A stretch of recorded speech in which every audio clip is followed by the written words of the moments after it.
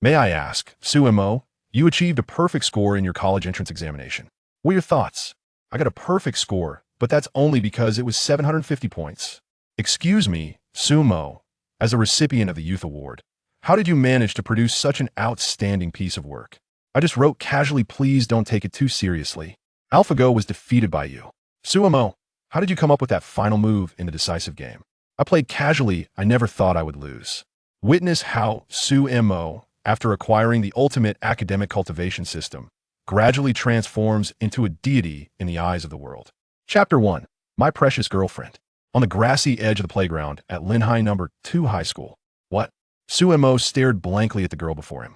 Your mother is the largest shareholder of Tianhong Group? Tianhong Group, a colossal corporation with a market value in the billions. Renowned throughout the nation, it is an illustrious enterprise. Sumo is an ordinary student in his senior year at Linhai No. 2 High School, with grades that are merely average. If one were to find a virtue in him, it would be his decent appearance. Before him stands a girl with crystalline eyes, twinkling like the night sky, a complexion as smooth as jade, and hair cascading like silk, swaying gently in the breeze. Her slender legs and serene demeanor make her resemble a fairy that has stepped out from a comic book. Words fail to capture her ethereal beauty. Truly, this girl ought to belong to the heavens. Yet here she is, gracing the earth for an unknown reason. Her name is Yin Jiushi, the undisputed queen of beauty at the school. Her academic prowess firmly places her at the top of her senior class, making her the goddess in the hearts of all the boys. It is a universal truth that everyone possesses an appreciation for beauty. Naturally, Sumo is no exception to this rule. Since his first year, he has harbored a quiet admiration for this exquisite girl, nurturing a secret affection for her for a long time before finally mustering the courage to confess. To his astonishment, Yin Jiushi accepted his confession, seemingly without reason. For several days, Sumo felt as though he were living in a dream. With over 3,000 students at Linhai No. 2 High School, boys constitute 60% of the population, and the number of suitors vying for Yin Jiuxi's affection is astronomical. Among them, Sumo is but a mere shadow. Every day, boys confess their feelings to Yin Jiushi, yet without exception, they are gently but firmly rejected. Yet this fairy-like girl chose to accept his confession alone. He cannot help but wonder what good deeds he must have performed in a past life to earn such divine favor. Is it true? Will you be angry with me? Yin Jiushi gently bit her rosy lip, her exquisite face betraying a hint of concern. She feared that upon learning of her true identity, Sumo might develop complex feelings. Angry? Sumo scratched his head in confusion. I have no reason to be angry. Others would be eager to find a girlfriend who is both wealthy and beautiful moreover. Yin Jiushi is beyond mere beauty. Having been in a relationship with Yin Jiushi for nearly a month, he still finds himself in awe of her celestial beauty. Upon discovering Yin Jiuxi's illustrious family background, Sumo found himself increasingly perplexed. What kind of misfortune had he encountered? How could this extraordinary blossom take an interest in him, a mere pile of dung? Of course, it was that somewhat handsome dung. Jiushi, why did you solely accept my confession? There are countless boys in school who surpass me in excellence. Sumo had long pondered this query. Compared to other boys, he seemed devoid of any advantage. There were many handsome lads. Why did Yin Jiushi choose him? This conundrum left him utterly baffled. I choose not to answer, Yin Jiushi replied with a gentle smile, her dimples dancing upon her cheeks, radiating an astonishing beauty. It was as if a celestial being had descended, her glance brighter than the stars. The enchanting scene captivated Sumo, rendering him entranced for a prolonged moment. By the time he regained his senses, the enchanting maiden had vanished without a trace. After school, Sumo rode his bicycle home. Xiaomo is back. Hurry and wash your hands, dinner is ready, his mother called out.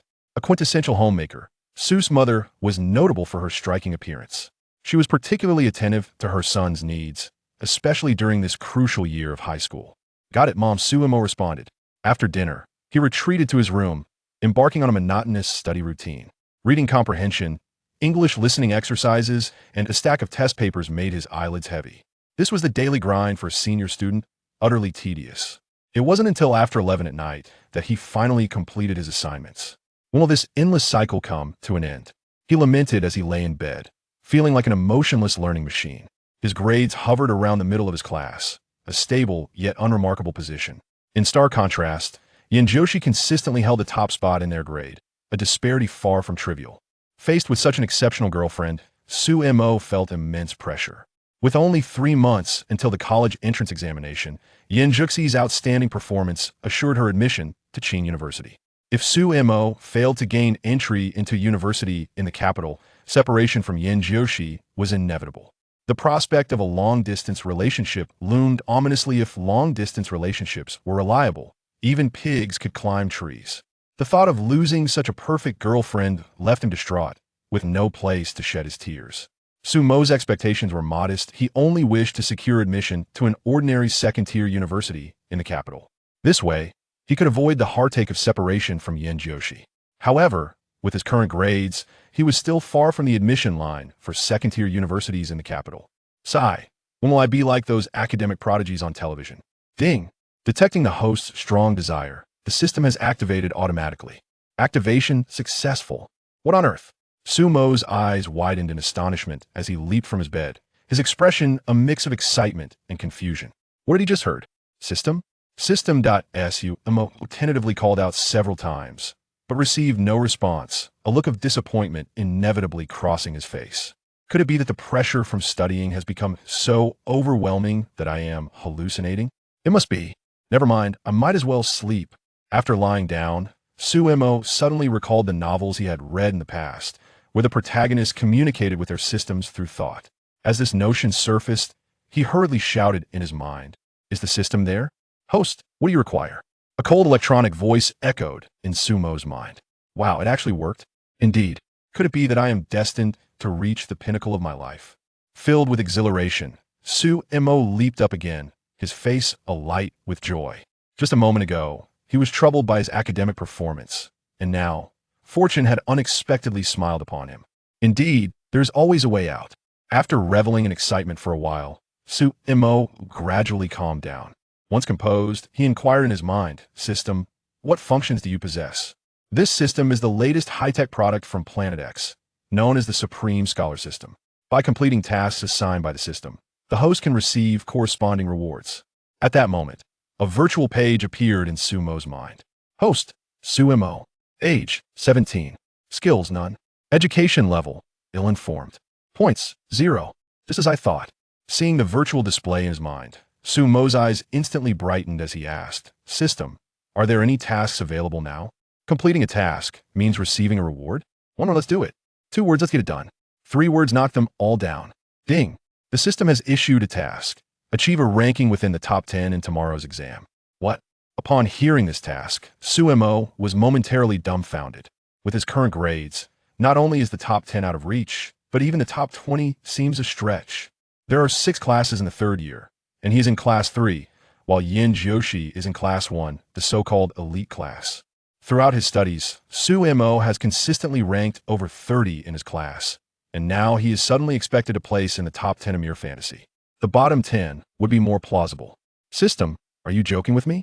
The corners of Su Mo's mouth twitched slightly. No matter how enticing the system's rewards might be, he could not attain them, as he simply could not complete this task.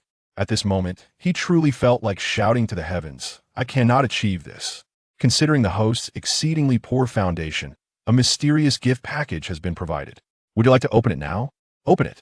Upon hearing this, Su Mo felt an overwhelming urge to embrace the system in gratitude. This mysterious gift package was nothing short of a godsend for him.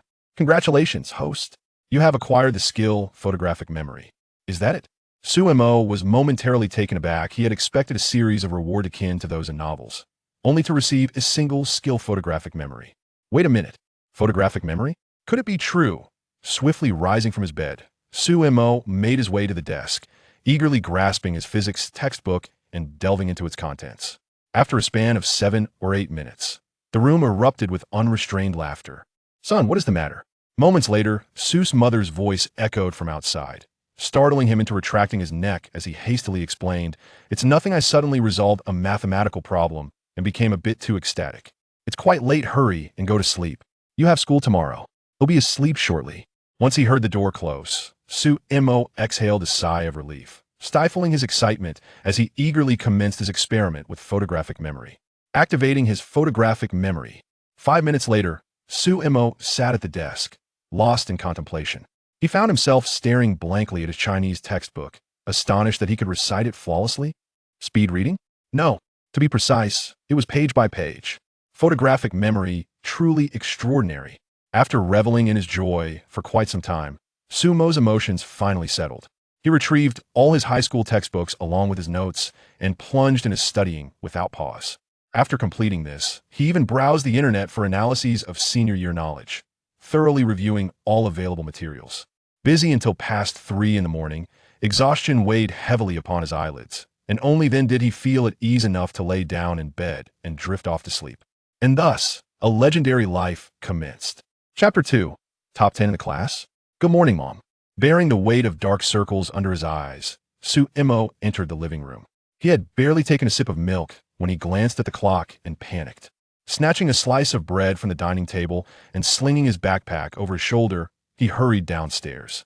Riding my beloved little bicycle, it shall never encounter traffic. Upon arriving at school, Sumo parked his bike and dashed towards the classroom, managing to slip in just as the bell rang. Sumo. A chilling female voice sent a shiver down his spine, and he could not help but swallow hard. Teacher, I don't think I'm late. He slowly turned to face Lu Yu at the podium, lowering his head in trepidation. Lu Yu was the English teacher for Class 3 and also served as its homeroom teacher, thus instilling a sense of fear in Sumo. A recent graduate assigned to the school, Lu Yu, despite being a newcomer, was temporarily appointed as the homeroom teacher due to the previous teacher's unfortunate accident, leaving the school without a suitable replacement. This situation fueled Lu Yu's desire to excel with Class 3, resulting in her demanding high standards from her students. Unfortunately for Sumo, since Lu Yu's arrival this month, he had already been caught several times. It has been 3 consecutive days. Now you arrive just as the bell rings each day. Can you not come a bit earlier? Lu Yu, exasperated, placed her textbook down and glared at Sumo, her voice cold. Look at Han Jiang. He performs excellently in his studies and arrives an hour early each day to review. Can't you learn from him? Seated in the front row, Han Jiang blushed at the praise from Lu Yu. Teacher Lu, each individual's learning style is unique. Sumo glanced at the bookworm Han Jiang, wearing an expression of utter despondence, and remarked, Han Jiang's method of studying does not suit me. You. Lu Yu looked at Sumo with a mix of disappointment and determination, earnestly advising, one who fails to appreciate the value of early diligence will only lament their tardiness in learning when gray-haired. Sumo, do not present me with so many excuses come examination time. Will anyone heed your justifications? As the homeroom teacher of Class 3, it is imperative that you, as students, adhere to the regulations I have established. I am a pragmatic individual. I solely regard performance. As long as your grades are commendable, I wouldn't mind if you were doze off during class. At this juncture, Lu Yu cast a reproachful glance at Sumo, then swiftly changed her tone. Sumo, your rank in the last monthly exam was 42nd in class. Are you satisfied with this result? Not at all. Sumo pouted. Teacher Lu, a soldier who has been away for 3 days deserves to be viewed in a new light.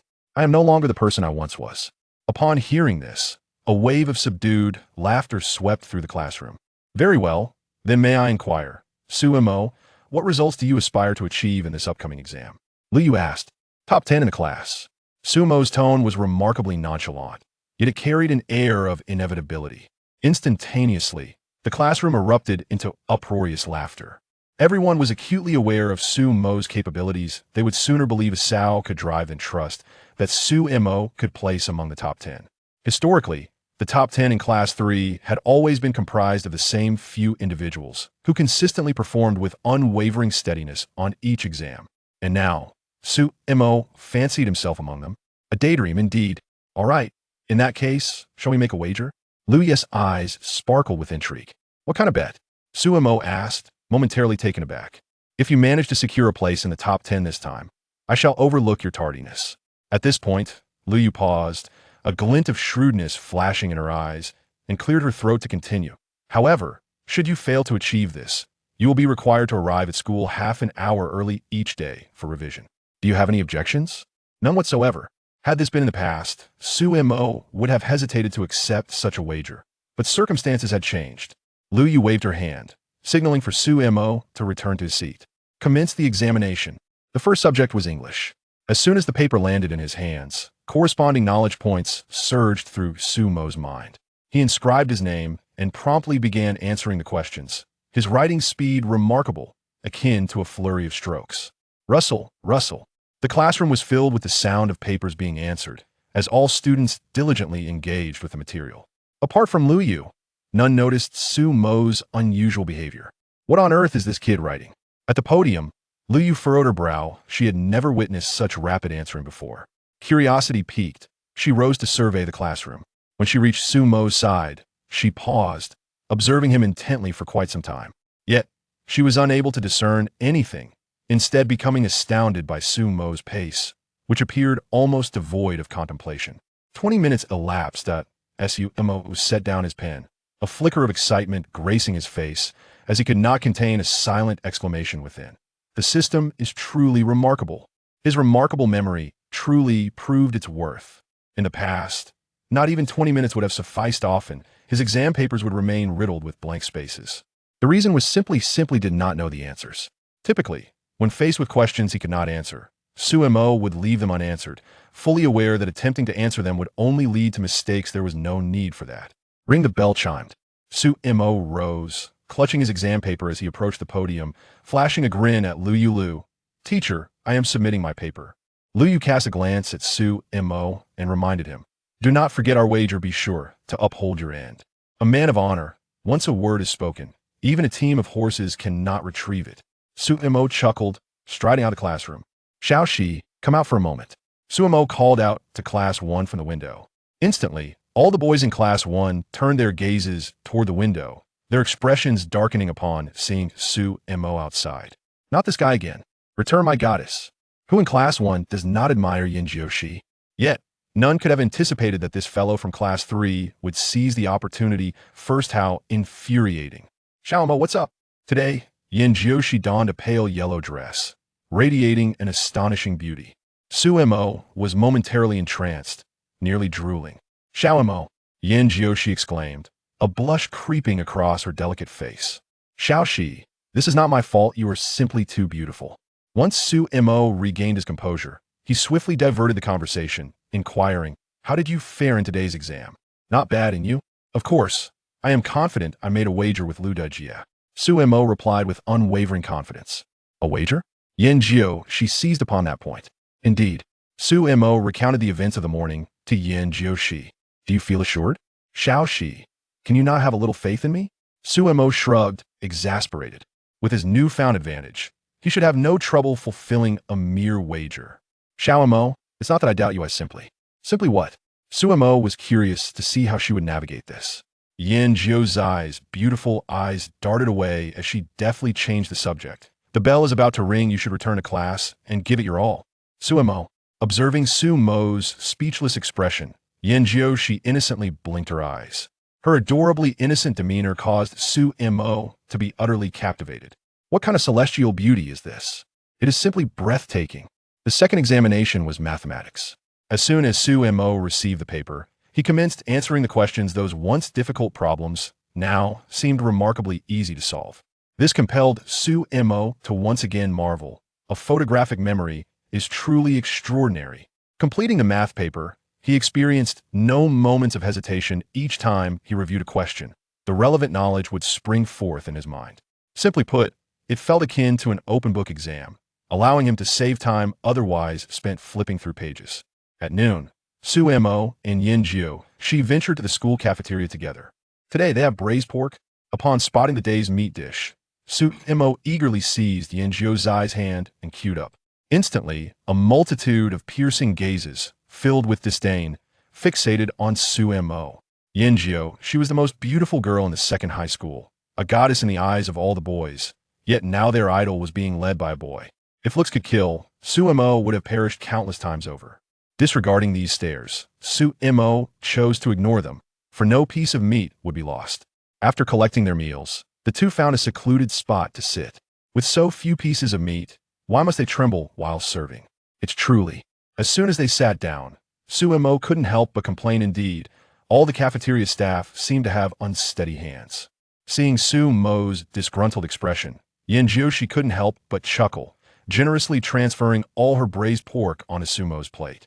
Just as Su Mo intended to decline, he was promptly silenced by 2 words from Yin Jiushi. Diet. With that, Su Mo accepted without resistance, much to the chagrin of the boys nearby. My goddess. Why would the goddess be interested in this guy? He's merely a bit handsome. A chorus of heartbroken lamentations ensued. At that moment, however, Sumo's focus was solely on the braised pork before him. After finishing their meal, Sumo and Yin Jioshi sat on the grass beside the playground for a while before returning to their classrooms. The moment the bell rang, the examination resumed. As Sumo completed the final question of the physics exam, he couldn't help but exhale in relief. Finally done. Stretching lazily, Sumo began to anticipate the moment the examination results would be announced the following day. Although uncertain of his score, securing a place in the top 10 of the class seemed assured. When that moment arrives, everyone will surely be astonished. Just the thought of such a scenario filled Sumo with immense satisfaction. Chapter 3. Did you cheat? For the first time in 3 years of high school, Sumo found himself eagerly anticipating his exam results. After school, he greeted Yin Jioshi and rode his bicycle home. Son, you must be hungry, his mother inquired with concern as he entered the house. After all, Sumo was her sole hope. Sumo's father, an architect, had tragically passed away in an accident at the construction site. Although the relevant authorities had compensated them handsomely, the family had lost its pillar of support, leaving Sumo's mother to devote all her attention to her son. You must be exhausted from the exam today, she said with a warm smile. I made your favorite braised pork. Hurry and wash your hands. Thank you, Mom. The mere mention of braised pork lit up Sumo's eyes. Although he had just eaten lunch, it had not quelled his appetite. He washed his hands with remarkable speed and made his way to the dining table, where a generous platter of braised pork awaited him, causing his mouth to water. The feast began. Almost the entire plate of braised pork disappeared into Sumo's stomach, while his mother only managed to eat a few pieces. After the meal, Sumo bid his mother farewell and retreated to his room, collapsing onto his bed. He had only slept 4 hours the previous night, and the moment he relaxed, exhaustion washed over him. Thanks to the exam, there was no heavy homework today, allowing Sumo to enjoy a deeply restful slumber. When sunlight streamed through the window and warmed his face, he groggily opened his eyes. This was the most torturous moment of his daily routine. After a few minutes of internal conflict, he reluctantly dressed and got out of bed. After washing his face and brushing his teeth, he hastily consumed a few bites of breakfast before cycling to school. Today was the day the results of yesterday's exam would be announced. Sumo was filled with anticipation about how he had performed, convinced that his results would astonish everyone, including himself. Upon entering the classroom, he found himself there 10 minutes early. The clock on the wall read 7:50. Although he was still the last to arrive, it left Sister Lu with nothing to say. Sumo's deskmate was Wang Yu, commonly referred to as Wang Fatty by the students of Class 3. Why was he called Wang Fatty? Quite simply, he was exceedingly overweight. As soon as he sat down, Wang Fatty handed Sumo a piece of paper. What is this? Today after school, Class 1 is scheduled to play a basketball game against us. Here is the list of participants. I don't have time. I'm not going. Sumo curtly dismissed Wang Fatty's note, shooting him an annoyed glance. This chubby classmate had consistently ranked at the bottom of their class and rarely opened a book. Yet he was passionately invested in these games. Sumo, no, Emogo, I've already bragged to others about you joining us. Please do me this favor, Wang Fatty exclaimed, gripping Sumo's arm tightly. Sumo was undoubtedly the best basketball player in Class 3. Without his participation, they stood little chance against the formidable players of Class 1. Fine, I'll go, but let go of my arm first, Sumo replied, exasperated. Indeed, brother. You're quite understanding. Wang Pongzi chuckled. Sumo replied calmly, is it those fellows from Class 1 who instigated trouble? How do you know? Wang Pongzi was taken aback. He had never mentioned this matter to anyone, so Sumo should logically be unaware of it. Just a guess, Sumo remarked, casting a sidelong glance at Wang Pongzi. Otherwise, with your temperament, you would never have invited that group from Class 1 for a match. Only those who truly understand me can call me Brother Mo. Wang Pongzi flattered, pulling out his phone from the desk to play Snake, much to Sumo's exasperation. Ding, the class bell rang, and Lu Yu entered the classroom. Surveying the room before her gaze lingered momentarily on Sumo, her eyes betraying a different emotion. The results of yesterday's exam have been released, and they are even worse than I anticipated. As her words echoed, an oppressive silence enveloped the classroom. If you still lack a sense of urgency, don't even think about getting into a first-tier university. A second tier might be out of reach as well. Lu Yu's voice resonated throughout the classroom. Her frustration was palpable, as half of the students had performed poorly, leaving Class 3 at the bottom of the entire senior year's rankings. I will now announce the exam results. Lu Yu, 357 points, last in the class, 13th in the year. Sumo listened intently for his name. As most of the students had already been called, he felt a surge of anticipation, According to Lu Yu's usual practice, she typically announced from the lowest scores upward. The later his name was called, the better his performance was likely to be. Hanjing, 653 points, second in the class, 10th in the year. Upon this announcement, gasps of disbelief filled the classroom. Is this for real? Hanjing is second? This can't be right. Hanjing had always held the first position. The revelation of his second-place ranking left many students in shock. Could there have been a mistake? Even Hanjing himself seemed incredulous, standing to question, "Teacher, am I really second?" At that moment, Wang Pengzi sensed something amiss. He hadn't yet heard Su Mo's result. Could it be? He quickly dismissed the wild thought. He surely knew Su Mo's capabilities. Yes, please sit down. Lu Yu gestured for Hanjing to take his seat, her gaze shifting to the back row where Su Mo sat. Indeed, someone has outperformed Hanjing. And that person is Su Mo. What? How is that possible? Exactly, when did Su Mo acquire such prowess? Could it be cheating? The entire Class 3 was in disbelief at this outcome. Su Mo, who had always hovered around the average, suddenly topped the class? It defied logic. Silence. As Lu Yu's voice rang out, the classroom fell into an immediate hush. Su Mo achieved an impressive score of 702, ranking first in his class and second in the entire grade. Upon the announcement of this result, everyone was left in astonishment. My goodness, 702 points? How did you manage that? Exclaimed Wang, glancing at Su Mo with disbelief, as if trying to decipher the secret behind such a remarkable achievement. With this score, you could surely gain admission to Tsinghua University. Wang scrutinized Su Mo intently until the latter, feeling increasingly uncomfortable, retorted coldly, "Fatty. Could you refrain from looking at me like that? I might just lose my temper. Brother Mo, why didn't you share the answers with me?" Wang lamented, his gaze filled with reproach. He simply could not fathom that Su Mo had earned such a score through sheer effort. He was convinced that Su Mo must have had prior knowledge of the answers. Get lost. Su Mo chuckled dismissively. With the system I have, why would I need to resort to cheating? What a ridiculous thought. What's all this commotion about? Liu interjected, instantly silencing the room. Her brow furrowed as she addressed Su Mo. Come with me for a moment. The rest of you, continue with your self-study. With that, she exited the classroom, leaving all eyes on Su Mo. The gazes ranged from disdain to disbelief, and even surprise. Su Mo chose to disregard these looks, strolling out of the classroom unhurriedly. Once he departed, the classroom erupted into chaos. That guy must have cheated. Otherwise, how could he possibly score 702 points? One student remarked. I think so too, another agreed. But he scored nearly 50 points higher than Han Jiang. Can cheating account for such a leap? Ridiculous. Only a handful of students maintained a level-headed perspective.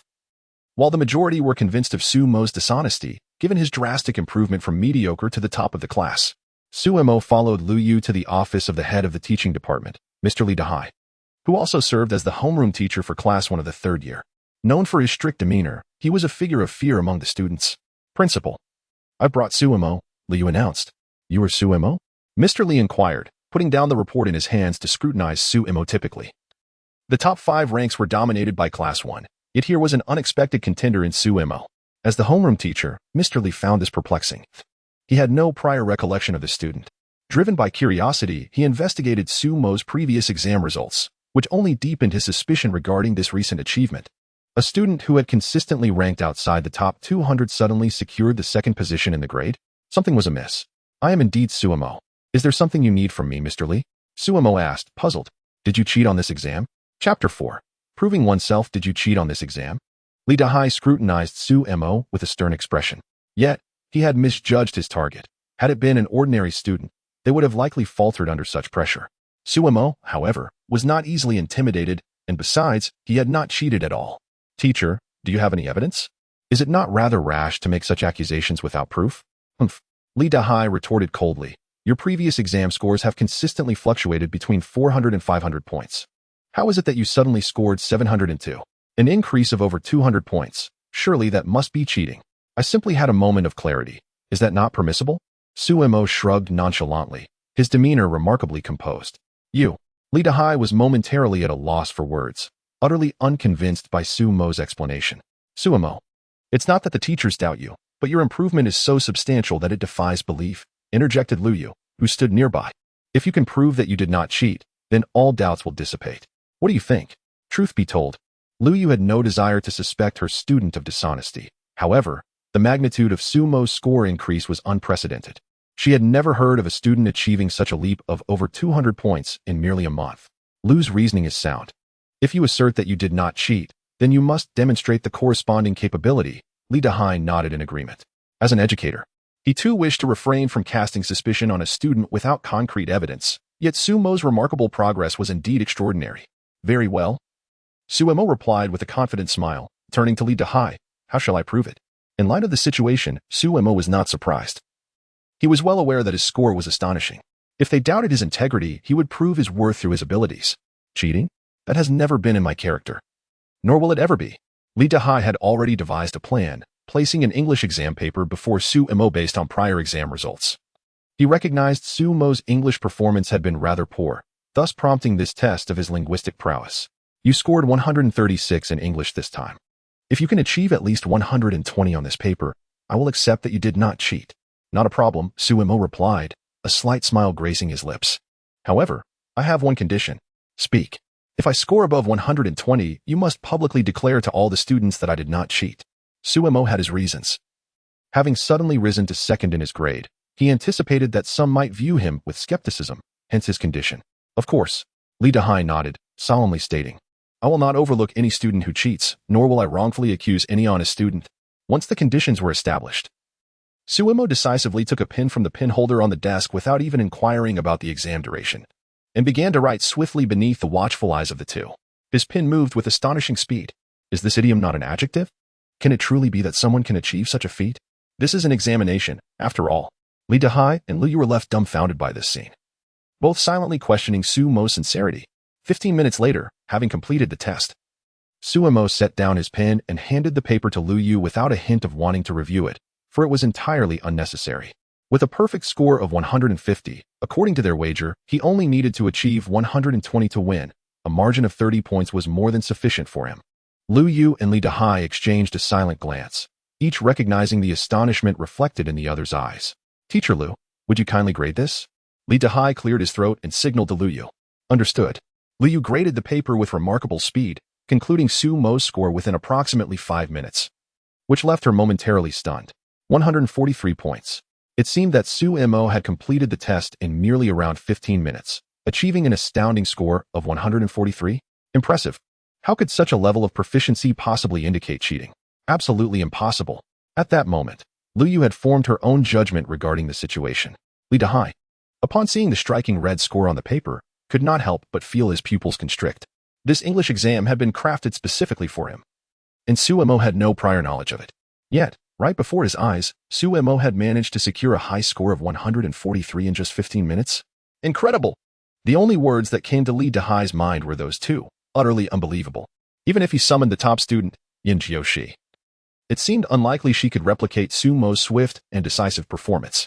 After a moment of silence, Li Dahai, with a complex expression, admitted, regarding the earlier accusation of cheating, the teacher has wronged you. I apologize on behalf of the school and will clarify this matter over the school's broadcast. Thank you, teacher. Sumo replied with a bright smile, turning to exit the office. As he gazed towards the door, Li Dahai inquired of Liu, Teacher Liu, what is your perspective on this matter? A student of mediocre performance suddenly exhibiting such prowess is unprecedented in my years of teaching. I am at a loss to explain it, as it defies my understanding. What is there to say? Liu sighed ruefully, perhaps he simply had a sudden epiphany. Upon hearing this, Li Dahai fell into deep contemplation. Today was a splendid day.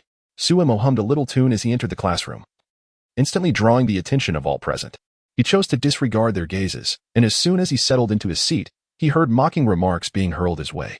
Some people only resort to despicable tactics. Indeed, what skill does cheating represent?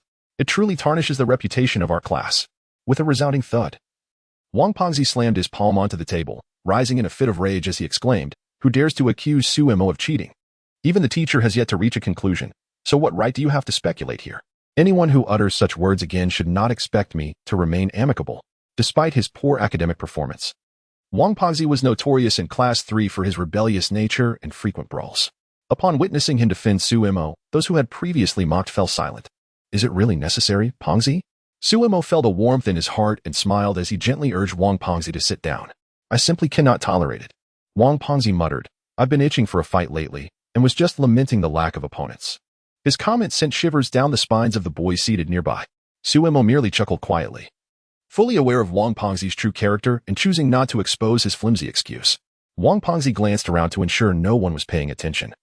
then nudged Su Mo with his elbow, cautiously inquiring, Mo Go, did you truly not cheat on this exam? In truth, Wang Pengzi himself harbored doubts. Su Mo's score was astonishingly high, 702 points. Having shared a desk with Su Mo for over a year, he was well aware of his friend's academic struggles.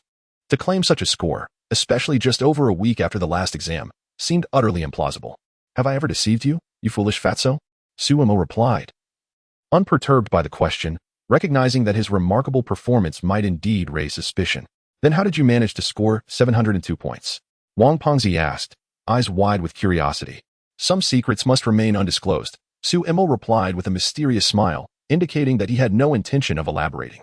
Wang Pengzi, having exhausted his inquiries, muttered a few complaints under his breath before turning his attention to his phone for a game. As the class neared its end, Liu entered the classroom, prompting the previously chattering students to fall silent. Everyone, please listen, Liu announced from the podium. I am sure you are all curious about Su Mo's results. Just moments ago, I conducted a test with Teacher Li to verify Su Mo's abilities, and it has been confirmed that he did not cheat. At this revelation, the students in Class 3 were left in astonishment. He really didn't cheat? Could it be? Liu continued, from now on, everyone should aspire to learn from Su Mo. Achieving such progress in such a short time is possible for you all as well. With that, he imparted a dose of motivational wisdom. The bell rang, signaling the end of class. Class dismissed. Liu glanced at Su Mo sitting in the back before turning to leave the classroom. Wow, Mo Go, that was incredible, Wang Pengzi exclaimed, slapping his thigh in excitement. My admiration for you is as boundless as the flowing rivers. Enough. Su Mo promptly interrupted Wang Fatty's words, raising an eyebrow slightly as he remarked. I suddenly feel quite parched. How delightful it would be to have a bottle of ice-cold cola. Wang Fatty responded. Could this hint be any more evident? Mo Go, I shall fetch it for you right away. Naturally, with the basketball match relying on Su Mo, Wang Fatty was eager to cater to his needs. No sooner had Wang Fatty departed than the voice of the system echoed in Su Mo's mind. Ding! Congratulations, host, on completing the task. Reward, the skill of integration. Integration? What purpose does it serve? Su Mo felt somewhat bewildered by this newly acquired skill. Integration allows the host to amalgamate their knowledge, achieving a comprehensive understanding. For instance, had the host possessed this skill prior to the recent examination, their score would not have been 702 but rather 750. Upon hearing the system's explanation, Su Mo's eyes sparkled with excitement. This integration seemed quite remarkable. He eagerly anticipated the upcoming examination. At 11:55, Yin Jiushi exited the classroom under the pretense of needing the restroom, elegantly standing at the back door of Class 3, awaiting Su Mo's dismissal. All the boys in Class 3 envied her, even Wang Fatty, as none could comprehend how Su Mo had managed to win over the illustrious Yin school beauty. As the class concluded, the students chorused, Goodbye, teacher. Su Mo rushed out of the classroom, and upon seeing Yin Jiushi, he smiled and said, Xiao Shi. What brings you here? Xiao Mo, you were truly exceptional this time, achieving second in the entire grade. Yin Jiushi beamed, her happiness evident. She had never doubted Su Mo would resort to cheating, for she had unwavering faith in him. Before the school announcement, perhaps only Yin Jiushi among all the students believed in Su Mo Chapter 5. This doesn't count. You're cheating. You are even more impressive. In response to Yin Jiushi's praise, Su Mo slowly lowered his head, feeling somewhat flustered at the compliment from a girl as beautiful as a celestial being. Xiao Mo, if you can maintain such remarkable performance, we can attend the same university, Yin Jiushi remarked with a gentle smile, her heart swelling with joy at the thought. As sweet as honey. I will certainly strive for that. Su Mo declared with utmost seriousness. It was a commitment he intended to fulfill. Let us go for it. When they were together previously, they had already agreed that if they failed to enroll in the same university, they would still endeavor to uphold their relationship, even if it meant enduring a long-distance romance. Yet, Yin Jiushi never expected Su Mo to surprise her so greatly. Skyrocketing from mediocre grades to the second position in the entire grade, such a transformation was nothing short of miraculous. Rest assured, I will certainly succeed. Su Mo replied confidently. Oh please, you're younger than me by a month. They strolled along the shaded path, laughing and chatting, as time immortalized the beauty of the moment. Suddenly, the school bell rang, signaling the end of classes. Just as Su Mo prepared to leave, he was halted by Wang Pengzi. Mo Go, where are you off to? The basketball match against Class 1 is about to start. If you leave now, we stand no chance. I almost forgot. Su Mo scratched his head sheepishly, a smile creeping onto his face. His thoughts were consumed by Yin Jiushi, causing him to completely overlook the basketball match. Mo Go, you've already had the soda. You can't back out now. Wang Pengzi replied with a pained expression, his eyes pleading. Get lost. Do you take me for someone who shirks responsibility? Suemo retorted jokingly, raising an eyebrow at Wang Pengzi as he started walking. All right then, lead the way. Upon arriving at the basketball court, the members of Class 1 had already gathered. Zhang Dawei, the leader of Class 1, was a devoted admirer of Yin Jiushi. However, upon learning that she was with Suemo, his disdain for Class 3 grew. Hearing that Suemo was the best basketball player in Class 3, Zhang Dawei initiated the match against them, intent on defeating Suemo in his area of expertise for daring to pursue the girl he fancied, an offense he deemed unforgivable. While the imagination is splendid, reality can be quite different. Go, you finally made it. Zhao Yang greeted them warmly. This match also included Wang Jian and Li Shuo from Class 3, who shared a good rapport with Suemo and Wang Pengzi. They often played basketball together during their free time, making their camaraderie quite relaxed. As they chatted, a voice rang out. Class 3 trash, are you ready to concede? Zhang Dawei arrogantly glared at Suemo and his friends, his demeanor exuding an air that could only be described as provocation, had Suemo not restrained Wang Pengzi. The latter would have lunged at Zhang Dawei without hesitation. What is your problem? Do you want to fight me? Zhang Dawei scoffed. His eyes filled with contempt as he mocked Wang Pengzi. Do you even know who my father is? He is a sponsor of this school. If you dare to lay a finger on me, just wait to be expelled. With a soft chuckle, Suemo turned his head away, unable to suppress his amusement. He had been puzzled by Zhang Dawei's audacity, but now it dawned on him that this fellow was well connected. What are you laughing at? Zhang Dawei glared at Suemo, his expression darkening. The match was intended to teach Suemo a lesson, and it irked him that Suemo dared to mock him. Stop the chatter. Are we competing or not? Suemo shrugged, disinterested in engaging with someone like Zhang Dawei. Of course we are. 50 points. The first to reach 50 wins. The rules met with unanimous agreement from the onlookers. As the match commenced, Zhang Dawei took possession of the ball first. His dribbling was masterful, effortlessly maneuvering past Zhao Yang. In the blink of an eye, he approached the free throw line, poised to shoot, when suddenly, the ball inexplicably vanished from his grasp. Staring at his empty hands, Zhang Dawei stood dumbfounded. Where had the ball gone? It had, of course, found its way into Suemo's possession. While Zhang Dawei had been dribbling, Suemo had closely shadowed him, seizing the opportunity to snatch the ball away. With remarkable speed, he crossed the midcourt line and, from about a meter away from the three-point arc, leaped to shoot. Swish. The ball sailed through the net without touching the rim. Turning around, Zhang Dawei caught sight of this scene, his fury palpable as he felt his teeth grind together. He had intended to establish dominance over Suemo, but was instead met with a three-point shot that left him feeling humiliated. He directed his ire toward the other students in Class 1. Are you all useless? Can't you defend against this guy? A bunch of pathetic teammates. The four other students from Class 1 could only cede in silence, knowing full well the weight of Zhang Dawei's connections. The match continued. Go for it, go. Suemo faced the dual defense of two Class 1 players, showcasing his agile dribbling skills as he effortlessly broke through their defenses. He brought the ball to the three-point line and shot again. Swish. Another clean basket left the Class 1 students stunned, Zhang Dawei included. When had three-point shots become so effortless? Was it sheer luck? Go, your shooting is on point today, Wang Pengzi exclaimed, his round face beaming with excitement as he approached Suemo. Usually, Suemo's three-point shooting percentage was not particularly high. Why was he suddenly making shots like a ghost today? Hitting 2 consecutive three-pointers, both without touching the rim, was nothing short of impressive. Not bad. Suemo replied with a faint smile. In truth, his success in making back-to-back three-pointers stemmed not from mere luck but from mentally framing the shot as a mathematical equation. Calculating angles and force with precision. Coupled with his innate basketball talent, this led to his remarkable performance. Knowledge is power. Suemo finally grasped the essence of this phrase. Marveling at the extraordinary world of academic excellence, where even a simple game of basketball could be infused with such complexity, it was truly astounding. Next came Suemo's personal showcase. Swish. Swish. 10 minutes later. This is unbelievable. You must be cheating. Zhang Dawei exclaimed in exasperation as he glared at Suemo. His eyes filled with a fierce intensity that suggested he might devour Suemo whole. 17 consecutive three-pointers, surely, even NBA stars could not achieve such a feat. How could this be? If this isn't cheating, then what is? The others in Class 1, upon hearing this, shamefully turned their heads away. Zhang Dawei's shamelessness was one thing, but they could not afford to lose face. A loss is a loss. This is not a video game where one can cheat. This is a basketball match. Cheating? Nonsense. Can't handle the defeat, can you? Wang Pengzi mocked, his gaze akin to that of one observing a fool, which only served to infuriate Zhang Dawei, his eyes reddening with rage. This isn't over. You all will regret this, he declared before storming off. Seeing this, The others from Class 1 hastily followed suit, having suffered a humiliating defeat that left them with no desire to linger. "Mo-go, you're incredible!" several of them exclaimed, their eyes brimming with admiration for Su-mo. Initially, they had anticipated a fierce battle that day, but they had not expected such an effortless victory. The most exhilarated among them was, of course, Wang Pengzi, who had long harbored disdain for Zhang Dawei. Today, he had finally received his comeuppance, and his spirits soared high as he eagerly grasped Sumo's arm. "Mo-go, have you been possessed by the basketball deity? Possessed by a deity? Nonsense." Su-mo retorted with a playful arrogance, "I have always been the basketball deity."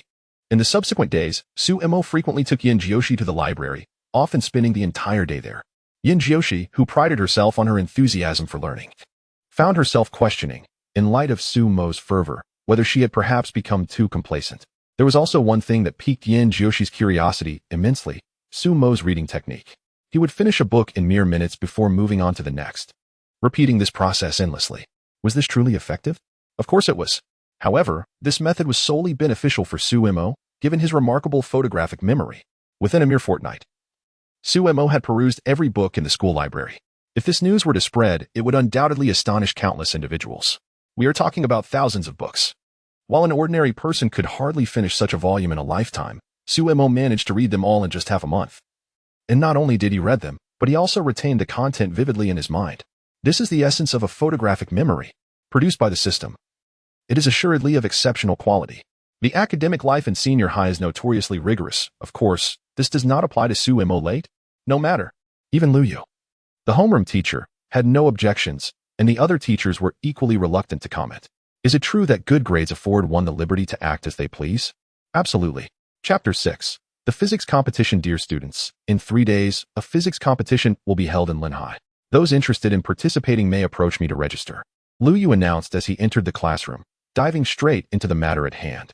No sooner had he finished speaking than numerous students with commendable physics grades expressed their eagerness to participate. Achieving a notable position in the competition could very well lead to special admission opportunities for university, potentially allowing them to bypass the college entrance examination altogether. The mere thought of avoiding such an exam caused many students' eyes to gleam with excitement. "Teacher, I wish to register." "Teacher, I would like to sign up as well." "Su-mo, will you be participating in the physics competition?" "What about you?" To be honest, Su-mo was not particularly interested in the competition. But if Yin Jiushi wished to attend, he would accompany her without hesitation. After all, the world is vast, but nothing surpasses the significance of a girlfriend. "I'm planning to go. I've already signed up." Yin Jiushi smiled gently, her exquisite face radiating confidence. She had prepared thoroughly for this physics competition. "Then I shall go too." Su-mo smiled slightly, and just as the words left his lips, the system's voice echoed in his mind. "Ding, please ensure you attain first place in this physics competition." Another task had arisen. Upon hearing the assignment, Su-mo's lips curled into a faint smile. Although the task remained unfulfilled, he found himself anticipating the rewards. 3 days later, early in the morning, a school bus was parked at the entrance of No. 2 High School, designated to transport students to the physics competition. Su-mo and Yin Jiushi sat in the front row. Today, Yin Jiushi wore a white t-shirt paired with a beige skirt, and the delicate collarbone that peeked out was sure to attract the attention of many boys. As the two chatted and laughed, Su-mo suddenly felt a prickling sensation, as if something was amiss behind him. Without needing to guess, he knew what was occurring. At that moment, all the boys in the bus were glaring at him with hostility, their eyes brimming with envy and resentment. How could their goddess be so taken with someone else? And not with them. Xiaoxi's charm remains as compelling as ever, Su-mo mused inwardly. The competition was to take place at Linhai No. 4 High School, which had graciously given its students a day off to accommodate the event. Upon arrival, each student was issued a number tag. Su-mo received number 45, while Yin Jiushi was assigned number 54. When they saw each other's tags, they exchanged a smile. After collecting their tags, they proceeded to their randomly assigned classrooms, and unfortunately, they were not placed together. This was to be expected. There were at least 500 to 600 students participating in the competition, making it statistically improbable for them to be assigned to the same room. "Su-mo, good luck." "You too. Don't be nervous." "Not a chance. My goal is first place." Yin Jiushi giggled playfully, winking mischievously, her long hair dancing in the breeze, truly captivating all who beheld her. Her adorable demeanor brought a smile to Su-mo's face, prompting him to tease, "What a coincidence. That is my goal too. Then let us both strive for excellence." Agreed. In the classroom, 3 invigilators patrolled diligently, eliminating any opportunity for cheating. The examination lasted for 90 minutes. And as soon as the papers were distributed, Suemo picked up his pen and began to write without even reading the questions, prior to achieving a comprehensive understanding. These questions would have posed some challenges for him. However, with his newfound clarity, the questions seemed remarkably straightforward, save for the final problem, which presented a slight difficulty. Yet, in a mere 5 minutes, Suemo successfully deciphered the last question. Setting down his pen, he glanced at the clock above the blackboard. Only half an hour had elapsed, leaving him with a full hour to spare. "Teacher, I wish to submit my paper." This declaration captured everyone's attention, with incredulity reflected in their eyes. What was happening? The exam had only commenced 30 minutes ago, yet he was already submitting his paper? Madness. On the podium, the invigilator frowned slightly, her tone laced with disdain. "Submit your paper, and you may leave." In her mind, 30 minutes was indicative of a student who had given up, a scenario she had encountered before. Suemo had awaited this cue, and he approached the podium, carefully placing his paper before the invigilator, and then exuberantly dashed out of the classroom. Upon exiting, he collided with Lu Yu. "Suemo, what is going on with you?" "I'm done with the exam." "What?" Lu Yu had envisioned several scenarios, but she never anticipated such a response. In astonishment, she exclaimed, "You finished in just half an hour?" She was acutely aware of the difficulty of the physics competition questions, particularly the latter ones, which required significant effort even from her. How could he possibly complete it so quickly? At that moment, Lu Yu found herself perplexed by Suemo. She couldn't discern whether he was genuinely skilled or merely seeking attention. Nonetheless, as the submission was now a foregone conclusion, she resignedly said, "Just wait by the school gate." "All right." Suemo replied with a grin, sprinting towards the school gate. Lu Yu sighed as she watched his retreating figure, having lost all hope in him. A few minutes later, Yin Jiushi also emerged, which made Lu Yu quite anxious. Who was Yin Jiushi? She was the most exceptional student at Linhai No. 2 High School, and all the teachers were counting on her to achieve a commendable rank. How could she be out with half the time still remaining? Surely she hadn't submitted her paper early as well. "Xiaoxi, why are you out now?" "I'm done with the exam," Yin Jiushi replied with a gentle smile. As suspected, if the questions were completed, one should have ample time to review them. There was no need to submit so early. Lu Yu earnestly urged, "You should check again." "I've already checked twice," Yin Jiushi replied politely, then quietly inquired, "Teacher Lu, has Suemo come out yet?" He has by the school gate." "Then I'll head to the school gate now." Gazing at the delicate silhouette of Yin Jiushi, Lu Yu felt her heart flutter with unease. Submitting the test paper so early, how could her results possibly be commendable? It appeared that the accolades of this physics competition would elude their school. As Yin Jiushi emerged from the gates of the 4th high school, she spotted Suemo beneath the locust tree and joyfully rushed toward him. "You're 15 minutes late," Suemo remarked with a triumphant grin. Having made a wager earlier about who would finish the test first, the loser would treat the winner to a meal. To Yin Jiushi, a meal was hardly a concern, and she relished the thought of dining with Suemo. "What was your answer to the last question?" she inquired, recalling the final challenging problem that had consumed much of her time. Otherwise, she would have exited sooner. "Greater than or equal to 1, Suemo replied confidently. "Yay!" Yin Jiushi exclaimed, her spirits soaring as she revealed that her answer was also greater than or equal to 1, with joy sparkling in his eyes. Suemo felt a sense of camaraderie with this spirited girl, as if they now shared the same world. When the bell rang, students from the 2nd high school filed out of the 4th high school's gates, each wearing a frown of discontent. The questions had proven exceedingly difficult, with many encountering problems they had never seen before. The final question had caused a number of students to abandon their efforts entirely, unable to even comprehend it, leaving them bewildered. The atmosphere on the bus ride home was decidedly somber, save for Suemo and Yin Jiushi, who engaged in quiet conversation punctuated by laughter, drawing the curious glances of their peers. As for Lu Yu, she watched with furrowed brows, determined to have a serious talk with the two, especially with Suemo, lest he lead the promising Yin Jiushi astray. As the saying goes, one who stays close to vermilion will turn red. One who stays near ink will turn black. Chapter 7. How about we place a wager? It is worth noting that this year, the only promising candidate from our 2nd high school aiming for Qing University is Yin Jiushi.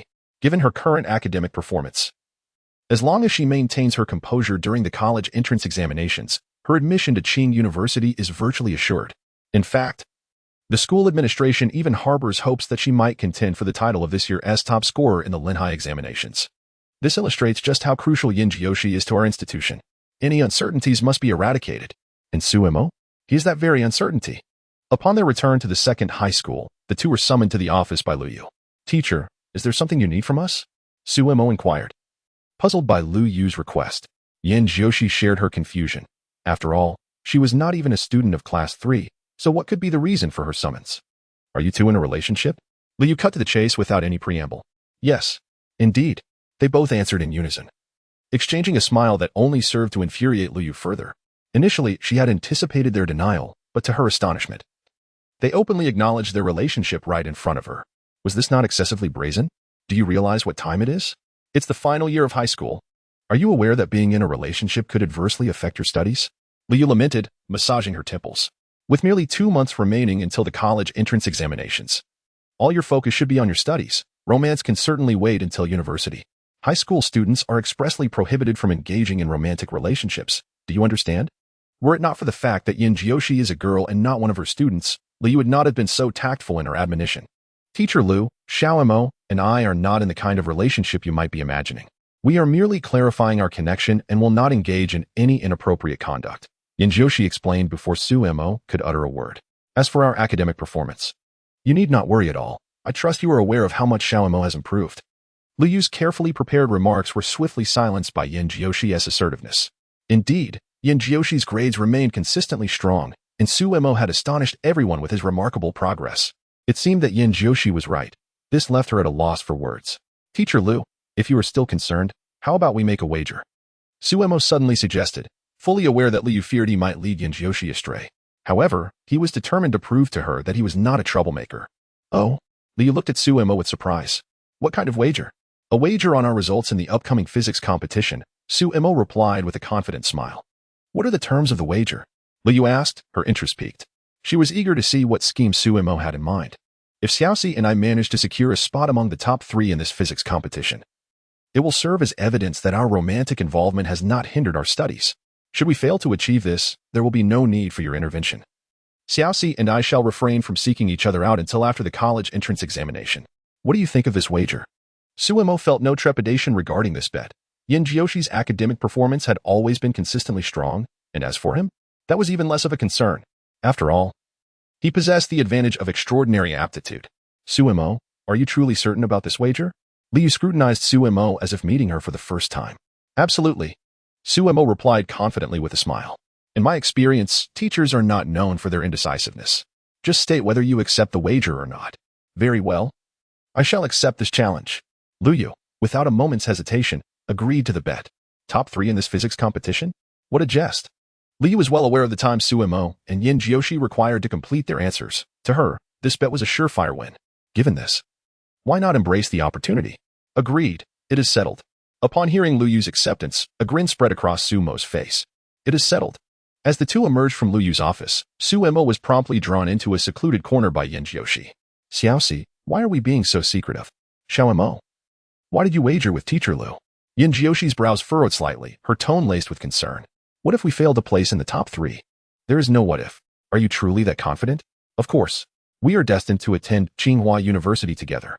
Su Mo smiled gently, reaching out to smooth Yin Jiushi's hair with a tender touch, as if cherishing the most beloved treasure. I shall hold you to that. Do not renege. Feeling the warmth of Su Mo's gesture, a faint blush crept onto Yin Jiushi's cheeks. To evade the awkwardness, she hastily uttered a remark and dashed away. Watching Yin Jiushi's enchanting silhouette retreat, Su Mo silently vowed, I will keep my promise. Upon returning home, Su Mo was promptly intercepted by his mother. Xiao Mo, how did the physics competition go today? His mother, aware that securing a top 3 position in this competition could lead to opportunities for special admission into prestigious universities, couldn't help but indulge in a moment of hopeful fantasy, despite her doubts regarding her son's performance. Quite well. Su Mo wasn't certain how to respond. Settling on a modest affirmation, he recalled the moment his mother reacted to his previous test scores, her first instinct being to question whether he had cheated. That memory had left him utterly vexed. His mother, knowing her son's capabilities all too well, smiled upon hearing his reply and headed into the kitchen to prepare dinner. After dinner, Su Mo lay in bed, engaging in conversation with the system. System, are the skills obtained from you all related to learning? Now, possessing 2 extraordinary skills, photographic memory and comprehensive understanding, Su Mo felt an overwhelming confidence that he could effortlessly gain admission to Tsinghua University, surpassing even the top scores of the college entrance examination. However, he pondered whether future skills acquired from the system would still pertain to learning, as he doubted their utility. Do not be concerned, host. The system's rewards are not solely focused on learning-related skills. It is merely that your current abilities are insufficient, prompting the system to prioritize the enhancement of your learning capabilities. Reassured by the system's explanation, Su-Mo exhaled in relief and subsequently accessed his attribute panel. Host, Su-Mo age, 17 skills, photographic memory, comprehensive understanding education level, exceptionally knowledgeable points, 0 upon seeing his education level transition from ill-informed to exceptionally knowledgeable. A sense of inexplicable achievement washed over him. Over the past period, he had thoroughly explored the major libraries in Linhai, and his diligence had finally borne fruit, liberating him from the confines of ignorance. An arduous journey indeed.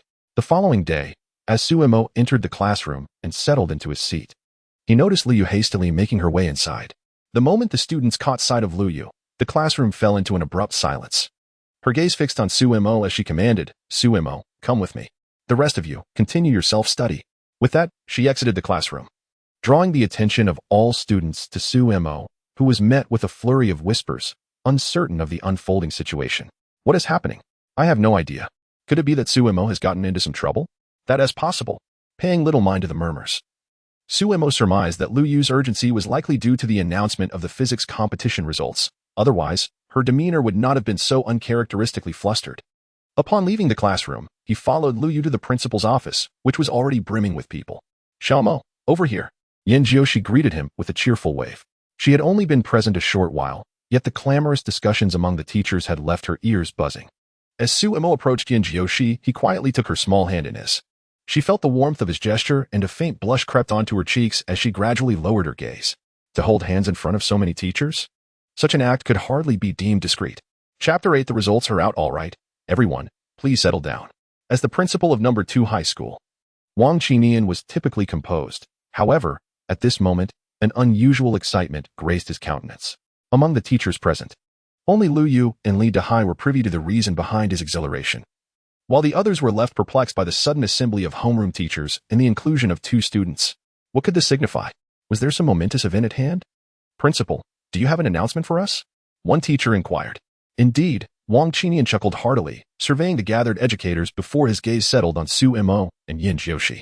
He began to speak slowly. "The results of the physics competition have been released, and our school has won 2 awards." At this revelation, all teachers were momentarily taken aback. It had been quite some time since number 2 high school had garnered any accolades, so long that even the educators struggled to recall the last instance. The sudden news of students achieving such recognition, and 2 awards at that, felt almost surreal. "What? Principal, is this news genuine? 2 awards? Are you sure there hasn't been an error? What prizes did our school receive?" In an instant, the atmosphere transformed into a cacophony reminiscent of a bustling market, with teachers clamoring to voice their disbelief and excitement. "Everyone, please be quiet and listen to me," Wang Qinian urged, a broad smile adorning his face. "In this physics competition, 2 of our students ranked in the top 3, these 2 students at the door, Su-Mo and Yan Jiushi." Immediately, all eyes turned to Su-Mo and Yan Jiushi at the entrance. One teacher, noticing that the 2 were holding hands, could not contain her indignation and questioned them. "You 2, how audacious you are to hold hands in front of so many teachers. Are you not aware of the school's regulations? Do you believe that a modicum of success grants you license to disregard your mentors?" The speaker was Li Lan, the homeroom teacher of Class 6, who had long harbored resentment towards Liu Yu. Why should a newcomer like Liu Yu be allowed to lead Class 3? Li Lan had dedicated nearly a decade to teaching at number 2 high school, always in charge of the lowest performing Class 6. When an opportunity arose for the position of Class 3 homeroom teacher, she thought her experience would ensure her claim to it. Yet, to her dismay, it was snatched away by Liu Yu, a mere intern. This grievance led her to confront Wang Qinian multiple times, though to no avail. Thus, upon witnessing the intimate gesture between Su-Mo and Yan Jiushi, Li Lan's ire erupted. Given that Su-Mo was Liu Yu's student, she felt no hesitation in her reproach. "Isn't that a rather baseless accusation, Teacher Li?" A calm voice interrupted, drawing the attention of all the teachers, including Principal Wang Qinian. Su-Mo stepped forward, positioning Yan Jiushi behind him, and spoke with measured composure. "Both Jiushi and I have always held our teachers in the highest regard. We have never exhibited disrespect towards our mentors, nor have we harbored such intentions. I am curious as to why Teacher Li would make such a statement." The composure exhibited captivated the attention of all the teachers. "Humph," Li Lan said coldly, "the school explicitly forbids students from engaging in romantic relationships. Are you 2 unaware of this? What were you doing just now? Don't try to convince me that you merely share a platonic friendship. Do you think I would believe such words? Do you take the teachers present for fools?" This scathing remark left the other teachers rather displeased. Why drag them into this? It was common knowledge that Li Lan had a contentious relationship with Liu Yu, the homeroom teacher of Class 3. The entire school was aware of this matter, and it was evident to everyone what Li Lan's intentions were. Indeed, I am in a romantic relationship with classmate Yin Jiushi, to everyone's astonishment. Suemo boldly admitted this in front of so many teachers, leaving them puzzled as they turned their curious gazes towards him, eager to hear what he would say next. However, there was indeed more to come.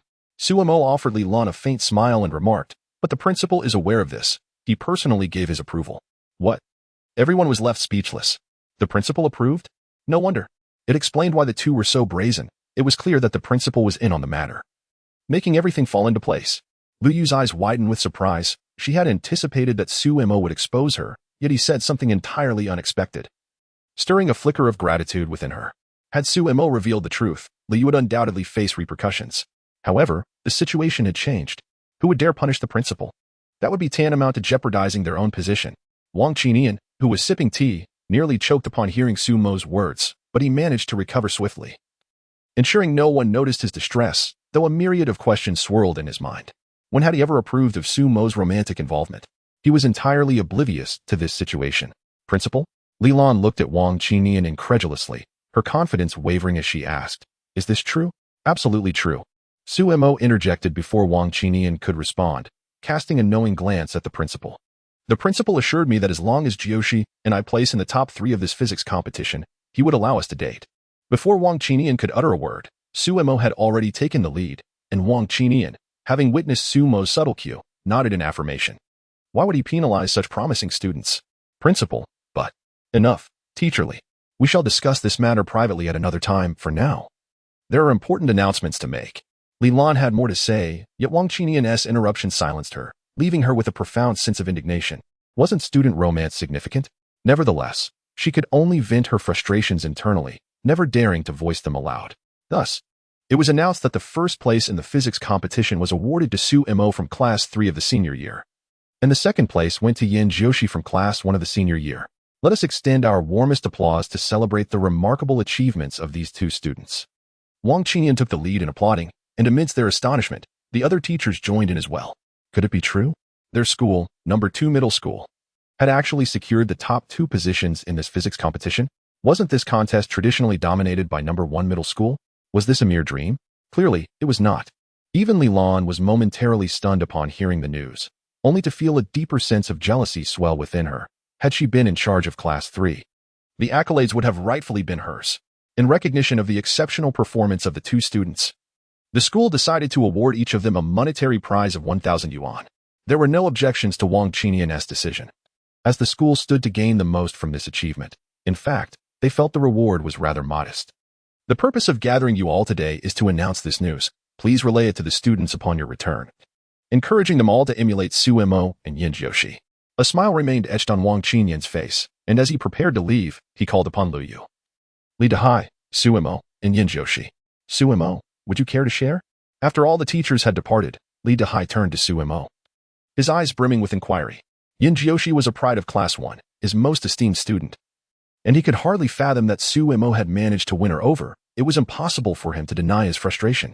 Before Suemo could respond, Lu Yu interjected, "This is my fault." Oh? Wang Qinian and Li Dahai looked at Lu Yu in astonishment, not expecting her to be involved. Clearly, there was more to this matter than met the eye. Chapter 9. Approaching the mock exam. Feeling the gaze of the 2 individuals, Lu Yu wore a wry smile as he recounted the entire process of his wager with Suemo. To be candid, Lu Yu never anticipated that Suemo and Yin Jiushi would indeed secure spots among the top 3 in this physics competition, let alone clinch the first and second places. This was utterly astonishing. Lu Yu was fully aware of the time both students took to complete their papers. Suemo finished in 30 minutes, while Yin Jiushi took merely 45. How could such brief durations yield such remarkable results? It was beyond comprehension. Lu teacher, this is rather frivolous of you. How could you gamble with your students like this? Upon hearing Lu Yu's account, Li Dahai's expression became somewhat unnatural, as he had no prior knowledge of this situation. His prized pupil had inexplicably become the subject of a wager, and, most crucially, had lost. Haha, Director Li, do not be so quick to anger, Wang Qinian interjected, assuming the role of a peacemaker. This predicament cannot solely be blamed on the teacher. I might have agreed to such a wager as well, for it seemed utterly improbable. Li Dahai sighed in resignation, choosing not to pursue the matter further. Indeed, Li Yu could not be faulted. The wager appeared impossible to fulfill. Yet Suemo and Yin Jiushi had defied expectations. Such an outcome was surely unforeseen by anyone. Lu teacher, I overstepped earlier. Directly. This matter is fundamentally my fault. Lu Yu hastily acknowledged his misjudgment, realizing that had he been more considerate, Suemo and Yin Jiushi would not have found an avenue to exploit. What now? Both pairs of eyes turned toward Wang Qinian, pondering whether they truly intended to allow these two youngsters to openly engage in a romantic relationship at school. The ramifications were far too detrimental. Moreover, the school regulations explicitly prohibited students from dating. To permit them this freedom would be tantamount to slapping their own faces. What else can we do? The words have already been spoken. Do we dare to retract them? As educators, we must lead by example. At this juncture, Wang Qinian glanced at Suemo and Yin Jiushi, reminding them sternly, however, you two must not overstep your bounds. At most, you may hold hands. Do you understand? Understood, Suemo replied with a grin. Yin Jiushi, on the other hand, lowered her head shyly, finding it difficult to discuss such matters in front of her teachers. One more thing. Should your scores decline in the upcoming assessments, you are to remain diligent in your studies until the college entrance examinations. Understood. With the principal already making concessions, Suemo would not press further. All right, you two may return now. Take the red envelopes with you. Just as Suemo and Yin Jiushi began to leave, Wang Qinian called them back, prompting the pair to hurriedly snatch the envelopes from the table before making their escape. I was terrified just now. As soon as she emerged, Yin Jiushi could not help but cast a disapproving glance at Suemo. Just moments ago, she had genuinely worried that this matter might escalate. If that were to happen, it would necessitate maintaining a certain distance between them before the college entrance examination. Since when has my brother ever undertaken anything without assurance? Suemo replied with a hint of pride, glancing at Yin Jiushi. If he lacked confidence, he certainly would not have admitted to being in a romantic relationship in front of so many teachers. He wasn't foolish. If he dared to speak out, it meant he could manage the situation.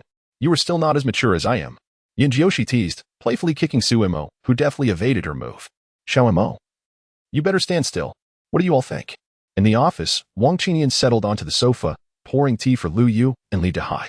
Yin Jiushi has always been quite stable, but Suemo seems to have experienced a sudden outburst. I wonder if he can maintain his composure moving forward. Li Yu provided the most accurate assessment, and although Suemo was her student, she refrained from embellishing his qualities. Truth is truth. That has always been Lu Yu's approach.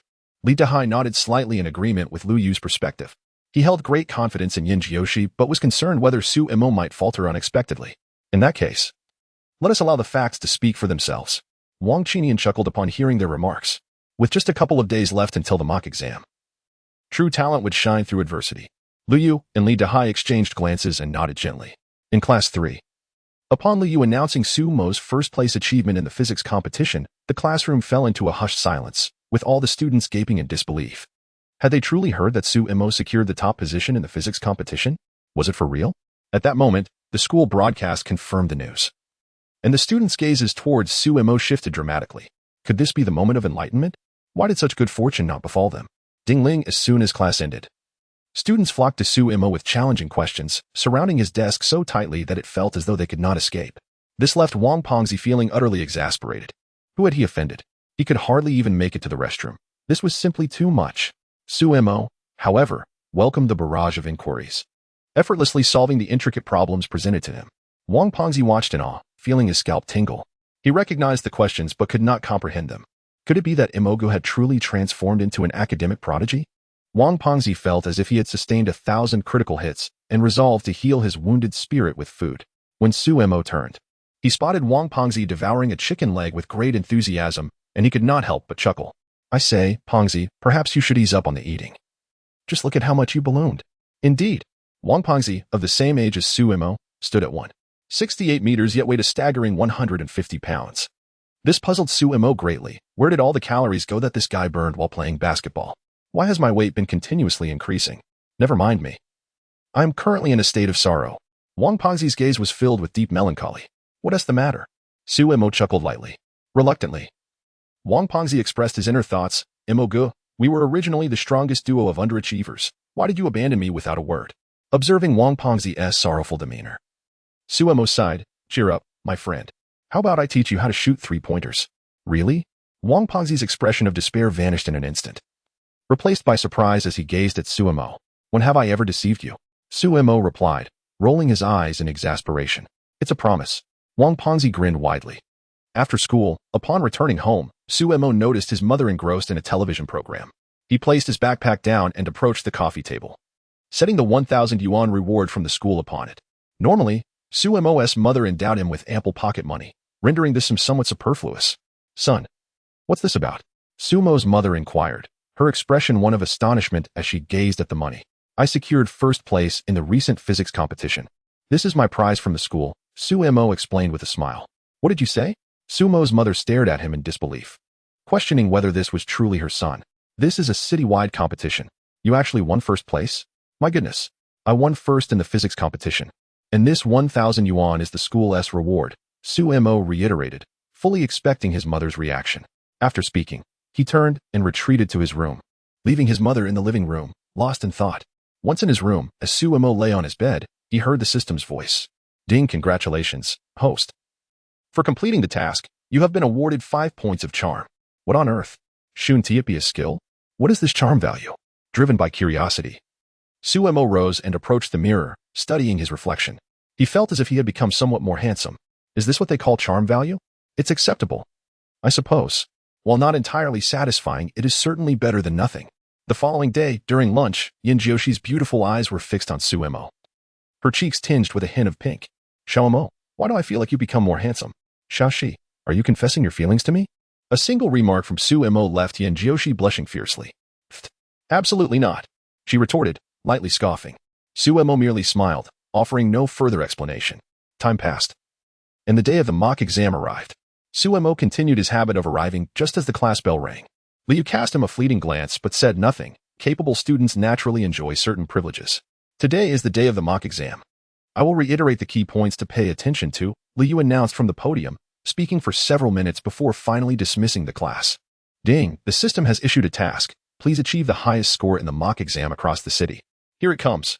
Su Mo anticipated the system would indeed assign a task during the mock exam, and his expectations were not in vain. I am merely uncertain about what the rewards will be this time. As for whether I can secure the top position in the city, what a jest. With a system as extraordinary as this, claiming the title of the best in the city is but a trivial matter. Chapter 10. Mock exam. Not long after Liu departed, the teachers responsible for monitoring the examination entered the room.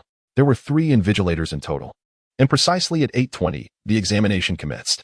As soon as the papers were distributed, Su Mo began to tackle the questions. The previous night, while chatting with Yin Jiushi on QQ, he had boasted confidently that the coveted first place belonged solely to him. Yin Jiushi, however, was not convinced by Su Mo's assertions, leading to a wager between them. The mere thought of this bet filled Su Mo with anticipation. He was determined to emerge victorious this time. The morning examinations, which included Chinese, mathematics, and English, persisted until 1 o'clock. Given that the invigilators were from an external institution, Su Mo prudently refrained from submitting his paper early. Doing so could lead to disqualification, a situation he certainly wished to avoid. With only half an hour allotted for lunch, the afternoon science examination followed suit. As the time concluded, the command to submit papers echoed from the podium, signaling the official end of the mock examination. Su Mo exhaled in relief. Although the questions were relatively simple for him, the prolonged state of mental exertion had inevitably left him fatigued. Once all students had submitted their papers, the 3 invigilators gathered the exams and exited the classroom. Shortly thereafter, Liu entered. Having evidently waited at the door for some time, glancing around, she smiled softly, addressing the class. Everyone, you've all worked hard during today's examination. The school has decided to grant a day off tomorrow. Upon hearing the announcement of a day off, the students' lethargy vanished, replaced with exuberance as if they had been invigorated. Long live the teachers. Finally, a day to rest, they exclaimed, their elation palpable. Wang Pengzi, in particular, was overjoyed. He had just purchased a gaming console and had lamented the lack of time to enjoy it. Now, fortune had smiled upon him. Su Mo, however, remained unfazed by the prospect of a day off. Even with the holiday, he intended to visit some small bookstores to indulge in reading, his current source of entertainment.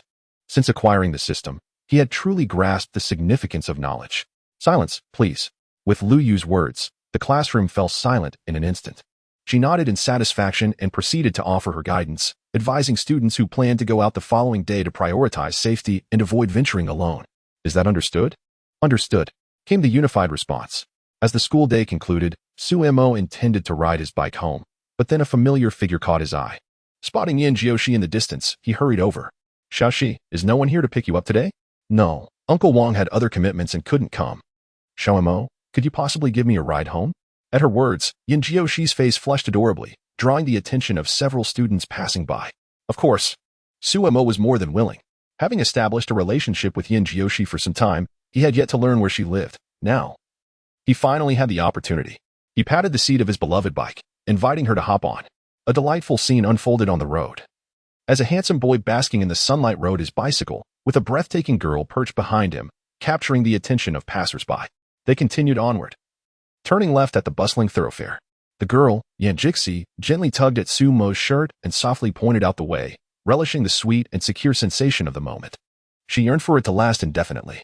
As this thought crossed her mind, a wave of sentimentality washed over her heart, oblivious to the emotional shifts of Yan Jixi behind him. Suemo was in high spirits, a smile gracing his lips. It had been over a month since they had defined their relationship. And this was his first time escorting Yan Jixi home. How could he not be elated? Following her guidance, they arrived at an imposing villa. Is this your home? Suemo asked, unable to suppress a gulp as he beheld the magnificent structure before him. It was simply colossal. What astonished him more were the 5 or 6 luxury cars parked within the premises. Ferraris, Lamborghinis. These rare automobiles stood quietly in the yard as if they were mere refuse. Although Suemo was aware of Yan Jixi's affluent background, witnessing it firsthand was an entirely different experience. The visual impact was overwhelming for an ordinary person. She truly is a little heiress, Suemo mused internally. Yet, he felt no pangs of inferiority. Regardless of Yan Jixi's wealth, she was still his girlfriend. And with the system he possessed, he was confident that his future would not be bleak. With this realization, he grew more composed. Indeed, Yan Jixi beamed. Taking Sumo's hand and whispering, "Come on, let's have a look at my home. You've never visited before. Is that all right?" Suemo inquired. Eager yet apprehensive about being seen by Yan Jixi's mother, fearing potential misunderstandings. After all, it was unusual for a girl to bring a male classmate home. "Don't worry. My mother is very approachable," Yan Jixi assured him, easing his concerns. With such reassurance from her, he felt emboldened. Upon reaching the entrance, Yan Jixi rang the doorbell. And soon a maid emerged from within the villa. "Miss, you're back. Is this your classmate?" The maid, Xiaoli, gazed curiously at Suemo. Taken aback by Yan Jixi bringing a male classmate home for the first time. "This is my classmate Suemo, and this is Sister Xiaoli." Yan Jixi introduced them with a gentle smile. "Hello, Sister Xiaoli," Suemo greeted politely. "Come on, let me show you around," Yan Jixi said, leading Suemo inside. They traversed the courtyard and entered the villa. "What do you think?" Yan Jixi chuckled softly at Suemo's awestruck expression, as he took in the opulent and lavish interior design. Suemo was left in astonishment. It was the most exquisite house he had ever seen in his life. One could only marvel at the advantages of wealth. "It's quite impressive," he managed to reply. On the surface, Suemo appeared unperturbed. However, the more he maintained this facade, the more amused Yin Jioshi felt. She was well aware of Suemo's true nature but chose not to expose it openly. After traversing the lengthy corridor, a turn revealed a living room several times larger than Suemo's own home. In the luxurious leather sofa sat a woman, seemingly in her 30s, engrossed in a newspaper, bearing a striking resemblance to Yin Jioshi. Instantly, Suemo deduced her identity. This must be his future mother-in-law.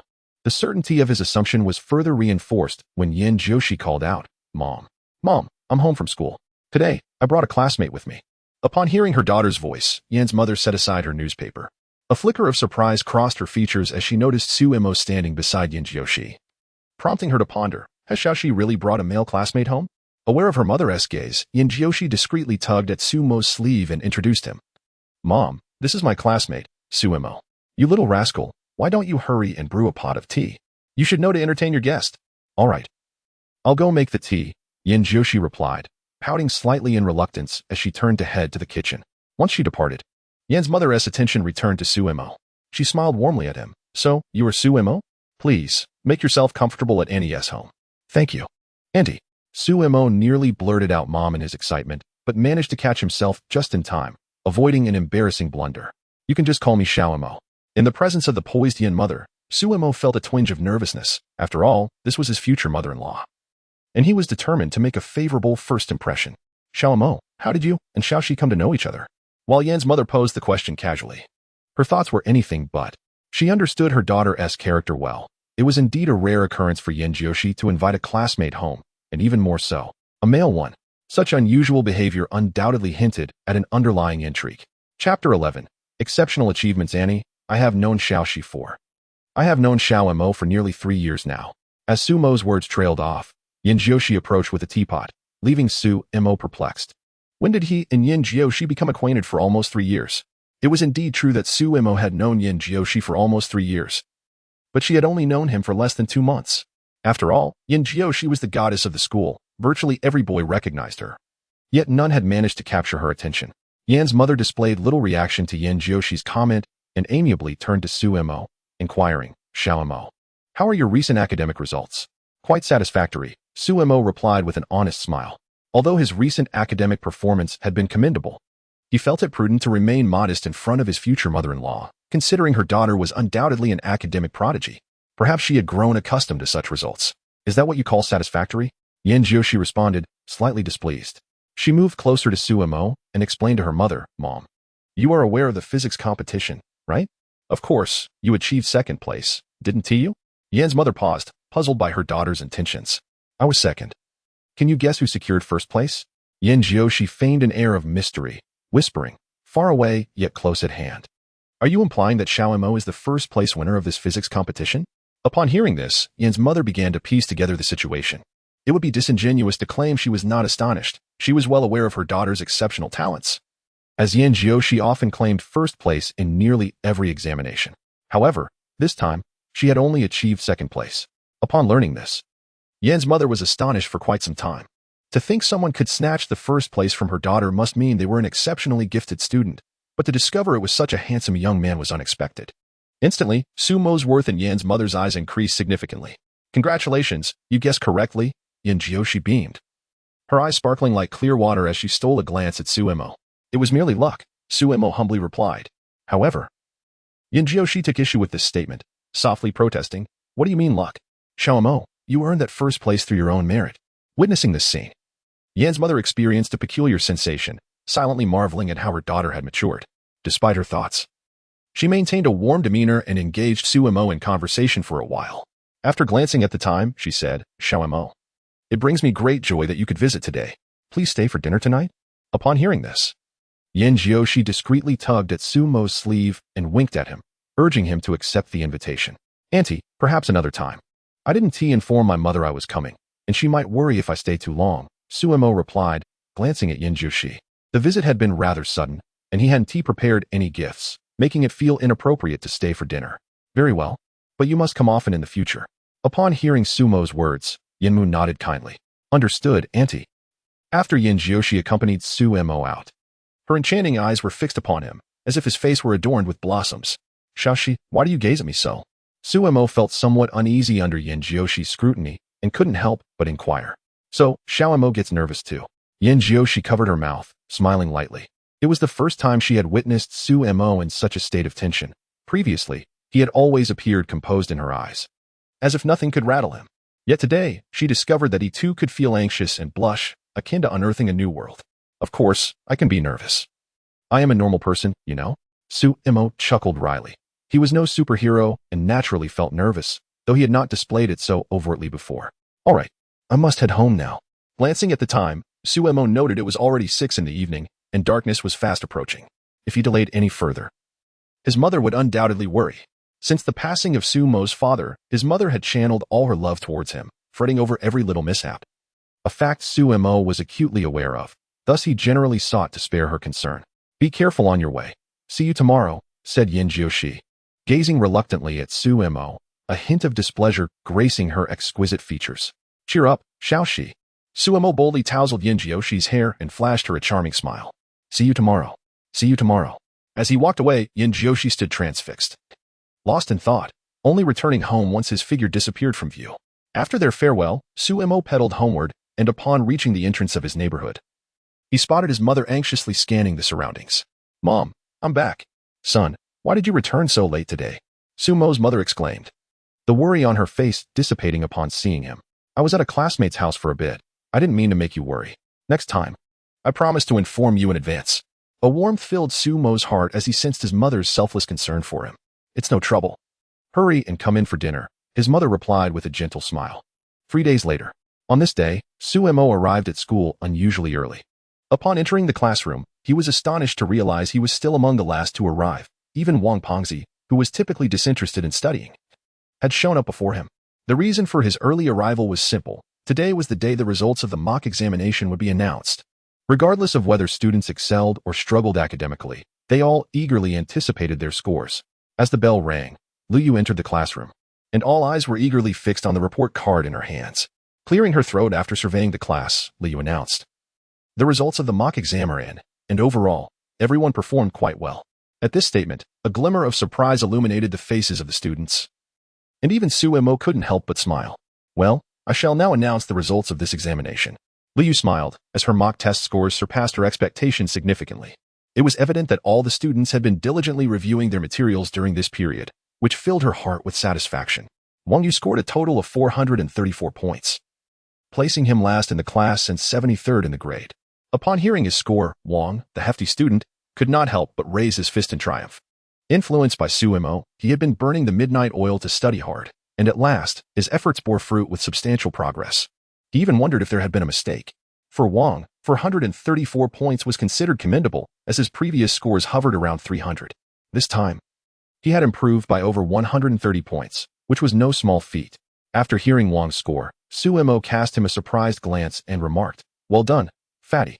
"Oh, come on, Mo. Don't tease me. I can't compare to you." Wang hurriedly waved his hand in protest. Zhang Zihao scored a total of 467 points, placing him second to last in the class and 121st in the grade. Han Jiang achieved 687 points, securing the second position in class and 7th in the grade. As he heard his rank announced, Han felt a pang of disappointment. He remained in second place. He had immersed himself in his studies during this period to attain a commendable score in this mock test, and proved to Suemo that he was the top student in class 3. Yet, despite his significant improvement, he still fell short of Sumo's score. With the announcement of the results, everyone realized who had secured the top spot. And many sneaked glances at Suemo, curious about his score. Suemo achieved an impressive total of 743 points, making him first in both class and grade. Ding! Congratulations to the host for completing the task and obtaining master-level calligraphy. Oh! Upon hearing the system's reward, Suemo could not suppress his delight. His handwriting was barely passable, and this master-level calligraphy would perfectly remedy that flaw. Gasp! As everyone absorbed Sumo's score, the classroom erupted in a collective intake of breath. 743 points? What does that signify? In previous years, the top scorers in the college entrance examination achieved scores around 730, yet Suemo had obtained 743 points. Although the mock test questions were relatively simple, that score was astonishing. My goodness! Suemo scored 743 points? Incredible! Truly remarkable! Did you not hear Teacher Lu mention that Suemo was not only the top of his class, but also the first in the grade? Do you realize what that entails? It means Suemo has usurped the throne of the grade's top student from the goddess Yen. A feat that no one seems to have accomplished before. How terrifying. The students of Class 3 buzzed with conversation, their eyes brimming with astonishment. They had anticipated that Suemo would perform well, yet they never imagined he would achieve such an extraordinary score. Just not long ago, he was merely an average student. What a remarkable turnaround. If Suemo were to discover this evaluation, he would undoubtedly be so disheartened that he might bleed from frustration. He does not perceive himself as a mere fish turning over. It should be a case of silence before a resounding proclamation. Everyone must learn from Suemo. With the days leading up to the college entrance examination dwindling, it is imperative that no one becomes complacent. We must strive diligently for a brighter future. Observing the astonished students below, Lu Yu imparted a wave of motivational wisdom. The way everyone regarded Suemo has shifted significantly. Previously, some even suspected him of cheating. But now such thoughts have vanished entirely. What a jest! Cheating in a mock examination? Preposterous. 3 invigilators continuously patrolled the premises, making it utterly impossible to indulge in dishonesty under such circumstances. Achieving such astonishing results necessitates genuine skill and ability. This once underperforming student, Suemo, has undeniably transformed into an academic powerhouse. Chapter 12. Are you certain you wish to compete in shooting? Host, Suemo age, 17 skills, photographic memory, comprehensive understanding. Master-level calligraphy education, erudite points, 0 after class. Suemo gazed contentedly at his attribute panel, delighted to discover a new skill. He had just casually written a couple of characters, and the result was breathtaking. The strokes were vigorous yet infused with an effortless charm, the 2 elements melding seamlessly together, far surpassing the calligraphy of those renowned artists on television. Truly, a masterpiece brought forth by the system. Suemo was exceedingly pleased with his master-level calligraphy. Previously, He had fretted over his handwriting and had dedicated time to practice, but to little avail. Now, with this newfound skill, all his concerns were alleviated. "Emogu, what are you doing hiding here?" A voice preceded the arrival of Wang Pengzi. After searching for Suimo, he was taken aback to find him alone in the classroom. Lost in thought. "Our next class is physical education, and you promised to teach me how to shoot three-pointers. You're not planning to back out, are you?" With that, Wang Pengzi clung to Sumo's arm, looking up at him with a pitiful expression, causing a shiver to run down Sumo's spine. Just imagine. A hefty boy clinging to your arm in a playful manner. It's a sight that could only be described as eye-watering. "Teach, teach, teach. I never said I wouldn't teach." Sumo replied, his patience wearing thin. He extricated his arm and strode out of the classroom without a backward glance. "Emogu, wait for me." Wang Pengzi hurried after him, having long awaited this day. The thought of being able to shoot like Sumo filled him with anticipation. Though he knew he could never replicate Sumo's accuracy. As Sumo stepped onto the playground, all eyes turned towards him. It was inevitable. He was undeniably the soul of Class 3. In a prestigious school like number 2 high, students were rather straightforward, the one with the best grades reigned supreme. With the looming college entrance examination, physical education classes had become a rarity, typically held once a month and attended by 3 classes at a time, thereby allowing students to prepare effectively. This session, Class 1 and Class 2 joined Class 3 for physical education. From afar, Suimo spotted Yin Jiyoshi standing alone by the parallel bars. Her loose athletic attire accentuated her graceful figure, and her unadorned face radiated a natural beauty. Her sparkling eyes and scholarly demeanor presented a captivating sight, truly a beauty destined to captivate hearts in the years to come. Nearby, several boys frequently cast glances in Yin Jiyoshi's direction. Who could resist such enchanting beauty? Xiaomo. Upon seeing Suimo, Yin Jiyoshi dashed over, her face lighting up with a joyful smile. The boys on the playground watched this scene unfold, their hearts shattering into pieces. What set Suimo apart? He was merely academically gifted and handsome. In what way was he superior? Surely, their goddess was not so shallow. "Shashi, why are you here all alone?" Suimo chuckled as he noticed Yin Jiyoshi, slightly breathless, and reached out to smooth her slightly disheveled hair. "I was waiting for you." Yin Jiyoshi smiled playfully. Winking at Suimo, the air was suddenly filled with the sound of countless hearts shattering. It was over. Their goddess seemed to have succumbed. "Emogu, can't you wait for me?" Just then, Wang Pengzi rushed onto the playground, panting heavily, his chubby face glistening with sweat. "I told you to lose weight long ago. Now you regret it, don't you?" Suimo chuckled at the out-of-breath Wang Pengzi. He had repeated the advice for weight loss countless times this semester. Yet this fellow paid no heed, indulging in food and drink as usual. Wang Pengzi intended to protest, but upon seeing Yin Jiyoshi, he instantly perked up. "Goddess Yin, you become even more beautiful after just a few days. I truly don't understand how you, the esteemed Yin, could fall for such a stroke of luck with Emogu." Wang Pengzi's words dripped with jealousy. Yin Jiyoshi merely offered a faint smile. She had met Wang Pengzi a few times and was aware of his good relationship with Suimo Pengzi. "Are you itching for a fight?" Suimo teased lightly, playfully mocking his own girlfriend in front of him, truly believing he could provoke him. "Hey, just kidding." Wang Pengzi retreated his neck sheepishly. Their playful banter elicited a soft giggle from Yin Jiyoshi. "Are you Suimo?" A large group of people passed by the trio, led by Zhao Wenza from Class 2, who had always harbored feelings for Yin Jiyoshi. He was quite displeased to see her laughing and chatting with Suimo. In Zhao Wenza's eyes, only he was worthy of Yin Jiyoshi. "I am Suimo." Suimo cast a casual glance at Zhao Wenza. He vaguely remembered him, but had never spoken much to him. However, upon noticing Zhang Dewei beside Zhao Wenza, he understood that the latter's intentions were far from friendly. "I'm Zhao Wenza from Class 2. Zhao Wenza disdainfully eyed Suimo and provocatively said, "I've heard you're quite good at basketball. Dare to wager a match with me?" "Oh?"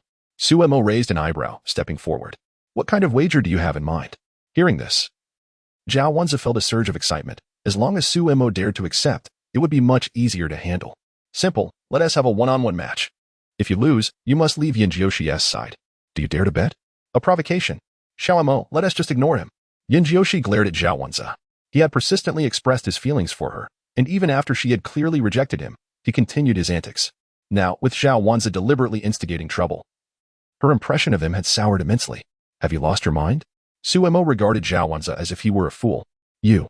Zhao Wenza's face flushed with anger, having never encountered anyone who dared to speak to him in such a manner. "What about me?"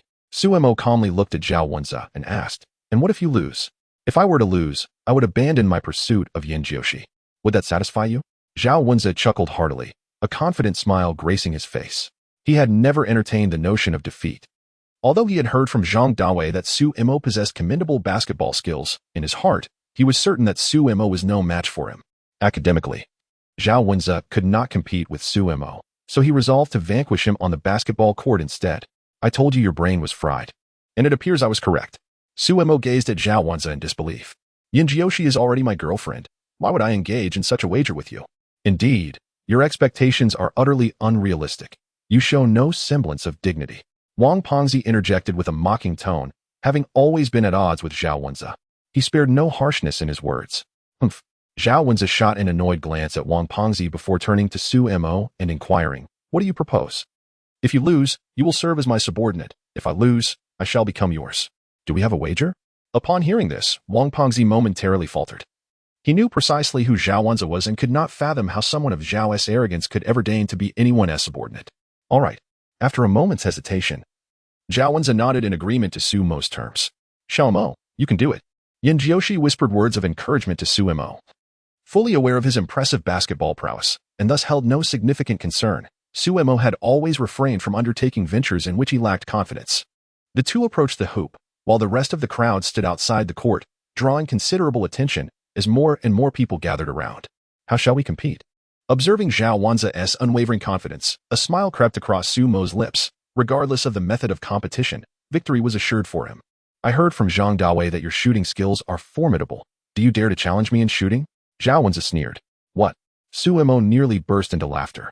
Zhang Dawei was indeed a remarkable ally. Are you certain you wish to compete with me in shooting? Chapter 13. Seeking attention? Are you certain you wish to compete with me in shooting? Indeed, I am certain. Zhao Wenze felt the disdain emanating from Su Imo. And an overwhelming fury surged within him as he exclaimed, I shall defeat you in your area of expertise. Someone like you is unworthy of Yin Jiushi. Why waste words? How shall we compete? In response to Zhao Wenze's fierce declaration, Su Imo remained unfazed. In his mind, the outcome of this contest was already predetermined. Idly standing before Zhao Wenze, Su Imo raised his left hand to his ear, uninterested in wasting time with Zhao. He would rather spend this time with Yin Jiushi. Each shall shoot 10 balls, and we shall see who can make the most three-pointers. Observing Su Mo's demeanor, Zhao Wenze could not help but scoff. He had already devised the rules and declared, three-pointers are my forte, confident that Su Imo could never match him. Is Zhao Wenze truly lacking sense? Outside the basketball court, Zhang Dawei overheard this and inwardly cursed. He had warned Zhao Wenze that Su Imo was frighteningly accurate with three-pointers, intending to steer Zhao towards a different competition. Yet, to his astonishment, Zhao Wenze insisted on challenging Su Imo in three-point shooting. Was he courting disaster? Zhang Dawei had personally witnessed Su Mo's prowess. Even NBA stars would find it challenging to prevail against him. 2 words encapsulated it, extraordinary. As for Zhao Wenze, no need to observe. Zhang Dawei merely wanted to offer him 2 words. Haha. Inside the court, very well, you may go first. Su Imo regarded Zhao Wenze with a peculiar expression and replied nonchalantly, if I go first, you might lack the courage to even shoot. Humph. Facing Su Mo's audacious words, Zhao Wenze's eyes nearly ignited with rage.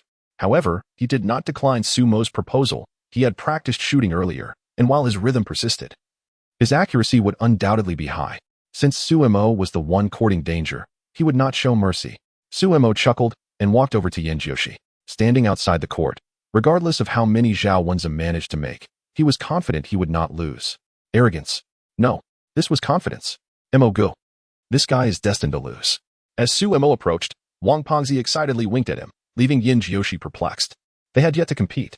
Confidence is commendable, but blind confidence is mere hubris. Xiao Mo, do not underestimate him.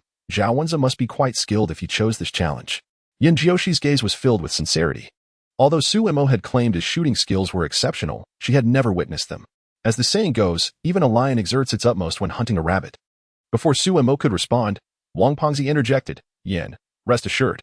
You are unaware of Moge's shooting abilities. They will surpass your imagination. Shaoxi, do not worry. Victory in this match shall undoubtedly belong to me. Su Imo smiled faintly. If it had been in the past, he might not have been Zhao Wenze's match. But now, how could he possibly lose? Impossible. Upon hearing Su Mo's words, Yin Jiushi finally felt reassured. Since Su Imo had said so, it proved he possessed the strength. For he had never boasted in her presence. Yin Jiushi held an unwavering trust in Su Imo. Oh. Just then, a wave of cheers erupted from the playground. It turned out Zhao Wenze had begun shooting hoops. His first shot was a flawless swish. The students from Class 2 showed their support, clapping enthusiastically, and, spurred on by them, More and more students joined in the applause. Initially a bit anxious, Zhao Wen's confidence surged with the success of his first shot and the ensuing applause. He continued to shoot, making 3 consecutive baskets. And the students outside the court began to murmur among themselves. Incredible! For 3-pointers in a row, truly worthy of being called brothers, eh?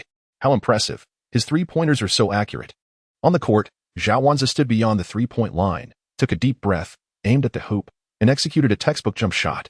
However, the trajectory was slightly off, hitting the backboard and bouncing aside. Nonetheless, hitting 4 out of 5 was already an extraordinary feat. Regarding Zhao Wenza's performance, Wang Pengzi expressed his astonishment. Who would have thought? This kid actually has some skills. Indeed, quite impressive. Su Mo nodded. Zhao Wenza's display was commendable. No wonder he wanted to compete in shooting. It appeared he was well prepared. A hint of worry crossed Yin Jioshi's stunning face as she quietly asked, Xiao Mo, can you win? Xiaoxi, can't you have a bit of faith in your man? Seeing Yin Jioshi's delicate face, Su Mo couldn't help but pinch her cheek. It seemed this girl had always lacked confidence in him. You're not even my man. In an instant, Yin Jioshi's face turned crimson. She never expected Su Mo to be so audacious, uttering such words in public. Embarrassed, she shot him an annoyed glare. But the expression lacked any real menace, making her appear even cuter. In response, Su Mo grinned unabashedly. I have thick skin, Xiaoxi. To Wang Pengzi. Their exchange appeared to be playful banter, and he suddenly felt like a third wheel. He truly wanted to kneel in admiration of Su Mo for daring to flirt with the renowned beauty Yin. Thankfully, the crowd's attention remained focused on Zhao Wenza, oblivious to everything that had just transpired. Otherwise, the boys present would surely have wanted to take vengeance on Su Mo for teasing their goddess. Living on the edge. Were they? Even if Su Mo was now Yin Jioshi's nominal boyfriend, that didn't grant him immunity. At this moment, Zhao Wenza took his final shot. Out of the previous 9 attempts, he had successfully made 6, an outstanding accomplishment. If he hit this last shot, it would mean 7 out of 10. What would 7 out of 10 signify? Even an NBA star might hesitate to claim victory. Countless gazes followed the basketball soaring through the air, all filled with curiosity about whether the final shot would succeed. Whoosh! The sound of the ball swishing through the net echoed. Amazing! 7 out of 10? Victory is assured. That Su Mo from Class 3 will surely be in tears. Does he even dare to compete anymore? Many eyes turned towards Su Mo, and in the hearts of numerous spectators, he was already deemed the loser. When Zhao Wenza saw his final shot hit the target, he excitedly pumped his fist in triumph. 7 out of 10, he never expected to achieve such an impressive score. Prior to the contest, he estimated that he could manage at most 6. His usual shooting percentage during practice hovered around 50%. To his astonishment, he had managed to score 7 this time. Truly, a stroke of luck. For Su Mo to win, he would need to sink at least 8 3-pointers, yet Zhao Wenza had little faith in Su Mo's precision. 8 out of 10 3-pointers? Ridiculous. He was merely a high school student, not a professional athlete. Even a professional would hesitate to claim such a feat could be accomplished consistently. Even if luck favored Su Mo, it could not transcend the limitations of skill. Without ability, luck holds no sway. Zhao Wenza approached, brimming with self-satisfaction. And from about 10 meters away, he hurled the basketball towards Su Mo, who effortlessly caught it with one hand and stepped forward onto the court. I'm curious to see how you plan to win. As Su Mo passed, Zhao Wenza mockingly taunted him. Zhang Daowei had told him that Su Mo had consecutively made 17 3-pointers, and he scoffed at the notion. Did they truly believe him to be a fool? In this day and age, do people not even draft their tall tales? 17 consecutive 3-pointers? What a dream. Even in the NBA, no one could achieve such accuracy.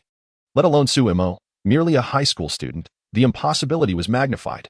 Let us see then, Su Mo replied, a slight smile gracing his lips. The truth would soon reveal itself. At that moment, all the students on the playground turned their attention to Su Mo, unfazed by their scrutiny. He casually dribbled the ball twice, mentally calculating the necessary angle and force for his shot. At a distance of 7 meters, he would require 27 power and an angle of 47 degrees. Suddenly, an intriguing thought struck Su Mo. He took 2 steps backward, prompting gasps from the onlookers. What was he doing? Why was he stepping back? Had he lost his mind? Was he planning to give up entirely? Yin Jiushi, standing at the sidelines, furrowed her brow, equally perplexed by Su Mo's intentions. While others positioned themselves as close to the 3-point line as possible, Su Mo took a step back. What was he thinking? Let us see how long you can keep up this charade, Zhao Wenza sneered, unable to suppress a cold laugh. To him, Su Mo seemed merely to be seeking attention. But was it truly an act for show? Chapter 14. Is this still humanity? Amidst the collective gasps of the crowd, Su Mo remained unfazed. Today, he intended to make Zhao Wenza concede wholeheartedly. Languidly standing there, Suemo recalibrated the angle and force required for his shot in his mind.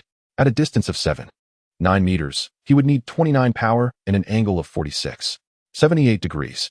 Wang Pengzi instinctively positioned himself near the hoop, ready to assist Suemo with the ball. Although Zhao Wen's performance was commendable, he felt no trepidation whatsoever. Shooting hoops? It was futile for anyone who dared to challenge him. Come on, Suemo. Suddenly, Yan Jiushi shouted, capturing the attention of every onlooker. They beheld the breathtakingly beautiful girl cheering for someone else. A boy, no less. The male spectators glared daggers at Suemo. How could their goddess be swayed by another? It was utterly unforgivable. No need for encouragement. Victory is already mine. With one hand cradling the ball, Suemo smiled slightly upon hearing Yan Jiushi's cheer. No sooner had the words left his lips than Suemo executed a jump shot right then and there. The basketball arced gracefully through the air. Swish. The sound of the ball swishing through the net reverberated among the astonished crowd, including Yan Jiushi. Did that really go in? That was incredibly swift. They were caught unprepared. Wang Pengzi, however, displayed no surprise. He retrieved the ball and hurled it forcefully towards Suemo, who effortlessly caught it with one hand.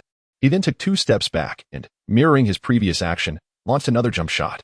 His technique was impeccable and fluid, leaving no room for criticism, even from the most discerning eyes. Swish. Once again, the ball found nothing but net.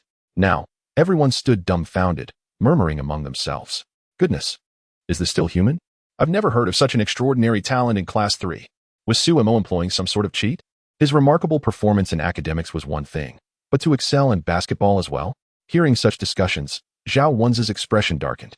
Sumo's initial success had already overshadowed him, igniting a sense of discomfort within.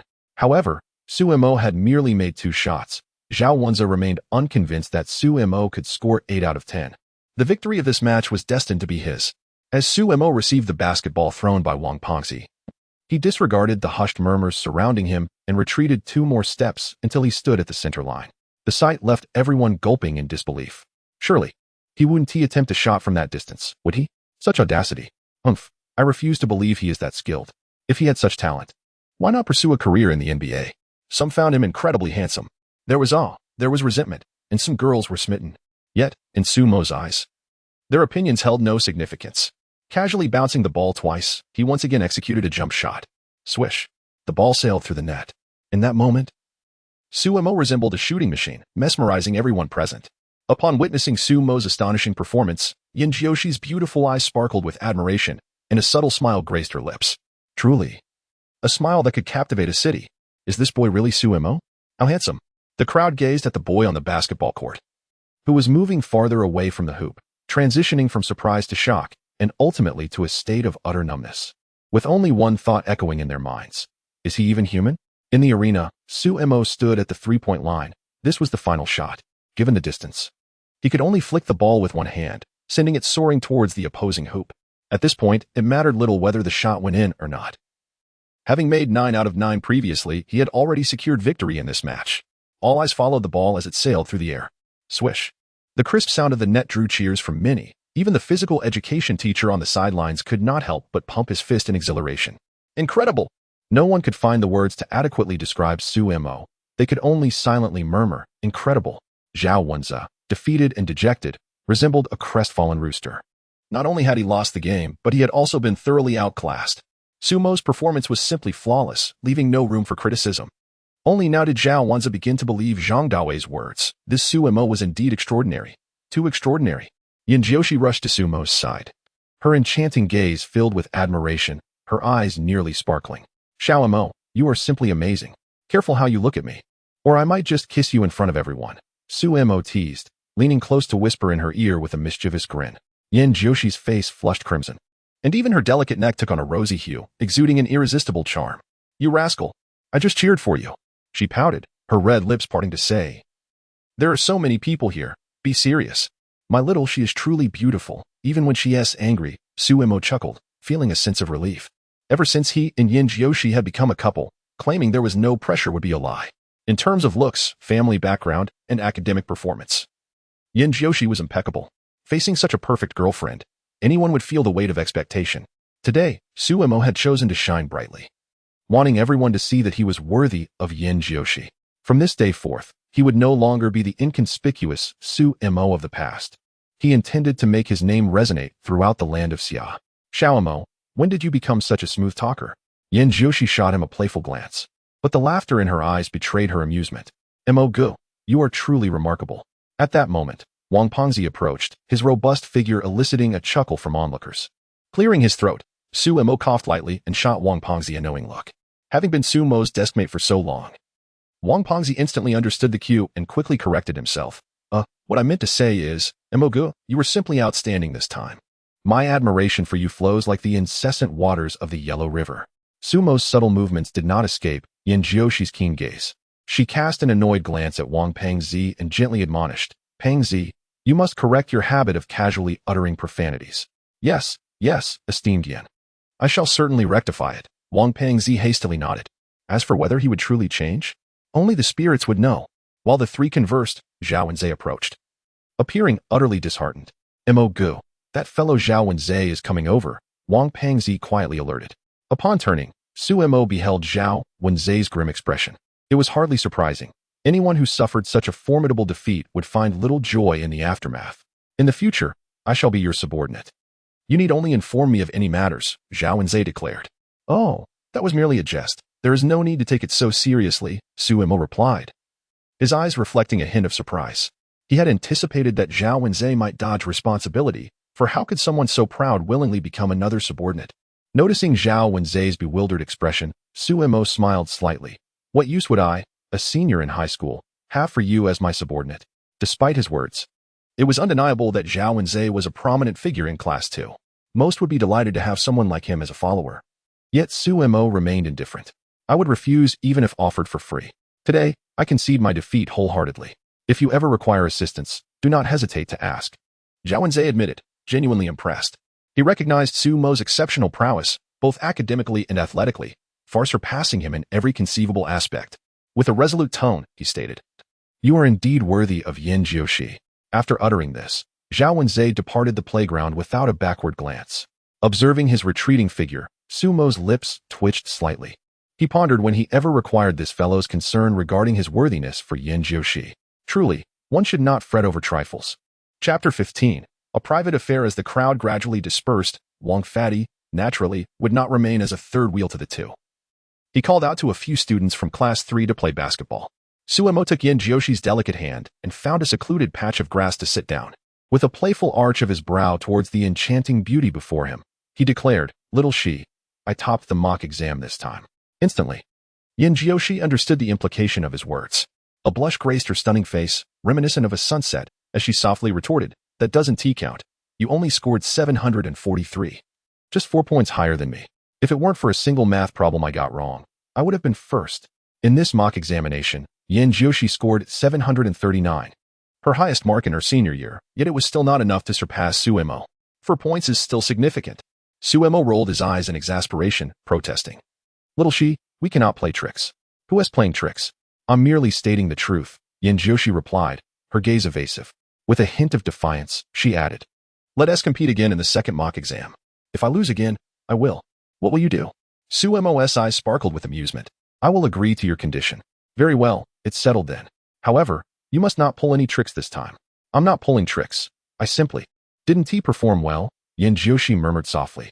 Such is the world of the academically gifted. 739, not considered a worthy performance. If other students were to hear Yan Jiushi's words, they would surely be incensed. When the physical education class concluded, Su Mo and Yan Jiushi were called over by their teacher. The principal wishes to see you. Please head to his office. Thank you, teacher. Su Mo and Yan Jiushi nodded politely. Upon entering the principal's office, they were greeted by Lu Yu and Li Dehai seated on the sofa, while Wang Qinian sat behind his desk. Upon noticing Su Mo and Yan Jiushi entering, he began, I called you here to discuss something important. His gaze shifted to their intertwined hands. A peculiar sensation stirred within him. After serving as principal for over a decade, it was the first time any student had dared to display such intimacy in his presence. Yet, he found himself at a loss, needing to maintain a cordial demeanor. I, along with your homeroom teacher, am very pleased with your mock exam results. The purpose of this meeting is to encourage you to maintain this momentum. Wang Qinian adjusted his glasses, continuing, the school has decided to establish a special tutoring group for the two of you. After school each day, dedicated teachers will assist you in your studies. He glanced at Lu Yu and Li Dehai, who also looked towards Suemo and Yin Joshi. This was a collective decision they had reached, as they were all thrilled to have two potential candidates for the top spot in the upcoming college entrance examination. Thus, they wasted no time in devising a study plan for Suemo and Yin Joshi ahead of their exams. The reason for this arrangement is to ensure that the two individuals maintain their commendable state in preparation for the upcoming college entrance examination. It has been many years since the second high school has produced a top scorer in this examination, and this is the most promising opportunity yet. Therefore, they will exert every effort to provide the two with an optimal learning environment. I have no objections. Yin Joshi nodded, her sole focus being to surpass Suemo in the second mock test. Thus, she naturally had no qualms about this arrangement. Upon receiving Yin Joshi's agreement, the gaze of the three shifted towards Suemo. He was not particularly inclined to acquiesce, as such tutoring held no benefit for him. However, upon noticing Yin Joshi's eager expression, he swallowed the retort that had risen to his lips. I have no issues. That is splendid. A teacher will escort you both home this evening. Without further adu, let us commence from today. Upon hearing Sumo's response, Wang Qinian nodded in satisfaction. Teacher, may I borrow your phone for a moment? Suemo explained to Lu Yu. I wish to inform my mother. Otherwise, she will surely worry if I do not return home. Due to the stringent regulations at the second high school, particularly in the senior year, students are not permitted to bring mobile phones to school, so Suemo could only borrow Lu Yu's phone. Certainly, Lu Yu readily agreed, and taking advantage of the moment. Yin Joshi also borrowed Li Dehai's phone. Once the two completed their calls, the matter was firmly established. As soon as they stepped out of the principal's office, Yin Joshi issued a bold challenge to Suemo Xiaoemo. You are bound to lose in the second mock test. No one can defeat me twice in a row. We shall see. Suemo chuckled at Yin Joshi's words, bemused by her seriousness over what was merely a wager. We shall wait and see. The results of the first mock test had fully ignited Yin Joshi's competitive spirit. She had always been first throughout her life. Unbeknownst to Yin Joshi, ever since Suemo acquired the system, her position could only be second place. The throne of first place would remain unattainable unless Suemo chose to concede it deliberately. In truth, Suemo scored 743 points this time because he intentionally made an error on one English reading comprehension question. Why undertake such a strategy? Because he deemed that achieving a perfect score would be overly ostentatious. It was better to allow others a chance to adapt. A perfect score? That was only possible as the test was out of 750 points. With his photographic memory and comprehensive understanding, Suemo had already transcended the realm of Yin Joshi. As he approached the classroom door, Suemo heard the voice of his Chinese teacher, Zhao Fangzhou, who was elucidating Sumo's essay from the first mock test. Now nearing 50 years of age, he appeared somewhat invigorated, having been profoundly impressed by Sumo's composition. Zhao Fangzhou could only muster 2 words in evaluation of Sumo's essay: perfect. Reporting in, Suemo braced himself, for he dreaded Zhao Fangzhou's lengthy discourse. Suemo, you arrived just in time. Upon catching sight of Suemo, Zhao Fangzhou's eyes lit up, and he spoke. I was just discussing your essay. Why not share with everyone how you composed it?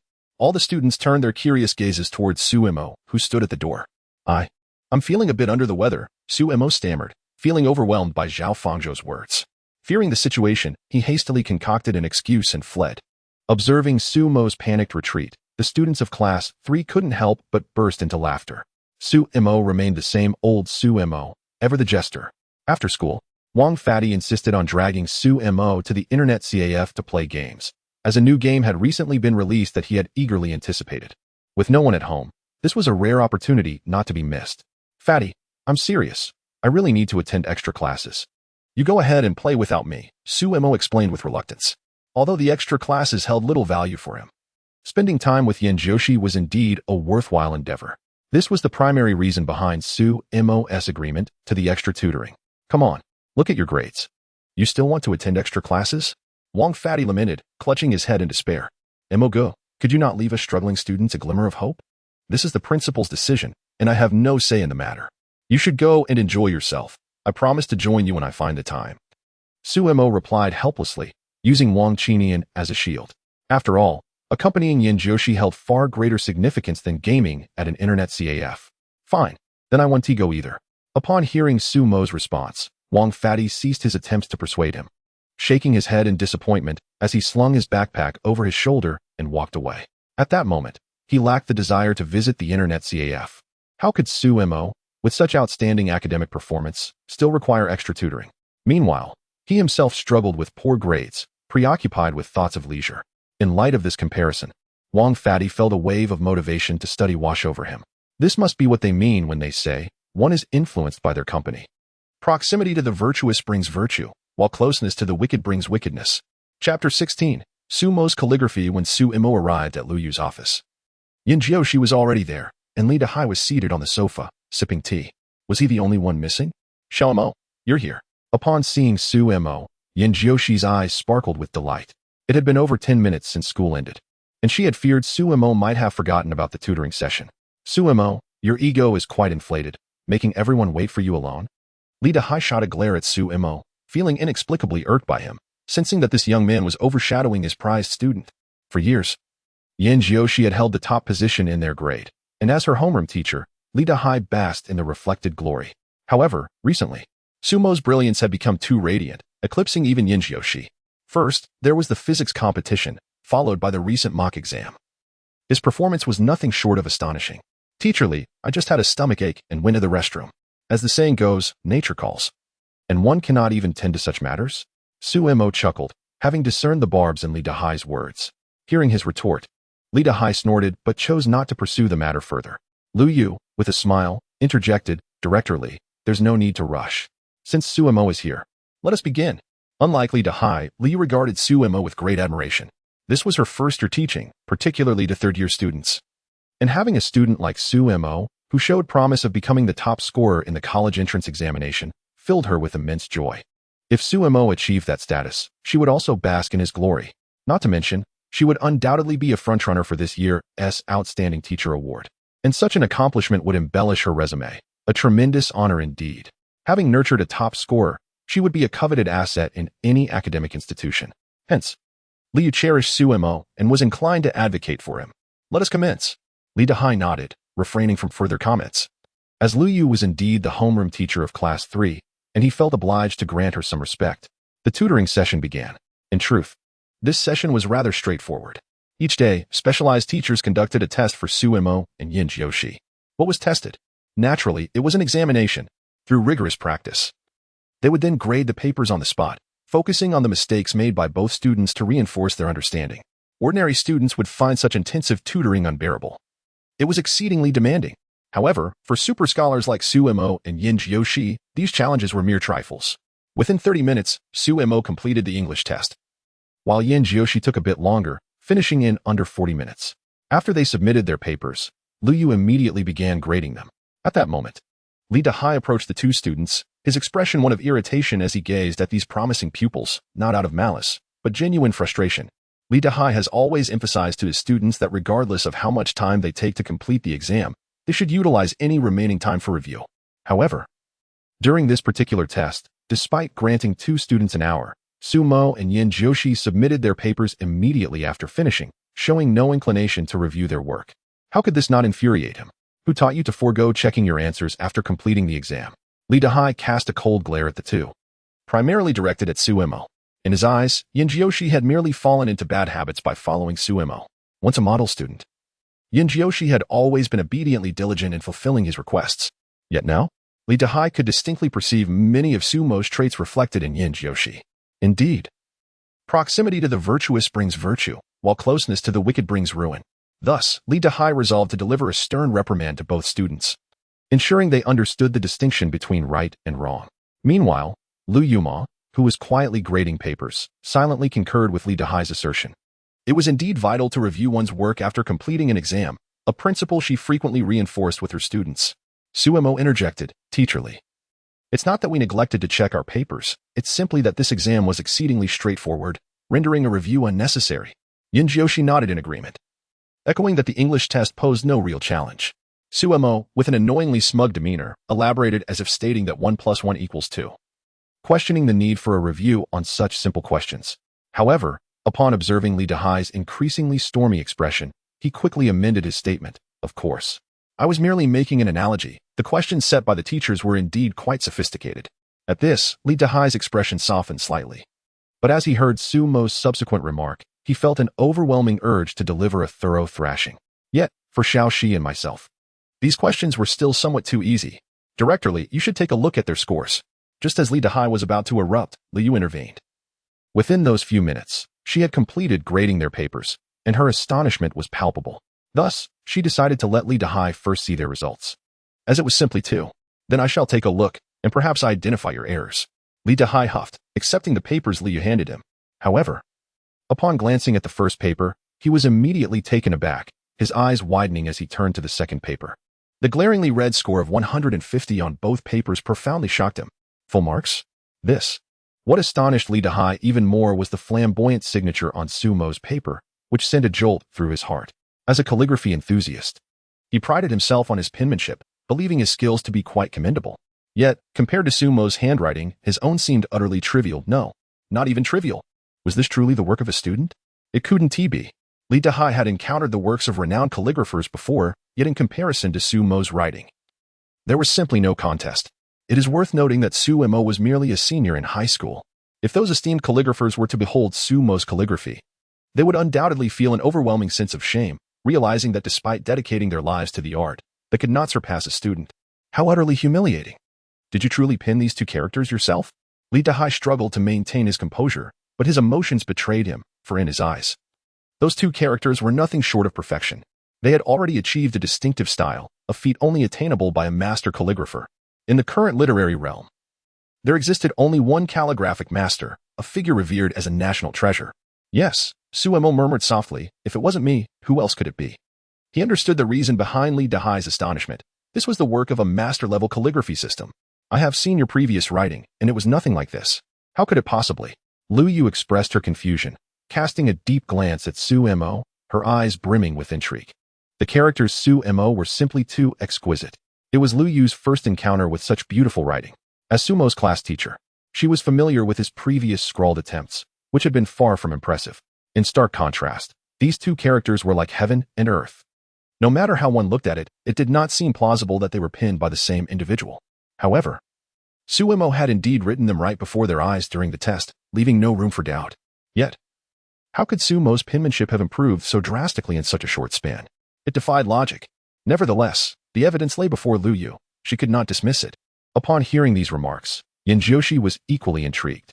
She was well aware of Sumo's writing and could not fathom why the 2 teachers were so flustered. It was unexpected. However, upon seeing Sumo's signature on the test paper, she understood the source of Lu Yu and Li Dehai's reaction. This was simply 2. For a moment, Yanjoshi found herself at a loss for words to describe those 2 characters, their flowing strokes imprinted deeply in her mind. How could writing be so beautiful? Xiaomo, what on earth is happening? With Yanjoshi's inquiry, Lu Yu fixed her gaze on Sumo, perplexed by what could possibly account for such a remarkable transformation in his calligraphy in such a brief time. Well, it's quite simple, Sumo began, feeling slightly uneasy under their scrutiny. My writing has always been like this. I merely wrote hastily before to save time. Sumo had long prepared this explanation for such a situation. Upon hearing his reasoning, the 3 of them were left utterly speechless, never having anticipated such a justification. Saving time? Is it truly possible to achieve such results? They were astounded. It was indeed a waste of talent, especially Lu Yu. Although Sumo is currently her prized student, upon hearing those words, her eyes instantly filled with cold disdain.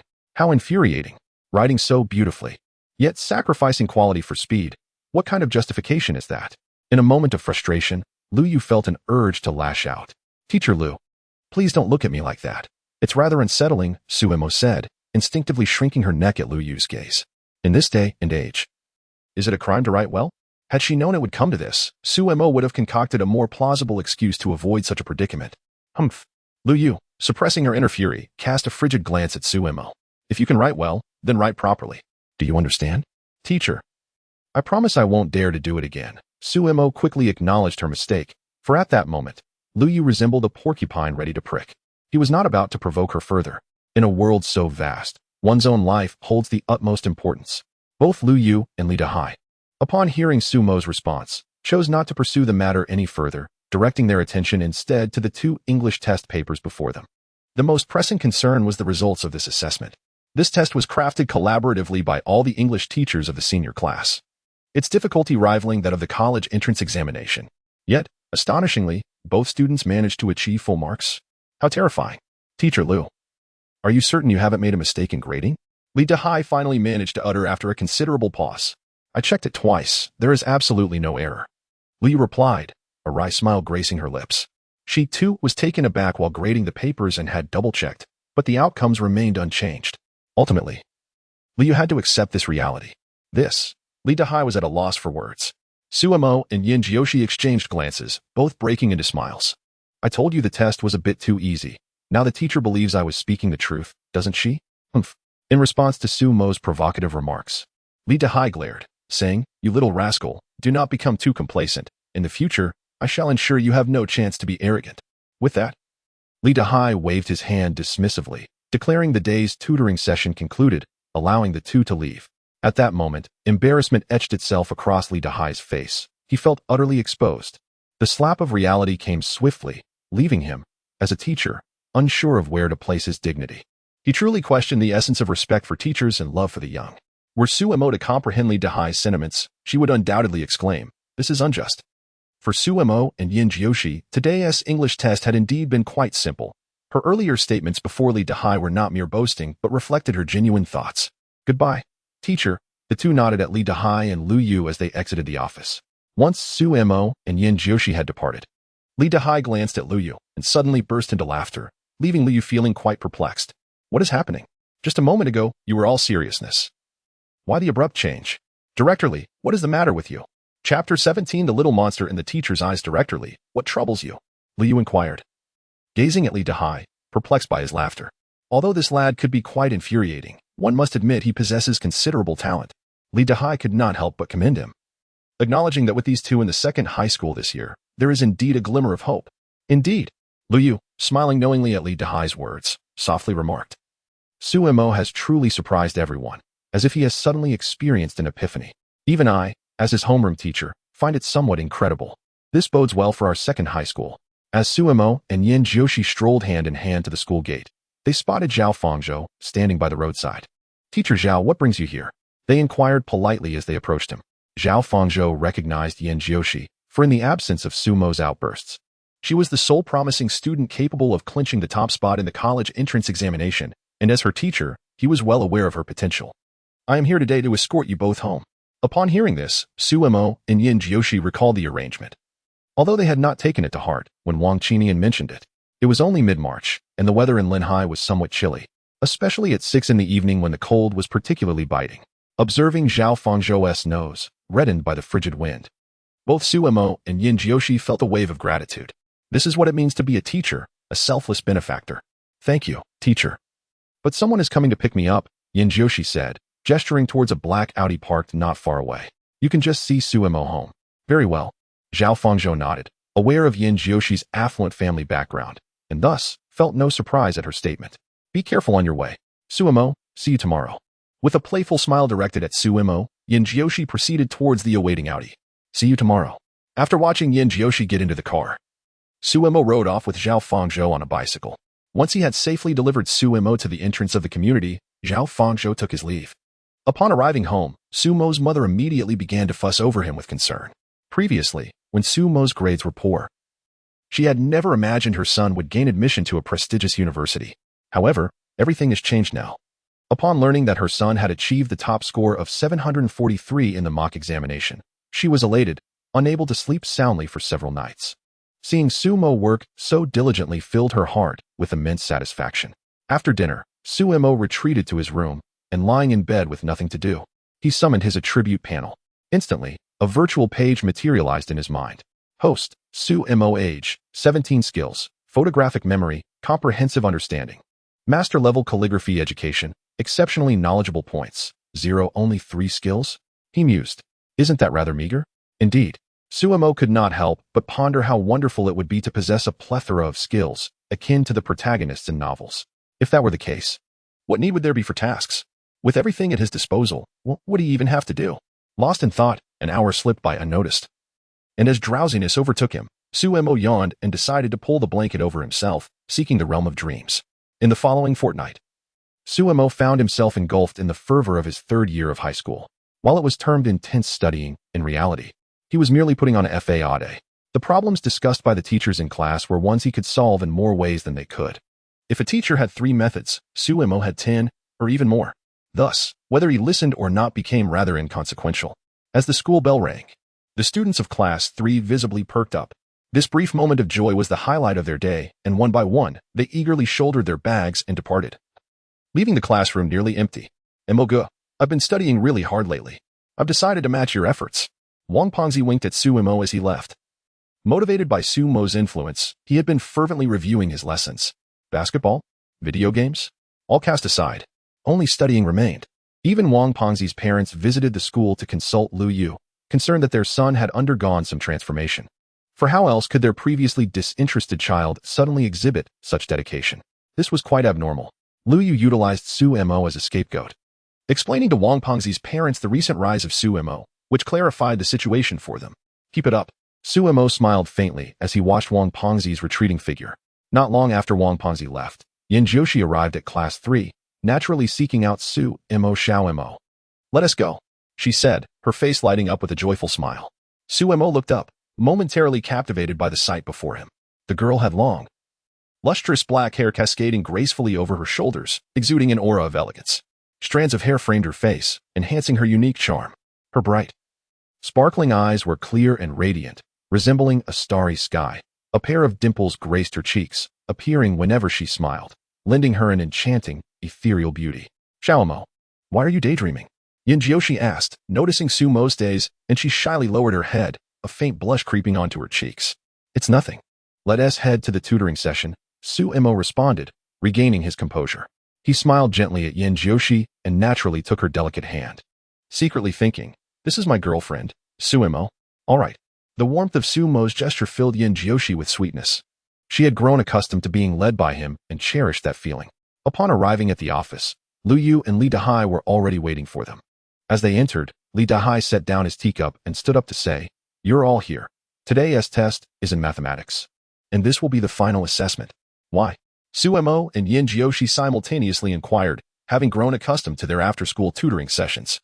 The prospect of studying alongside someone they cherished was indeed a delightful experience. However, upon hearing Li Dahai announce that this would be their final assessment, a hint of disappointment flickered in their eyes. Observing their expressions, Li Yu offered a gentle smile and softly elucidated, "Isn't the second mock test approaching? Excessive studying may prove counterproductive. Hence we have decided to grant you both a few days of relaxation." Upon understanding Lu Yu's rationale, Su Mo and Yin Jiushi breathed a sigh of relief. "Let us commence as soon as we are prepared." After they seated themselves, Li Dahai distributed a test paper to each of them, a product of his sleepless night dedicated to crafting a personalized examination for the duo. The questions on this paper were meticulously selected by Li Dahai, designed to challenge them. Even the seemingly straightforward problems were deceptively intricate, posing a risk of leading them astray. Li Dahai brimmed with confidence, convinced that this test would surpass the difficulty of the college entrance examination mathematics paper, firmly believing that it would be impossible for the two to achieve a perfect score. In the past half-month, the other teachers had been utterly astonished by their formidable results. Indeed, they were left speechless. Apart from a single Chinese language test where Yin Jiushi scored 148, the pair had consistently attained perfect scores. Such remarkable achievements undoubtedly left the teachers in awe.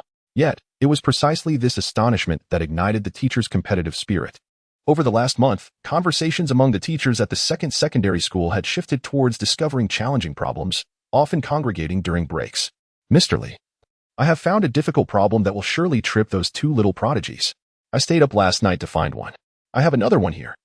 The Chinese paper on which Yin Jiushi scored 148 was crafted by Xiaofeng Zhou, the only teacher to have thwarted the duo's perfect scoring streak, and he now relished in his accomplishment.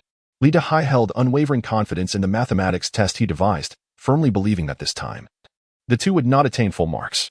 Especially Su Mo, whose unblemished record of perfect scores throughout their tutoring sessions had become a source of embarrassment for the teachers. The test served merely as a means to identify areas for improvement, crucial for enhancing problem-solving skills. However, Su Mo displayed an uncanny ability to avoid errors, leaving the teachers at a loss as to how to assist in his advancement. Thus, the necessity to induce a mistake in Su Mo became an obsession for Li Dahai. Little did he know, Su Mo's current capabilities far surpassed those of the educators themselves. The likelihood of him making an error was minimal. After all, the countless tomes he had perused were not without merit, and having also completed university textbooks, he possessed numerous methods to solve many problems. He merely refrained from doing so to avoid unnecessary complications, for otherwise, he would undoubtedly be deemed a prodigy. In the office, The only sounds that echoed were those of Sumo and Yin Jiushi diligently working through the problems, while Lu Yu and Li Dahai maintained a respectful silence, wary of interrupting the flow of their thoughts. It must be said that today's mathematics examination was indeed quite challenging. Yin Jiushi, devoid of her usual ease, furrowed her brow, evidently grappling with difficult problems. In stark contrast, Su Mo appeared unaffected, demonstrating no signs of hesitation. It was as if he had answers laid before him, merely transcribing them. Lu Yu and Li Dahai exchanged glances, each reflecting the astonishment mirrored in the other's eyes. Was it not necessary to engage in contemplation while solving problems? This was unfathomable. As the mathematics teacher of Class 1, Li Dahai's proficiency in mathematics was beyond reproach, yet even he could not replicate Su Mo's astonishing speed. This was utterly bizarre. No, it should be termed as extraordinary. This was a mathematics exam. Was no calculation required? Before the tutoring sessions, such phenomena were not only unheard of, but even unimaginable to Li Dahai. As the saying goes, seeing is believing.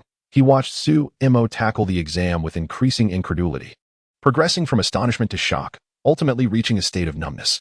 In just 21 minutes, Su Mo completed the entire examination paper. Fearing Li Dahai might confront him, he deliberately feigned a thorough review, yet his inspection was so insincere that it was completed in less than a minute.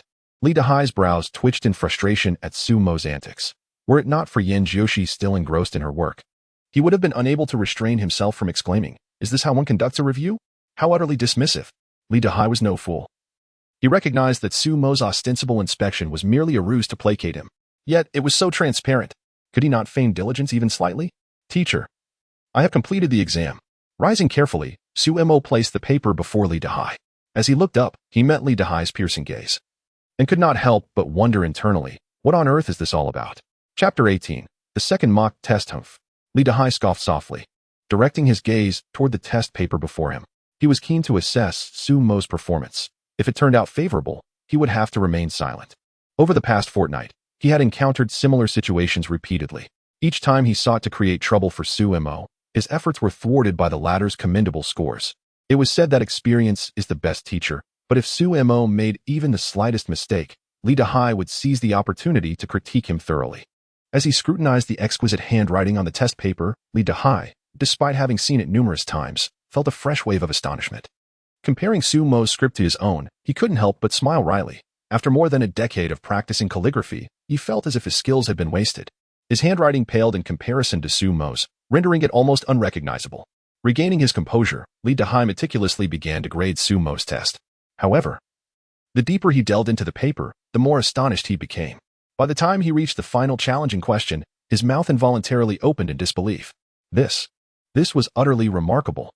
No mistakes? Impossible. Refusing to accept this reality, Li Dahai reviewed the paper once more, inwardly cursing. What a little genius. Li Dahai's evaluation of Su Mo's mathematics test could be summed up in just 2 words: flawless. Indeed, it was flawless. Whether in the approach to solving the problems or the steps taken, he could find no fault whatsoever. He even considered it a model answer. "Teacher, how did I do?" Su Mo grinned mischievously. Seeking to stir up trouble? 2 words, no way. Coughing lightly, Li Dahai feigned nonchalance and replied slowly, "It's passable, but don't get too proud." "Understood? Passable?" Su Mo felt a twinge of dissatisfaction, but upon catching Li Dahai's warning glance, he could only respond obediently, "Understood, teacherly." A threat. This was an unabashed threat. The crux of the matter was that Su Mo had no recourse. Under the eaves, one must bow low. At that moment, he longed to shout to the heavens, "Oh heavens, who will take Li Dahai away?" Nearby, Li witnessed this comical scene and turned away to stifle a laugh. She had been watching from behind as Li Dahai graded Su Mo's test, and was well aware that he had once again scored full marks. While numb to the repetition, a flicker of excitement surged within her. Given Su Mo's current state, if he could maintain this momentum until the college entrance examination, the position of top scorer was virtually assured. The thought of producing a top scorer in her first year of teaching made Lu Yu's heart race with anticipation. It was no wonder she felt this way. Others might not fare better than her in this respect. The greatest honor for a teacher could hardly be surpassed. Nearly half an hour later, Yin Jiushi finally completed her test, but unlike Su Mo, she did not merely feign diligence. She earnestly began to review her answers. In regard to this mathematics examination, Yin Jiushi felt an overwhelming sense of uncertainty. This particular test could be deemed the most challenging she had encountered throughout her 3 years of high school. Consequently, she deviated from her usual practice of submitting her paper immediately upon completion. only reluctantly diverting her gaze when reminded by Li Dahai that it was time to hand in the exam. Is this test particularly difficult? Suemo inquired softly, leaning closer to Yin Jiushi while Li Dahai graded the papers. You don't seem as relaxed as usual. Typically, during assessments, Yin Jiushi would not be significantly slower than him. However, this time, she had taken over half an hour longer. Thus, Suemo speculated that she must have encountered challenging problems, for otherwise, she would not appear so strained. I'm not as capable as you. Yin Jiushi sighed lightly, her delicate face reflecting her anxiety. I have no confidence in the final question of this test. If all goes as expected, I likely answered it incorrectly. In truth, Yin Jiushi had worked through the earlier questions with remarkable speed. But her time was consumed by the last, daunting question, which had taken her nearly 20 minutes to tackle. Even so, she felt no assurance in her answer. Moments later, Li Dahai approached with the graded papers, while Liu stood expressionless beside him. A hint of tension appeared on Yin Jiushi's face. I will now announce the results of this assessment, Li Dahai intoned gravely, glancing at Yin Jiushi. Suemo scored 150, while Yin Jiushi received 140. Upon hearing her score, Yin Jiushi's countenance darkened, and she felt a wave of despondency wash over her. Indeed, I did not achieve full marks. Noticing Yin Jiushi's reaction, Suemo discreetly took her hand in comfort.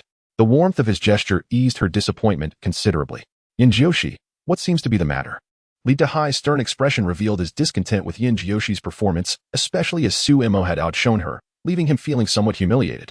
Under Li Dahai's scrutiny, Yin Jiushi felt a twinge of grievance. I have never encountered such problems before, and the teachers have not instructed us on these types of questions. She offered quietly an explanation. At this, Li Dahai opened his mouth, momentarily at a loss for words. Not taught? He mused. Indeed. This type of question had not been covered in their curriculum for the senior year. Li Dahai had initially intended to curb Sumo's rising momentum. Yet the unexpected outcome had left Yin Jiushi perplexed. What a case of shooting oneself in the foot. Clearing his throat, he exhibited a hint of embarrassment and sighed, acknowledging the oversight. However, this presents an opportunity for me to explain how to tackle such questions. At this juncture, he turned to Suemo and advised. You should pay close attention as well. Don't assume that achieving a correct answer means you have mastered everything. The pursuit of knowledge is endless. Understood, teacher, came Sumo's response.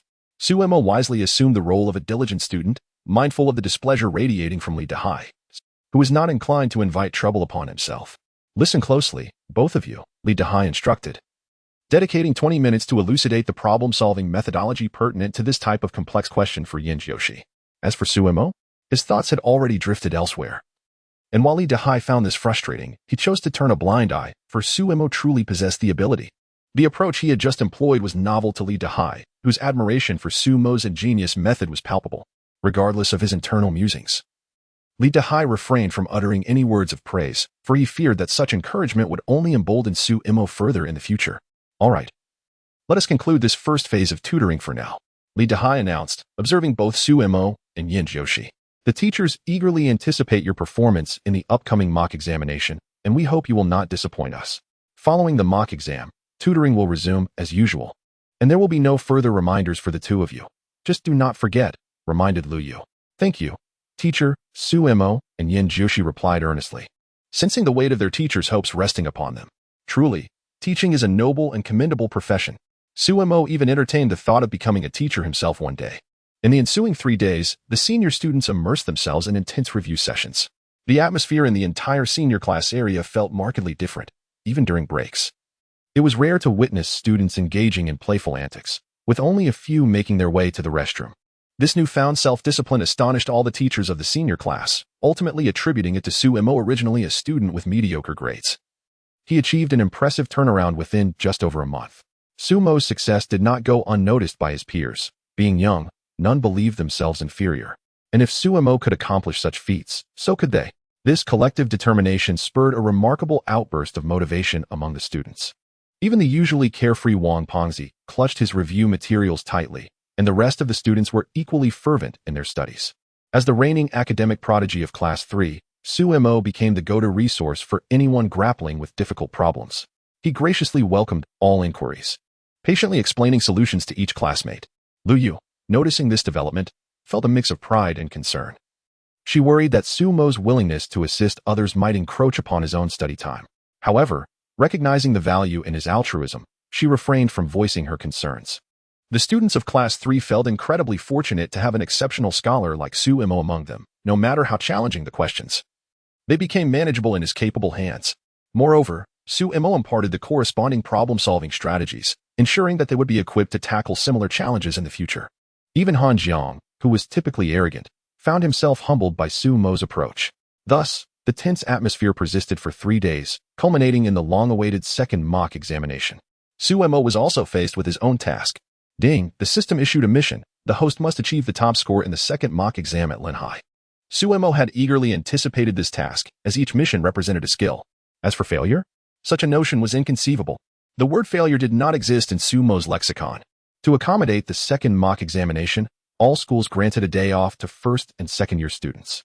The classroom was stripped bare, devoid of even the smallest scrap of paper. All to prevent cheating. The examination locations were assigned randomly. Su Mo was designated to the third high school, close to the second high school, while Yan Jiushi fortuitously found herself within the second high school. Upon arriving at school in the morning, Liu tirelessly reminded Su Mo, under no circumstances should he submit his paper early, and he must thoroughly check his work once completed. Rest assured, Teacher Liu. Su Mo replied with a resigned nod, having heard this admonition 7 or 8 times already, to the point where it felt as if his ears were developing calluses. All right. The school bus is waiting at the entrance. Go and perform splendidly. Observing Su Mo's disenchanted demeanor, Liu couldn't help but chuckle. Fine, I will handle this. You need not worry. Upon hearing this, Su Mo let out a sigh of relief and dashed toward the school gate. This fellow Liu shook his head with amusement as he watched Su Mo's retreating figure. 15 minutes later, Su Mo arrived at the third high school, a place he was quite familiar with, having often played basketball here with Wang Pengzi during his free time, allowing him to easily locate the examination venue. At 8:30 in the morning, the invigilator entered the classroom and announced the examination rules, marking the official commencement of the second mock exam. Su Mo, as always, wrote with remarkable speed. Upon encountering the questions on the paper, the corresponding answers effortlessly surfaced in his mind. Although he completed the questions swiftly, he refrained from submitting his paper early, choosing instead to meticulously review it twice. Su Mo was acutely aware of the teacher's earnest efforts, and he intended to repay their kindness with commendable results. The examination continued until 6 in the evening, at which point it finally concluded. As Su Mo emerged, the sky was nearly dark. Upon exiting the gates of the third high school, he spotted his mother waiting by the roadside. A warm wave of affection washed over him. Indeed, the hearts of parents are filled with compassion for their children. Chapter 19. Terrifying Results. Mom, didn't Tia ask you not to come? Upon seeing his mother's nose reddened by the wind, Su Mo felt his eyes welling up with emotion. He endeavored to maintain a facade of nonchalance, asserting, I'm old enough to return home by myself. You needn't have traveled such a distance to pick me up. Su's mother offered a gentle smile and waved her hand dismissively. It's nothing. How did you fare on today's exam? Barring any unforeseen circumstances, I should be able to secure the top position, Su Mo replied with a confident grin. He was not merely boasting. He spoke the truth. Su Mo was equipped with an academic prowess system, and if he couldn't achieve first place in the city's second mock examination, it would be a source of great embarrassment. As students passing by overheard Su Mo's declaration, expressions of derision crept onto their faces. First place? Dream on. Anyone can talk big, they scoffed, dismissing his claims. After all, in these times, braggarts were a dime a dozen, and sometimes they too belonged to that very group. Really? Su's mother, completely unperturbed by the skepticism around her, was well aware of her son's remarkable academic performance. With joy radiating from her, she exclaimed, If you can achieve the top spot in the entire school, I will buy you a new computer. Unbeknownst to her, Su Mo's South first place referred to the entire city. The prospect of a new computer filled Su Mo with excitement. He had long grown weary of the outdated model at home. However, the exorbitant prices of new computers had deterred him from broaching the subject, as he wished to spare his family any additional financial burden. Who knows you better than your mother? Su's mother continued, When have I ever deceived you?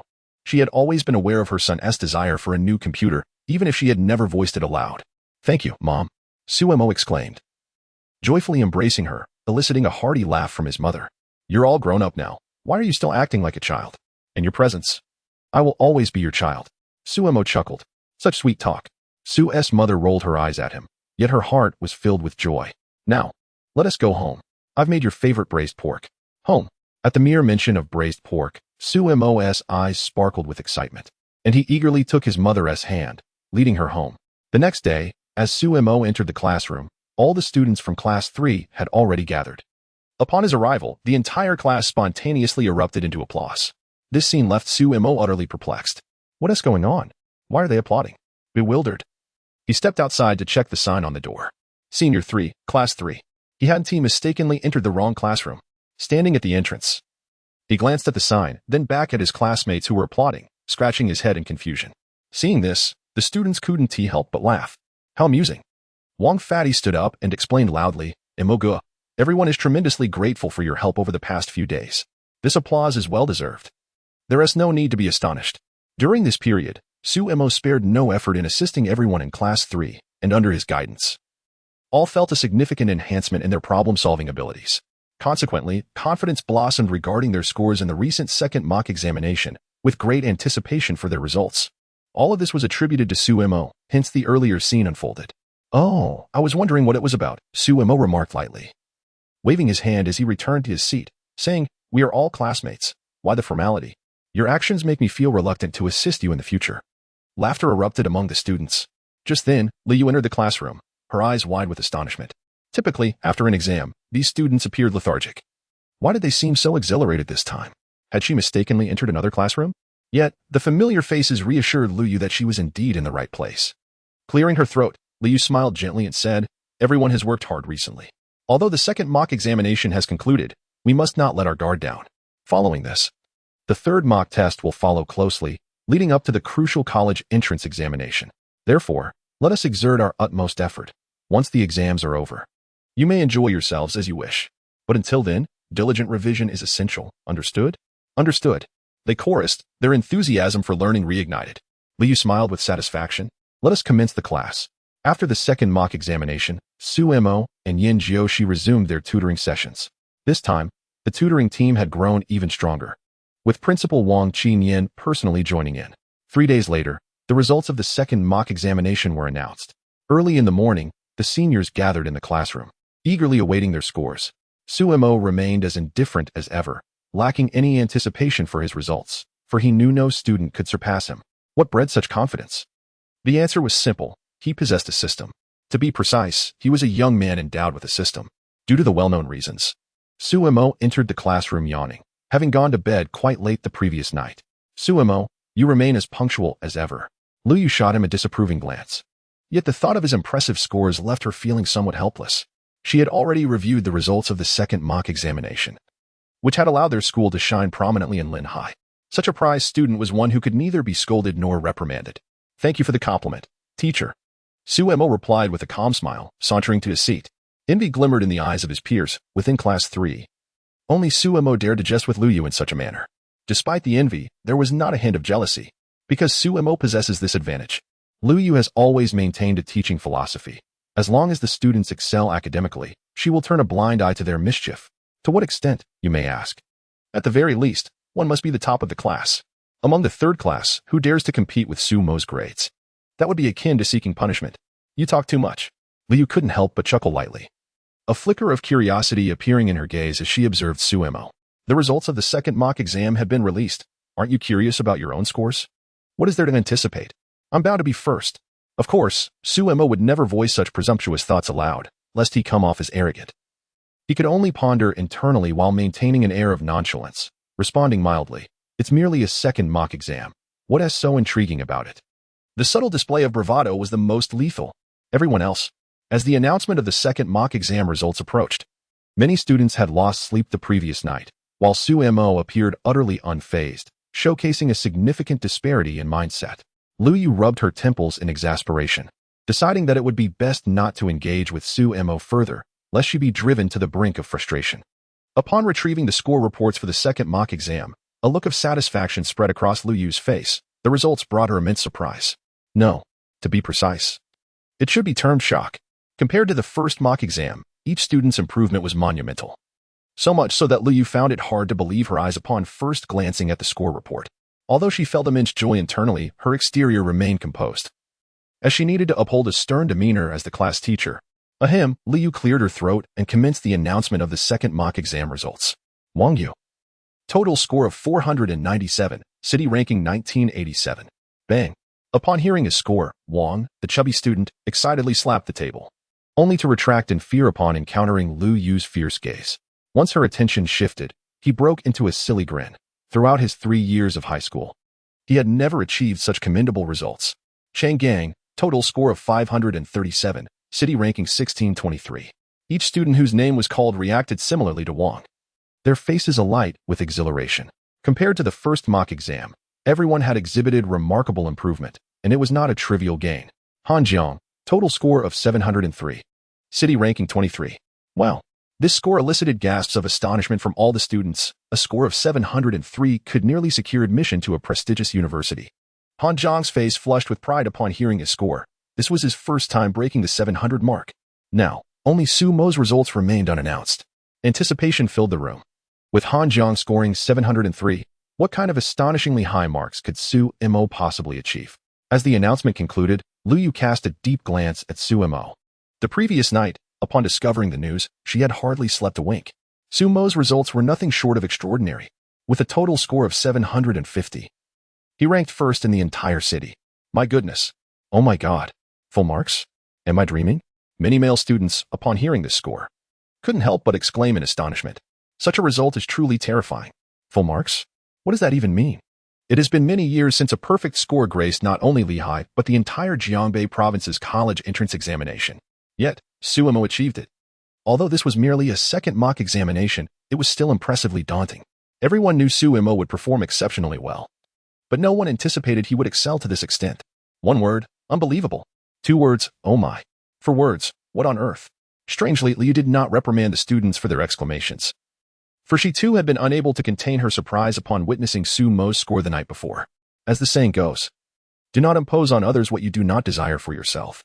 Mo, brother Mo, you are truly remarkable. Wang Pengzi, who had been reveling in his own achievements, found himself at a loss for words upon hearing Su Mo's astounding score. 750 points? Is he even human?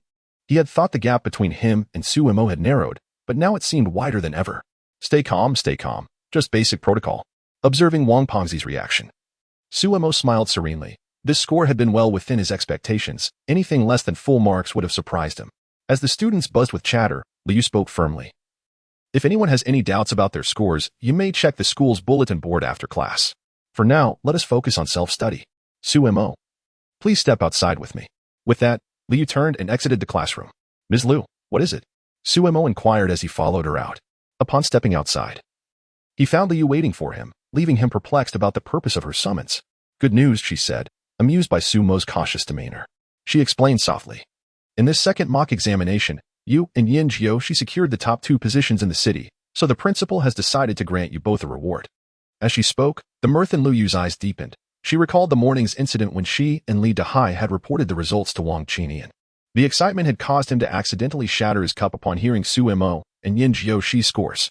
I see, Su Mo nodded upon hearing this. However, upon learning that Yin Jiu Shi had claimed the second position, he couldn't help but feel a surge of pride, eagerly anticipating how she might try to weasel out of their bet. Just the thought of their wager stirred excitement within him, yet before he could dwell on it further, Liu led him to the principal's office. Inside the office, all the senior class teachers were present. Yin Jiushi stood by the entrance, and upon seeing Su Mo enter, her beautiful, clear eyes sparkled with delight. Su Mo naturally noticed Yin Jiushi and quietly approached her side, gently taking the delicate hand of the young lady. Feeling Su Mo's touch, Yin Jiushi blushed and lowered her gaze, yet showed no intention of resisting. Everyone fell silent. Wang Qinyin, radiating joy, had received a commendation email from the education department upon arriving at school that morning, leaving him bewildered, completely unaware of the circumstances. However, upon learning of Su Mo and Yin Jiushi's remarkable achievements, he finally understood the reason behind the email. To secure the top 2 positions? This was simply astonishing. Observing Su Mo and Yin Jiushi at the entrance, Wang Qinyin could not help but feel a sense of admiration. Reflecting inwardly, it is indeed a fortunate occurrence for the second high school to produce 2 such exceptional talents this year. I trust everyone is already aware of the reason for your gathering today.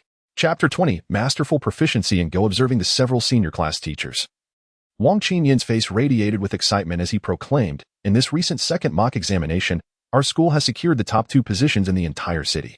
In recognition of this achievement, the education department has graciously sent an email commending our institution. The effects of the earlier tutoring sessions were remarkably evident, and the commendable efforts of students Su Mo and Yin Jiushi played a significant role in this success. In the second mock test, Yin Jiushi attained a total score of 747, earning the second place in the city and a prize of 5,000 yuan. As Yin Jiushi's class teacher, Director Li could be regarded as the architect of this success, with this year's bonus being doubled. Upon hearing this, Li Dahai's face lit up with joy, while the other teachers exhibited a flicker of envy, pondering internally, why do I not have such exceptional students?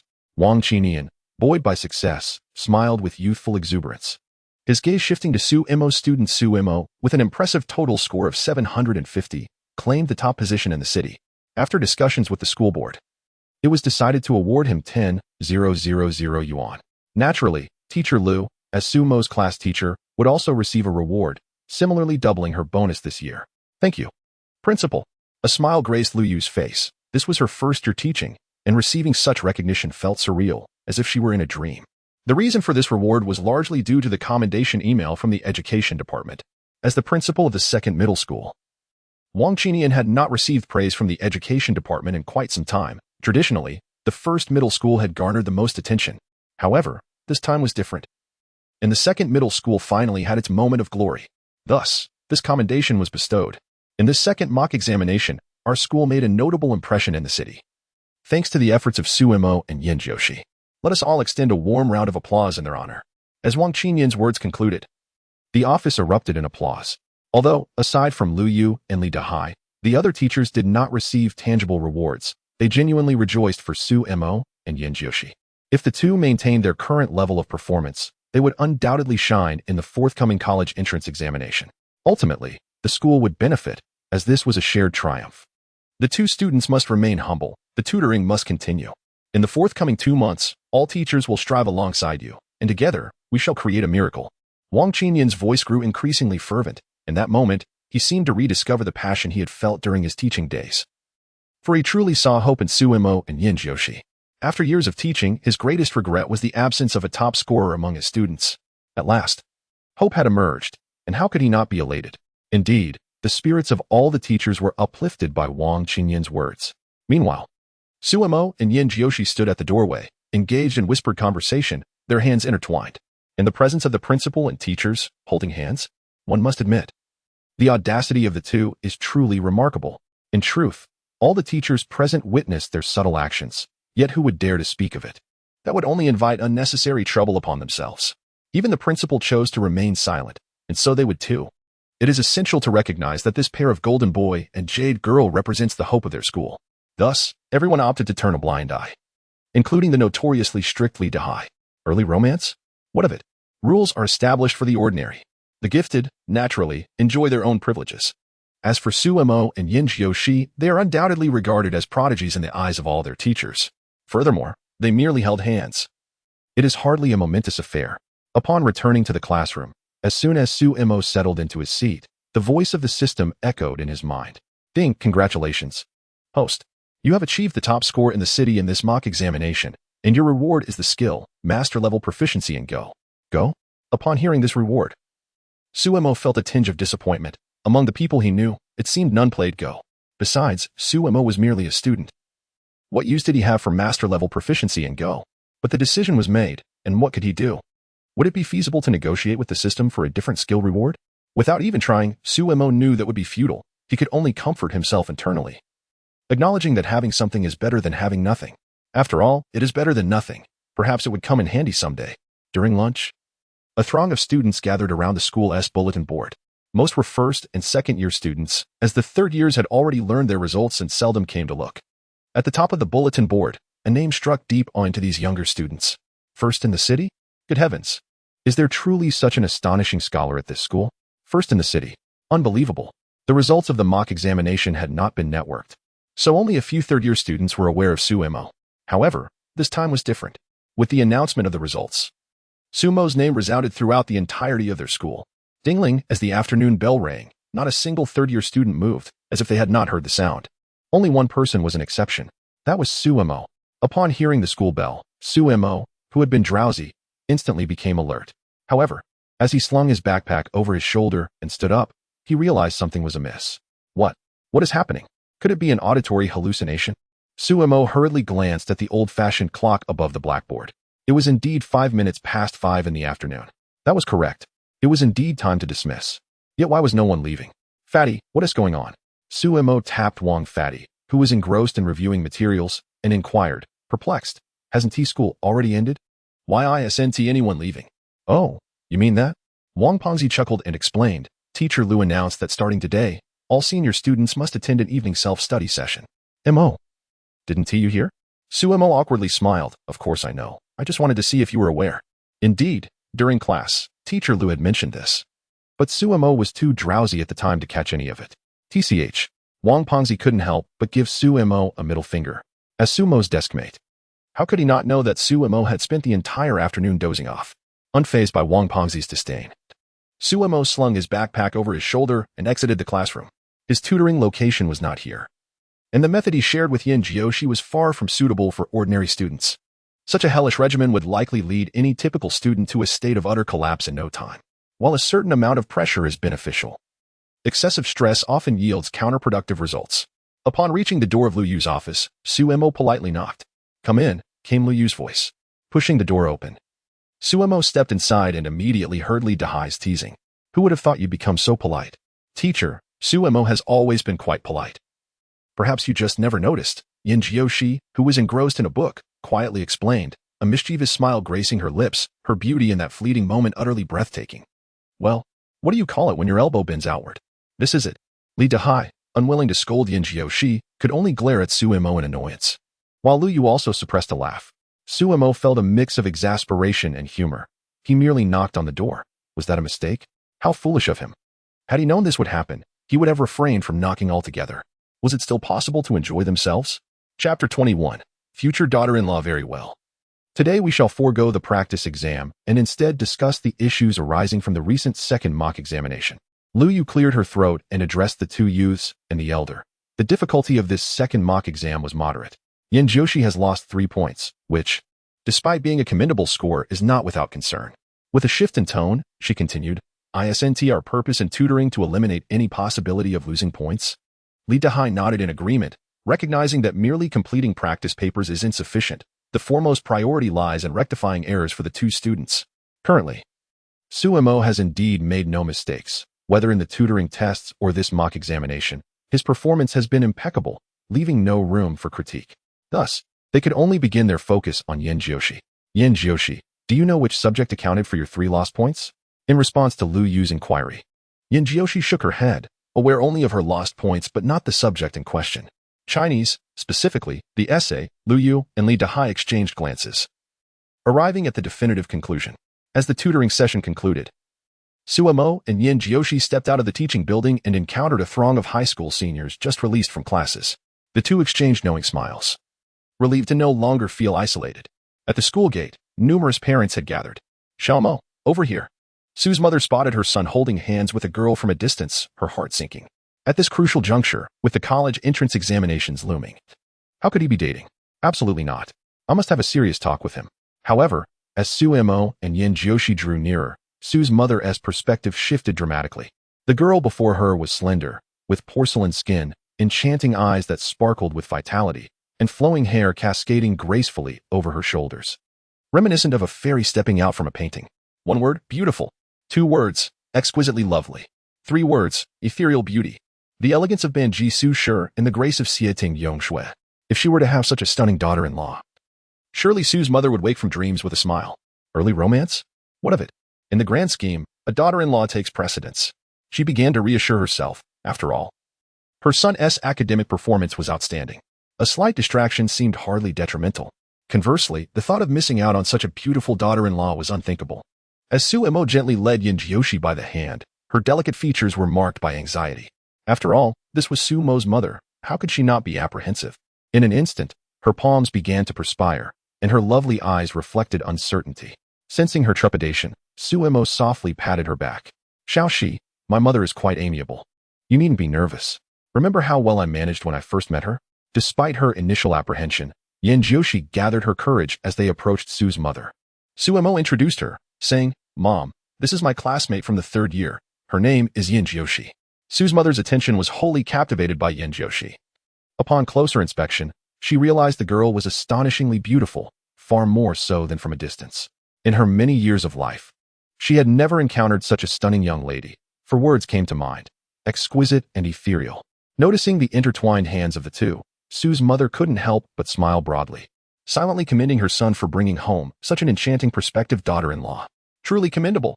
How remarkable that he had quietly secured such a lovely partner. She felt a swell of pride for her son.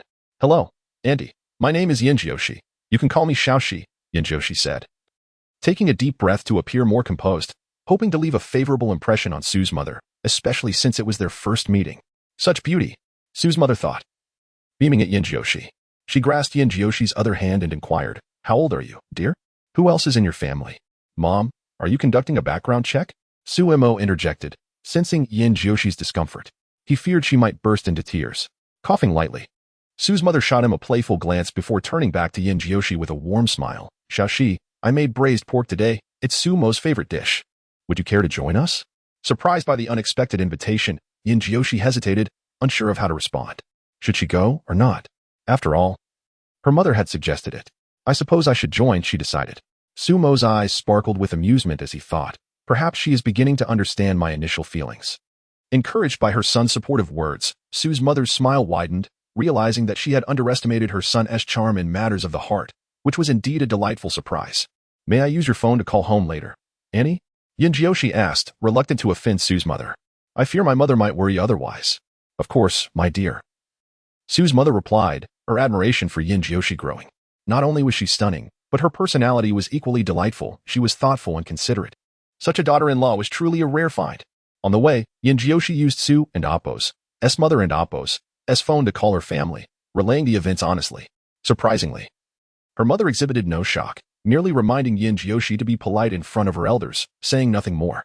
Upon arriving at Sumo's home, Sue's mother eagerly engaged Yinjioshi in conversation in the living room. The more they talked, the more astonished Sue's mother became. Yinjioshi surpassed all her expectations, excelling in both family background and appearance. However, this only intensified her concern. Did her son truly deserve such an extraordinary girl? By the way, Xiaoxi, the results of your second mock exam have been released, haven't they? Yes, they have, Yinjioshi replied, a hint of joy illuminating her delicate face. Auntie, Xiaomo performed exceptionally well in the second mock exam. Can you guess his score? Speaking of this, Yinjioshi could hardly stray from the topic of Suemo. What score? Sumu inquired, feigning curiosity. 750 points. He achieved a perfect score, ranking first in the entire city. Yinjioshi smiled, her pride evident, even surpassing her own joy at scoring 750 points. How much? Was it astonishment? No. It was sheer shock. After all, 750 points is no small feat. Has her son truly unlocked some sort of cheat? The continuous stream of surprises left the usually composed Sumu momentarily flabbergasted, as her earlier concerns vanished without a trace. Not worthy? No. He is deserving. Her son is truly outstanding. Auntie, you have no idea how much the school values Xiaomo now. Yinjioshi continued to praise Suemo, eliciting delighted smiles from Sumu. Mom, don't listen to Xiaoxi's nonsense. Her results are impressive as well. Suemo, carrying the last dish, approached just in time to overhear this and couldn't help but chuckle, taking a seat beside Yinjioshi and nudging his mother across the table. Oh? Sumu was too uninterested in arguing with her son and instead grew curious about his remark. How much did Xiaoxi score this time? Earlier, Sumu had asked Yinjioshi about her results, but was brushed off with a vague not bad, so she hadn't thought much of it. Now, upon hearing her son's question, her eyes sparkled with curiosity. Can you guess? Suemo said, happily savoring a piece of braised pork. However, upon noticing his mother's skeptical gaze, he quickly clarified. I scored 750 points, ranking first in the city, while Xiaoxi scored 747 points, placing second in the city. Isn't that impressive? What? Sumu's mouth fell open in surprise. 747 points? Second in the city? This revelation compelled Sumu to reevaluate the girl before her. In terms of appearance, demeanor, background, and academic achievements, this girl was simply impeccable. Yet, could such a flawless girl truly be a match for her son? In the past, it seemed plausible, but what is it? Seeing his mother lost in thought, Suemo chuckled. Mom, are you shocked? Xiaomo, do not tease Annie any longer. Yinjioshi discreetly pinched Suemo at the waist, her perceptive nature allowing her to sense that Sumu seemed preoccupied. It was just a joke. Suemo straightened his back, feeling a bittersweet pang. When did this girl learn such tactics? How would they navigate the days to come? Chapter 22. The principal summons observing the secretive actions of the two. Sue's mother felt an immediate sense of relief, contemplating that as long as they were happy together, the future could be addressed at a later time. Come on, Shashi, hurry and eat. With newfound clarity, Sue's mother beckoned Yenjioshi to dine. Reflecting on how she truly felt her age, in her youth, she had not been so prone to sentimentality. Thank you, Auntie. As the meal progressed, the bond between Yenjioshi and Sue's mother grew significantly closer, dispelling the initial awkwardness that had lingered. After dinner, Sue's mother engaged Yenjioshi in conversation for a while longer, and by 8 o'clock in the evening, their meeting concluded on a harmonious note. As the three stepped out of the community gate, they spotted a black Audi A6 waiting by the roadside. Andy, Xiaomo, I'll be heading back now. With a gentle nod to Sue's mother, Yenjioshi finally relaxed her previously tense heart. Her encounter with Sue's mother had been entirely unanticipated, and to claim she was not nervous would be a falsehood. However, the outcome appeared quite favorable. Sue's mother seemed genuinely amiable, and there were no instances of rudeness on her part. Shaoxi, do come by often, Sue's mother encouraged. Certainly, Andy, Yenjioshi replied with a light smile, playfully adding, just don't find me bothersome when I do. How could I? Sue's mother responded with a grin, I would welcome your daily visits. Xiao-mo. See you tomorrow. Yenjioshi smiled softly, winking at Su-mo before turning to enter the car. Su-mo stood there momentarily, staring at the departing vehicle in a daze. Observing her son's lack of composure, Sue's mother could not resist teasing him. Son, you needn't keep staring. The car's rear is already out of sight. At her words, Su-mo awkwardly scratched his head and smiled sheepishly. Son, can you be honest with me for a moment? Sue's mother inquired, her eyes sparkling with playful curiosity. What is it? With someone as remarkable as Shaoxi, how did you manage to win her over? Su-mo. This question felt rather awkward. What does she mean by win over? He relied on his charm. Well, Su-mo was uncertain about what he truly relied upon, nor did he understand why Yenjioshi had taken an interest in him. Faced with his mother's inquiry, Su-mo's lips twitched slightly. Mom, do you really think so little of me? Your son is quite handsome, you know. Handsome indeed. Sue's mother nodded in agreement, then remarked. But there are many handsome boys out there. Why did she choose you? Mom, does Shaoxi need a reason to like me? Su-mo protested with dissatisfaction. Amused by her son's reaction, Sue's mother shook her head, explaining that that's not quite what I meant. It's just that a girl as exceptional as Shaoxi could have her pick of suitors. Aside from your looks, it seems you possess no other notable qualities. Su-mo, truly, a mother like no other. Such an assessment of one's own son, does it not weigh heavily on one's conscience? Apart from his handsome appearance, well, it appears he possesses no other notable qualities. Mother Su continued, Son, Shaoxi is exceptionally talented. You must strive to become more outstanding yourself. Otherwise, Shaoxi's mother may not consent to your union. Mother, how old are we? Su-mo, feeling exasperated, murmured softly. Isn't it a bit premature to discuss marriage at this stage? Humph. Mother Su shot Su-mo a disapproving glance. One must always plan for the long term. Regardless, I have decided that Shaoxi shall be my daughter-in-law. You must figure out the rest. With that, Mother Su turned and strode into the community, leaving Su-mo bewildered in the wind. Watching his mother's retreating figure, a smile slowly crept onto his lips. This girl is impressive, having only met once. She has already won over my mother, quite efficient. Mother, rest assured, I shall not deceive you with this daughter-in-law. No, I will definitely bring her home. At the second high school, inspired by Su-mo's remarkable turnaround, the senior students embarked on an intense revision frenzy. Previously, there were always complaints about the hardships of studying. But now, no one uttered such negativity. Upon learning that an additional evening study session would be introduced, many students expressed their delight. Once home, they were often bogged down by trivial matters, which hindered their focus on revision. However, school was different. It was the ideal environment for learning, especially with teachers available to elucidate any doubts immediately. The 10,000 yuan prize from the second mock exam was handed over to his mother, true to her word. The next day, Mother Su gifted Su-mo with the latest model of an LCD computer. At last, Su-mo had something to occupy his time.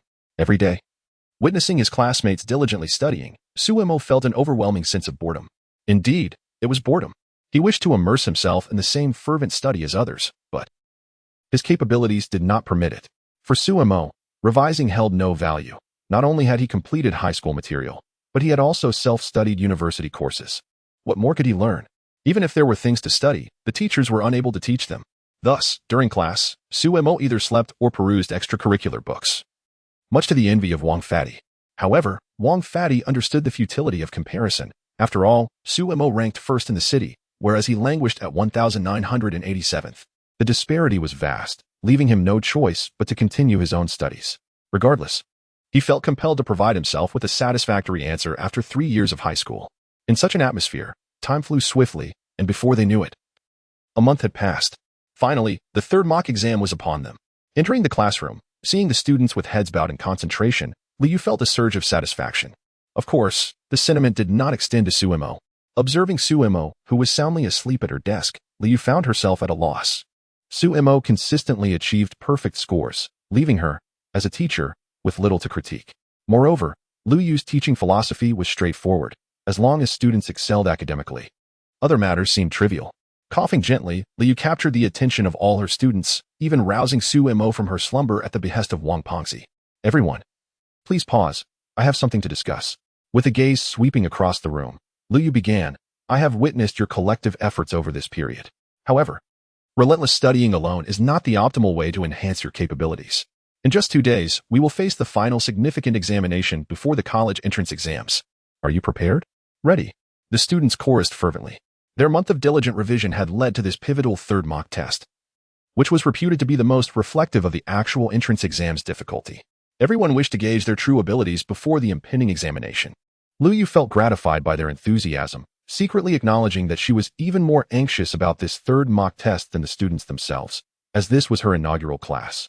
After offering a few words of encouragement, she exited the classroom, calling Suemo aside before she left. Teacher, is there something you need? Suemo inquired politely as she stepped out. In an instant, Liu Yu's expression darkened. You? At merely 25 years of age. Liu Yu was in the prime of her life, yet, being addressed so formally by Suemo made her feel as if she were an old woman. Do I appear aged? Liu shot Suemo a glare. When we are alone, just call me Liu Jie. Liu Jie. Did you summon me for a reason? Suemo asked. Liu felt exasperated, thinking, must I spell it out? How infuriating. Quickly catching on to Liu Yu's irritated demeanor. Suemo realized women often place great importance on their age, prompting her to amend her address. Liu Jie, did you need something from me? The principal is looking for you. With that, Liu Yu, adorned in 5-centimeter heels, turned and left, casting Suemo a glance that seemed to convey, you better be smart about this.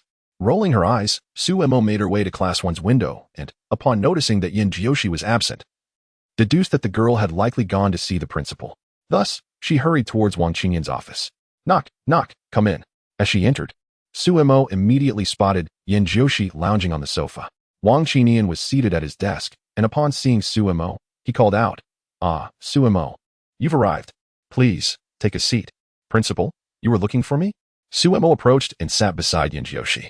Previously, they had stood during their visits, but now, sinking into the sofa, Suemo felt a wave of comfort. Once she settled, Wang Qingyan set aside his documents, stood up, and poured 2 cups of hot water, placing them before the 2 girls, for they were indeed his top priority. Thank you, Principal. Both girls expressed their gratitude. The purpose of calling you here today is primarily for the upcoming mock examination in 2 days. You are all aware of this news, correct? Upon hearing this, Suemo and Yin Jiushi nodded in affirmation. Wang Qingyan smiled gently and remarked, according to internal sources, the difficulty of this third mock examination is the highest it has been in recent years, thus you must not take it lightly. As the final significant assessment before the college entrance examination, it is imperative that you both give it your utmost effort, as this will allow you to gauge your true abilities and prepare for the impending exam. Rest assured, Principal, we will strive to excel and aim to secure the top 2 positions in the city once again. Suemo replied with confidence, while Yin Jiushi nodded in agreement. Confidence is commendable, yet one must not become arrogant. Observing this, Wang Qingyan felt compelled to reiterate his caution, although he recognized his words might be somewhat redundant. He was nonetheless concerned. Understood. Suemo and Yin Jiushi exchanged smiles. It is merely a third mock examination, after all. Simple.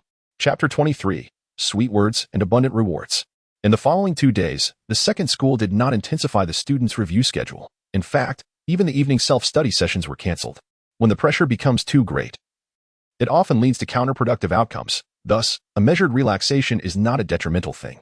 A balance between tension and ease is indeed the key. Ding, the system has issued a task. Please achieve a perfect score in this third mock exam to secure the first place in the city. Upon hearing the system's voice echo in his mind, Suemo could not help but smile. Although he was uncertain about the nature of the reward the system would bestow this time, likely another trivial skill, it was certainly better than receiving nothing at all. Even if the awarded skill turned out to be inconsequential, it would still be preferable to emptiness. One could never tell when it might prove useful. In summary, it can be encapsulated in 4 words. Skills should never be underestimated. On the day of the third mock exam, all students arrived at school an hour early, and Suemo was no exception. Do not presume that Suemo had undergone a drastic change in character. Rather, it was the result of repeated reminders from Luyu that compelled him to come. Around 10 minutes past 7, Luyu entered the classroom. Upon seeing Suemo, who was dozing off with his head resting on the desk, she knew that all the students had gathered. If even the notoriously late Suemo had arrived, there was no need for concern regarding the others. Students, are you all aware of the significance of today? Luyu observed the classroom filled with students, her delicate face taking on a serious expression as she spoke in a solemn tone. This third mock exam is the final battle before the college entrance examination. Everyone must not take it lightly. Although it is not the actual college entrance exam, it serves as an opportunity for self-assessment. Through this test, you can identify your shortcomings and prepare for the real examination. It is said that the difficulty of this third mock exam closely resembles that of the actual college entrance exam, so everyone must strive to do their best. Understood? Understood. The students of Class 3 responded with fervor. They had eagerly awaited this day for a full month, harboring a surge of determination within. Excellent. Luyu was quite pleased with their response. I want to emphasize once more that this third mock exam adheres to the standards of the college entrance examination. The reminders I provided yesterday are crucial, and you must remember them. At this point, Luyu still felt a twinge of unease, so she reiterated her instructions. Do remember to bring your student ID and black gel pens. After a full 20 minutes of lecturing, Luyu finally ceased her reminders. While a weary Suemo nearly succumbed to slumber, it was not that Luyu was overly verbose. The situation in other senior classes was quite similar. In fact, some teachers were even more anxious than the students themselves, as they poured their hearts into the test preparation. Let us begin. With a signal given, the senior students rushed towards the examination hall, where the third mock exam was to be held at the first high school. To facilitate this, the school had arranged for 6 large buses specifically to transport the students. As Suemo boarded, he inadvertently caught sight of Yenjio. She seated by the window in the bus to his right. Yenjio, she appeared lost in thought, her eyes vacant. A few strands of hair cascading down her delicate face onto her fragrant shoulders, embodying an air of deep contemplation. Observing this scene, Sumo's brow furrowed slightly. It was the first time he had seen Yin Jiushi in such a state since their relationship had been established, and he couldn't help but wonder if something troubling had befallen her. However, with the bus about to depart, all inquiries would have to wait until after the examination. The distance from second high school to first high school was considerable. The former lay to the east of Linghai, while the latter resided at the westernmost edge of the city, each school commanding its own territory like 2 formidable titans. Indeed, these 2 institutions were renowned within Linghai. Both were esteemed academic establishments, and every parent aspired for their child to be enrolled in either one. However, first high school's popularity significantly eclipsed that of second high school due to the emergence of a top scorer in the college entrance examination 5 years prior, which made first high school even more attractive to the academically inclined. Consequently, over the years, second high school, which had once been on par with first high school, found itself overshadowed. In terms of undergraduate admission rates and examination rankings, second high school had been thoroughly eclipsed. This was precisely why Wang Qinyan held Suemo and Yin Jiushi in such high regard, having finally glimpsed a glimmer of hope for second high school's resurgence. How could he not cherish these 2 promising students? After nearly half an hour, the bus arrived at first high school. Suemo was not particularly familiar with this place, as second high school was quite distant. Cycling here would take over an hour, and he preferred to indulge in a bit more sleep during that time. Upon disembarking, the students from Class 3 were gathered together by Luyu. When we enter the exam hall, let's go in one by one. No need to rush. Understood? Understood. Hearing their responses, Luyu finally relaxed, a look of relief gracing her face as she waved her hand gently, signaling them to enter the examination hall. The third mock exam differed from previous assessments, as it was conducted under the exacting standards of the college entrance examination. This was intended to familiarize all students with the examination process ahead of time. After navigating through several checkpoints, Suemo finally located his assigned seat. Glancing around, he noticed that there was not a single familiar face in the classroom, prompting him to exclaim inwardly about the apparent disarray of the seating arrangement. Shortly after he settled in, 4 teachers entered the room, with the leading instructor stepping forward to solemnly announce the examination rules. With the ringing of the bell, the third mock exam commenced. The sequence of the examination remained consistent with previous formats, so Suemo felt no discomfort. He was brimming with confidence, convinced that the top spot was destined for him. Suemo exercised a modicum of restraint, rendering his calligraphy less ostentatious. Yet even this subtle adjustment left the supervising teacher astonished. A senior student, capable of achieving such an impressive level of penmanship? Remarkable. Truly extraordinary. Little did they know, this was merely the polished version of Sumo's skills. Should he unleash his full potential, the teacher would surely be even more astounded. He completed the examination with remarkable speed, scanning the questions and instantly recalling the pertinent knowledge points, finishing the paper in less than half an hour. Afterward, Suemo leisurely began to review his answers. One pass was insufficient, then he would make it 2. If 2 were still inadequate, he would inspect it 10 times. From Lee to High, he may not have learned much else, but he did adopt the habit of thorough checking, although the likelihood of errors was minimal. Multiple reviews could only serve to his advantage. With one exam concluded, a mere 10 minutes were allotted for a restroom break before the next assessment commenced. By the end of the morning, all students felt an overwhelming sense of fatigue. This was to be expected. Prolonged mental exertion inevitably leads to exhaustion. However, Suemo felt no such weariness, for the questions posed no challenge to him, and he answered them effortlessly. Dingling, time to submit the papers. Upon hearing this, a smile graced Suemo's face. He could finally eat. Having arrived early at school and missing breakfast, his stomach had been growling for quite some time. During the 1-hour lunch break, he caught a whiff of a tantalizing aroma wafting through the air. Braised pork? Recognizing this familiar scent, Suemo's eyes sparkled, and he eagerly dashed toward the cafeteria. When it was his turn to be served, he flashed a smile at the cafeteria lady and said, "Sister, you are truly beautiful. You can't be yet 30, can you?" The students behind him were taken aback by his audacity. Sister? Not yet 30? Were they blind? Regardless of perspective, the cafeteria lady appeared to be in her 40s. What a blatant fib. "My dear boy, I am nearly 50, she chuckled, unable to contain her laughter. "Impossible." Suemo replied with sincere charm, "You look at most 30. Such flattery was irresistible. What woman does not relish being told she appears youthful? The cafeteria lady was no exception. Thus, Suemo cheerfully departed with a heaping plate of braised pork, completely unfazed by the disdainful glares of his peers. However, upon witnessing the generous portion of pork on Suemo's plate, the other students could not help but swallow hard, puzzled by the cafeteria's seemingly ample servings. Yet when their turn came, and they found only a few meager pieces of braised pork on their plates, they were left feeling utterly despondent, lamenting internally how that fellow had received such a bounty. It was evidently true. Sweet words lead to savory rewards. After satisfying his hunger, Suemo glanced at the clock on the cafeteria wall. Only half an hour remained. Alas, Suemo could not help but let out a sigh. How wonderful it would be to indulge in a blissful afternoon nap at this moment. However, while the imagination is delightful, what of reality? The harsh truth is that Suemo must reluctantly return to the examination hall, bracing herself for the impending test. Indeed, reality is often so unforgiving. Chapter 24, Is Running Fast a Crime? With the ringing of the bell, the afternoon examination commenced officially. For invigilators patrolled the room diligently, effectively eliminating any possibility of cheating.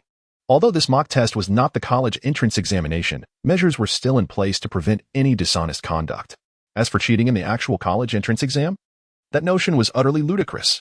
The classroom resonated solely with the sound of students diligently answering questions.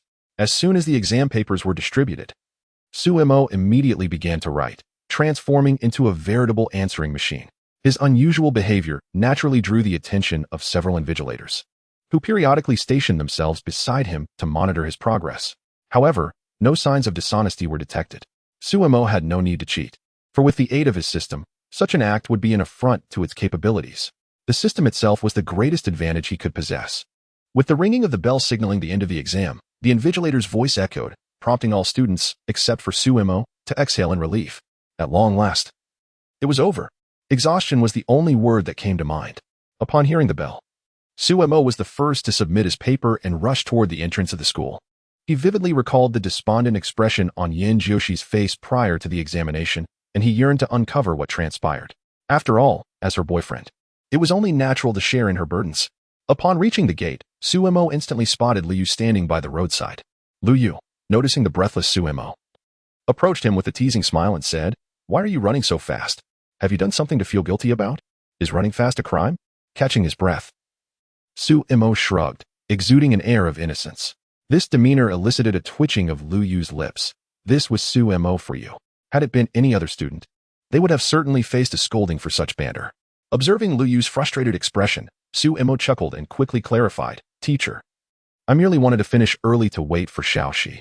This morning, she seemed troubled, and I wanted to see what was bothering her." Given that the senior teachers were well aware of his relationship with Yin Jiushi, Suemo felt no need for concealment. "Well, who would have thought?"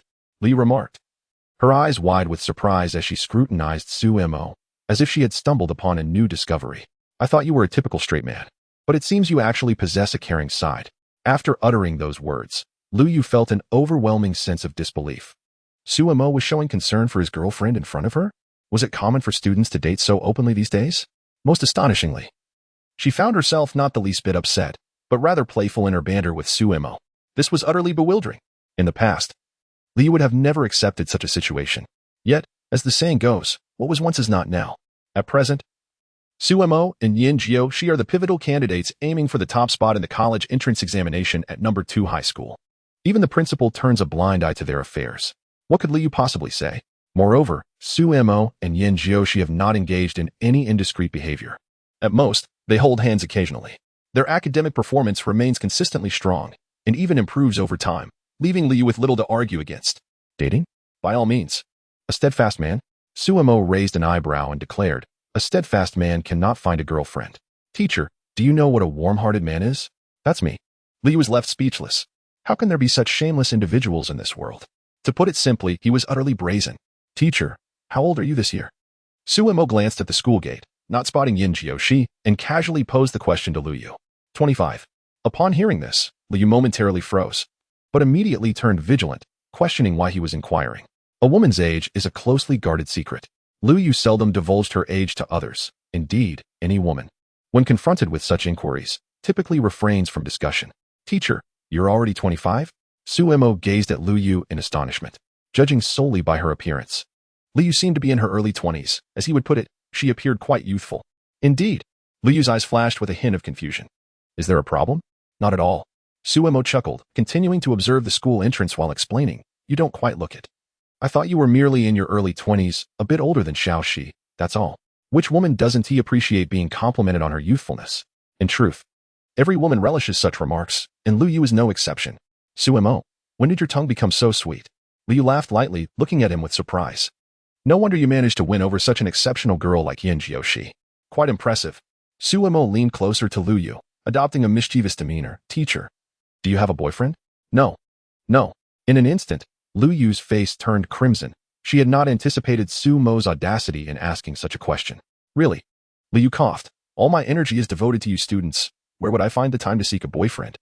As she felt Suemo's peculiar gaze upon her, Lu Yu hastily added. Suemo discreetly rolled his eyes and muttered. But the English teacher in class 5 seems to be in her 20s too, and she has a boyfriend. Awkward. Utterly awkward. As the class teacher, Lu Yu had her hands full with responsibilities. Reluctantly, she concocted a clumsy excuse, then shot a fiercely disapproving look at Suemo. As if to say, if you dare to ask again, be prepared. Suemo, not being foolish, quickly fell silent. In this vast world, one's life is paramount. Challenging Lu Yu's ire? What a jest. Wasn't that akin to courting disaster? Suemo certainly did not wish for demise. Hastily, she turned her head aside and chanced upon Yin Jiu-Shi, who had just emerged. Her flowing tresses danced in the wind, and her exquisite visage, combined with a serene aura, rendered everyone else feeling inadequate, prompting them to distance themselves from her. Xiaoxi, how did you perform today? Suemo approached Yin Jiu-Shi, reaching out to smooth her slightly disheveled hair, leaving the nearby boys heartbroken.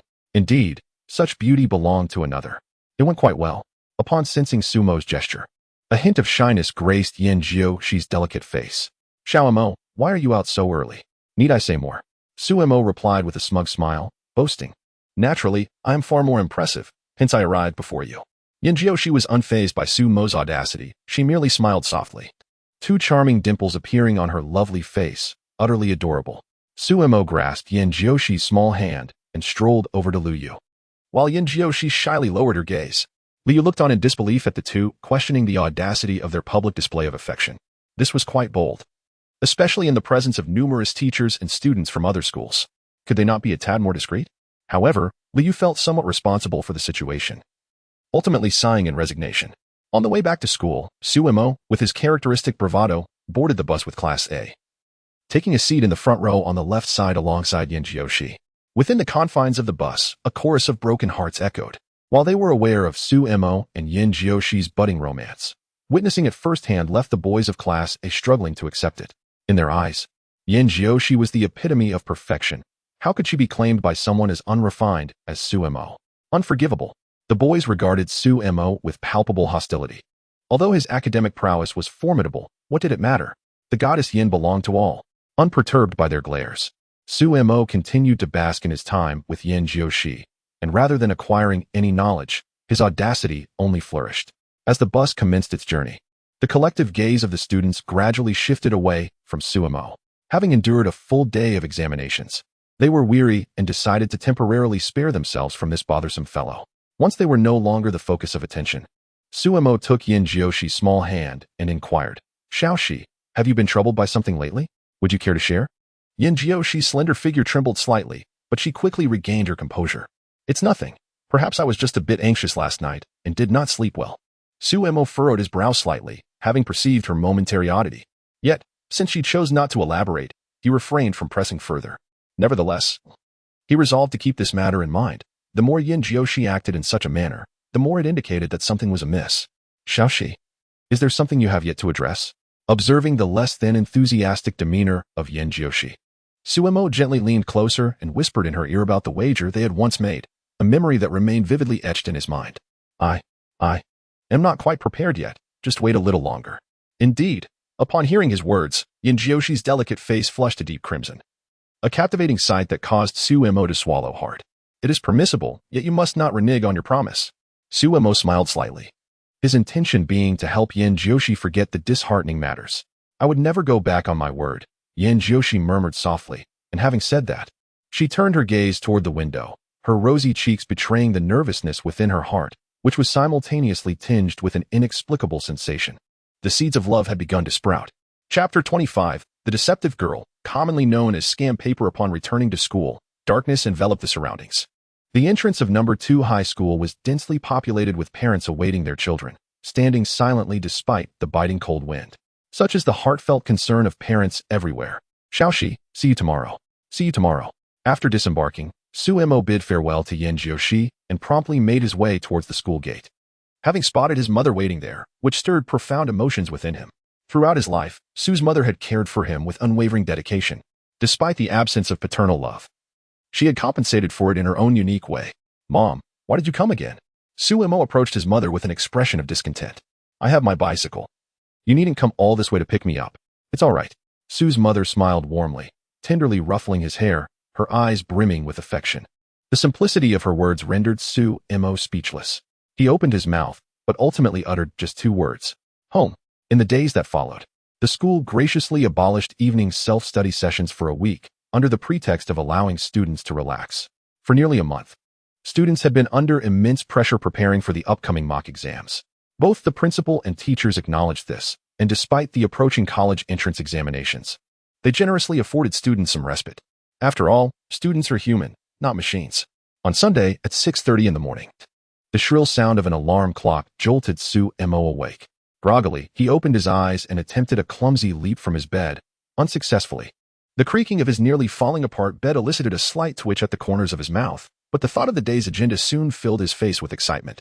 Dressed and ready, Suemo hurried to the bathroom, the sounds of his morning routine rousing his mother from sleep. Observing her son bustling about, she regarded him with a sense of wonder. Is the sun rising in the west? Su's mother stood at the bathroom door, her expression one of astonishment. "Aren't you usually still in bed until noon on weekends? Is there something special today?" "Mom, I actually need to talk to you." Suemo dried his face with a towel, a broad smile gracing his features. "Today, Xiaoxi and I have plans to go out together, and..." At this point, Suemo rubbed his hands together, the implication unmistakable: he needed money. Upon hearing this, Su's mother broke into a delighted smile, her eyes narrowing with joy. "Just wait." At the intersection of Zhaoyang Road, Suemo arrived an hour earlier than planned. After all, it was a date. He certainly couldn't keep a girl waiting. Feeling the reassuring weight of his bulging wallet, Suemo was buoyed by a sense of elation, having requested a substantial sum of 1,000 yuan from his mother, which he believed would be more than sufficient for the day's adventures. However, upon learning that Suemo intended to go shopping with his future daughter-in-law, Su's mother wasted no time and handed him 3,000 yuan, though after much persuasion, he ultimately accepted only 1,000. What amount could two high school seniors possibly spend on a shopping excursion? Should Suemo discover the price of a single outfit worn by Yin Jiushi, he might very well reconsider his thoughts. As the clock approached 8 in the morning, the agreed-upon time, Suemo found himself still waiting for Yin Jiushi's arrival, which left him in a state of exasperation. Indeed, the proclivity for tardiness among girls is a talent that is truly unmatched. It seems as though they possess no sense of time whatsoever. After waiting for a while, Suemo could no longer resist calling Yin Jiushi. As soon as the call connected, her melodious voice resonated through the phone. Xiaomo, I'll be there shortly. Please wait for me just a little longer. Dear girl. When you say a little longer, does that mean several hours? Suemo jested. Of course not. I've already changed into my clothes and am just about to set off. Yin Jiushi's voice trailed off, clearly tinged with embarrassment. Suemo thought to himself, oh, what a deceitful girl, commonly referred to as a liar. She is still not on her way. Earlier, when he texted her, she claimed she would arrive momentarily. Yet here she was, still not departed. With no other option, Suemo resigned himself to waiting. For how could he resist the allure of Yin Jiushi? Finally, nearly at 9 o'clock, Yin Jiushi arrived, albeit fashionably late. Xiaoshi, your little while turned out to be 53 minutes, Suemo remarked. Gazing up at the sky with a sense of existential doubt, prompting Yin Jiushi to lower her head in embarrassment. In truth, Yin Jiushi did not intend to be late. She awoke at 7, a rare feat for her. However, as she grappled with the dilemma of choosing her outfit, indecision took hold. She changed several times, each attempt leaving her dissatisfied, and it was only with her mother's assistance that she finally settled on today's attire. The loose woolen sweater accentuated her delicate figure, exuding an air of mystery and remarkable beauty. Her long, flowing hair was casually tied into a low ponytail, radiating youthful exuberance. Complemented by a simple white skirt and a pair of pristine white sneakers. 1 word, stunning. 2 words, gorgeous.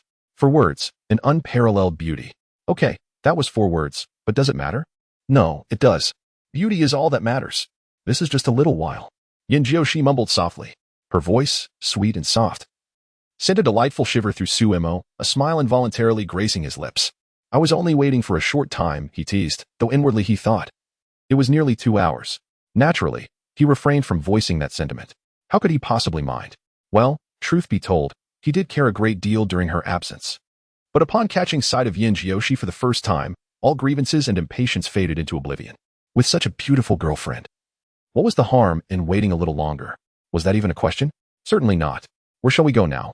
Yin Jiushi smiled playfully, exuding a charming allure. Let's wander around.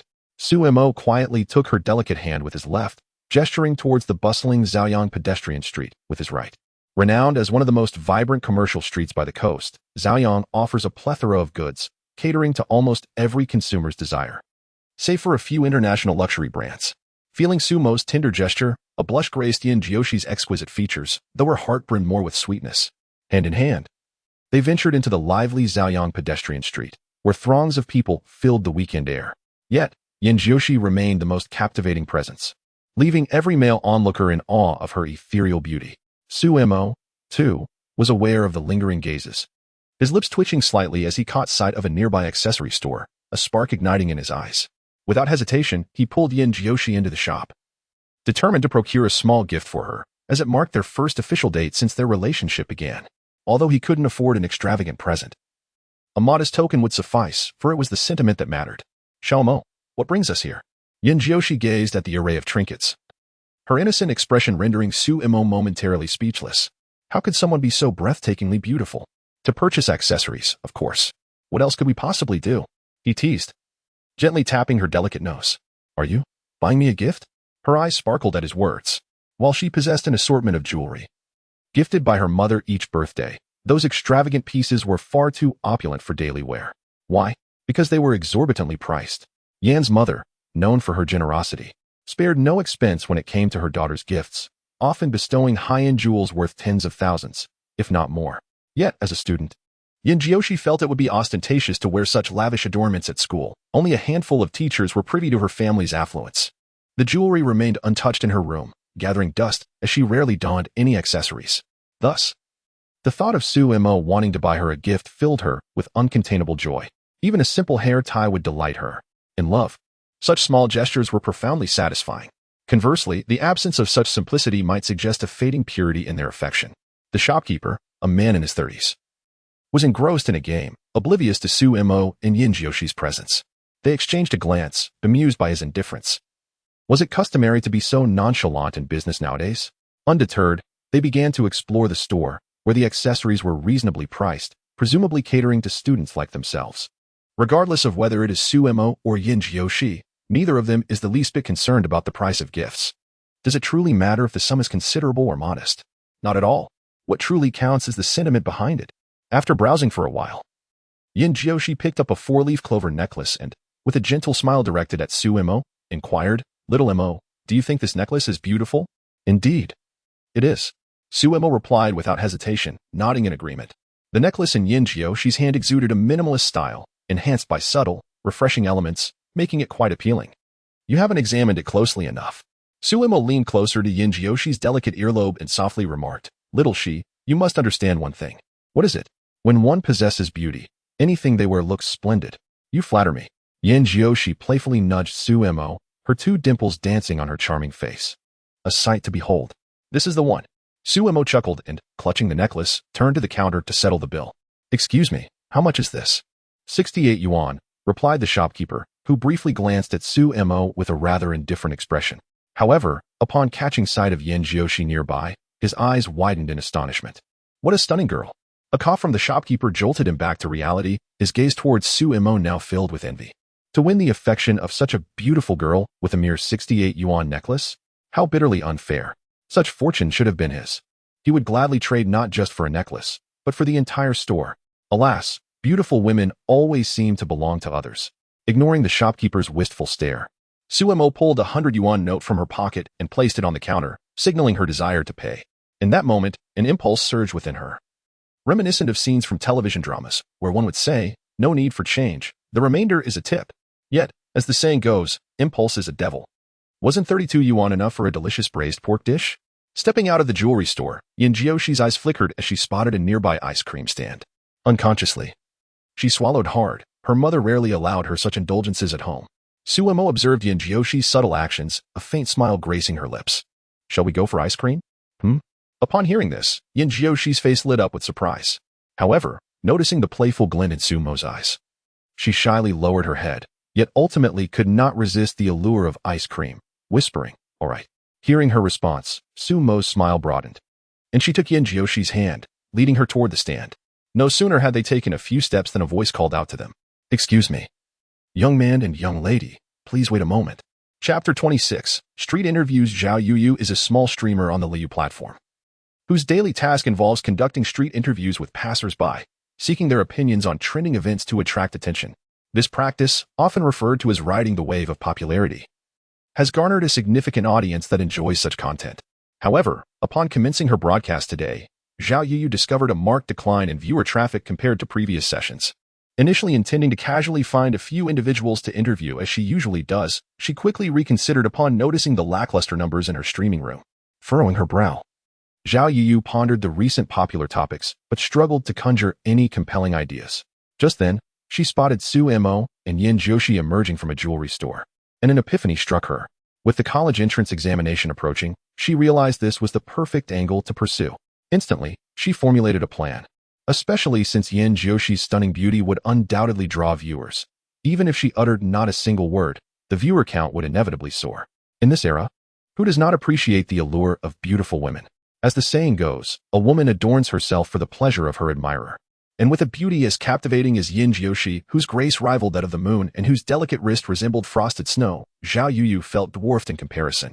She had never encountered such an ethereal beauty in her life. While she had always thought herself moderately attractive, standing near this girl made her feel utterly inadequate. "Hello. May I interview you?" Zhao Yuyu approached Su Mo and Yin Jiushi, offering a polite smile as her smartphone camera focused on them. The moment Yin Jiushi appeared on the live stream, the atmosphere transformed dramatically, akin to an earthquake shaking the virtual space. "What on earth? Oh my, what a stunning lady. I'm in love. Lucky me. Please share your address. This is what a woman should be. I am merely a female. To have such a wife. What does it matter if I am a little green? Hey, brothers upstairs, don't leave. Shall we compete on Pinduoduo?" Stealing a glance at the live stream's activity, Zhao Yuyu was pleased to see the anticipated surge in popularity. Not only had the viewer count increased significantly, but it was also escalating at an astonishing rate, with humorous comments flooding the screen, making her stifle a laugh. Truly, it has been said that humorous comments reveal true talent. Su Mo cast a glance at Zhao Yuyu's equipment, deducing the situation with ease. Although he found her courteous demeanor somewhat accommodating, he merely nodded in acknowledgement. As for Yin Jiushi, she remained quietly by Su Mo's side, resembling a dutiful little wife. Her serene aura compelling Zhao Yuyu to steal glances at her repeatedly. Is she not breathtaking? As a woman herself, Zhao Yuyu couldn't help but feel drawn to this girl. Exaggeration? Not in the slightest. Such beauty transcends gender. Yin Joshi embodies this truth. Any questions? Feel free to ask. Suemo cast a glance at Zhao Yuyo, his expression remaining indifferent. Within the live stream, the comments scrolled rapidly. Host. Can you ask this young lady how old she is? What nonsense. Why inquire about age? I simply wish to know her measurements. Such a lecher, yet I must admit. I am intrigued by this question. Oh, as if none of us are lechers, just asking about measurements. Upon reading the comments, Zhao Yuyo's face darkened. If she were to naively pose such a sensitive question, she would undoubtedly be met with a barrage of insults and would turn to leave. Not one to be foolish. Zhao Yuyo smiled at the two and inquired, considering the imminent college entrance examination, I presume you both are high school students? What grade are you in? Senior 3. Suemo replied coolly, anticipating that the female host would subsequently ask about the college entrance exam. Are both of you seniors? Zhao Yuyo was taken aback. She hadn't expected such serendipity. Just as she intended to interview students about the exam, she encountered two seniors. Truly a stroke of luck. Indeed. Both my girlfriend and I are in our final year. Is there a problem? Suemo nodded, his right hand naturally entwining with Yin Joshi's delicate fingers. This subtle gesture caused Yin Joshi to shyly lower her head, a blush adorning her pretty face, rendering her extraordinarily beautiful. In the live stream, chaos erupted. Release that girl. How could one entertain such feelings for such a stunning young lady? Drag this man away and deal with him. Ah, my first love. Host, please share your address. My 40-centimeter sword is eager for action. Zhao Yuyo was not particularly surprised by the situation, having already noted the couple's closeness. It was highly probable they were indeed in a romantic relationship, and her assumption was confirmed. Observing the comments in the live stream, Zhao Yuyo's lips twitched slightly. Nevertheless, she refocused her attention on Suemo and Yin Joshi, asking, with the college entrance exam just a month away, amidst such immense pressure, do you still find time for romance? At this question, Suemo smiled softly, the corners of his mouth curving into a gentle arc ordinary students might struggle. Yet serendipity brings us together. Allow me to share a secret. What secret? Are you aware that there are two academic prodigies standing before you? How does that make you feel? Excited? Zhao Yuyo. So it is. In this day and age, is humility not in vogue? Who boasts about being a genius? This is entirely out of the ordinary. Their exchange ignited a frenzy in the live stream. How shameless. A genius? More like a mediocre student. Who can boast? It costs nothing. Let us see if he can get into Tsinghua University first. This fellow's level of boasting is truly a masterclass. The barrage of comments in the live broadcast room had taken on a rather sarcastic tone, leaving Zhao Yuyu feeling quite embarrassed, uncertain of how to continue the conversation. It seemed as though the dialogue had reached an impasse. However, Suemo was blissfully unaware of these comments. Even if he were, he would regard them with disdain. Was it truly difficult to gain admission to Tsinghua University? For Suemo and Yin Joshi, it was hardly a challenge at all. Given their current test scores, as long as they performed steadily in the college entrance examination, they could select from any university in Xia country at their leisure. The world of academic achievers is beyond the comprehension of ordinary mortals. Zhao Yuyu glanced at the comments and had already formulated a plan. She spoke up. It appears that the student is quite confident in himself. Which university do you plan to apply to after the college entrance examination? I'm not entirely sure yet. It depends on the conditions offered, Suemo replied honestly, devoid of any pretentiousness. Yet, to the ears of others, it sounded quite different. This student is indeed self-assured. Zhao Yuyu chuckled awkwardly, at a loss for how to respond further. Mo, please be a bit more low-key, Yin Joshi whispered, gently tugging at Suemo. She naturally preferred to remain understated, especially with a well-known streamer present. She was unaware of how many people were watching and thus wished for Suemo to refrain from being overly ostentatious. I'm being quite low-key. Suemo scratched his head, a hint of confusion in his eyes. What he had stated was merely the truth, although their conversation was soft-spoken. Zhao Yuyu, who was in close proximity, overheard them, amplifying the awkwardness of the moment. Could this conversation continue at all? It was impossible to find a way to proceed. While creating topics could enhance the broadcast's popularity, Zhao Yuyu felt that this senior student was perhaps speaking a bit too grandly. Who were they waiting for to offer better conditions? Did they truly believe that the universities of the nation were theirs to command? The room was filled with disdainful comments. Take a good look at yourself before boasting. I suspect this individual might be a bit delusional. It's quite frightening. Brother upstairs, are you blind? This is not just a minor issue, it's a colossal one. Miss, this person is hardly a suitable match for you. Do not be deceived by appearances. Does he even have any redeeming qualities? I find his looks quite unimpressive. I apologize. I was mistaken. This fellow's level of boasting surpasses all expectations. I find myself utterly outmatched. Though Zhao Yuyu was somewhat put off by Su Mo, she could not suppress her exhilaration upon witnessing the skyrocketing popularity of the broadcast. She inquired once more, could both of you estimate your scores for the college entrance examination? In truth, Zhao Yuyu posed this question to elicit a response from Yin Jiushi, who had remained silent since the interview began, prompting numerous fans to voice their protests. Furthermore, many fans had generously showered her with gifts, persistently requesting that she interview Yin Jiushi. Seeing the myriad gifts drifting through the air, Zhao Yuyu succumbed. Money may be a scoundrel, yet, in this age, who does not embrace the scoundrel? Scores? Su Mo pondered earnestly for a moment and replied nonchalantly, let us aim for a score of 750. Zhao Yuyu. Chapter 27. Seeking justice if given the choice, Zhao Yuyu would have preferred to turn and walk away, for the boy before her was undeniably a conversation ender. How could one possibly engage? 3 words, impossible to respond. Su Mo turned to the enchanting companion by his side and calmly inquired, Xiaoxi, how many points do you believe you can achieve? Yin Jiushi flicked a stray lock of hair behind her ear, her voice melodious as a songbird. I am not as extraordinary as you. My aim is a score of 730. Their tones were exceptionally nonchalant, to the point where it hardly sounded like boasting. In truth, they were merely stating facts. Zhao Yuyu felt a wave of despair wash over her. At this moment, only 2 words echoed in her mind, utterly overwhelmed. It was one thing for the boy to be peculiar, but how could this stunningly beautiful girl also be so unusual? A score of 730? Such a mark could nearly guarantee the top spot in the Gaokao of Jianbei province. Was it possible that by merely interviewing someone, she had stumbled upon a prodigious scholar? No. To be precise, it appeared there were 2. Impossible. Absolutely inconceivable. Zhao Yuyu swiftly dismissed this notion in this day and age. Encountering such rare academic excellence was hardly a matter of chance, let alone 2 individuals. The barrage of comments in the live stream had transformed into a tribunal against Su Mo madness. This boy must surely be insane. Having infected such a beautiful girl with his delusions, achieving a score of 730? What confidence this young lady possesses. Confident girls are the most alluring.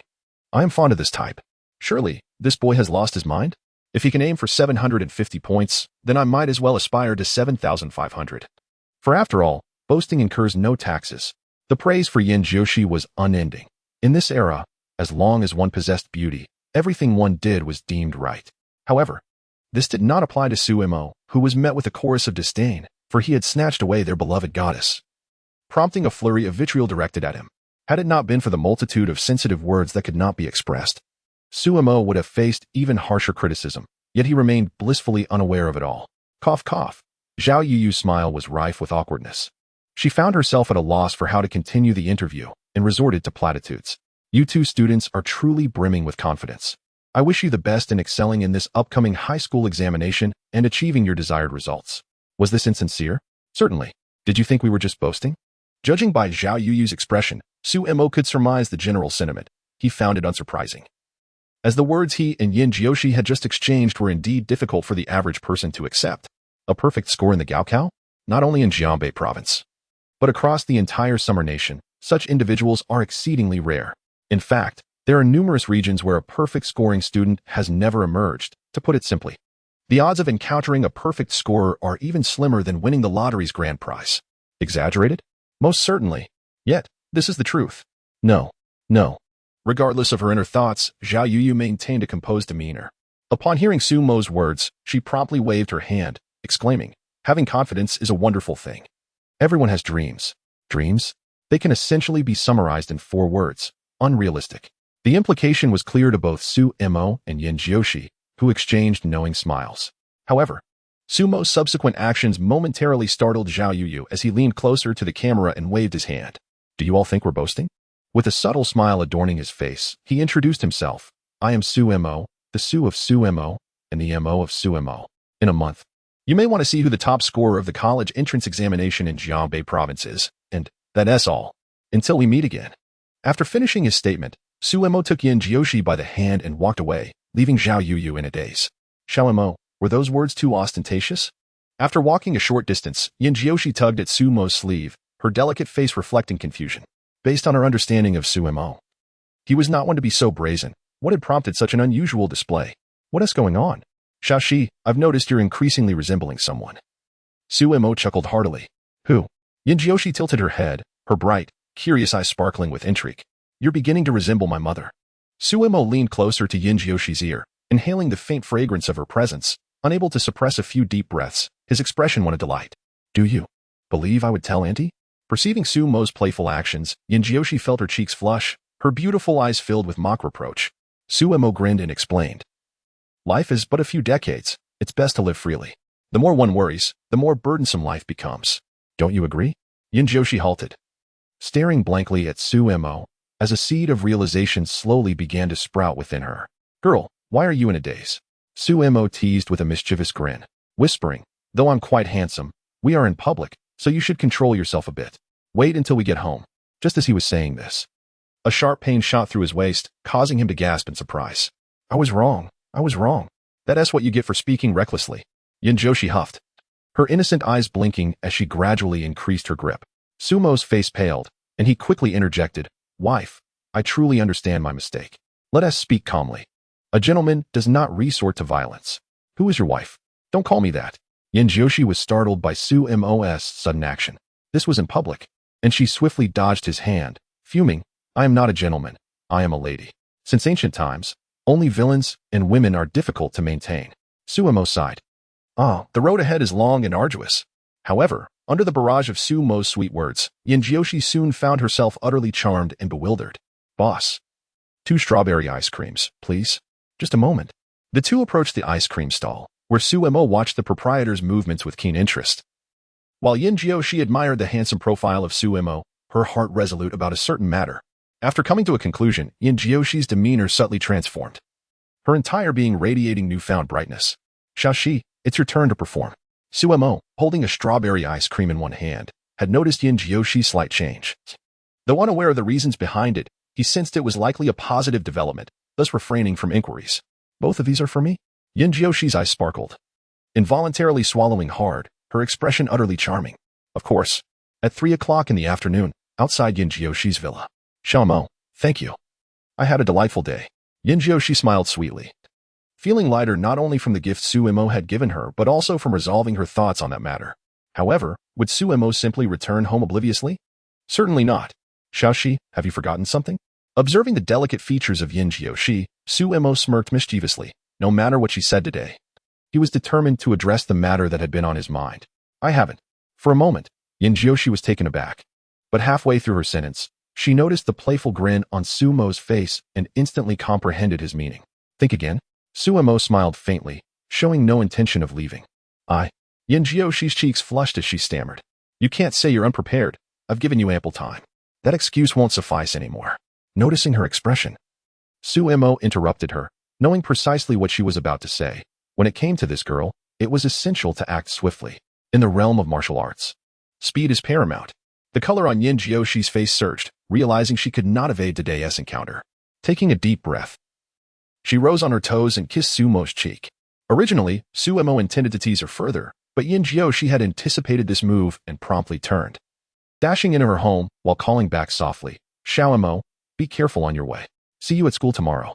After speaking, she retreated into the villa, her face still adorned with a faint blush. That action had been utterly embarrassing. See you tomorrow, girl. Recalling the softness of the moment, Suemo fell into a daze. But he quickly regained composure. After all, this girl was his girlfriend, destined to be his in due time. The following day, upon arriving at school, Suemo was summoned to the office by Luyu. Teacher, why the long face so early? Who upset you? Suemo leisurely pulled up a chair and sat across from Luyu, entirely devoid of any tension typically associated with a teacher-student discussion. To be honest, Suemo was quite puzzled. Why was Luyu waiting for him at the school gate? He hadn't committed any wrongdoing. Luyu let out a cold snort, gritting her teeth as she glared at Suemo. Who else could it be? It's you. Suemo exclaimed, astonished as she regarded Luyu. I just arrived at school. Luyu Jia, it seems I haven't done anything today, she chuckled, addressing her as sister to foster a closer bond, preparing for any eventuality. What did you do yesterday? Yesterday? Upon hearing Luyu's inquiry, Suemo was momentarily perplexed. Wasn't it Sunday? She hadn't done anything. Wait. At that moment, a realization struck Suemo. She had accompanied Yin Jioshi for a shopping outing, and the only event that could possibly have angered Luyu was the street interview they had encountered. Don't remember? Luyu's expression hardened as she let out a displeased huff. Then allow me to enlighten you. First, take a look at this short video. Su Mo accepted Lu Yu's phone and began to watch. The video was only a little over a minute long, and upon completion, it further validated her suspicions. Do you comprehend the magnitude of this video's impact? Lu Yu shot Su Mo an exasperated glare, clearly dissatisfied that even outside school, she could not find respite as a teacher. Ah, I thought it was something significant, but is this all? Chapter 28, the announcement of the third mock examination results. I thought it was something significant. Is that all? Su Mo's nonchalant demeanor irked Lu Yu to no end. Early that morning, she had already faced a scolding from Principal Wang Qinian, who chided her for her inadequate discipline of the students, claiming it had tarnished the school's reputation. Had Su Mo shown even a hint of remorse, it might have been forgivable, but his indifference only darkened Lu Yu's expression, her teeth grinding in frustration. Can you please take this seriously? Do you have any idea about the current situation online? Your comments have turned our school into a laughingstock. Lu Yu's high-pitched voice startled Su Mo, causing him to retract slightly, the corners of his mouth twitching. This time, she was genuinely furious. Su Mo picked up Lu Yu's phone and glanced at the comments beneath the short video, nearly incensed to the point of distortion. Some commenters belittled him, while others even dragged the entire second high school into the fray, asserting that a school capable of producing such a student must not be a good one. It was precisely these remarks that had prompted Principal Wang to reprimand Lu Yu. Clearing his throat, Su Mo put down the phone and sighed softly, mustering a look of grievance as he addressed Lu Yu. Teacher, I believe I haven't done anything wrong. In truth, he felt he was blameless. Everything he had stated the previous day was merely the truth. Is it now a crime to speak honestly? Absurd. Oh, Lu Yu could not help but find his stubbornness amusing. Even now, he remained defiant. Who gave him the audacity to believe he was in the right? In response to her inquiry, Su Mo remained unperturbed, calmly retorting, Teacher, were my words not the truth? Or do you think I am incapable of achieving a score of 750 on the college entrance examination? Could he not attain such a score? When he initially made that statement, there was no pretense of boasting. To him, a score of 750 was merely a trivial matter, and he had no intention of fabricating a lie. However, to the ears of the average person, his words took on a different flavor, thus leading to the current predicament. Nonetheless, in terms of the matter at hand, Su Mo would never concede to being wrong. He held steadfast to his principles, and what others said was of no consequence to him. Lu Yu, the truth? It seems that way. A score of 750 might be a far-fetched dream for others, but for Su Mo, it is not an unattainable goal. In her earlier agitation, Lu Yu had failed to consider this nuance, and now, confronted with Su Mo's reasoning, she found herself at a loss for words, like a fishbone lodged in her throat. As Su Mo's homeroom teacher, Lu Yu was well aware of his current academic standing, yet she felt an unsettling dissonance. After a prolonged silence, Lu Yu finally spoke. Currently, there are many individuals online maliciously defaming the school. Doesn't this concern you at all? That is indeed my responsibility. Su Mo gently nodded, acknowledging that the situation was indeed a consequence of her actions. She turned to Lu Yu with a faint smile and said, Sister Lu Yu, I have a solution to this matter. Oh. Upon hearing this, Lu Yu's eyes sparkled with anticipation as she urgently inquired, what is the solution?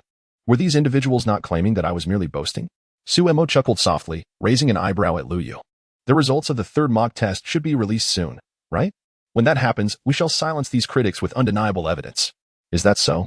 After parting ways with Lu Yu, Su Mo did not proceed directly to the classroom but instead visited Wang Qinian's office. After a brief discussion, Wang Qinian agreed to her proposal. After all, if handled adeptly, this situation could not only avoid any negative repercussions for the second high school, but could also serve as an exceptional opportunity for its recognition. Free publicity should never be overlooked. Consequently, the second high school's Weibo account issued a robust response, astonishing all who were following the situation. A recent short video circulating online featured derogatory remarks about our school. Our student, Su Mo, merely spoke a few truths yet faced significant disparagement. Such behavior is utterly excessive. In response, our school declares that the results of the third mock test will be released in the next 2 days, at which point we shall let the results speak for themselves. We hope that those who defame our second high school will cease their slander. Are you aware of the impact such actions have on students? Should anyone continue to disseminate negative statements about our school online, we will be compelled to take necessary legal measures. This announcement from the second high school garnered considerable attention, and the incident continued to escalate, informing an ever-growing audience of the unfolding events. Few were privy to the inner workings of the situation. Among them was Li Yanzhou, the principal of the first high school, who, upon seeing the second high school's post, quickly deduced Wang Qinian's intentions. Li Yanzhou felt somewhat helpless, as the second high school boasted Su Mo, a talent they did not possess at the first high school. Suemo seemed to have emerged from thin air. Nearly all the teachers in Linhai were now aware of the second high school's promising candidate for the top score in the college entrance examination. Finally, the day arrived for the announcement of the third mock test results. Given the significant impact of these results, the education department opted to publish the scores from this citywide examination online, prompting everyone to check immediately. At that moment, the teacher's lounge at the second high school was abuzz with excitement. The results of the third mock test are out.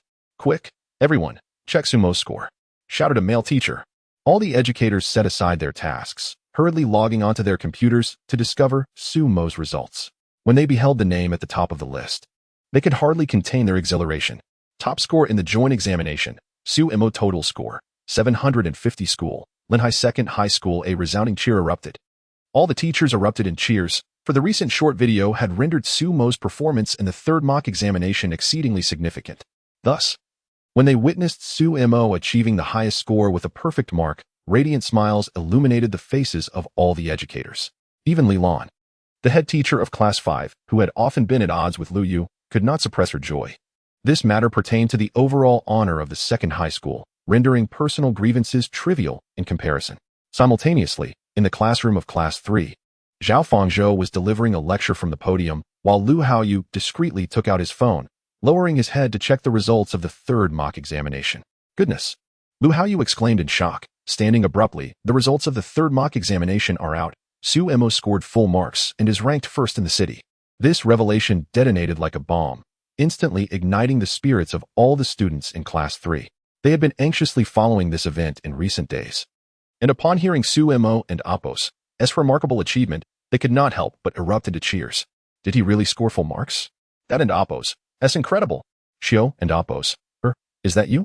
750 points? That's nothing for Suemo. So impressive. He truly attained full marks. I can only express my admiration in 4 words. I am in awe. Ahem, young lady. You cannot truly say I am in awe since you lack something. Pa, you rogue. Zhao Fangzhou, standing at the podium, allowed his students to indulge in their revelry. As a teacher of the second high school, particularly as Sumo's instructor, he felt genuine happiness in witnessing Sumo's outstanding achievement. This jubilation persisted for a full 10 minutes before the students finally settled down. Scanning the classroom, Zhao Fangzhou's gaze ultimately landed on Lu Haoyu, who instantly felt a wave of discomfort and hastily lowered his head. Lu Haoyu, hand over your phone, Zhao Fangzhou commanded. A collective hush fell over the students at his words. With a grimace, Lu Haoyu surrendered his phone, and Zhao Fangzhou, observing his reluctant demeanor, remarked with mild irritation. It's merely a phone. I'm not keeping it from you permanently. Why the sorrow? Retrieve it from me after school. Let this be the last incident. Thank you, teacher. Lu Haoyu's eyes brightened. The other students responded with enthusiastic applause. Meanwhile, Suemo himself remained remarkably composed. He regarded the score as entirely ordinary and would have been astonished only had he not achieved full marks. Wang Pengzi nudged Suemo, his round face brimming with excitement, and whispered, Emo Gu, you truly are my brother. You've brought honor to our second high school. Stay calm. It's just basic procedure, Suemo replied. His eyes devoid of any emotion as they remained fixed on the book in his hands, deliberately choosing to ignore Wang Pengzi's admiring gaze. Isn't it just a score of 750? Why the exuberance? Chapter 29, the college entrance examination. I fear I may not participate as the bell rang. Signaling the end of class, Suemo felt a gentle tap on his arm. Slightly puzzled, he turned to Wang Pengzi and inquired, What's up, fatty? Wang Pengzi winked at Suemo, a mischievous grin plastered across his face. Mo Gu, the campus goddess Yin Jiushi is looking for you.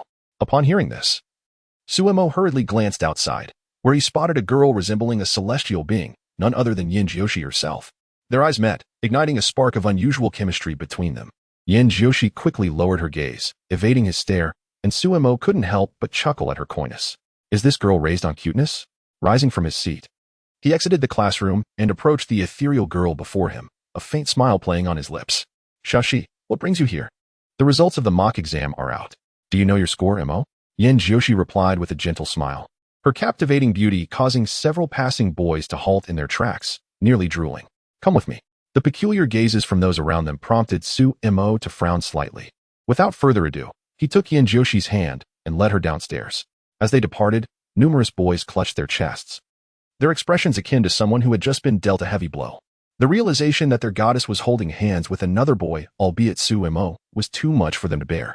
Beneath the willow tree on the left side of the teaching building, Yin Jiushi asked, Why did you bring me here, Xiaomo? Her cheeks flushed with warmth as she felt shy yet a hint of sweetness at being held in front of so many people. There were too many people earlier, and they kept stealing glances at you. I felt jealous. Xiaomo, you. Yinjioshi looked at Suemo, who wore a serious expression, and couldn't help but chuckle at his peculiar reasoning. Yet, hearing those words filled her heart with joy. Xiaoxi, did you come to congratulate me? Suemo winked at Yinjioshi, a triumphant smile gracing his face. Yes. Yinjioshi playfully rolled her eyes at him, her voice soft and sweet.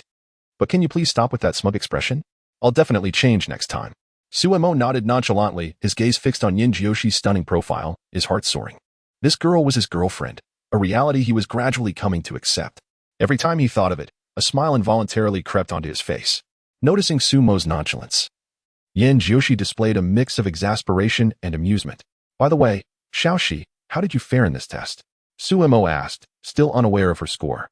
I heard from a classmate who secretly brought a phone that I scored 703 this time, Yinjioshi replied. A flicker of unease crossing her delicate features as she struggled to meet Sumo's gaze, her demeanor slightly tense. Although this score is quite commendable, it ultimately depends on who achieved it. If an average student were to score 703, they would undoubtedly be as joyful as during a festive celebration. However, in comparison to Yinjioshi's past performances, this score is not particularly satisfactory. One could even assert that it is a failure. In truth, Yinjioshi is not at all surprised. A few days prior to the examination, she had an unpleasant disagreement with her mother over a certain matter, which left her utterly distracted and unable to focus on her studies. Her mind was plagued with a myriad of chaotic thoughts, and attaining such a score is, in fact, quite remarkable. Surprisingly, this score slightly exceeds her own expectations. What? Upon hearing that Yinjioshi scored only 703, Sumo's eyes widened in disbelief. His mouth agape, as if a chicken egg could fit within. 703? What is going on? This is hardly reflective of that girl's true capabilities. Xiaoxi, what on earth happened? Suemo vividly recalled the scene on the day of the exam, with Yinjioshi's dejected expression etched in his memory, instantly sensing that something was amiss. She must be concealing something from him, and this time, he was determined to uncover the truth. It's nothing, really. I just felt a bit unwell on the day of the exam. Faced with Sumo's inquisitive gaze, Yinjioshi averted her eyes, her delicate form trembling imperceptibly. This explanation might deceive others, but not Suemo. Xiaoxi. I truly hope you do not bear this burden alone. If something is troubling you, speak up, and we shall share the load together. Sumo's expression was grave. Although he was unaware of the specifics, he could sense that the matter was undoubtedly linked to him. There is really nothing. Xiaoxi. Suemo interrupted her, his demeanor turning serious. I had a minor quarrel with my mother. Yinjioshi hesitated, her eyes welling up with tears, her spirit visibly dejected. The sight of her fragile form tugged at Sumo's heartstrings as he gently grasped her delicate hand and inquired softly, what was it about? Does it involve me? No. Gazing at the boy before her, Yinjioshi's eyes were filled with uncertainty. She was unsure whether to divulge the matter to Suemo. A momentary flicker of indecision crossing her charming face. Xiaoxi, if you truly care about my feelings, please tell me the truth. Sumo's gaze was tender, his large hand caressing Yinjioshi's silky hair. Having been in a relationship with her for nearly 3 months, this was the first time he had witnessed her in such a state. I fear I may not be able to participate in the college entrance examination. Finally, Yinjioshi sighed softly, lowering her head. What did you say? Sumo's expression shifted abruptly, exclaiming, why not? My mother wants me to study abroad. She wishes for me to eventually take over the management of the family business. Yinjioshi's voice was barely audible, her eyes brimming with tears.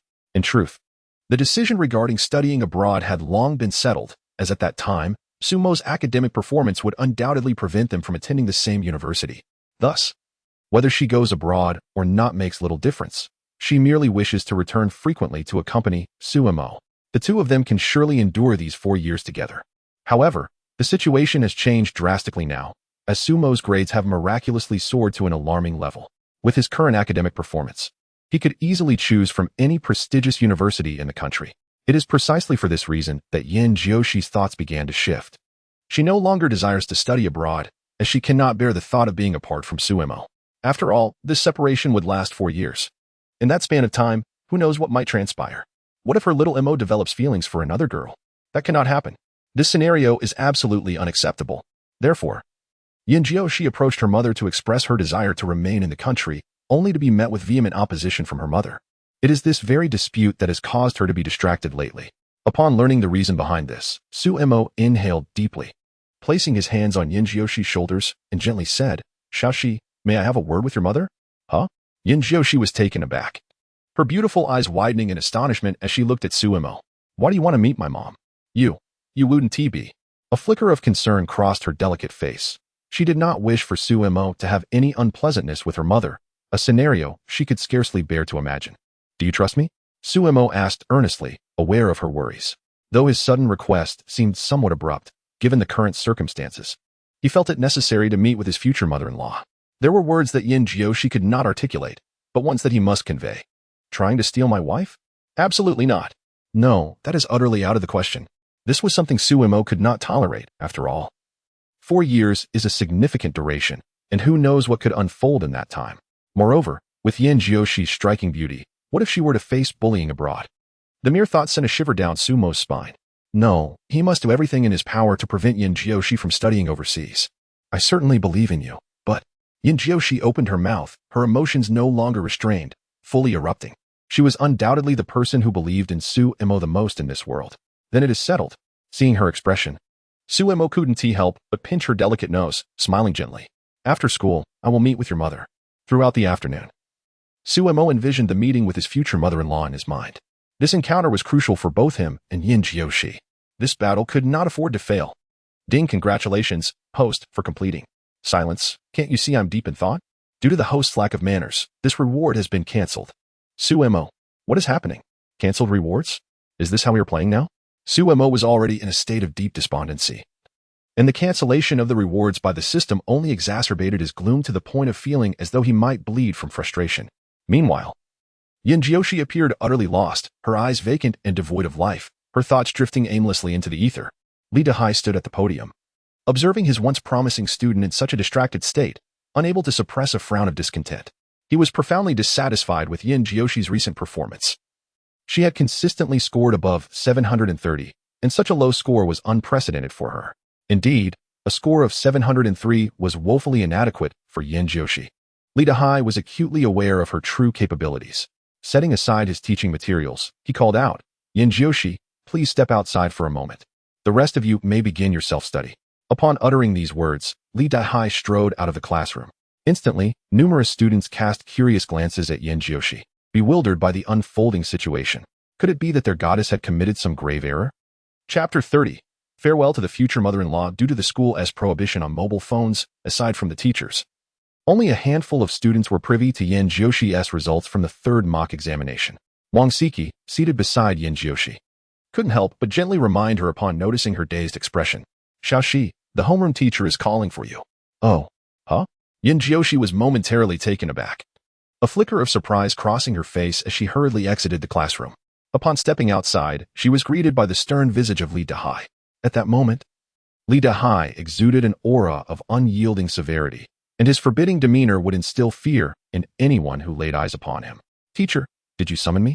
Yin Jiushi approached Li Dehai cautiously, her gaze slightly evasive, acutely aware that her performance in the mock examination had been far from satisfactory. Li Dehai had always held her in high regard, and she felt she had let him down, her head bowed in shame. Observing the timid Yin Jiushi, Li Dehai sighed. Had she been a boy, he would have unleashed a torrent of scolding by now. However, Yin Jiushi was a girl, and employing the same tactics would surely drive her to tears. "Classmate Yin Jiushi, you are aware of your results from the third mock examination, correct?" "I'm sorry, teacher, I do not wish to hear any apologies. You owe that to yourself, not me. Fortunately, this is merely a test. If it were the college entrance examination, would you be able to justify your efforts over the past 3 years?" Yin Jiushi opened her mouth to respond, but found herself at a loss for words. "What has been troubling you lately? Your performance in this mock examination does not reflect your true capabilities at all." Li Dehai had long sensed something amiss with Yin Jiushi. She had been absent-minded in class, a state he had never witnessed before. Initially, he thought perhaps she was unwell and would soon recover. Yet now, it seemed far more complex. She must be grappling with some internal conflict. Faced with Li Dehai's probing questions, Yin Jiushi struggled to find a suitable explanation. She could hardly confess, "I am underperforming because I am on the verge of breaking up with my boyfriend." If she were to voice such a sentiment, she feared it might infuriate Li Dehai. Reluctantly, she resorted to a benign fabrication. "Teacher, I have been feeling a bit unwell lately, which has affected my performance.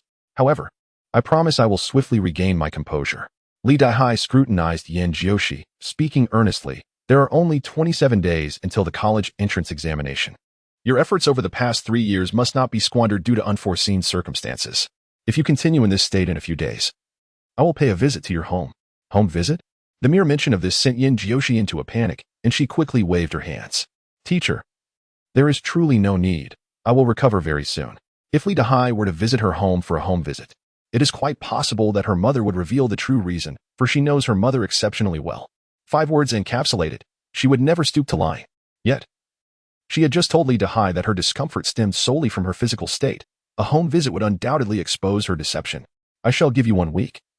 If your spirits remain this low, I insist on speaking with your mother. Li Dahai furrowed his brow and spoke gravely. Classmate Yin Jiushi, the college entrance examination is of utmost importance. Do not take it lightly. I am aware of your family's affluence. Yet you must strive to present yourself with a satisfactory result. Rest assured, teacher, within a week, I will certainly adjust my state of mind and ensure it does not affect my examination, Yin Jiushi assured him. Hearing her promise, Li Dahai nodded slightly. Choosing not to speak further, he had conveyed all that needed saying, and the remainder lay in Yin Jiushi's hands. In truth, he had merely sought to intimidate her. He understood the significance of her mother's position and would prefer to avoid a home visit unless absolutely necessary. The school bell rang sharply, signaling the end of classes. As Yin Jiushi stepped out of the classroom, she spotted Su Emo standing at the stairwell, an expression of helplessness etched on his face. Initially, she had hoped to slip away unnoticed, but Su Emo was not inclined to grant her that opportunity. Xiao Emo, what are you doing standing here? Yin Jiushi approached Su Emo, feigning nonchalance. Without uttering a word, Su Emo grasped her small hand and led her toward the bicycle shed. Observing Su Emo pushing his bicycle, Yin Jiushi wore a troubled expression. Xiao Emo, what are you planning to do? What am I planning to do? Su Emo glanced at her. Xiao Shi, do not feign ignorance. What else could I possibly be doing? Naturally, I am going to meet your mother. Xiao Emo, are you serious? Yin Jiushi lowered her head. Her delicate brows furrowed. Of course. Su Emo replied earnestly, my dear wife is about to run away. How could I not take this seriously? The term wife caused Yin Jiushi to blush deeply, and she retorted, who is your wife? Is there anyone else here? It can only be you, and you alone. Su Emo answered with a calm demeanor, as if Yin Jiushi had always been his wife. At this, Yin Jiushi's cheeks flushed even more, and she shot Su Emo an exasperated glance. I have not yet said I would marry you. Isn't it merely a matter of time? Su Emo chuckled. Xiao Emo, how about? Yin Jiushi bit her rosy lip, her eyes filled with indecision. Xiao Shi, get on the bike. Su Emo patted the back seat. The afternoon sun at 5 o'clock still shone brightly, illuminating his handsome face, making him appear even more dashing. With a resigned sigh, Yin Jiushi accepted her fate and sat on the back seat, wrapping her arms gently around Su Mo's waist. Xiao Shi, hold on tight. Feeling her embrace, Su Mo's lips curled into a subtle smile. The bicycle glided forward, stirring up a few fallen leaves from the ground. This scene was akin to the most beautiful painting in the world. The residence of Yin Jiushi is not excessively distant from the second high school, at least in terms of driving. However, as Su Emo pedaled his bicycle, accompanied by Yin Jiushi, their pace was rather leisurely, taking a full half hour to arrive at her home. This half hour was a blend of sweetness and anxiety for Yin Jiushi, while for Su Emo, it could be summarized in a single word, fatigue. He now deeply regretted not opting for a car, questioning why he had chosen to pedal 2 wheels instead. Truly a frivolous endeavor. Su Emo, familiar with the path, pressed the doorbell. Shortly thereafter, the familiar face of Sister Xiao Li appeared to greet them. Miss, you're back. Brother Su Emo has come too? Upon seeing Su Emo, Xiao Li smiled in surprise, having made a lasting impression of him as Yin Jiushi's first male classmate brought home. Hello, Sister Xiao Li, Su Emo greeted politely, holding a favorable view of her as a cheerful elder sister. Is my mother at home? Yin Jiushi asked nonchalantly. Though internally, she was filled with trepidation, hoping her mother would not be present, for that would prevent their meeting. The ideal scenario was alluring. Yet reality often proved to be. She's at home. At this time, she should be working in her study. Xiao Li's words extinguished the last flicker of hope within Yin Jiushi, who sighed in despair, realizing there was no escaping this encounter. The mere thought of Su Emo meeting her mother sent a pang of headache through her. Don't worry, I will have a good conversation with Auntie, Su Emo reassured, gently clasping Yin Jiushi's small hand. Yin Jiushi lowered her gaze, remaining silent as she led him to the study's entrance. Knock, knock, come in. Upon entering, Su Emo was taken aback. Apart from the wall near the door, the other 3 walls were lined with massive bookshelves, brimming with an array of books. At a glance, there were at least 3,000 volumes. This was no study, but rather a miniature library. Indeed, the affluent lived differently, even a study can be such a luxurious affair. Aunt Xiaomo has arrived. Yan's mother, noticing Su Mo behind her daughter, greeted him with a warm smile. She held a positive impression of him from their previous brief conversation, finding him articulate and knowledgeable.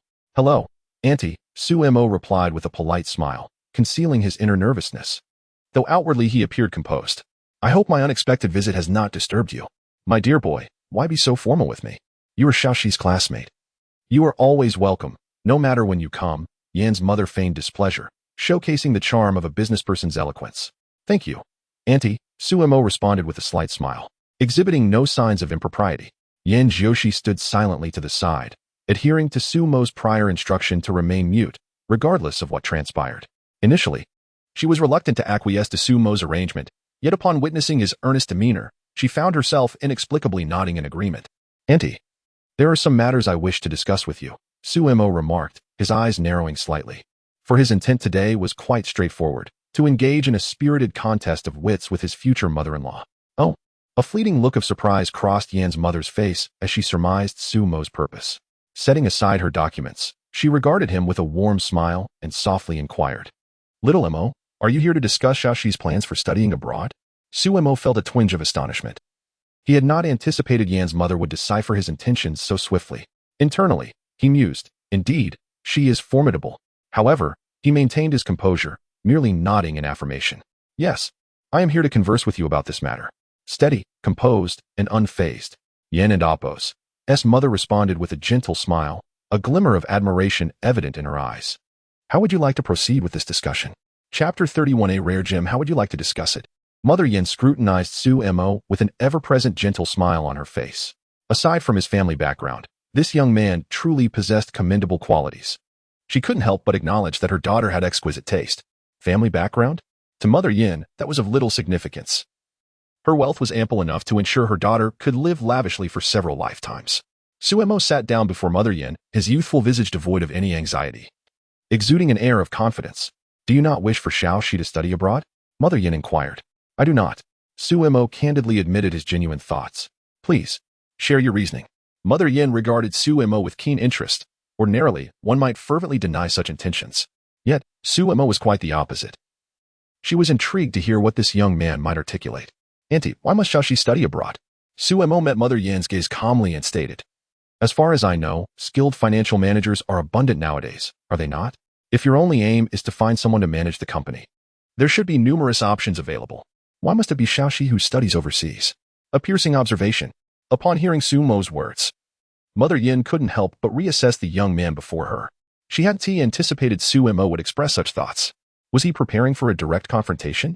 Such courage was commendable.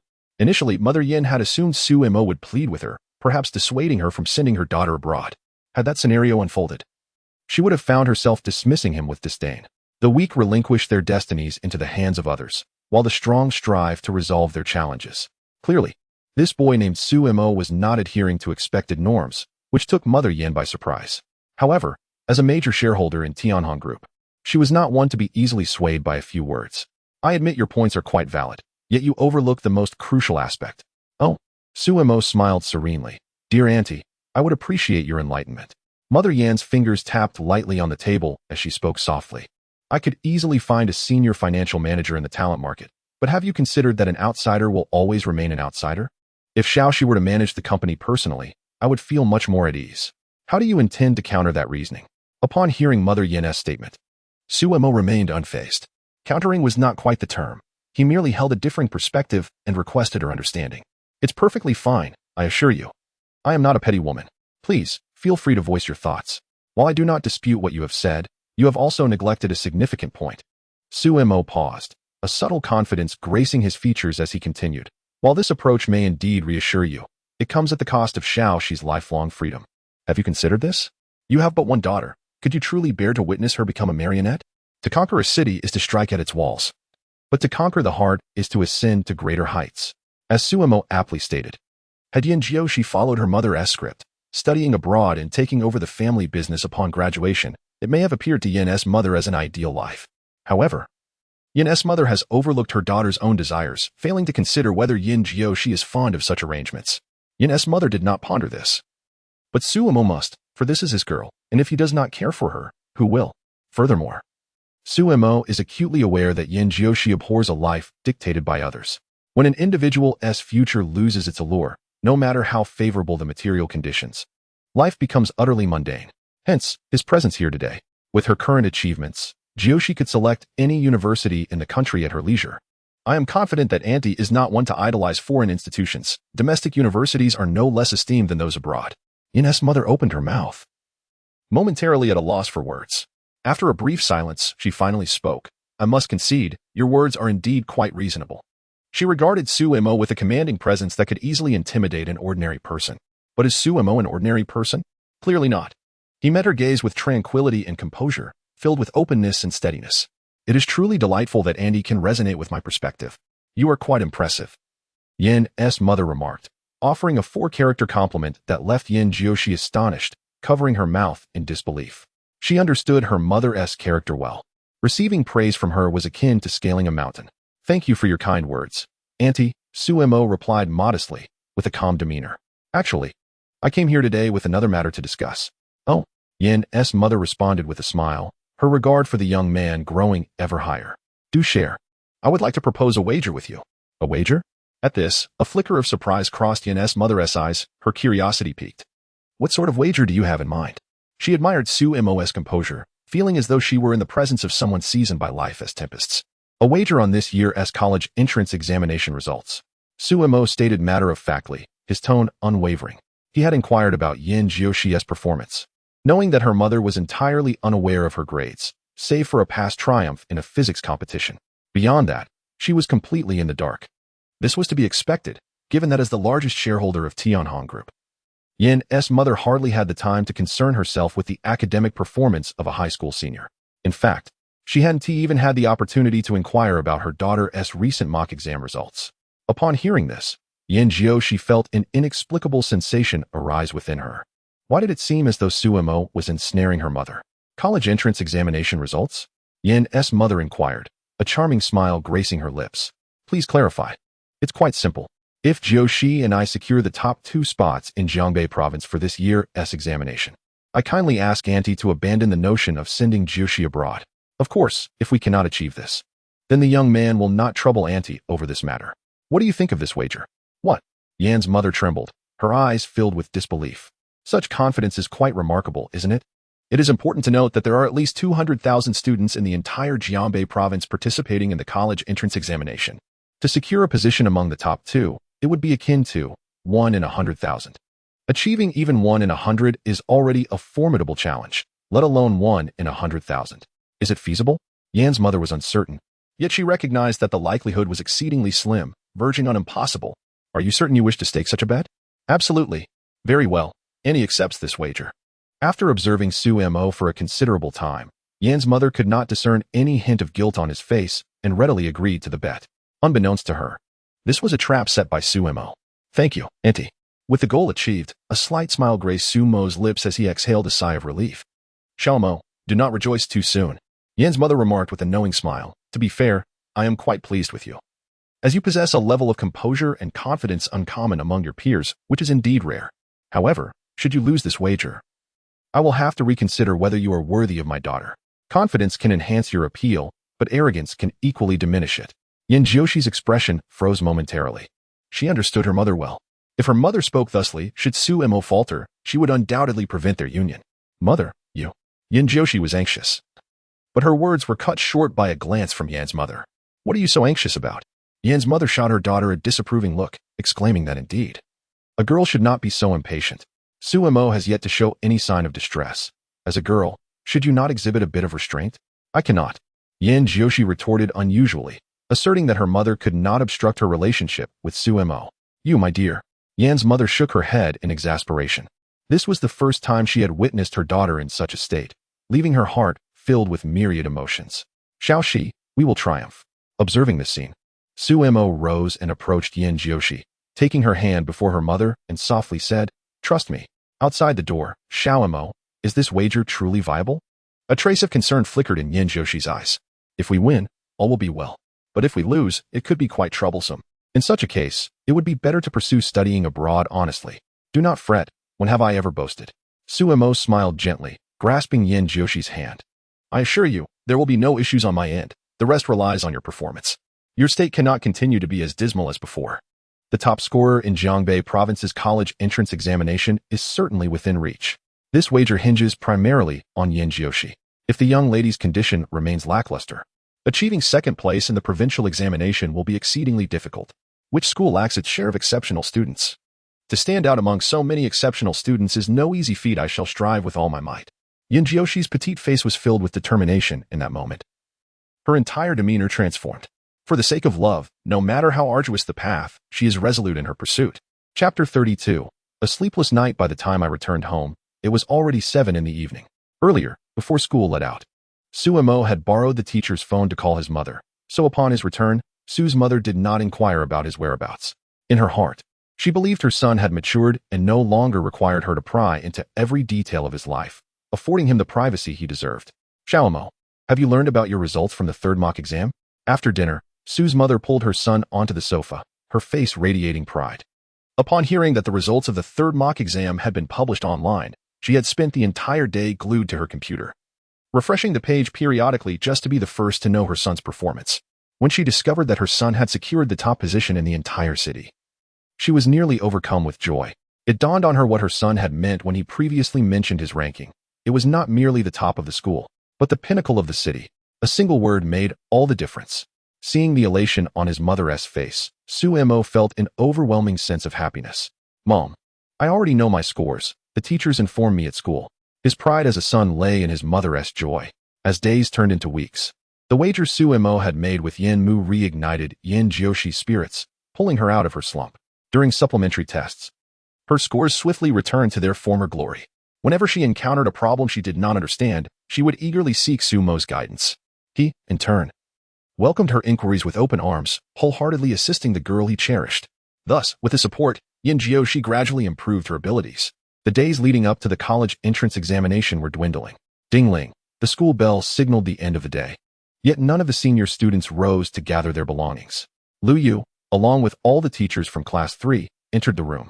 Tomorrow marked the day of the college entrance examination. This was their final address to the students. Observing his pupils, Lu Yu began with a calm voice. Students, tomorrow is the college entrance examination. I urge you not to feel anxious. Maintain a sense of composure. As long as you perform to the best of your abilities, that is success in itself. The other teachers' gazes were filled with reassurance. At last, the day had arrived. This is my final reminder. Ensure you have all necessary items, your student ID, pens. Lastly, he emphasized, do not forget to write your full name on the answer sheet. Otherwise, you will receive no score. Laughter erupted in the classroom.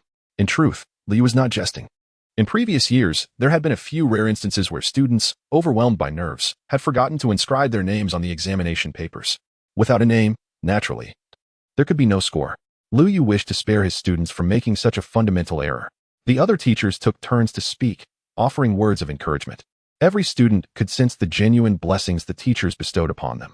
Each individual silently resolves to achieve commendable results, not only for their teachers, but also as a testament to their efforts over the past 3 years.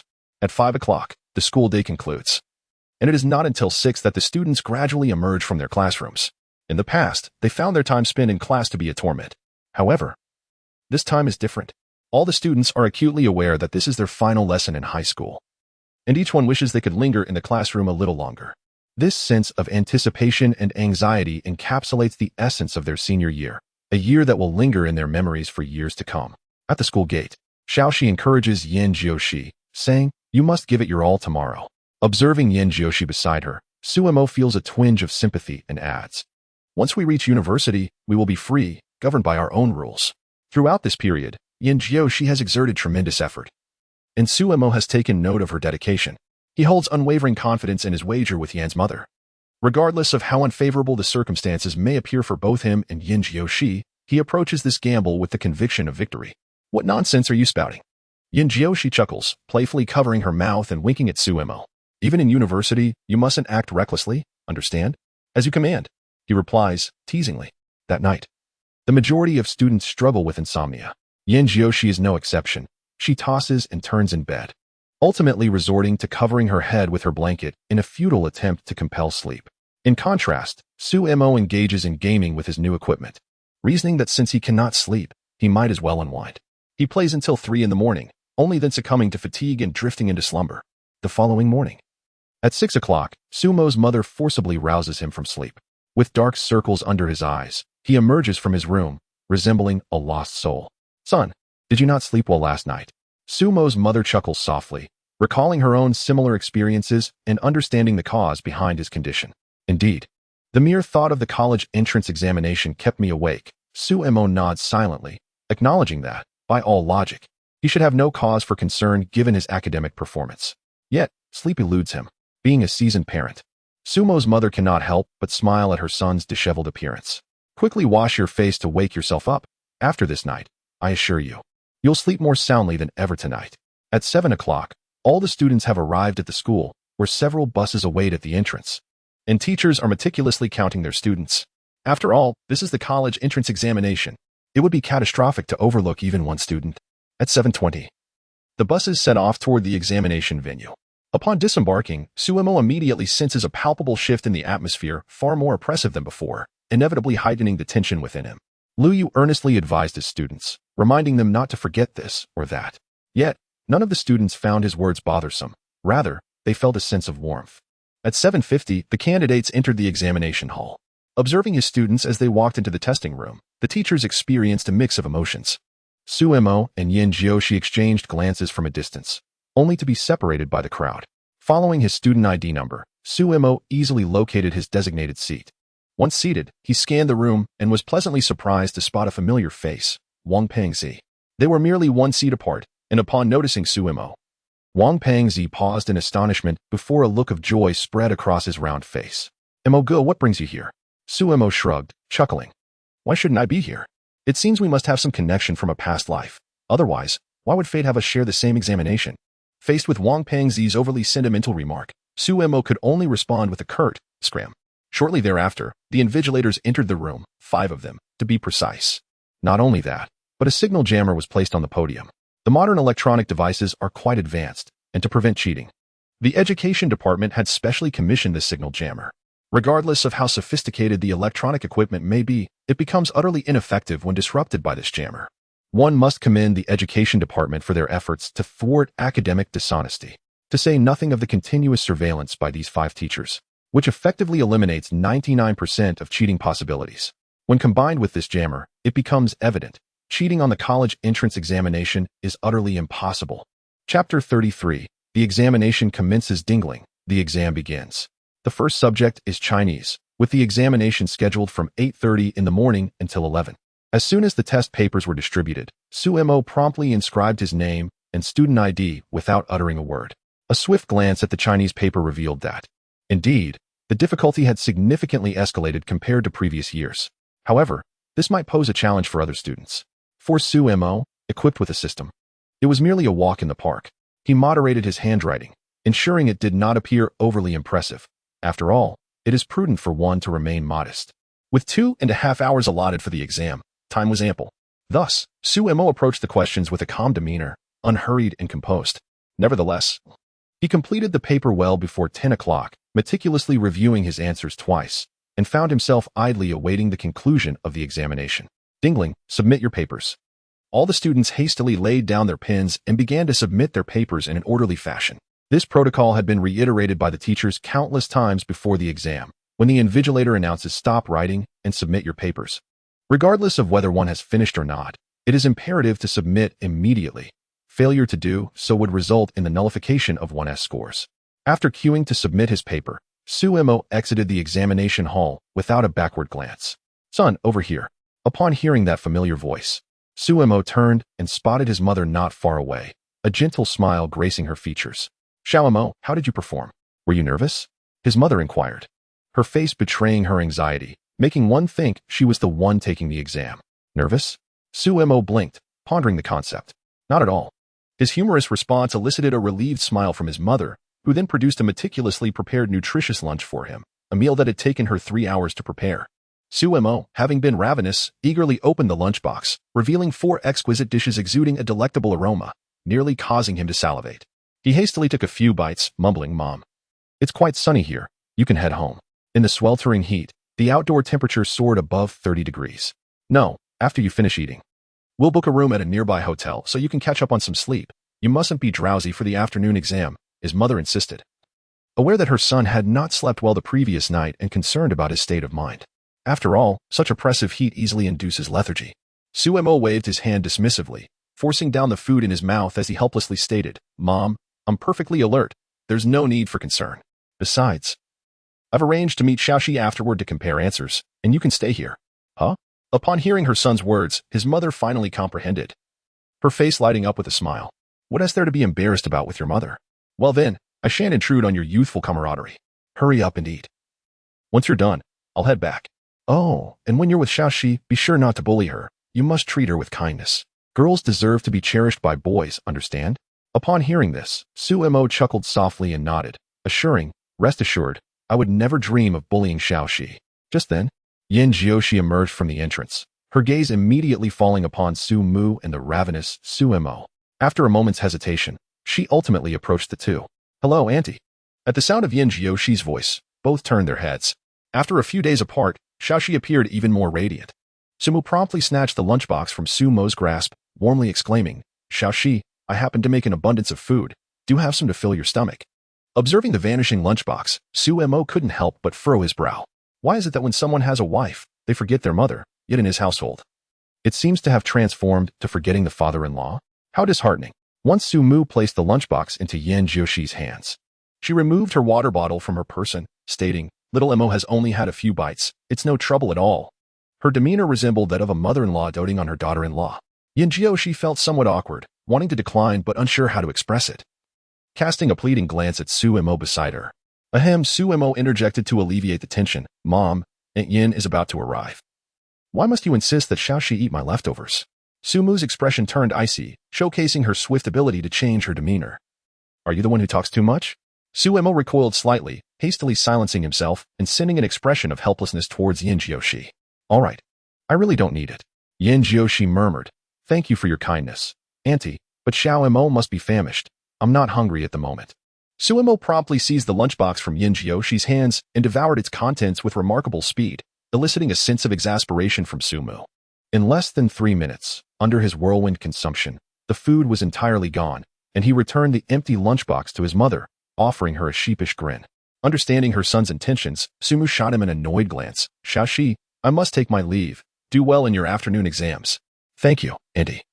I will certainly do my best. Yin Jiushi replied dutifully with a nod.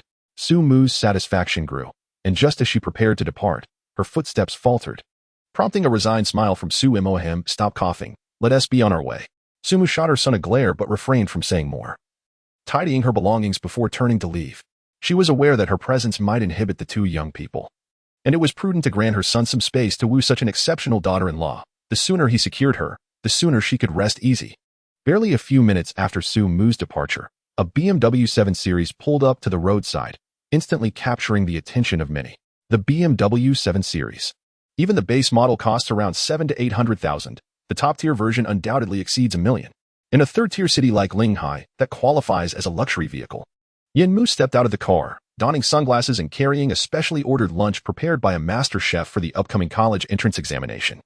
Approaching the two with a leisurely pace, she inquired, Xiaoxi, are you starving?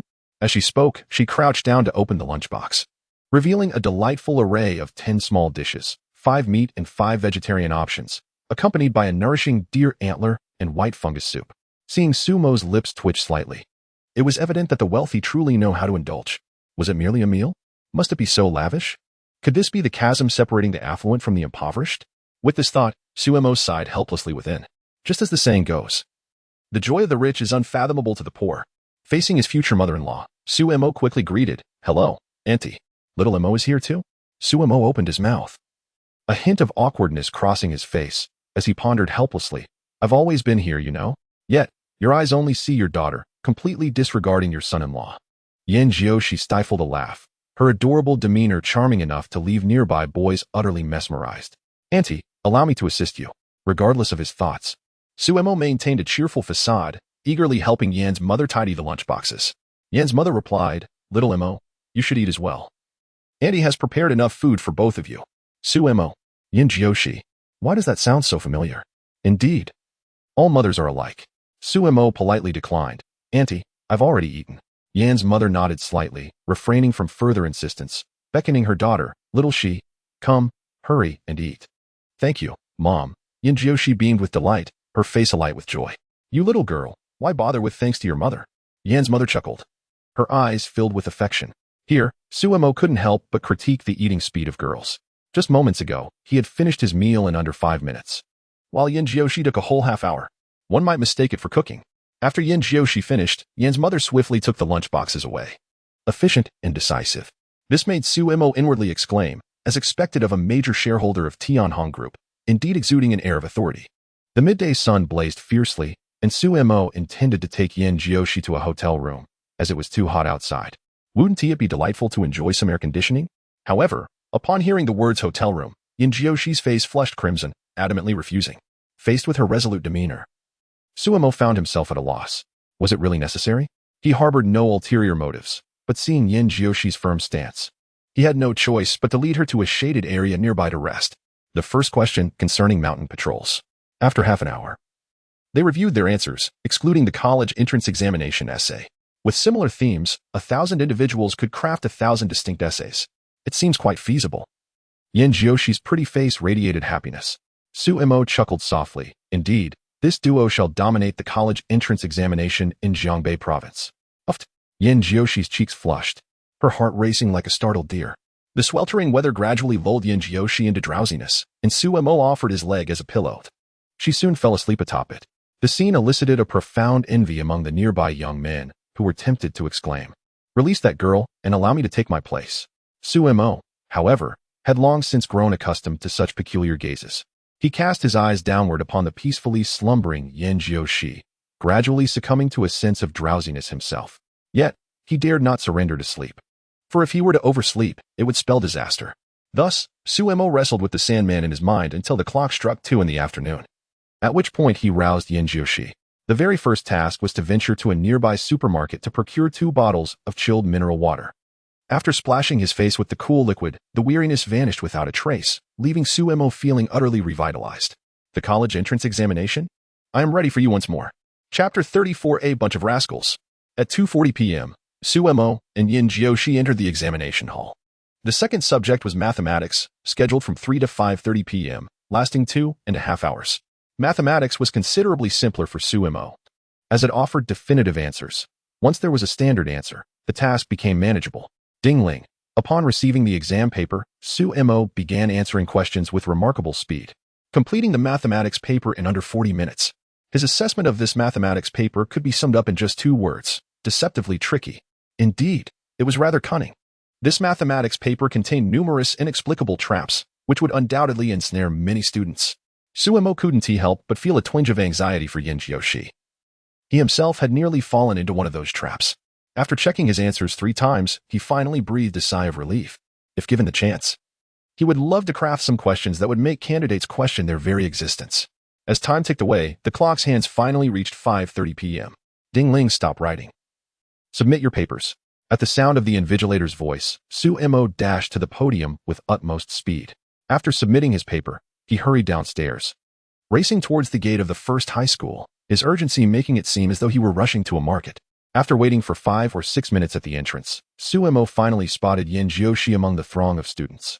"Xiaoxi, over here," he called out, standing on tiptoe and waving at her through the chaotic crowd. The moment Yin Jiushi caught sight of him, a sweet smile illuminated her face as she maneuvered through the bustling crowd to his side. "It's too noisy here. Let us find a quieter place," Suemo suggested loudly, to which Yin Jiushi nodded in agreement. The scene at the entrance of the first high school was far more chaotic than a morning market. Holding Yin Jiushi's hand, Suemo led her away, navigating through the throngs for quite a while before finally escaping the epicenter of the commotion. Upon witnessing the densely packed crowd at the entrance, both let out a sigh of relief. "Xiaomo, this mathematics paper was so difficult." Yin Jiushi voiced her concern. Her brow furrowed. "There were several questions I lacked confidence in. What if I don't do well?" "Do not worry. Believe in yourself," Suemo reassured her, gently ruffling her hair in a comforting gesture. "Even if things don't go as planned, it's not the end of the world." "How can it not be?" Yin Jiushi replied, her head hung low in disappointment. "If I don't do well, we might have to part ways, and I don't want that." "That won't happen." Suemo smiled gently. "If worst comes to worst, I'll accompany you abroad for further studies." "Really?" More genuine than a needle. Yin Jiushi exclaimed. Then should we check our answers? She tilted her head, genuinely uncertain about her performance on this mathematics paper. This feeling was not new to her. Recently, a paper set by Li Dahai had evoked a similar sense of dread, and indeed, she had not performed well on that occasion either. There is truly no need. I have faith in your abilities. As for why Su Mo refrains from comparing answers with Yin Jiushi, it is solely due to his fear that a correct answer might adversely affect her performance in the upcoming examination. He is acutely aware of Yin Jiushi's temperament. Should their answers differ, it would undoubtedly impact her state of mind for the exam. Rather than risk this, it is better not to compare at all. Very well. Yin Jiushi, being exceptionally astute, naturally comprehends Su Mo's intentions and chooses not to say anything further. Before long, Yin's mother arrived to pick her up, and they exchanged reluctant farewells. Shortly thereafter, Su Mo's mother arrived in a taxi. Son, get in the car. Upon seeing his mother in the taxi, Su Mo climbed in without hesitation. Throughout the journey, he was bombarded with questions from her, leaving his head spinning. Son, how did you do on this exam? Were you nervous during the test? Once they returned home, Su Mo promptly retreated to his room. At last, the world was quiet. That evening, he and Yin Jiushi shared an hour-long phone conversation, bidding each other good night before he gradually drifted into slumber. The next morning, as sunlight streamed through the window and grazed Su Mo and Appo's face, he slowly opened his eyes, one of the rare occasions he woke up early. Normally, he would awaken only under the dual assault of his alarm and his mother's persistent calls. However, today was different. It marked the final battle of his senior year. If he could successfully navigate this day, he would step into the long-anticipated realm of university life. Su Mo's mother accompanied him to the entrance of the first high school.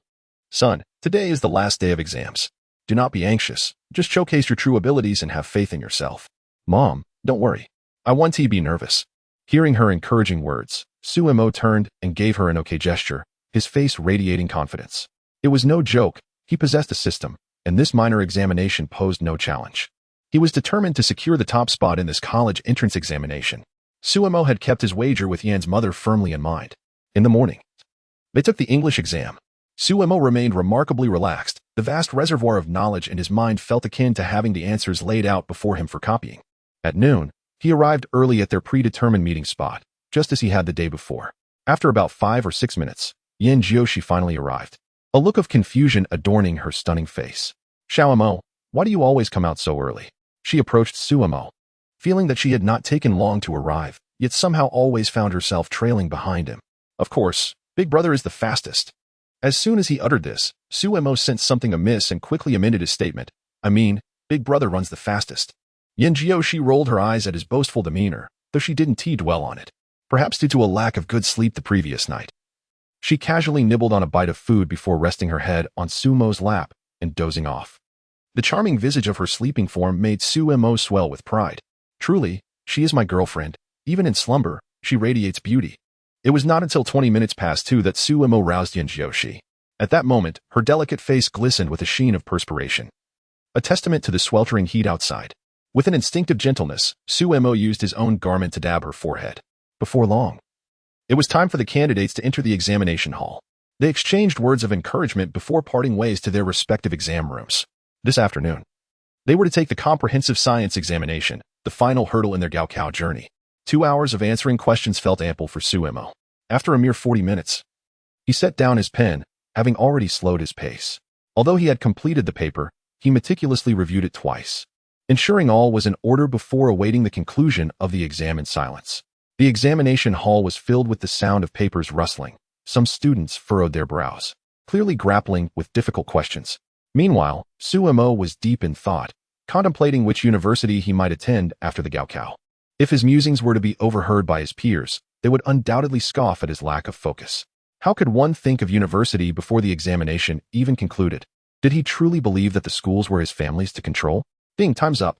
All candidates immediately dropped their pens and rose to submit their papers at the front of the room.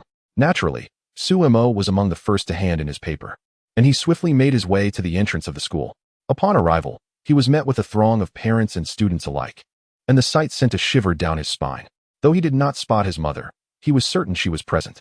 What to do? After a moment's contemplation, Su Mo positioned himself by a prominent tree near the entrance, ensuring he would be easily spotted by Yin Jiushi amidst the crowd. Before long, he felt a gentle tap on his shoulder. Turning around, he was greeted by the radiant smile of Yin Jiushi. Xiao Mo, what are you doing here?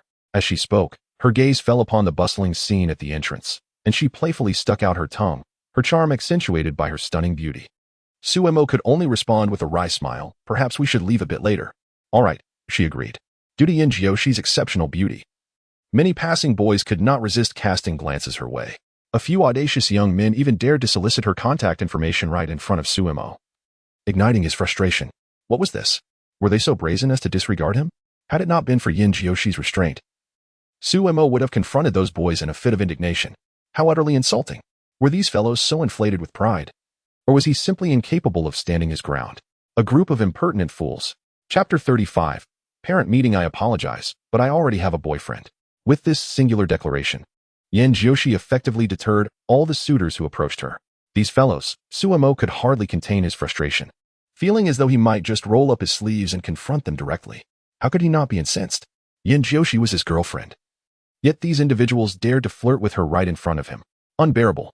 All right, Xiao Mo observing Sumo's gloomy demeanor, Yin Jiushi couldn't help but chuckle. His jealous expression appeared rather endearing to her. For now, she decided to let it slide, but should there be a next time? Humph. Under Yin Jiushi's gentle reassurances, Sumo's spirits lifted slightly. Half an hour later, the crowd at the school gate began to disperse. Finally, Suemo and Yin Jiushi managed to squeeze through the exit, quickly locating their respective mothers. Mom. Two voices echoed in unison, marking the inaugural meeting between Sumo's mother and Yin Jiushi's mother. The two mothers exchanged a silent glance, each maintaining a demeanor of calm composure. This must be Xiaoxi's mother? Sumo's mother approached Yin Jiushi's mother with courteous formality. I am Sumo's mother, Su Shui. It is a pleasure to meet you. In her heart, she had already envisioned Yin Jiushi as a future daughter-in-law, hence referring to Yan's mother as her in-law. Naturally, fostering a good relationship with her in-law was of utmost importance. Sumo's mother was aware that Yin Jiushi's mother was the largest shareholder of Tianhong Group, a position of great prestige. Nevertheless, at the core, she was merely a mother. With a gentle smile, Yin Jiushi's mother extended her right hand amicably. I am Xiaoxi's mother. I have often heard Xiao Mo speak of you. It is delightful to finally meet. Meanwhile, Yin Jiushi and Suemo were immensely anxious. They had never anticipated that their mothers would meet under such circumstances. It was rather dramatic. Since both children have concluded their examinations today, why don't we find a place to sit? Observing Sumo's mother's approachable demeanor, Yin Jiushi's mother smiled, showing no sign of superiority. She understood that Sumo's family situation was modest, but it mattered little. Her daughter had never concerned herself with such matters when it came to friendships. Moreover, after meeting Sumo's mother, she was genuinely surprised. The warmth exuding from Sumo's mother made it clear to Yin Jiushi's mother that she was a person easy to get along with. Of course, the renowned mandolin restaurant by the sea was a favored haunt for the affluent, elegant, upscale, and sophisticated. As a supreme VIP of the establishment, Yin Jiushi's mother possessed a room exclusively reserved for her. Upon arriving at the mandolin restaurant, Suemo began to glance around in awe, appearing as though he had never encountered such opulence before. In contrast, both Yin Jiushi and her mother exuded an air of calm, accustomed to dining here frequently, thus feeling entirely at ease. Strangely, Sumo's mother also maintained a composed demeanor. She was utterly unfazed by the opulent decor of the restaurant, which seemed quite ordinary to her.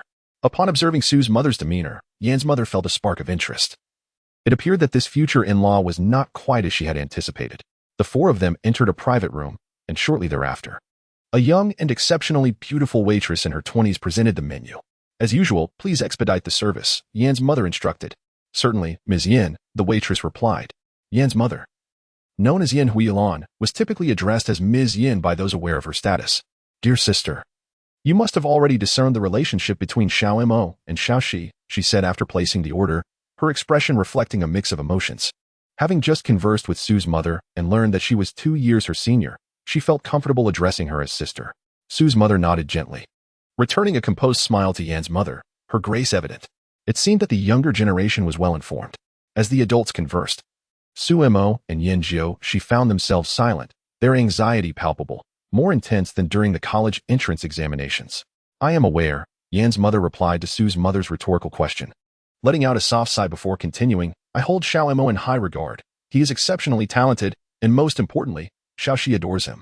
I believe that as long as the two children are mutually fond of each other, other matters are inconsequential. What do you think, sister? Yin Jiushi had been raised solely by her mother, and Yan's mother was reluctant to interfere in her daughter's romantic life. She trusted her daughter's judgment, confident that any young man who captured her affection would undoubtedly be remarkable. Upon hearing Yan's mother's commendation of Suemo, Su's mother couldn't help but commend her son internally. Not only had he won over his future bride, but it appeared he had also impressed his future mother-in-law, which was quite unexpected. "Sister, your words truly astonish me." Su's mother chuckled lightly and remarked, "I had initially thought you would be less fond of Xiaomo, given our family circumstances, which you should be aware of. Auntie, familial background is not a definitive measure. As long as Xiaomo and I share mutual affection, those matters are trivial." Yan Jiushi interjected before her mother could respond. Yan's mother, exasperated, raised her hands in a gesture of surrender, a bittersweet smile gracing her face as she pointed to her daughter. "Sister, do you see? My daughter has already been completely swayed by your son. What can I do if I disapprove? You jest, sister. I too have great affection for Xiaoxi. Rest assured. Should Xiaomo ever dare to mistreat her, I shall ensure he faces dire consequences," Su's mother replied, her heart brimming with joy at the support from her future daughter-in-law. Upon hearing this, Suemo instinctively recoiled. What on earth? Why am I being implicated in this? What have I done to deserve such threats? With a playful wink at Suemo, Yan Jiushi seemed to convey a warning. "If you ever dare to bully me, you will be in serious trouble." Suemo could only resign himself to his position, realizing he was indeed the one with the least authority in this scenario. Uncomfortable, the recent meeting unfolded unexpectedly smoothly, as both Mrs. Yin and Mrs. Su engaged in delightful conversation. After dining, Mrs. Yin graciously drove Mrs. Su and her son, Suemo, back home. Once they arrived, Mrs. Su took her son's hand and settled onto the sofa, commencing her earnest impartation of wisdom. "My dear son, you must strive even harder in the future," she advised with heartfelt sincerity. "Given the favorable circumstances of Xiaoxi's family, if you truly care for her, you must ensure she does not endure hardship alongside you." "Mother, rest assured," Suemo confidently patted his chest, proclaiming, "Your son is exceptionally capable. Xiaoxi will never suffer by my side. And I promise to provide both you and her with the finest life. That is all I wish to hear." Gazing at her grown son, Mrs. Su felt an overwhelming sense of pride and contentment. After the college entrance examination, Suemo and Yan Jiushi, like fish returning to the sea, were no longer bound by constraints. Interestingly, Yan Jiushi seemed to have forgotten their earlier discussion regarding mathematics answers, and for a while, the two roamed freely about the city. Mrs. Su wholeheartedly supported this behavior, even allocating a budget of 10,000 yuan for their outings. With one stipulation, her son was to ensure that his future daughter-in-law remained cheerful. In truth, Suemo had no intention of accepting this sum, as he already possessed several hundred yuan. He believed their adventures would not require significant expenditure. However, he soon received a thorough lecture from his mother. "You two are going out. It would be inappropriate for Xiaoxi, as a young lady, to bear the costs alone." Reluctantly, Suemo complied and accepted the money. In the grand scheme of things, his mother's wishes reigned supreme. After all, making his wife happy was a simple task. Chapter 36. She is indeed a celestial being. After acquiring some wealth, Suemo took Yan Jiushi and explored every cinema and arcade in Linhai. As an exemplary student, Yan Jiushi found solace in reading extracurricular books, which she considered a form of entertainment. However, she had never frequented such establishments before, and consequently, she became utterly absorbed in the experience. The two reveled in their escapades for an entire week before Suemo realized that this indulgence could not continue. The funds were severely dwindling. He had only just come to grasp the considerable expenses associated with dating. It is no wonder that there are countless online remarks regarding girlfriends being akin to four-legged gold-devouring beasts. Glancing at the meager amount in his pocket, Suemo could not help but feel that such statements were strikingly accurate. The morning sun bathed him in warmth as he stood outside Yan Jiushi's home. Having arrived 10 minutes prior, he felt no urgency, as he had learned over the past few days about a girl's perception of time. One must never expect punctuality from a female. After another half hour had passed, Yan Jiushi finally made her appearance. Today, she was evidently dressed with great care. Adorned in a floral maxi dress, her bare shoulders looked exquisite, and around her neck hung the four-leaf clover necklace Suemo had gifted her previously. She appeared as if she had descended from the heavens, breathtakingly beautiful. Upon seeing her, Suemo found himself involuntarily swallowing hard. Despite their time together, he was still occasionally awestruck by Yan Jiushi's ethereal beauty. "Xiaomo, I'm so sorry," Yan Jiushi exclaimed, approaching Suemo with a playful smile. "I'm late again." "Well then." With her adeptness at apologies, Suemo was at a loss for words. "It's fine. I've given up on expecting you to be on time," he shrugged nonchalantly, having previously emphasized this point to her multiple times but now resolutely abandoning that notion. Yan Jiushi chuckled, a faint blush gracing her cheeks. Xiaomo, where are we going today? She naturally took Sumo's hand, and it was evident that their relationship had deepened significantly since their school days. Today, Sumo feigned contemplation, acutely aware that he had less than 2,000 yuan left in his pocket. Suddenly, an idea struck him. I heard a new library opened on Cushing Road recently. How about we check it out? As he proposed this plan, he could not help but commend his own cleverness. That sounds great. Free books and no cost at all. Wonderful. In truth, Sumo's suggestion was born out of necessity. After a week of indulgence, the 10,000 yuan his mother had allocated for activities had dwindled to a mere 2,000, and he could no longer afford such extravagance. What? Upon hearing Sumo's suggestion, Yan Jiushi immediately displayed a look of disappointment. Today, I initially thought I could spend some time at the arcade. But to my surprise, Sumo expressed a desire to visit the library instead.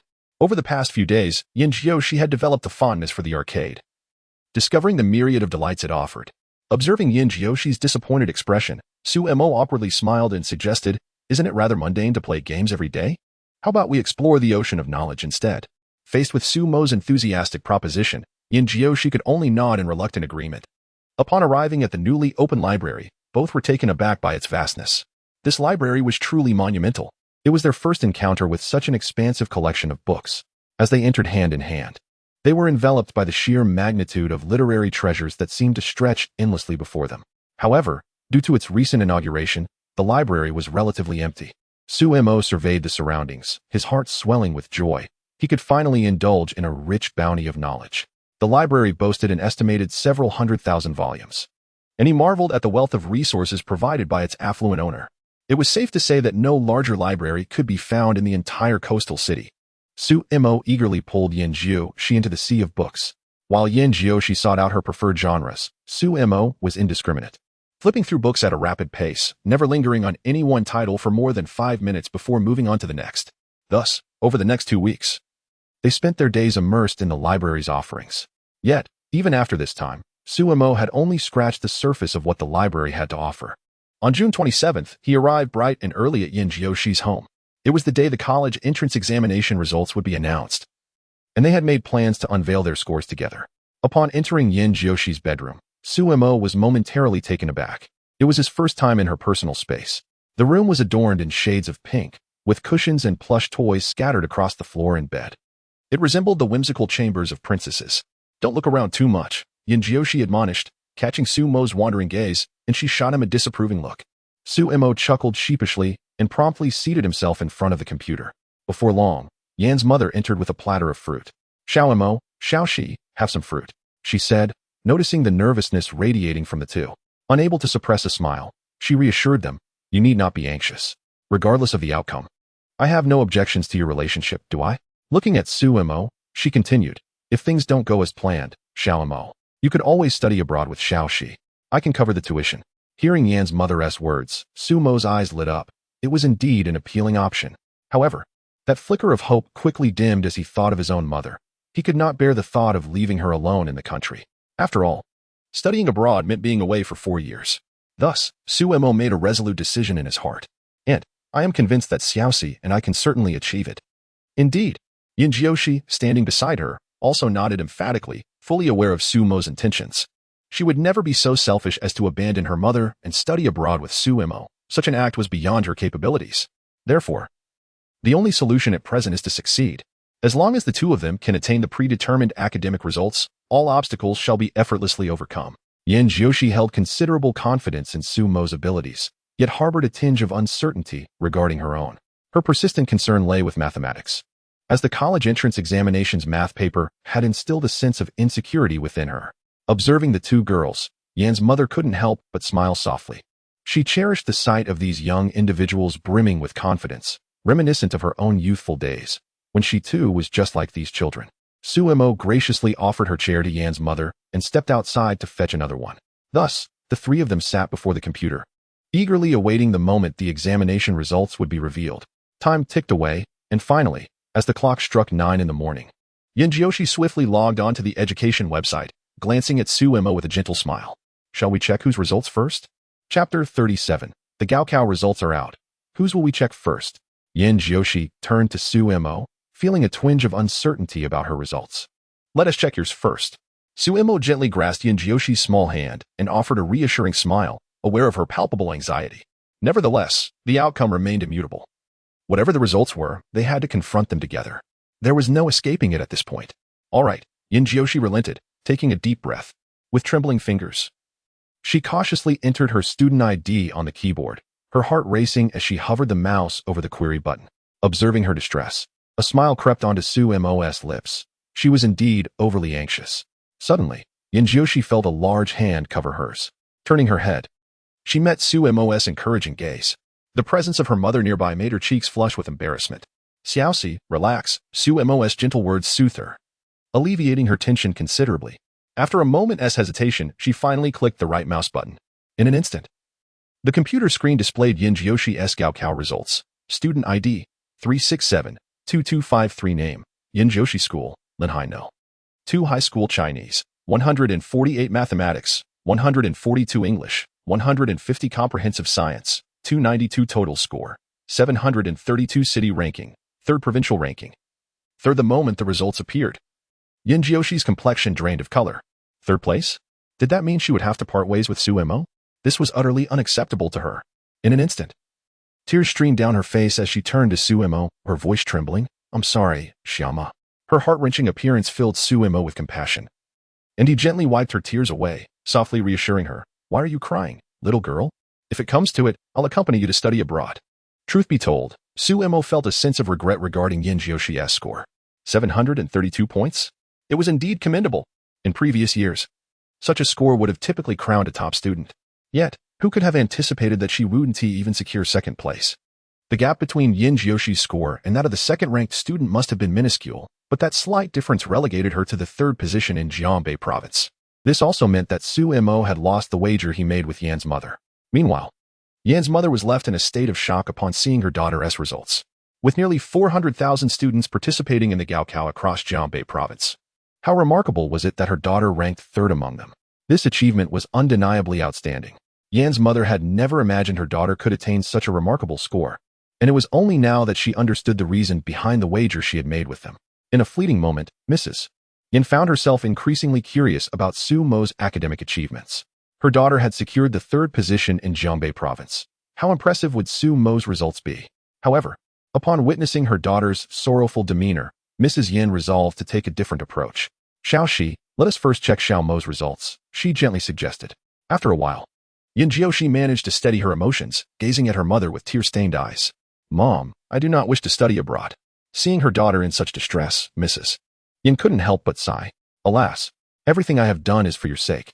With this realization, she spoke softly. Xiaoxi, I haven't yet suggested that you study abroad.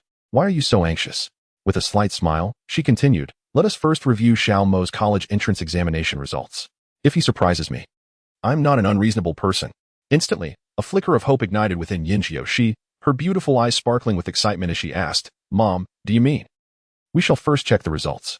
Observing her daughter's rapid change of expression, Mrs. Yin couldn't resist a gentle touch to her forehead, amused by her daughter's enthusiasm. Yin Jioshi chuckled, brimming with confidence regarding Suemo's performance. In her heart, there was no doubt that Suemo was the top scorer in Jianbei province. Xiaomo, shall you do it, or shall I? She inquired of him. Checking the examination results was indeed a momentous occasion. One that typically occurs only once in a lifetime, unless one were to retake the exams, of course. With a calm smile, Suemo replied, you do it. Upon hearing this, Yin Jioshi wasted no time, her small fingers flying across the keyboard to input Suemo's student ID, even more adeptly than her own. This moment warmed Suemo's heart. She truly remembered every detail about him. As the cursor hovered over the query button, Yin Jioshi took a deep breath and clicked it. In an instant, Suemo's examination results illuminated the computer screen. Student ID, 367-2657 Name, Suemo School, Linhai No. 2 High School Chinese, 150 Mathematics, 150 English, 150 Comprehensive Science, 300 Total Score, 750 City Ranking, 1st Provincial Ranking. First, the room fell into an almost suffocating silence. The uniformity of the 150 scores left Mrs. Yin breathless.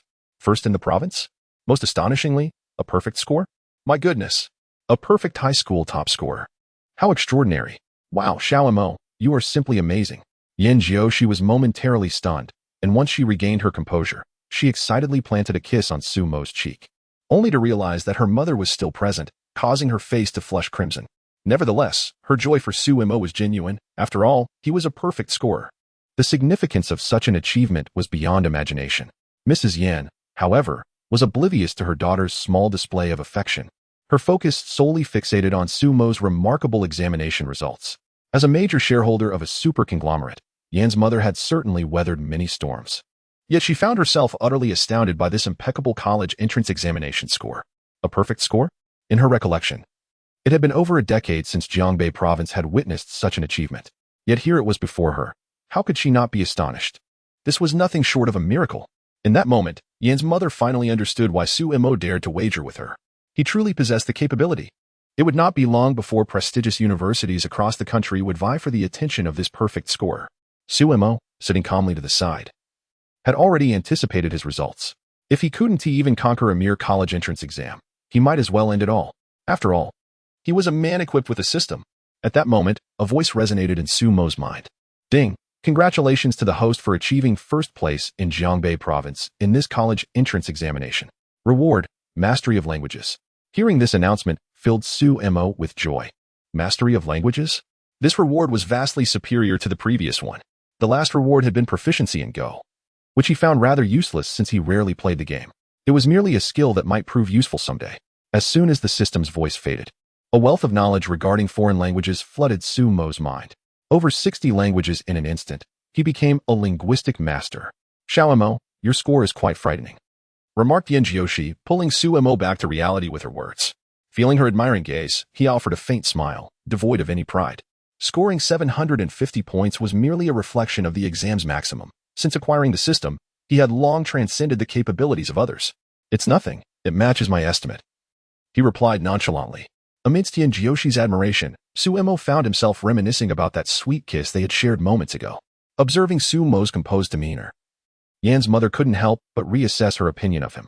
A 17 or 18-year-old child, upon discovering he had achieved a perfect score, could remain this calm? Such composure was indeed rare. This young man was certainly no ordinary talent. Yan's mother silently praised him. If only Sumo could know the thoughts of his future mother-in-law, he would surely nod in approval. Mom. After the initial excitement, Yenjioshi turned her gaze to her mother, unable to relax until she received her affirmation. In truth, the universities in the country were quite commendable. Upon meeting her daughter's inquiring gaze, a smile spread across Yan's mother's face. Upon hearing this, both Sumo and Yenjioshi understood the implication, exchanging a knowing smile. At last, they need not part ways.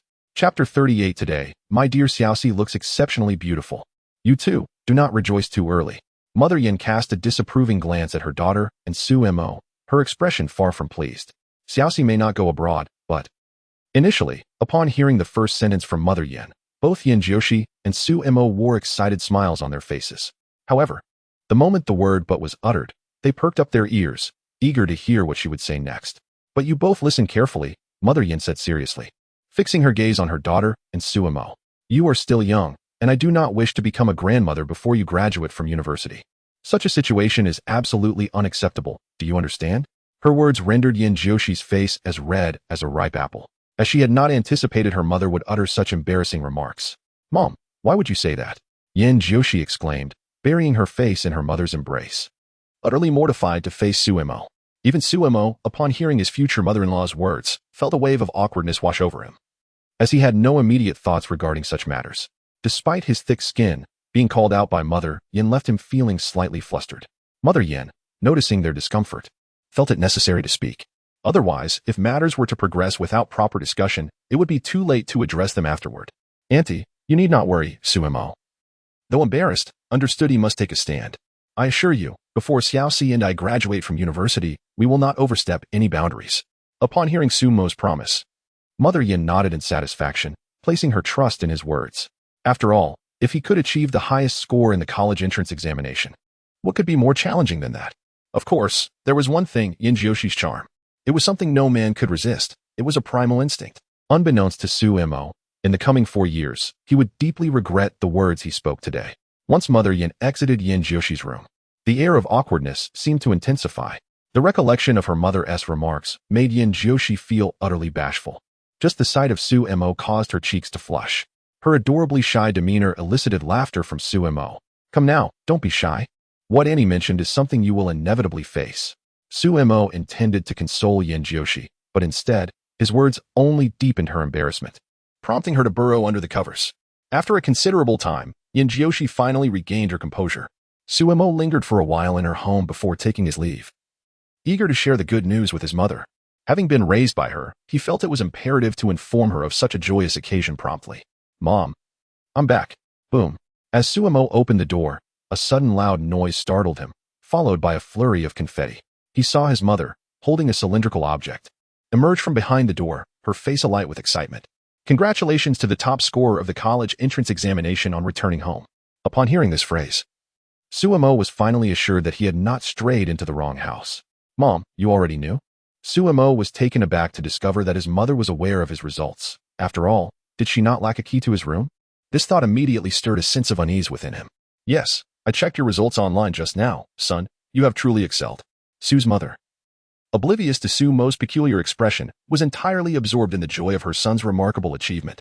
She could hardly have dreamed that her son would surprise her to such an extent. When she first glimpsed Su-mo's scores, disbelief compelled her to rub her eyes, questioning whether she had misread. Yet, after verifying the results 5 times, she finally accepted the reality. Her son had indeed become the top scorer in the Jiangbei Province College entrance examination. The sensation was akin to winning 5 million. No, even more exhilarating than that. However, Su-mo's remark swiftly pulled his mother back to reality. Mom, didn't you say you didn't have a key to my room? Su-mo observed his mother with a knowing smile, realizing that the treasured figurines he had secretly stashed away had mysteriously vanished one by one. Now, he understood the reason. Huh? Su's mother was momentarily stunned by her son's words. In her elation, she had completely overlooked this matter. I borrowed a computer from Aunt Lee next door. Not yours, she stammered defensively. Su-mo was far from convinced by her words. He knew his mother well. Ever since childhood, whenever she attempted to lie, she would stutter. Oh really? Su-mo responded with exasperation. Mom, please return my figurines. Let us consider this matter settled. Deal. Su-mo mused, finally identifying the culprit behind the mystery. In truth, Su's mother had concealed those figurines out of concern that they would distract her son from his studies. However, circumstances had changed. Su-mo was now the top scorer in Jiangbei Province, free from all such worries. Figurines? Hand them over. Before long, Su-mo emerged from his mother's room, laden with a box brimming with his cherished possessions. Among them were many items he had thought lost, yet they had all been kept safe by his mother. This was truly. However, Su-mo could not voice any complaints, fully aware that his mother's intentions were rooted in love. As he gazed at the key she handed him, he could only manage a wry smile. Son, you are simply remarkable. I never expected you to achieve such outstanding results. You have truly brought honor to your mother. At this moment, Su's mother's eyes glistened with unshed tears. Even your father, who is no longer with us, would never have imagined that the Su family would produce a top scorer. Mom. Su-mo promptly grasped his mother's hand, his eyes filled with compassion. Why say such things when everything is fine? He thought. He understood the hardships his mother had endured in raising him over the years, his heart swelling with gratitude. It's my fault. Today is a joyous occasion. Su's mother quickly wiped away her tears, her face breaking into a smile. Son, what would you like to eat today? Speak freely. Even if you desire a lavish feast, I shall prepare it for you. Then I choose a grand banquet. Su-mo declared decisively, his response as swift as lightning. Seeing her son's playful demeanor, Su's mother couldn't help but chuckle. Mom, I was merely joking. For lunch, just make whatever you like. I enjoy all that you prepare. Such sweet words, she teased, rolling her eyes at her son, though her heart brimmed with happiness. This day marked the happiest since Su's father passed away. My son has succeeded. What could bring a mother greater joy? In the following days, Su-mo and Yin-jioshi spent their time immersed in the library. For Su-mo, the library held an allure unmatched by any other place. It was not until the school called, requesting him to fill out his application preferences, that he was interrupted. That morning, Su-mo arrived early at Yin-jioshi's doorstep. How long have you been here, Xiaomo? Yin-jioshi asked, joy radiating from her as she approached him. Dressed in elegant black. Today my little she is stunning. Su-mo exclaimed, unable to contain his admiration. Yin-jioshi wore a light yellow chiffon blouse, paired with a white skirt, topped with an adorable sun hat, resembling a princess from a fairy tale. Who is your little she? She playfully chided, though the hint of sweetness at the corners of her mouth revealed her true feelings. Get in the car, Su-mo said. patting the back seat of his bicycle, his face alight with joy. At that moment, it felt as if even the air had become sweet. Perhaps this is the essence of love. Chapter 39. Standing tall among giants. Half an hour later, the two finally arrived at the school's entrance. Upon their arrival, Suemo and Yenjioshi were immediately captivated by a massive banner that adorned the entrance. The banner bore a striking message, its golden letters shimmering brilliantly. Commanding attention, congratulations to Suemo of Class 3, Senior Year, for achieving a perfect score and becoming the top scorer in the Gaokao of Jianbei Province. Upon seeing the banner, Yenjioshi could not help but stifle a giggle. Xiaomo, look. It seems to be referring to you. In response to Yenjioshi's teasing, Suemo could only smile wryly. Was this a tad too ostentatious? Indeed, it was rather flamboyant. Yet, one could hardly blame the school. Whenever a school boasts a top scorer, it is customary to celebrate. Moreover, Suemo's perfect score was nothing short of miraculous. Upon reviewing Suemo's remarkable results, Principal Wang Qinyan immediately checked the historical records of Gaokao results in Jianbei Province, leading to a shocking revelation. It had been 21 years since the province had seen a perfect score from a top scorer. The fact that one of his students had achieved such a feat was undoubtedly worthy of celebration. Instead of heading straight to their classroom, Suemo and Yenjioshi made their way to the principal's office, as instructed by Wang Qinyan during their phone conversation the previous day. Upon entering the office, they found it filled with faculty members from the second high school, including teachers from the first and second year, all eager to catch a glimpse of the perfect scorer. From a distance, the pair could hear the jubilant laughter of the teachers, prompting them to exchange a resigned glance. Another round of scrutiny awaited them. Both were not particularly fond of such gatherings, but they had little choice in the matter. Ahem, Principal, we have arrived. Suemo announced as they reached the doorway, feeling somewhat overwhelmed by the sea of teachers inside. How were they supposed to enter? Instantly, the office fell silent, all eyes turning towards the entrance. The boy was radiant and handsome, while the girl was stunningly beautiful, truly a match made in heaven. In everyone's hearts, the phrase golden boy and jade girl involuntarily surfaced. Wang Qinyan promptly spoke up. Teachers from the first and second years, please step outside. As for the third-year teachers, only the homeroom teachers should remain. Such a decision was necessary. The office was simply too small to accommodate so many people, leaving no room to spare.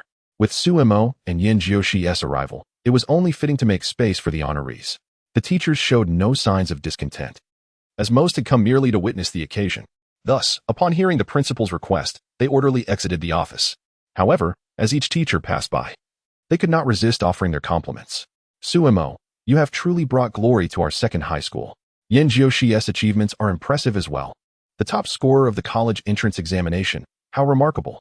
The two individuals responded to the teacher's praises with polite smiles. Once all the teachers exited, only Principal Wang Qinyan and the 6 homeroom teachers of the third-year students remained in the office. Good day, Principal, esteemed teachers. Suemo and Yenjioshi entered and greeted them courteously, to which the 6 homeroom teachers nodded in acknowledgement. Suemo, you truly bring great honor to our second high school, Wang Qinyan boomed, startling Yenjioshi in the process. Principal, please, no need for such excitement. Let us converse calmly. Suemo remarked, feeling quite bemused by the principal's exuberance. The other homeroom teachers couldn't help but chuckle at the scene. One might mistakenly think Suemo was the principal and Wang Qinyan the student. While it was amusing, the teachers held a deeper admiration. How remarkable for a student to remain so composed upon learning he was the top scorer. Particularly, Sumo's homeroom teacher, Lu Yu, gazed at him with immense pride. Indeed, pride. As a newly appointed teacher, she had guided her first-year class to produce a perfect scorer, an extraordinary feat in itself. Even now, Lu Yu felt as though she were in a dream. Clearing his throat, Wang Qinyan felt a flush of embarrassment at Sumo's words, yet he remained unfazed. After all, second high school had produced a perfect scorer, and as the principal, he was elated. He had not enjoyed a single peaceful night as sleep in days. So exhilarating was this news. Moreover, it wasn't just Suemo, but also Yenjioshi, who had secured the second-best score. Second high school had made a significant mark in Jianbei Province. Could there be a greater cause for celebration? Suemo, in light of your outstanding performance in the college entrance examination, the school has decided to include you on the honor wall. Upon hearing this, everyone in the office was taken aback. The honor wall. Surely this was a jest? Since the establishment of second high school over 40 years ago, only one individual had been honored in such a manner. That person now stood as a towering figure in the literary world. Was Suemo truly comparable to that illustrious individual? This accolade seemed rather excessive. The teachers exchanged glances, and ultimately, it was Lu Yu who stepped forward. for only she could voice such a concern. Principal, might this reward be a bit too substantial? Liu inquired with a frown. Su Mo achieved the top score. Yet he is still far from being on par with that esteemed figure. Su Mo wholeheartedly agreed with Liu Yu's sentiments. Even with his formidable knowledge, he lacked the confidence to compare himself with the individual on the honor wall. Furthermore, Su Mo was not one to place great value on fame. These accolades held little importance for him. However, Wang Qinian held a differing opinion from Liu Yu. He gestured towards Liu Yu and said, "Teacher Liu, I wish to inquire about something." "Principal, please feel free to ask," Liu promptly responded upon hearing Wang Qinian's words. Even that esteemed individual on the honor wall, in their youth, could hardly be considered as exceptional as Su Mo, could they? Wang Qinian cast a glance at the other teachers in the office. His words were not solely directed at Liu Yu, but were also meant for the entire faculty. At that moment, Liu Yu found himself at a loss for words. To Liu Yu's knowledge, that distinguished figure had only ranked 7th in the college entrance examination in Jianbei province.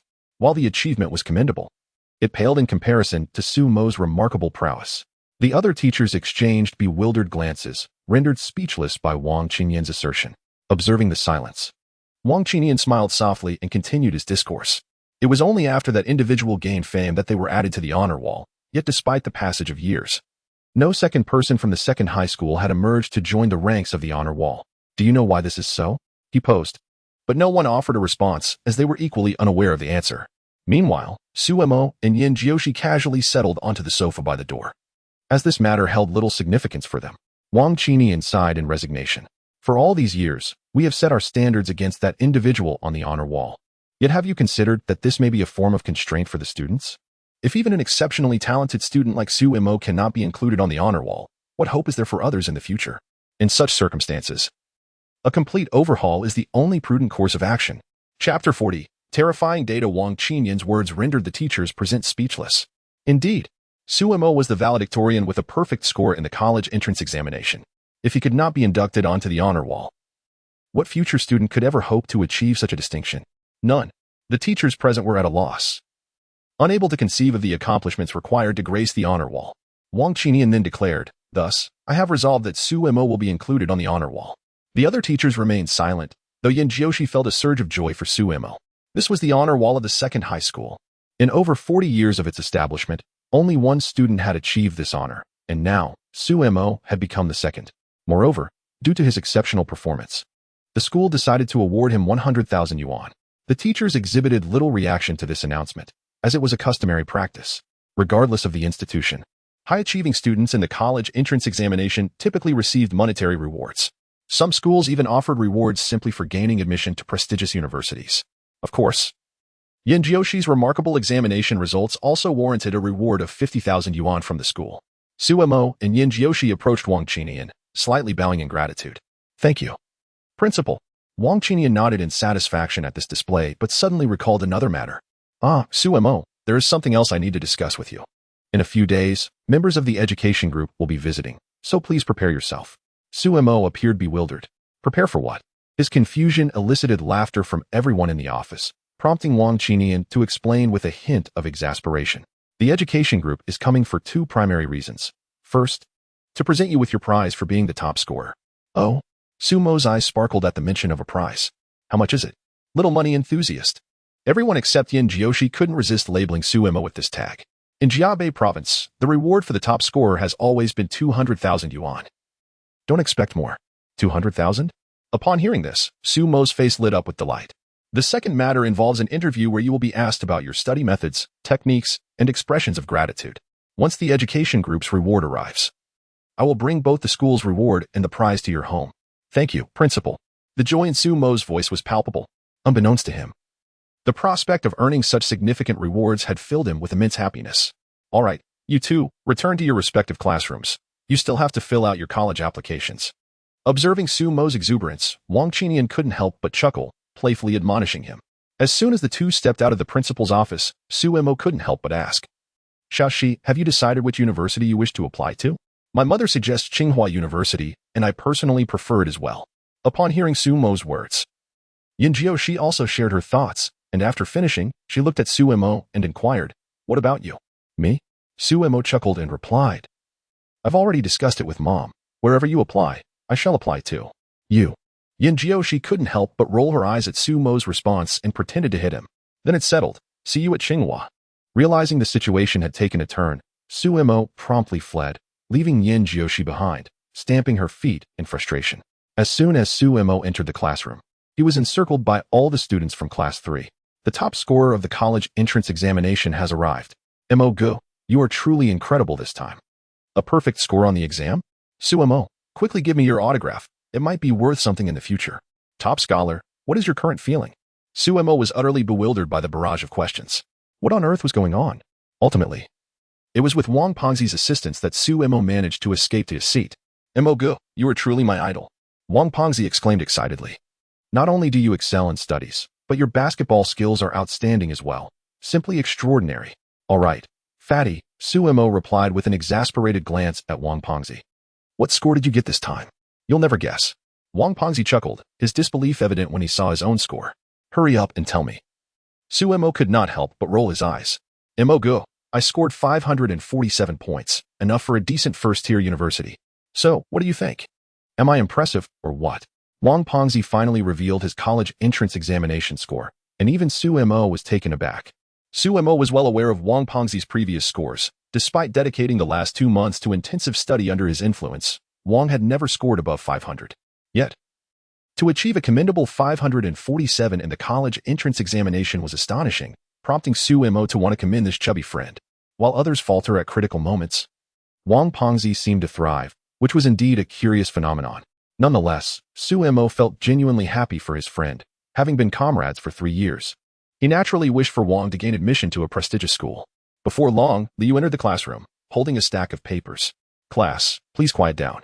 Liu smiled at the students, reveling in her triumph. Not only had her class produced a perfect score, but even the average student's examination results surpassed her expectations. Upon seeing the first-tier admission rate for her class, Liu could hardly believe her eyes. What an astonishing figure it was, 98%. In other words, within the entire third class, there was only one student whose performance was not particularly commendable. The remaining students achieved scores in the college entrance examination that would allow them to attend a reputable university, which is indeed quite astonishing. Everyone performed admirably in this examination, and I would like to extend my heartfelt congratulations to all. As soon as Liu Yu's words fell, the entire class spontaneously erupted into applause. With even Su Mo joining in, Su Mo felt that, in the 2 months leading up to the examination, the students in the class had been invigorated, akin to being fueled by enthusiasm. While this was partly due to their own efforts, their dedication was undeniable. For this effort, everyone deserved this applause.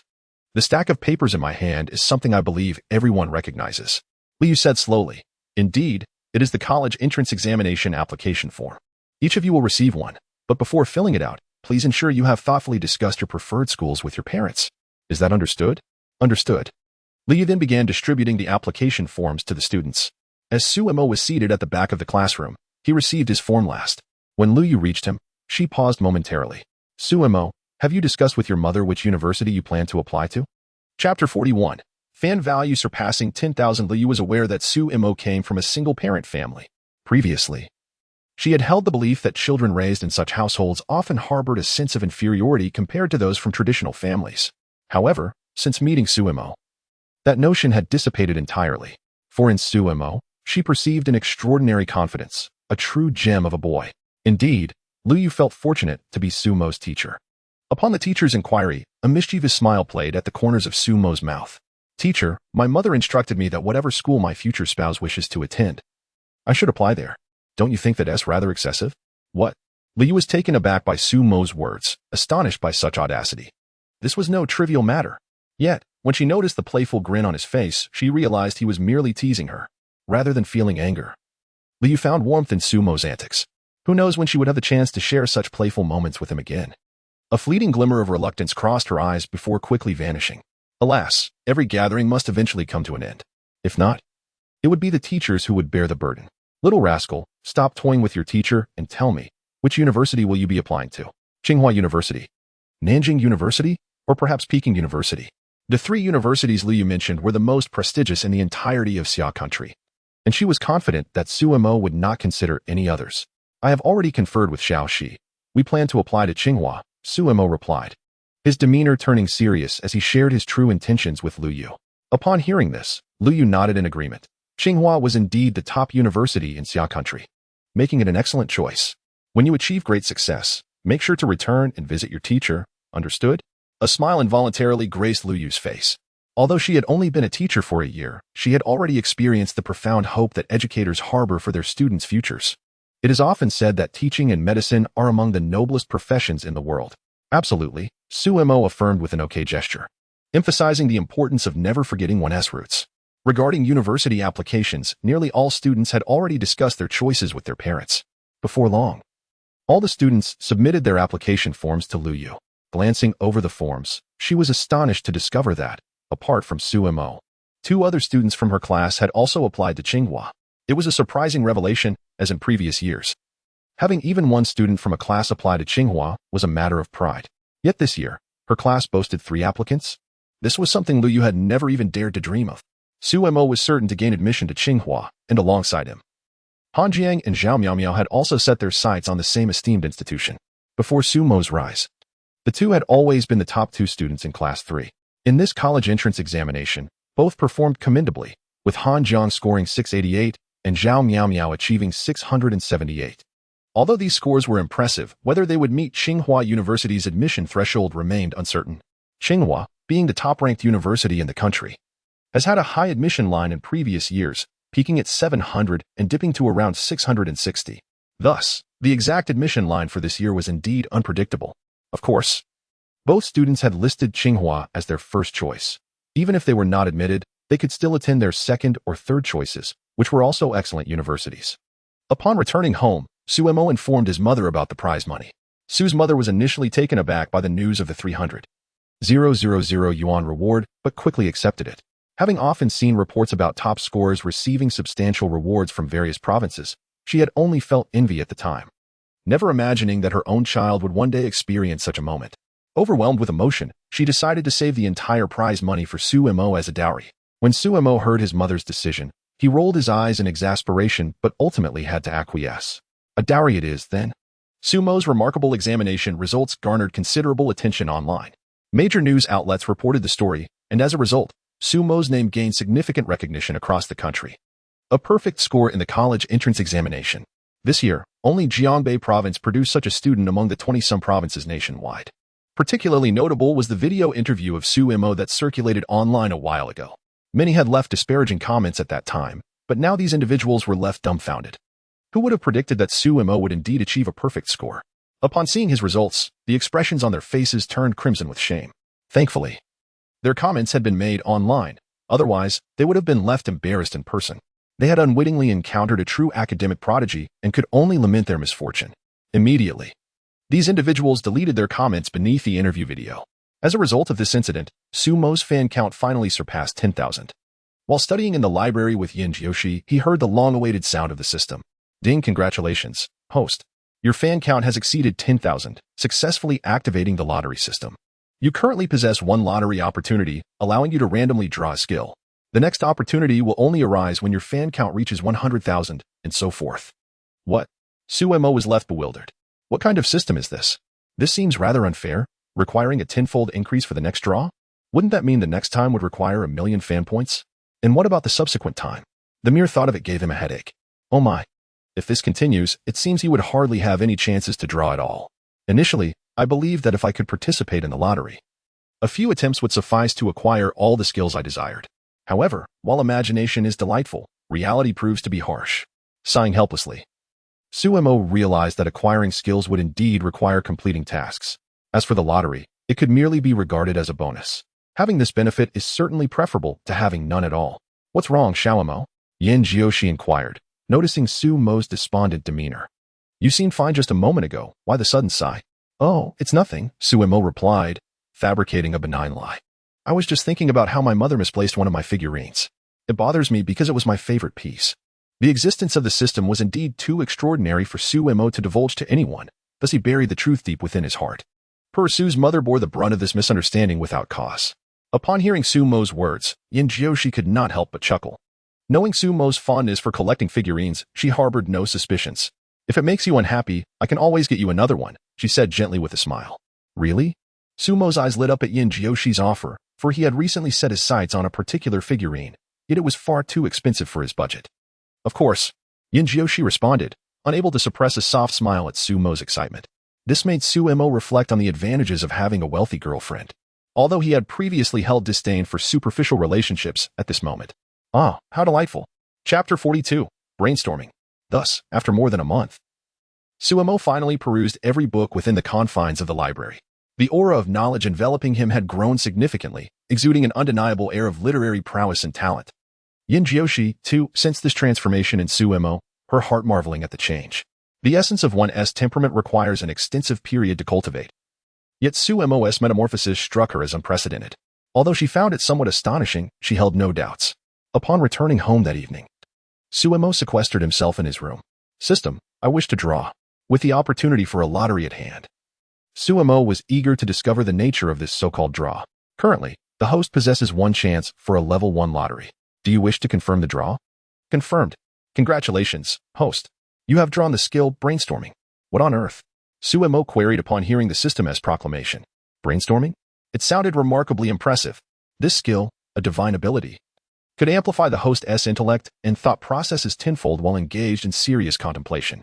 Upon receiving the system's explanation, Sumo immediately recognized the formidable potential of brainstorming. It was a divine technique.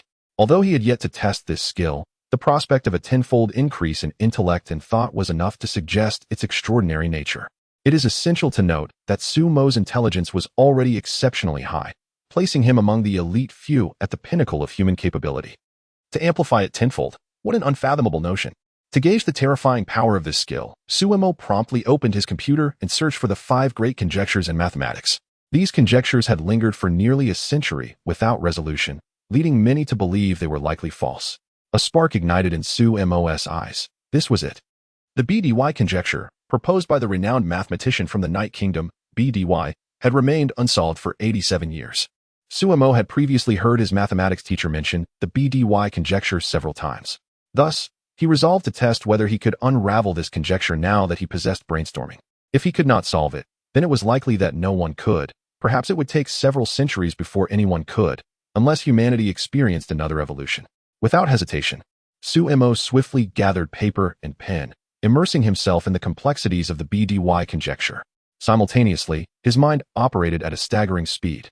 The only sound in the room was the scratching of the pen against paper, as time slipped away, second by second. On an ordinary night, an extraordinary event unfolded. After an indeterminate period of time, Sumo finally unraveled the BDY conjecture. Indeed, he had truly deciphered it. Gazing at the multitude of nearly 100 sheets of draft paper scattered before his computer, a profound sense of accomplishment welled up within him. Glancing at the clock, he realized it was already 6:30 in the morning. As relaxation washed over him, he felt as though his mind had been completely drained. In a classic case of mental exhaustion, he collapsed onto his bed and fell into a deep slumber. It was not until noon, amidst his mother's relentless knocking, that Sumo, sporting 2 prominent dark circles under his eyes, reluctantly arose to open the door. Mom, couldn't you let me sleep a little longer? He grumbled as he swung the door open. However, his fatigue faded instantly upon noticing Yin Jiushi standing behind his mother. Xiaoxi, Sumo exclaimed, his voice filled with surprise. What brings you here? His mother, puzzled by her son's state, inquired, Xiaomo, why are you so tired? Yin Jiushi, observing Sumo's lethargic demeanor, couldn't help but voice her curiosity. Earlier that morning, she had attempted to contact him 5 or 6 times, yet her calls went unanswered. Hence, she decided to visit his home to ascertain the situation. Come on, you better confess. Did you stay up all night gaming? His mother scolded, having frequently witnessed her son engrossed in video games during the summer break. While she was not overly concerned, believing he deserved some leisure time after being accepted into Qing University, she felt that relaxation should not be taken to excess. Otherwise, when school resumed, he might find it difficult to rein in his wild impulses. Mom, do you really think I'm that kind of person? Sumo replied, exasperation evident in his gaze. What exactly were you doing last night? Yin Jiushi queried, her curiosity piqued. Sumo's appearance clearly indicated that he had not slept the previous night, and she was eager to know what had transpired. You'll see if you come in, he yawned, leaning back against his headboard and closing his eyes, feeling discomfort from the late night.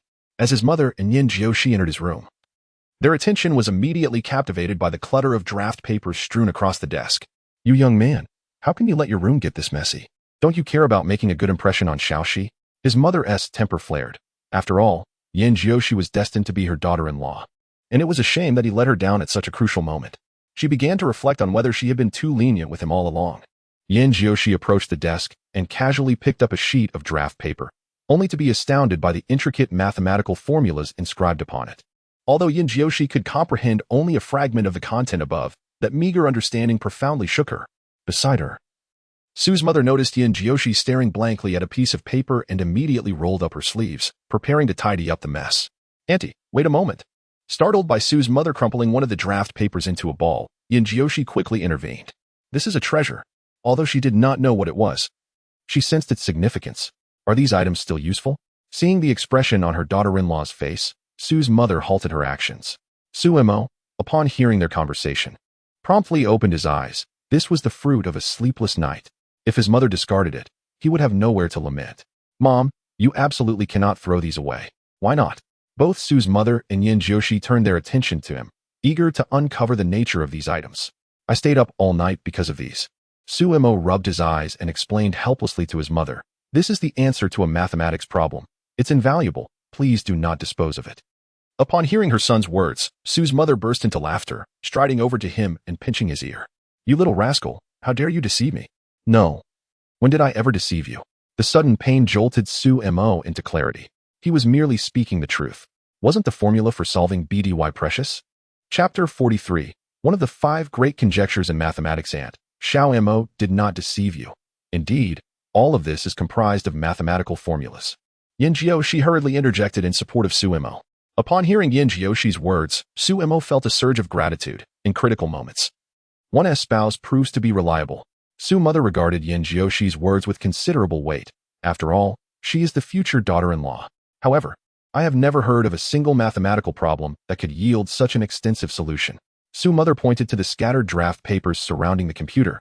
Counting them roughly, there had to be at least over 100 sheets. Could a single problem truly require this much? It seemed utterly implausible. Yin Jiushi, at a loss for how to explain to Sue's mother, turned to Suemo with a pleading glance. "Mom, there are many things you may not know, but you cannot doubt your son." Suemo looked at his mother helplessly and stated, "When have I ever misled you?" "Throughout my life. I have never told you a lie. Regardless of my transgressions, I have always been truthful with you." Sue's mother paused, taken aback by her son's words. It indeed seemed to be the case. "Then enlighten me." Sue's mother gestured towards the clutter of draft papers that covered the entire computer desk, still somewhat incredulous that all of this could pertain to a single problem. She was no stranger to mathematics, surely. She understood how much could be written in response to one question. Crossing her arms, she stepped aside, her stance indicating to Suemo that he better provide her with a satisfactory explanation or face the consequences. Suemo rose and approached the computer, picking up the crumpled sheet of draft paper that his mother had wrinkled in her grasp. These are priceless treasures. He was acutely aware of the value of the contents on that paper and carefully unfolded it, smoothing it out before placing it back on the desk. "Xiaomo, what exactly are all these?" Yin Jiushi inquired, unable to contain her curiosity upon witnessing Suemo's meticulous handling of the papers. Although she recognized them as mathematical formulas, she understood only the most superficial aspects and had no idea what they contained. "These are treasures." Suemo began to tidy the papers on the desk and slowly explained. "Xiaoshi, are you aware of the 5 great conjectures in mathematics? I believe I have heard my teacher mention them a few times, but aren't those all unsolvable conjectures?" Yin Jiushi responded, further bewildered. She had a vague knowledge of the 5 conjectures, but how did they relate to these draft papers? Suddenly, a realization struck Yin Jiushi, her eyes widening with astonishment as she looked at Suemo. "Could it be?" "Precisely." Suemo replied with a triumphant smile, casually stating, "These are the complete calculations for the BDY conjecture." "How is that possible?"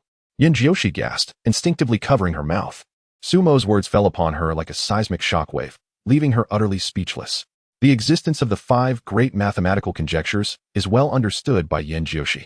Countless mathematicians around the globe have endeavored to unravel them. Yet, despite the passage of numerous years, none have succeeded, regardless of their brilliance. All geniuses stand equal in the face of these conjectures. To this day, nearly everyone believes that these 5 conjectures are fundamentally unsolvable propositions. Only a handful of mathematicians persist in their pursuit of these enigmas. However, thus far, no one has been reported to have found a solution. Yet now, Suemo reveals to her that the content inscribed on the sheets of draft paper before them constitutes a calculation formula for one of the 5 conjectures. This revelation leaves Yin Jiushi questioning her own senses. Impossible. Absolutely impossible. Observing her daughter-in-law's astonished demeanor, Sumu became increasingly perplexed. What could this possibly mean?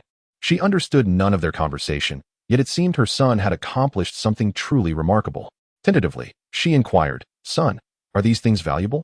Upon hearing this, Suemo displayed a wry smile. "Mom, it's not a matter of monetary value. These things carry a significance beyond mere currency. However, I believe the bounty for this problem has reached an astonishing 10 million. What?" Sumu's expression instantly mirrored that of Yin Jiushi. 10 million? She rushed to the computer desk, glancing anxiously at the crumpled paper clutched in her hand, and asked her son, "Did I ruin it?" The sight of her distress caused Suemo to stifle a laugh. "It's fine, as long as the content remains intact." Upon hearing this, Sumu finally exhaled in relief. This was a matter of 10 million. Had it been damaged, she would have been heartbroken. Meanwhile, Yin Jiushi remained in a state of shock. Feeling as if she were lost in a dream, Suemo had solved the 5 great mathematical conjectures. He was merely a student. How could he have achieved what countless professors and eminent mathematicians could not? It was utterly preposterous. Yin Jiushi gazed at Suemo with wide-eyed admiration, her expression adorably charming. Unable to resist, Suemo waved his hand in front of her face. "Shall she snap out of it?" "Huh." Yin Jiushi's cheeks flushed a deep crimson. Yet her thoughts remained fixated on the BDY conjecture. "Suemo, are you certain you aren't jesting?" While she did not doubt Sumo's words, the magnitude of this news was overwhelming. A high school senior had purportedly solved the 5 conjectures, long deemed unsolvable by the mathematical community. Who could possibly believe such a claim? "Of course not," Suemo replied, smiling confidently at Yin Jiushi. "Although I have yet to conduct a thorough derivation of these formulas, I am confident that I am not mistaken." Suemo had already expressed himself with notable caution, given his current level of intellect. Even a tenfold increase would render any errors implausible. "What are your plans for handling this matter?" Once calm, Yin Jiushi's immediate thought was how to deal with this situation, as its ramifications were exceedingly significant. One could never be certain that someone might harbor ulterior motives. "I have already contemplated all this. Consider it a welcoming gift to Qing University." Suemo leaned closer to Yin Jiushi's ear and whispered, "I intend to." The moment arrived when various universities announced their admission cutoffs, and all students were filled with anticipation. Naturally, this did not include Suemo and Yin Jiushi, for their academic achievements afforded them no cause for concern. In just over a month, Suemo's school had been in contact with more than 20 institutions. Yin Jiushi had also received invitations from 7 or 8 universities, each offering increasingly enticing conditions. One particular institution even promised a staggering research grant of 1 million, provided Suemo chose to enroll there, allowing him complete freedom in his endeavors. Had he not already resolved to attend Qing University, he might have been genuinely tempted by such favorable terms. Suemo and Yin Jiushi exhibited remarkable unity in their decisions, as neither responded to any of the school's overtures. Consequently, the public's interest in Sumo's choice intensified. Prestigious universities began to actively court him on social media, and upon witnessing those alluring offers, envy and admiration abounded. Yet, who could claim to be Suemo? Under Yin Jiushi's suggestion, Suemo established his own Weibo account, and within just a few days, he had garnered over 2,000 followers. Unfazed by the unfolding drama, he eagerly updated his Weibo status. As for the content, well, let us keep that a delightful mystery. Chapter 44. Prestigious universities compete for talent. Recently, I have been perusing the invitations from various universities, and the conditions are indeed quite enticing. However, I am not the one to make the final decision. It entirely hinges on my girlfriend's preferences regarding which school she wishes to attend. As for the institutions that are keen to extend their offers to me, they might as well focus their attention on my girlfriend. Once Suemo posted this update, the information about Yin Jiushi was quickly unearthed. The moment one delves into it, the revelation is astonishing. Yin Jiushi's breathtaking beauty instantly garnered widespread attention online, even prompting numerous talent scouts from entertainment companies to leave comments beneath her Weibo posts. Consequently, within a single day, Yin Jiushi's name surged to the bottom of Weibo's trending topics. In just a few days, her follower count on Weibo soared past 30,000. Upon witnessing this figure, Suemo couldn't help but feel a pang of jealousy. It seems that, regardless of the circumstances, beauty remains ever popular. Due to Sumo's Weibo update, countless individuals have been visiting Yin Jiushi these past few days, most of them being representatives from various universities or talent scouts eager to usher her into the entertainment industry, which left Yin Jiushi feeling quite overwhelmed. Several days later, Yin Jiushi finally identified the root of her predicament. The morning sunlight was gentle as Suemo rose. Freshened up, and promptly seated himself at the computer to indulge in gaming. However, just as he reached a critical juncture in the game, a phone call interrupted him, resulting in a frustrating defeat. Who could be calling at such an inconvenient time? Yet, as he glanced at the caller ID, his irritation dissipated instantly. The screen displayed 5 words, "Little Fairy Wife." Indeed, this was the affectionate moniker Sumo had assigned to Yin Jiushi. If she were to discover this, she would undoubtedly be mortified. "Shaoxi, what's the matter so early in the morning?" Sumo inquired, setting aside his mouse and answering the call, completely unfazed by the cries of his teammates in the game. After all, what could be more important than his wife? "Xiaomo Yu." Yin Jiushi's voice trembled as she endeavored to control her emotions, striving to sound less irate. "You need to come to my house right away, quickly." With that, she abruptly ended the call, gazing at the multitude of people in her living room, feeling utterly exasperated. This Xiao Mo truly had a knack for conjuring trouble. As Sumo heard the dial tone on the other end, he couldn't help but wonder what could be so urgent. Nevertheless, he decided not to delay. After all, when summoned by his wife, one must heed the call. He swiftly changed his attire and rode his bicycle toward Yin Jiushi's residence. 20 minutes later. "Shaoxi, I'm here," Sumo exclaimed loudly as he entered the foyer of Yin Jiushi's home. After taking just a few steps, he spotted a large gathering of people on the living room sofa and instinctively considered turning back. However, upon catching sight of Yin Jiushi's murderous glare, he steeled himself and approached her nonetheless. Yan's mother cast a disapproving glance at Sumo, fully aware that he was the root cause of the current predicament. However, the moment others laid eyes on Sumo, their expressions brightened, for the majority had come specifically for him. As Sumo took his seat, a middle-aged man wearing glasses stood up to greet him. "Greetings, Sumo. I am Li Tong, the head of admissions at Qin University. We wholeheartedly welcome an exceptional talent like yourself to join us." No sooner had Li Tong finished speaking than a woman in her 30s, who possessed an unremarkable appearance yet exuded an air of competence, stood beside him. "Sumo, I am Yang Yu, the head of admissions for D University. Do not be swayed by Li Tong's words. What can Qin University offer you? Should you accept our invitation from D University, the terms are entirely negotiable." Yang Yu shot a haughty glance at Li Tong, whose face instantly displayed a few lines of displeasure. "Why must you belittle me while you speak?" Nevertheless, Li Tong chose not to engage with Yang Yu, adhering to the adage that a gentleman should not quarrel with a lady. As soon as Yang Yu finished, a stunning young woman in her 20s rose to speak. In terms of beauty, Sumo would grant her at least a score of 90, as she undoubtedly belonged to the realm of breathtakingly beautiful. "Hello, Sumo. I am Li Kiki, the president of the student council at Nan University. On behalf of Nan University, I extend an invitation to you. Our conditions are superior to those of anyone present here." After speaking, Li Kiki fixed her alluring gaze upon Sumo were it not for the presence of his official girlfriend. She might have resorted to the charms of beauty to ensnare him. After all, Sumo not only excelled academically, but was also strikingly handsome. He perfectly matched Li Kiki's criteria for a partner. Although he was a tad younger, what did that matter? A woman 3 years older brings fortune, Li Kiki mused. And she was only 3 years Sumo's senior. Cough, cough, Yin Jiushi, sitting beside Sumo, sensed the intense competition posed by Li Kiki and instinctively placed her hand on Sumo's waist. Sumo, feeling the pressure emanating from his waist, dared not glance around and feigned deep contemplation.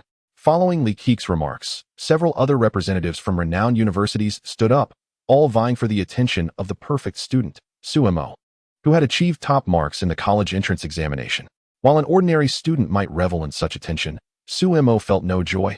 At times, an abundance of choices can be a burden. "Shaoxi, what is your opinion?" Sumo tossed the dilemma to Yin Jiushi, prompting her to squeeze his waist slightly in response, causing him to grimace in pain. Yet, their subtle exchange went unnoticed by everyone except Yan's mother. At that moment, Yin Jiushi had no choice but to step forward, addressing the numerous university representatives before her. "I appreciate the goodwill of all the esteemed educators present, but my mother and I have already made our decision regarding school selection." Upon hearing Yin Jiushi's words, everyone except Li Tong's expression shifted dramatically, while a hint of amusement crept onto Li Tong's face. Sumo and Yin Jiushi's college entrance examination preferences had been scrutinized. They had only filled one choice, which was Qin University. Otherwise, Li Tong would not have been so confident, and he would have likely contested with the others long ago. "I am immensely grateful to the teachers for coming all the way to Linhai to invite both me and Xiaomo. However, my mother and I have decided to attend Qin University." As soon as Yin Jiushi spoke, all eyes turned to Sumo, for he was the pivotal figure in this competition. "Don't look at me. I've already stated that wherever my girlfriend goes, I will follow," Sumo explained helplessly. feeling the weight of everyone's gaze. Yet, his mention of girlfriend caused Yin Jioshi's cheeks to flush. Suemo turned to Li Tong and said, teacherly, I have a few minor conditions. I wonder if you could accommodate them? Of course. Li Tong responded generously, as long as it lies within my authority. It is absolutely no problem. His words were astute. Even if Suemo proposed some excessive conditions, he retained other avenues for retreat. Observing this exchange, the representatives from other schools began to take their leave, for there were many exceptional students awaiting their pursuit. It was indeed a pity to lose such a perfect examination champion. Who wouldn't desire such a remarkable student? Chapter 45. The beginning of the school year, Suemo. If you have the time, you must come and visit us at Nanda. Li Kiki couldn't help but giggle as she glanced at Suemo while departing. She harbored a fondness for him, and although he already had a girlfriend, in this day and age, countless couples part ways. Li Kiki naturally didn't believe she was without a chance. After all, leaving a good impression on Suemo would suffice. Especially since both Nanda and Qingdao were located in the capital, not far apart. On the other hand, Yin Jioshi's sense of vigilance intensified. She had never realized that Suemo possessed such charm. Unbeknownst to Yin Jioshi, Suemo not only carried the aura of a top scholar with perfect scores but also exuded an air of profound knowledge, compounded by his striking good looks. These factors combined rendered him extraordinarily alluring to the opposite sex. Initially, there were 2 talent scouts lingering to observe the proceedings, but upon witnessing the outcome, they decided to take their leave. Although they were eager to sign Yin Jioshi, her mother had explicitly stated that she would not allow her daughter to venture into the entertainment industry. Moreover, given the girl's affluent background, they recognized the improbability of their hopes, and with no prospects, they opted not to linger and cause annoyance. In no time, everyone had departed except for Li Tong. Mr. Li, may I present my conditions? Once all had left, Suemo immediately addressed Li Tong, feeling it was crucial to express his thoughts at this juncture. Of course. Suemo and Yin Jioshi, Qingdao values both of you highly. Feel free to state your conditions, if I cannot make a decision. I will certainly escalate the matter and strive to meet your expectations. Li Tong promptly conveyed his stance. He felt quite pleased, after all. A student with perfect scores was a significant asset for Qingdao. Should Suemo choose to join them, it would likely sway many indecisive students towards Qingdao. As strong individuals are drawn to one another, there are no excessive demands, Suemo replied with a calm smile that was strikingly impressive. Had Li Tong not known Suemo's age, he might have assumed he was a person seasoned by the trials and tribulations of life. Firstly, I would like to meet with Professor Chen privately along with my girlfriend. Is that something you can arrange? Absolutely. Li Tong responded without hesitation. Such a request was not uncommon in previous years. Professor Chen, a renowned mathematics expert in the country, was idolized by countless students. Since this condition entailed no cost, Li Tong was more than willing to oblige. And one last condition. Neither Jioshi nor I will participate in military training. This request stemmed from Yin Jioshi, who wished to avoid becoming overly tanned. It must be said that a woman's desire for beauty is indeed profound. Upon hearing Suemo's condition, Li Tong hesitated. Although the request was not unreasonable and he had the authority to agree, he pondered the implications for unity among the students. However, upon recalling who Suemo was, he took a deep breath. Very well. It's a deal. Suemo and Yin Jioshi exchanged knowing glances, their eyes sparkling with shared amusement. Li Tong promptly produced 2 admission letters, which had been prepared in advance, and briefed them on the start date of school before departing with a cheerful demeanor.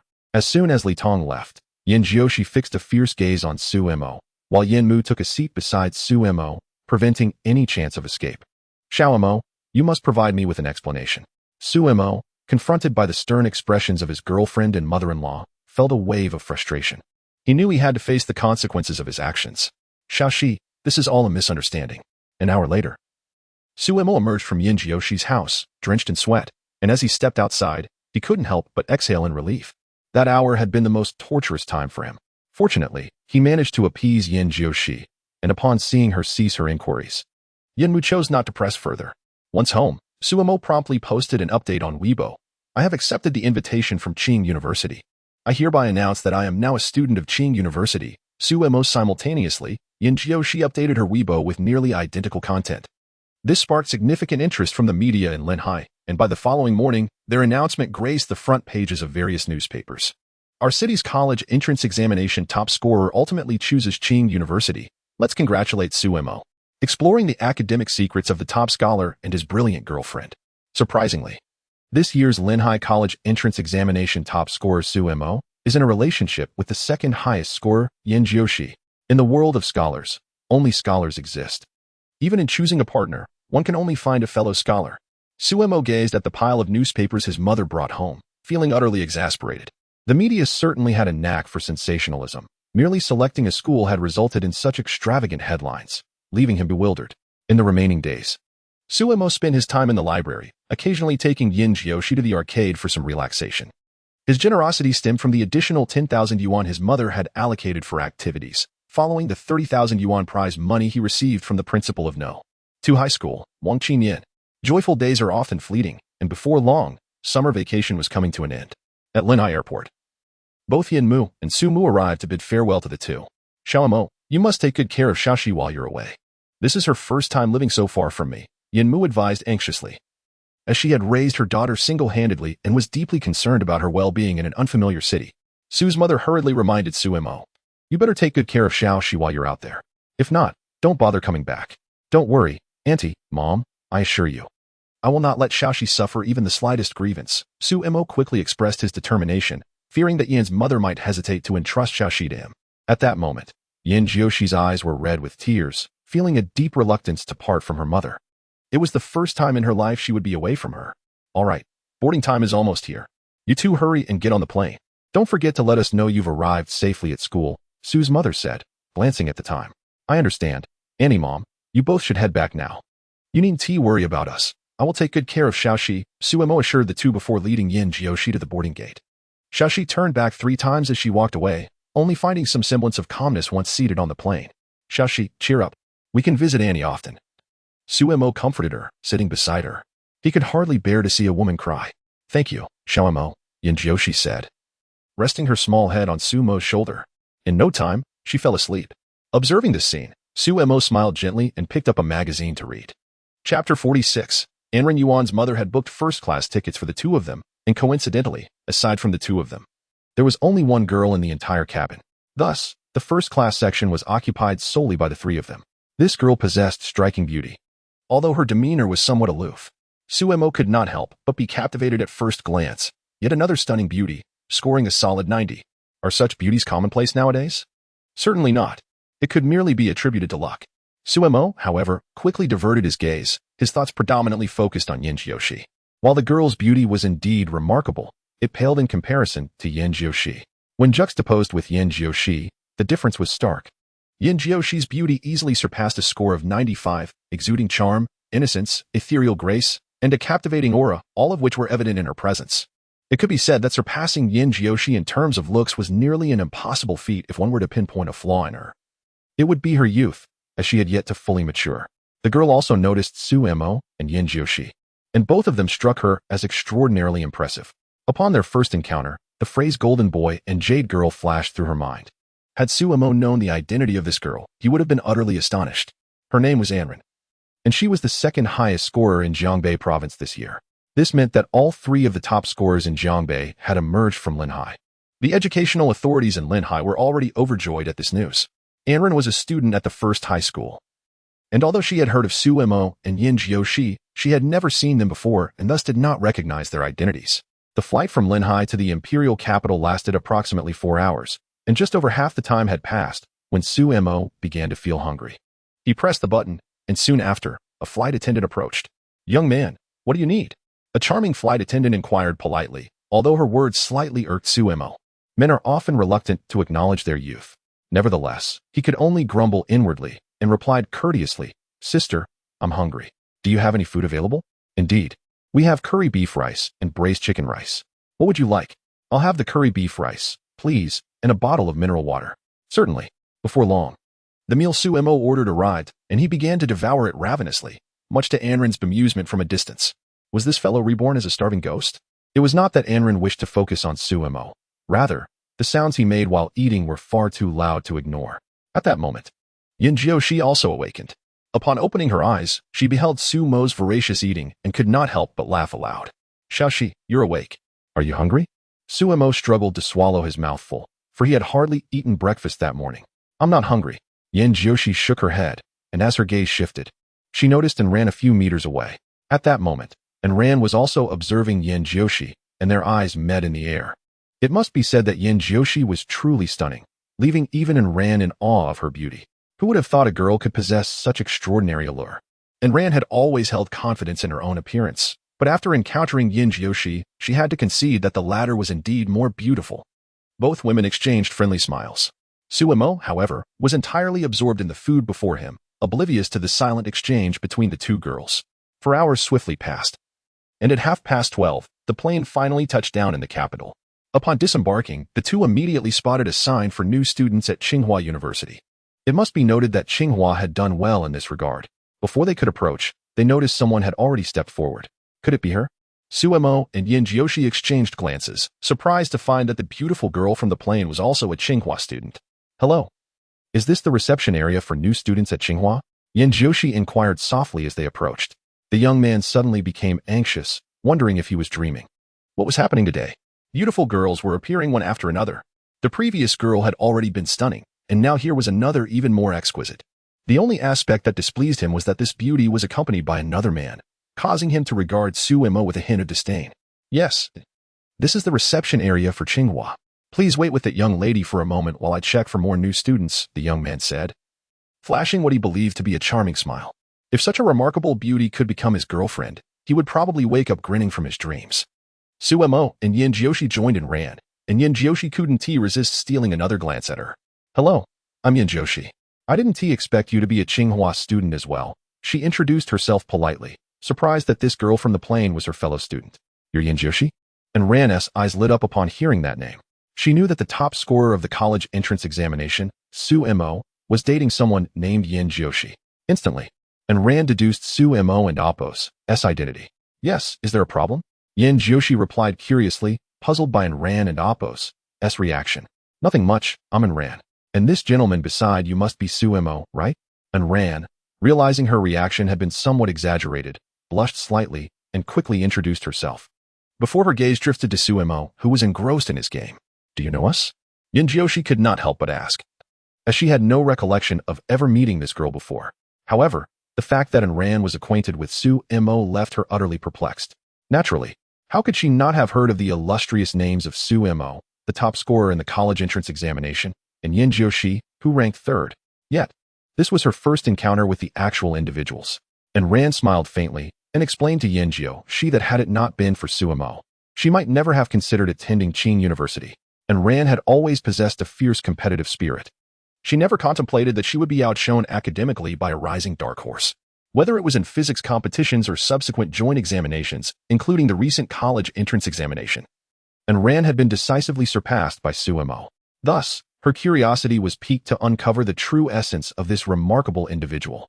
Little did Ran expect to encounter Suemo even before reaching Qing University. Meanwhile, Suemo had also put away his phone.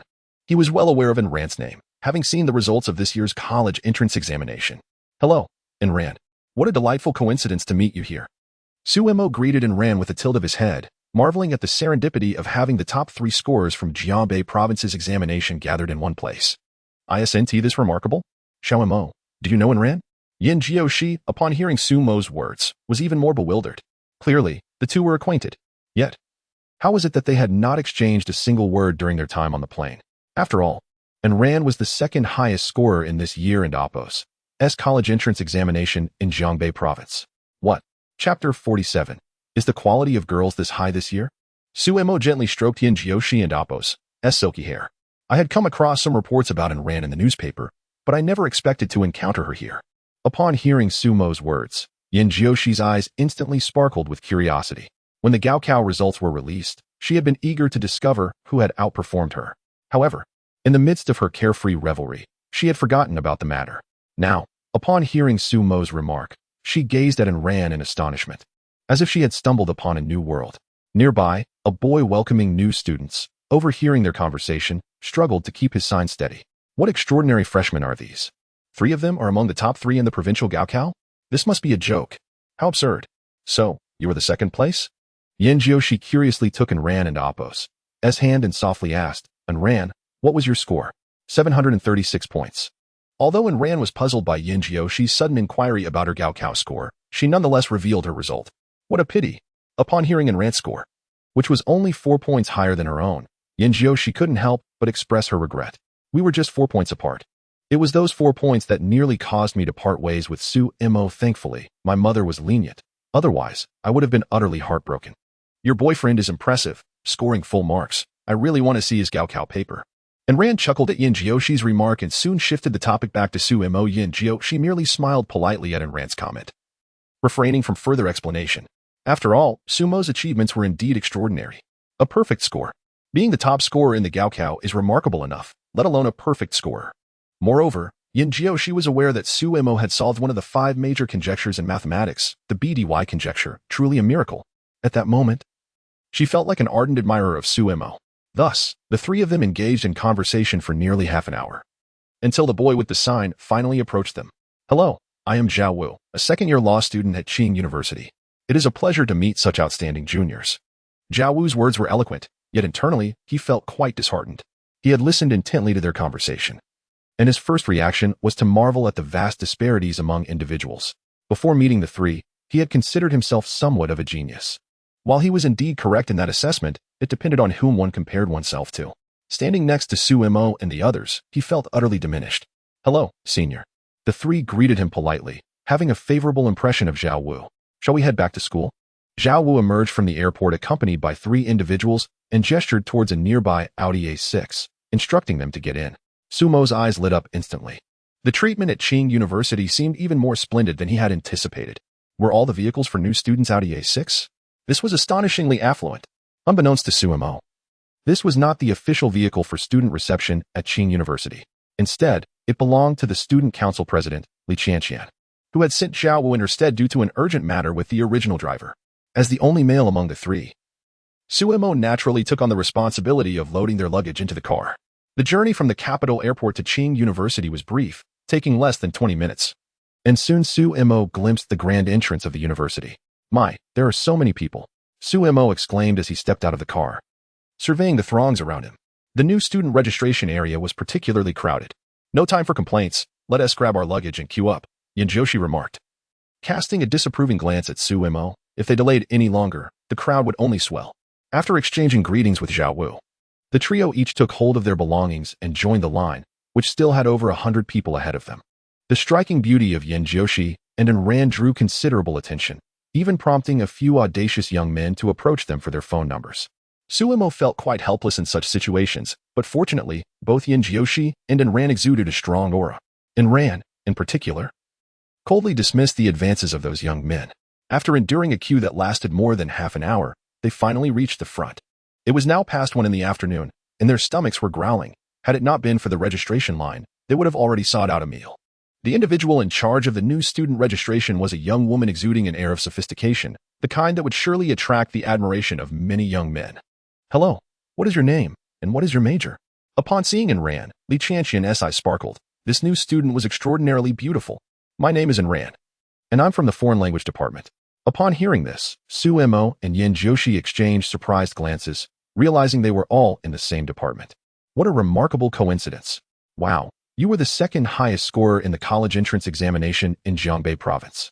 Li Qianqian exclaimed in astonishment as she perused Ran's records. Not only was she stunning, but her academic prowess was equally impressive. Such a combination was truly exceptional. Li Qianqian's words evoked gasps of admiration from those around them. Achieving the 2nd highest score in an entire province was no small feat. Only the most brilliant students could attain such heights. Wow, she is undoubtedly a goddess. I'm definitely going to pursue this junior. Even Zhao Wu, standing behind Li Qianqian, was taken aback, realizing that what the trio had claimed earlier was indeed true. How fortunate, Ran responded coolly, devoid of any hint of arrogance. This demeanor only served to further impress Li Qianqian. A gem like her must be recruited into the student council. Here's your dormitory key. To reach the girls' dormitory, simply proceed south from this point until you arrive at the final building. After handing the key to Ran, Li Qianqian pointed out the way. After all, there have been instances in previous years where new students have lost their way. Thank you, Ran replied, stepping aside as she awaited Yin Jioshi and Su Mo, for they had formed a friendship of sorts. Hello, senior. I am here for registration as well. Yin Jioshi greeted Li Qianqian courteously as she approached. Li Qianqian's gaze lifted, and she was momentarily taken aback. Having just encountered one beautiful junior, now another even more stunning one appeared. Is the quality of newcomers this year exceptionally high? Oh, hello. What is your name and major? Li Qianqian managed to suppress her astonishment. As Yin Jiuxi and Apos, S beauty was truly captivating. She had never imagined a girl could possess such allure, leaving her momentarily at a loss for words. Though Li Qianqian was a girl herself, she felt a pang of inadequacy in comparison to Yin Jiuxi. It seemed the boys at the school would soon be in a frenzy. With a gentle smile, Yin Jiuxi rendered those around her momentarily spellbound. I am Yin Jiuxi from the Department of Foreign Languages. Oh? Li Qianqian expressed her surprise at yet another student from the same department. Quickly checking Yin Jiuxi's information. To her astonishment, she discovered, you ranked third in the college entrance examination in Jiangbei province? Li Qianqian's exclamation elicited a wave of gasps. Are all this year's freshmen so extraordinary? Chapter 48. Let go of those two girls, allow me. Wow, this girl is even more beautiful than the one before. I am utterly captivated. The girls this year are simply breathtaking. I have resolved to reside at the entrance of the girls and Apos dormitory from now on. Humph. You should abandon your hopes. According to reliable sources, this girl named Yin Jiuxi already has a boyfriend. There are also students from Jiangbei province who are privy to some insider information. After all, recent news has reported extensively on Su Mo and Yin Jiuxi. What? Is she not a freshman? Can high school students really date now? The previous freshman merely smiled, not offering any explanation. For he had already recognized Su Mo standing behind Yin Jiuxi. Senior, could you please hand me the dormitory key? Yin Jiuxi asked softly, winking at the dazed Li Qianqian. Li Qianqian snapped back to reality and quickly retrieved a key, handing it to Yin Jiuxi. My apologies. I truly did not expect that the top students from Jiangbei province would choose our Qin University. Yin Jiuxi chuckled lightly, saying nothing more as she obediently walked over to Enrant's side. She knew that the best was yet to come. Hello, senior. My name is Su Mo, and I am also from the foreign language department. Su Mo smiled at Li Qianqian, but his name instantly elicited a chorus of gasps. This left Li Qianqian utterly confused. Could this boy be some sort of prodigy? She hurriedly searched the freshman list for the foreign language department and found Su Mo's name in the very first row. My heavens! Li Qianqian could not suppress her astonishment and covered her mouth in disbelief. The Su Mo before her was actually the top scorer of the college entrance examination from Jiangbei province? Even more astonishing was that he achieved a perfect score? This was simply terrifying. Li Qianqian's reaction piqued the curiosity of those freshmen who did not recognize Su Mo. Who exactly was this Su Mo? That he could evoke such astonishment from a beautiful senior? Any student capable of gaining admission to Qin University must possess a certain pride. They never perceive themselves as inferior to others. Thus, witnessing this scene stirred a hint of discontent within them. However, a few insiders among the new students quickly revealed Su Mo's accomplishments. Su Mo was indeed the top scorer of Jiangbei province and had achieved a perfect score. That stunning girl from earlier was his girlfriend. Upon hearing this, everyone was left dumbfounded. A perfect scoring top student? Goodness, is that even fair? Yet, more freshmen focused their attention on the latter part of the statement. Yin Jiuxi was actually Su Mo's girlfriend? This news left many boys feeling disheartened. They had just encountered a goddess of astonishing beauty, only to be informed that she already had a boyfriend. Could they not enjoy their time happily? Was this level of cruelty truly necessary? Li Qianqian, too, glanced at Su Mo in disbelief, then at Yin Jiuxi and ran nearby. Had the three of them conspired together? In a province, the top three individuals, one after another, instilled an undeniable fear in everyone around. Senior, my keys, the keys. Su Mo glanced at Li Qianqian, unable to resist waving her hand before her eyes, which instantly caused Li Qianqian's cheeks to flush. Here you go. Li Qianqian shot Su Mo a glare. Have all the people from Jiangbei province arrived? I truly do not know. Su Mo replied with a wry smile, gesturing towards Yin Jiuxi and ran in the distance. As far as I know, it's just the three of us. Great. That's as good as saying nothing. Li Qianqian waved her hand dismissively at Su Mo, clearly not blind to the situation. Why did you all choose the foreign languages department? I would call it a coincidence. Do you believe me, senior? Su Mo looked at Li Qianqian with a helpless expression, pondering in her heart. What on earth is wrong with this senior? It's a veritable cascade of questions.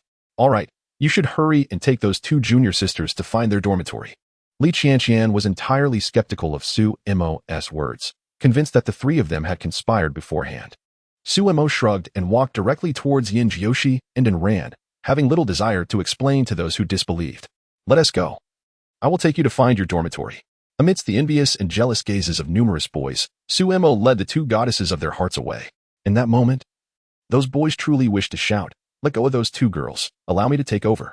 Su Mo guided the two girls southward, just as Li Qianqian had suggested, for a full 10 minutes before finally arriving at the female dormitory building.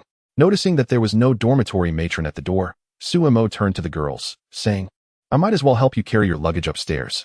The girls did not refuse, having been assigned to the same dormitory, on the 5th floor, room 506. If they had to haul their luggage to the 5th floor, they would be utterly exhausted and good for nothing else that day. Although Suemo possessed considerable stamina, carrying a suitcase in each hand and climbing to the 5th floor left him drenched in sweat. He could not help but wonder what on earth was packed in those suitcases. They were exceedingly heavy. Upon reaching room 506, Yinjioshi knocked on the door. Knock, knock. Immediately, someone came to open the door. It was a slightly plump girl with an average appearance, scoring around 65 points on the attractiveness scale. Hello. We are students of this dormitory. My name is Yinjioshi. I am in Rand. The two girls introduced themselves, causing the girl to blush instantly, revealing her shy demeanor. Please, come in quickly. The girl's voice was soft, barely audible unless one paid close attention. As they entered the dormitory, a refreshing breeze enveloped them. It turned out the dorm was equipped with air conditioning. Suemo followed the two girls inside, making the shy girl's face redden even more. Hello. I am Suemo, Yinjioshi's boyfriend.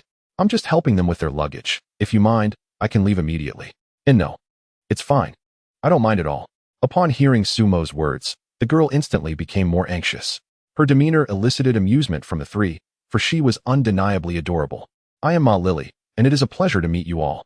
This girl, summoning her courage, introduced herself to the trio. Hello, Lily. I am equally delighted to make your acquaintance. Yinjioshi replied with a gentle smile, responding courteously, and Ran, due to her more reserved nature, simply nodded in acknowledgement towards Ma Lily without uttering a word.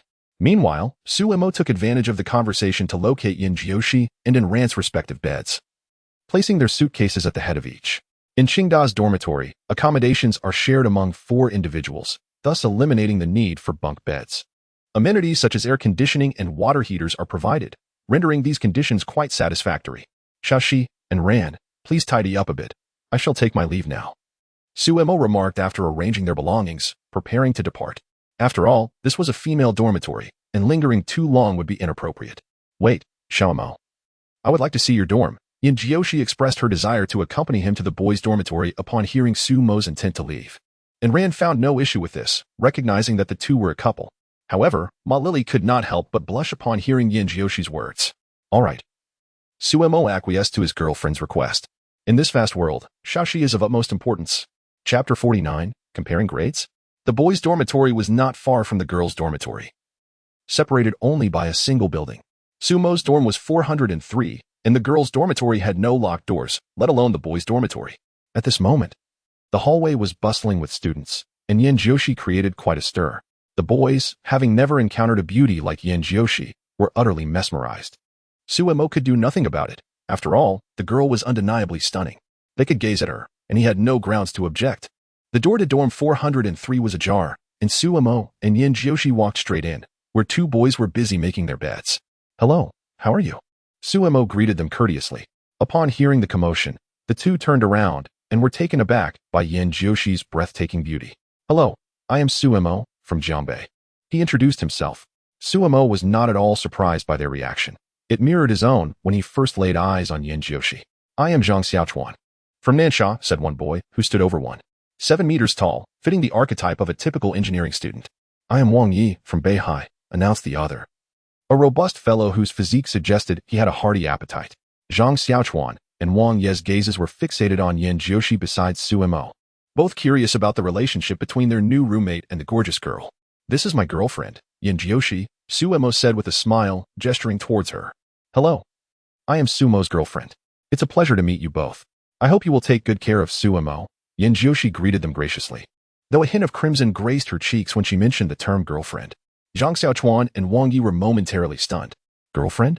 Their new roommate was quite remarkable indeed. To have such an exquisite girlfriend was simply astounding. The ensuing moments were considerably simpler, as Suemo engaged in light banter with the two.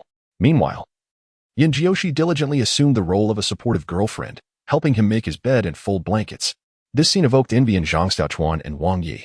If only they had such a beautiful girlfriend, they would never allow her to perform such tasks. She would be cherished, as if one feared to touch her for fear of causing harm, or to taste her for fear of her dissolving away. Once everything was tidied up, Suemo and Yinjioshi exited the dormitory and called upon Anran. The three of them casually sought out a small restaurant nearby and enjoyed a delightful meal together. Upon returning to the dormitory, Suemo discovered an additional occupant. He immediately surmised that this person was likely to be his final roommate. "Hello, I am Suemo." He introduced himself. The boy, hearing his voice, rose to shake Suemo's hand with a cheerful smile. "Hello, I am Zhao Tian, a local from the capital." "Oh." Suemo expressed surprise upon learning that Zhao Tian was from the capital. "In the future, should we wish to embark on an outing, we must certainly enlist you. Our local connoisseur, as our guide." "No problem." Zhao Tian chuckled heartily at Suemo's words, revealing his adeptness in social interactions. Zhang Xiaochuan teased Zhao Tian, exclaiming, "You have no idea how stunning Suemo's girlfriend is. She is simply exquisite. I cannot fathom how this fellow managed to win the affections of such a beautiful girl." Indeed, Wang Yi, reclining on the bed, could not help but echo this sentiment. As fellow singletons, the existence of an exception like Suemo was quite vexing for him. "Oh?" Zhao Tian responded with surprise to their remarks, realizing that Suemo was indeed a master of romance. "We should exchange tips sometime." A few dark lines appeared on Suemo's forehead. "Tips on wooing? What on earth was that?" The conversation continued for a while before they began to discuss hierarchy based on age and weight. Zhang Xiaochuan declared that the older individual would take precedence, while Wang Yu suggested that the heavier individual should lead. Upon hearing this, the other two shot disdainful glances at Wang Yi. If that were the criterion, there would be no need for a contest at all. Ultimately, Zhao Tian proposed, "Why not base it on our college entrance examination scores? After all, we are students. And that would be the most equitable and just method." His suggestion garnered the approval of Zhang Xiaochuan and Wang Yi, both of whom felt confident in their academic achievements. Students who could gain admission to Tsinghua University possessed a certain pride. As for Suemo, he had no objections either. He could hardly believe there existed anyone capable of surpassing his score. This proposal effectively placed him in an invincible position. The four of them exchanged glances until Wang Yi was the first to announce his examination score. "I achieved a total of 707 points. I refuse to believe anyone among you can surpass that." Zhang Xiaochuan's face broke into a smug smile upon hearing Wang Yi's score. "I'm afraid I scored 708 points, just 1 point above you. How does that make you feel?" Indeed, as soon as Zhang Xiaochuan uttered this, Wang Yi's expression shifted dramatically. "No way, is this my luck?" Zhao Tian and Suemo exchanged glances, and seeing that Suemo had no intention of speaking, Zhao Tian declared his own score. "You two need not argue, my score exceeds yours. I achieved 716 points, so I shall assume the role of leader." Upon hearing Zhao Tian and Appo's score, Suemo couldn't help but exclaim in admiration. Indeed, those who could gain admission to Tsinghua were no ordinary individuals.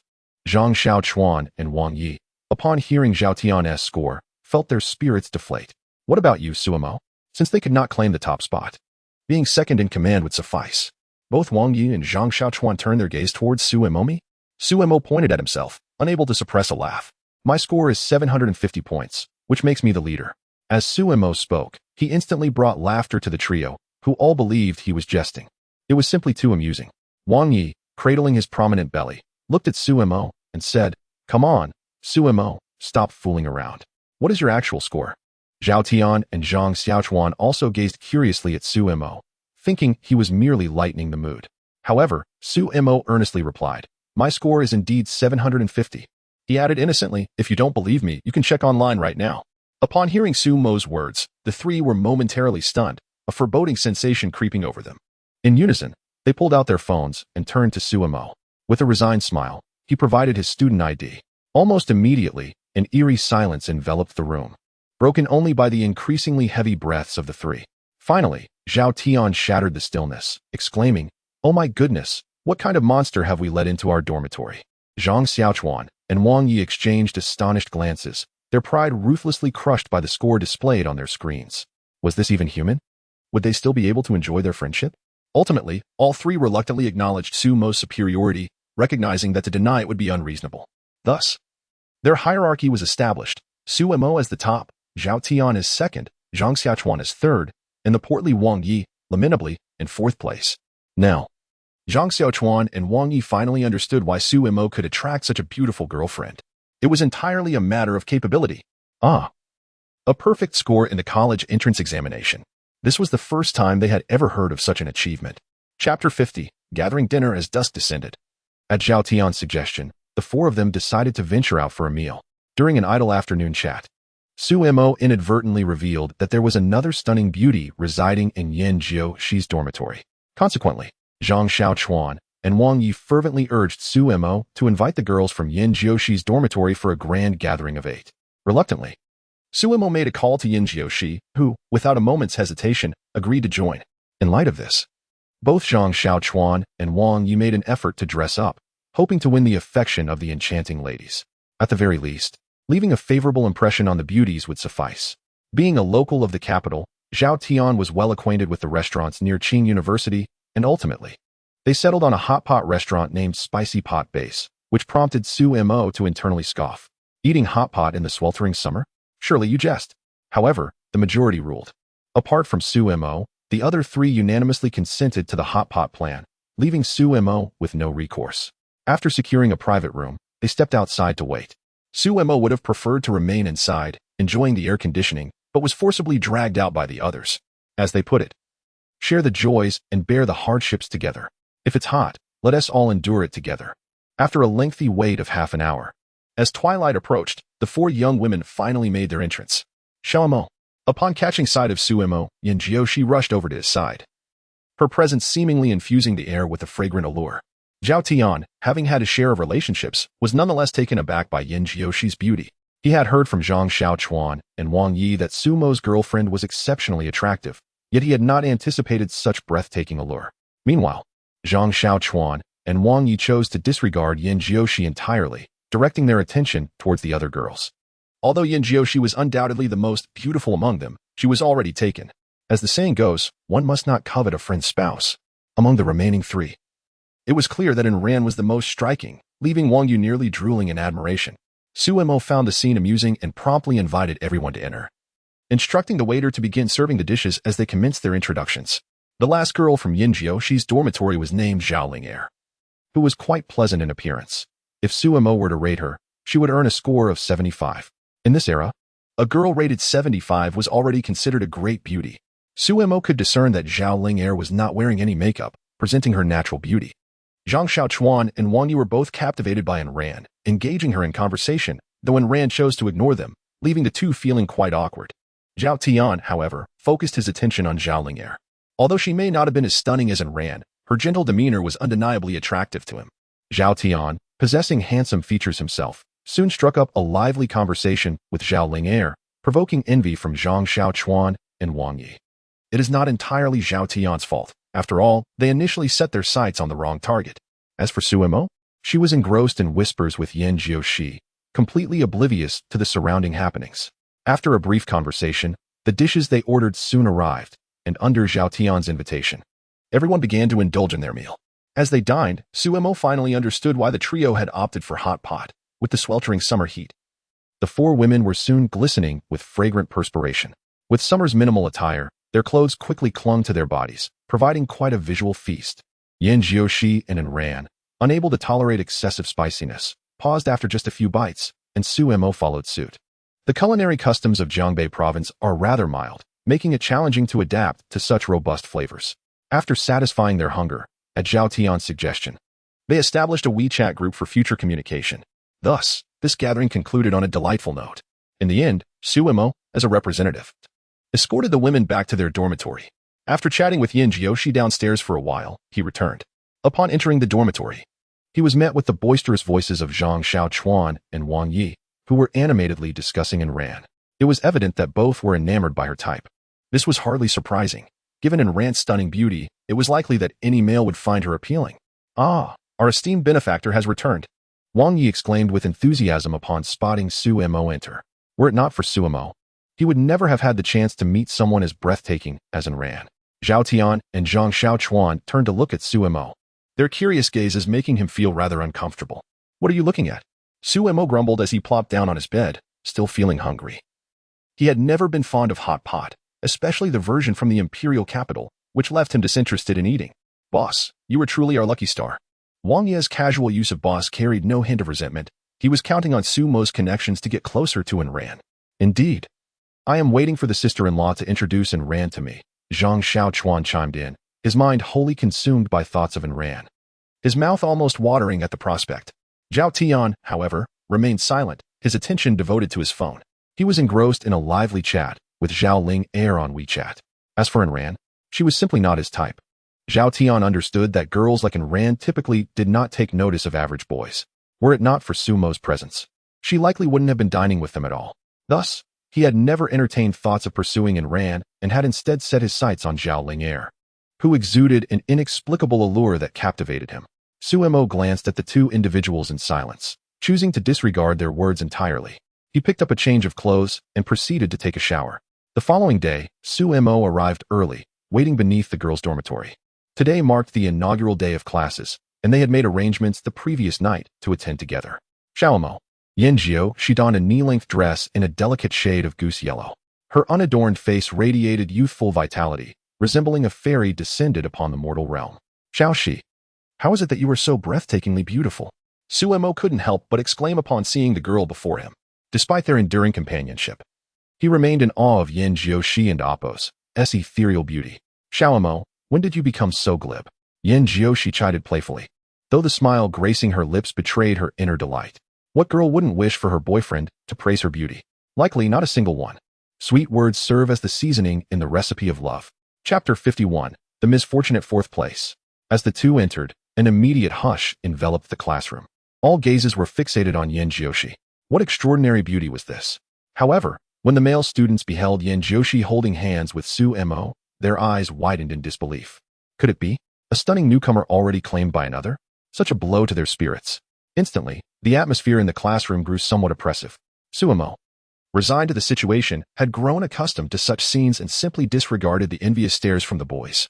They took a seat at the back, and shortly thereafter, Ran and her dorm mate Zhao Ling'er entered the classroom. Yin Jiuxi's eyes sparkled, and Sumo was also taken aback. It seemed that there were 3 students from the English department in Yin Jiuxi's dormitory. What a remarkable coincidence. Xiao Ran, over here. And Ran spotted Yin Jiuxi waving at her, and, pulling Zhao Ling'er along, seated themselves in front of the two. All the boys in the class turned their attention to Ran, their hearts rejuvenated. They couldn't help but marvel at the exceptional quality of the girls in this year's English department at Qing University. First, there was Yin Jiuxi, and now Ran had graced them with her presence, a true blossoming of beauty. After a brief interval, a woman in her 30s entered the classroom. I am Lu Feng, your professional course instructor for the English department. Today, I would like everyone to get acquainted with your new classmates and familiarize yourselves with the environment at Qing University. Now, let us begin with self-introductions. Who would like to go first? I will. As Lu Feng and Appo's words faded, a boy eagerly stood up. You go ahead. He approached the podium, pride evident on his face as he gazed at his classmates. Hello everyone, my name is Su Hongkai. I ranked 4th in this year's provincial college entrance examination in Beihai. I enjoy playing basketball, and anyone interested can come challenge me. The students below applauded, granting him the courtesy he sought. Yet, many could discern the boastfulness in Su Hongkai's tone. After all, being 4th in a province was hardly something to brag about. Though such thoughts crossed their minds, none dared to dismiss his achievement, for most did not fare as well in their examinations. Even if they felt a twinge of annoyance, they remained silent.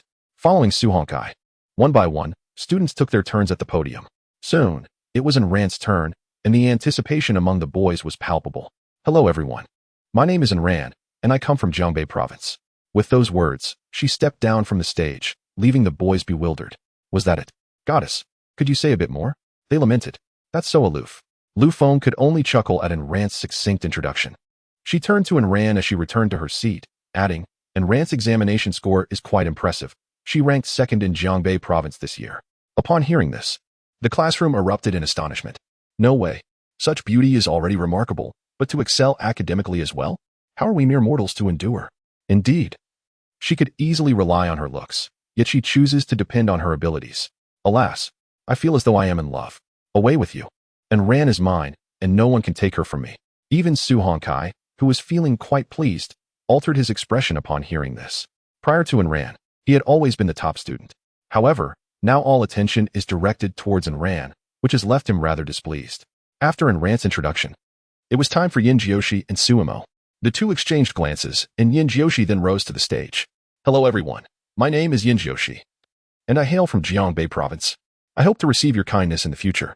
Yin Jiuxi flashed a sweet smile at her classmates below, leaving all the boys utterly captivated, and even several girls were momentarily stunned. How could one be so beautiful? Another gem from Jiangbei province? When did this region start producing such stunning women? As Yin Jiuxi returned to her seat, applause slowly erupted. Lu Feng also took the opportunity to highlight Yan Jiuxi's impressive college entrance examination results. Yan Jiuxi ranked third in Jiangbei province this year. Lu Feng's words ignited a flurry of hushed conversations among the students. I thought I was a genius, only to realize I am merely ordinary. How can someone be so beautiful and possess such frighteningly exceptional grades? It makes me feel embarrassed. I believe Yan Jiuxi is even more stunning than Rand. How powerful must her genes be? I feel envious. It seems the goddess already has a boyfriend. What should I do? No worries, as long as they aren't married. There is still hope. At that moment, Su Hongcai's expression grew even darker. What is happening? Just as one Rand leaves, another Yan Jiuxi arrives? This has wiped away his sense of superiority. Now, only Su Mo remained, and he slowly made his way to the stage. The air around Su Mo was thick with an aura of intellect, which made all the girls in the class light up with admiration, even Rand. The eternal Ice Queen couldn't help but glance at him again. Why does he seem so distinguished? He is so handsome. Could he be Yan Jiuxi's boyfriend? Have the campus beauties and hunks already made lifelong commitments to each other? Listening to the whispers from the audience, Su Mo smiled slightly. Hello everyone. My name is Su Mo, and I am from Jiangbei province. It is a pleasure to meet you all. What? He is Su Mo? Oh my. I finally see him in person. He is indeed Yan Jiuxi's boyfriend, and this has already made headlines. I believe I heard that Su Mo is the top scorer in Jiangbei province. Is that true? Su Hongcai's face darkened further upon hearing this. How long will this continue? He had thought he was the best performing student in the foreign languages department. However, it was unexpected that the remaining three individuals each possessed an even greater prominence. Could it be that these three were the top scorers in the college entrance examination of Jiangbei province? Is there no sense of justice left in the world? Su Hongcai, who had proudly claimed the fourth position, now found himself utterly devastated by this revelation. In light of these developments, Su Mo chose not to provide any explanation, silently returning to his seat. Upon witnessing this, Su Hongcai's eyes lit up. He had always suspected that it was implausible for anyone to achieve a perfect score in the examination. Such an occurrence seemed too extraordinary to be true. Surely, it must be a case of misinformation. With Su Mo refraining from clarification, Su Hongcai became convinced that the news was false. And this thought brought him a sense of relief. Lu Feng also cast a few extra glances at Su Mo when she first encountered the list of new students. She had been taken aback for a considerable time, only to soon be overcome with elation. What teacher wouldn't appreciate a student like Su Mo? I can assure everyone that Su Mo is indeed the top scorer in Jiangbei province's college entrance examination, and he achieved a perfect score. Upon hearing this, Su Hongcai's face darkened to the hue of a frozen pear as his final flicker of hope was extinguished. All the students stared in astonishment at Su Mo. Seated in the last row, a perfect score and a top scorer? The boys were envious, while the girls were utterly infatuated. In the eyes of these young men, even if Su Mo was a perfect scorer, he was still unworthy of a beauty like Yan Jiuxi. The goddess belonged to everyone. Meanwhile, the girls were swept away by their admiration. Su Mo was not only handsome but also possessed an extraordinary aura, coupled with the distinction of being a perfect scorer. He was nothing short of a Prince Charming. What girl could possibly resist such an exceptional young man? Chapter 52. Speaking nonsense with eyes wide open in the foreign language classroom, Lu Feng addressed the students. I trust everyone has a certain understanding of our new classmates. Starting tomorrow, we will embark on military training. It is imperative that you all conserve your energy. Otherwise, you will find it exceedingly challenging to endure. At this point, she could not help but add, I have heard that this year's military instructors are particularly stringent, so I suggest you prepare yourselves for the worst. Her words elicited a chorus of lamentations from the students. The boys seemed somewhat unfazed, but the girls were particularly anxious about their skin. I dread military training. A whole week of it. How am I supposed to survive? My flawless complexion will surely suffer under the sun. I cannot bear the thought of it. It's just military training. It's a piece of cake, one boy retorted, provoking the ire of all the girls, which caused him to promptly fall silent. Even Ran, who typically maintained a stoic demeanor, furrowed her brow at the mention of military training. After all, which girl does not cherish her beauty? And Ran glanced back at Su Mo and Yan Jiuxi, only to find them devoid of any concern, which sparked a flicker of curiosity within her. Xiaoxi, are you not worried about military training? Not at all, because I do not have to participate. Yan Jiuxi replied with a playful smile, leaving Ran momentarily speechless. Not participate? How does that work? Is that even allowed? Perceiving Ran's confusion, Yan Jiuxi offered a brief explanation. Upon hearing her words, Ran was taken aback. As the second top scorer in the college entrance examinations from Jiangbei province, she could, like Yan Jiuxi and Su Mo, negotiate terms before accepting an invitation. However, She had not considered this aspect regarding military training at that moment. Now, she found herself regretting it, and Ran resolved to speak with the teacher later about her predicament. Military training? It was simply unimaginable for her. A fairy must always appear beautiful. Though Ran outwardly appeared aloof, internally, she was quite concerned about her appearance and had no desire to endure military training. After a few more remarks, Lu Feng dismissed the students. Only Su Mo, Yin Jiushi, and Ran remained. Do you three have something to discuss? Lu Feng inquired, intrigued by the absence of her Jiangbei three treasures. Actually, teacher, Su Mo, the sole male among the trio, stepped forward and explained, during the enrollment process. We reached an agreement with Teacher Li that we would not participate in military training. Oh? Lu Feng's eyes narrowed slightly upon hearing Su Mo's statement. While not entirely surprised, as such situations had arisen in previous years, she felt the need to verify. You three, come with me. We shall confirm this with Director Li. I will ensure your names are struck from the military training roster. Thank you, teacher. The trio followed Lu Feng to the office of the director of Qingda.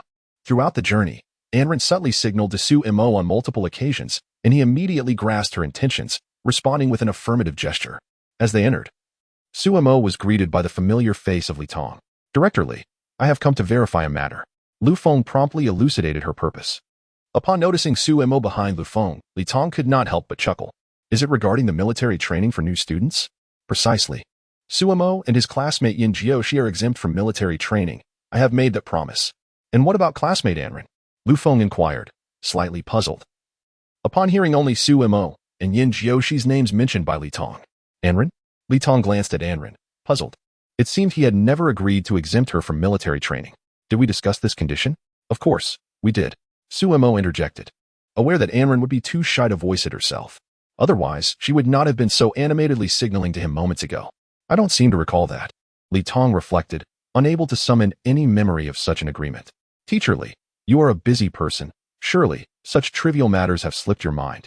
Su Mo stated unabashedly, leaving Yin Jiushi and Anren wide-eyed in astonishment. We had long conspired together. Otherwise, we would not have chosen Qin University.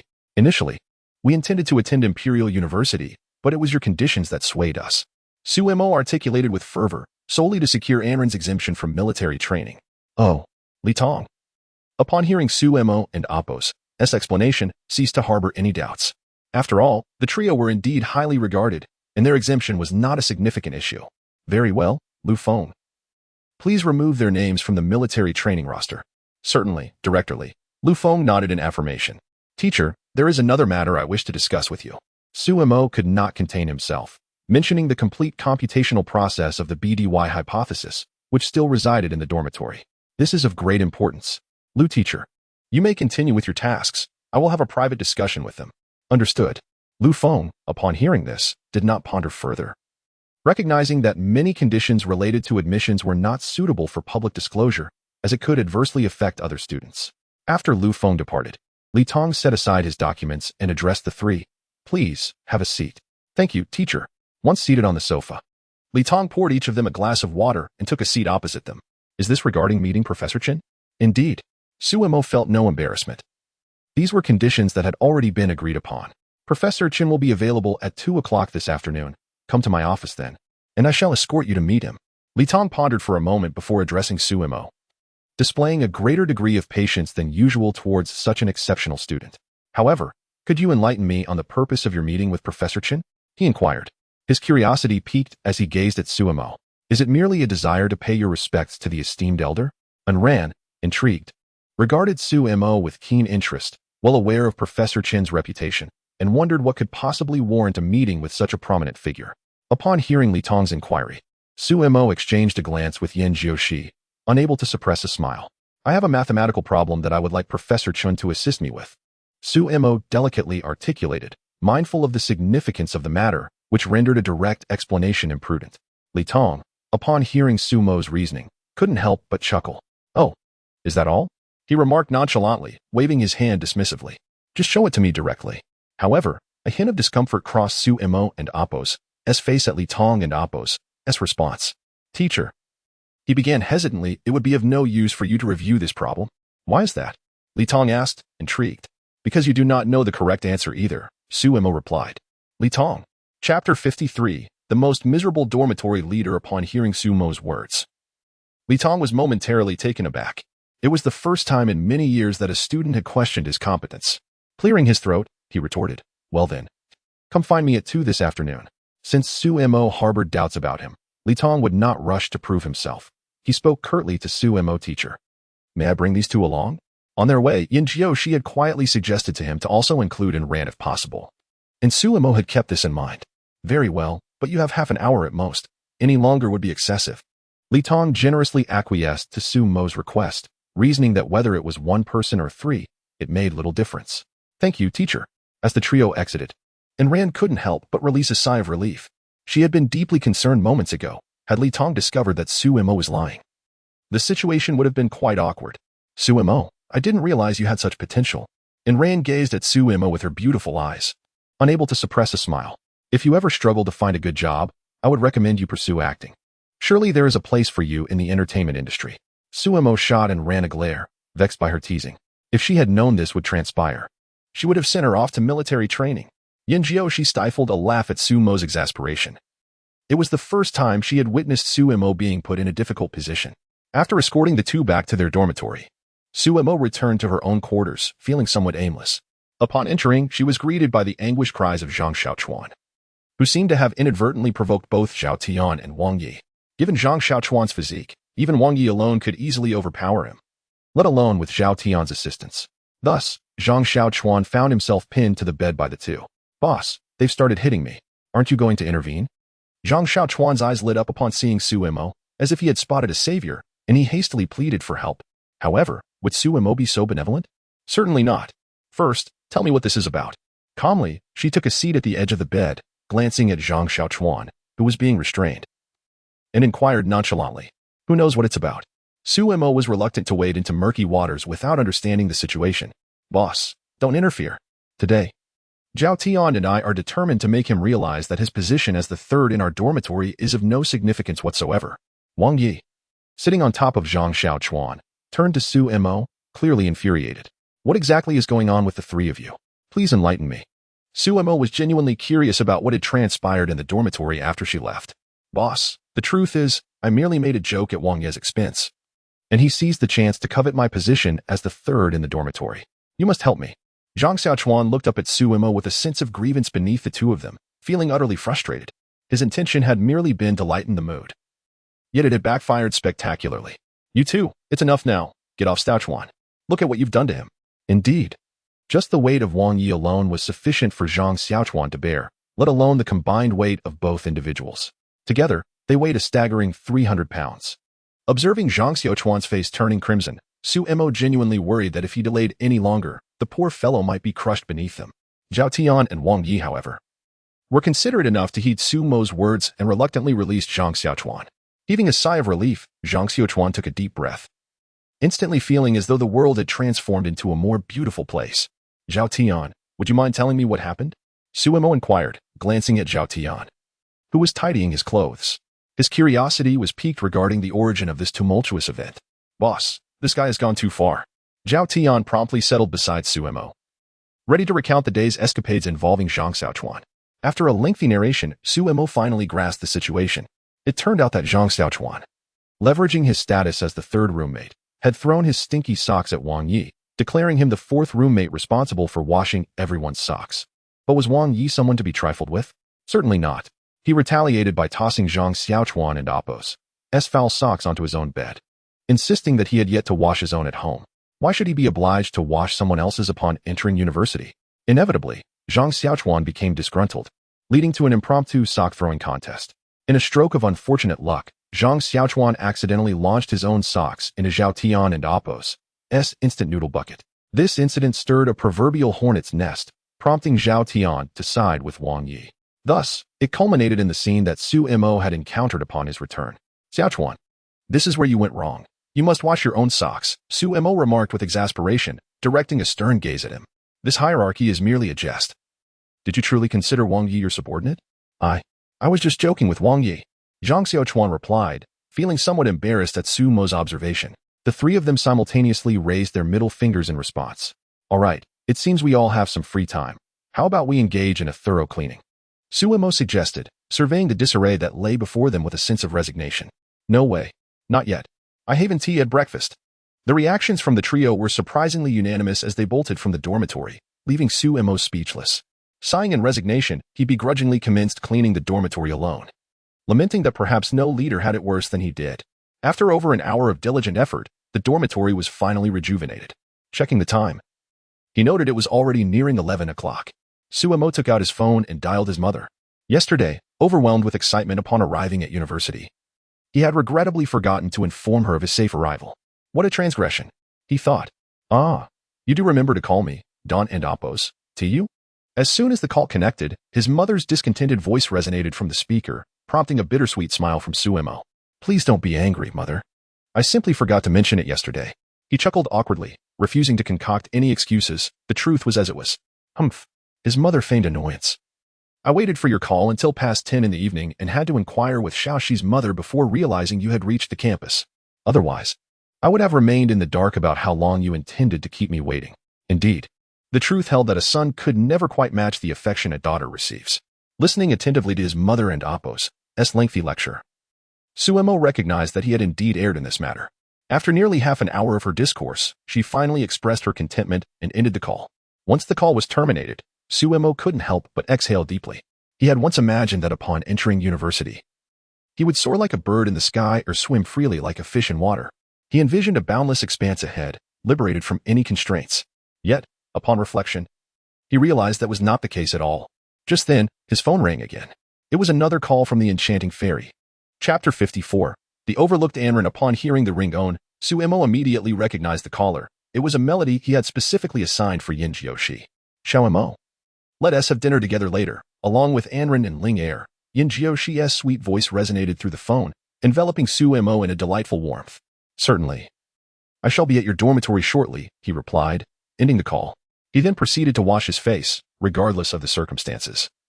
It was essential to maintain one's appearance, especially since he and Yin Jiushi were merely in the nascent stages of their romantic relationship, a journey laden with responsibilities ahead. The August weather was akin to a furnace. As Suemo stepped out of the dormitory, waves of heat assaulted him. The beads of sweat quickly formed on his freshly washed face. Is it truly this scorching? He mused, albeit he had no alternative but to venture outside. Remaining cooped up in the dormitory with the air conditioning was not a viable option. Standing beneath the girls' dormitory, the relentless sunlight beat down upon him, making him feel as though his exposed skin might scorch.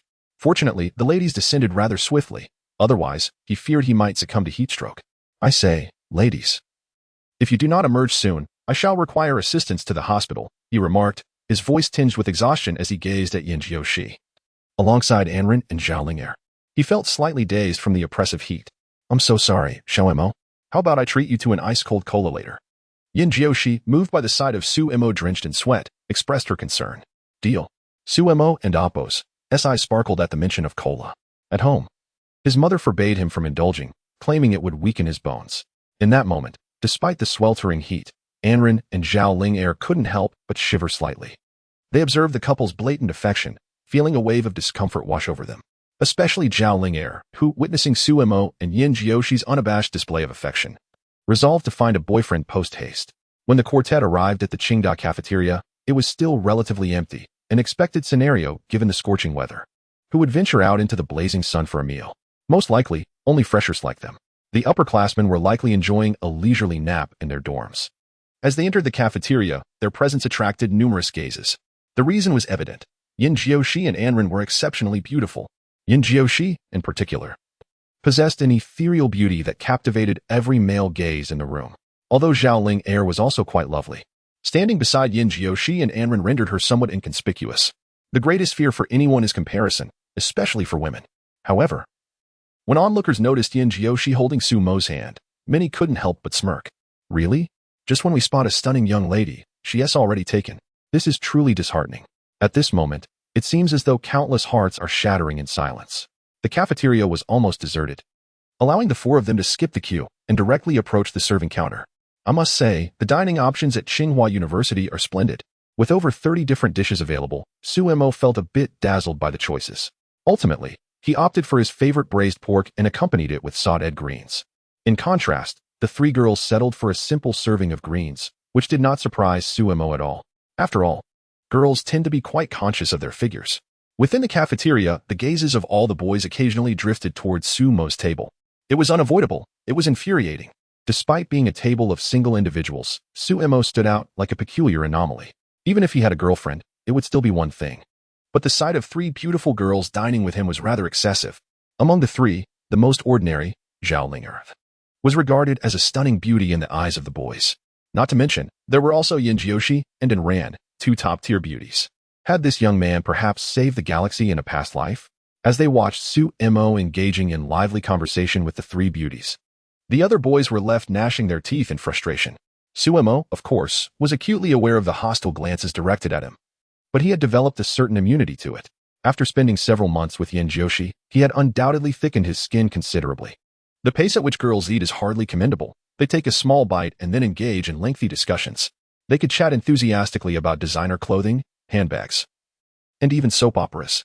Listening to them, Sumo felt drowsy, but upon noticing the sun outside, he decided to sit quietly and endure the lullaby of their conversation. The meal stretched on for a full hour before it concluded. By 1 o'clock in the afternoon, only an hour remained until his appointment with Li Tong. This time, it was Yin Jiushi and An Ran waiting for Sumo at the entrance of the boys' dormitory while he ascended to retrieve his calculation notes. Fortunately, the heat of the day kept most people indoors, or else the 2 girls would have certainly turned heads. Feeling sympathetic toward Yin Jiushi in the sweltering heat, Sumo hurried back to his dormitory, quickly grabbed his notes, and dashed downstairs. "Let's go," he said. As he descended, he held an umbrella in his hand. Being a boy, he was indifferent to the sun, but for the girls, it was a different matter. Hence, he casually picked up a sunshade, displaying no gentlemanly demeanor. He promptly opened the umbrella for Yin Jiushi, leaving An Ran isolated to the side. This made An Ran fume, her eyelids twitching with irritation at that moment. She felt the urge to shout, "Hey, are you even a man?" Her cheeks puffed in displeasure as she glared at Sumo, exclaiming, "Do you not know that girls shouldn't be exposed to the sun?" "Of course, I know," he replied. Sumo innocently pointed to Yin Jiushi beside him, saying, "Haven and Appos, I already provided an umbrella for Xiaoxi?" A chuckle escaped Yin Jiushi and Appos' lips upon hearing his words, unable to suppress a smile. An Ran's expression darkened immediately. What did this mean? Only your girlfriend counts as a woman, while I do not. This is utterly outrageous. All right, Xiaomo, do not tease An Ran any longer, Yin Jiushi remarked, noticing the hint of a smile at the corner of Sumo and Appos' mouth, realizing it was intentional. Taking the sunshade from Sumo, she promptly joined An Ran. Sigh. Sumo couldn't help but exhale a deep sigh at this scene. Indeed, he was the sole sufferer. It was nearly 2 in the afternoon, the hottest moment of the day, the ground so scorching it could bake bread. Upon arriving at the office of the director, Mr. Li Tong, the 3 of them collectively sighed in relief. In that brief time, Sumo was already drenched in sweat. Were it not for the speculation surrounding BDY, he would never have ventured out at such an unbearable hour. It truly felt like a torment. Knock, knock, come in. As they entered, a refreshing breeze greeted them. Sumo felt every pore on his body open wide. It was sheer bliss. The 2 girls fared slightly better, although they were also hot. At least they had the sunshade, unlike Sumo, who was drenched in perspiration. Sumo could only feel helpless about it. After all, he was a man. Chapter 55, The College Entrance Examination Essay, The Office of the Director of Education. I apologize. It seems that my timing was rather inappropriate. Upon observing Sumo's expression, Li Tong could not help but jest. He truly had not considered the weather this morning. No matter. Sumo inhaled a deep breath of cool air and glanced at the clock on the wall. It was already 1:50 p.m. Mr. Li, may we now seek out Professor Chen? Certainly, follow me, Li Tong replied, nodding in agreement as he noted the time, at this hour. Professor Chen would typically be in his office. The offices of all teachers and professors at Qing University were predominantly located within the same building, commonly known as the administrative building, with Li Tong's office situated on the 2nd floor. Guided by Li Tong, the 3 ascended to the 5th floor. As they entered the corridor, they noticed that each door bore a plastic plaque. The corridor was lined exclusively with professors. Upon witnessing this, all 3 could not suppress a gasp of astonishment. Qing University truly lived up to its reputation as the premier academic institution in the country. The formidable faculty alone was awe-inspiring. It is noteworthy that most universities boast only 3 to 5 professors, yet here, they had already counted no fewer than 40. The sheer magnitude of it was staggering. Today, Sumo was to meet Professor Chen, who stood at the pinnacle of academia. Furthermore, being a world-renowned mathematician, it was challenging to find another professor at Qing University with a greater influence than he. Following Li Tong, the trio reached the end of the corridor. Sumo's gaze fell upon a large plaque on the door, inscribed with just 3 characters, Chen Daoming. This name seemed to possess an enchanting allure, compelling one to read it again and again. Knock, knock, come in. A venerable voice resonated from within the room. Sumo recognized the voice belonged to the very professor he sought. Upon entering, his eyes were immediately drawn to an expansive bookshelf brimming with an array of books. Predominantly esteemed works, the variety of which was almost overwhelming. It was evident that Professor Chen was an avid reader. Inside the office were 2 individuals, the esteemed Professor Chen Daoming and the renowned literary figure Wang Shi from Qing University. They appeared engrossed in a lively discussion, clearly enjoying each other's company. "Ah, Shaoli, what brings you here?" Professor Chen inquired, surprised to see Li Tong accompanied by 3 students. "Professor Chen, these 3 are the top 3 achievers in this year's college entrance examination in Jiangbei province. They have long admired you, so I thought it fitting to bring them to meet you," Li Tong responded, stepping forward with a hint of embarrassment. Professor Chen had always been somewhat averse to attracting students in such a manner. However, he could not bear to miss the opportunity to introduce the exceptional Sumo, who had achieved a perfect score. Upon hearing Li Tong's words, Chen Daoming shot him an irritated glance, immediately understanding the underlying situation. Such occurrences were not unprecedented. Although reluctant, he felt obliged to extend some courtesy to Li Tong, who had already brought the person over. Jiangbei province? Wang Shi, taken aback by Li Tong's statement, could not suppress his astonishment. He had recently encountered a student's remarkable college entrance examination essay, which had left him profoundly impressed. It was said that the author of this essay was the top scorer from Jiangbei province this year. "Old Wang, why the fuss?" Chen Daoming inquired, intrigued by his longtime friend's unusual reaction. "Do you recall that essay I showed you some time ago?" Wang Shi's eyes gleamed with excitement. Ever since he had read Sumo's college entrance examination essay, he had longed for an opportunity to meet the astonishing student behind it.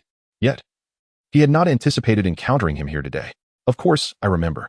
Although Chen Daoming was puzzled by Wang Shi's sudden mention of the essay, he retained a vivid impression of it. The essay had been penned by a student named Sumo, who appeared to be the top scorer from Jiangbei province. Wang Shi looked at Chen Daoming and explained, "Now you understand why I am so astonished, right? The author is right in front of us." Upon hearing Wang Shi's words, Chen Daoming turned his gaze to Sumo in surprise. Among the 3, Sumo was the only male, and he instantly recognized the author of the essay that had left him so astounded. "Was it you who wrote on the origin of airplanes?" Chen Daoming regarded Sumo with a sense of admiration. It had been years since he had lost his composure in such a manner. The essay, on the origin of airplanes, was utterly flawless. One could scarcely detect a single imperfection. It did not resemble the work of a high school senior, but rather that of someone with extensive research experience and exquisite writing skills. Chen Daoming never anticipated that the author of the piece was a student from Tsinghua University. What a remarkable coincidence. Indeed, Professor Chen. Faced with such a direct inquiry, Sumo did not hesitate to acknowledge that the essay was indeed his work. "Young man, you have written splendidly. It has been years since I have encountered such an exceptional piece." Chen Daoming nodded in satisfaction, recognizing that this year's new students at Tsinghua University were impressive, particularly Sumo Old Chen. "I happen to be considering submitting that essay to this issue of the youth magazine. What do you think?" Wang Shi observed Sumo's calm demeanor with great contentment. "Youth magazine?" Yan Jiushi and Ran exchanged astonished glances upon hearing the name. They were well aware of the magazine's significant influence within the country. Both knew that Sumo had achieved a perfect score on his college entrance examination, but they were taken aback by Wang Shi's high regard for his essay. "I believe it is a splendid idea. Given the caliber of that essay, it should yield excellent results." Chen Daoming displayed not a trace of surprise. He was well aware of the exceptional quality of Sumo's essay. "Haha, very well," he remarked. Upon hearing Chen's words, Wang Shi burst into laughter, rising to his feet with enthusiasm. "Young man, keep it up. I have great faith in you." As Wang approached Sumo, he could not resist giving his shoulder an encouraging pat, leaving the office with a beaming smile. After Wang's departure, Chen Daoming also stood, gesturing towards a nearby sofa. "Please. No need to stand. Take a seat." Known for his easygoing nature, Chen was not one to impose strict etiquette on his juniors. Once everyone was seated, he settled down across from them. "I am Chen Daoming, just an ordinary old man, with nothing particularly remarkable about me. The stage ahead belongs to you young people." Gazing kindly at the trio, Chen noted how the world often lauded him as an extraordinary figure. Yet, in his own eyes, he was merely an elderly man, well aware of his impending mortality, and felt no sense of grandeur. "Professor Chen, I have always held a deep admiration for mathematics, and you have been my idol," Sumo said politely, bowing deeply. Yan Jiushi and Ran, witnessing this, quickly followed suit, rising to show their respect.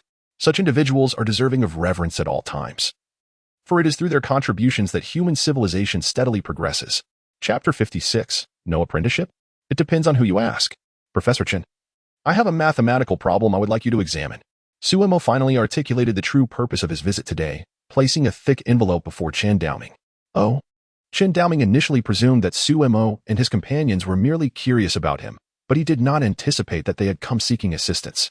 Upon witnessing Suemo's actions, Li Tong sighed and explained to Chen Daoming, "This child mentioned this matter to me earlier today, and I had intended to help him. However, he deemed my skills insufficient. Can you believe it, Professor Chen?" Li Tong had been troubled by this incident, as he had never faced skepticism regarding his abilities since taking up a teaching position at Tsinghua University. It was indeed a rare experience for him. Is that so? Chen Daoming, intrigued by Li Tong's words, became increasingly curious about the nature of the mathematical problem contained within Suemo's envelope, which he believed was beyond the capabilities of even a Tsinghua instructor. "Let me take a look," Chen Daoming remarked, retrieving the envelope and extracting a thick stack of draft paper. The contents of this envelope remained a mystery to all present, save for Suemo and Yin Jiushi. Upon his first glance at the draft paper, Chen Daoming found himself unable to divert his gaze, his astonishment growing with each passing moment. By the time he concluded reading the first sheet, his hands began to tremble. "Did you create this yourself?" Chen Daoming's excitement was palpable, his voice trembling with emotion. He recognized the significance of what lay before him. In his youth, he had devoted countless hours to this very mathematical problem, ultimately meeting with failure. Yet, he never imagined he would encounter such a creation in his lifetime. This was, for him, and indeed for the entire world, a miraculous event. "Yes," Suemo affirmed with a nod. "I solved it, though I and Appos am unsure of its correctness, which is why I came to Tsinghua to seek your validation." Their dialogue, aside from Yin Jiushi, was incomprehensible to Anren and Li Tong. What were they even discussing? Nevertheless, Li Tong had never witnessed Chen Daoming in such a state of disarray, igniting his curiosity about the stack of draft paper in his hands. What could it possibly be that had so profoundly affected a mathematician of Chen Daoming's caliber? Upon hearing Suemo's response, Chen Daoming felt a jolt of excitement, his once murky eyes now sparkling with clarity.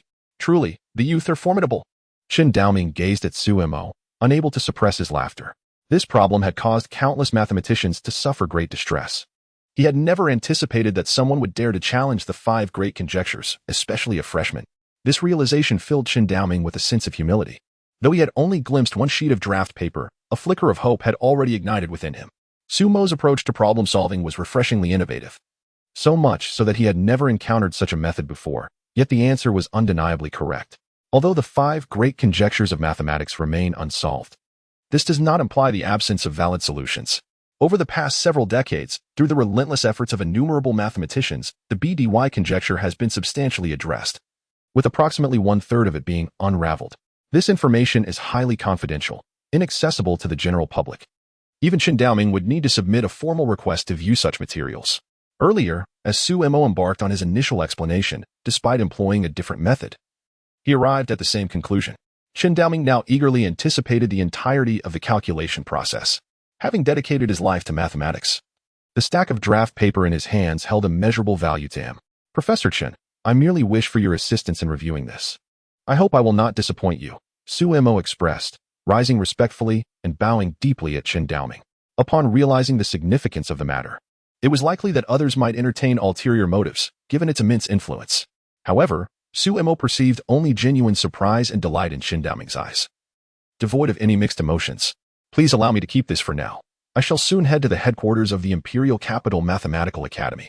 This calculation process requires a vast amount of manpower and will take at least half a month.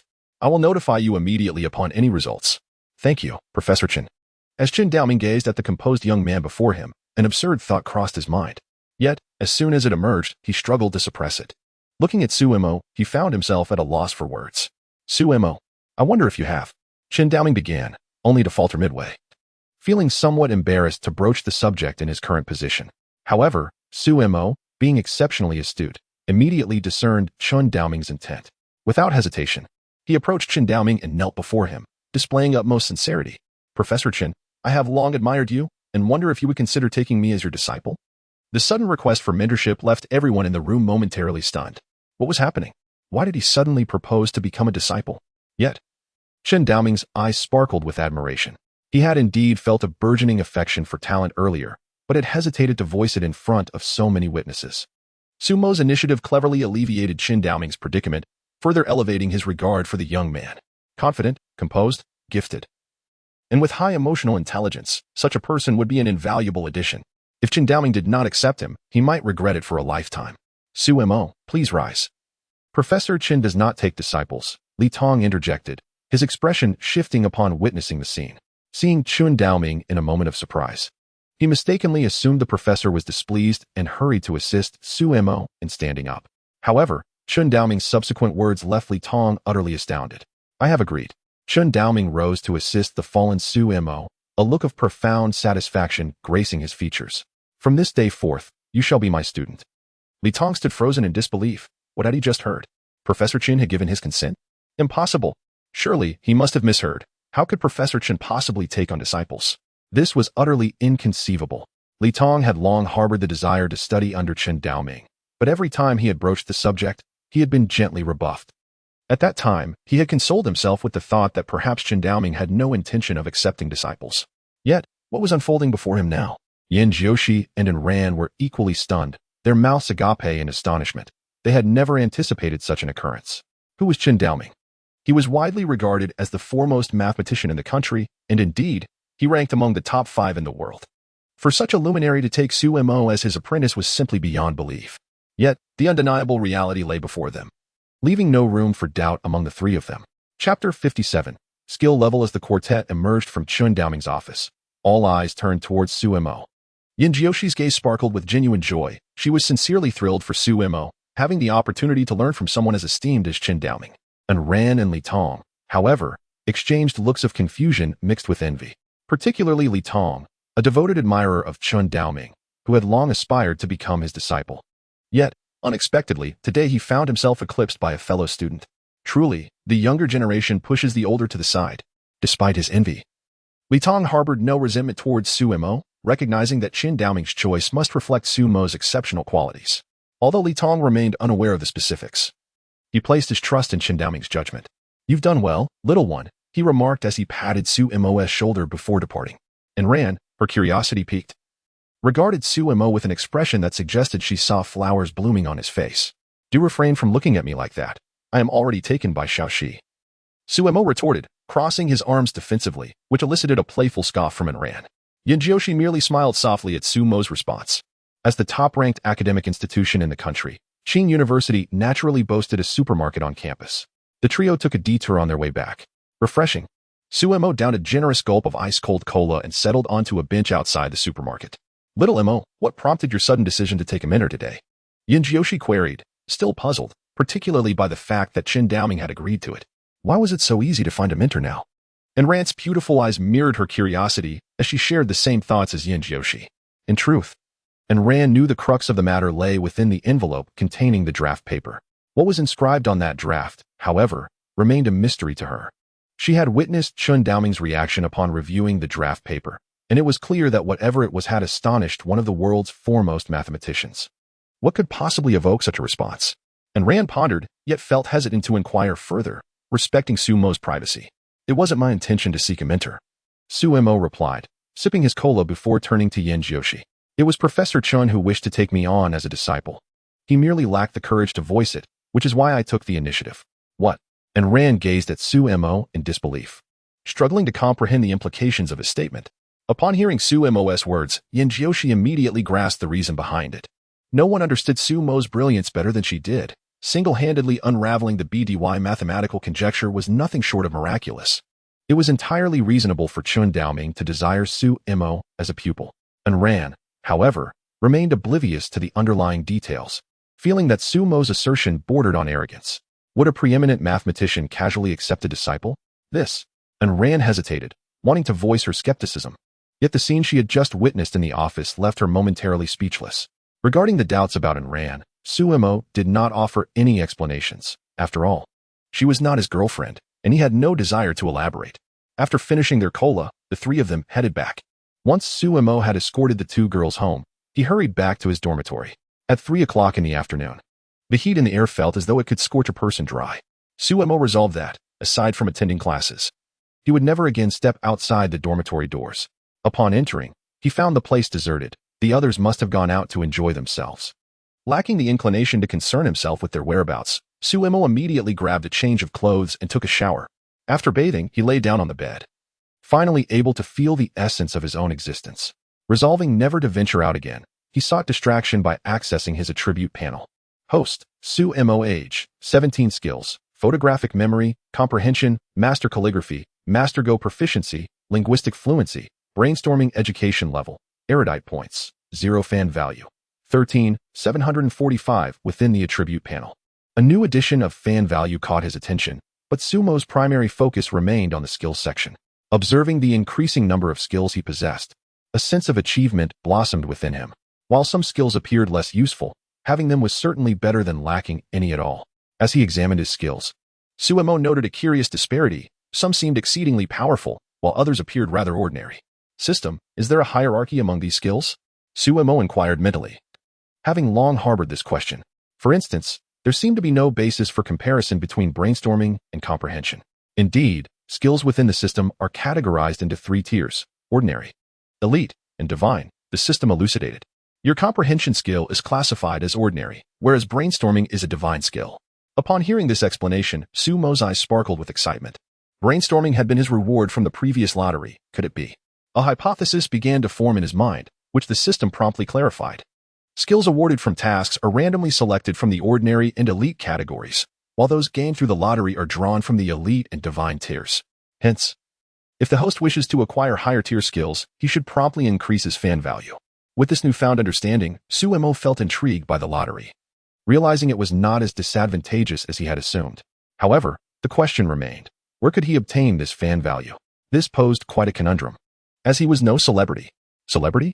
The thought ignited a spark of excitement within Suemo, and he sat up abruptly.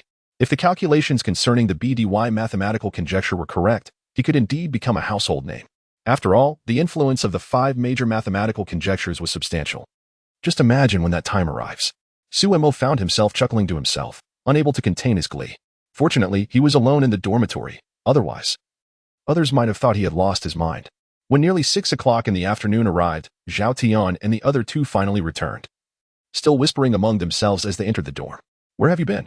Suemo set down his phone and looked at the trio with a bemused expression. It was merely a casual mention of a thorough cleaning, yet the 3 had been absent for the entire afternoon.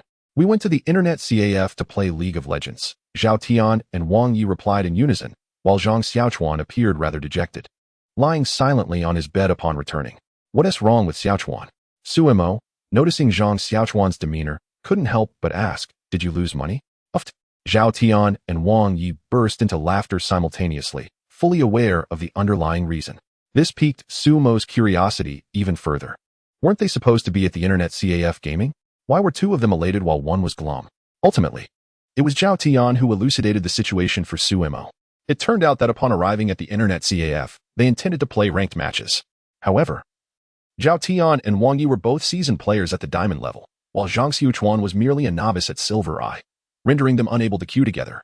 Consequently, Zhang Xiaochuan had to fend for himself. As a result, while Zhao Tian and Wang Yi ascended a rank over the course of the afternoon, Zhang Xiaochuan plummeted from silver I to silver 3. Could Zhang Xiaochuan find joy in such an outcome? Come on, I thought it was no big deal. It's just losing a few matches. After learning the reason, Suemo couldn't help but cast a disdainful glance at Zhang Xiaochuan, as if to say one might think he had suffered a romantic heartbreak. Zhao Tian and Wang Yi, upon hearing Sumo's remark, laughed even harder. Dingling the next morning. At 6:30, the alarm rang. As today marked the first day of military training, all students were determined not to be late. If caught by the instructor, one might unwittingly become the example for others. Hey, why are you still asleep?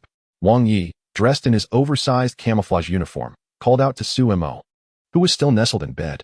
I don't have to participate in military training. Just leave me be, Suemo mumbled sleepily, leaving the trio momentarily stunned. What was going on? Chapter 58. The Call of the Mathematics Institute's Big Shot. What is happening? Why is Suemo exempt from military training? What sort of operation is this? Zhao Tian and Zhang Xiaochuan exchanged glances and simultaneously signaled Wang Yi with their eyes. Wang Yi, comprehending their intent, promptly seated himself beside Sumo's bed, grinning in a rather lewd manner. He nudged Suemo. Boss, why are you not participating in military training? Suemo, turning over, ignored Wang Yi's inquiry, as he was still groggy from sleep. having chatted with Yin Jiushi until the early hours of the morning. Wang Yi, undeterred, raised his eyebrows at Zhao Tian and Zhang Xiaochuan. The two approached Su Mo's bedside, and Wang Yi tugged Su Mo's blanket aside, while Zhao Tian and Zhang Xiaochuan vigorously shook the bed. Under such circumstances, how could Su Mo possibly continue to sleep? He sat up abruptly, frowning at the trio, his eyes brimming with fury. You three are ruining my sweet dreams. This enmity cannot go unpunished. Why are you not off to military training instead of torturing me here? Su Mo glared at the three by his bedside, utterly incensed that they were depriving him of a good night's rest. This is intolerable. Boss, why are you allowed to skip military training? Wang Yi inquired curiously. With Zhao Tian and Zhang Xiaochuan nodding in agreement, who in their right mind would wish to attend military training? The sweltering weather made the prospect of spending a week in such conditions unbearable. Oh, it's quite simple, Su Mo replied curtly, glancing at the three. If you can achieve a perfect score on the college entrance examination, you too can be exempt from military training. Su Mo's words left the trio dumbfounded. A perfect score on the exam? How could that be anything but a fanciful notion? They feared they might never accomplish such a feat in their lifetimes. Not everyone possesses Su Mo's remarkable abilities. Just a reminder, Su Mo added, rubbing his eyes and pointing to the clock on the wall. If you don't hurry to assemble, you'll be late. The trio, upon seeing the time, panicked and sprinted out of the dormitory at a speed akin to a 100-meter dash. The bell rang at 6:30, allowing only 10 minutes for assembly, and with the clock now reading 6:38, they certainly did not wish to be caught out by the instructor on the very first day. They had heard whispers that this particular instructor was exceedingly strict. Su Mo, watching the door swing wide open, felt a surge of anger. Just wait until I catch you. Humph. For Su Mo, this week was nothing short of blissful. Each day was spent lounging in the dormitory, indulging in video games, and in the afternoons, dining out with the beautiful Yin Jiushi and Inran. When he had nothing else to do, he would stroll through the nearby commercial district. In stark contrast, the other three residents of room 403 returned each day as if they had been drained of half their vitality. After showering, they would utter not a word, collapsing straight into bed. Every time they saw Su Mo returning leisurely from his outings, they could not help but feel a pang of envy and resentment. What accounts for the vast disparities among individuals? At long last, the military training has concluded, and the complexions of all students have noticeably darkened. The boys seem relatively unfazed by this transformation. However, for the girls, the impact is undeniably profound. This is especially apparent when they find themselves alongside the sophomores and juniors, where the differences become starkly evident. Consequently, the first-year female students tend to remain confined to their dormitories, venturing out only for classes. Yin Jiushi and Inran remain unaffected by this societal pressure, while Zhao Linger and Ma Lily cannot help but feel a twinge of envy upon witnessing the two girls' pristine, unblemished skin. For Su Mo, university life is rather pleasant. Apart from his major courses, he seldom attends lectures. He harbors no concerns about failing. What a joke. His current reservoir of knowledge is nearly equivalent to the entirety of Tsinghua University's library. Failing a course? That is simply inconceivable. Knock, knock, Mr. Li? Su Mo, who had been engrossed in his phone, hastily opened the door upon hearing the knock, only to find the director, Li Tong, standing before him. Professor Chen has returned. He wants to see you. Li Tong gazed at Su Mo with envy, having already grasped the situation at hand. Apart from envy, he was left in a state of astonishment. It is remarkable to note that Su Mo is merely a student. He has managed to unravel the BDY conjecture, a conundrum that has puzzled the mathematical community for nearly a century. It is indeed hard to believe. However, there is no doubt in Li Tong's mind regarding Chen Daoming. If he has stated it, then it must be true. Professor Chen has returned? Upon hearing Li Tong's words, Su Mo was instantly elated, knowing what this signified. The answer is finally revealed. You are going to be famous. Well done. Li Tong had always harbored a hint of skepticism about Chen Daoming taking Su Mo under his wing, but now he comprehends the reason. No wonder Su Mo had insisted that the problem should not be shown to him, for he himself was uncertain of its validity. At that time, Li Tong had assumed Su Mo was merely seeking an excuse to meet Professor Chen. However, upon discovering that the problem pertains to the BDY conjecture, he realizes that Su Mo spoke nothing but the truth. He genuinely did not know the answer to the BDY conjecture. Quickly change your attire. Both deans from the mathematics department are also here. Li Tong, noticing Su Mo's tank top and shorts, felt compelled to offer a gentle reminder. It is essential to remember that Su Mo is representing the university's dignity at this moment. Such an appearance is hardly commendable. Su Mo glanced down at his outfit, feeling a wave of embarrassment, and promptly changed his clothes. 10 minutes later, Su Mo found himself in Professor Chen Daoming's office. Are you Su Mo? Before him stood three individuals. Aside from Professor Chen, there were two elderly men, likely the deans of the mathematics department. I am Suemo. May I inquire as to who you are? Upon being called out, Suemo stepped forward, extending a courteous inquiry. The elderly man chuckled heartily, introducing himself as Ding Shuoyang, the vice president of the School of Mathematics at Xia Country. Beside him stood He Guangwen, the dean of the same institution. He Guangwen regarded Suemo with a benevolent nod, astonished that in his lifetime he would witness someone unravel the BDY conjecture, which had remained unsolved for the longest duration among the 5 great conjectures. Moreover, the fact that this individual was merely a freshman added an element of incredulity to the situation. Greetings, Vice President Ding, Dean He. Suemo courteously acknowledged the 2 esteemed figures. While most would feel a surge of anxiety upon recognizing their identities, he maintained an air of composure, which drew admiration from both He Guangwen and Ding Shuoyang. It was indeed a rarity for a student nearing 18 to exhibit such tranquility in their presence. I believe you are eagerly anticipating the matter regarding the BDY conjecture, He Guangwen remarked, a glimmer of appreciation for talent illuminating his expression. Upon learning that Qin Daoming had taken this prodigy under his wing, both he and Ding Shuoyang inwardly lamented the swiftness of the old fox's actions. After a fortnight of rigorous deduction and verification, your solution has proven entirely accurate. Upon hearing He Guangwen's proclamation, a wave of elation washed over Suemo's countenance. However, his joy stemmed not from the miracle he had achieved, but rather from the promising prospect of his lottery ticket finally yielding results. Such a monumental event would undoubtedly reverberate throughout the global mathematical community. At that juncture, would not his fan base soar exponentially? Lottery, here I come. Chapter 59. Lu Wangyu in the office. Qin Daoming wore a beaming smile as he looked at Suemo. In the coming days, it seems you shall find little time for school. Why? Suemo gazed at Qin Daoming, perplexed by his words, unable to grasp their meaning. Why will I have no time at school? The 3 individuals present could not contain their laughter at Suemo's bewildered expression. Suemo, you have unraveled the BDY conjecture. Do you comprehend the magnitude of its implications once made public? He Guangwen observed Suemo with utmost seriousness. To be frank, this will undoubtedly cause a seismic shift. And thus it is time for you, the benefactor, to step into the limelight. Seeing Suemo's confusion, Qin Daoming chuckled and explained to his new disciple. The news has already been subtly communicated to the higher-ups by Dean He, and what awaits you are interviews. Interviews? Upon hearing this, Suemo's heart soared with joy. This was precisely what he had been waiting for. If that were the case, would not his popularity soar like a rocket? The mere thought of it filled him with anticipation. If he could then acquire a few extraordinary skills, it would be nothing short of exhilarating. Lost in thought, Suemo nearly drooled, but he quickly regained his composure, preventing himself from making a fool of himself before the esteemed figures. After leaving the principal's office, Suemo hurried to find Yin Jiushi. Such fortuitous news deserved to be shared with his beloved at the earliest opportunity. Moreover, judging by the tone of the distinguished individuals, his time away from school could be substantial, thus warranting a heads-up for Yin Jiushi. At the base of the girls' dormitory, Yin Jiushi rushed breathlessly towards Suemo. Why are you in such a hurry to call me down? She was oblivious to the unfolding events.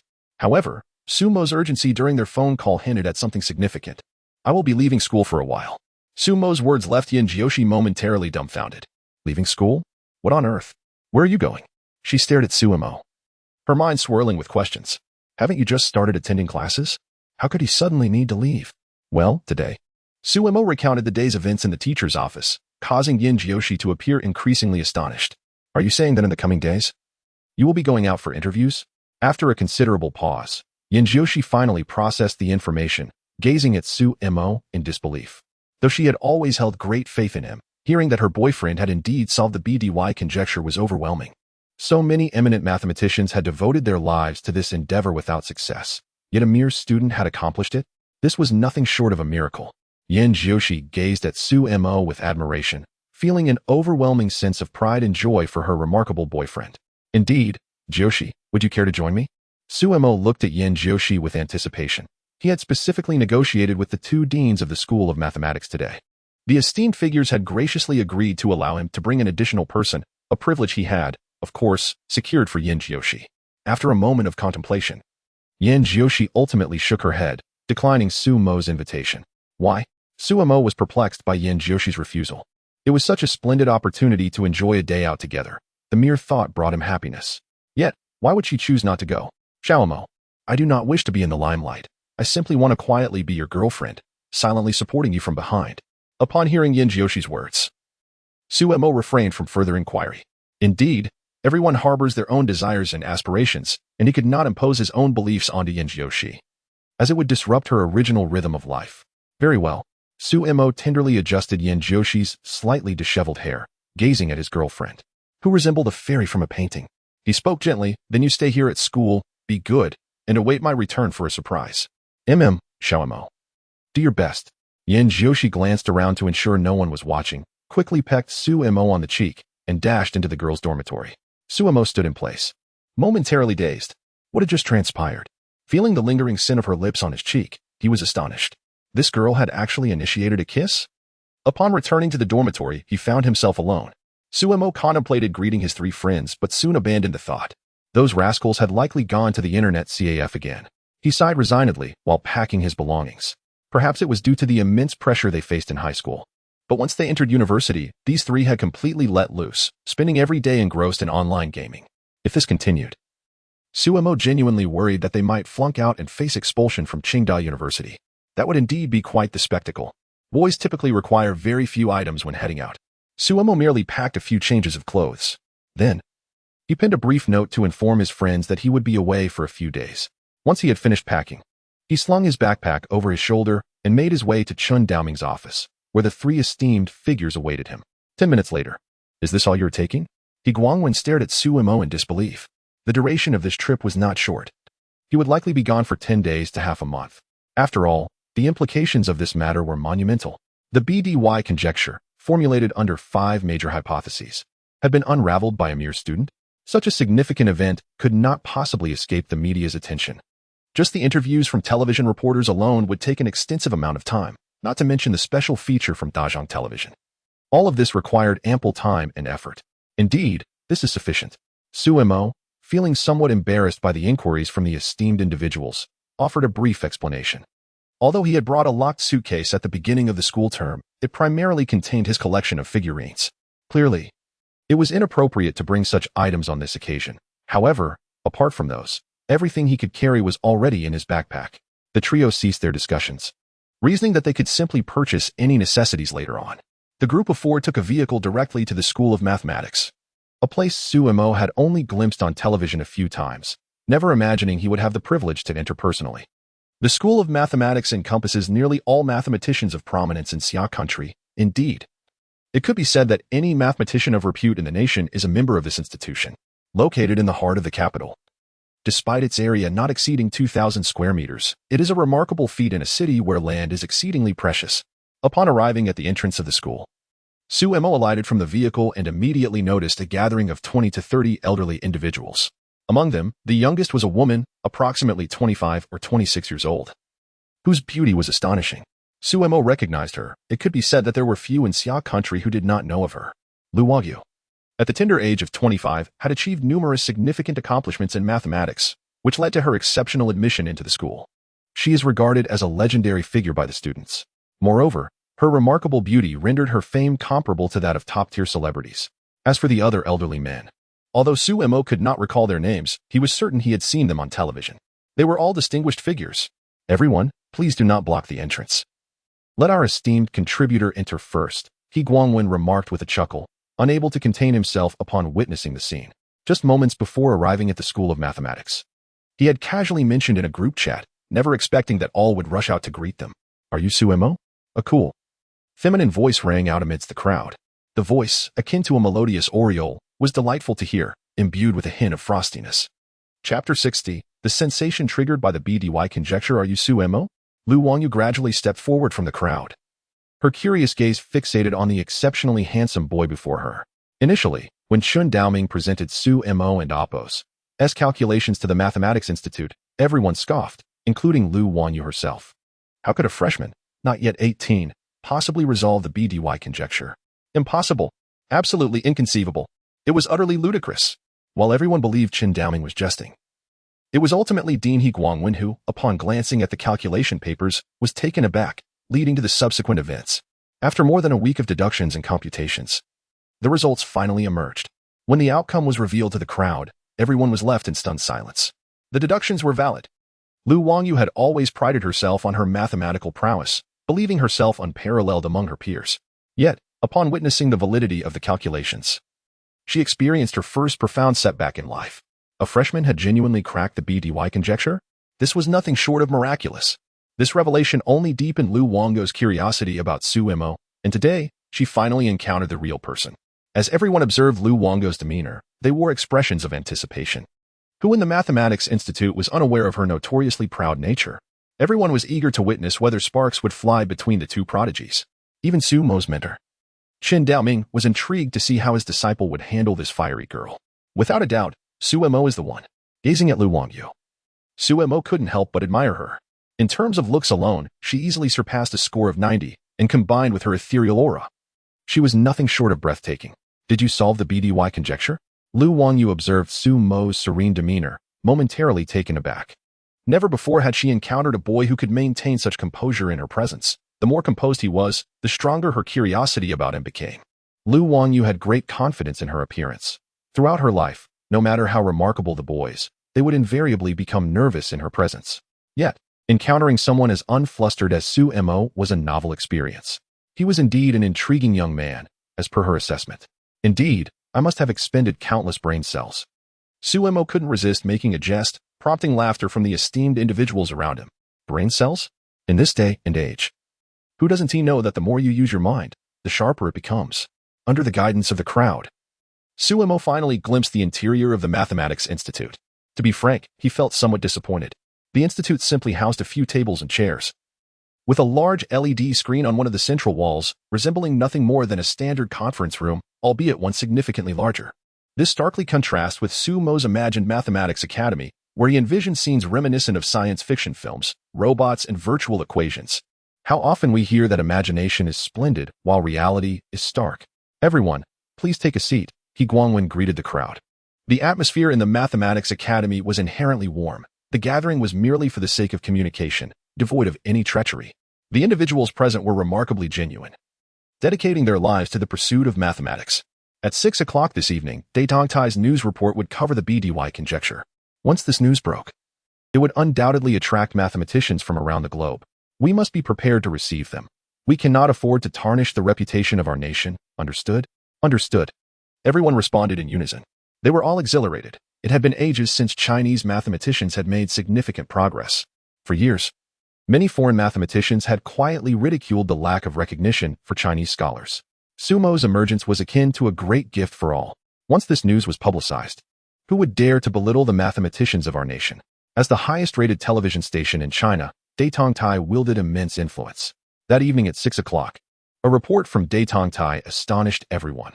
Peking University freshman Su Mo has solved a problem that has plagued the mathematical community for nearly a century, the BDY conjecture. The Mathematics Academy has exceptionally admitted Su Mo as a first-level mathematician. A young hero has emerged, solidifying our nation's position in the mathematical realm. We hope to see a second Su Mo, a third. The news sent shockwaves across the nation. In the teacher's office area of Linhai No. 2 High School, everyone stared in disbelief at the television. The announcement was profoundly shocking. Who is Su Mo? All the teachers recognized him as the second person on the honor wall of their school. What on earth is happening? Li Dehai exclaimed. I have no idea. Lu Yu replied. Su Mo never mentioned this to me. Zhao Fangzhou added. Our school has struck gold. This is far more impressive than any college entrance examination champion. Su Mo is undoubtedly the most brilliant student I have ever encountered. The others rolled their eyes at Zhao Fangzhou's exaggerated praise. They all knew Su Mo was a genius. After all, who else could achieve such a miracle? Even Li Lan, who often clashed with Lu Yu, was left speechless. Isn't this Su Mo from Class 3 being a bit too dramatic? He has only been at Peking University for a few days, and he has already made such a commotion. He truly is a dragon among men. As a major shareholder of Tianhong Group, Yan's mother was keenly interested in news reports, which kept her informed about recent events. In the spacious living room, she sat alone on the sofa. Upon witnessing the news report concerning Su Mo, even the composed demeanor of Yan's mother was shaken, leaving her momentarily disoriented. She recognized that Su Mo was destined to become an extraordinary individual. However, she could hardly fathom that merely a few days into university, he had already stirred such significant commotion. A first-rate mathematician from the School of Mathematics? Such an identity, bestowed upon a student yet to reach 18, is undeniably dazzling. It is noteworthy that among the vast population of over 1 billion in Xia country, fewer than 200 individuals have been recognized as rated mathematicians. Clearly, Shaoxi possesses an exceptional eye for talent. Yan's mother finds herself increasingly impressed by her daughter's discernment. This boy, Suimo, is indeed a prodigy. At such a tender age, achieving such remarkable accomplishments, what might the future hold? Within the confines of the Qing University campus, astonishment reverberated throughout. Particularly in the male dormitories, each room erupted with incredulous exclamations. What student who gains admission to Qing University would harbor a sense of inferiority? Yet, upon encountering this news, a singular thought echoed in their minds. I am inferior to him. Zhao Tian, Wang Yi, and Zhang Xiaochuan had just returned to their dormitory after browsing the internet when they were met with a cacophony of uproar, leaving the trio feeling quite vexed. What was happening? An earthquake? Surely not. Wasn't this a flatland? The three exchanged puzzled glances, entirely at a loss as to the unfolding events. Chapter 61. The Fire Eye and Golden Sight. Upon returning to the entrance of room 403, the three individuals were startled to discover a throng of people gathered there. What could have possibly transpired? Brothers, what are you all doing here? Zhao Tian cautiously inquired. Immediately, a bespectacled young man cast him an incredulous glance. You mean you are unaware of what has happened? I have no idea. We just returned from the internet, and then this occurred, Zhao Tian explained. Only to be met with disdain from the young man, who then distanced himself, as did Wang Yi and Zhang Xiaochuan, signaling their disassociation from Zhao Tian. It is said that Suimo, a freshman at our university, has solved the BDY conjecture. Just now, it was reported on the news at Dadongtai. I heard Suimo resides in room 403, which is why everyone is eager to catch a glimpse of this legendary figure, but it seems no one is home. The bespectacled boy remarked before turning to Zhao Tian and asking, by the way, brother, which dormitory are you from? However, Zhao Tian did not respond. The trio stood in stunned silence upon hearing the boy's words. As students of Qing University, they were well aware of the 5 great conjectures in the realm of mathematics. The revelation that Suimo had solved one of them, the BDY conjecture, left their minds utterly bewildered. Are we students supposed to endure such a blow? Something that countless mathematicians have failed to accomplish, and yet Suimo has succeeded? Is this even possible? Meanwhile, within the confines of the girls' dormitory 506, a profound silence enveloped the room. Except for Yin Jiushi, the other 3 girls gasped in astonishment, their eyes wide with disbelief. What is happening? Suimo has cracked the BDY conjecture? This. Although Suimo had previously informed Yin Jiushi to watch the news at Dadongtai tonight, he had deliberately kept the details vague, leading to this moment of shock. After a lengthy pause, Zhao Linger finally mustered the courage to lift her head and turn to Yin Jiushi, saying, Xiaoxi, I too wish to find a boyfriend as extraordinary as him. Could you possibly introduce me to someone like that? And Ran and Ma Lily could not help but burst into laughter at Zhao Linger's remark. Linger, I doubt anyone like Suimo is available. Yin Jiushi, hearing Zhao Linger's playful banter, chuckled with pride. However, you could always be Sumo's secret lover. I wouldn't mind at all. Really? Zhao Linger's eyes lit up at Yin Jiushi's suggestion. The thought of being a secret paramour to such a distinguished young man felt like an immense honor. Count me in. And Ran chimed in, eager to join in the fun. Though Ma Lily wished to say the same, her insecurities held her back. Deep down, she felt that with her appearance, even if she were to offer herself as a lover to Suimo, he would likely not be interested. Enough of this. Yin Jiushi scolded the 3 girls. Suimo is mine, so don't even think about it. Zhao Lingo simply chuckled, knowing her initial statement had been a jest. However, upon hearing these words, Ran's expression darkened, leaving everyone oblivious to her thoughts. Meanwhile, this news stirred significant commotion domestically. Within a mere day, individuals had already traveled to Linhai to interview Su's mother, a testament to the magnitude of this event's impact. Sumo's fan count surged from over 10,000 to nearly 1 million within that single day. The velocity of this growth left Suimo astounded. And after the initial shock, he was engulfed in euphoria. At this rate, it would not be long before he could partake in 2 lottery draws. Yet, with every advantage comes a disadvantage. The overwhelming sensation caused by this incident attracted a swarm of media reporters. It took nearly 10 days for all interviews to conclude. During this span, apart from eating, sleeping, and using the restroom, Suimo spent his time exclusively engaged in interviews. In this period, a noteworthy event transpired. The esteemed figure on the honor wall of the second high school publicly praised Suimo on Weibo. One must acknowledge the stature of this individual, Liang Xuelin, the president of the Summer National Literary Association, and currently the sole 5th-level literary figure in the Summer Nation. His position in the literary world is unparalleled, a true heavyweight. To describe him in 4 characters, Mount Tai and the North Star. For such a person to post a message solely to commend Suimo, one can only imagine the ensuing uproar. Numerous celebrities, eager to ride the wave of popularity, also joined in to express their admiration. Consequently, Sumo's name skyrocketed to national fame. Within these 10 days, His fan count on Weibo soared to over 5 million, a number comparable to that of an ordinary second-tier celebrity. However, what set Su Mo apart was that all of his fans were genuine individuals. It is well known that a significant portion of a celebrity's fan count is often inflated, commonly referred to as zombie fans, making Su Mo's following incomparable. Nowadays, many parents use Su Mo as a benchmark for their children, often exclaiming, "Why can't you be as ambitious as Su Mo on television?" In his room, Su Mo lay exhausted on his bed, feeling as though these days had stretched into an eternity. Thankfully, the interviews had finally concluded, and he summoned the system. Eager to partake in the lottery draw, excited to discover what skills he might acquire. System, I wish to draw. Host currently possesses 2 lottery opportunities. Are you certain you wish to consume one? Affirmative. Su Mo responded without hesitation. After enduring so much labor over these days, he had eagerly awaited this moment. Congratulations, host. You have acquired the skill Fiery Eyes of Insight. What the? Upon hearing the name of this skill, Su Mo immediately sprang upright from his bed. Fiery Eyes of Insight? Is this not the renowned technique of the Monkey King? He hurriedly clicked on the skill's description, only to be met with profound disappointment after reading it. The Eye of Insight, a divine skill, possesses the extraordinary ability to enhance the host's microscopic capabilities to a terrifying extent, rendering even the most advanced microscopes insignificant. What a peculiar skill this is. Su Mo could not help but voice his discontent, having initially believed he would possess the same vision as the great sage Sun Wukong. Able to see 1,000 miles at a glance, or at the very least, glimpse some ethereal spirits. Despite sharing a similar name, the function is entirely different. The host ought to feel elated, for the Eye of Insight is indeed a divine skill, especially in certain domains where its utility far surpasses the host's imagination. Upon hearing Su Mo's complaints, the system, surprisingly human-like, took the liberty to provide an explanation. Certain domains? Intrigued by the system's words, Su Mo inquired within his mind, what exactly are these domains?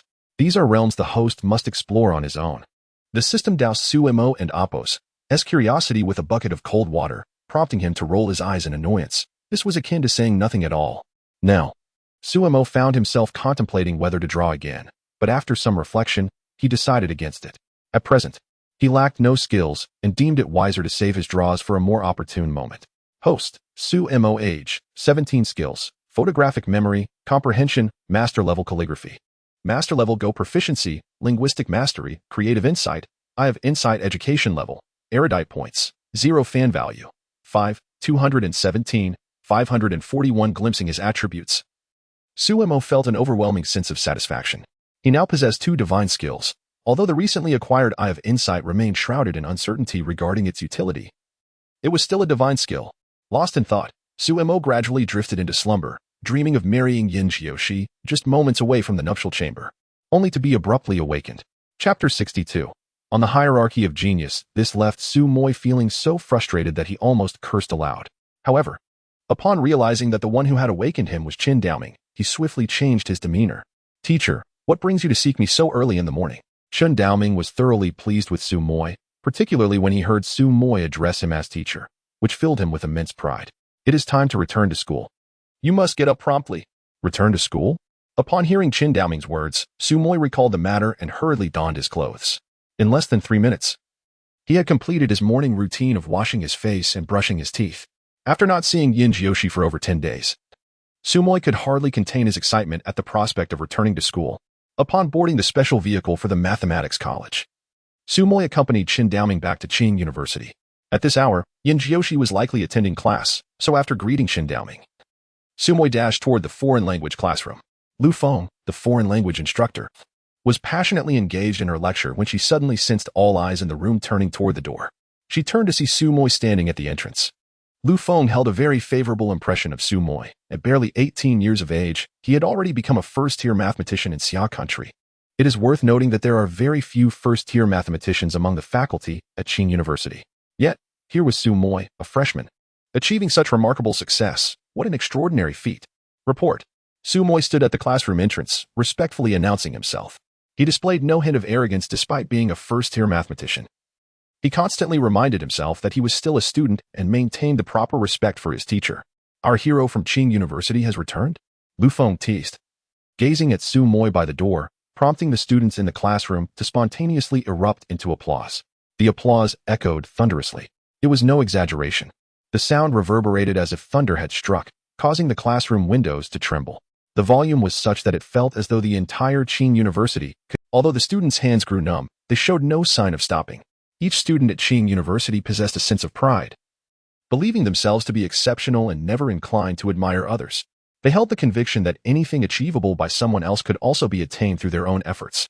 However, Su Moi's recent achievement illuminated a profound truth for all the students at Qing University. Genius exists in varying degrees. While they might be ordinary geniuses, Su Moi stood as the pinnacle of talent, a level they believed they could never reach in their lifetime. The BDY conjecture? Not only the freshmen but even the upperclassmen dared not entertain such aspirations.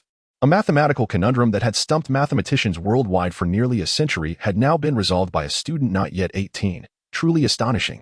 In light of such accomplishments, everyone harbored but a singular thought: admiration.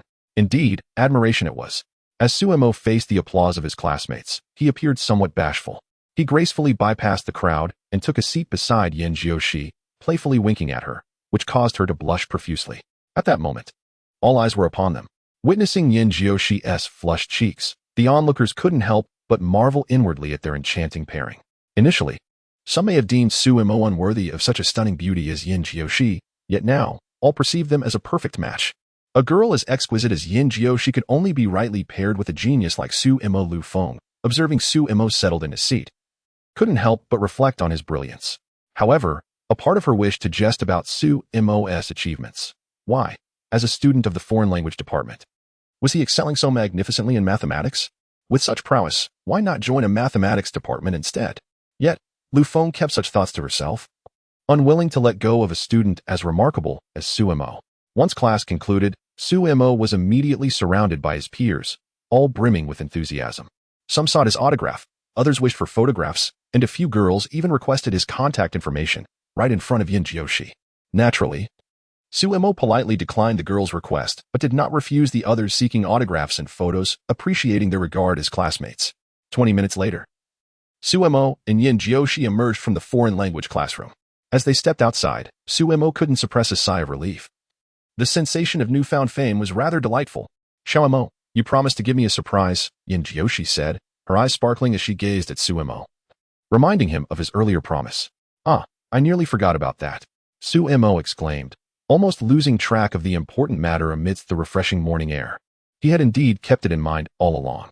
Removing his backpack, he carefully produced a brand new notebook and presented it to Yin Jiushi.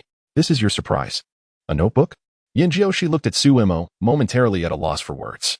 Having anticipated his return with something special, she found it somewhat underwhelming that he only brought her a notebook. However, anything gifted by Suemo was cherished by her, treated as a treasured possession. Just open it and see, Suemo encouraged, noticing her expression of disappointment. He couldn't help but smile. He would never simply gift her an ordinary notebook. He had put considerable thought into this gift. Yin Jiushi, intrigued by Suemo's words, curiously opened the rather unremarkable notebook. Upon flipping it open, she was greeted by a multitude of signatures densely packed within. He Guangwen, Chen Daoming, Ding Shuoyang, Lu Wanyu. Each illustrious name appeared before her, inscribed in the notebook that Suemo had gifted her, instantly bringing tears to Yin Jiushi's eyes. Particularly poignant was the last name, Lu Wanyu. Yin Jiushi had long been an ardent admirer, yet had never had the opportunity to meet her in person. The sight of Lu Wanyu's signature finally fulfilled a dream she had cherished for 3 long years. Thank you, Xiaomo. I truly cherish this gift. Yin Jiushi recalled mentioning to Suemo her admiration for Lu Wanyu, never expecting that Suemo had kept this detail close to heart. She felt deeply touched. As long as you are happy. Suemo gently tousled Yin Jiushi's adorable little head, a subtle smile gracing her lips. To which Yin Jiushi responded with a sweet smile of her own. This scene encapsulated the very essence of love's most beautiful moments. It seemed as though the air itself was infused with a sweet fragrance.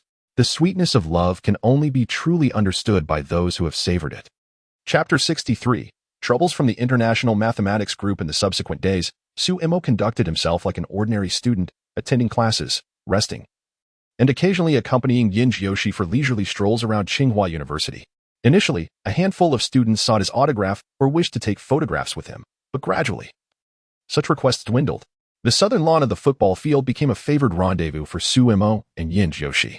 Owing to Yin Jiushi's ethereal beauty, it was not uncommon for male students to steal glances at her from afar. Mother, I have explained this to you countless times. Your son is indeed a first-rate mathematician now. Suemo sighed in exasperation as he listened to his mother's inquiries over the phone, rolling his eyes in frustration. Beside him, Yinjioshi stifled a giggle, having heard Suemo express this sentiment numerous times over the past few days. After hanging up, Suemo shrugged at Yinjioshi, his expression one of resignation. Xiaomo, you should actually be pleased. The more your mother behaves this way, the more it signifies your success. Yinjioshi laughed. Her fleeting beauty is sight only Suemo could truly appreciate. Brother, another call is coming in. Just as he tucked his phone into his pocket, it rang again. Yinjioshi cast him a bemused glance upon hearing his ringtone, wondering why he couldn't and Oppos choose a more sophisticated tone. Hello, who is this? Suemo glanced apologetically at Yinjioshi, as he had been the one to invite her out, yet the incessant calls were tarnishing their outing. Suemo, please come to my office at once. I have an urgent matter to discuss with you. A venerable voice emanated from the phone, and Suemo instantly recognized who it was. Qindaoming. All right, teacher, I'll be there shortly. Realizing the urgency in Qindaoming's tone, Suemo understood that something significant must have transpired. The old gentleman would not have been so hasty otherwise.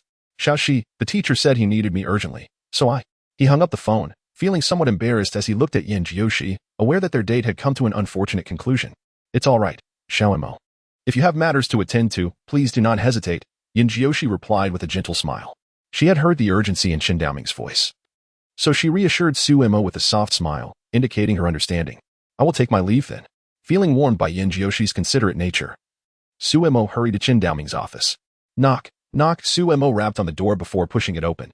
Upon entering, he was greeted by the sight of both Qindaoming and He Guangwen.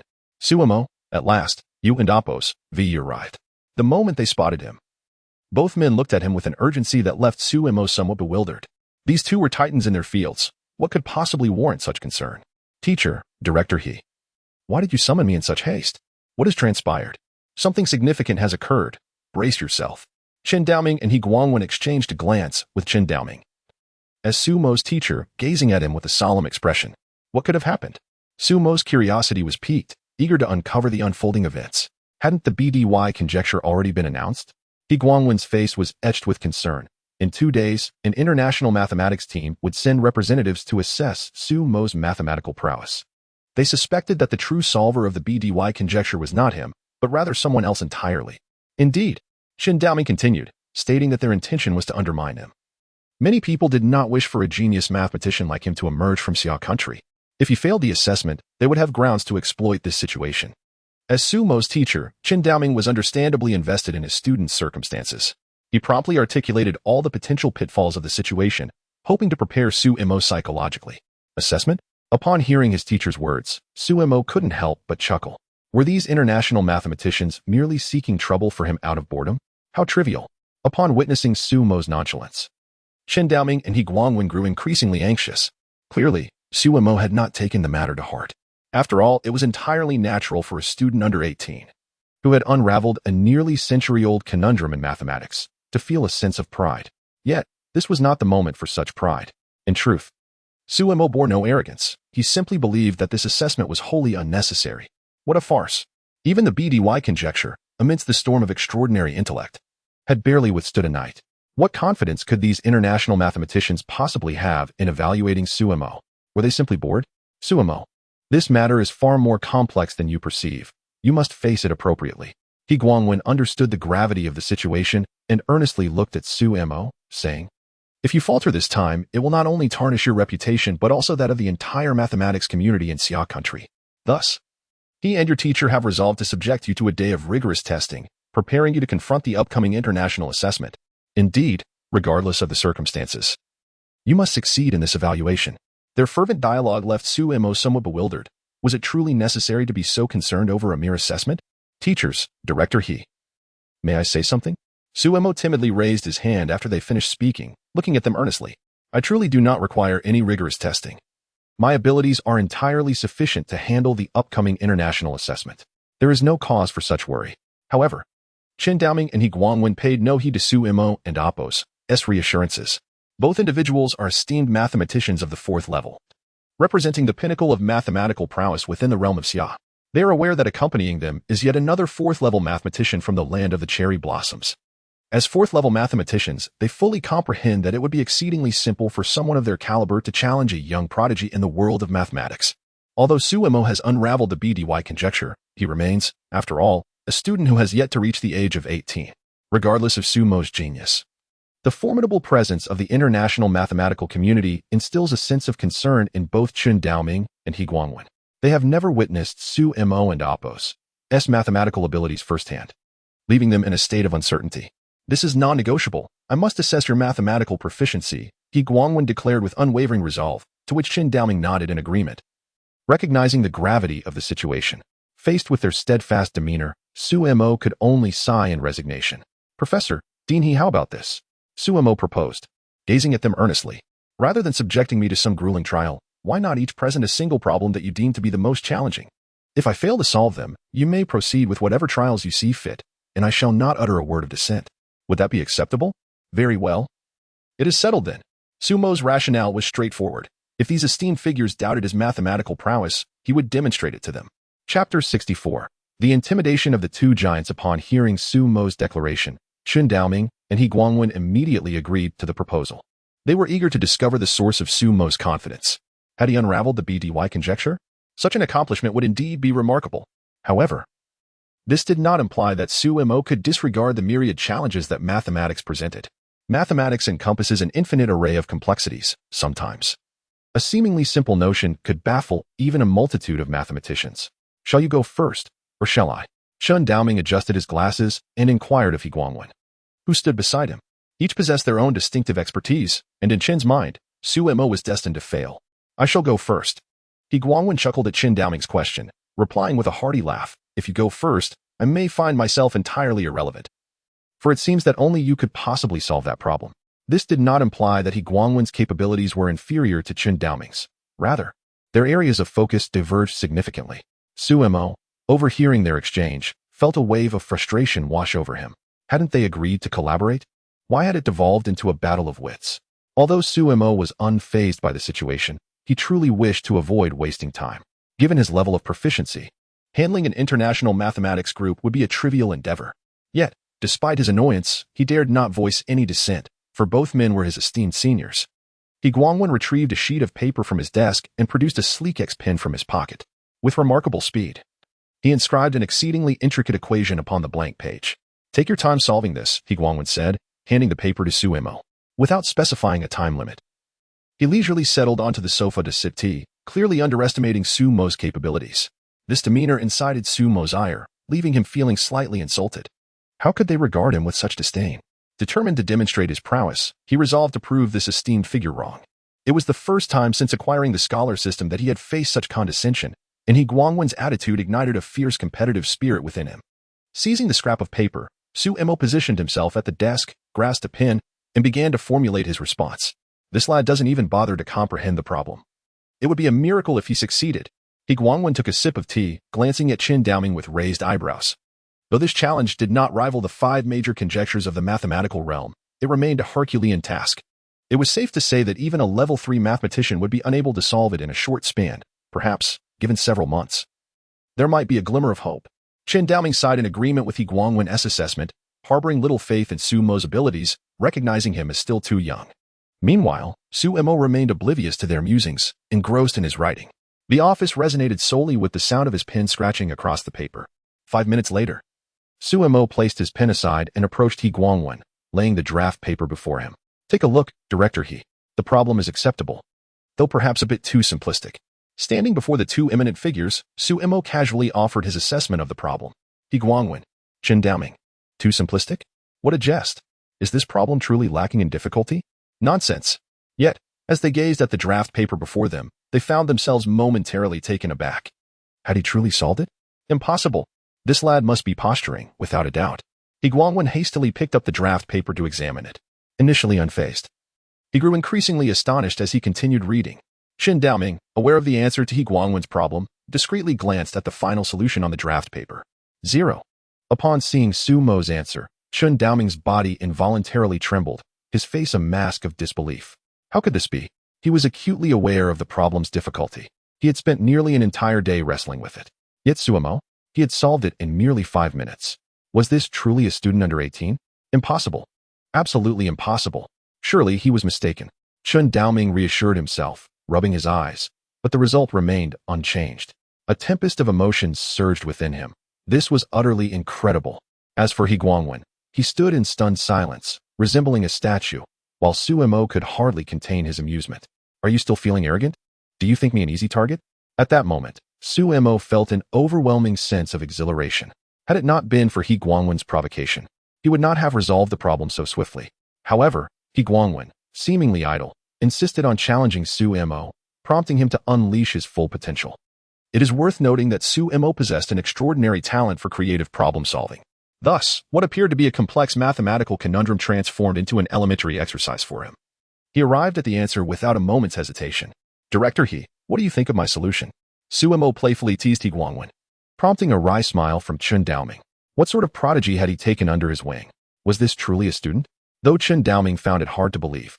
The evidence lay before him, compelling his acceptance. After 5 or 6 seconds, He Guangwen finally regained his composure, his face flushed with embarrassment. He had never anticipated that Su Mo could solve his problem in a mere 5 minutes. Was this even human? This was utterly extraordinary. At that moment, He Guangwen felt a sharp sting of shame. He had spoken too confidently, never expecting such a rapid rebuttal. This young man was undeniably remarkable. He Guangwen could not help but scrutinize the student before him. Had he not been aware of Su Mo's background, he would have surely suspected this to be the reincarnation of some ancient sorcerer. How could anyone possess such extraordinary prowess? Even if one were to study mathematics from the womb, it would be implausible to achieve such remarkable skill at this age. It defies all logic. Yet, despite He Guangwen's growing frustration, the undeniable fact remained. Su Mo had indeed solved the problem. He was at a loss for words.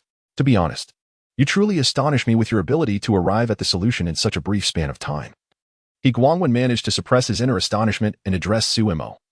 Do you realize that the esteemed 5th-level mathematician from the Oceanic nation took a full 20 minutes to solve this very problem?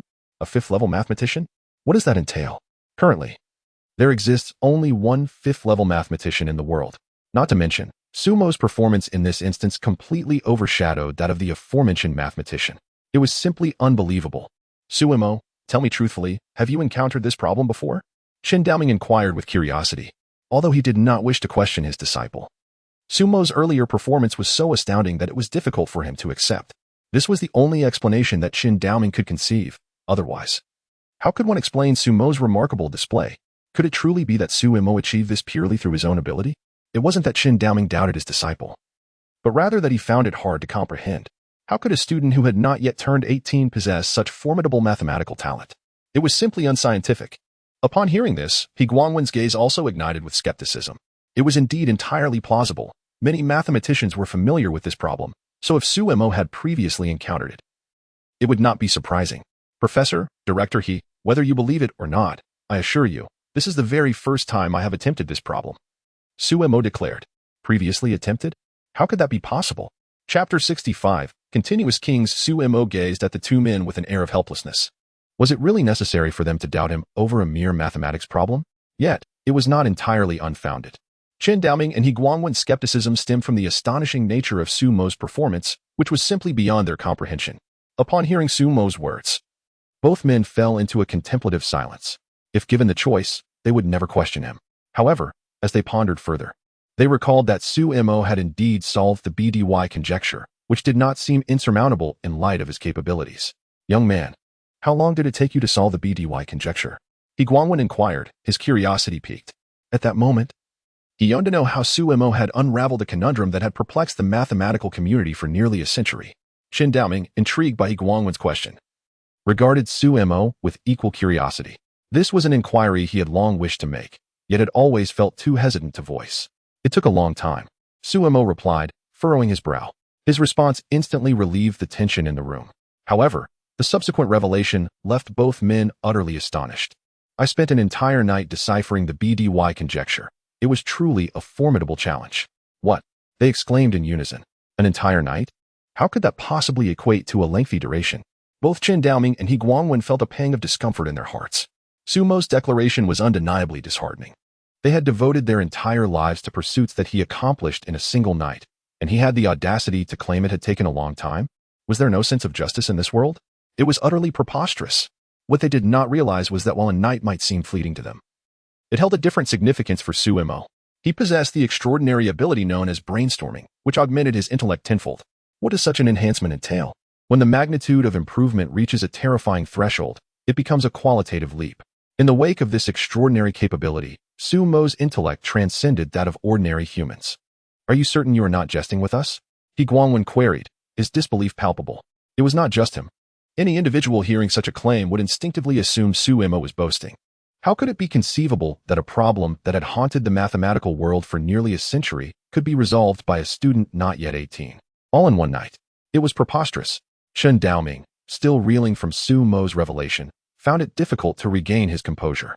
The impact of Su Mo's words was overwhelming. It was not merely He Guangwen and Appo's disbelief, as Su Mo and Appo's teacher, Chen Daoming too struggled to accept the validity of the young man and Appo's assertion. If what Su Mo claimed were true, he began to question his own qualifications to be his mentor. The notion was simply too extravagant to fathom. Suddenly, Chen Daoming's eyes sparkled. He conceived an ingenious method to ascertain the veracity of Su Mo's assertions. Old he. I have a means to verify whether Su Mo's claims hold any truth. Oh? He Guangwen, taken aback by Chen Daoming's declaration, gazed at him in astonishment. But soon grasped the essence of his old friend's proposition. Let us proceed with your approach. He Guangwen promptly advanced to his desk. Earlier, in his hubris, he had neglected to review Su Mo's problem-solving process. This time, he was determined to ascertain whether Su Mo truly possessed such extraordinary capabilities. Su Mo, come over here. Seated at the desk, Chen Daoming inscribed a mathematical problem he had conceived years ago in a moment of inspiration. This problem had remained unsolved by anyone but himself. Naturally, this did not include the esteemed fifth-level mathematician from the Oceanic nation, who had devoted all his efforts to unraveling the 5 major conjectures and had no leisure to tackle such trivial mathematical inquiries. Nonetheless, the problem's difficulty was undeniable. Presently, there were over 20 fourth-level mathematicians in the world, yet none had succeeded in solving this conundrum, illustrating its formidable nature. Indeed, several fourth-level mathematicians had even dubbed Chen Daoming's problem the closest to the 5 major conjectures, underscoring its high regard. Please solve this problem. As Su Mo approached the desk, Chen Daoming placed a sheet of draft paper before him. Without hesitation, Su Mo seized a pen and commenced his calculations. It must be noted that Chen Daoming's problem indeed astonished Su Mo compared to the previous challenge posed by He Guangwen. This one was not merely a slight increment in difficulty. However, for Su Mo, it presented no significant challenge. He focused intently and quickly began to formulate his thoughts. Within a minute, he began to write down his answers, leaving both Chen Daoming and He Guangwen utterly astounded. Particularly, He Guangwen was so taken aback that he felt a twitch at the corner of his mouth.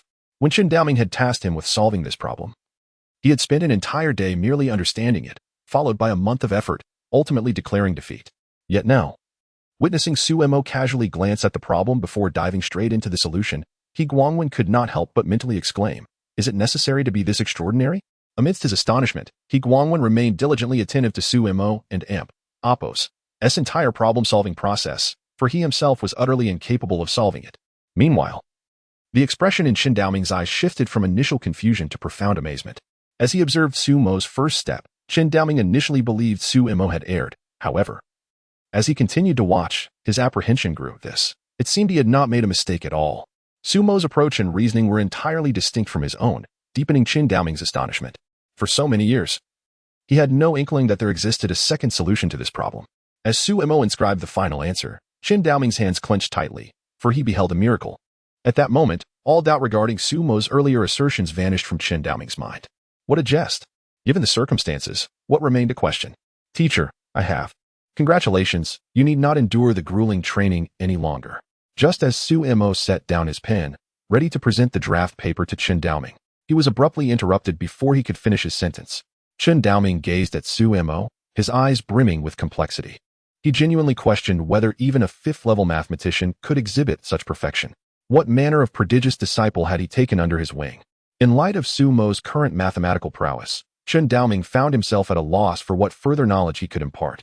When tasked with evaluating Su Mo, he could only utter 2 words, a prodigy. Chapter 66, relying on strength rather than looks. As for He Guangwen, he was entirely absorbed in Su Mo's problem-solving approach. Being a level 4 mathematician himself, he realized that he no longer needed to check the answers, as the correctness of the final result was evident from the problem-solving process alone. After a moment of astonishment, He Guangwen turned to Chen Daoming and exclaimed, "Old Chen, You have truly stumbled upon a treasure. Upon hearing He Guangwen's words, Qin Daoming couldn't help but smile wryly. My old friend. Do you really think there is anything more I can teach him? He Guangwen paused, reflecting on Qin Daoming's statement. Indeed, given Su Mo's current performance, he could effortlessly outshine both of them. It was clear that Su Mo had little to learn from them. Such a teacher-student relationship could only be described as nominal. After overhearing the conversation between the two esteemed figures, Su Mo approached Qin Daoming respectfully and bowed slightly. Teacher, once a teacher, always a teacher. Regardless of whether I can learn anything from you, in my heart, you will forever remain my mentor. Although Su Mo's mathematical prowess had indeed surpassed that of Qin Daoming, he still regarded him as his teacher. As he stated, once a teacher, always a teacher. He would never forget the guidance of Qin Daoming. In the past, when Qin Daoming obtained the computation formula for the BDY conjecture, he promptly went to the Mathematics Academy to verify it. It is truly commendable for a man in his 60s to selflessly dedicate himself to his students. Looking at Su Mo before him, Qin Daoming felt an immense sense of pride. He Guangwen, witnessing this scene, couldn't help but laugh heartily, increasingly admiring Su Mo achieving such remarkable success at a young age. While displaying none of the arrogance often found in youth was indeed a rarity. Most importantly, he respected his teacher and valued the path of learning. At this point, both Qin Daoming and He Guangwen had no doubts about Su Mo's mathematical abilities. They felt confident that not only could Su Mo handle the scrutiny of the international mathematics team, but even the world's sole level 5 mathematician would pose no threat. The news of the international mathematics team's arrival quickly made headlines in the media, stirring up considerable excitement. It was evident to everyone that their intentions were serious. However, all they could do was leave encouraging messages on Su Mo's Weibo account, cheering him on. As a result, Su Mo's follower count skyrocketed from over 500,000 to nearly 900,000, a delightful surprise for him. At this rate, it wouldn't be long before his followers surpassed the 10 million mark, a feat typically reserved for top-tier celebrities. Most astonishingly, nearly 900,000 of Su Mo's followers were genuine, living individuals. 2 swift days have elapsed, and amidst the fervent anticipation of the public, the esteemed members of the International Mathematics Group have finally arrived at Tsinghua University. In light of this momentous occasion, Tsinghua has graciously suspended all classes for the day, while major media outlets broadcast the event live. At 8 o'clock in the morning, the grand auditorium of Tsinghua was filled to capacity, with Su Mo allocated a seat in the front row, where he observed a sea of eager students surrounding him. At that moment, 3 individuals ascended the stage from the left side. One was Su Mo's mentor, Qin Daoming. The second was the renowned mathematician, Wim Schock, whose international acclaim was well known, thus many of Tsinghua's students had heard of him. The final figure was a strikingly beautiful woman, likely in her mid-20s, who was the leader of this international mathematics group, Alice. Simultaneously, the online platforms erupted with excitement. Oh my, the visuals have finally emerged. Everyone, remain calm. We must have faith in our nation and Oppos, as prodigy. None of the so-called Oppos, monsters and Oppos, will phase Su Mo, for he stands before a level 4 mathematician, which complicates matters. Indeed, Su Mo was still a student under 18, and such a grand occasion was likely a first for him. One could only hope it would not hinder his performance. Have your brains been kicked by a donkey? This so-called genius, Su Mo, is clearly being exaggerated. It seems our nation is destined for embarrassment. There are always detractors, regardless of one and Oppos. As perfection and negative remarks will invariably proliferate online. Nevertheless, the majority of netizens rallied behind the newly emerged Su Mo. For any reasonable person would desire to see him succeed in the International Mathematics Group's assessment, showcasing to the world that our nation too can produce superlative talents. Meanwhile, on stage, Alice inquired, I wonder where your so-called genius Su Mo is? It must be noted that Alice's command of the language was impeccable, devoid of any accent. One might easily mistake her for a local. Her presence sparked a minor sensation online. Wow, this foreign woman is quite beautiful, with her fluent speech. Is she perhaps considering marrying into our country? While her beauty was undeniable, some remained steadfast in their allegiance, reminding others of their stance. They have come to undermine our nation, and regardless of her allure, she remains an adversary. After all, beautiful appearances are commonplace, but intriguing souls are rare. I still believe our nation's girls are the most enchanting. In the live broadcast, the discussions were varied and vibrant. The viewership surged at an astonishing pace, quickly surpassing 1 million online. On stage, when Su Mo heard his name called, he leisurely rose and made his way to the forefront, where a Tsinghua faculty member promptly handed him a microphone. I am Su Mo. What guidance do you have for me? Su Mo stood on the stage, exuding an air of composure as he gazed at Alice, betraying not a hint of nervousness. Meanwhile, his appearance ignited a tremendous stir in the live broadcast room, with the barrage of comments more than doubling in volume.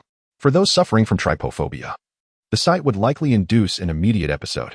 It was astonishing to behold a student under 18, appearing so youthful. Could such a child truly pass the rigorous assessments of the International Mathematical Group? My goodness, Suemo is even more handsome than in his photographs. Resembling a veritable Prince Charming. I've heard he is this year and Apos' top scorer in the college entrance examination from Jianbei province. It is remarkable enough that he excels academically. But to possess such striking looks as well seems almost unjust. Clearly, he could rely on his appearance, yet he chooses to depend on his abilities instead. In the midst of the gathering, Alice regarded the young boy from Xia country with a slight, disdainful smile. I have heard that the BDY conjecture was solved by you, she remarked softly, adjusting her hair. However, we, the International Mathematical Group, express skepticism regarding this outcome. Chapter 67, Are You a Mathematician? Upon hearing Alice's remark, Suemo revealed a hint of a sardonic smile. Do you believe this has anything to do with me? He had little regard for the International Mathematical Group. His resolution of the BDY conjecture was of no concern to them. How trivial. It was evident that these individuals had come to Xia country merely to bask in the limelight. Suemo had no intention of extending any courtesy to such people. Alice's expression darkened immediately at Sumo's words. Typically, wherever she went, others treated her with utmost respect. However, encountering someone as uncouth as Suemo was a first for her. Sumo's statement resonated with the audience watching the live stream, leading to a chorus of approval from netizens. Indeed, this is the spirit of our Xia country. I felt a shiver of exhilaration. Haha, this Suemo is quite intriguing. Isn't it inappropriate to speak this way to members of the International Mathematical Group? I'm definitely a fan of this Suemo now. I admire his authenticity. A vast majority of the online community rallied behind Suemo. After years of witnessing Xi'an nationals bowing to foreign dignitaries, it was refreshing to see Suemo offer no deference to Alice. Most shared his sentiment. The genius of Xia country, having unraveled the BDY conjecture, had no obligation to concern himself with the beliefs of the International Mathematical Group. Did their opinions hold any significance? In the auditorium of Qing University, Suemo and Apos' words were clearly transmitted through the microphone to every student present. They all internally cheered for him. When did Xia country become beholden to the whims of foreigners? Alice's demeanor was frosty as she glared at Suemo, coldly stating, I suspect you are merely feeling insecure. Who doesn't he know that the BDY conjecture has baffled the mathematical community? She approached the front of the stage, addressing the sea of students below with a mocking tone. And now, you claim that this conundrum was solved by a student under 18? How utterly ludicrous. In response to Alice's remarks, the students at Qing University felt a mix of anger and restraint. After all, they had been cautioned by their teachers just the day before to avoid conflict with foreigners, lest it lead to severe repercussions. Online, Alice's comment ignited a wave of indignation and vitriol. At Linhai No. 2 High School, all the teachers were gathered around their computers, keenly following the day's events. Suemo, having emerged from their institution, was their pride, and they fervently hoped he would deliver a resounding rebuttal to these foreign denizens. Upon hearing Alice's words, several hot-tempered male teachers were incensed, pounding their fists on the table in frustration. At Yin Jioshi's home, her mother sat alone on the sofa. Fixated on the live stream on her phone, her brow furrowed in concern. She could sense that Alice had come to provoke trouble, and for a moment, she couldn't help but feel anxious for Suemo. Indeed, Suemo was a genius, but he was still just a child. In such a situation, whether Suemo could handle it left Yan's mother feeling uncertain. However, Suemo now represented the Xi'an nation, and any slight misstep on his part could lead to dire consequences. Sighing helplessly at the thought, Yan's mother exhaled deeply. Meanwhile, within Sumo's household, his mother clutched her phone, venting her frustration vocally. It became clear to her that this foreign woman was merely seeking to create trouble for her son, and she had no intention of holding back against such a malicious individual. In the audience, Yin Jiushi clenched her small fists. On stage, Qin Daoming was also sweating profusely, astonished by Alice's harsh words. Everyone concerned for Suemo was anxious about how he would respond next. What gives you the audacity to publicly ridicule our Xi'an nation? Suemo calmly addressed Alice at the edge of the stage. You should be cautious. You might find yourself blacklisted by Xia in the future. A threat? Indeed, Sumo's words were a bold and overt threat. Would Alice dare to disregard such a statement? The answer was a resounding no. Upon hearing Sumo's proclamation, Alice's expression shifted significantly. It was essential to understand the severity of being blacklisted by a major nation.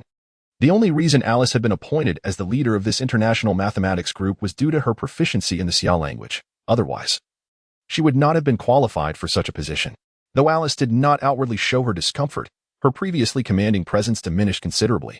She had invested considerable effort in mastering the Xia language, and the consequences of being blacklisted by Xia would be insurmountable, far beyond her capacity to bear. My previous remarks were directed solely at you. As a mathematician, if one cannot even uphold basic honesty, then such an individual is unworthy of the title. Once these words escaped his lips, a hint of embarrassment flickered across Alice's face. Many students from Qing University below could not suppress their laughter. Just moments ago, she had been so arrogant, yet now she seemed to falter. The online live stream was ablaze with comments from viewers reacting to Alice's statements. Haha, I could die laughing. This is utterly delightful.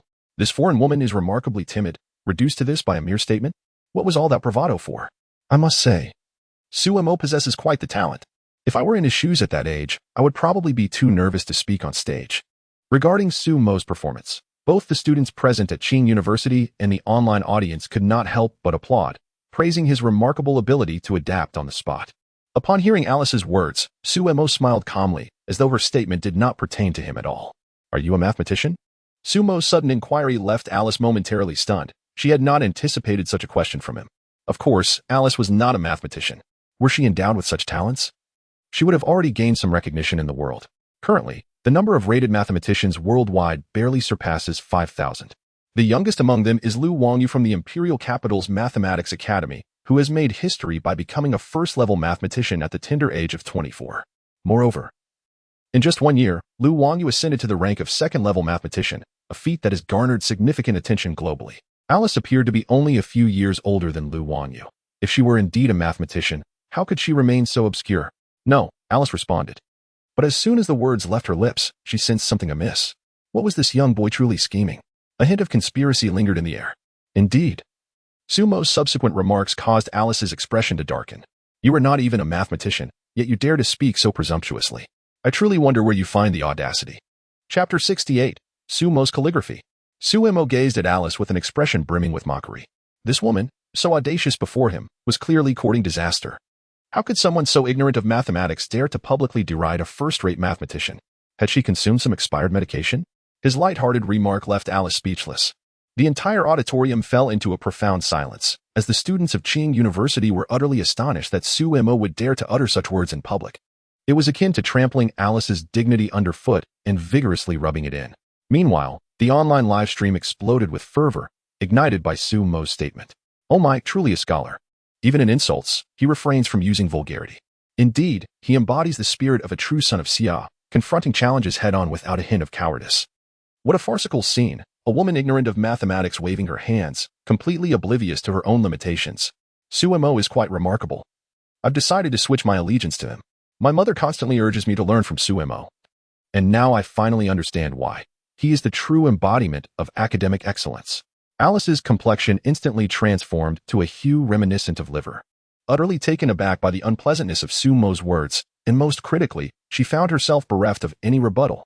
On stage, Wimswicka, who had been engaged in casual conversation with Chan Daoming, witnessed this scene and felt compelled to intervene on Alice's behalf. Young Su Mo, may I test your abilities? Wimswicka's command of the Xia language was surprisingly proficient, and he offered a polite smile towards Su Mo, who was not far away. Seizing the opportunity, Alice quickly retreated to the sidelines. Had it not been for Wimswicka's timely intervention, she would certainly have found herself in a most embarrassing predicament. In response, Su Mo turned his attention to Wimswicka, recognizing him as a fourth-level mathematician. Moreover, he had heard from his instructor that their relationship was quite amicable. Thus he felt it necessary to extend respect toward his senior. Certainly, senior, feel free to present any challenge you wish. I shall gladly accept. Calm and unflustered. Such composure was not typical of one who had yet to reach the age of 18. Wimswicka was pleasantly surprised by Su Mo and Apos' demeanor. In truth, had it not been for a personal favor he owed, he would not have ventured into these murky waters. After all, the attention of all mathematicians was currently fixated on Su Mo's efforts to unravel the BDY conjecture. Who would have the leisure to travel to Xia and involve themselves in such matters? Let me propose a mathematical problem reminiscent of the BDY conjecture, though it will not be as challenging. If you can solve it within 2 hours, it will serve as proof of your capabilities. Wimswicka had no intention of deliberately complicating matters for Su Mo. His suggestion was entirely reasonable. Upon hearing Wimswicka's words, Su Mo nodded in agreement. The staff promptly brought in a small mobile blackboard, and Wimshuka seized a piece of chalk, turning to inscribe a problem upon the board. Upon completing his task, Wimshuka approached Sumo and handed him the chalk in his hand. "Keep it up. I have faith in you." With that, Wimshuka made his way to Qin Daoming, having learned from their earlier conversation that Sumo was Qin's disciple, thus adopting a notably amiable demeanor towards him. Sumo gazed at the chalk in his hand, then looked back at Wimshuka's retreating figure, forming a commendable impression of the esteemed mathematician. This is the very essence of what a mathematician should embody. Strolling to the blackboard, Sumo began to scrutinize the problem. At that moment, the entire auditorium was enveloped in an expectant silence. Every student looked at Sumo with bated breath, fearful of disrupting his thought process. In stark contrast, the online live stream was abuzz with viewers fervently cheering for Sumo. "I am so nervous. It's even more intense than when I had to solve problems myself. I was this anxious during my college entrance exams. Go Sumo. I believe in him. He can surely do it. What on earth is this problem? I can't make heads or tails of it. As a graduate of Tsinghua University, I can only say that even if given a lifetime, I could never solve this. And now they expect Sumo to crack it in 2 hours? The realm of top scholars is beyond our common understanding, not only online, but the televisions in various classrooms at the second high school were also broadcasting this live event. Teachers and students alike felt a wave of anxiety for Sumo, particularly the teachers, who, let alone the students, found the problem incomprehensible. Li Dehai, the most esteemed mathematics teacher at the second high school, felt utterly perplexed as he viewed the problem on television. He harbored genuine concern for Sumo, although he often gave him a hard time. It was only because he cared. Meanwhile, Sumo's mother and Yan's mother were each at home, wholly focused on the video of Sumo, continuously cheering him on in their hearts. The fervor in the online live stream escalated rapidly. Within just a few minutes, the number of viewers surpassed 20 million. Numerous A-list celebrities were also rallying support for Sumo on social media, resulting in an ever-growing audience for this event. As for Sumo, his mind was solely occupied with the problem before him. After a thorough examination, a surge of inspiration heightened his intellect tenfold. Suddenly, the solution began to crystallize in his mind, prompting him to start working on the problem. The moment the words solution were inscribed, the viewers of the live stream erupted in excitement. How is it possible for his chalk writing to be so magnificent? Incredible. My goodness. How does one write like that? It looks extraordinary. Though I may not be versed in calligraphy, Sumo's writing is undeniably stunning, with such striking good looks and exceptional academic achievements. Coupled with an ability to write so elegantly, I can't help but feel that my presence in this world serves merely as a backdrop. All that remains is envy. If only I possessed a fraction of Sumo's talents, my mother would no longer worry about my prospects in finding a girlfriend. I'll admit, in the grand auditorium, the students from Tsinghua University seemed unfazed, merely feeling a sense of nervousness on Sumo's behalf. Due to their vantage point, they were unable to see Sumo's writing at all. Only the trio on stage, Qin Daoming, Wimshuka, and Alice, were privy to it. Upon witnessing Sumo's script, they were momentarily taken aback. Of course, Qin Daoming had seen Sumo's writing before, so his astonishment was somewhat tempered. However, for Wimshuka and Alice, it was a completely different experience. The simplicity of those two characters left them utterly astounded. This young man's calligraphy appears to be quite extraordinary, doesn't it? Despite the cultural differences, they could undeniably sense the remarkable skill embedded in Sumo's writing. Is it truly possible that he is not yet 18? Chapter 69. Either impossible or unerring. Could he truly be under 18? Is such a level of terror even permissible? Wimshuka had encountered numerous calligraphers from the Summer Kingdom, yet he had never before experienced such an overwhelming sensation from a single individual strokes. This was a first. Moreover, the time Sumo spent contemplating the problem had barely exceeded a minute. Wimshuka held immense confidence in the question he had posed. Even a typical second-level mathematician would find it exceedingly challenging to solve within a 2-hour span. In stark contrast, Sumo had commenced his answer without hesitation. This left Wimshuka utterly perplexed. Was this truly sufficient? Was there a mistake? Regardless of others' thoughts, at this moment, Sumo focused solely on the problem before him. It was, without a doubt, exceedingly simple for him.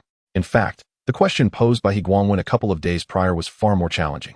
The only complexity lay in the lengthy solving process, leading Sumo to fill nearly half a blackboard with his work before concluding his solution. As Sumo turned around, cameras from various media outlets swiftly zoomed in for a close-up of his face. While the correctness of his answer remained uncertain, he had undeniably become the focal point of the event. I have completed my solution. I kindly ask for your review, esteemed mentor, Sumo politely addressed Wimshuka, microphone in hand. After uttering this, he faced the multitude of students from Tsinghua University, fully aware that they were all eager to ascertain the accuracy of his answer. Everyone must be quite curious about my answer, yes? Yes. The students from Qing University responded in unison, their voices resounding like thunder. Witnessing this, Su Mo smiled confidently. He surveyed the audience and remarked calmly, in my perspective, there are but two outcomes. Either it is unsolvable, or it is infallible. The grand auditorium fell silent in an instant upon hearing Su Mo's proclamation. Either unsolvable or infallible. Such audacity was truly remarkable. Looking at the spirited Su Mo on stage, the first thought that crossed everyone's mind was their own inadequacy. In a corner, 4 girls from dormitory 506 sat together, and aside from Yin Jiushi, the other 3 gazed at Su Mo in wide-eyed astonishment. And Ran exclaimed, "Can he be this confident?" Zhao Linger declared, "Su Mo is simply too handsome. I can't help but fall for him." Ma Lily lamented, "If only I possessed half of Su Mo's talent."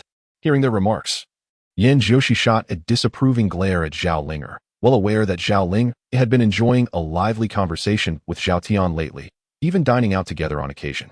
Thus, with a teasing glint in her eyes, Yin Jiushi jested, "Linger, would you dare to repeat what you just said in front of Zhao Tian?" Upon hearing Yin Jiushi's words, Zhao Linger immediately felt a wave of apprehension. To utter such words in front of Zhao Tian? Surely, this is not a jest. Yet, being cornered by Yin Jiushi left Zhao Ling and Oppos are somewhat dissatisfied. Unable to restrain herself, she murmured softly, "I merely speak the truth." Zhao Tian, in comparison to Su Mo, there is simply no contest. And Ran, upon hearing Zhao Linger's statement, nodded in agreement. Though her gaze darkened as it fell upon Yin Jiushi. Yin Jiushi's attention was wholly captivated by Su Mo, oblivious to Ran's subtle change in demeanor. In Yin Jiushi's eyes, her little Mo was undeniably the most formidable person in the world, her heart brimming with pride. She had long recognized Su Mo's uniqueness among ordinary boys, yet she was astonished at how dazzling he had become in such a brief span of time. Su Mo's assertion ignited a fervor within the live stream, eliciting enthusiastic responses from numerous viewers. "Goodness, this exudes a hint of dominance," exclaimed one. "Indeed. Our young men of Xia should embody the spirit of Su Mo." Another proclaimed, "Without further ado, should Su Mo's answer prove correct, I shall undoubtedly become a devoted fan." This sentiment stirred a rush of adrenaline. Had it not been for my wife restraining me, I would have brandished my 40-meter-long sword and sought a duel. The idol is mine. No one shall contest that. Barely 5 minutes had elapsed, yet the speed of his resolution seemed almost excessive. It left many wondering about the accuracy of his answer. Wims Hyuk and Chen Daoming exchanged glances upon hearing Su Mo's words, each recognizing admiration reflected in the other's eyes. Wims Hyuk approached the blackboard, eager to ascertain whether this young man possessed genuine prowess or merely engaged in bluster. Upon glimpsing the first line of Su Mo's solution, Wims Hyuk was taken aback. Could it be that this problem had an alternative method of resolution? Furrowing his brow, Wims Hyuk noted that Su Mo's approach was entirely distinct from his own. He had been unaware of a second solution, as his curiosity propelled him to delve deeper. Wims Hyuk's astonishment only grew, culminating in a state of shock before the blackboard.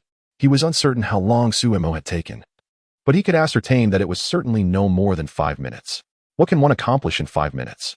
Had someone previously posed this question to Wims Hyuk, he would have confidently asserted that 5 minutes would yield at most a handful of algebra problems. However, Su Mo's performance utterly upended Wims Hyuk's understanding. No one comprehended the difficulty of the problem better than he. Even he had required over half an hour to solve it.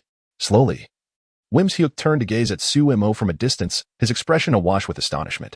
How could a student, not yet 18, possess such terrifying mathematical acumen? This defied logic. Could it be that this was a once-in-a-millennium genius?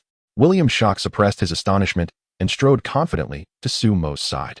Dozens of cameras in the audience converged on the two figures. William Schock gazed at the youthful and refined Su Mo, microphone in hand, unable to restrain his admiration. "I must say, you are indeed the most remarkable mathematical genius I have ever encountered." "Oh?" Su Mo was taken aback by the high praise from William Schock, momentarily astonished. Nevertheless, he managed to offer a modest smile. "You flatter me, senior. I am merely an ordinary university student." Su Mo intended to be humble, yet his words conveyed no trace of modesty. Upon hearing this, William Schock could not help but cast a bemused glance at Su Mo. An ordinary university student? Nonsense. Could an ordinary student unravel the BDY conjecture? It was hard to believe, and even a rational person would find it implausible. Ahem, your response was flawless. I can now confidently assert that you are indeed the one who solved the BDY conjecture. This is beyond doubt. William Schock smiled kindly at Su Mo, genuinely pleased with the outcome. After all, he was a friend of Chen Daoming, and had Su Mo failed to answer the previous question, the situation would have been rather awkward. Fortunately, this young man from the Summer Kingdom truly was a genius. Chapter 70, the first-level mathematician medal in the online live stream. The atmosphere reached a crescendo due to the words of Wims Hyuk. My goodness, Sumo actually solved the problem in less than 5 minutes. Truly remarkable. He is indeed a genius scholar. There are levels among scholars. There is Sumo, and then there are others. Case closed. I believe it will not be long before a mathematical prodigy emerges in our country, as long as Sumo is given the time. I am confident he will become the first level 5 mathematician in our nation's history. My wife asked why I was kneeling on the ground watching the live stream. I retorted with a resounding slap, and now we are both kneeling together, captivated by the broadcast. Incredible.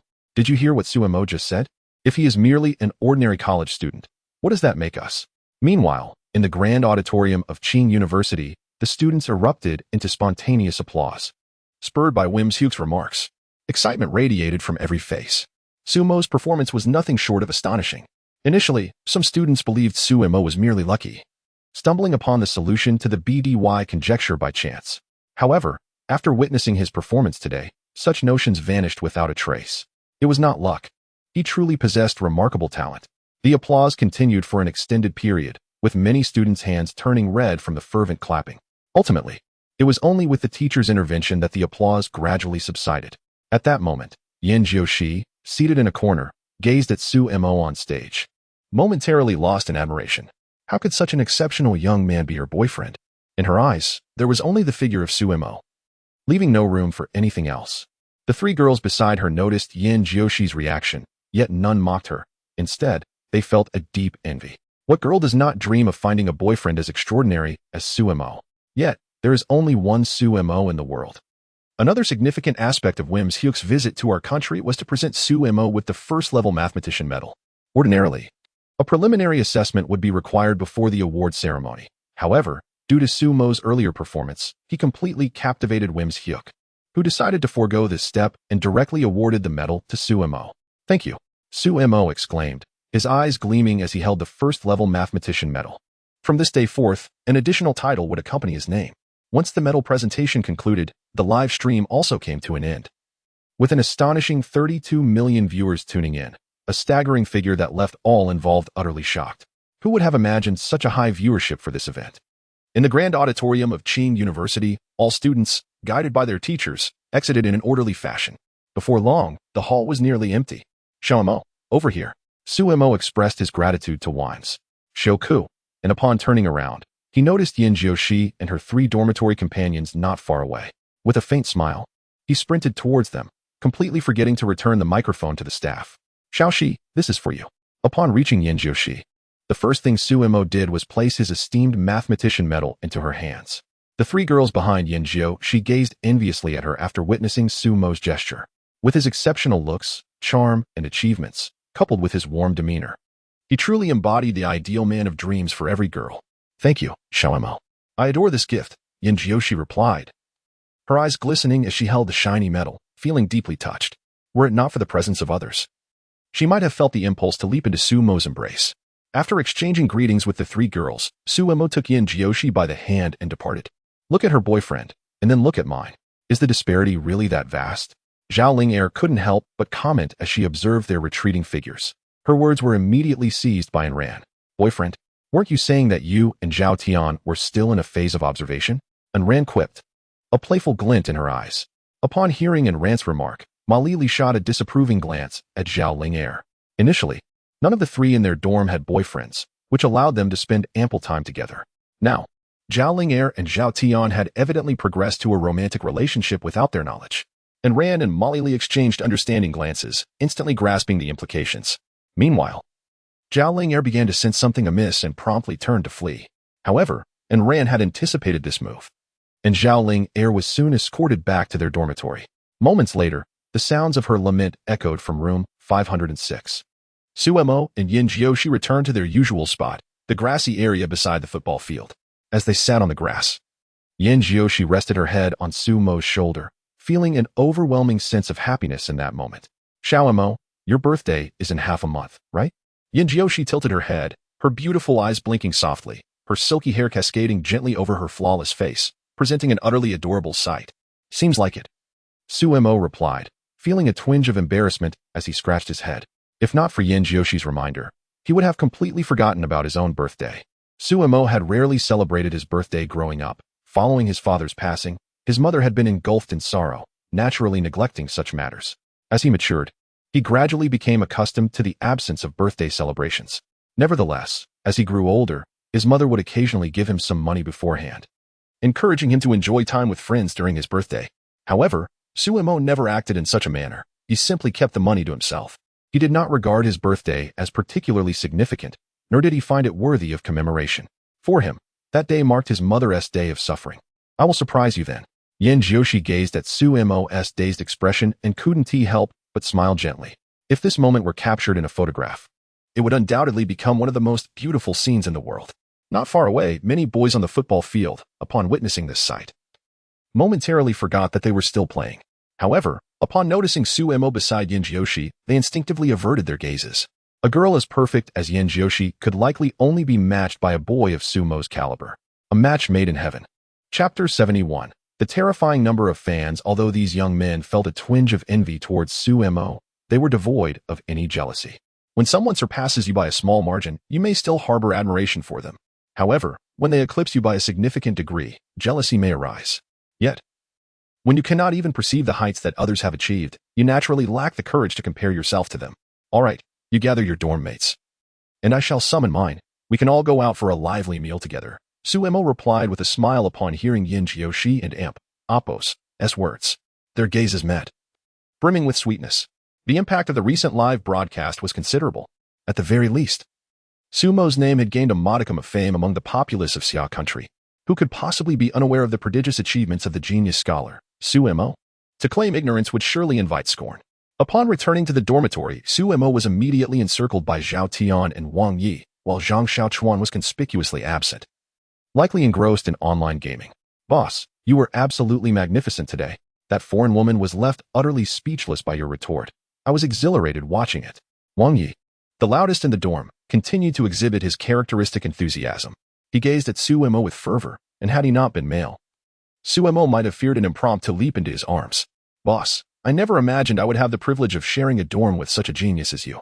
I can boast about you to my so-called friends, and it will surely infuriate them, Zhao Tian exclaimed, addressing Suemo as boss for the first time. A title he embraced willingly, genuinely impressed by Sumo's prowess. Do you two have to be this way? Suemo's lips twitched as he felt uncomfortably scrutinized by their gaze. If they were young women, it would be less disconcerting. However, being regarded in such a manner by two grown men was undeniably awkward. Sumo's orientation posed no issues, yet he still felt a degree of discomfort. Noticing Suemo and Apos' reaction, the two Kuten and Apos' helped but chuckle awkwardly, tempering their enthusiasm slightly.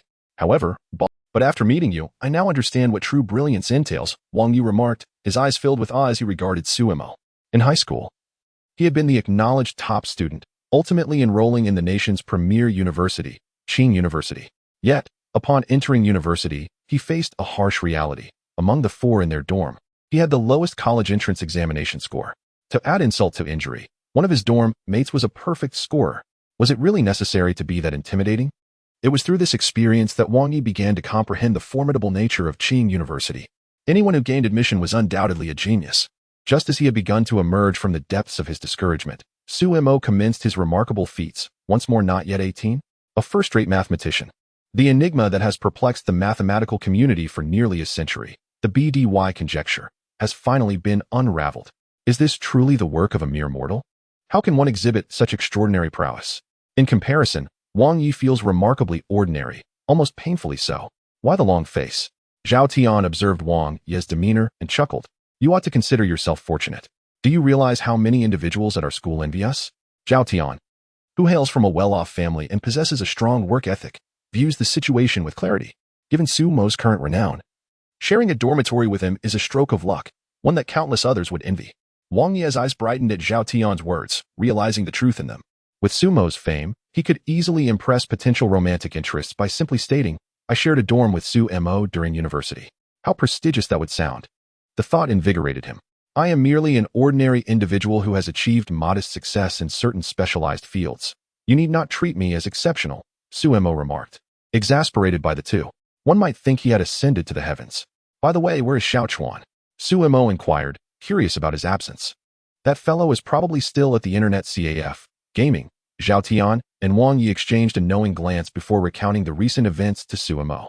It turned out that Zhang Xiaochuan had made a vow during high school. Should he gain admission to Qing University, he would spend an entire month online, making up for all the time he had lost during his studies. Su Mo was left speechless upon hearing this. Such a pledge seemed ludicrous. Are you suggesting that Xiaochuan hasn't set foot in a classroom since the semester began? A wave of realization washed over him. Now he understood what it meant to completely let oneself go. A month of uninterrupted internet use? That would surely drive one to madness. Indeed, Zhao Tian pondered. Wang Yi and I are both in the computer science department, while Xiaochuan is in finance, so we aren't entirely privy to his activities. Nevertheless, whenever we return to the dormitory, he is invariably asleep. Wang Yi nodded in agreement, initially perplexed. He later learned from Zhang Xiaochuan that the latter had been gaming at the CAF all night, which explained his daytime slumber. However, you need not worry. Today marks the final day of his self-imposed exile, Zhao Tian chuckled, recalling his own astonishment upon first learning of this absurdity. What kind of dismal high school experience would compel someone to make such a frivolous vow? With a resigned sigh, Su Mo collapsed onto his bed, contemplating the absurdity of it all. Everyone harbors certain pursuits that they feel compelled to undertake. As for Zhang Xiaochuan's matter, he preferred to remain uninvolved.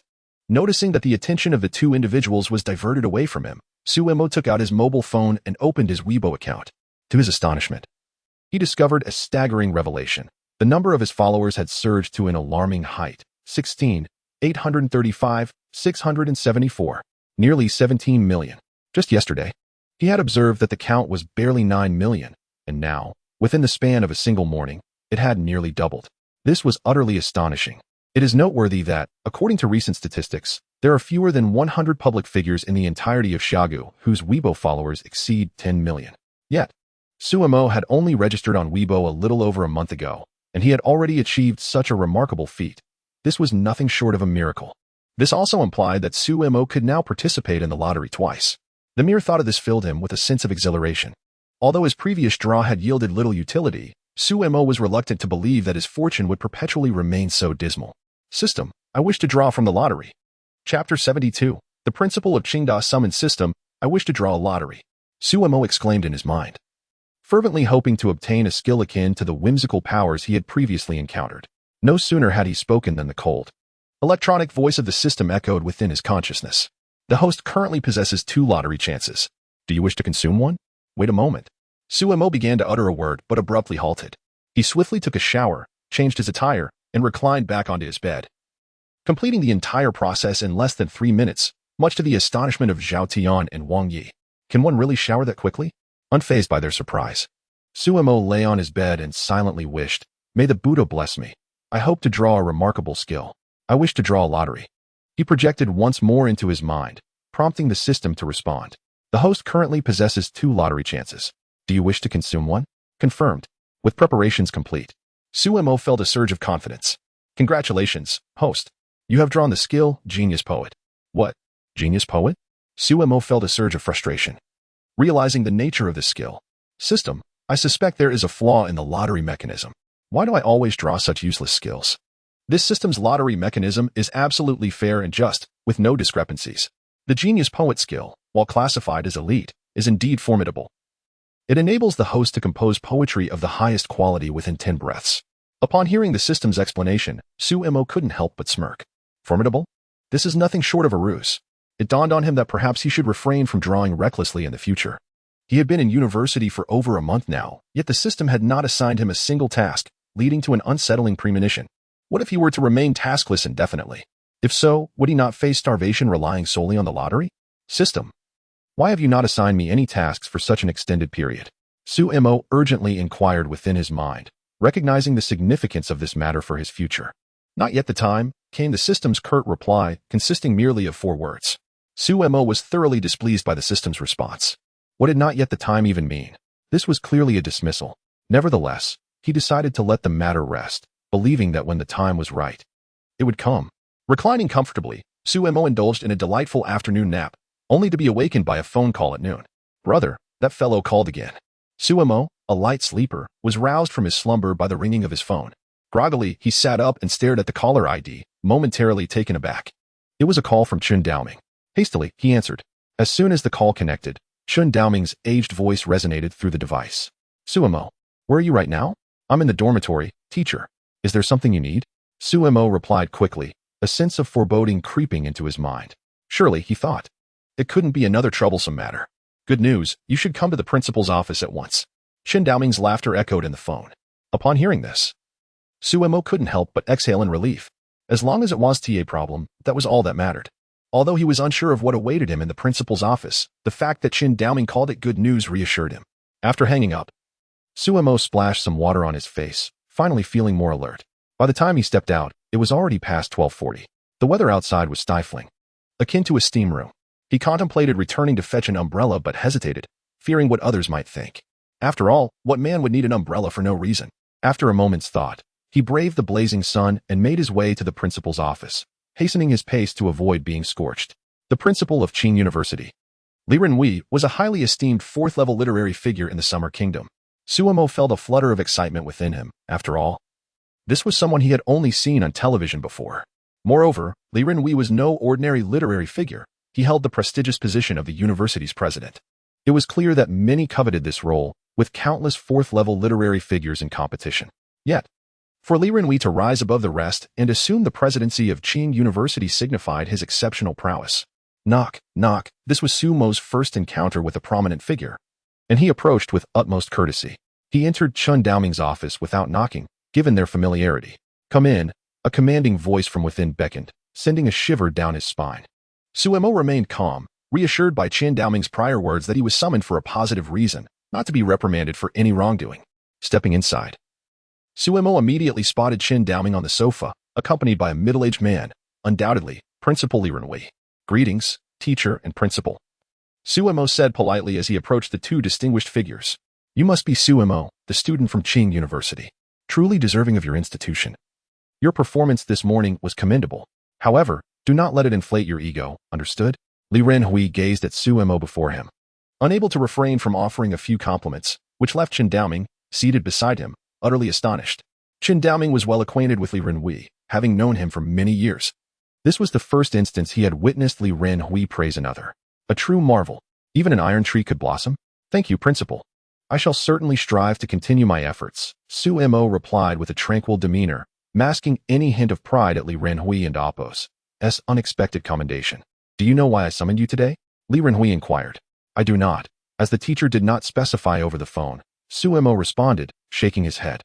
Li Renhui had merely mentioned that there was good news, but Suemo was unaware of the particulars. The reason for your summons today pertains to the bounty surrounding the BDY conjecture, Li Renhui stated, regarding Suemo with considerable satisfaction. He had not anticipated that among this year's freshmen, a prodigy like Suemo would emerge. It is noteworthy that the BDY conjecture ranks as the third most challenging among the 5 major conjectures. Yet, it had been resolutely solved by a freshman who had yet to reach the age of 18. Most remarkably, this freshman hailed from Tsinghua University, which brought Li Renhui immense joy as the principal of such an esteemed institution. Bounty? Chapter 73, An Astounding Bounty? Upon hearing Li Renhui's words, Sumo's eyes instantly sparkled with enthusiasm. His reaction elicited laughter from both Li Renhui and Chen Daoming. Who would have thought, you little rascal, that you were such a money enthusiast? Chen Daoming teased, unable to contain his amusement. This was hardly surprising, after all. What young person could remain indifferent to the allure of wealth? Moreover, the bounty for the BDY conjecture was indeed a staggering figure. Even Chen Daoming, who had long since adopted a nonchalant attitude towards money, was taken aback when he learned the exact amount. How much is it? Suemo was now quite curious about the bounty, as he was aware that the BDY bounty would be at least in the millions. Given your intelligence, why not take a guess at the bounty? Li Renhui remarked playfully, noticing Suemo and Appo's eager expression. Yet, upon seeing Suemo and Appo's somewhat bewildered demeanor, Li Renhui refrained from further jesting. The total is 15 million xia currency, all contained in this card. Li Renhui produced a bank card from his jacket pocket and placed it in Sumo's hands. Suemo was momentarily stunned. He had never encountered such a vast sum of money in his life, although he did not place great importance on wealth. Receiving 15 million all at once was simply overwhelming. But wait, there and Appo's more, Li Renhui said, chuckling at Suemo and Appo's dazed expression. Having made history as the youngest first-level mathematician, it was only fitting that Qing University acknowledged Sumo's achievement. Consequently, Suemo found himself with another bank card, both of which were black cards from Xia. A black card could only be issued after a one-time deposit of at least 1 million xia currency, indicating that Li Renhui had bestowed upon Su Mo at least another million. Principal, what is this? Su Mo snapped back to reality, unable to suppress his confusion as he gazed at Li Renhui, perplexed by the existence of a second card. This is a reward from the university. You are now the youngest first-level mathematician in the world. As the principal, it would be remiss of me not to acknowledge your accomplishment. Li Renhui explained. However, our school does not possess the same financial resources as the International Mathematical Union, so this card contains only 1 million. Please do not consider that insignificant. Upon hearing Li Renhui's words, a hint of an awkward smile appeared on Su Mo's face. He could never deem such a sum as insufficient. Even if Qing University had chosen not to reward him, he would not have been surprised. In Su Mo's mind, being a first-level mathematician was merely a modest achievement. Had Li Renhui known Su Mo's thoughts, he would have been utterly astounded. To become a first-level mathematician before the age of 18, wasn't that extraordinary? It was worth noting that at Su Mo's age, Li Renhui had been preoccupied with pursuits of a more romantic nature. After a few more words of praise from Qin Daoming and Li Renhui, the meeting came to a close. Although Su Mo currently possesses 16 million xia coins, he remains remarkably unperturbed. Upon discovering the amount, he could not help but feel a fleeting surprise, but now it evokes no emotion in him at all. What is 16 million after all? He is a man endowed with a system. This is but a trifling sum. Moreover, for Yin Jiushi and Apos' family, this sum holds little significance. With this thought, Su Mo Kuden and Apos, helped but sigh. The road ahead is long and fraught with responsibility. Su Mo returned to his regular campus life. However, this time, his popularity at school soared to unprecedented heights, rendering previous comparisons utterly inadequate.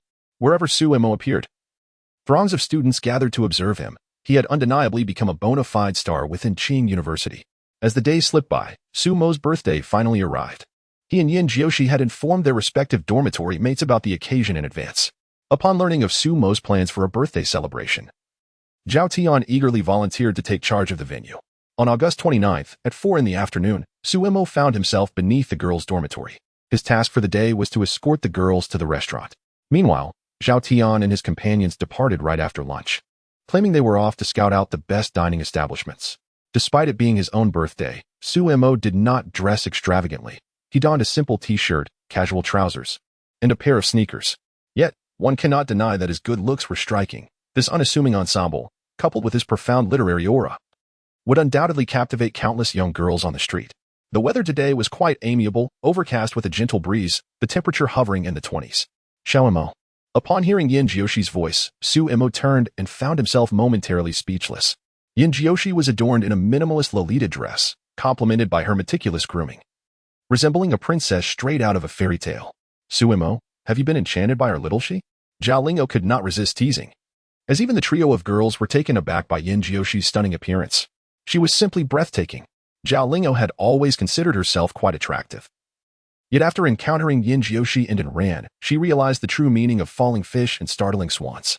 If the girls were so affected, how much more so would Su Mo be? Zhao Lingo's remarks caused Yin Jioshi's cheeks to flush slightly. The outfit she wore had been meticulously prepared long in advance. Boys typically favored girls in Lolita attire, so this was Yin Jiushi and Apos' first foray into such a style. However, witnessing Su Mo and Apos' reaction brought her considerable joy. Ling and Apos, please refrain from teasing Xiaoxi. Are you not aware of her delicate sensibilities? And Ran, standing beside Zhao Ling and Apos', chimed in with a hint of exasperation. Coming to Yin Jiushi and Apos' defense. Today, Anran adorned herself beautifully, donning a chiffon blouse complemented by a skirt that gracefully grazed her knees. Her ethereal demeanor, Su Mo, overhearing their remarks, could not help but awkwardly scratch his head. Yin Jiushi, on the other hand, shyly lowered her head, a delicate blush gracing her cheeks, rendering her irresistibly charming. Let us go. Zhao Tian has already found the perfect spot for us, Su Mo said as he approached Yin Jiushi, standing side by side with her and gently taking her small hand in his. Upon feeling his tender gesture, a sweet smile blossomed at the corners of Yin Jiushi and Apos' lips. This subtle exchange did not escape Anran's notice. A flicker of emotion dimmed in her eyes for a brief moment. However, Anran concealed her feelings adeptly, leaving no one aware of her inner turmoil. The group of 5 arrived at the entrance of Tsinghua University. Chapter 74, Birthday Celebration. Due to the large number of attendees, only 2 taxis were summoned, one for Su Mo and Yin Jiushi, and the other for the three ladies. The venue chosen by Zhao Tian was not far from Qing University, and the ride took merely a few minutes. Upon arrival, they were profoundly astonished by the grandeur of the building before them. Qi Pinxian. Was Zhao Tian out of his mind? This was a dining experience that could easily bankrupt Suemo. Although Zhao Lingair was Zhao Tian's girlfriend, she was the first to voice her discontent. It was not without reason. The name Qi Pinxian carried immense weight. One could have never visited the capital or be unaware of its offerings. Yet one must surely know of Qi Pinxian. Indeed, the establishment's reputation was colossal. 5 years prior, a wealthy individual had dined here, spending a staggering 170 million yuan, setting the record for the most expensive meal ever. Consequently, Qi Pinxian rose to prominence in Xia country, becoming a symbol of affluence. A saying even emerged 2 years ago: if you and Oppos re wealthy, you should have the means to treat me to a meal at Qi Pinxian. Clearly, the fame of Qi Pinxian was unparalleled. The others, upon hearing Zhao Lingair's words, were equally puzzled by Zhao Tian's choice of venue. This was certainly not a place where university students could afford to dine. You finally arrived. Come along, the private room is ready, Zhao Tian announced as he approached them with a beaming smile. However, as he drew near, Zhao Lingair seized him by the ear, causing him to yelp in indignation. Lingair, what is wrong? Let us discuss this calmly. Can you please spare me a little dignity in front of so many people? Suemo and the others couldn't help but chuckle at Zhao Tian's predicament, realizing that he was, in fact, quite intimidated by his girlfriend. Humph. Zhao Lingair shot him a glare. You chose to dine here today? Yes. Zhao Tian nodded, bewildered, unaware that his response only tightened Zhao Lingair and amp. He exclaimed, feeling quite wronged. I don't even know what I did wrong. Please, be gentle. My ear might fall off. Do you even know where we are? Zhao Lingair glared at him furiously. This is Qi Pinxian. Can we, as students, afford this? Today is Suemo and amp, yet you deliberately picked such an extravagant place. Are you trying to embarrass us? The others looked at Zhao Tian with curiosity, sharing the same question. Dining at Qi Pinxian could easily cost over 100,000 yuan, a sum far beyond the means of their student group.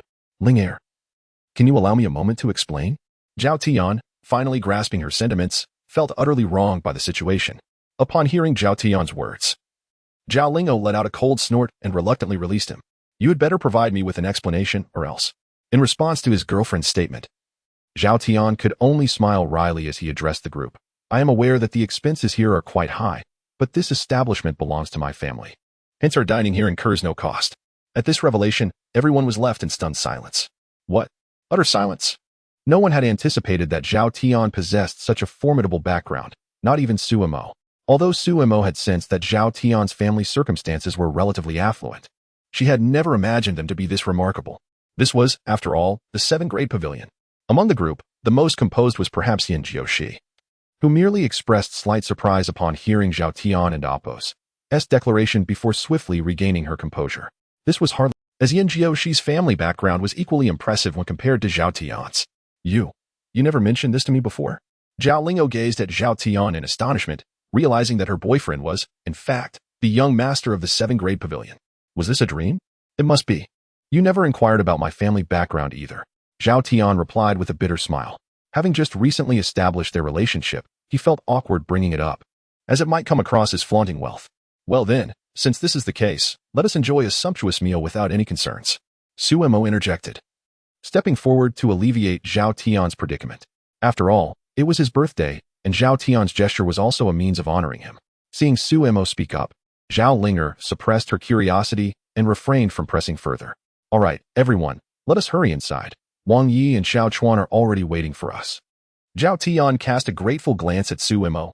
Had it not been for his timely words, he could only imagine how Zhao Ling and Oppos would have interrogated. The group nodded in agreement as they followed Zhao Tian to the reserved room. And Ran is here? Wang Yi's eyes lit up the moment and Ran walked in, prompting him to stand up and approach her with a bold demeanor. However, Ran completely ignored him, much to the amusement of the others. Zhang Xiaochuan, on the other hand, appeared lackluster, seemingly devoid of spirit, as if he had lost his soul, a state he had maintained for quite some time. As everyone settled down, the atmosphere gradually became lively. Zhao Tian, I truly did not expect you to be a hidden rich second generation. Molly Li, feeling more comfortable with the group, spoke up. Indeed, I was also taken aback upon discovering Brother Tian's true identity today. Wang Yu chimed in, unable to contain his astonishment. Who would have imagined that someone so familiar would turn out to be the young master of the 7th grade pavilion? This is truly astonishing. You wouldn't resist me, would you? I must say, Zhao Tian possesses remarkable emotional intelligence, as a single remark elicited hearty laughter from the crowd. Once all the dishes were served, Su Mo also rose, holding a glass of beer, and addressed everyone. I am grateful for your presence. It brings me immense joy to know such friends as you. Let us raise our glasses. Cheers. It is indeed our honor to encounter a genius like you, boss. Zhao Tian and Apos. Words prompted Wang Yi and Zhang Xiaochuan to nod in agreement. They felt incredibly fortunate to share a living space with a talent like Su Mo. The four of them downed their beers in one go, while the four young ladies sipped delicately at their fruit juices. With a few drinks consumed, the atmosphere at the dining table grew increasingly lively. Chapter 75, The Young Man's Award. It remains uncertain whether it was a premeditated scheme among the trio of Zhao Tian, Wang Yi, and Zhang Xiaochuan, but one after another, they inundated Su Mo with alcohol. Had it not been for Yin Jiushi and the other girls who intervened at the last moment, Su Mo might well have found himself sprawled beneath the table. Even so, he was already seeing double by the time they escorted him back to the dormitory. When the first rays of morning sunlight graced his face, Su Mo groggily opened his eyes, his mind clouded and heavy, only to discover it was merely 6:30 in the morning. The scent of alcohol lingered on him, prompting him to furrow his brow. This was, after all, his inaugural experience of inebriation. He retrieved a change of clothes and promptly took a refreshing shower, which alleviated some of his discomfort. As 7:30 approached, Su Mo arranged to have breakfast with Yin Jiushi at the school cafeteria. The moment they entered hand in hand, they captivated the attention of everyone present. Yin Jiushi was now heralded as the most beautiful flower of Qing University, while Su Mo shone as a remarkable prodigy. Their union made it nearly impossible to remain inconspicuous. Just after they finished their meal, Su Mo received a call from Professor Chen Daoming. Good morning, is there something urgent? He inquired as soon as the line connected. Fully aware of his teacher and Apos' propensity to avoid unnecessary calls. You guessed it right. Where are you now? Came Chen Daoming and Apos' voice, revealing an unexpectedly jovial mood. I'm in the cafeteria with Xiaoxi. Swing by my office shortly. I have some good news to share. With that, Chen Daoming abruptly ended the call, leaving Su Mo momentarily bewildered. Good news? What could that possibly entail? Yin Jiushi observed his perplexed expression and waved her small hand in front of his face. Xiao Mo, is Professor Chen looking for you? Indeed, he mentioned some good news, but I can't fathom what it could be. I haven't accomplished anything noteworthy lately. This seems rather unusual. Baffled, Su Mo decided not to dwell on it, reassuring himself that the answer would soon reveal itself. After finishing their breakfast as they exited the cafeteria, Yin Jiushi feigned an intention to leave, only to be halted by Su Mo's gentle grasp. Xiaoxi, where are you off to? Aren't you coming to see Professor Chen? Of course. Will you accompany me? Is that acceptable? A flicker of hesitation crossed Yin Jiushi's delicate features. She felt that joining Su Mo might be somewhat inappropriate given that Professor Chen sought him out specifically. Not at all. Let's go, Su Mo insisted, taking her hand as they made their way to the faculty office building. Feeling the warmth of his hand, Yin Jiushi Kuden and Apos' help but smiled. Knock. Upon reaching the door of Chen Daoming and Apos' office, Su Mo politely rapped on the door. Had he been alone, he would have deemed it unnecessary, for their familiarity rendered such formalities trivial. Come in. Upon hearing Chen Daoming's voice, Su Mo led Yin Jiushi into the room. Upon entering, he immediately spotted Wang Shi, whom he had met previously, along with Principal Li Renwei, both seated on the sofa, sipping tea. Only Chen Daoming remained at his desk, engrossed in a newspaper. Principal. Professor Wang, greetings. Su Mo and Yin Jiushi politely acknowledged the two esteemed figures, who nodded in return, their gazes towards Su Mo tinged with eagerness. Teacher, is there something you wish to discuss with me? Su Mo inquired curiously, addressing Chen Daoming, who was still absorbed in his reading. It was evident that this matter had even piqued the interest of Principal Li and Professor Wang. You truly astonish me time and again, Chen Daoming exclaimed with a hearty laugh, rising to stand before Su Mo and Yin Jiushi, handing the newspaper to Su Mo. Take a look. Intrigued, Su Mo accepted the newspaper and began to read alongside Yin Jiushi. Upon opening it, a lengthy essay spanning several thousand words caught their eye, and they were momentarily taken aback by the words at the bottom. On the origin of airplanes. Author, Su Mo, first-class mathematician, evaluated by Youth magazine as a first-class work.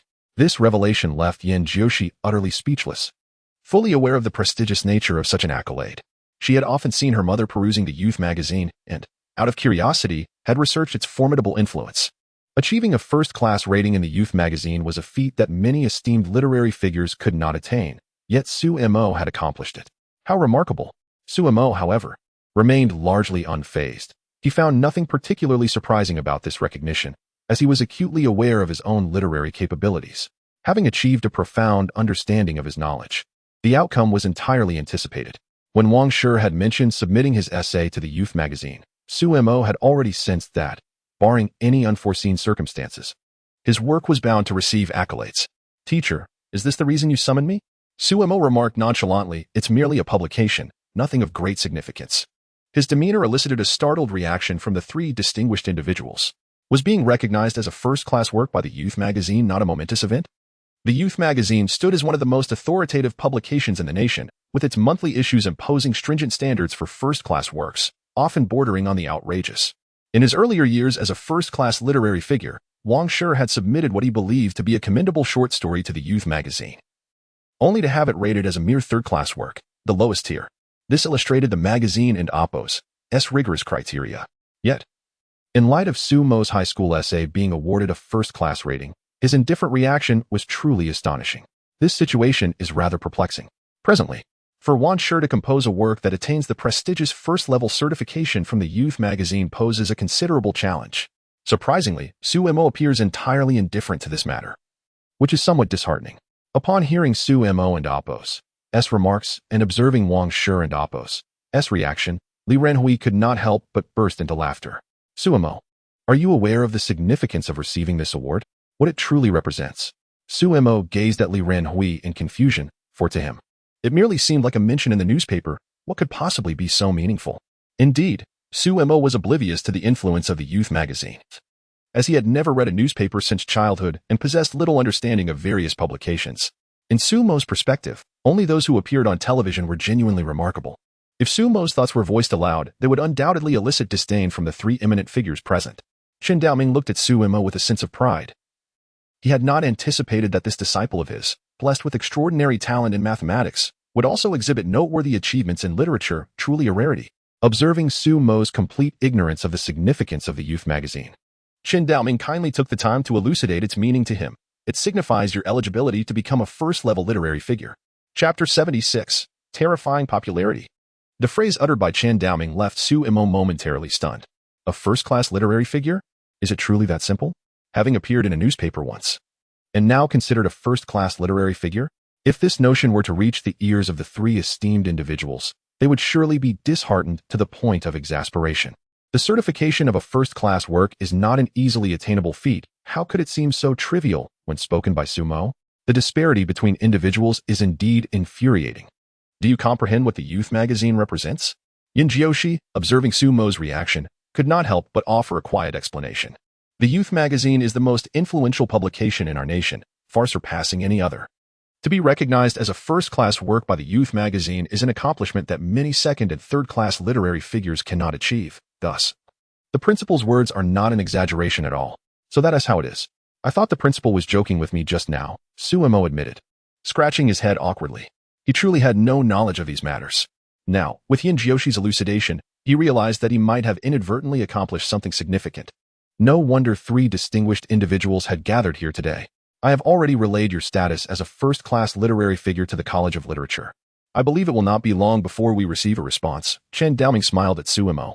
Upon receiving the news, he promptly reported it to the college, determined to advocate for his disciples' interests. Thank you, Professor Chen. Thank you, teacher. Yin Jiushi expressed her gratitude immediately upon hearing Chen Daoming's words, and Su Mo hastily echoed her thanks. This young lady is quite remarkable. Su Mo, you must treat her well from now on. Chen Daoming admired Yin Jioshi's conduct, believing her to be a fitting companion for his disciple. Rest assured, teacher, Su Mo replied with a grin, confident that he would treat Yin Jiushi well. Otherwise, he knew his mother would not let him off easily.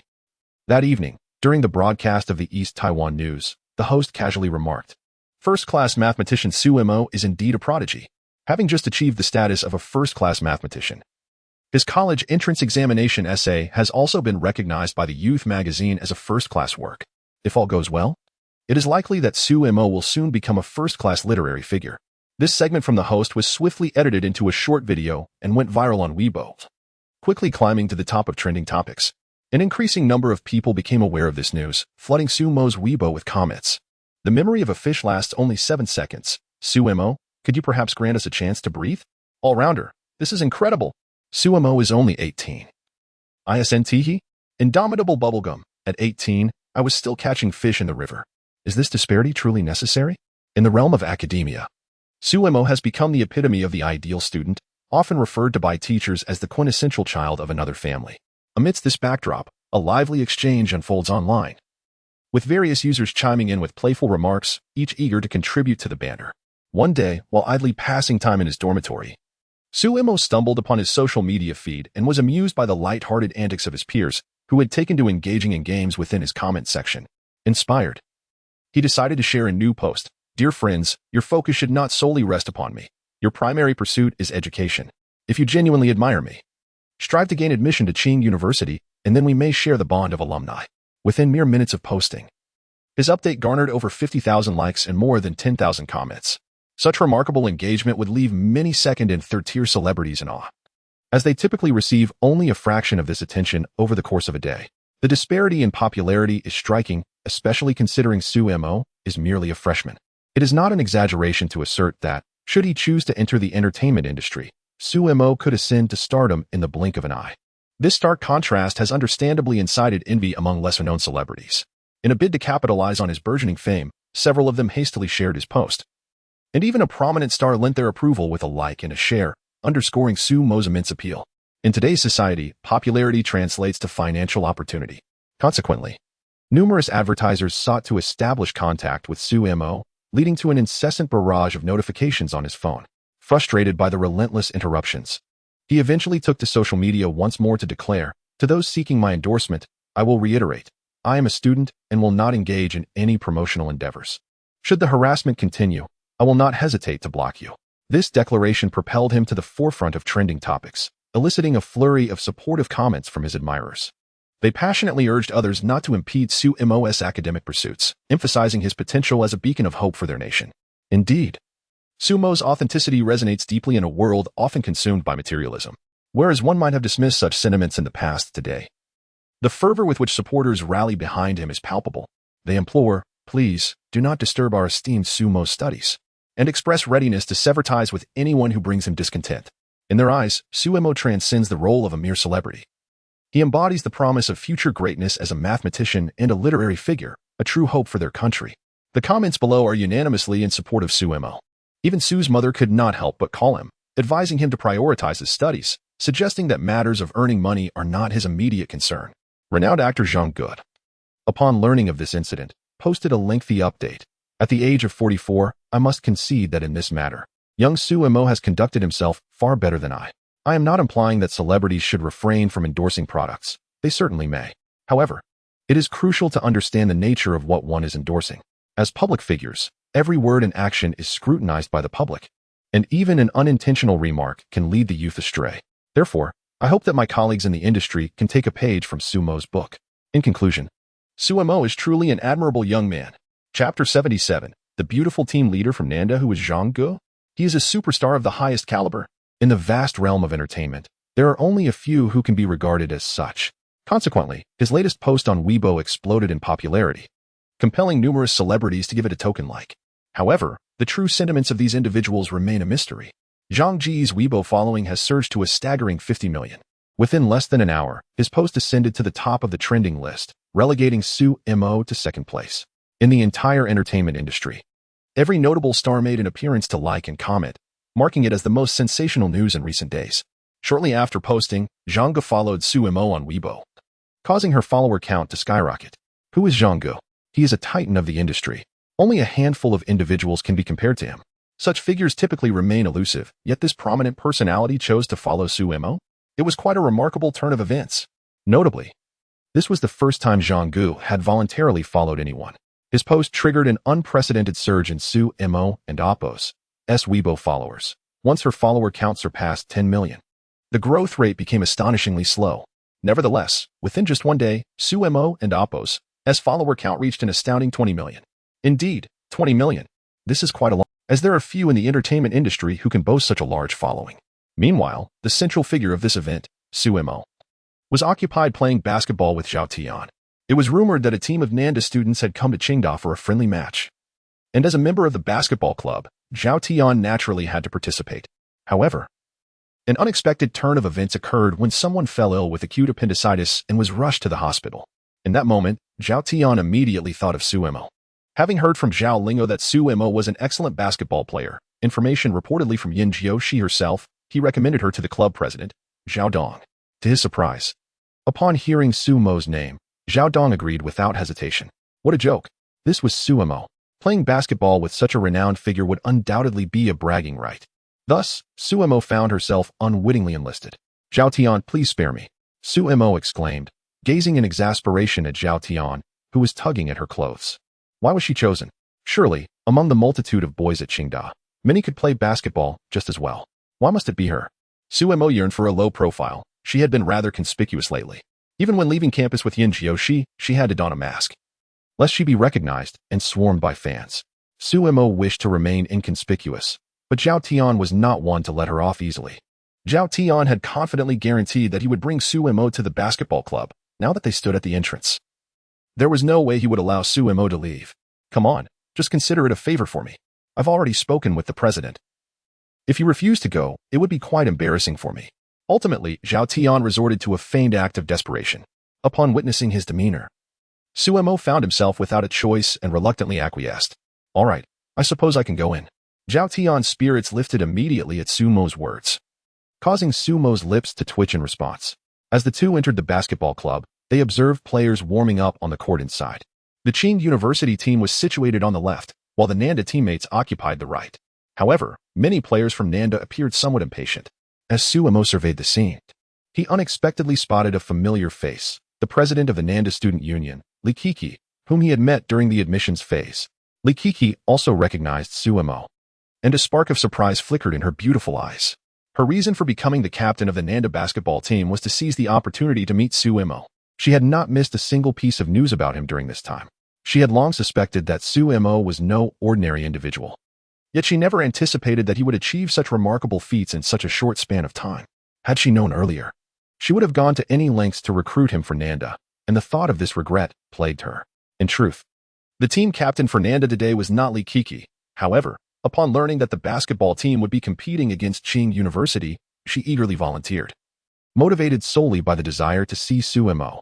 At that moment, a multitude of Qing University students in the audience caught sight of Su Mo at the entrance and erupted in gasps of astonishment. Su Mo had become an idol among the students of Qing University. At the tender age of 18, he had already established himself as a first-rate mathematician, having solved the BDY conjecture. Furthermore, his essay had won an award in a youth publication, making him a contender to become the youngest first-rate literary figure in the history of Xia country. Such accomplishments commanded admiration even from the most arrogant of students. Li Kiki approached gracefully, clad in a flowing black dress that, paired with her pure visage, rendered her as enchanting as a spirit in the darkness. Su Mo. It has been so long. Her eyes gazed intently at him, a look so fervent that it caused Zhao Tian to feel a twinge of concern. He could only internally marvel at his leader's extraordinary charm. Even a mere acquaintance could possess such beauty. If Su Mo were privy to Zhao Tian's thoughts, he might have delivered a playful slap to his head, for he and Li Kiki were far from being close. In truth, they had only met once, and could scarcely be deemed friends, let alone intimate companions. Hello, senior. I didn't expect to see you here. What a coincidence. Su Mo, fully aware of the eagerness in Li Kiki's gaze, could only respond with a light-hearted jest, pretending to be oblivious to the undercurrents of the moment. What a coincidence. I have come to Tsinghua University today to see you. Li Kiki playfully cast a glance at Su Mo, her charm causing Zhao Tian, who stood nearby, to raise his eyebrows in surprise, igniting his imagination. Could it be that the boss is involved with this beautiful senior from Nanda? Zhao Tian was well aware that Su Mo had a girlfriend, Yin Jiuxi. Could it be that he was straddling two boats? If only Su Mo knew. He would certainly enlighten Zhao Tian on the reasons behind the blooming flowers. As for Li Kiki's words, Su Mo found himself at a loss for a response. Although Li Kiki was indeed strikingly beautiful, he was already devoted to Yin Jiuxi, viewing Li Kiki merely as a senior with no romantic inclinations whatsoever. The senior was merely jesting. Chapter 78. The concern of the beautiful senior in response to Su Mo's words, Li Kiki merely smiled faintly. The veracity of her earlier statements was something only she truly comprehended. Senior, I must prepare for my upcoming match, so I cannot linger for long, Su Mo remarked, acutely aware of the multitude of gazes directed towards him. This was the price of fame. Wherever he went, he became the center of attention. Oh, upon hearing Su Mo's declaration, Li Keqi's eyes sparkled with intrigue, as she initially believed he had come merely to watch the game. She was utterly unprepared for the revelation that Su Mo was a participant from Tsinghua University. Could it be that a genius also excelled in basketball? Noticing the surprise in Li Keqi and Appo's eyes, Su Mo offered a wry smile and clarified, "One of the team members is unwell, and I am merely a last-minute substitute. Please be careful and do not get injured," Li Keqi advised, her tone laced with concern. The intensity of male basketball games could lead to fierce collisions, and injuries were all too common. Li Keqi's demeanor further solidified Zhao Tian's suspicions. He was convinced there was a connection between the two. Otherwise, how could the stunning senior exhibit such concern for Su Mo? This was decidedly unusual. As the saying goes, strange occurrences often conceal ulterior motives. Zhao Tian firmly rejected the notion that there was nothing between Su Mo and Li Keqi. "Thank you, senior," Su Mo replied courteously, pulling Zhao Tian along towards the Tsinghua basketball team. Upon spotting Su Mo, the president of the basketball club hurried over with enthusiasm, followed closely by the other participating players. This was Su Mo. It was a rarity to even catch a glimpse of him, yet here he was, preparing to play alongside them. When they heard from Zhao Tian about this unexpected turn of events, they felt as if they were in a dream. Su Mo was to be their temporary teammate. This was absolutely exhilarating. "Su Mo, I am thrilled you could step in today. I am Zhao Dong, the president of the basketball club," Zhao Dong said as he immediately grasped Su Mo's hand. His exuberant demeanor left Su Mo somewhat overwhelmed. "Brother, I am but a man. This is only natural. We are all students of Tsinghua, aiding one another. There is no need for gratitude," Zhao Dong replied. "Indeed, my big brother is quite generous," Zhao Tian chimed in, a proud smile gracing his face as he glanced at Zhao Dong. The other players looked on with envy, wondering what stroke of luck had allowed them to share a dorm with Su Mo. However, Su Mo and Appo's approachable nature pleasantly, they had not anticipated such humility from someone of his stature, which only elevated their admiration for him.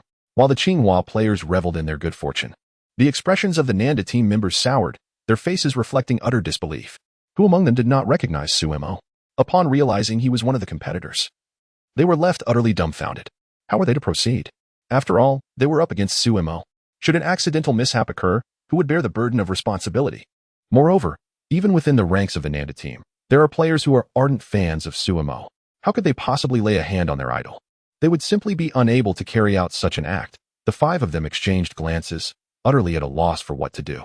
At that moment, Li Keqi approached, and upon sighting her, the group hurried over to greet her. "President, how shall we proceed?" inquired a tall young man, standing at around 6 feet, who was quite handsome.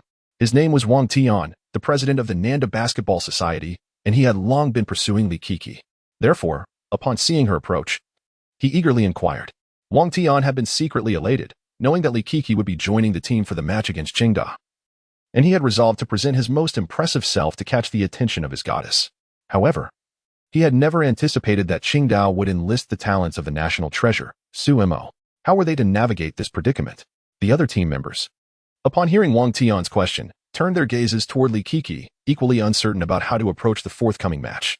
Li Keqi, however, was entirely preoccupied with thoughts of Su Mo. Responding to Wang Tian, she softly stated, "How shall we proceed? Naturally, we must ensure Su Mo remains unscathed. The outcome of the match pales in comparison to Su Mo's safety." The gravity of her words resonated with the team, including Wang Tian, who felt a weight in his heart. Indeed, if they were to inadvertently collide with or injure Su Mo, the students of Qingda would not easily forgive them. Yet, basketball inherently involves physicality and contact. The Nanda players were disheartened, particularly Wang Tian, who had just witnessed Li Keqi sharing light-hearted banter with Su Mo at the entrance. He had already felt a twinge of discontent, but given Su Mo's stature, he had to suppress it. Now, hearing Li Keqi's words only intensified his animosity towards Su Mo.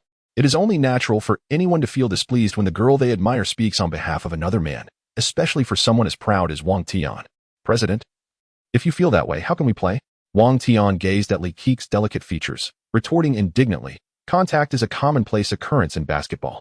If we abide by your sentiments, we might as well concede outright." The other team members were taken aback by their president and Appo's declaration. Concede? That would be utterly humiliating. Li Keqi, upon hearing Wang Tian's remark, paused in contemplation. Perhaps conceding wasn't such a bad idea after all. If they were to forfeit, it would entirely eliminate the risk of Su Mo getting injured. However, she quickly dismissed the thought. If she were to implement such a strategy, she would have no explanation to offer to the principal upon her return. Ahem, they must play, but do take heed, and ensure that Su Mo remains unharmed. Li Kiki could only arrange it thus. Otherwise, it seemed the players would lose all motivation to continue the game. Wang Tian felt a slight sense of relief upon hearing Li Kiki's words. He turned to his team members and spoke in a serious tone. With someone like Su Mo on the opposing side, if we fail to secure victory in this match, it would be an utter disgrace. Therefore, we must win this game. After stating this, Wang Tian looked at a tall, slender boy and instructed, Zhuanglei, your responsibility will be to guard Su Mo. Leave everything else to us. Be cautious and ensure that you do not harm Su Mo, understood? Upon hearing this, Zhuanglei and Apos' expression darkened considerably. Why had this pair, however, displayed faint smiles at Wang Tian and Apos' words? The task of defending against Su Mo felt like a hot potato. Thankful. Chapter 79. Su Mo's basketball skills. If that were the case, they need not worry at all. Even if something were to happen to Su Mo during the match, it would not be blamed on them. Though Zhuanglei felt a twinge of discontent, he dared not voice it in front of Wang Tian, the president of the basketball club.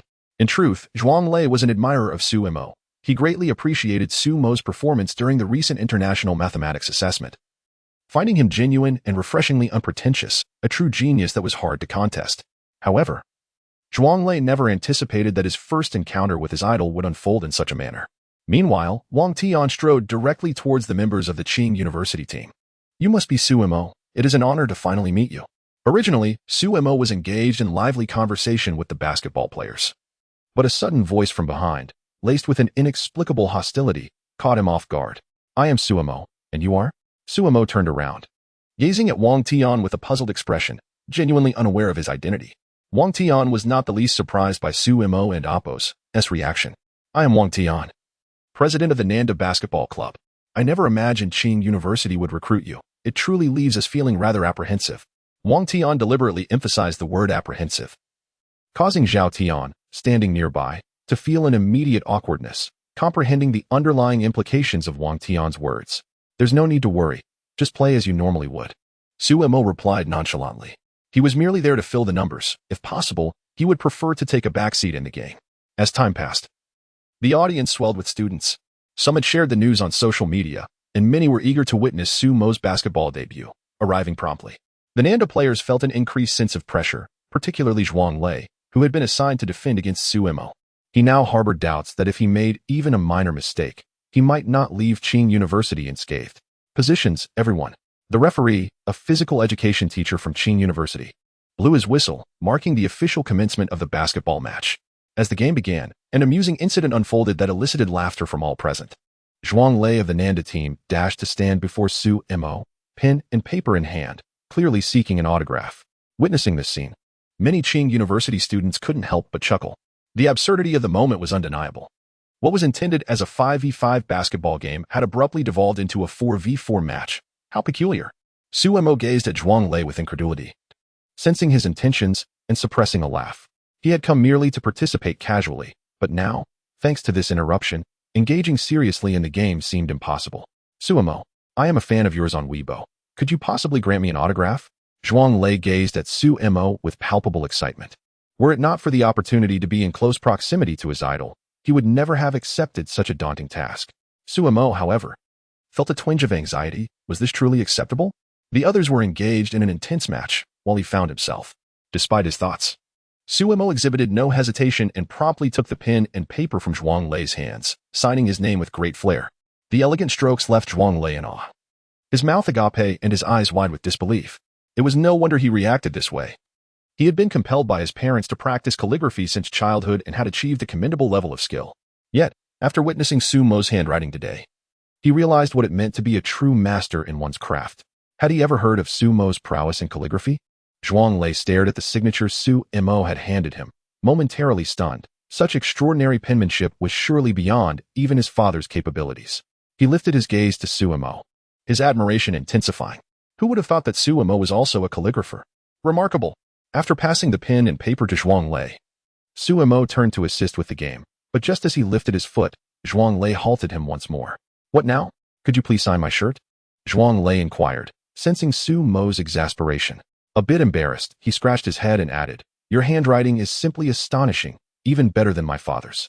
Su Mo responded with a sigh. They were in the midst of a match, yet the conversation had turned to calligraphy. What a diversion. Nevertheless, given Zhuang Lei's request. Suemo acquiesced and signed his name on Zhuang Lei's jersey. After completing the signature, Suemo teased, "Now, may I finally join the game?" Zhuang Lei glanced nervously at the fierce competition unfolding not far away, feeling a sense of trepidation.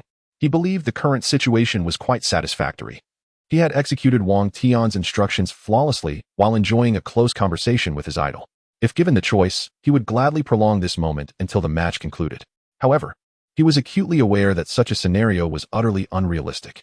"Idol, my task today is to guard you. This is quite challenging," Zhuang Lei lamented, resorting to a strategy of self-pity, genuinely concerned that once the game commenced, Suemo might sustain injuries. "Do not worry. Just treat me as an ordinary person." Suemo chuckled, fully understanding Zhuang Lei's predicament. "My skills on the court are quite formidable. If you don't take this seriously, your team might face defeat today." Upon hearing Sumo's words, Zhuang Lei's eyes sparkled with excitement. His idol could play basketball as well? How could one person possess such versatility? What were ordinary individuals like him to do in comparison? "Please, be careful and ensure your safety during the game." Upon hearing Zhuang Lei's words, Suemo promptly signaled with an "and amp, oppos, okay, and amp, oppos" gesture and seamlessly joined the game. Reluctantly, Zhuang Lei had no choice but to muster his resolve and defend against Suemo. Meanwhile, the audience was filled with students from Tsinghua University who erupted in excitement at Sumo's participation. What do you think of Sumo's basketball skills? With such outstanding academic achievements and striking looks, can he possibly excel in basketball as well? Well, I thought Suemo would be hindered by that student from Nanda and Wuden and Oppos to be able to play. Suemo himself is a living embodiment of miracles, so it's quite normal for extraordinary events to occur in relation to him. Go Suemo. At that moment, the entire audience was curious about Sumo's basketball prowess. Nevertheless, the majority presumed that his skills would not be exceptional. After all, a scholar of his caliber is likely to dedicate his energy to academics. Otherwise, he wouldn't have achieved such remarkable feats at such a young age. Ultimately, human energy is finite, and it is improbable to master every endeavor. Chapter 80. The long-distance shot. At this moment, the situation on the court was decidedly unfavorable for Qingda. Just as Suemo was intercepted by Zhuang Lei, the score had escalated to 8-15, with Nanda leading by nearly half. On the court, Zhao Tian held the ball. But with both Wang Tian and another Nanda player guarding him, he found himself in a desperate predicament. In that instant, Zhao Tian spotted Suemo running towards him. With no other options, he reluctantly passed the ball to Suemo. "Boss, here," Zhao Tian exclaimed as he forcefully flung the basketball, sending it hurtling towards Suemo at an astonishing speed. This spectacle caused the students in the stands to gasp in alarm. Such force. What if it struck Suemo? It was common knowledge that Suemo was merely an academically gifted student, utterly lacking in physical prowess. On the sidelines, Li Kiki witnessed this scene and gasped, covering her mouth. Such a powerful pass would be impossible for someone of mediocre skill to catch. Thud, in the face of Zhao Tian and Oppos' pass, Suemo remained remarkably composed, extending a hand to effortlessly receive the basketball. Wang Tian, seeing Suemo with the ball, prepared to defend against him. However, Suemo calmly raised his hand in a gesture that left Wang Tian momentarily bewildered. What was he attempting? Was he indicating that he didn't wish to be defended? But then, Sumo's subsequent action rendered Wang Tian utterly speechless. The Qingda students in the audience collectively inhaled sharply. There stood Suemo at the half-court line, leaping into the air and executing a backward shot. This maneuver caused everyone's eyelids to twitch in disbelief. Was he serious? The half-court line? Did he think he was Curry from the NBA? Swish. The sound of the ball swishing through the net plunged the entire basketball club into a profound silence as everyone stared, wide-eyed in disbelief. Had that shot truly gone in? It seemed impossible. Surely, they must have been imagining things. Yes, that must be it. However, upon noticing the collective astonishment around them, a wild thought began to take root in everyone's minds. Could it be that it really did go in? 10 seconds later, the basketball club erupted in pandemonium. What just happened?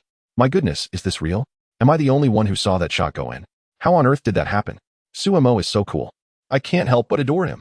Many girls were starry-eyed, nearly drooling, while their infatuated expressions left several boys feeling envious. How could they possibly find girlfriends in such a scenario? Even Li Kiki outside the court was stunned, her eyes wide as she gazed at Suemo standing in the center. A glimmer of determination flickered in her beautiful eyes. This treasure of a boy. I must have him. Zhao Tian's reaction was immediate. He rushed to Suemo's side, enveloping him in an enthusiastic bear hug, his face alight with excitement. Oh my goodness. My friend, you are truly remarkable. Although Zhao Tian was aware of Su Mo's basketball prowess, he never anticipated that Su Mo would present him with such an astonishing surprise.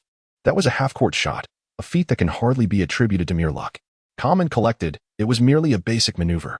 Observing Zhao Tian's exhilaration, Su Mo couldn't resist flaunting his skills a little.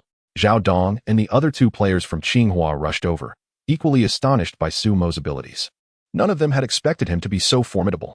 Initially, they had perceived Su Mo as merely a filler on the team, harboring no expectations of him. Especially since this was basketball, not academics. Yet, Su Mo delivered an unexpected delight. Is this the chasm that separates them from the academic elite? The game continued. This time, Nanda demonstrated sagacity by assigning 2 players to guard Su Mo, a decision prompted by Su Mo's earlier performance, which had left them utterly flabbergasted. However, did it truly matter to Su Mo how many defenders he faced? Not at all, for Su Mo did not dribble.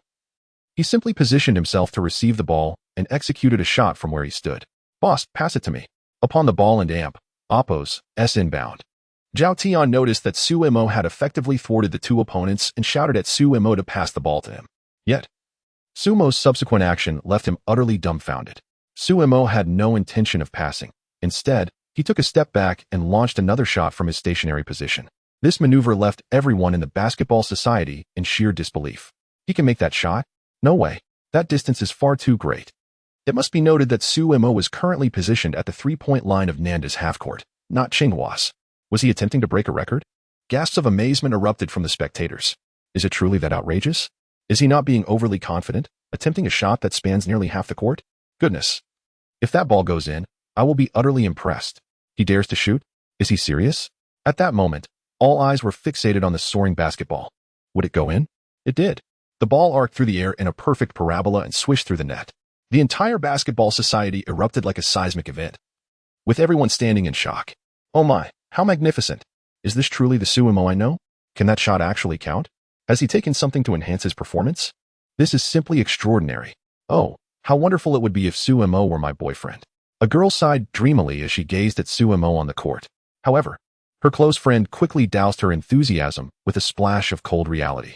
First, you must be more beautiful than Yan Jiushi. Otherwise, how could you possibly be worthy of Su Mo? What a loyal friend. More beautiful than Yan Jiushi? How could that be possible? The entertainment industry is undoubtedly filled with stunning beauties, yet even within it, one would be hard-pressed to find anyone more beautiful than Yan Jiushi. Moreover, Yan Jiushi is merely 18 years of age. Should she wait a few more years, she may become even more beautiful than she is now. The girl, upon hearing her best friend's words, could only roll her eyes in resignation. On the court, the players from Nando were left utterly petrified. How could they possibly compete now? How could such a shot even go in? This was beyond comprehension. Zhuang Lei gazed at Su Mo, who was surrounded by players from Qingda, his eyes filled with disbelief. Only now did he comprehend the meaning of Su Mo's earlier remark. Such skills, and yet they were merely described as passable? How? How could Zhuang Lei defend against this? Outside the court, Li Kiki looked at Su Mo with an expression brimming with astonishment. A sight that did not escape Wang Tian's notice. In her frustration, she could only vent her ire towards Zhuang Lei. However, Zhuang Lei was not someone who would indulge Wang Tian. After hearing her remarks, he scoffed and retorted, "If you're so capable, why don't you take the lead yourself? How dare you challenge me?" Wang Tian was taken aback by Zhuang Lei's audacity to confront her at such a moment, and with a visage twisted in fury, she shouted, "Do you not wish to remain in the basketball club? If not, then so be it. Do you think I care?"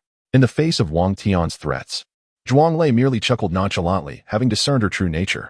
Under her leadership, the basketball club was destined for ruin. The other 3 players from Nando were startled by this turn of events and began to urge caution, reminding everyone that this was a match and not a spectacle for others to mock. Chapter 81. An overwhelming victory. Moreover, this is Tsinghua University. For years, Nanjing University and Tsinghua University have been at odds, leading to a palpable disdain between the students of both esteemed institutions. What else could have prompted their visit to Tsinghua, if not to deliver a resounding blow to its morale? Recently, with Su Mo's rise to prominence, Tsinghua students have been strutting around with an air of superiority whenever they encounter their counterparts from Nanjing University, which has left the latter feeling quite irked. At that moment, Wang Tian's expression darkened considerably, caught in a dilemma. To utter soft words? That was not his style. Yet, if he chose otherwise, it seemed that Zhuang Lei would likely withdraw from the competition. Should this news circulate back to Nanjing University, Wang Tian would undoubtedly become the subject of ridicule. After all, Everyone was aware that he, as the president of the basketball club, had instigated this match against Tsinghua. To be unable to manage his own players during the game would be utterly humiliating. I was too hasty just now. Zhuanglei, please don't take it to heart. We must see this match through. We cannot allow Tsinghua to witness our disgrace. Beneath the eaves, one must bow their head. Upon hearing Wang Tian's words, Zhuanglei scoffed but refrained from further comment. After all, as a student of Nanjing University, he had to prioritize the greater good. Even in defeat, they needed to complete the game. All right, let us continue the match. Upon hearing Zhuanglei's words, Nanjing University players breathed a sigh of relief. They exchanged glances and shouted in unison, "Let us go." The ensuing match can only be described as Su Mo's personal showcase. Whenever the players from Tsinghua obtained the ball, they would immediately pass it to Su Mo. He did not disappoint upon receiving the ball. He would effortlessly shoot from his position. As for positioning, Su Mo was oblivious to such concepts. For him, every spot on the court was the same. Swish, swish. With each successful shot, the Tsinghua students in the stands erupted in cheers. The members of Nanjing University were left in despair. How could they possibly compete? This was beyond comprehension. Since it was not an official match, there were no halves. The game spanned a single hour, played continuously from start to finish. Swish.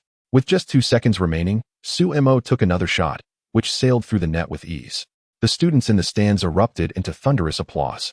Today's game had almost transformed into a performance solely for Su Mo.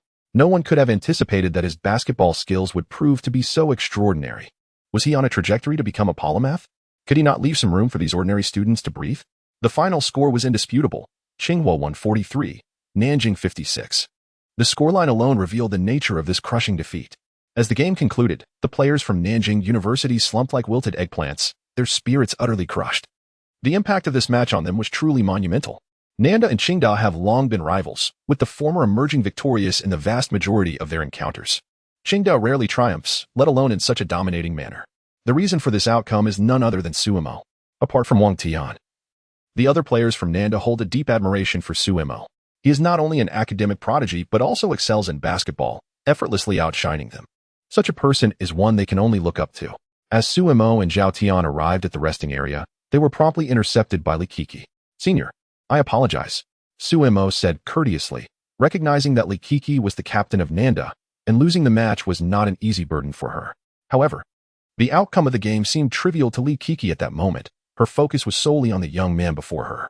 She gazed at Su Mo, her cheeks flushing slightly as she shyly uttered, "Su Mo, may I add you on WeChat?"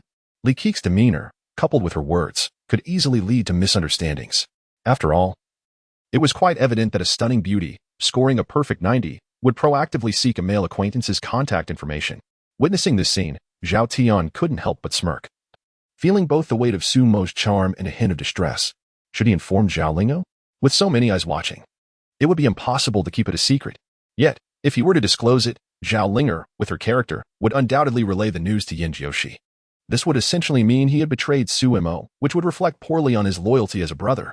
Thus, Zhao Tian found himself in a tumultuous state of mind. Of course, Su Mo initially intended to decline, aware of Li Kiki's unusual demeanor. However, considering Zhao Tian's presence, he decided to spare her feelings and uttered a disingenuous response. After all, it was merely a matter of adding a contact. If necessary, he could simply refrain from conversing with Li Kiki afterward. The prospect seemed optimistic. After exchanging WeChat information and chatting briefly, Su Mo excused himself. He waved to the audience, departing with grace amidst their admiring gazes.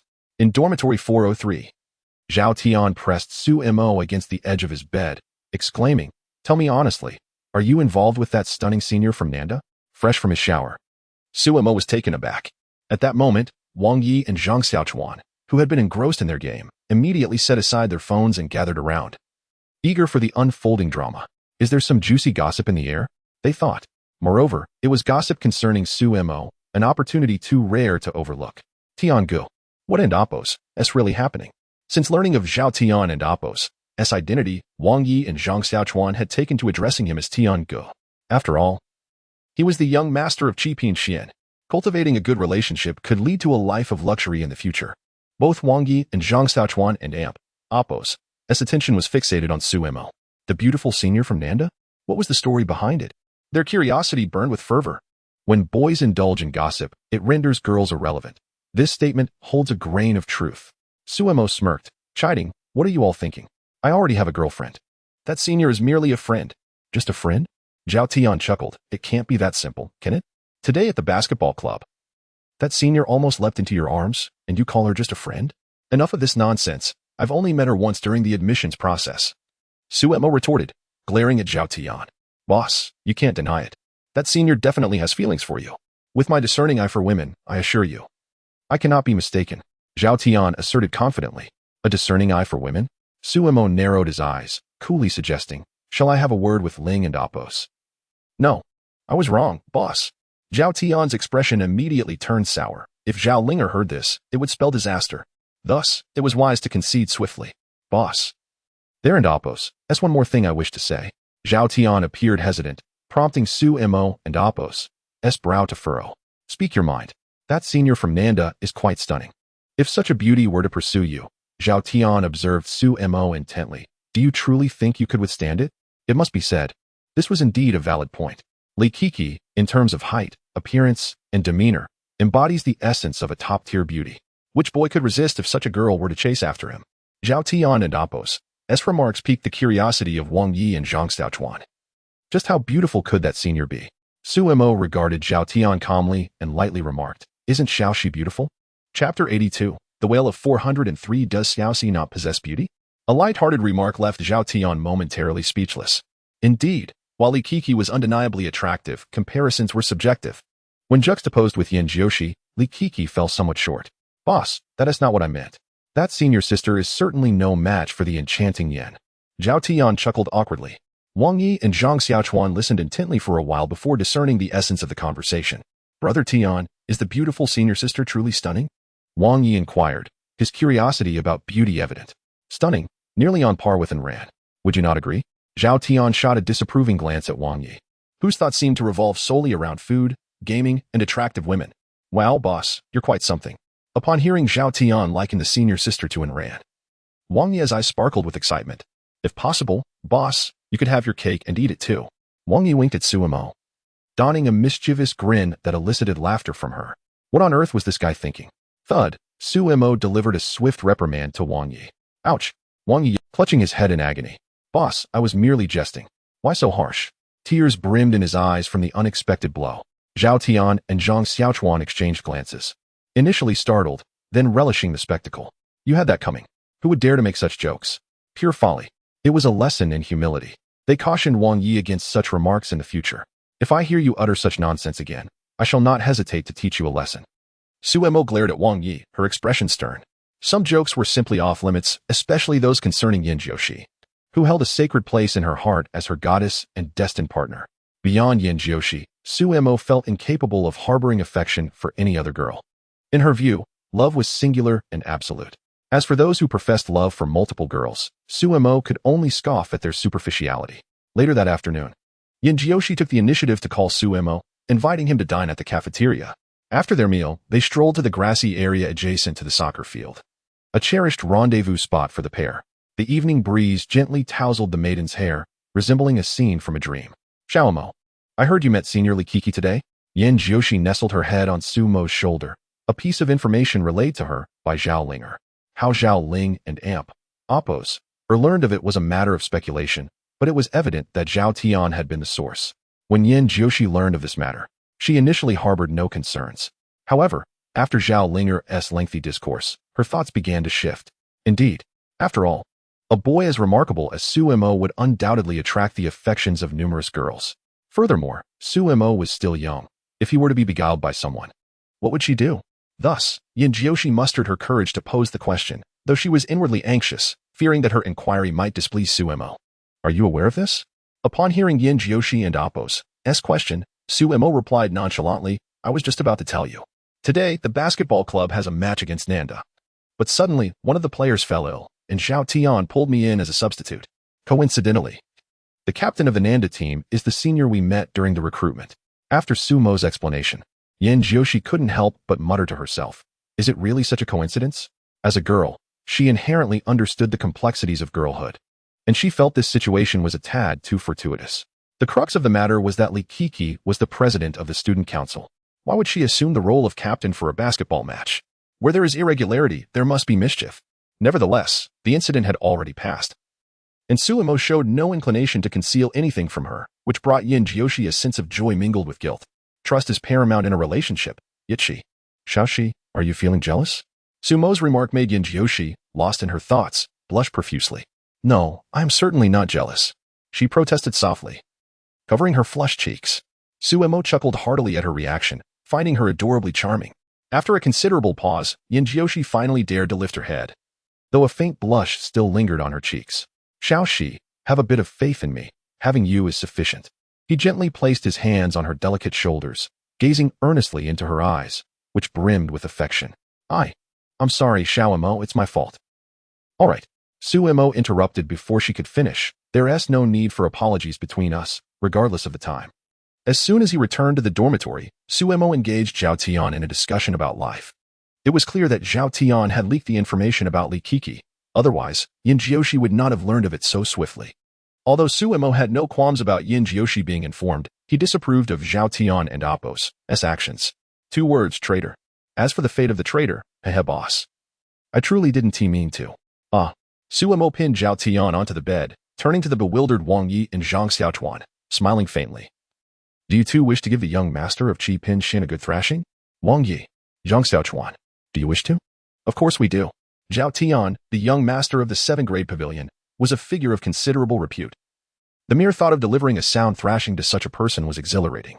Although the two were unaware of the exact circumstances, they felt no hesitation. Why not indulge in the moment? They exchanged a glance, and without a trace of doubt, they aligned themselves with Suemo's faction. Within dormitory 403. Only the echoes of Zhao Tian's anguished cries remained. Students passing by the door could not help but shiver at the harrowing sounds, hastily departing the scene. The cries were truly terrifying. Half an hour later, Zhao Tian, appearing as though he had been thoroughly defeated, cast a mournful glance at Suemo. Tears of grievance nearly spilling from his eyes. Boss, I did this for your own good, he protested. Yet, Suemo remained utterly unconvinced by Zhao Tian's words. Meanwhile, Wang Yi and Zhang Xiaochuan stood nearby, their hearts brimming with excitement. They had actually laid hands on the young master of the 7th grade pavilion? Incredible, what a thrill. Chapter 83. The gilded medal of a first-class literary figure. In the days that followed, Suemo resumed his normal student life, indulging in leisurely slumbers and delightful rendezvous with Yin Jiushi, truly savoring the pleasures of a simple existence. As for attending classes, he preferred to forego that. Suemo had no desire to be gawked at like a panda. The weather in the capital during September remained swelteringly hot. At 1:30 in the afternoon, Suemo, braving the sun, made his way to the principal's office. He had been enjoying a nap when suddenly, a call from Li Renwei interrupted him, stating there was an urgent matter to discuss. Knock, knock, come in. Upon entering, Suemo was greeted by the sight of teacher Chen Daoming, Li Renwei, and an unfamiliar elderly gentleman. Suemo, come over here. Upon seeing Suemo enter, Li Renwei promptly waved him over, introducing.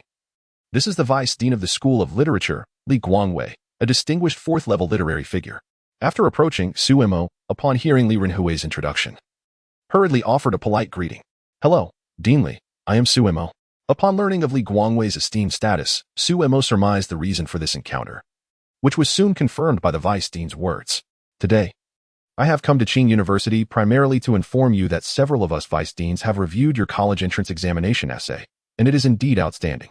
Thus, we have decided to elevate you to the rank of first-class literary figure and bestow upon you the corresponding medal. Hearing this, Suemo quickly expressed his gratitude. A 4th-level literary figure was truly a figure of prominence. The fact that such an eminent person had come specifically to award him the medal was a testament to his honor. As he witnessed this scene, Li Renwei beamed with delight. He had never anticipated that this year's freshman would include such a prodigious talent as Suemo. What a pleasant surprise. A student barely 18 years of age, simultaneously recognized as a first-class mathematician and a first-class literary figure?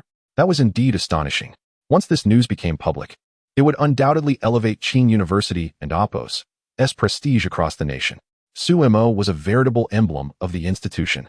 For a student of such exceptional caliber, even the usually stern Li Renwei could find no fault, feeling only satisfaction and a hint of pride. Yes, pride. Li Guangwei did not linger long. After presenting the medal to Suemo and offering a few words of encouragement, he took his leave. At that moment, Suemo's gaze was fixed upon the medal in his hand, astonished to discover that the first-class literary medal was gilded. How extravagant. The previous first-class mathematician medal had merely been crafted from metal. The distinction was striking. The School of Literature certainly possessed considerable wealth. Upon hearing Su Mo and Apos' remark, both Chen Daoming and Li Renhui could not help but chuckle. You are absolutely correct. Those old fellows in the School of Literature are indeed quite affluent. Chen Daoming is acutely aware of the situation. The Xia nation has always placed great importance on literature, thus providing substantial support to its practitioners. It is well known that authors can easily earn a fortune simply by publishing a single work, with royalties flowing in abundantly. In stark contrast, mathematicians face a different reality. Although the Xia nation also extends considerable support to mathematical institutions, mathematicians often find their income severely limited, with additional earnings primarily reliant on overcoming challenging problems to win prizes. However, such breakthroughs are not easily achieved. The world is never short of geniuses. And the very reason a problem is deemed difficult is that even the most brilliant minds struggle to solve it, let alone those of average talent. Consequently, the majority of mathematicians are left to rely on their government salaries. Indeed, this explains the plethora of literary figures in the Xia nation. Li Renhui, a distinguished man of letters, could not suppress a sigh, fully aware of the intricacies involved. Influenced by his parents, he chose to pursue a literary path, seeking a secure future. Currently, there are nearly 1,000 rated literary figures in the Xia nation, with 7 or 8 classified as level 4 and 1 as level 5, showcasing a vibrant literary landscape. In stark contrast, the situation for mathematicians is rather bleak, with only around 200 rated mathematicians, and a mere 2 at level 4, Chen Daoming and He Guangwen, the head of the Mathematics Institute. The primary reason for this disparity lies in the meager rewards available to mathematicians. Apart from those with a profound passion for mathematics, few opt for this path. When faced with choices, most individuals gravitate towards literature, for the income of a level 1 literary figure can rival that of a level 4 mathematician. It is an obvious choice that few would overlook. Chen Daoming and Li Renhui exchanged their reflections before turning their attention to Su Mo remarkably. Su Mo has achieved the distinction of being both a level 1 literary figure and a level 1 mathematician, an unprecedented feat in the history of the Xia nation. It is worth noting that a popular saying in the Xia nation is, to specialize is better than to dabble, and to excel is better than to specialize. This underscores the importance of mastery in any field.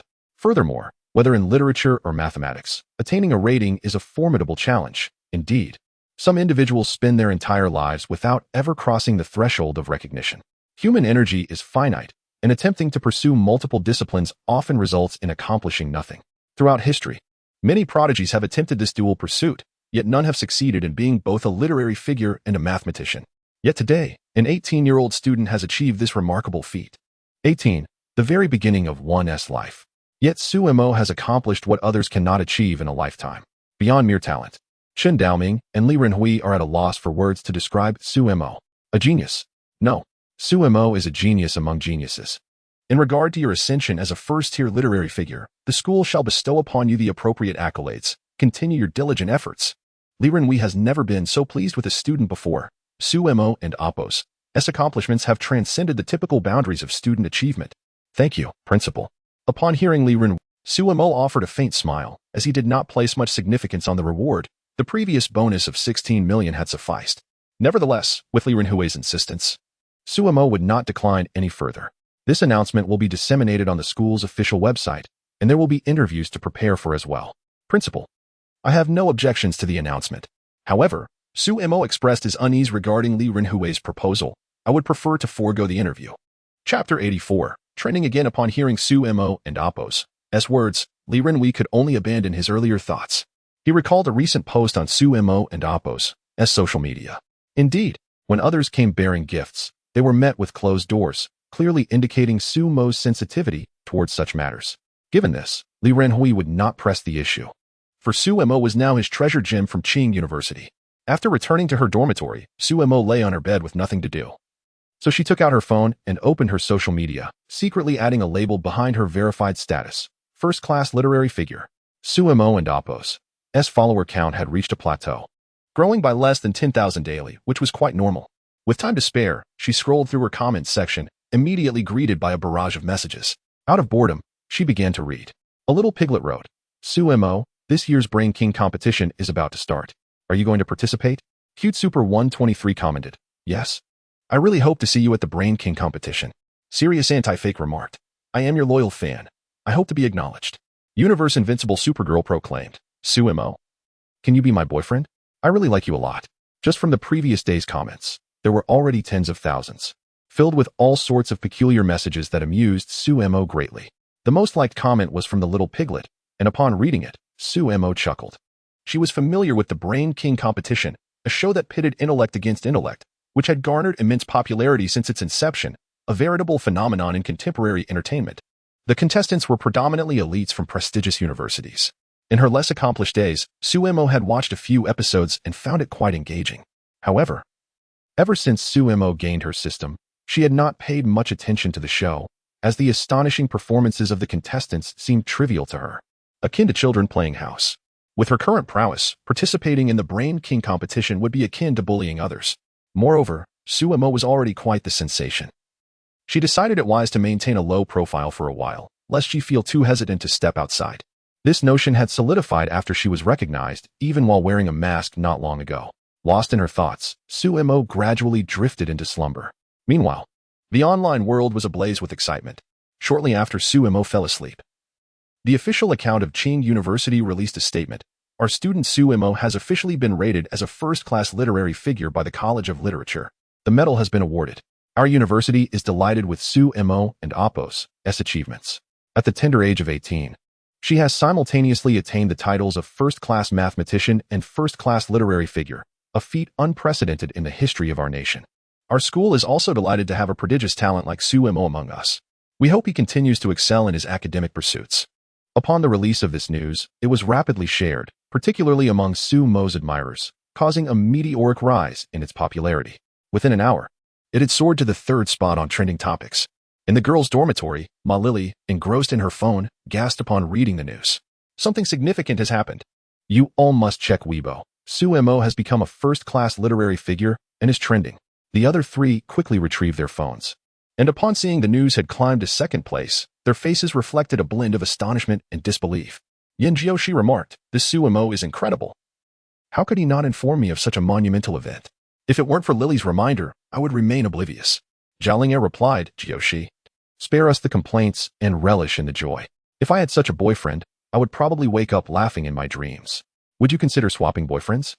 Zhao Ling'er's words earned her a roll of the eyes from Yin Jiushi, while Ma Lily and Ran couldn't help but give her a playful gesture of disapproval. This girl was perpetually fixated on Sue Mo, leaving them at a loss for words. After reading the news, Ran's exquisite features were also etched with shock.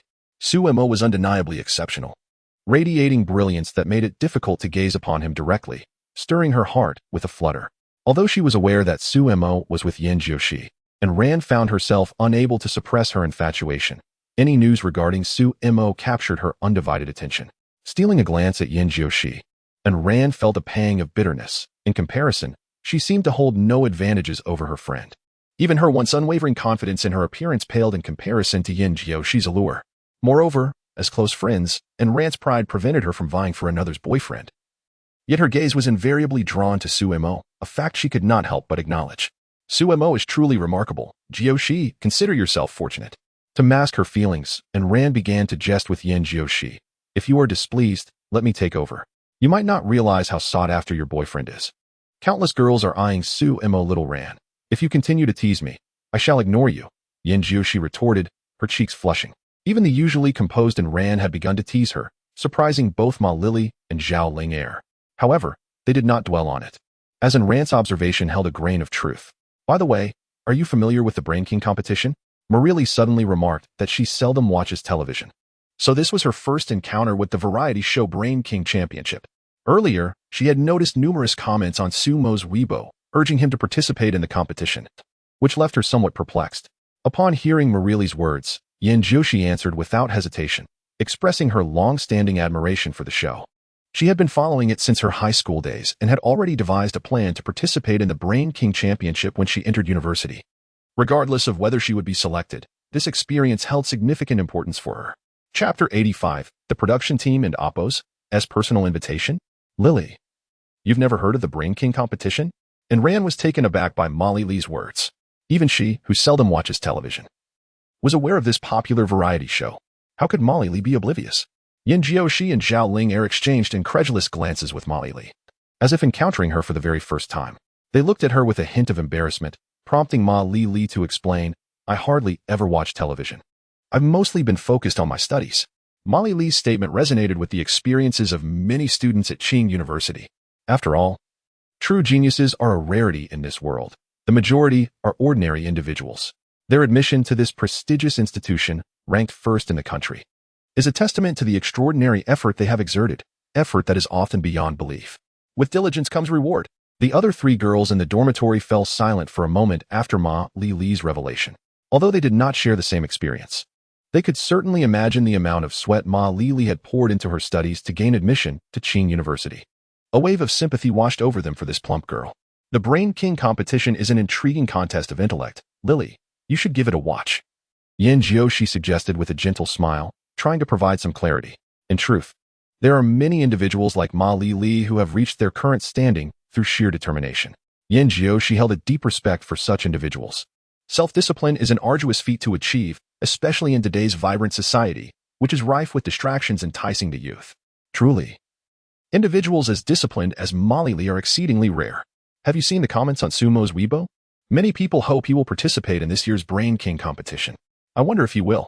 The moment Molly Lee spoke, all eyes in the dormitory turned to Yin Jiushi, as she is Sumo's girlfriend and likely privy to some insider information. Why are you all looking at me? Yin Jiushi felt the weight of their gazes and offered a resigned smile. She genuinely hoped Sumo would participate, but if he were not inclined, she would not pressure him. Xiaoxi, as Sumo's girlfriend, surely you must know whether he will participate or not. Zhao Ling'er teased her. As they all wished to see Sumo compete and gauge the difference in their abilities compared to his genius. In response to Zhao Ling'er, and Ran and Ma Lee nodded in agreement. If anyone knew whether Sumo would enter the competition, it was undoubtedly Yin Jiushi. I truly don't know. Yin Jiushi shrugged, her expression one of helplessness. I personally intend to participate in this year's Brain King competition. I decided that during high school. However, whether Sumo will join is beyond my knowledge. Upon hearing Yin Jiushi's candid admission, the three girls ceased their inquiries, recognizing the clarity of her statement. The incident has ignited a fervor on Weibo, with an increasing number of individuals leaving comments for Sumo, all echoing a singular sentiment, a desire for him to participate in this year's Brain King Championship. After all, Sumo is widely recognized as the foremost prodigy in Xia country, a title previously held by Lu Wangyu. However, Lu Wangyu is unlikely to partake in such a variety show, which naturally shifts the focus onto Sumo, whose aura is simply unparalleled. He is the top scorer of the National College Entrance Examination, a first-rate mathematician, and an esteemed literary figure. Any one of these accomplishments is something that the average person could only dream of achieving in a lifetime. Yet, Sumo is merely 18 years old. It is crucial to note that those eligible to compete in the Brain King Championship are all elite students from prestigious institutions. Everyone is eager to witness whether Sumo can distinguish himself among these luminaries and uphold his title as Xia country's foremost genius. Indeed, Sumo's fans have elevated him to remarkable heights, proclaiming him the greatest talent in Xia country. Many gifted individuals from various universities find this hard to swallow. Although Sumo possesses numerous accolades, they believe themselves to be equally capable and are not fond of this appellation. As the situation escalated, the news soared to the top of Weibo and Appos, as trending topics within 3 hours, with more and more people engaging in discussions. Eventually, even the Brain King Championship team extended a personal invitation to Sumo via their official account. The announcement detonated across the internet like a bomb, and within minutes, comments surged into the thousands. Sumo, did you see? Even the show's production team is inviting you personally. It would be rather unreasonable not to participate. Goodness. Sumo must be the first contestant to receive such an invitation from the Brain King Championship team. Some speculate that Sumo may not agree to participate in such a variety show, as he has already achieved great success. If he performs well, it is deemed expected. Should he falter, critics would undoubtedly emerge. Thus, I hope the public refrains from undue pressure in this matter. I wholeheartedly disagree with the previous comment. My Sumo is extraordinary. How could he possibly underperform? While this reasoning holds merit, I am still curious to see what makes Xia country's so-called greatest prodigy truly exceptional. My Sumo is simply the best. It is just a fleeting title. Do they truly believe that he is the only genius in Xia country? How amusing. Sumo's fans, predominantly youthful, tend to express themselves quite candidly, which can easily offend those who consider themselves remarkable, resulting in a flurry of mockery online. Meanwhile, Zhao Tian and Wang Yi were engrossed in a game of League of Legends at an internet CAF when Zhao Ling'o called them back, revealing the astonishing events of the afternoon. Upon returning to their dormitory at 5 in the evening, they found Sumo fast asleep. Zhao Tian and Wang Yi exchanged glances. both rendered speechless. The situation on Weibo had erupted due to Su Mo, yet this fellow remained oblivious, lost in slumber. Such a carefree demeanor. In exasperation, Zhao Tian had no choice but to rouse Su Mo, recounting the events that had transpired that afternoon. Su Mo and Apos' eyelids fluttered with astonishment upon hearing the news. As he unlocked his phone, the first sight that greeted him was 2 messages from Yin Jiushi.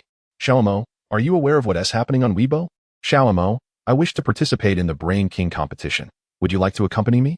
After contemplating Yin Jiushi and Apos' words, Su Mo made a decision in his heart. Since Xiaoxi expressed a desire to go, he resolved to embark on the journey. Chapter 86, The Battle of the Brain Kings, Here I Come. Having made a decision, Su Mo was not one to linger in hesitation. He promptly opened his social media account and posted an update. Upon awakening, he realized the magnitude of the events that transpired, and he felt a twinge of embarrassment. Regarding the calls for me to participate in the Brain King competition, I initially had no intentions of joining. However, given the fervent wishes of everyone and the personal invitation from the production team, I shall graciously acquiesce. The Brain King competition, here I come. At that moment, the public's attention was fixated on this matter, and Su Mo's post instantly sent ripples through the online community. Countless netizens began to comment, and within an hour, the post garnered over 1 million likes and hundreds of thousands of comments. My heavens, Su Mo truly agreed to participate in this year's Brain King competition?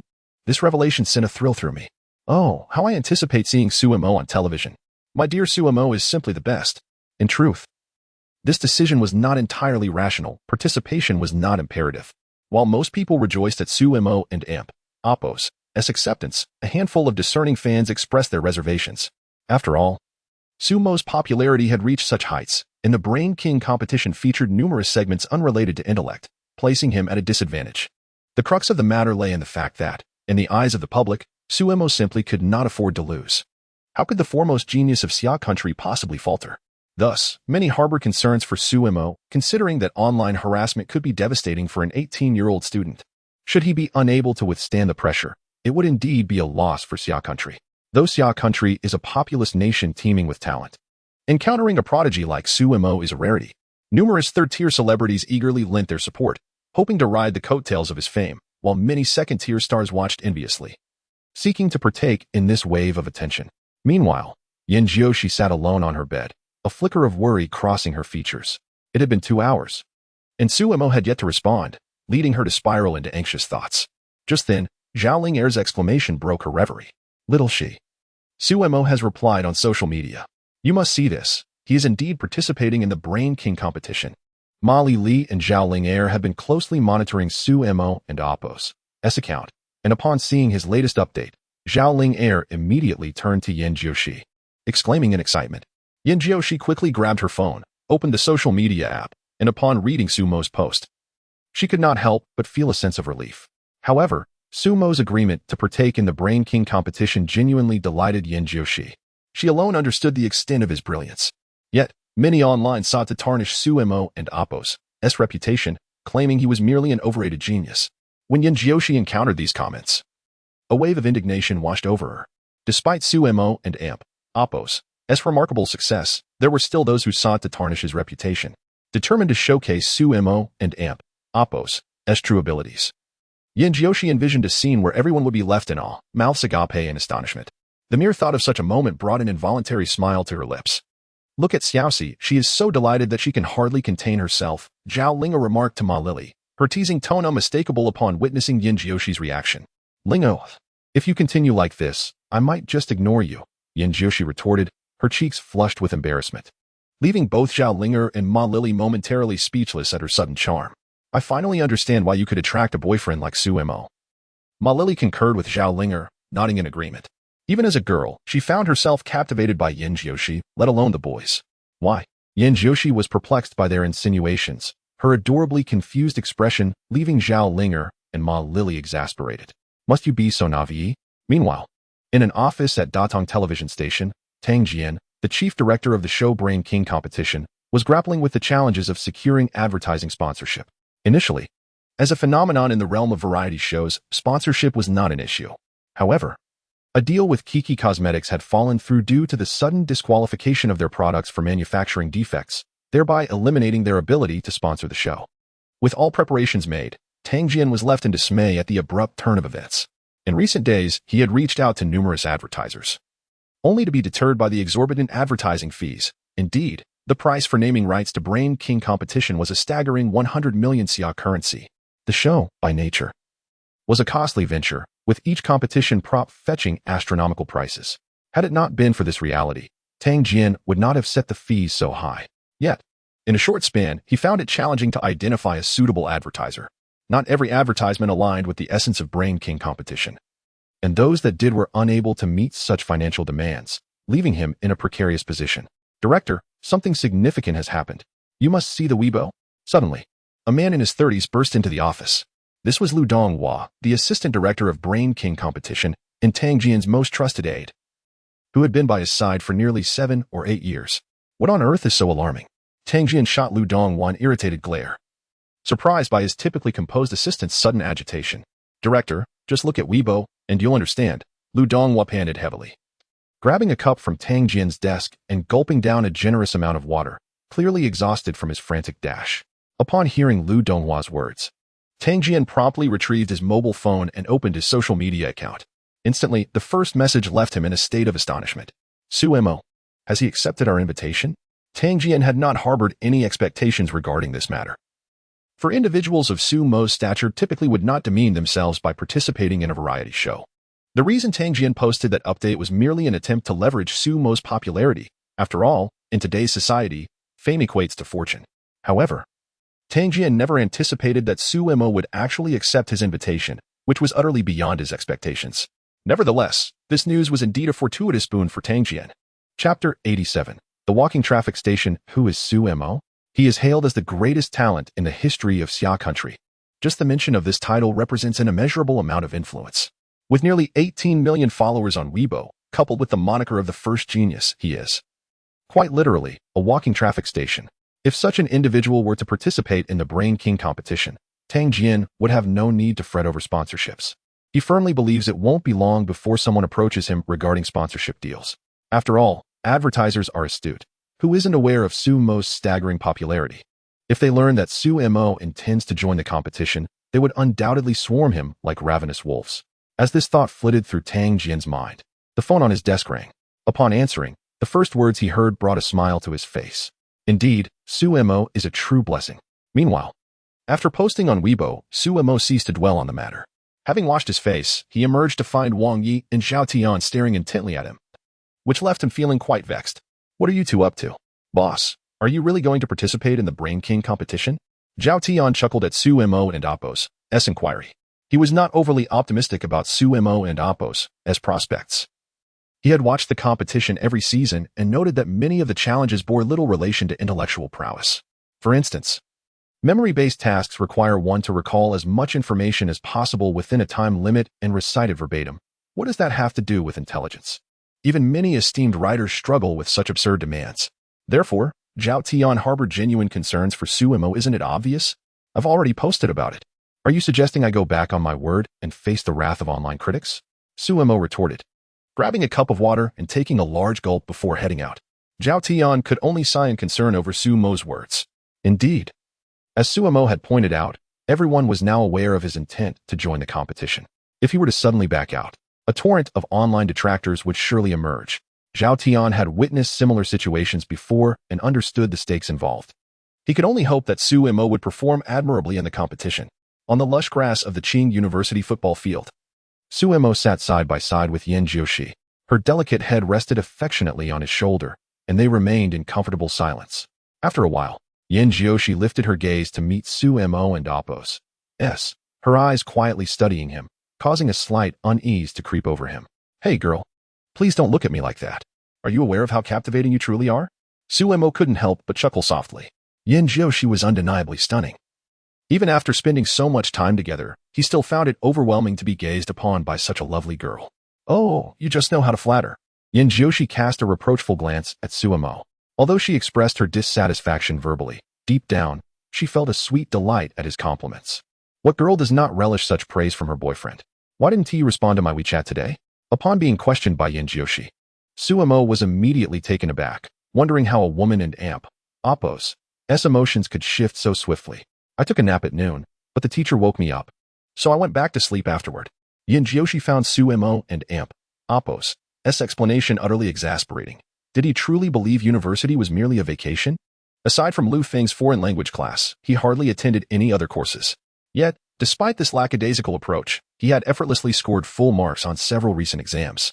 Given the circumstances, Yin Jiushi was at a loss for words. In 10 days, the official website for the Brain King competition would commence its preliminary selection test.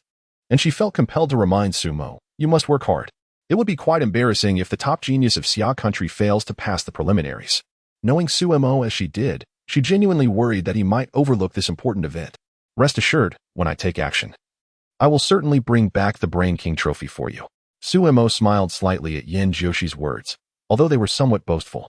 They conveyed a sense of assurance that she found comforting. By the way, I have something for you.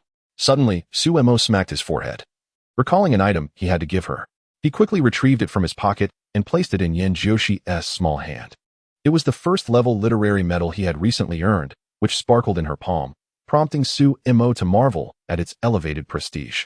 "Wow, it's so beautiful," Yin Jiushi exclaimed upon seeing the medal. Like any girl, she was drawn to shiny objects, and this one, especially since it was a gift from Sumo, she cherished like a treasure.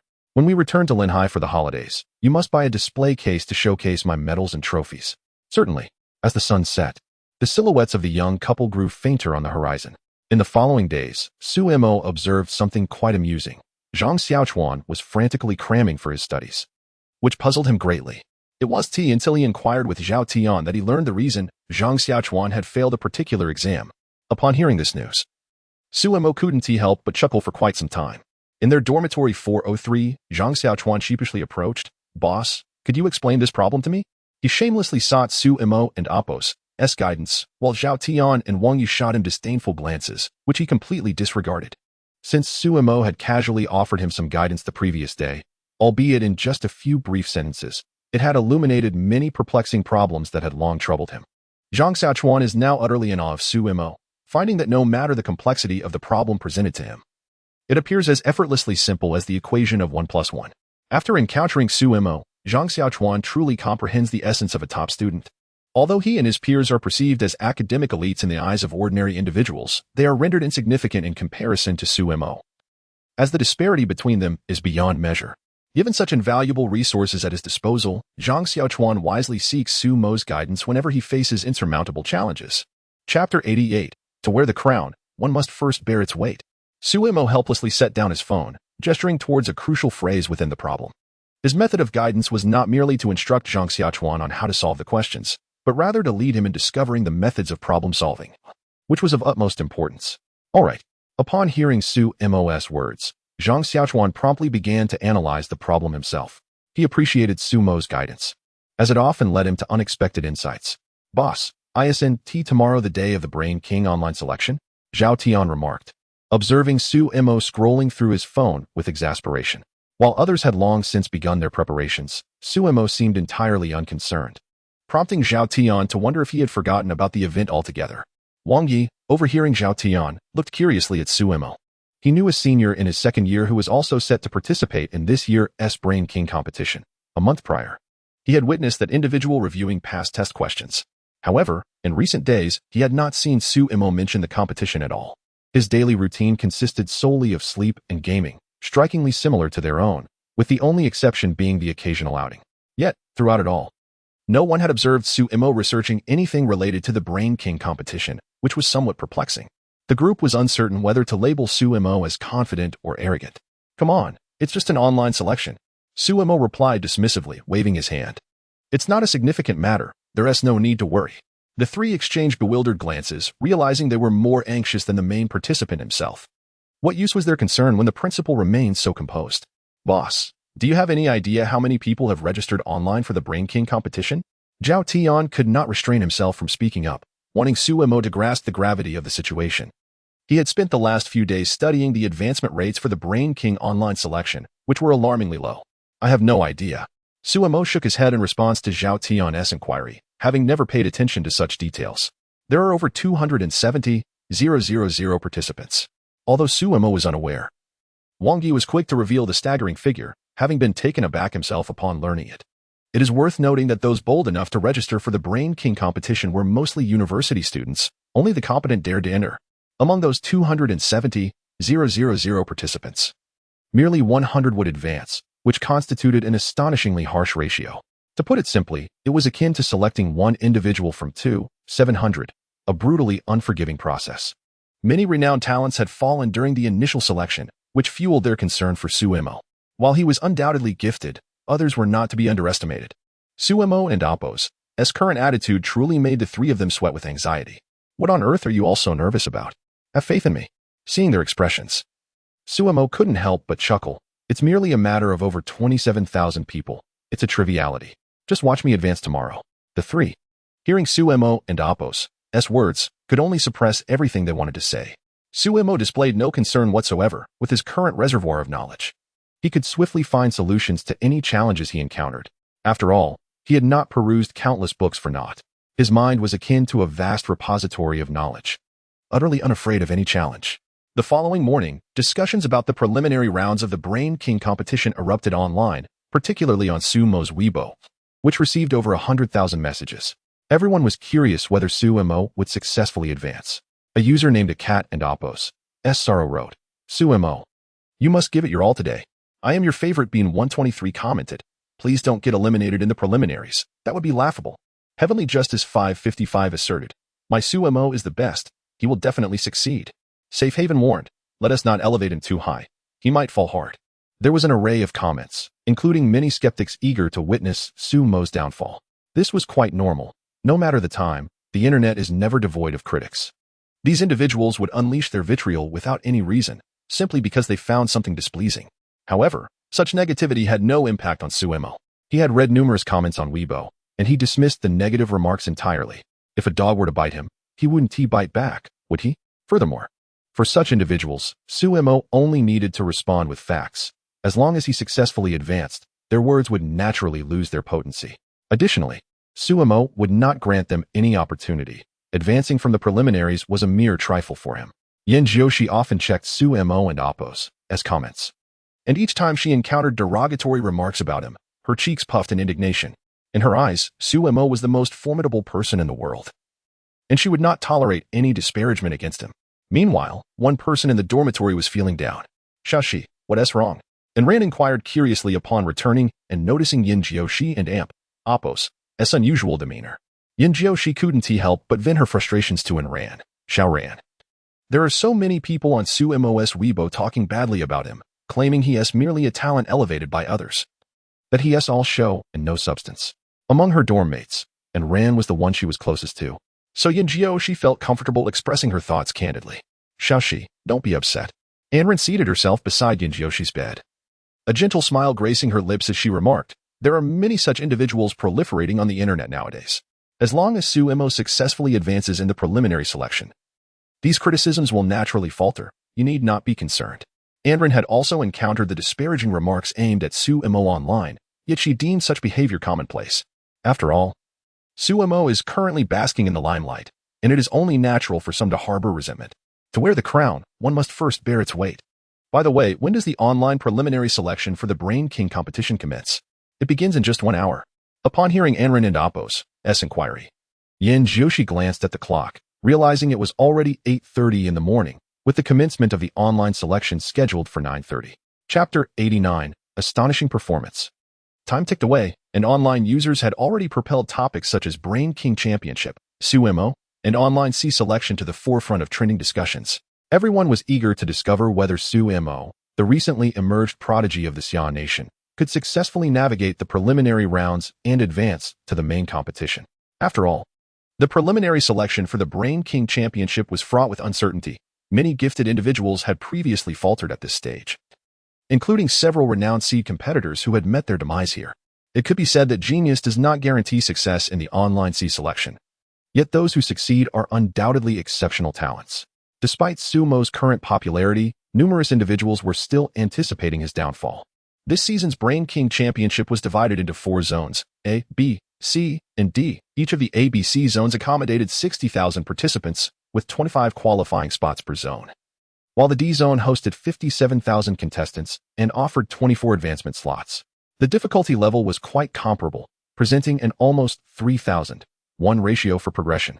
This season and Appos' challenges were at least twice as formidable as in previous years, where the maximum number of contestants in the earlier seasons had approached 120,000. However, due to Sumo's influence, many gifted individuals had registered, resulting in a dramatic increase in participants for this preliminary selection. Sumo was assigned to Zone A. The online C selection for the Brain King Championship, in theory, was straightforward. 20 questions were presented, and the quicker one solved them, the better their score. Yet, the reality was far more complex. Each question could easily require hours, if not longer, for an average person to solve.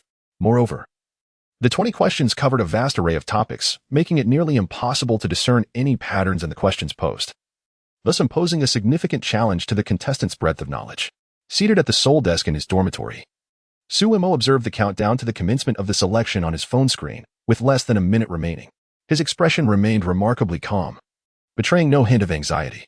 In contrast, the other 3 individuals in the dormitory stood behind him, visibly tense, afraid even to breathe, lest they disturb Sumo and Appos' concentration. The situation in Yin Jioshi's dormitory mirrored this atmosphere perfectly. 3, 2, 1. The selection begins.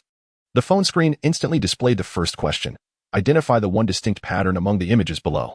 Nearly 100 seemingly identical images appeared, leaving Zhao Tian and the others dumbfounded. How were they to find the answer?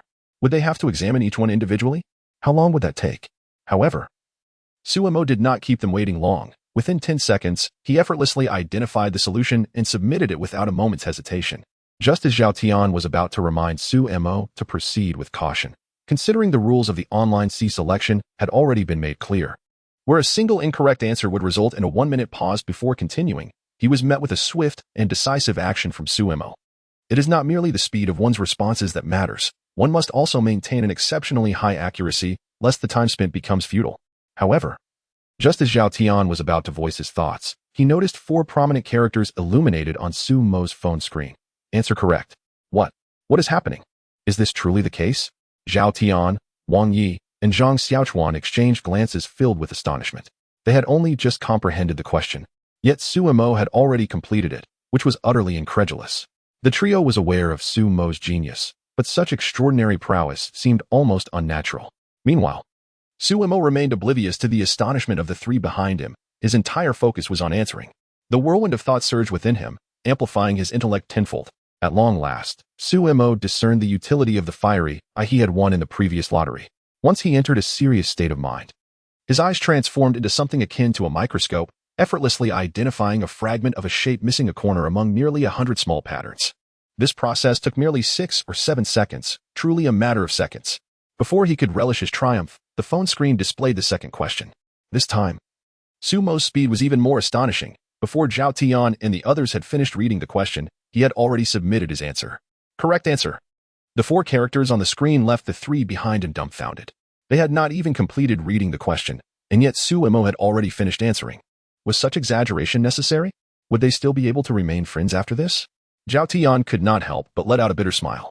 Initially, before the selection had even begun, he had been worried about Sumo, but now he realized how unfounded his concerns had been. If Sumo were to fail to pass the online selection for the Brain King competition, it would suggest that no one in the world could succeed. With his remarkable speed and perfect accuracy, it was likely that Sumo would secure the first position in the online selection, advancing to the main competition. During Zhao Tian and Appos' moment of astonishment, Sumo had already reached the 10th question, and there were still less than 2 minutes remaining before the selection commenced. Goodness! Now, not only Zhao Tian but even Wang Yi and Zhang Xiaochuan could hardly contain themselves. Wang Yi, in particular, let out an exclamation, startled by Sumo's performance. Zhao Tian and Zhang Xiaochuan quickly covered Wang Yi's mouth, realizing that they could not afford to disrupt Sumo at such a critical moment. They shot him disapproving glances. Wang Yi soon recognized his mistake and immediately regretted it. If he were to disturb Sumo, he would bear the guilt of being the culprit. Fully aware of the significance of this selection for Sumo. Yet, in stark contrast, Sumo remained utterly unfazed, continuing to answer questions, which relieved the 3 of them immensely. Question 11, 7 seconds. Question 12, 6 seconds. The trio had grown numb. Each time, they had not finished reading the question when Sumo had already provided an answer. What was even more terrifying was that Sumo had never erred even once. This situation seems rather illogical. Is this truly the caliber of a perfect score high school graduate? It is simply absurd. For the 18th question, the answer was correct. For the 19th question, the answer was also correct. Throughout the process, Zhao Tian and his companions observed no other outcomes. Every response was accurate, leading the trio to suspect that there might be an issue with the network. How could anyone consistently achieve perfection, especially someone like Su Mo, whose speed is almost superhuman? It defies the laws of science. After correctly answering the 19th question, the final question of this selection appeared on the phone screen. Excuse me for a moment. I need to use the restroom. Please hold on. Chapter 90. The first in the preliminary round. I'll just step out for a moment. Please hold on. With that, Su Mo turned and walked away, leaving the three in utter bewilderment. Was it truly permissible to take a bathroom break in the midst of an online preliminary selection? While others were yearning for time to stretch a little longer, Su Mo, having reached the final question, casually excused himself. This unexpected maneuver sent shivers down Zhao Tian and his companions. However, glancing at the clock, their anxiety began to dissipate. It was merely 9:34. And only 4 minutes had elapsed since the commencement of the selection. Time was still ample. Otherwise, they might have seriously considered calling Su Mo back to complete the question. Couldn't he have waited until he finished? Hey, should we give it a try? Wang Yi winked at Zhao Tian. Observing how effortlessly Su Mo tackled the questions, he felt an irresistible urge to attempt it himself. After all, if they answered incorrectly, they would only be delayed by a minute. There was still plenty of time. Indeed, since our leader won't be back in a few minutes, it shouldn't matter. Zhang Xiaochuan chimed in, subtly encouraging Zhao Tian. The suggestion stirred Zhao Tian's curiosity as well, and with a resigned sigh, he conceded, all right. But we only have one shot. If we mess up, we cannot attempt again. Rest assured, Wang Yi replied, while Zhang Xiaochuan nodded in understanding. Their motivation stemmed solely from a desire to satisfy their curiosity, especially since Su Mo appeared to handle the questions so effortlessly. The three gathered around Su Mo's phone, their gazes fixed on the final question, which was a legitimate mathematical conundrum. Assuming there exists a point P, a line through P parallel to BA intersects BC at M and AO at N. As they scrutinized the 30 options below, they felt their heads spin. What kind of mathematical question was this? It was worth noting that all three were top students from Qing University. Yet, this last question left them utterly confounded. Wang Yi, in particular, was on the verge of expletives. Could it possibly be this difficult? With the brain competition's preliminary round allotted just an hour, he found himself questioning whether anyone could truly solve 20 such questions in that time frame. Especially this last one. Without a full day, it seemed utterly impossible. Fortunately, the organizing committee had anticipated such challenges. If a participant could not arrive at a solution, they would count the correct answers instead. If the number of correct answers was equal, priority would then be given to the accuracy rate. If that too was equal, the time taken to answer the previous question correctly would determine the victor. Let us just give up. Zhao Tian sighed in resignation as he glanced at the final question. It dawned on him why Su Mo was hailed as the greatest genius in Xia country. He undeniably possessed that caliber of talent. Wang Yi and Zhang Xiaochuan were genuinely impressed, deciding henceforth that they would no longer compare themselves to Su Mo. The disparity was simply too demoralizing. Frequent comparisons could lead them to doubt their own abilities. When Su Mo returned after washing his hands, he found the three huddled around the table, frowning at the phone. And he couldn't help but chuckle at their amusing predicament. Have you figured it out? Upon hearing Su Mo and Appo's words, the three individuals were jolted awake and quickly made way for him. Zhao Tian exclaimed, how could we possibly compare ourselves to you, boss? Wang Yu added, if you give me a day, I doubt I could solve it. Zhang Xiaochuan urged, boss, please finish it quickly.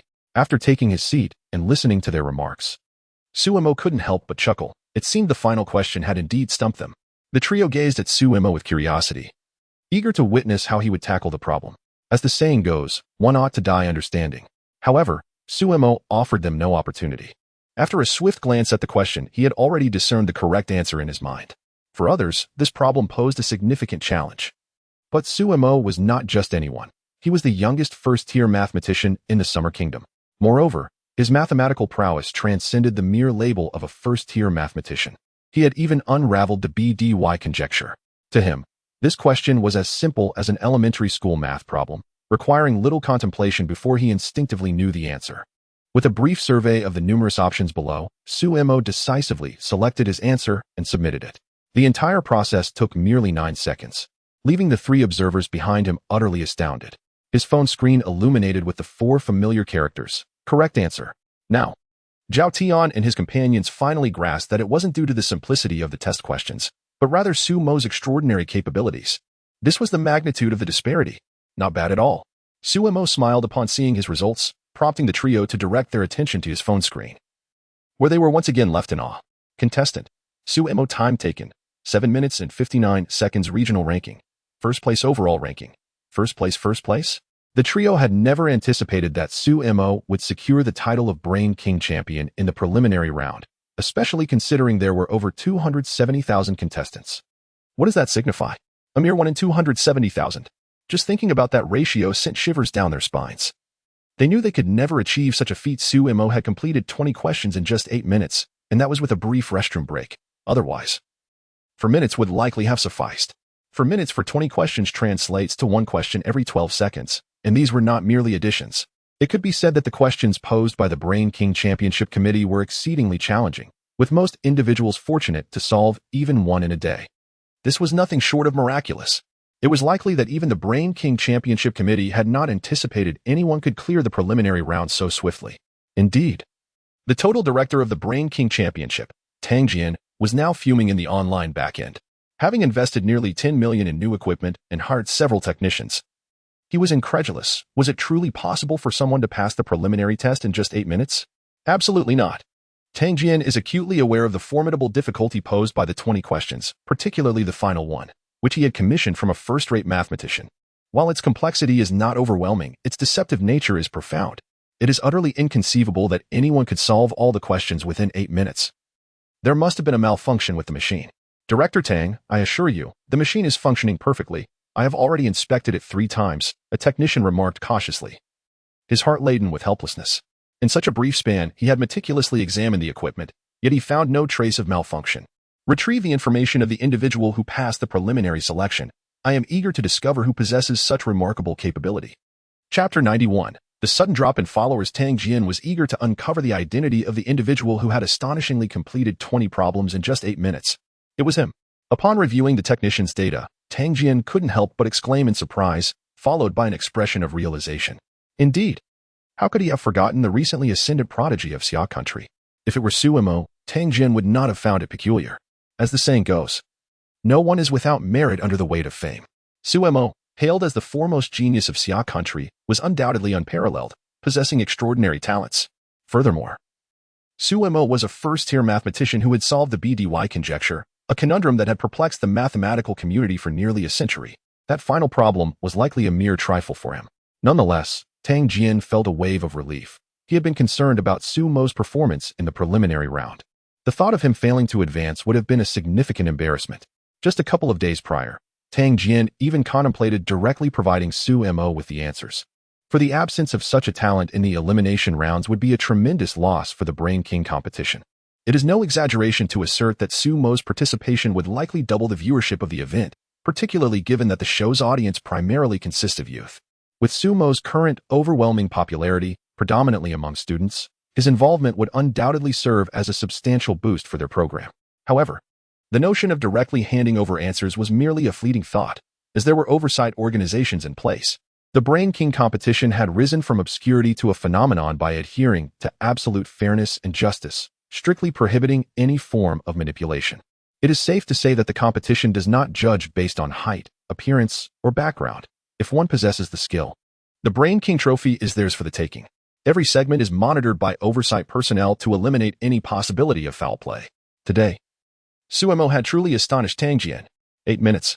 This was a record-breaking feat in the preliminary rounds of the Brain King competition, eclipsing the previous record of 37 minutes by a staggering 8-fold. It was evident that the difficulty of this year's questions would need to be escalated. Tang Jian's mind began to race with concern. Given Suemo's current performance, the previous challenges would likely be far too simple for him. Such a scenario would risk leaving the audience feeling unchallenged. Thus Tang Jian found himself in a bittersweet predicament. The joy stemmed from Suemo's formidable popularity. His participation would undoubtedly lead to a dramatic increase in viewership. Yet, modifying the project would require a significant influx of funding. After advancing, Suemo promptly posted an update on his social media. I have successfully advanced, and to those who awaited my failure, I can only express my apologies for disappointing you. Zhao Tian and Wang Yi, both followers of Suemo's Weibo, received notifications about his latest updates. When they saw this post, they exchanged bewildered glances at Suemo boss. Is this really the way to go? One of them pondered. Indeed, The more you resist, the bolder those trolls become. Zhang Xiaochuan, who refrained from using Weibo, overheard their conversation and, intrigued by Su Mo's latest audacious remarks, hurried over to Wang Yi to take a look. What is there to fear? Su Mo chuckled dismissively. I haven't pilfered any rice from his household. Let them say whatever they wish. I've long been irritated by these idle nuisances. Despite Su Mo's generally amiable demeanor, he harbored a simmering anger at being openly insulted. Having committed no wrongdoing, he felt no obligation to indulge the whims of those who thrived on petty grievances. As the saying goes, if one does not offend me, I shall not offend them. Yet, with disparagement already circulating online, was he not entitled to respond? The three in the dormitory found themselves at a loss for words regarding Su Mo's stance. While it was true that his retorts might provide some satisfaction, they were likely to incite even more hostility from detractors.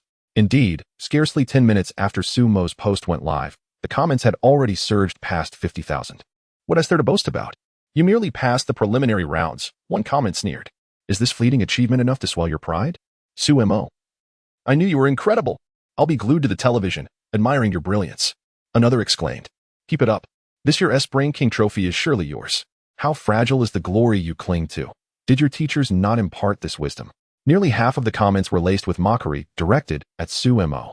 To compound matters, his follower count on Weibo plummeted alarmingly, indicating that many had chosen to unfollow him. From a staggering 18 million, it had now descended to approximately 13 million, a loss of 5 million followers. Su Mo, having noticed this decline, remained unfazed. To him, the presence or absence of such fans was inconsequential. Upon witnessing this unfolding drama, his first thought was whether to utilize his lottery chances swiftly, fearing that should his followers dip below 10 million, the system might revoke his opportunities. If that were to happen, he would surely be incensed. Fortunately, his follower count stabilized at 13 million. Even if it were to drop further, it would hardly affect him. As the clock approached 9:50, Su Mo received a call from Yin Jiushi. Xiaoxi, did you pass the preliminary rounds? As soon as the call connected, Su Mo eagerly inquired. He had intended to wait until after 10 to avoid disturbing Yin Jiushi while she studied. But her call at this moment suggested she had completed the online selection process, piquing his curiosity about her advancement. I passed the preliminary rounds. My overall ranking is third. The phone echoed with the cheerful voice of Yin Jiushi. In truth, had it not been for the last question that consumed more than 10 minutes of her time, she could have completed the preliminary selection in just over 30 minutes. Having spent such an extended period with Su Mo, her mathematical skills had naturally improved significantly. The final problem, had it been posed in the past, would have posed a considerable challenge. However, now it merely presented a minor inconvenience. Quite impressive. Even faster than I anticipated. Upon hearing the tone of self-congratulation in Yin Jiushi's voice, Su Mo couldn't help but chuckle. He had often taken the time to explain problems to her during his leisure, so her achievement came as no surprise to him. Chapter 92, The Terror of Haters. Xiao Mo, your post on Weibo was published at 9:40. Don't tell me you breezed through the preliminaries in just 10 minutes? Yin Jiushi inquired incredulously. As her three roommates gathered around, curious, compelled by their insistence to switch the call to speaker mode before Yin Jiushi made the call. Strictly speaking, it was 8 minutes. Came a light-hearted reply from the phone, leaving everyone in the dormitory, including Yin Jiushi, utterly astonished. Yin Jiushi herself had taken nearly 50 minutes to pass the preliminaries, securing third place. Yet, Su Mo managed it in a mere 8 minutes? Good heavens. This is beyond belief. During Yin Jiushi's online preliminaries, and Ran and the others stood behind, watching, their scalps tingling at the challenging questions. Had they been the ones to face those 20 questions? Even with 10 days or a fortnight, completion would have been a daunting task. And Ran considered herself quite intelligent and was confident she could finish all but the last question within an hour.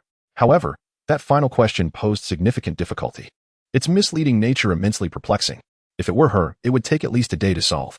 When Yin Jiushi completed it in a matter of minutes, and Ran was left astounded. She had always presumed that Yin Jiushi's abilities were on par with hers. Yet, through that question, and Ran realized the vast disparity between their skills. However, she quickly understood that with Su Mo as her boyfriend, Yin Jiushi's capabilities were bound to soar. Contemplating this, a complex expression flickered in Ran's beautiful eyes. On the grass beside the football field at Qing University, Yin Jiushi gently reassured Su Mo, Xiao Mo. Don't mind those who attack you on Weibo, just focus on being yourself. She was well aware of the backlash Su Mo's post had incited, which had already surged to trending topics, and she feared he might feel disheartened. Girl, your mindset still needs work. Su Mo chuckled, glancing at the lovely girl beside him, his demeanor utterly unfazed by the negativity. To not be envied is a mark of mediocrity. His boastful tone elicited a laugh from Yinjioshi. She had intended to comfort him, only to find herself schooled in return. Her worries were unfounded. Nonetheless, Yinjioshi felt glad about Sumo's attitude. A boyfriend should possess such confidence. If you don't show off, will you perish? She playfully shot him a reproachful glance, her stunning charm nearly causing Sumo to drool. Fortunately, he reacted swiftly, averting what would have been an embarrassing moment. With a mischievous smile, Sumo declared, "No exaggeration here. The Brain King trophy is already reserved for me this year. You'll at best be the runner-up." Meanwhile, discussions surrounding Sumo on Weibo had already climbed to the rankings of trending topics. On the first day of the Summer Kingdom's most talented genius, Sumo, he successfully passed the preliminary rounds of the Brain King competition, yet he astonishingly lost millions of followers due to a single post. Sumo managed to qualify by achieving first place in Area A, though his overall score remains unknown. It is truly laughable that this so-called prodigy of the Summer Kingdom cannot even exhibit basic humility. The top 5 trending topics were utterly dominated, leaving the 6th place with nearly half the attention, which is truly remarkable. The trending list is typically a sanctuary for celebrities, consistently ruled by news about them. However, since Sumo's rise, it seems everything has changed. He frequently stirs the pot, and whenever he does, he monopolizes the trending spots, making lesser-known celebrities envious. If they possessed Sumo's popularity, they would surely ascend to first-tier stardom. Yet, envy aside, they are acutely aware that Sumo has landed himself in significant trouble by openly mocking his detractors, an act that is tantamount to courting disaster. In the vast expanse of the entertainment industry, every star has their share of critics. Even first-tier celebrities would hesitate to provoke their naysayers, as a larger fan base inevitably attracts more detractors. Once these critics are offended, they unleash a torrent of disparaging remarks across the internet, leading to a phenomenon known as cyberbullying. Over time, this can sway public perception, causing many to view the star through a tainted lens, prompting several celebrities to withdraw from the industry altogether due to the unbearable weight of public scrutiny. As a result of a single post, Sumo has lost approximately 5 million followers, though there may be some exaggeration in that figure. Nevertheless, it is evident that in the forthcoming period, he will endure relentless defamation across various platforms and headlines. Can an 18-year-old truly withstand such pressure? Many observers are skeptical, and numerous rational voices deem Sumo's actions impulsive. In a luxurious villa in the imperial capital, Zhang Gu gazed at the content on his phone, his brow furrowing in concern. He too felt that Sumo had acted recklessly. Frankly, Zhang Gu greatly admires Sumo. For an 18-year-old to achieve such accolades is nothing short of miraculous. It is impossible not to respect such a talent. However, having spent over 20 years in the entertainment industry, Zhang Gu is all too aware of its unspoken rules. Certain boundaries must not be crossed, particularly regarding critics. Even with Zhang Gu and Appo's as formidable influence, he would not dare engage in such behavior. For once one's reputation falters, the company will swiftly conceal the individual to mitigate the negative repercussions. But what does being sidelined in the entertainment world signify? It signifies a descent into an unfathomable abyss from which no one has ever emerged. The most reassuring news at present is that Sumo is not a part of the entertainment industry, so there is no need for concern in that regard. However, the imminent wave of online harassment will require Sumo to possess a resilient heart. Zhang Gu, upon realizing that Sumo is merely 18 years old, could not help but feel a surge of worry. After a prolonged silence, he downed the glass of red wine in his hand and promptly made a phone call. "Please contact the Brain King competition production team and inform them that I am willing to serve as a resident guest for this season without compensation." Upon returning to the dormitory, Sumo found only Zhao Tian present, while Wang Yi and Zhang Xiaochuan were conspicuously absent. "Boss, you're back." As soon as Sumo stepped into the room, Zhao Tian, with an anxious expression, pulled him to the desk as if he were urgently seeking a restroom. "What is the matter? You look so flustered." Chapter 93. A dozen fans like this. Would that be acceptable? What transpired? Why do you appear so anxious? Sumo, observing Zhao Tian and Appo's expression, couldn't and Appo's help but jest.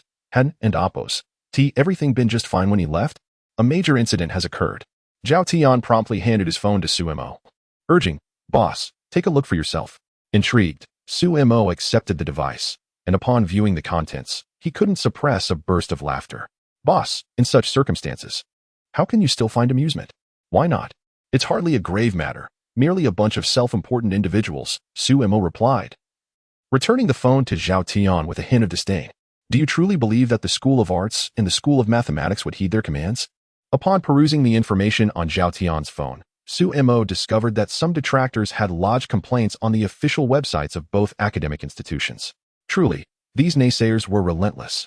Nearly all the comments demanded the retraction of the accolades awarded to Sumo. What an absurdity! Should the two esteemed faculties actually revoke his honors?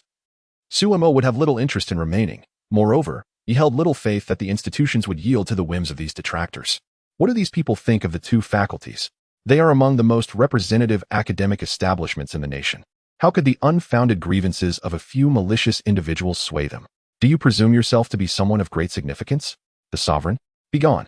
Yet, Zhao Tian remained unaware of this, solely concerned that if the two faculties did indeed rescind Sumo's medals, it would spell disaster. Rest assured. Sumo said with a faint smile, the two institutions will not pay attention to these individuals. There is no need for concern. Hearing Sumo and Appos as confident words, Zhao Tian felt a wave of relief wash over him. He had been quite startled upon first encountering the news. Unperturbed, Sumo took a refreshing shower and prepared for an afternoon nap, as the heat had extinguished his appetite for lunch. During Sumo's slumber, a fierce battle erupted online. As Sumo's detractors sought to tarnish his reputation, his loyal fans were naturally unwilling to accept such affronts, leading to a spirited exchange of insults across various online forums. The detractors unleashed a barrage of scathing remarks against Sumo, while his devoted supporters retaliated with equal fervor. Given that Sumo and Appos' fanbase was predominantly youthful, their vitriol was fierce. Furthermore, the sheer number of his supporters far surpassed that of the detractors. Initially, the conflict appeared evenly matched, but gradually, the detractors' resolve began to wane. In utter desperation, these naysayers resorted to their ultimate tactic, retreat. An increasing number of detractors withdrew, culminating in the collapse of their efforts, and thus, the battle concluded in a dramatic fashion. The outcome left everyone astounded. Could it transpire in such a manner? You hurl insults with vigor? Apologies. But I can outdo you in that regard. What sort of extraordinary fandom is this? An eye for an eye? The fervor of Sumo and Appos' fans left everyone astounded. Who would and Appos' desire such devoted admirers? In the wake of controversies, not only did his fans rally, but even his detractors seemed to tremble in fear. If only I could have a dozen fans like that. Upon witnessing this phenomenon from the comfort of his home, Zhonggukuden and Appos' helped but chuckle. Sumo had truly exceeded his expectations, compelling him to meet this remarkable young man. Meanwhile, Su Qian, a regular guest on the Brain King competition, remained vigilant from her home, closely monitoring the unfolding online battle. When the final results emerged, even her typically composed demeanor faltered, revealing a hint of surprise on her delicate features. Initially, she had anticipated that Sumo would be ruthlessly vilified by his critics, yet the outcome was astonishingly contrary, leaving her at a loss for words. Previously, there had been instances where fans resorted to online feuds with detractors to uphold their idol and Appos' image. But never had she witnessed such unity among a fanbase as with Sumo's, who decisively overpowered the naysayers. Positioned as a mid-tier star, Su Qian had agreed to join the Brain King competition primarily to leverage its viewership to enhance her own popularity. The entertainment industry operates on such principles. If one remains out of sight for an extended period, they risk being forgotten. Regular appearances on television are essential. Upon learning that the recently ascended prodigy Sumo from Xia country would participate in the Brain King competition, she felt a surge of excitement. His involvement promised a staggering boost in ratings for this season, a much-needed boon for someone like her who craved visibility. However, as soon as Sumo's announcement went live, a sense of foreboding washed over her. She had witnessed the severe repercussions of inciting detractors firsthand. Only upon seeing the results did Su Qian comprehend the formidable nature of Sumo, igniting a genuine desire to meet this almost mythical youth. In his office, Tang Jian exhaled with relief upon witnessing the outcome. Had Sumo's reputation soured online, it would have inevitably cast a shadow over the Brain King competition. Tang Jian held a deep admiration for this prodigy. At his age, he had never encountered someone with such extraordinary accomplishments. Whether as a mathematician of the highest caliber or a literary genius, each achievement was a feat that most could only dream of accomplishing in a lifetime. Yet Sumo had achieved it all by the tender age of 18, a true miracle. Moreover, Sumo's authenticity resonated with Tang Jian, fueling his desire to shield him from the relentless slander of online critics. Such treatment was, after all, rather excessive for an 18-year-old student. Nevertheless, the remarkable display of support from Sumo's fans caught everyone off guard. No other celebrity's fanbase exhibited such solidarity, not even among top-tier stars, save for a select few superstars who might possess a similar fervor. Meanwhile, the two esteemed academies have surrounded the matter, each updating their respective positions. The School of Mathematics has expressed that regarding the revocation of Sumo's first-class mathematician medal, it is likely to disappoint many, as only an official decree from above could authorize such an action. Otherwise, no one possesses the authority to strip Sumo of his well-deserved honor. Their tone is relatively diplomatic. In stark contrast, the School of Arts has taken a more aggressive stance. They questioned, "Are you so utterly idle? Is this a matter for you to decide? Do you not realize that we can trace IP addresses? Should there be further malicious slander against our members? We in the School of Arts are not averse to employing extreme measures. Those internet trolls should exercise caution." Chapter 94. How adorable these fans are. The recent post from the Department of Literature has made an undeniable impact. Unlike the more reserved approach of the Department of Mathematics, the Department of Literature has issued a clear warning to all those who defame Sumo online, leaving many feeling a chill down their spines upon reading it. Such boldness. Indeed, everyone has witnessed the assertiveness of the Department of Literature, effectively silencing any dissent. Who would dare to speak out? With the backing of these two prestigious departments, who would risk their reputation? If Sumo were to face any repercussions, it would truly be a lamentable situation. Consequently, those who maliciously slandered Sumo have vanished without a trace, as no one wishes to court disaster for themselves. These individuals are primarily keyboard warriors, often harboring high levels of negativity, simply unable to tolerate the success of others. The unwavering support from the two departments has left numerous aspiring stars envious. If only they had such formidable backing, they might not have to live in constant trepidation. Upon waking and discovering this outcome, Sumo felt a measure of surprise, as he had not anticipated such fervent support from his fans. The reactions from the two departments, however, were within his expectations. How could these two leading institutions, directly affiliated with the Ministry of Culture of Xia, possibly yield to the spiteful remarks of a few? It would have been profoundly disappointing for Sumo had they done so. Thankfully, the positive stance of both departments provided him with a sense of belonging. At 10 o'clock that evening, the official account of the Brain King competition announced the rankings from the recent online selection. Unsurprisingly, Sumo secured the top position, triggering a seismic response across the internet. To emerge victorious among over 270,000 participants is no small feat.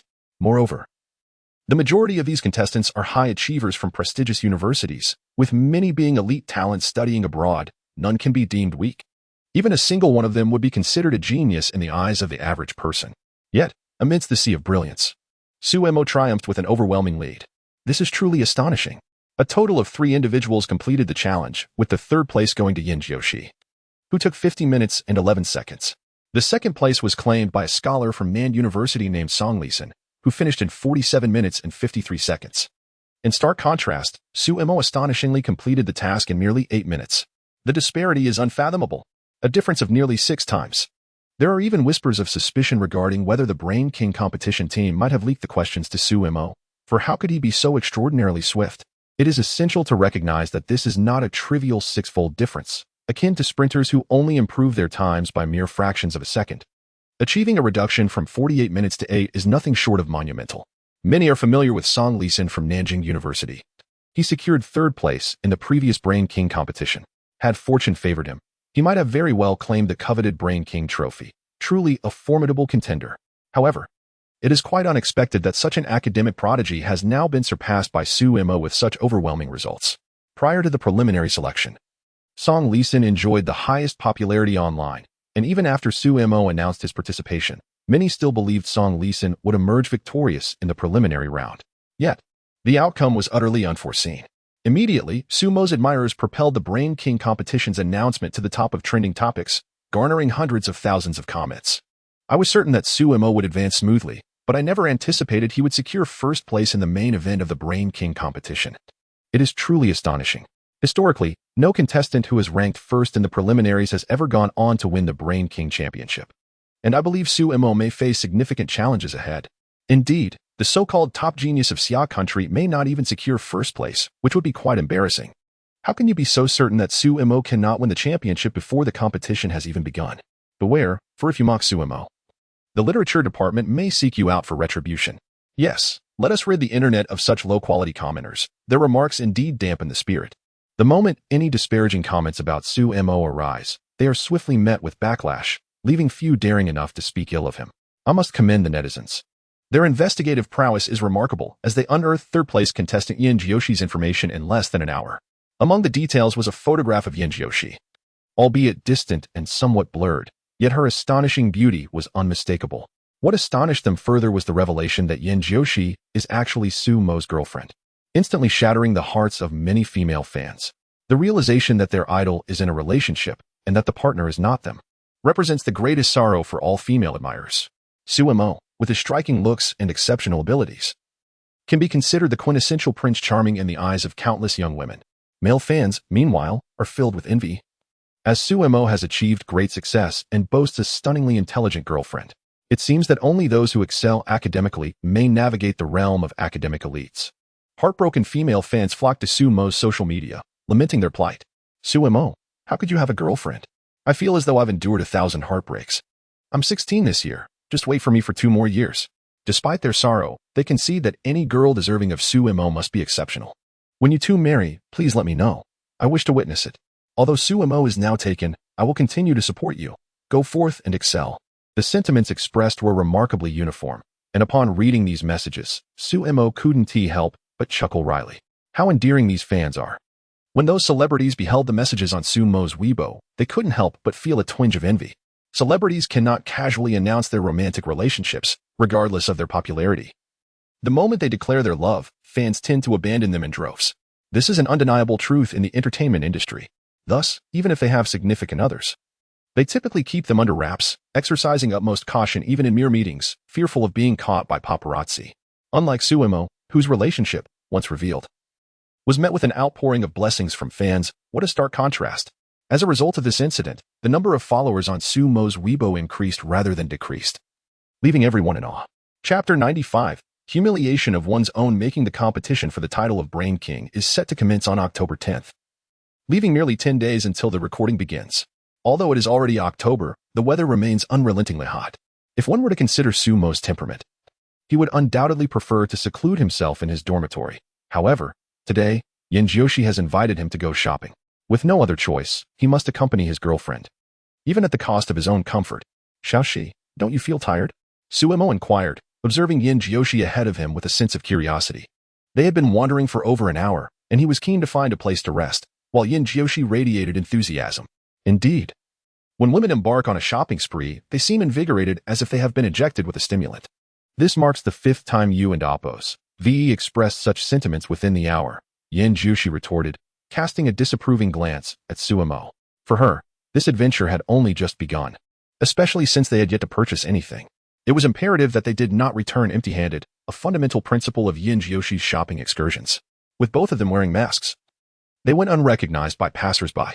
However, the combination of the sweltering midday heat and the masks made it difficult for Sumo to breathe. A cold cola would be utterly refreshing right now. There's a burger joint ahead. Shall we grab a bite? Sumo suggested, his eyes lighting up at the sight of the establishment, a welcome relief for someone craving an ice-cold drink. Upon hearing Sumo's proposal, Yin Jiushi realized she, too, felt a pang of hunger, having barely eaten anything that morning. Hello, I would like 1 cola with ice, a room-temperature juice, and 2 fried chicken burgers. Sumo ordered. He settled down across from Yin Jiushi, took a generous gulp of his cola, and then slumped onto the table, as if he had lost half his vitality. Xiaomo, I, a mere girl, have yet to express fatigue, yet you appear to be on the brink of collapse. Yin Jiushi remarked, rolling her eyes at him. Was it truly so exhausting to roam about for a little over an hour? Xiaoxi, it's not that I can't handle it. The heat is unbearable, and wearing a mask makes it even worse. No mortal could withstand such conditions. Sumo lamented, voicing his honest grievances. He had always detested the heat. During summers, he typically avoided venturing outdoors, unlike now, when he had braved the sun for over an hour, a feat he would have deemed impossible in the past.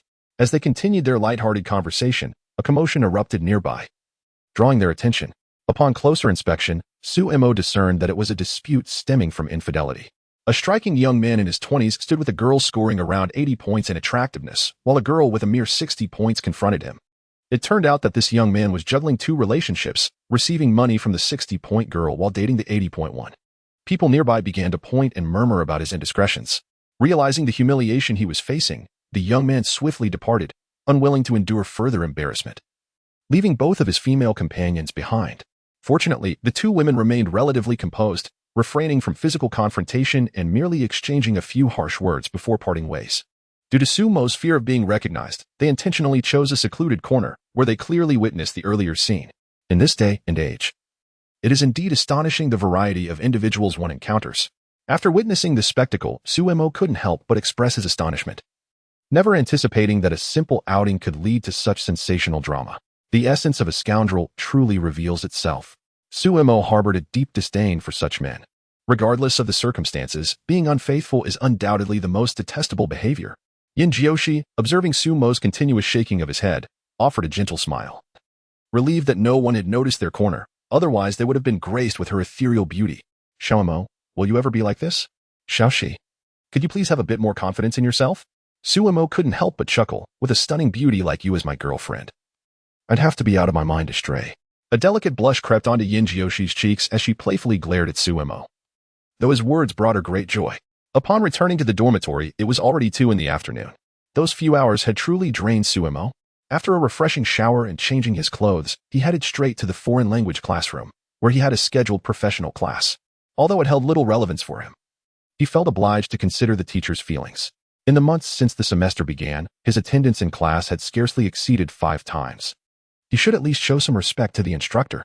As soon as Suemo entered the classroom, he instantly captured everyone and Appo's attention, having become an idol for many students at Qingda. However, his gaze was fixed on Yin Jiushi. Upon noticing a boy seated next to her, his eyes narrowed in displeasure. Excuse me, could you please make way for me? The boy in question was none other than Su Hongkai, who had always felt a sense of rivalry with Suemo, believing himself to be the smartest person in the world. Upon arriving in class today, Su Hongkai had noticed that Yin Jiushi was alone and promptly took a seat beside her. Many students looked on in confusion at his audacity, as they were well aware that Yin Jiushi was Sumo's girlfriend and had consciously left the seat next to her for him. This was a show of respect towards Suemo, yet Su Hongkai and Appo's lack of awareness was unexpected. Yin Jiushi initially thought it was Suemo, but upon turning her head, she discovered it was Su Hongkai instead. Although she felt quite displeased, she chose not to voice her discontent. After all, there were no assigned seats. Everyone was entitled to sit wherever they pleased. Su Hongkai had no intention of kindly giving up his seat to Suemo. He simply wished to irritate him. However, would Suemo care about Su Hongkai's attitude? Not at all. In fact, Suemo barely even recognized Su Hongkai, only feeling that he looked somewhat familiar. Suemo possessed an exceptional memory. However, when confronted with tedious individuals, she typically chose to disregard them entirely.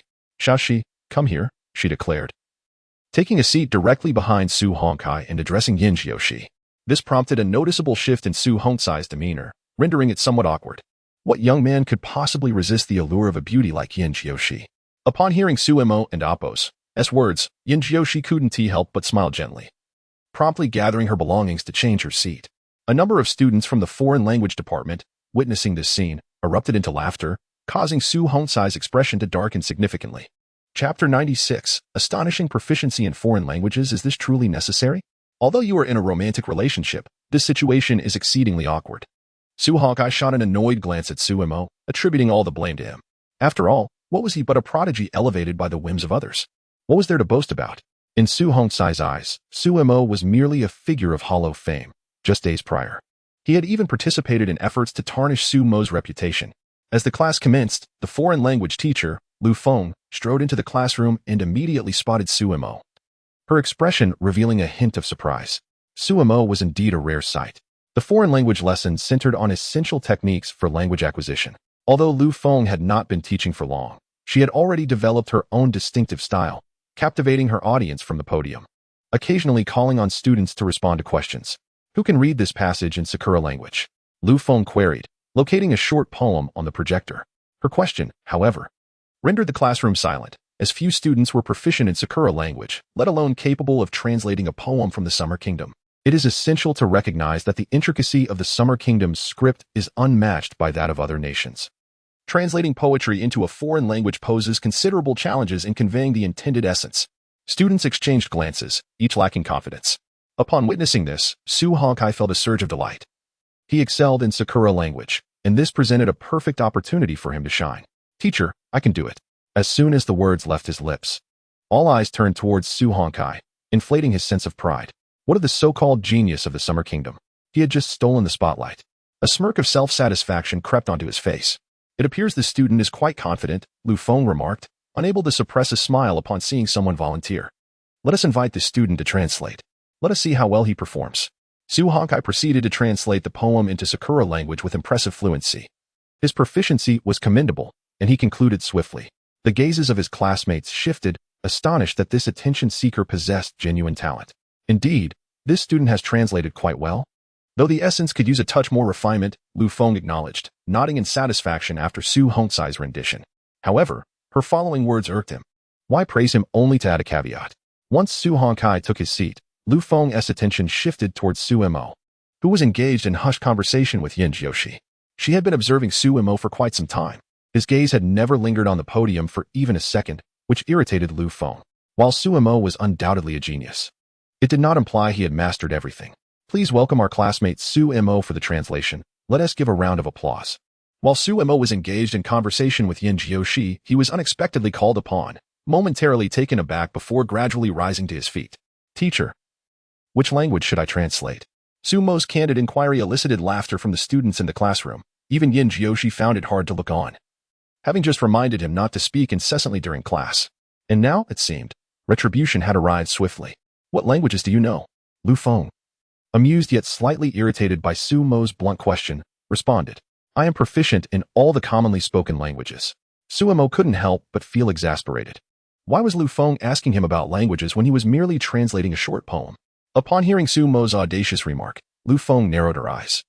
Aware that there are over 10 universally recognized languages, and even she wouldn't dare to assert such confidence as Su Mo did. Then translate into Oceanic language. As soon as Lu Feng's words fell, Su Mo effortlessly began translating in fluent Oceanic, his accent so impeccable that even Lu Feng was taken aback. Now translate into Sakura and Beihai languages. Lu Feng, still skeptical, was determined to challenge this young man further, unwilling to believe he could indeed master everything. However, Su Mo's subsequent performance would reveal to all what true genius means. Without hesitation, Su Mo commenced translating in the two requested languages, leaving Lu Feng astounded.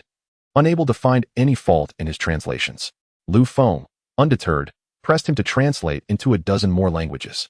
Su Mo recognized this as a deliberate attempt to stump him, but remained unfazed. After all, he was a linguistic prodigy, regardless of Lu Feng's demands. Su Mo adeptly met every challenge, their contest continuing until the school bell rang.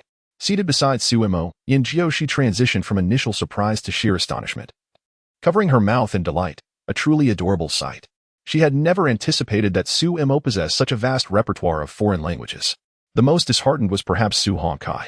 From his initial disdain to eventual numbness, he was profoundly overshadowed by Su Mo's remarkable display.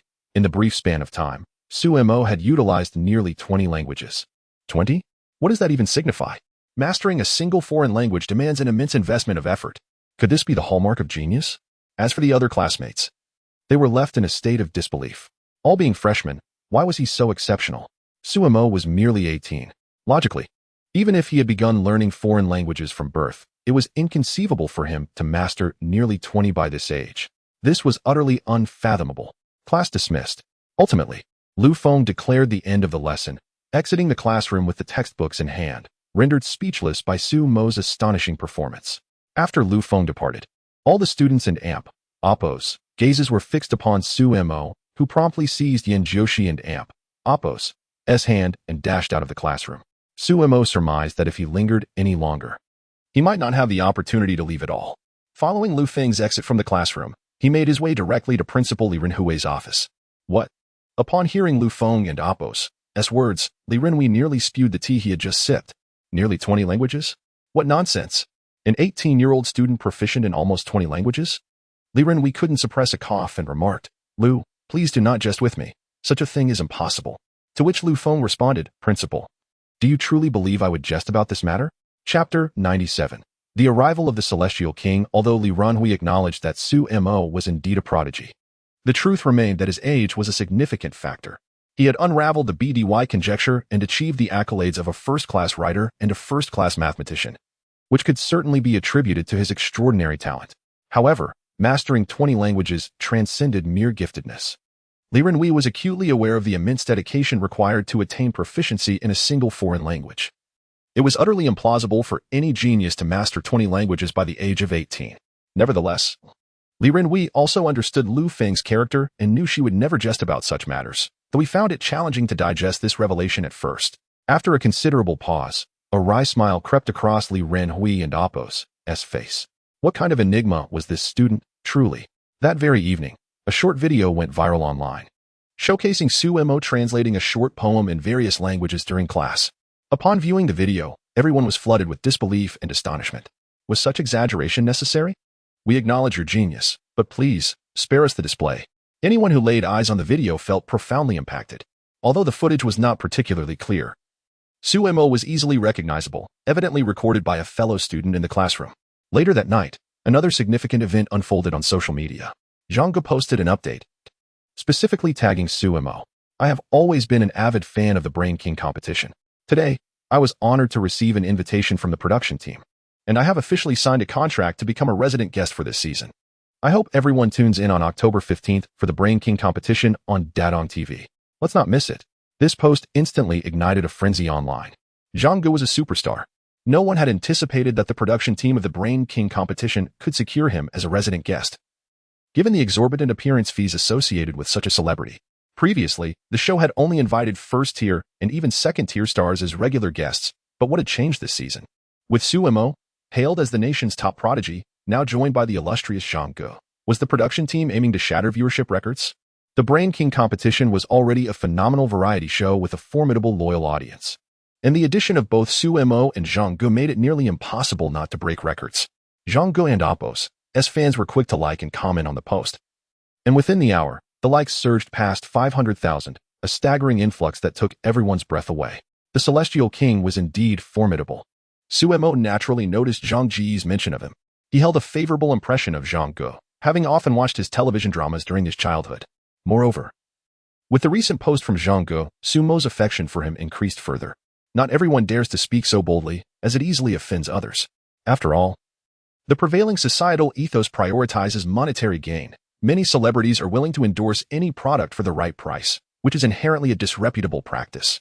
Such behavior merely exploits their fans, a notion Su Mo has always held in disdain. When endorsing a product, one ought to ascertain its quality and its benefits to the public. As a public figure, every action and word is scrutinized. Thus, it is imperative to disseminate positive energy whenever possible. After some contemplation, Su Mo decided to reply to Zhang Ge, expressing, "I am a little fan of Teacher Zhang. I hope you can grant me an autograph." This playful remark elicited laughter from all of Zhang Ge and Appo's fans, as they realized that Su Mo was also an admirer of their idol. This single statement instantly bridged the gap between them, leading many fans to flock to Su Mo and Appo's Weibo page to follow him. This unexpected delight was entirely unforeseen for Su Mo, although the increase in followers might seem trivial. It was better than nothing. Despite possessing another chance for a lottery draw, Su Mo hesitated to use it, having failed to obtain any useful skills in recent attempts. He began to doubt his luck. While the skill Fire Eye had proven useful during the last selection, Su Mo still felt it lacked significance. Although its name was impressive, it paled in practicality compared to Brainstorm. He gradually understood that the level of a skill did not necessarily correlate with its effectiveness. Some elite-level skills could be more beneficial than certain divine-level ones. As he lay in bed, unable to sleep, Su Mo pulled up his status panel for review. Host, Su Mo age, 18 skills, photographic memory, comprehension mastery, master calligraphy, master Go proficiency, linguistic proficiency, Brainstorm, Fire Eye education level, knowledgeable points, 0 fan value, 13, 375. 923. Upon seeing these figures, Su Mo couldn't help but scoff. Aside from his age and fan value, everything else remained unchanged, which left him quite dissatisfied. System. How does one accumulate these points? Su Mo inquired in his mind, having neglected this matter for quite some time. Since the system's inception, his points had remained at 0. Even after all this time, the points serve as achievement points. Currently, the system is not activated due to the host's fan value not meeting the requirement. What nonsense! Not meeting the requirement? Su Mo felt a wave of frustration upon hearing the system's icy response. With a fan value exceeding 13 million, he found it absurd that he still fell short. Just how many fan points were necessary to activate the point system? 20 million. Upon hearing the system's response, Su Mo could not help but roll his eyes. Given his current fan base, the prospect of reaching 20 million seemed like a distant dream. It appears that I must adopt a more ostentatious approach. As time passed day by day, the recording of the Brain King competition drew ever closer. In the office of the president of Qing University, President Xiao Shi and I have come to request a leave of absence. Su Mo grinned at Li Renhui. his mischievous demeanor eliciting a barely concealed smile from Yin Jiushi, who was witnessing this side of Suemo for the very first time. Though Suemo wished for a different approach, he was, after all, in a position where he needed to seek favors from others. Chapter 98. The Dadong television station to request an extended leave at Qing University. One must obtain the president's signature, however, for a shorter duration. The approval of the director of education suffices. How long will it be? Li Renwei, well aware of Suemo and Yin Jioshi's intentions for their leave, refrained from unnecessary chatter and inquired directly about the duration. The Brain King program team stated that a fortnight would suffice. The competition for the Brain King title is recorded in 3 sessions, with 4 episodes per session, thus requiring ample time. After all, this is a cerebral competition, necessitating preparation time for the contestants, unlike some frivolous variety shows that can be filmed at any moment. You must perform well, do not bring shame to Qing University. Li Renhui recognized the significance of the Brain King competition. Should Suemo clinch the championship, it would be advantageous for both him and the university. Since I am participating in this Brain King competition, the trophy must rightfully belong to me, Suemo declared in the most nonchalant tone, uttering the most audacious words reminiscent of his assertion during the International Mathematics Assessment. Either it is done flawlessly, or not at all. This embodies Sumo's confidence. Yin Jiushi, observing him, felt her heart flutter. A confident young man is always the most charming. Once the president had signed the leave request, Suemo and Yin Jiushi proceeded to register with the director of education, Li Tong, thereby finalizing their arrangements. Boss, you must give it your all this time. Indeed. I am eagerly anticipating your spectacular performance on television. At the entrance of Qing University, Zhao Tian and Wang Yi chattered away, while the girls from Yin Jioshi's dormitory remained notably quiet, prompting Suemo to cast a disapproving glance at the duo. However, such gestures proved futile. All right, everyone. Let's head back. Our university is not far from the Dadong television building. Feel free to come visit me in Jiushi when you have time. As a taxi arrived, Suemo waved to the crowd and then pulled Yin Jiushi into the vehicle. The Dadong television building is located in the eastern district of the capital, whereas Qing University resides in the southern district, making the journey approximately half an hour by car. This circumstance led Suemo to voice his frustrations. When the Brain King program team initially contacted him, they had promised to cover their round-trip travel expenses. Yet, to his dismay, he found that the taxi fare for both him and Yin Jiushi totaled merely 200 yuan, unlike contestants from other regions whose travel expenses could soar into the thousands. This discrepancy left Suemo quite dissatisfied. Seated beside him, Yin Jiushi couldn't help but smile at his disgruntled expression. She understood the source of his vexation. Since receiving the notification from the Brain King program team yesterday, he had lamented about it to her countless times. With a wry smile, Yin Jiushi could only shake her head, thinking, is it really worth fretting over just travel expenses? Half an hour later, they arrived at the Dadong television building. As Suemo and Yin Jiushi stepped out of the taxi, they beheld the iconic structure they often saw on television, a landmark of the capital. In recent years, the development of Datong TV has flourished remarkably, nearly capturing half of the viewership in Xi'an Nation. Currently, the majority of sensational variety shows are produced by Datong TV. Today being Sunday, the main entrance of the television building has been closed, leaving only a small side door capable of accommodating a maximum of 2 individuals at a time. A few staff members are stationed at the entrance. They are part of the Brain King competition team, responsible for welcoming the contestants. Hello, please present your electronic invitation code. As 2 individuals approached the door, they were halted by a middle-aged man wearing a hat. Here it is. Ah, it's you. The man. Initially unable to recognize Suemo and Yin Jiushi due to their masks, instantly recognized Suemo upon seeing his electronic invitation code, and his demeanor shifted to one of utmost politeness. Greetings, I am Lu Donghua, the Associate Director of the Brain King competition. This man, Lu Donghua, is a trusted aide to Tang Jian, and this marks his first encounter with the so-called prodigy of Xi'an Nation, piquing his curiosity about Suemo. This young man has been exalted on the internet, and Lu Donghua is eager to ascertain whether Suemo lives up to the extraordinary claims made about him online. It's a pleasure to meet you, Director Lu. I am Suemo. Suemo courteously shook hands with Lu Donghua, surprised to discover that this seemingly ordinary middle-aged man was, in fact, the associate director of the competition. The other staff members, upon realizing that the young man before them was Suemo, could not suppress their astonishment and began to gaze at him in awe. Who in Xi'an Nation is unaware of Suemo's illustrious name? He is hailed as the nation's foremost genius, having achieved numerous remarkable accolades that are hard to overlook. Removing his mask, Suemo offered a polite smile to the crowd, which elevated Lu Donghua's and the other staff members' opinions of him even further. It is indeed a rare occurrence for a young individual to attain such success while remaining humble and gracious. In today's society, many young celebrities, upon gaining a modicum of fame, often become arrogant and dismissive. Individuals like Su Mo, who maintain their original intent, are truly uncommon. And who might this be? Hello. I am Yin Jiushi, also a contestant in this competition. Upon Yin Jiushi removing her mask, Lu Donghua and the other staff members were momentarily stunned. How can there be such a beautiful girl? They were taken aback by Yin Jiushi's stunning beauty. Even a thorough search of the entire entertainment industry would likely yield no one more exquisite than her. Although she was dressed simply today, her remarkable beauty radiated, especially the youthful aura that captivated everyone's attention. Please present your electronic invitation code. Lu Donghua adhered to protocol, checking Yin Jiushi's invitation code. Once confirmed, he instructed a staff member and led the two into the television building. Typically, it is unnecessary for the assistant director Lu Donghua to personally intervene with ordinary contestants. However, is Su Mo an ordinary contestant? Certainly not. Su Mo is indeed the fortunate star of the Brain King competition. Lu Donghua is well aware that Su Mo's sudden announcement to participate in the Brain King contest has resolved a significant dilemma for them. Immediately upon Su Mo declaring her participation, an overwhelming number of advertising sponsors began vying for naming rights to the event, clearly attracted by Su Mo's considerable influence. Therefore, Tang Jian specifically instructed Lu Donghua to ensure that when Su Mo arrives, she is brought to his office for a meeting. Tang Jian is eager to express his gratitude to Su Mo in person. Without her involvement, it is likely that today's recording would have been postponed. After all, how could they proceed without funding?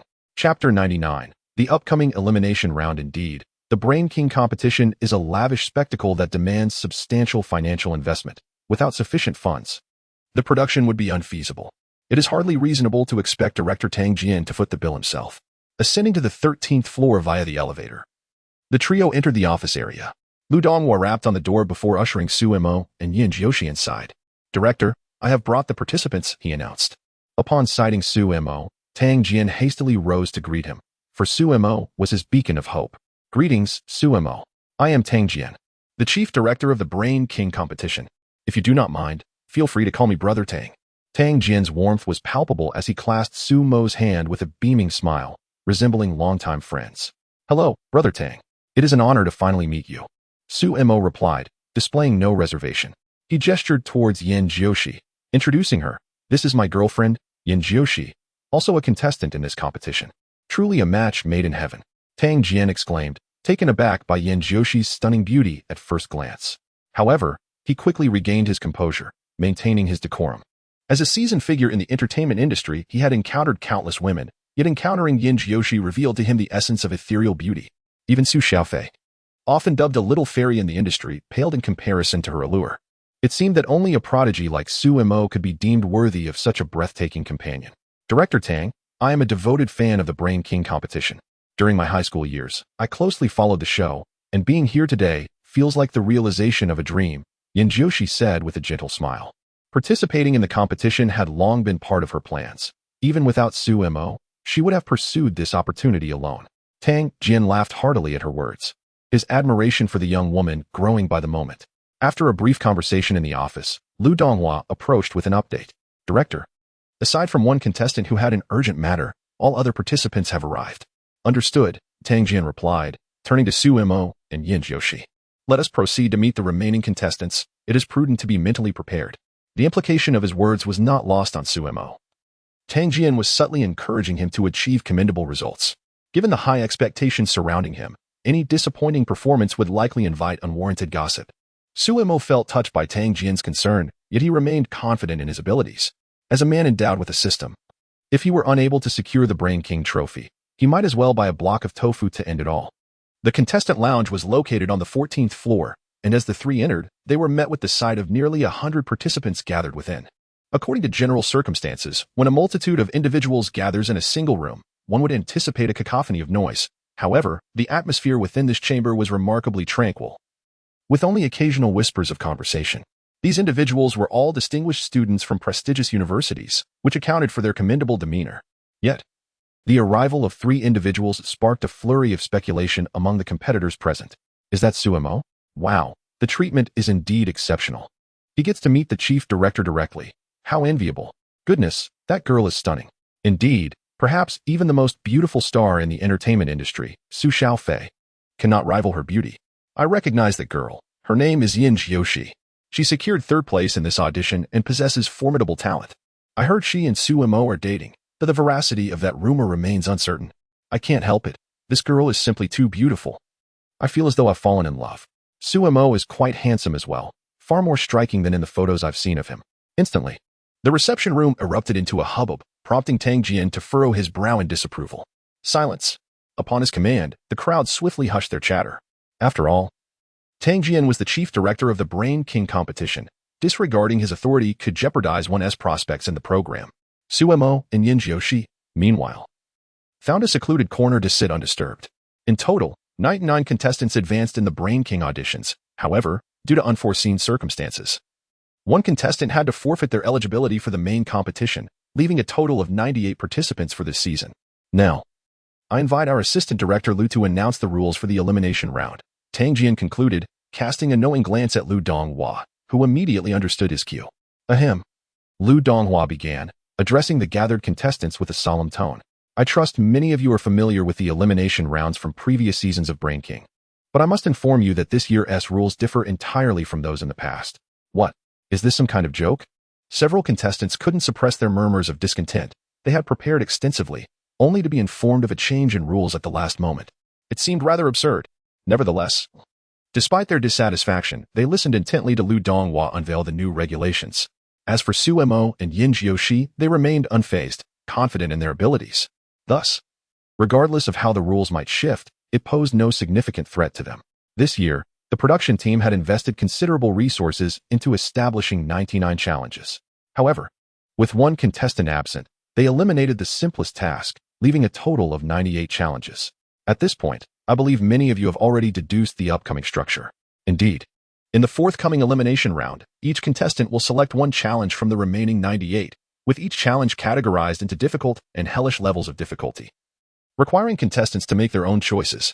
Upon the completion of the project, the 3 judges and 2 resident guests will evaluate your performance and assign scores, resulting in the immediate elimination of the bottom 20 contestants. Lu Donghua's statement left the majority of participants in stunned disbelief. They had not anticipated such a ruthless competition format this year. It is noteworthy that last year's Brain King Championship only eliminated 10 contestants during the knockout rounds. And this year's sudden doubling of that number is quite astonishing. I would like to inquire about the criteria used for selecting the projects. A rather unremarkable-looking young man raised his hand and stood up to voice the concern that weighed heavily on the minds of all the contestants. It is essential to recognize that the difficulty levels of these projects undoubtedly vary, and given that each contestant possesses different areas of expertise, the inability to select a project aligned with one's strengths could significantly increase the risk of elimination. Chapter 100. The rules of elimination matches. It is entirely possible for multiple contestants to simultaneously vie for the same project. How shall this be resolved? Once a project has been selected by one individual, it becomes unavailable to the others. The question posed by this contestant was astute, and it pertains to the rules I shall elucidate next. Lu Donghua regarded the young man who asked the question with a glimmer of admiration. Indeed, he was an elite from a prestigious institution, swiftly grasping the crux of the matter. The order of project selection will follow the rankings from your preliminary rounds. Higher rankings correlate with a greater likelihood of selecting a project that is suitably aligned with one's capabilities. Upon hearing Lu Donghua's statement, many contestants with lower rankings could not help but exhibit a change in expression. This rule was decidedly unfriendly to them. If the selection process adhered to this structure, by the time their turn arrived, only exceedingly challenging projects would remain, significantly heightening their chances of elimination. Yet, they could scarcely voice their grievances. After all, their low standings in the preliminary rounds were a consequence of their own performances. As the saying goes, one reaps what one sows. Had they secured better rankings, they would not be in such a precarious position. Do you all comprehend the rules now? Indeed. On the large screen behind Lu Donghua, an array of projects appeared, and staff members promptly distributed project information to each contestant. Su Mo and Yin Jiushi were taken aback upon receiving the thick volumes of materials. The handbook was at least 3 or 4 volumes in thickness, indicating that the difficulty of the projects this time was quite formidable. Yin Jiushi immediately began to peruse the manual, while Su Mo set his aside, feeling that it held little significance for him. After all, it was merely an elimination match, devoid of any challenge for him. Yin Jiushi noticed Su Mo's actions, but refrained from commenting. To others, his behavior might seem somewhat arrogant. However, She was acutely aware of his formidable prowess. To this day, she had yet to witness a challenge that could truly confound Suemo regardless of how intricate the problem. It appeared as effortless as drinking water in his presence. The room was filled with the rustling of pages as contestants sifted through the materials, and the Brain King competition team had granted them a considerable amount of time. After all, comprehending the rules of certain projects could be quite time-consuming. It was not until half an hour later that Lu Donghua interrupted the contestants' contemplation. All right, it has been a considerable amount of time. I trust everyone has gained some understanding of the projects. It is now time to select your projects. The Brain King program team would not afford the contestants an excessive amount of time. Otherwise, given their capabilities, they would undoubtedly dissect the projects thoroughly. It sufficed to provide them with a preliminary understanding of the project rules. Wait, I haven't even had a chance to review all the projects. Indeed, I have barely made it through half. Numerous competitors could not help but voice their frustrations. Half an hour was utterly insufficient for them, with many unable to even complete half of the projects. Particularly for those contestants ranked lower in the preliminary selections, Lu Donghua and AlphaGo's words darkened their expressions. We can select projects based on our rankings, but surely we should have the opportunity to understand the competition's offerings? Otherwise, what was the point? They might as well pack up and go home. However, the Brain King Championship was not inclined to accommodate the contestants' minor grievances. The show had always aimed to heighten the difficulty for participants. This approach ensured a more thrilling experience for the audience, which was a principal reason for the show's success. Now, let us welcome our top preliminary contestant, Suemo, to begin selecting a project. In an instant, all eyes were drawn to Suemo, with envy reflected in the gazes of the majority. How wonderful it would be if they could choose first. While such imaginings were delightful, the reality remained harsh for many. Yin Jiushi, seated beside Suemo, turned to look at him. Her beautiful eyes filled with curiosity. She too wished to know what kind of project Suemo would select. Over the past half hour, Yin Jiushi had come across several exceedingly challenging projects in the handbook, and she felt no confidence in tackling any of them. She could not fathom who conceived such inhuman tasks. I'll choose last. Any project is essentially the same for me. Suemo and AlphaGo's nonchalant remark left everyone astounded, not due to their lack of composure, but because his words were undeniably audacious. Choosing last? Who did he look down upon? Among the contestants were numerous scholars from prestigious universities as well as outstanding students from abroad. Each harbored their own sense of pride. Consequently, Suemo and AlphaGo's attitude elicited displeasure. Though this did not extend to the students from Qing University. As the foremost academic institution in the country, Qing University had its fair share of exceptional talents.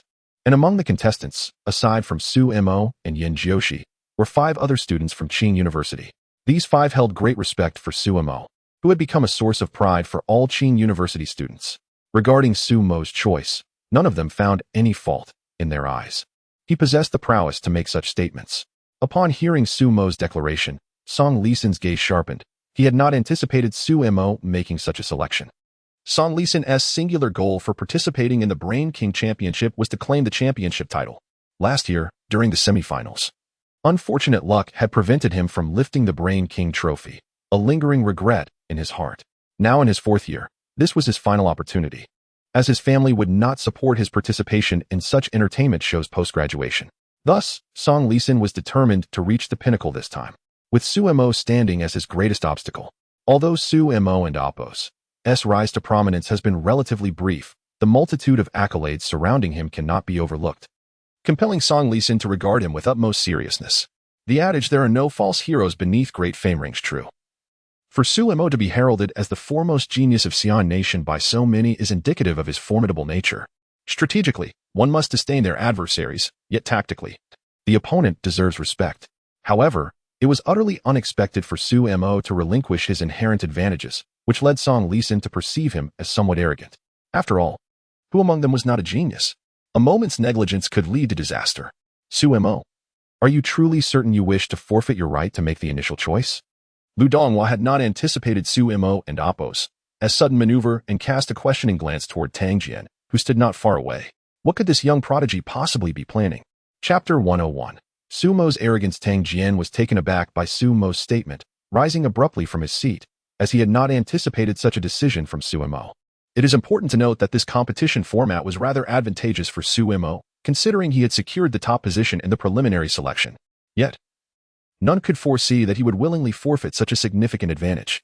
Most critically, Sumo's declaration of his choice being the last one transformed his advantage into a formidable disadvantage.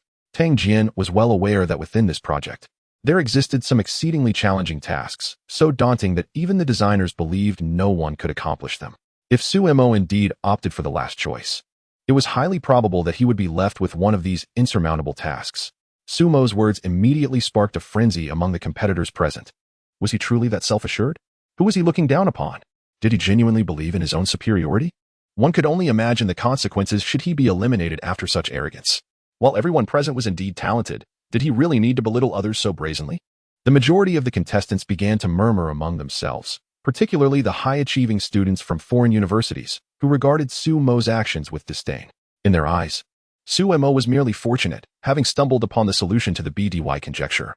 And the title of a first-class literary figure bore little significance on the stage of the Brain King competition. Who was unaware that many tasks in the Brain King competition bore no relation whatsoever to literature, focusing instead on the contestants and oppos, individual specialties. Were they to expect him to compose a work during the competition? Ridiculous.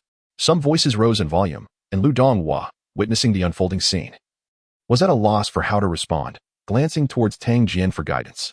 Tang Jian, equally solemn, had subtly cautioned Sumo earlier. However, he had not anticipated that Sumo would astonish him so profoundly. Sumo, this is not a matter to be taken lightly. Do you comprehend the implications of your choice? Tang Jian could no longer remain seated. He approached Lu Donghua, took the microphone, and earnestly addressed Sumo. This signifies that you are transforming your greatest advantage into your most significant disadvantage. Tang Jian had hoped Sumo would generate some publicity for the Brain King competition.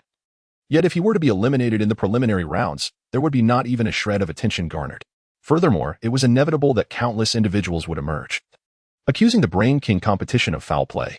After all, how could the prestigious first place from the preliminaries fail to advance in the elimination rounds? What had allowed Sumo to attain such a position in the first place? I truly do not mind. Besides, I am uncertain of my own strengths. Sumo replied to Tang Jian's well-meaning warning with a hint of resignation, yet the implication of his words was rather intriguing. Not knowing what one excels at. Wasn't it evident that he excelled in everything?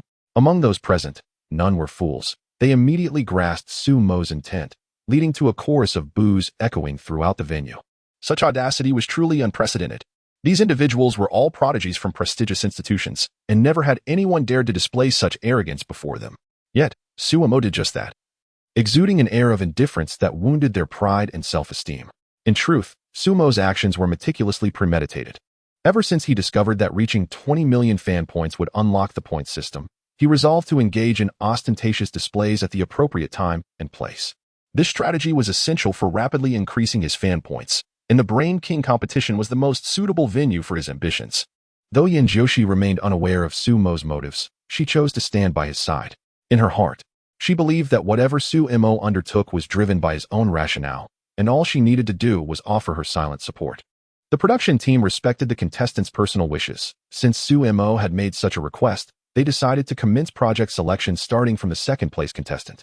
Tang Jian, observing Sumo's nonchalant demeanor, found himself at a loss and could only acquiesce to Sumo's demands. After all, with so many contestants watching and cameras rolling, he could not afford to show blatant favoritism. Although the project selection phase would not be part of the official Brain King competition, it would be edited into a promotional highlight reel. Hence, Tang Jian had to maintain absolute fairness, impartiality, and transparency before the cameras. Now, let us welcome the second-place contestant from the preliminary rounds, Song Lisan, hailing from Nanjing University and also the bronze medalist from the previous season. As Tang Jian's words echoed in the auditorium, enthusiastic applause erupted among the contestants. Song Lisan, a popular participant from last season, was well recognized for his prowess, and his consistently low-key demeanor had earned him the respect of many. Everyone was eager to see what project Song Lisan would select, aware that opting for the simplest choice would not necessarily be advantageous. Such a choice could lead to 3 scientific judges and 2 resident guests to perceive a lack of challenge, resulting in lower scores. Thus, this was a matter of strategy. Not only did one have to choose the project best suited to their abilities, but they also needed to ensure that the project presented a substantial level of difficulty, a task far from trivial. It is worth noting that during the preceding half-hour observation period, scarcely anyone had managed to review all the projects, except for Sumo, who merely deemed it unnecessary. I choose spatial restoration, Song Lisan declared, furrowing his brow as he deliberated before finally making his decision. His choice elicited gasps of astonishment from the audience. Spatial restoration was among the most challenging projects, and no one had anticipated that he would opt for such a formidable task right from the outset.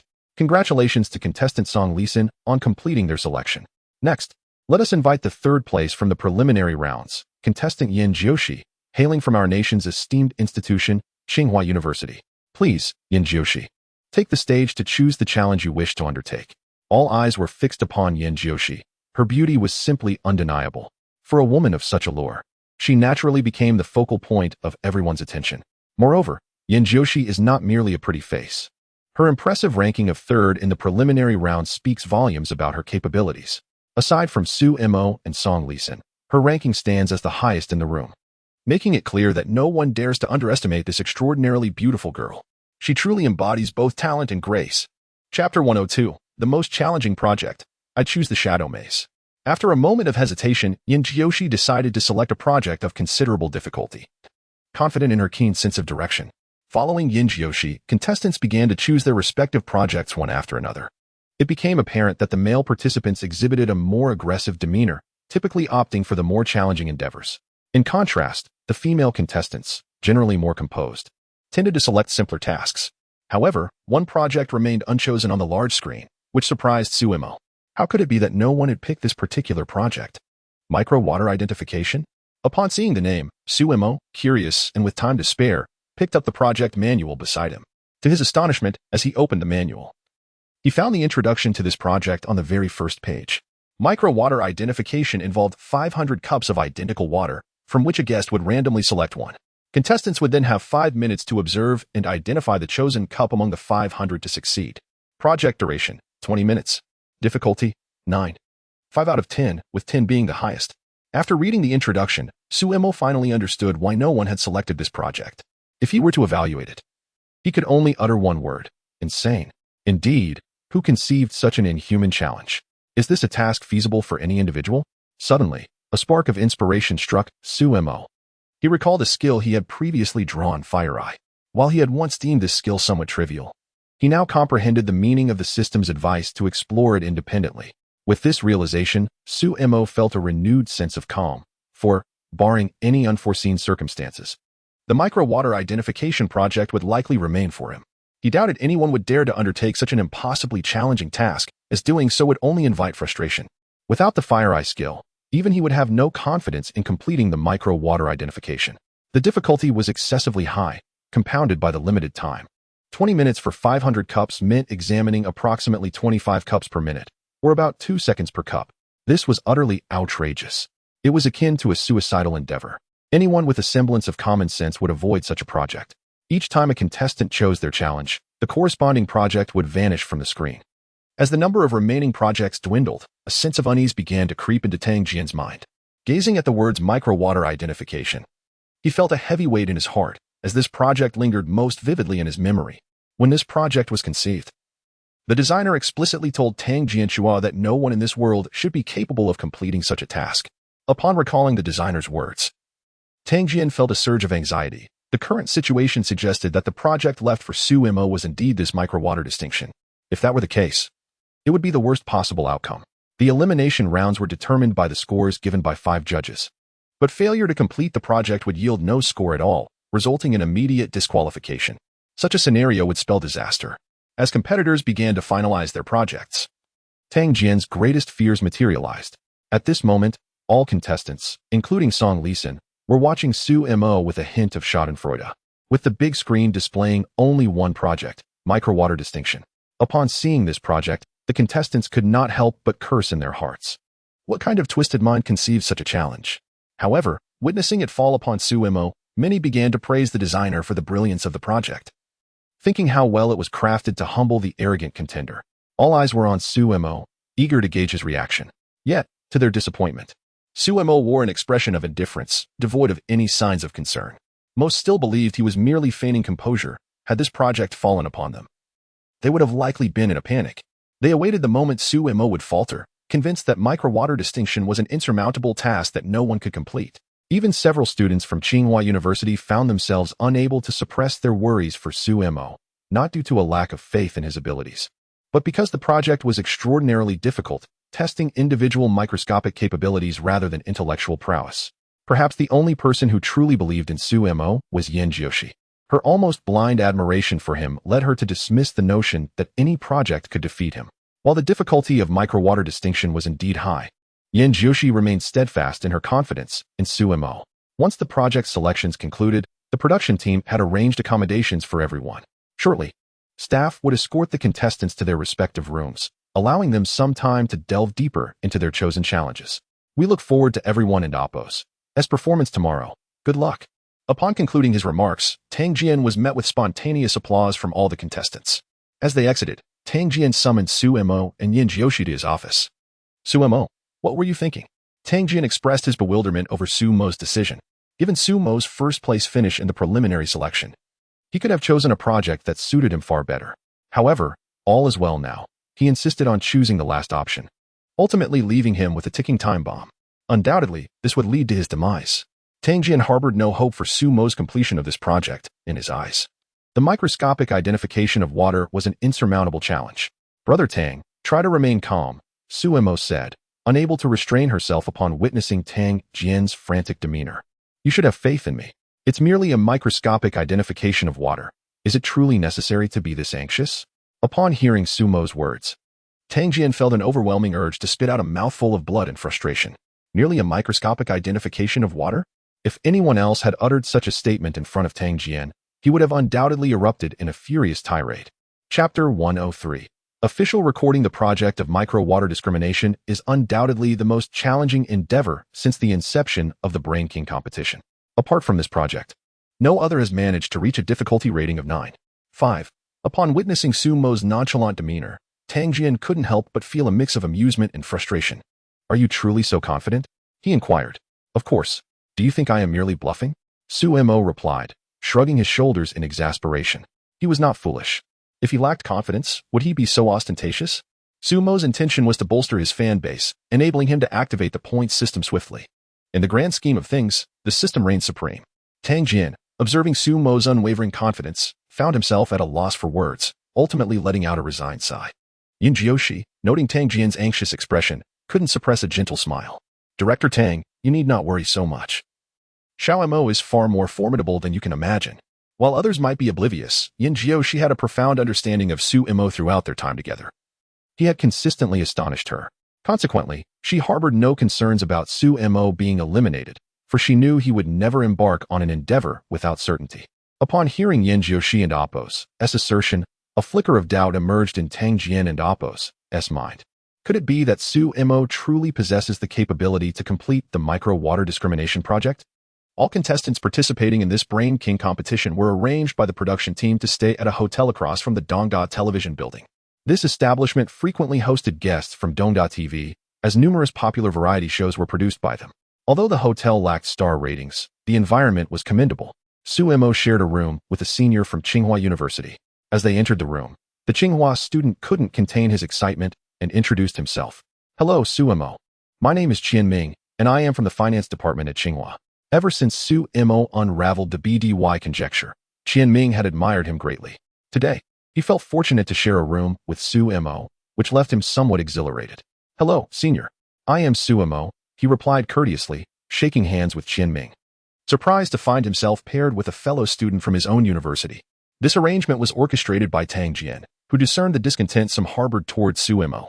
To mitigate any potential unpleasantness, he assigned a fellow contestant from the same institution to room with him. One could say that Tang Jian had invested considerable effort for Su Mo's sake. Su Mo, do you truly feel assured about tackling that daunting project?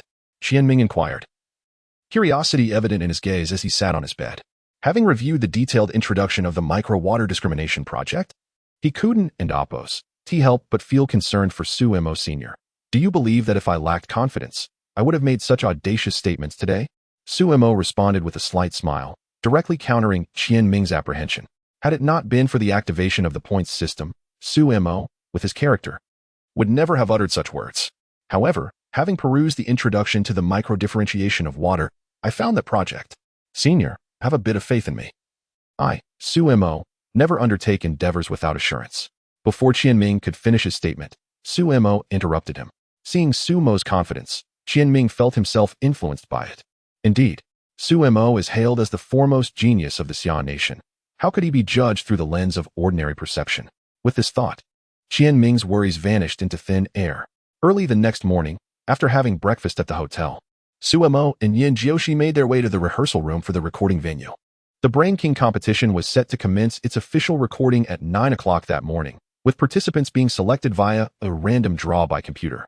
This added a layer of unpredictability, meaning no one knew when they would take the stage, posing a significant psychological challenge for the contestants. As Sumo and Yin Jiushi entered the lounge, most of the competitors had already gathered. They sensed that the gaze of the majority was upon them. Filled with a myriad of emotions, disdain, curiosity, and admiration for Yin Jiushi's breathtaking presence, Sumo took Yin Jiushi's hand and found an unoccupied spot to sit. Quietly awaiting the beginning of the competition, time passed slowly, and finally, at 8:40, audience members began to trickle in. The turnout was modest, numbering only 300 to 400, which is typical for most domestic variety shows.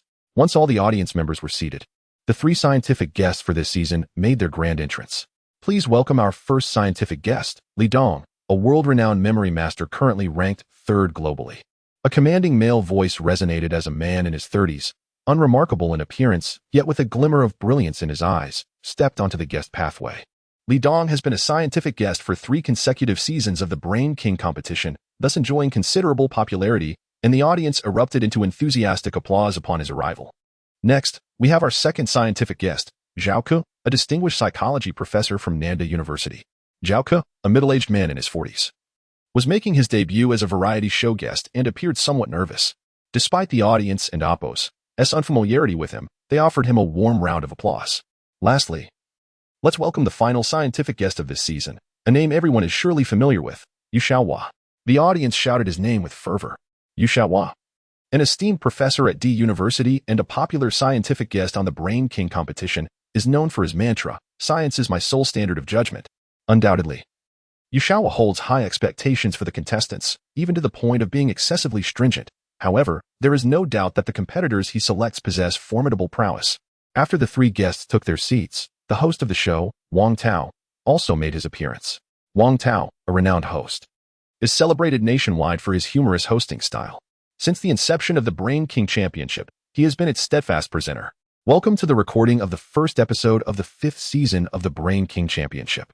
This program is exclusively sponsored by the Little Yellow Duck Learning Machine, which alleviates parents' concerns regarding their children's education. Wang Tao glanced at the audience and smiled, asking if they felt something was missing. The audience, in perfect harmony, responded, as Wang Tao's hosting style captivated their interest. Indeed, it is our regular guests for the 5th season of the Brain King Championship. Who might they be? Chapter 104. A luxurious lineup. The audience erupted in unison, chanting a name, Zhang Ge. Indeed, let us welcome the illustrious actor, Zhang Ge. As Wang Tao and Oppo's voice resonated, Zhang Ge emerged from the guest passage. As a super A-list star, it is only natural that his fanbase is staggering. His appearance elicited a chorus of screams from the audience, who could hardly believe that the Brain King Challenge had managed to invite such a luminary. Oh my goodness. It's really Zhang Ge. I'm seeing him in person. Zhang Ge is so handsome. I grew up watching his films. The production team has truly outdone themselves. To have a superstar of his caliber is a testament to their significant investment. Zhang Ge, I love you.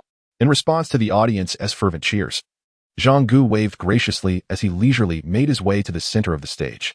Wang Tao hurriedly approached him, mindful of the respect due even as he himself is a veteran in the entertainment industry. Teacher Zhang, may I inquire what brings you to the Brain King Challenge as a resident guest? I am primarily here to meet the recently renowned prodigy of Summer Country. I have long been curious about this young talent, Zhang Ge replied. In the lounge, the contestants were able to observe the live proceedings through the screens mounted on the walls. Upon hearing Zhang Ji's words, envy washed over the contestants as they looked at Sumo. To be acknowledged by a superstar is indeed a tremendous honor. However, when they recalled the challenge Sumo was about to face, their expression shifted to one of schadenfreude. At that moment, Sumo appeared as a grasshopper in autumn, unable to leap much longer. Yet, glancing at Yin Jiushi beside Sumo, some male contestants could not suppress their jealousy. How could such a girl be interested in someone as arrogant as Sumo? Truly, a fine cabbage has been pushed by a pig. Once Zhang Ge took his seat, Wang Tao's voice rang out once more. In addition to teacher Zhang, we have another resident guest. Do you know who it is? The audience was puzzled, as there had been no prior announcements of another guest joining the Brain King Challenge. She is our little diva of golden hits, Su Qian. Let us extend a warm welcome with our applause. Su Qian gracefully made her entrance from the guest passage. Clad in an elegant black evening gown that accentuated her exquisite collarbone, exuding an aura of undeniable allure. Although Su Qian remains a first-tier star, she now lingers at the tail end of that echelon. Had it not been for her previously established fanbase, her popularity might have slipped into the second tier. Thus, she had lowered her appearance fee to secure this resident guest position, all in hopes of enhancing her visibility through the Brain King Challenge. Wow, Su Qian looks stunning. It has been a while since I last saw her. I truly missed her. I used to adore Su Qian's song First Love in summer. I never expected she would also be on the Brain King Challenge. It must be said that the two guests invited by the program team this time are truly remarkable. If the audience's discussions reached Tang Jian's ears, he would surely chuckle to the point of distortion. Both of these individuals sought the opportunity themselves, and their combined appearance fee barely amounts to 10 million. It is worth noting that the fee for an ordinary first-tier star hovers around 8 million. The prospect of signing Zhang Ge and Su Qian for just 10 million is a stroke of fortune that Tang Jian had never anticipated. In the battle of intellectual prowess, we aim to popularize science. I must commend Wang Tao for the commendable warm-up he provided. Now, let us begin the random selection of contestants. As Wang Tao's voice faded, the large screen behind him displayed 98 gray avatars, which began to flash rapidly. Stop. In an instant, one avatar appeared on the screen, marked with the number 17. Please welcome contestant number 17 to the stage. Meanwhile, in the backstage lounge, the participants exchanged glances, each searching for the individual designated as number 17. Upon entering the lounge earlier, a staff member had handed each contestant a number tag. It's me. A figure quietly stepped forward from the crowd, revealing himself to be Qian Ming, who shared a room with Su Mo. Go for it. As Qian Ming passed by Su Mo, Shikuden and Appos, he helped but cheer him on. Noticing his palpable tension, which could easily hinder his performance. This has been a recurring reason for upsets in previous seasons. Some contestants often falter in front of the camera due to nerves. Upon hearing Su Mo's words, Qian Ming took a deep breath, feeling his anxiety dissipate in that moment. As he walked from the contestant passage to the recording stage, Wang Tao warmly shook Qian Ming's hand. Please start with a self-introduction. Upon hearing Wang Tao's request, Qian Ming faced the guests, and his nervousness abruptly vanished. Greetings, esteemed judges. My name is Qian Ming, and I hail from Tsinghua University. Today, I am here to challenge the project of the ever-changing Grimace. That was a rather straightforward introduction, Wang Tao quickly added, urging everyone not to underestimate Qian Ming. For he was last year's science champion of Beihai Province, scoring a remarkable total of 736 in the college entrance examination, a truly brilliant talent. Gasp. Everyone inhaled sharply upon hearing Wang Tao's words. Is this young man a top scorer in the college entrance exam? The quality of this year's contestants is astonishing. Indeed. With Su Mo's participation, a plethora of gifted individuals have been drawn to this competition, making the caliber of contestants this year significantly stronger than in previous editions. Su Qian expressed her astonishment, stating that she had always felt that the top scorers in exams were distant from her. Yet stepping onto the stage of the Brain King Championship allowed her to meet the legendary academic elites firsthand. Zhang Ge chuckled, acknowledging the young man as potential.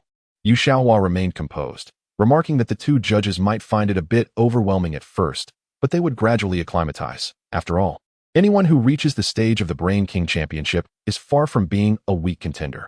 The comments from the three individuals left Qian Ming feeling quite embarrassed. The teachers shared a light-hearted chuckle, and he humbly remarked, "How can I be considered an academic prodigy? In comparison to my junior Su Mo from our school, I am merely an ordinary individual." His words elicited a collective gasp among the audience. How could a top scorer in the college entrance examination pretend to be just an ordinary person? If he were merely ordinary, what did that make the rest of them? Meanwhile, the competitors in the lounge, preparing for battle, regarded Qian Ming's remarks with disdain. Even at this juncture, they were still propping up Su Mo. The majority believed that Qian Ming was merely attempting to flatter Su Mo, yet there were also some astute competitors whose thoughts were precisely the opposite. Chapter 105, The Brutal Competition System. What a farce. Elevation? Absolutely impossible. Individuals like them possess their own pride, and it is inconceivable that they would belittle themselves like Qian Ming while elevating others. Thus, there is but one explanation. Su Mo's prowess is indeed formidable. The Transformative Masks Challenge features 100 masks prepared on-site, which will be presented sequentially before the contestants, each for the span of 3 seconds. Subsequently, several judges will select 3 numbers, and the contestants must identify the corresponding 3 masks from our extensive library within 10 minutes. It is crucial to note that the mask library does not consist solely of the 100 masks displayed on the large screen. To heighten the challenge, An additional 1,000 similar distractions have been introduced, thereby rigorously testing the contestants' precision and memory. Upon the conclusion of Wang Tao's introduction of the rules, the audience erupted in astonished exclamations. Zhang Gu remarked, "Upon hearing these rules, my head feels as if it might explode. I truly cannot fathom how the contestants will arrive at the answers. This is exceedingly difficult." Su Qian bore a wry smile. As she had often heard people say that participating in the Brain King Championship was akin to seeking torment, now, she was finally convinced of its veracity. Laughter rippled through the crowd. The three scientific judges remained silent. Although this task posed a degree of difficulty, they had grown accustomed to such challenges. If it were not difficult, would it still be called the Brain King Championship? Are you ready? Ready. Let the observation commence. Meanwhile, Su Imo, in the lounge, gazed at Qian Ming, hoping fervently for his success, especially considering he was her senior and they shared a room. The 100 masks were swiftly showcased, and it was now the judge's turn to pose the challenge. When Su Imo saw the three numbers selected by Yu Xiaohua, she could not help but squint her eyes. She had to admit that Yu Xiaohua's skill in crafting questions was quite impressive. The three numbers were 22, 45, and 78, though seemingly unrelated. Their very disconnection served to further test the contestants' memory capabilities. Su Imo felt a wave of anxiety for Qian Ming, while Yin Jiushi sensed her tension and offered a gentle smile. "Xiao Imo, why do you seem so anxious?" "Indeed, I am a bit. I share a room with Senior Qian Ming, and he is quite a good person. I genuinely hope he can advance." Su Imo could not suppress a bitter smile, contemplating that she would likely not feel this nervous when it was her turn to perform. In the arena, Qian Ming had already begun his quest for answers. In under 5 minutes, he had located 2 masks, prompting Su Imo to release a sigh of relief. Through close-ups of the masks, Su Imo was able to confirm the accuracy of these 2 answers. It all hinged on whether Qian Ming could find the final mask within the remaining 5 minutes. As seconds ticked away, finally, at 9 minutes and 30 seconds, Qian Ming discovered the last answer among the thousands of masks. Let us verify whether Qian Ming's answers are correct. 22 correct. 45 correct. And for the final question, 78 correct. Suddenly, the venue erupted with enthusiastic applause. Qian Ming's performance was remarkably steady and truly astonishing. Su Qian covered her mouth in disbelief, her face reflecting sheer shock. "My goodness, this is incredible." He actually identified 3 correct answers. Zhang Gu was exceedingly excited, acknowledging Qian Ming's exceptional performance and impressive memory skills. Li Dong nodded in satisfaction, affirming that it was indeed impressive. Zhao Ke, more direct in his approach, called out, "Xiao Qian, why not consider joining my team?" Yu Xiaohua remained silent, yet his eyes conveyed a hint of approval. He had encountered many prodigies, but few exhibited the level of composure that Qian Ming displayed. The audience below was equally astounded, expressing their amazement at Qian Ming's capabilities. "What remarkable memory this contestant possesses," someone exclaimed. Indeed, with such an array of faces in the database, he truly identified 3 correct answers. If it were me, I wouldn't have found even one. This year's contestants are so formidable. It's hard not to be impressed right from the start. I wonder if Su Imo will appear today. I really want to see him. Next, the 5 judges were invited to score Qian Ming's earlier performance. Wang Tao had scarcely finished speaking when, within a minute, Qian Ming's score was revealed. His total score was 84 points, so let us extend our congratulations to him. However, the announcement of the score was met with some discontent. "Teacher Yu, why is the score so low?" Su Qian's words carried a hint of reproach. She genuinely believed this task was exceedingly difficult, worthy of a perfect score, which was 120 points. To her surprise, Qian Ming only received 84 points, which stirred her sense of injustice. This was, in fact, a significant point of contention in the program, as similar situations had arisen in previous seasons, with regular guests often lamenting Yu Xiaohua's low scoring. Zhang Ge nodded in agreement with Su Qian, also feeling the score was somewhat insufficient. Yu Xiaohua patiently explained, "Teacher Su, it's not that I am unwilling to assign a higher score. The difficulty of this task is only a 7. If Qian Ming had tackled a hellish challenge like the ever-changing ghost face, I would certainly have awarded a higher score." Each of the 4 judges had 3 points for performance, which were then multiplied by the difficulty score assigned by Yu Xiaohua to yield the contestant's final score. Upon hearing Yu Xiaohua's reasoning, the 2 refrained from further comment. The recording of the Brain King Championship was tightly scheduled. The next contestant was soon selected at random on the big screen. One must admit that the difficulty of the tasks in this edition of the Brain King Championship was considerably greater than in previous seasons, with at least 1 contestant out of every 4 or 5 unable to complete their challenge.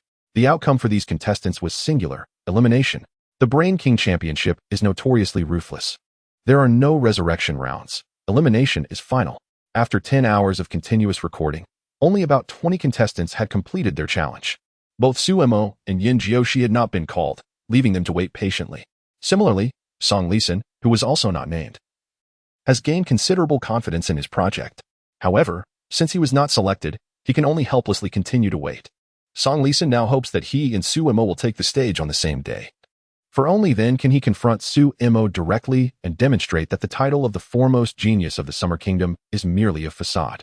As a day passed, those who had successfully completed their challenges felt reassured. Given the current circumstances, as long as they achieved results, the chances of elimination were minimal.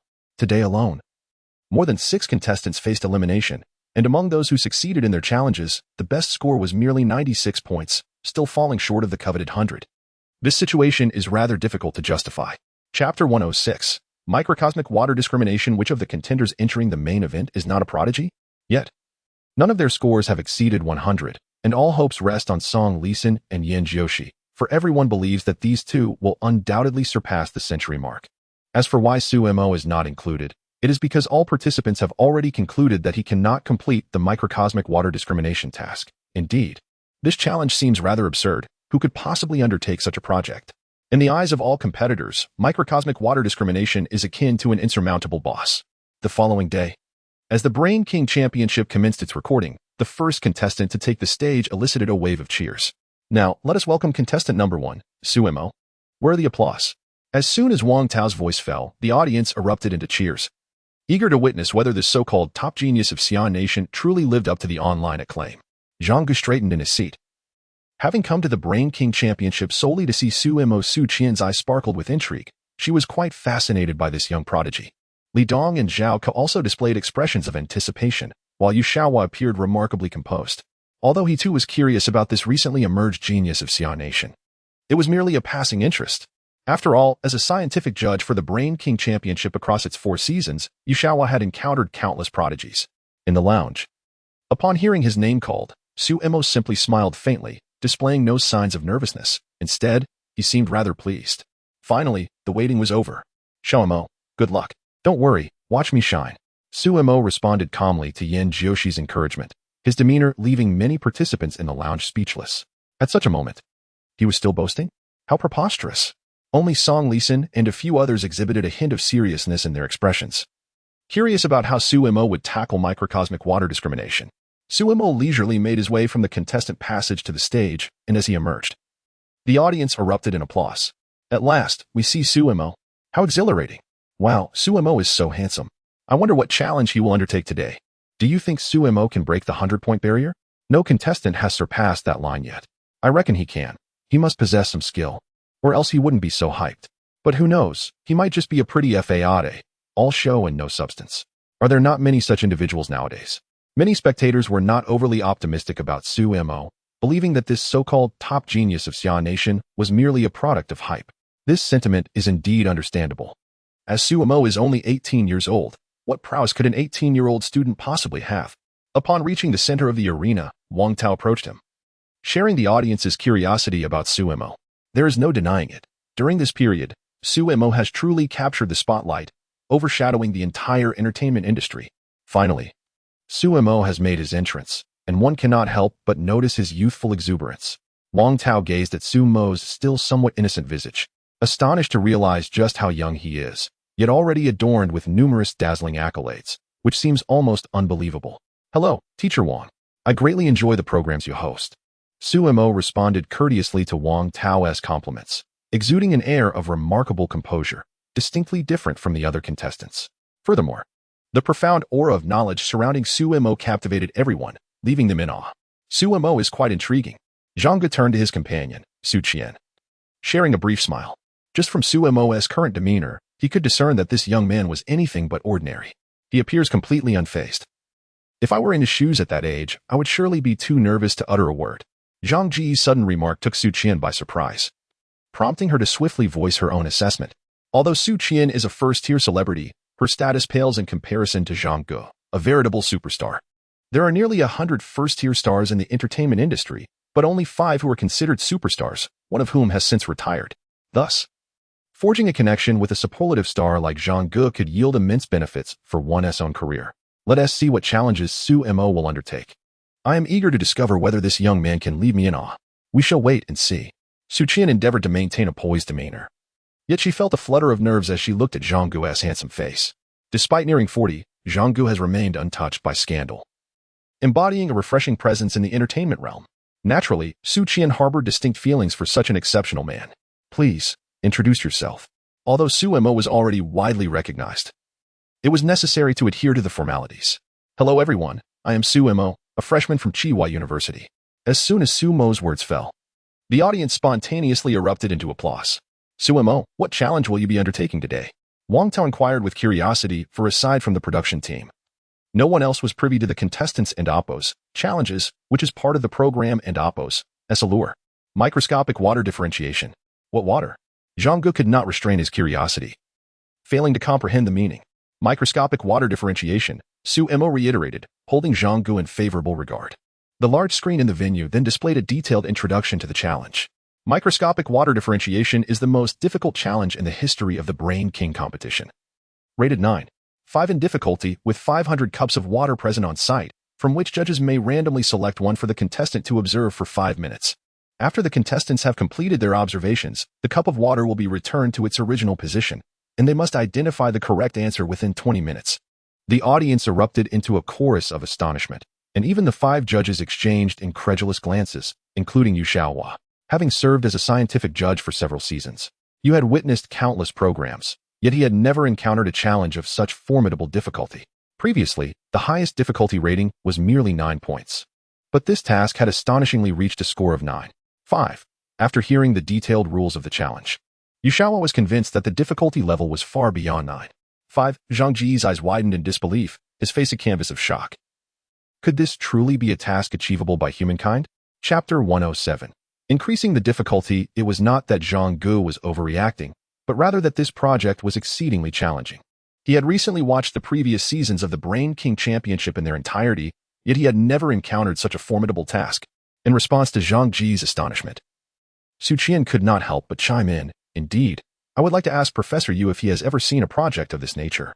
Li Dong and Zhao Ke also turned their gazes toward Yu Xiaohua. Although they were scientific judges themselves, they too felt that this project was excessively difficult. To be frank, I did not anticipate witnessing such a high level of difficulty this year. It was utterly beyond my expectations. A flicker of surprise crossed Yu Xiaohua's typically expressionless face. This was likely the most challenging project in several seasons of the Brain King Championship. I believe the project's difficulty could easily warrant a score of 10. The audience erupted in murmurs. If even the traditionally stern Yu Xiaohua was saying so, it seemed this project was indeed no trivial matter. Was there truly anyone capable of completing this task? Could it be that Professor Yu believed it deserved a perfect 10?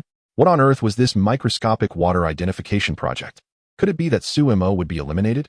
This seems precarious.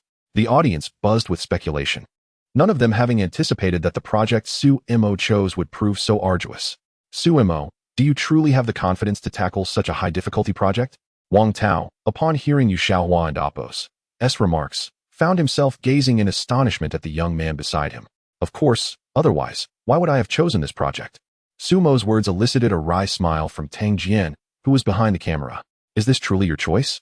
This was clearly a challenge laid before you. Who told you to be so audacious? Well, now look where we are. Tang Jian could not help but feel a pang of worry for Su Mo. Should he fail in his challenge, it was likely that Su Mo would face a barrage of criticism online that evening. With so many viewers present, undoubtedly someone would disseminate the news. By then, Su Mo's image as the nation's top genius would be shattered. How could a genius from Xia country fail to even pass the elimination round? All Tang Jian could do now was hope for a miracle. Seeing Su Mo's confident demeanor, Zhang Gu was taken aback. I am genuinely curious about your source of confidence, for in my eyes, this project seems utterly insurmountable. Su Qian echoed Zhang Ji's sentiments, stating, I share teacher Zhang's opinion. I do not believe anyone can accomplish such a project. Li Dong questioned, who on earth designed this project? It is absolutely absurd. Zhao Ke added, I believe human intellect is not yet capable of completing such a task. Yu Xiaohua remained silent, merely casting a deep glance at Su Mo, curious to see if this young man was merely seeking attention. Hearing the judge's comments, a hint of confidence appeared at the corners of Su Mo's mouth. In my view, this project is rather ordinary and not excessively difficult. The statement left everyone momentarily stunned. What had they just heard? Was this really not too difficult? Are you jesting with me? Especially in the lounge, the competitors erupted upon hearing Sumo's words. His audacity was simply astonishing. With death looming, how could he still possess such confidence? One could only marvel at the source of his courage. The so-called genius of Xia country was merely indulging in empty bravado. Yan Jiushi felt a surge of dissatisfaction with the comments of others, yet she refrained from voicing her thoughts, opting instead to let her actions speak for themselves. These individuals were merely awaiting the moment when Sumo would prove them wrong. Excellent. I eagerly anticipate your forthcoming performance. Yu Shaohua could not resist interjecting, stating that a genius must not be measured by ordinary standards. Should Sumo indeed accomplish this task, it would affirm his status as an unparalleled talent. Conversely, if he failed, his words would merely serve as a blemish on his character. Sumo, are you prepared? Wang Tao inquired casually, having received word through his earpiece that the props were ready. Suddenly, Sumo raised a hand towards Wang Tao, prompting a collective pause among the onlookers. Was something amiss? In the backstage lounge, Yan Jiushi felt a wave of confusion wash over her upon hearing Sumo's words. She was equally uncertain of his intentions. Could it be that this fellow was feeling apprehensive? What was Sumo planning? Regret was futile now. Who could blame him for his earlier arrogance? A genius? Merely rubbish. Some competitors spoke with a modicum of reason, while others were far less gracious. The remarks provoked a few students from Qing University, particularly Qianming, who directly confronted the individual that had disparaged Sumo. Are you out of your mind? Sumo hasn't even issued a challenge yet, and here you are, rambling on. Indeed. What right did you have to judge Sumo? I see you as nothing but trash. The other Qing University students rallied behind Qianming, naturally supporting Sumo. After all, he was one of their own, and they were displeased to hear him belittled. Although the disparager was unwilling to concede, he chose not to pursue the matter further, recognizing the numerical superiority of Qing University students. Meanwhile, Wang Tao regarded Sumo with curiosity. Sumo, do you have something else in mind? The 5 judges were equally intrigued, uncertain of what Sumo intended to do. I wish to raise the difficulty. I am to challenge the hellish level of micro-water distinction. Gasp. The audience collectively inhaled sharply, incredulous as they gazed at the audacious youth on stage. The task of micro-water distinction was already notoriously difficult, bordering on the absurd. Yet now, to hear that Sumo intended to amplify the challenge was utterly insane. Could a hellish level of micro-water distinction truly exist? Was it not already daunting enough? A sense of unease began to creep in among the spectators. I am truly astounded by Sumo. Should he succeed, I would undoubtedly become an ardent admirer. However, I sense a hint of arrogance in his demeanor. Perhaps he is a genius, but in my view, even a genius cannot accomplish such an extraordinarily challenging endeavor. Meanwhile, in the lounge, all the competitors were left utterly astonished by Sumo's words. Hellish micro-water discrimination? Is this a jest? They had already deemed it impossible for him to complete the ordinary level of micro-water discrimination, and now they hear that he intends to recklessly challenge the hellish difficulty? Is this not a jest? Could it be that he feels incapable of succeeding and is intentionally seeking a graceful exit? Chapter 108. The shock induced by hellish difficulty. A high-achieving student from a foreign university muttered something under his breath. But upon catching the unfriendly gazes of several students from Tsinghua University, he quickly silenced himself. There are many of you, so you must be formidable. I cannot provoke you, nor can I evade you. However, upon hearing his words, the other competitors found some merit in his statement. It indeed seemed plausible. The hellish difficulty of microscopic discernment was likely insurmountable for anyone, and even in failure, there would be no shame in it. Yan Jiushi chose to disregard the chatter around her. She understood Sumo well. If Sumo had any uncertainty, he would never undertake such an endeavor. At that moment, Tang Jian, the director of the Brain King Championship, was rendered speechless. Upon hearing Sumo's declaration, he felt as though he might lose his mind. What on earth was this little prodigy planning? Meanwhile, at the recording venue, Wang Tao was momentarily stunned by Sumo's words. A loud crash echoed, prompting everyone to instinctively cover their ears. It turned out that Wang Tao had dropped the microphone in his hand. Fortunately, his experience as a host kicked in, and he quickly retrieved the fallen microphone, apologizing to the audience. My apologies. I'm getting on in years, and sometimes my limbs betray me. Everyone could see that Wang Tao was visibly shaken by Sumo's statement, which they deemed entirely reasonable given the circumstances. They were equally perplexed. Where did Sumo find the audacity to challenge the hellish level of microscopic discernment? Were they certain of this? Yu Shaohua was equally taken aback. Do you understand what hellish difficulty signifies? As a veteran of the Brain King Championship, Yu Shaohua was acutely aware of the implications behind Sumo's words. Initially, he held a sliver of hope, but upon hearing Sumo's assertion, that hope dissipated entirely. Did one think that the hellish level of the Brain King Championship was merely a jest? I do not know. I only know that this current project feels exceedingly simple to me, devoid of any challenge, Su Imo replied candidly to Yu Xiaohua's inquiry. The audience erupted in astonishment once more. Simple? Where on earth is this project simple? Can someone enlighten me? My goodness, that tone is rather audacious. This was the first time anyone had heard a contestant dismiss the Brain King Championships project as simple. Su Imo was indeed unique. Perhaps this illustrates the chasm between us and the geniuses. I believe this fellow is merely boasting. After all, he has nothing to lose. Whether it is true or false will soon be revealed. I can only surmise that Su Mo's chance of success is less than 1%. Even if he is a genius, what does that matter? The hellish level of microscopic discernment cannot be solved with humanity's current evolutionary capabilities. Yu Xiaohua, having overheard the murmurs of the audience, turned to Wang Tao and requested, "Host, please display the rules of the hellish difficulty on the big screen." Wang Tao, upon hearing Yu Xiaohua's words, promptly contacted the technical support team. In less than a minute, the large screen displayed the detailed rules. The challenge, titled Micro Water Discrimination, Hell Level, bore a difficulty rating of 10. There were 1,000 cups of water on site, from which the judges would randomly select one. The contestant would have 1 minute to observe, followed by 5 minutes to identify the chosen cup. Success in this endeavor would signify triumph in the challenge. The audience erupted in astonishment, and even the 3 scientific judges could not suppress their disbelief. This was utterly outrageous. Yu Xiaohua, too, had never exhibited such a loss of composure. This task appeared to be insurmountable. Zhang Gu and Su Qian were left utterly dumbfounded by the stipulations. Inspecting 1,000 cups of water in 5 minutes? That amounts to 200 cups per minute, meaning the contestant must scrutinize at least 3 cups every second. Is this even humanly possible?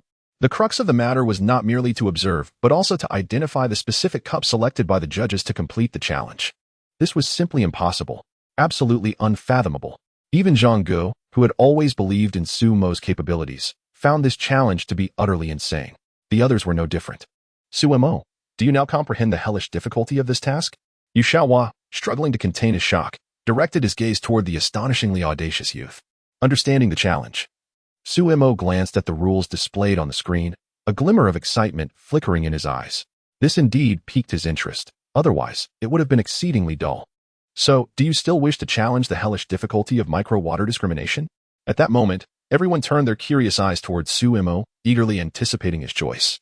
Of course, such a challenge held a semblance of intrigue. He would accept it. With a nonchalant utterance, Su Mo once again sent the audience into a frenzy. This is what constitutes excitement? They murmured in disbelief. In truth, Su Mo felt a sense of helplessness. Were it not for his desire to swiftly attain 20 million fan points, he would not have chosen such a flamboyant approach. This was not in line with his usual demeanor. However, to activate the points system, he had no choice but to proceed with this high-profile display. Su Mo was aware that many might perceive him as arrogant, but he believed the results would ultimately speak for themselves. Very well. Our Brain King competition respects each contestant's choice. Let us prepare the props. Upon hearing Su Mo's decision, Wang Tao wasted no time and immediately directed the setup.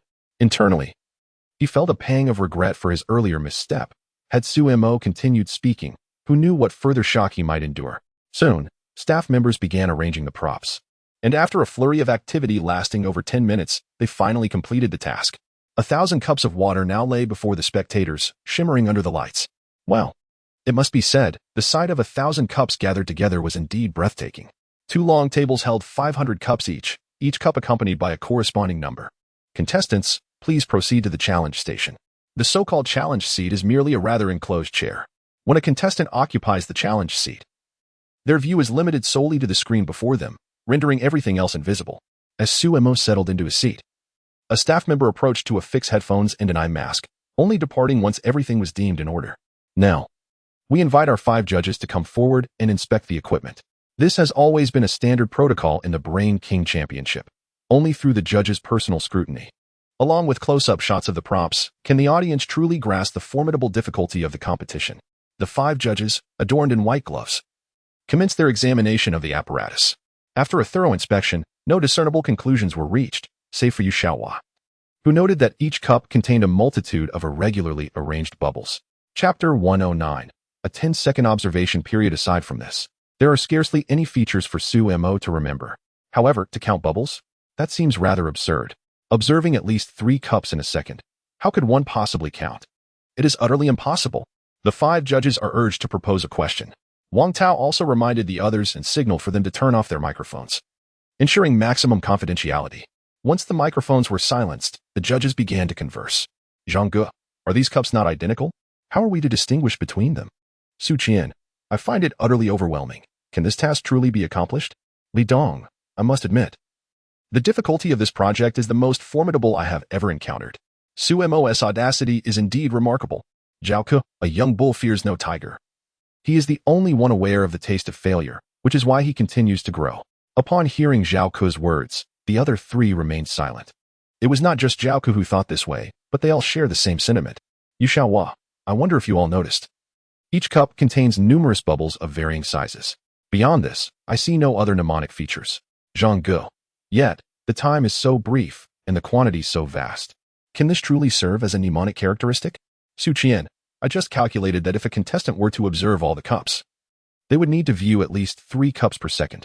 How could one possibly discern anything at such a rapid pace? Zhao Ke and Li Dong nodded in agreement with Su Qian's remarks. Count bubbles? Are you jesting? How could one count at such speed? This is a battle of the brain, not a contest of robots. Yu Xiaohua, it ultimately depends on the quality of the questions we devise. If our questions allow the contestant to see them beforehand, they are likely to remember the bubbles. If they are not the last to observe and can still identify them, I can only conclude that they are a genius. Zhang Ge, how should we proceed with this? Professor Yu, you possess experience in this area. Perhaps you should formulate the questions. The other three nodded in agreement, recognizing that Yu Xiaohua had the most extensive experience in the Brain King competition. Yu Xiaohua, since Mr. Zhang has suggested this, I shall comply with due respect. As a universally acknowledged superstar, Zhang Ge received Yu Xiaohua's courteous demeanor with appreciation. He approached the table at the rear, explaining to the others. This table holds cups numbered 501 to 1000. Typically, contestants begin their observations with cup number 1. Thus, we shall formulate questions within the range of 800 to 900, which presents the greatest challenge. The other judges concurred with Yu Xiaohua's assessment, and Zhao Ke, as a professor of psychology, also shared his insights. Professor Yu is absolutely correct. Human psychology tends to exhibit a compulsive nature. Most individuals start their observations with cup number 1. In the end, the group deliberated and ultimately settled on the final question. The host announced that the questions were ready for the contestants to observe.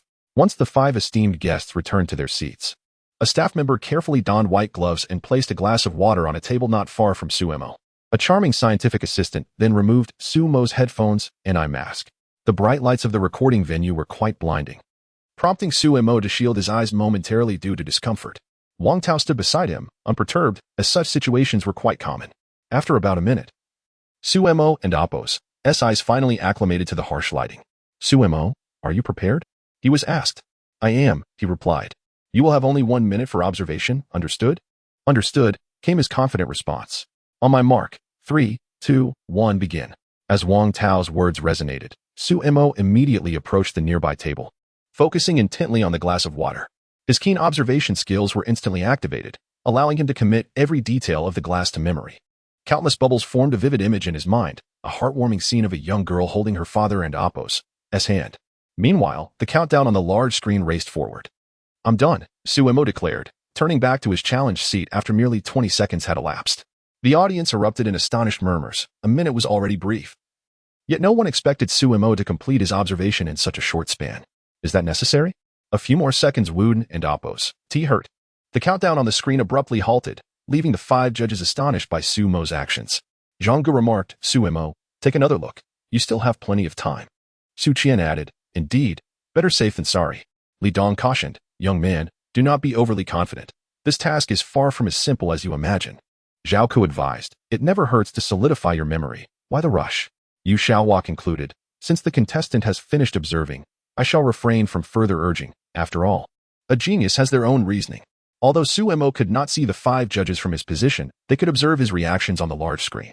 A faint, bitter smile appeared on Su Mo's lips as he shrugged in resignation.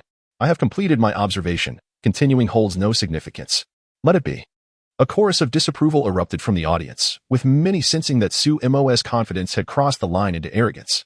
I once thought him capable, but now he seems excessively proud, one murmured. It's clear he won to succeed. That is obvious. Sighing, another remarked, ah youth. A hint of success. And suddenly he thinks himself invincible. I am disappointed to see Su Mo turn out to be just like this. In the lounge behind, Although none of the contestants uttered a word, their eyes conveyed a palpable mockery. Just moments ago, Suemo had squandered at least 10 seconds, leaving him with merely a fleeting 10 seconds of genuine observation. 10 seconds? What could possibly be achieved in such a brief span? The judges present at the recording venue were equally at a loss for words. If the contestant himself appeared unconcerned, there was little they could do.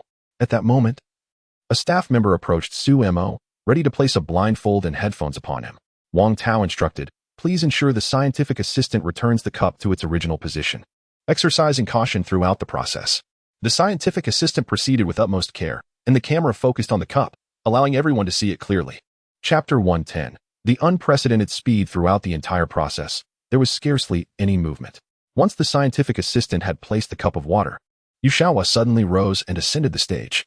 Everyone gazed at Yu Shaohua in utter bewilderment, uncertain of his sudden appearance. He gestured for silence, and the audience complied, not uttering a single sound. Carefully, Yu Shaohua lifted the cup of water and exchanged its position with the adjacent one. At this sight, an involuntary cheer echoed in the minds of the onlookers. Indeed, this was quintessentially Yu Shaohua. During previous seasons of the Brain King competition, he had employed the same tactic to thwart any potential cheating by the contestants. After the exchange, still feeling uneasy, he swapped the cups once more. Finally satisfied with his adjustments, his actions prompted whispers among the audience. "This Professor Yu retains his flair. My fondness for the Brain King competition stems from his meticulous scientific approach. It stands apart from other variety shows. I once found Professor Yu somewhat unapproachable, yet inexplicably, I now perceive him as rather endearing. Soon, we shall see how Suemo grapples with this challenge. Frankly, I believe no one can succeed in this task. It is exceedingly daunting. I had harbored a glimmer of hope for the normally challenging micro-water identification, but now all I can muster is a scoff. It's merely a fade. Suemo is likely to face humiliation. Dubbed the nation's foremost prodigy, to falter in this elimination round would be utterly disgraceful. No one held high hopes for Suemo, not even the judges. Zhang Gu remarked, "I initially came to the Brain King competition as a guest to observe this talented young man, but I never anticipated such a turn of events." Su Qian countered, "There is no need for such pessimism, Teacher Zhang. Perhaps Suemo can achieve a miracle." Yet even Su Qian herself harbored doubts about her own words. In a challenge of such inhuman magnitude, how could anyone possibly succeed? As Yu Shaohua descended from the stage, he overheard the exchange between Zhang Gu and Su Qian and felt compelled to interject. It all depends on which table Suemo chooses to examine first. If he starts with the first table, I fear he may not even reach the correct answers before time elapses. His words elicited gasps from the audience. What? If he can't finish, he runs out of time? This was likely the first occurrence of such a predicament in the history of the Brain King competition. Historically, while the challenges were indeed formidable, the contestants were afforded ample time. Now, this task demanded that one scrutinize 1,000 cups of water in 5 minutes and identify the correct answer. This seemed an insurmountable challenge. "Please, scientific assistant, remove the contestant and AlphaGo's blindfold and headphones." As Wang Tao finished speaking, the beautiful assistant hastily removed Suemo and AlphaGo's blindfold and headphones. "Suemo, are you ready? I have a request." Sumo's words instantly piqued everyone's curiosity. Even at this moment, he still had requests to make. Wang Tao inquired, "What is it that you wish to propose? Could you perhaps ask the lighting technician to dim the lights a bit, perhaps by a third? The current illumination is rather glaring." This was, of course, no problem at all. Upon hearing Sumo's request, Wang Tao readily agreed, and the backstage crew swiftly adjusted the lighting. All set, Suemo signaled with a raised hand. "Wang Tao, are you prepared? Suemo? Ready.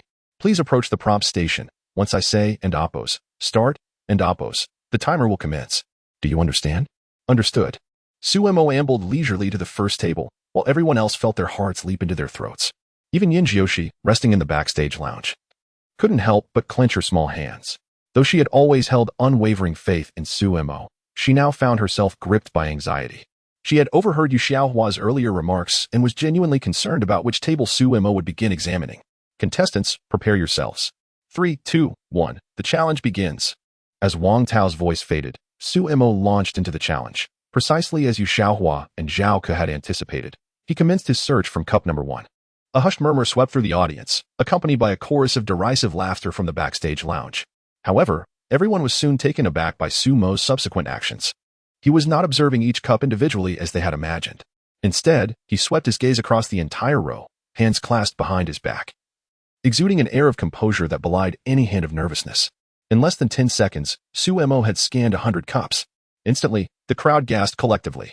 This was astonishing. Is he really that fast? Zhang exclaimed, what kind of speed is this? What is this speed? My goodness, I can and Oppos, T handle this.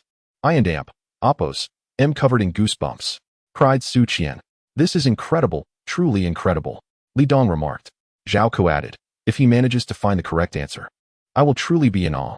Yu Xiaohua noted, this is indeed remarkable. I cannot fathom what mnemonic technique Su Mo is employing to arrive at such speed. It surpasses my understanding. A wry smile crossed Yu Xiaohua's face as he had previously been curious about Su Mo's methodology, but now he had witnessed it firsthand. This defies logic. The backstage lounge was abuzz with astonished exclamations. How is he doing this? How can he be so fast? Is Su Mo serious? He can't possibly be joking. My goodness, I can't take it. If he truly finds the correct answer, is he even human? At this moment, Su Mo was oblivious to the audience's astonishment.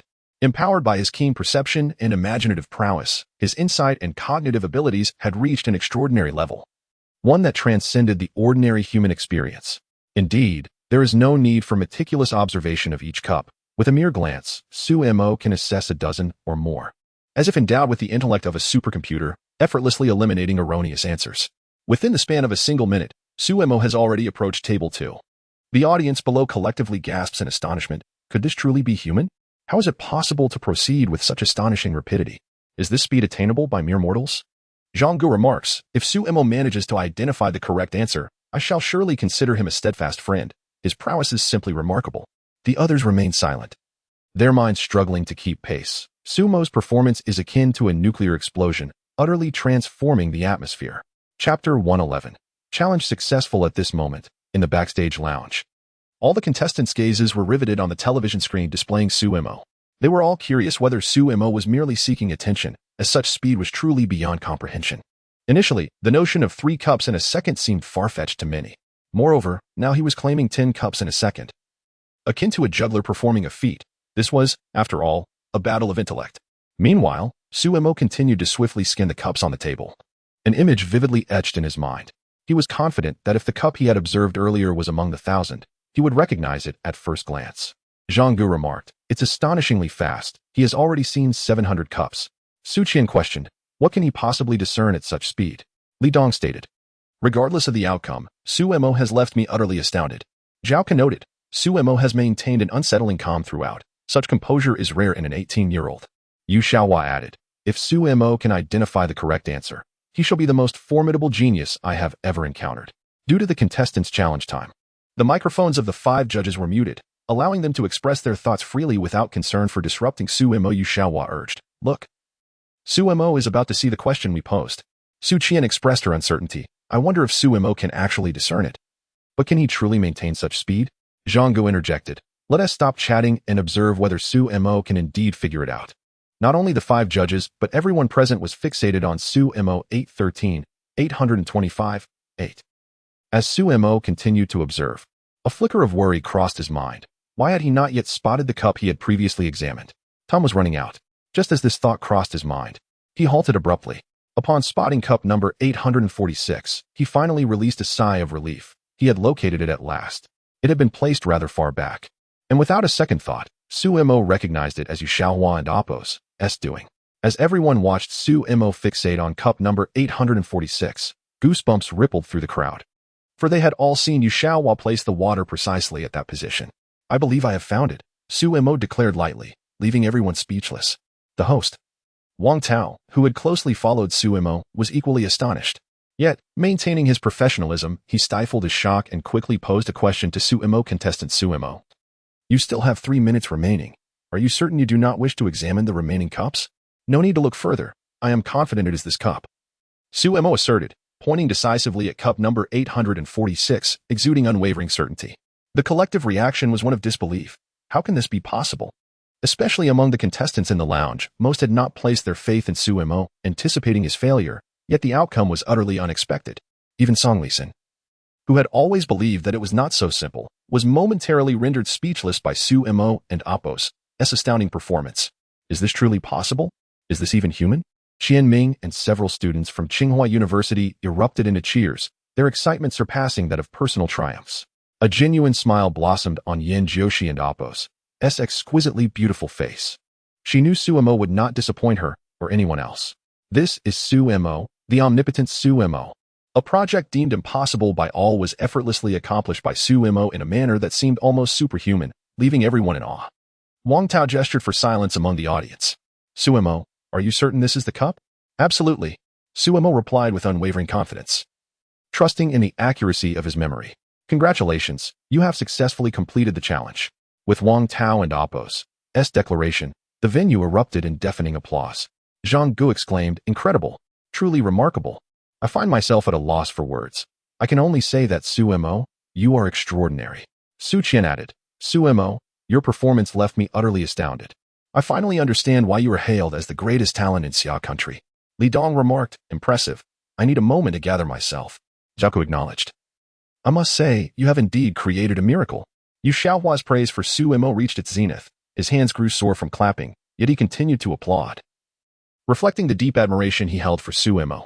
You are the most formidable contestant I have ever encountered, regardless of the circumstances. I can only say you truly deserve the title of the greatest talent in Xia country. In response to the judges and Appo's reactions, Suemo graciously smiled. In truth, this project was not particularly challenging for me. It was merely perceived as difficult by you. Sumo's statement elicited gasps from the crowd once more. However, this time, no one doubted his words, for his earlier performance had spoken volumes. Throughout the challenge, Suemo exhibited remarkable composure, completing it in a mere 2 minutes, a truly astonishing feat. While they might have observed only a few cups of water in that time, Suemo had scrutinized over 800. The disparity in speed was staggering. In reality, the project was indeed quite difficult, so much so that even the designer considered it an impossible task. Yu Xiaohua, having heard Tang Jian's voice through his earpiece, looked at Suemo with a glimmer of astonishment in his eyes. I can only say, you are exceptional. Yu Xiaohua's words once again illuminated for the audience the immense difficulty of this microscopic water differentiation project. Zhang Gu inquired, Suemo, may I ask how you managed to memorize the characteristics? This question echoed the curiosity of many, as it was evident that Suemo did not rely on bubbles as a means of memory. After all, given Sumo's terrifying speed just now, this calculation is practically nonsensical. Counting bubbles, can you really tally dozens of cups of water in a single second? That is utterly absurd. In truth, it is quite simple. I merely envision a cup of water as a painting, and once I see it, I can instantly recognize it. Zhang Gu exclaimed, my goodness. I can't help but feel goosebumps all over. Su Qian responded, must you speak in such an esoteric manner? Li Dong interjected, I hardly understand any of this. Is this truly the distinction between an ordinary person and a genius? Li Dong's adorably clueless demeanor elicited continuous laughter from the audience present. Chapter 112, Strength and Action. Zhao Gu remarked, I have also served as a scientific judge for 2 seasons of the Brain King competition, and I have never encountered a contestant who could evoke such feelings in me. I must say, Suemo, you are truly exceptional. Yu Xiaohua added, you have certainly heightened my anticipation for your upcoming performance. Upon hearing the judge's comments, Suemo resolved to unleash even greater feats. In truth, if this challenge involved 5,000 cups of water, it would be a considerable challenge. 1,000 cups, however, felt rather trivial. Gasps of astonishment filled the air as the audience absorbed Sumo's statement. 5,000 cups of water? What a staggering notion. At that moment, one could not help but feel as though their existence in this world was merely a matter of filling space. Was it truly necessary to instill such a sense of inadequacy? Zhang Gu lamented, we ordinary individuals are utterly incapable of grasping the thought processes of such geniuses. It is profoundly disheartening. Su Qian remarked, it's no wonder you appeared so at ease. You are truly remarkable. Zhao Ku and Li Dong exchanged no words. Yet the bitterness in their eyes conveyed their inner thoughts. Both had been regarded as prodigies in their own right. Li Dong, a master of memory, and Zhao Ku, a professor of psychology. Yet, upon witnessing Suemo, they realized what true genius truly entailed. Compared to the extraordinary Suemo, they seemed utterly commonplace. Yu Xiaohua wore a beaming smile, thrilled to encounter such a gifted contestant as Suemo. Once an individual possesses genuine prowess, no one dares to dismiss their claims as mere bravado. Wang Tao announced, now, we invite the 5 judges to score contestant Suemo. In truth, this segment felt somewhat redundant, as everyone was acutely aware that Suemo would undoubtedly secure a perfect score. Should such an impeccable performance fail to yield full marks, it would be a grave disappointment. The results appeared on the large screen, confirming everyone's expectations. Suemo achieved a score of 120. The plus sign, however, left all in bewilderment. As the chief scientific judge of the Brain King competition, Yu Xiaohua took a moment to elucidate. Due to Su Mo's undertaking of the infernal challenge of micro-water differentiation, the difficulty had surpassed the standard maximum, hence the unique representation of his score. This indicated that even should subsequent contestants attain perfect scores, they would still be ranked behind Su Mo. Upon hearing Yu Xiaohua's explanation, the audience could not help but erupt into spontaneous applause. Su Mo's performance was unequivocally deserving of such accolades. It was nothing short of perfection. Returning to the resting area amidst a shower of applause, Su Mo was met with transformed gazes from all present. Previously, they might have considered him boastful. But after witnessing his astounding display, they were left speechless. The competitors who had initially derided him now wore expressions of embarrassment, their faces shifting from red to pale. Who would have imagined that Su Mo would exhibit such extraordinary prowess? His recent performance was entirely beyond the capabilities of an ordinary human, truly frightening. Those who once looked down upon Su Mo now hang their heads in shame. They have finally come to understand why he is hailed as the foremost genius of the Xia Kingdom. He possesses remarkable talent. It is impossible not to admire him. Su Mo captivated everyone with his remarkable demonstration, even winning over the usually self-assured Song Lisan. Song Lisan regarded Su Mo with a complex gaze, having initially believed that he would undoubtedly secure the championship in the brain competition. However, after witnessing Su Mo's astounding performance, Song Lisan could not help but waver. In the face of such a formidable opponent, could anyone truly claim victory over him? Yin Jiushi, Qianming, and several students from Tsinghua University surrounded Su Mo the moment he entered the lounge. Yin Jiushi looked at Su Mo with eyes full of admiration. Even she, his official girlfriend, was left in awe. Su Mo's performance was nothing short of flawless. Meanwhile, Qianming and the other Tsinghua students gazed at him with reverence. Su Mo, what you did was simply incredible. Indeed, I was left speechless. I cannot fathom how you arrived at the correct answers. You should have seen it. Those who mocked you were rendered mute with fear. Absolutely, it was quite the comical scene. Their exuberant voices only served to deepen the humiliation of those previously derisive. A faint smile appeared at the corners of Su Mo's mouth. He had anticipated this outcome. He was fully aware that such a high-profile display would surely incite discontent among many, especially since every individual present was deemed a genius in the eyes of the common folk. Naturally, this would lead to some resentment towards him. Nevertheless, Su Mo remained unfazed. His ostentation was a testament to his undeniable prowess. There was no need for excessive explanation. His abilities would speak for themselves. Those who had scoffed and slandered him would inevitably be silenced. True strength is the ultimate arbiter. After Su Mo guided Yin Jiushi back to their seats, the subsequent challenges continued.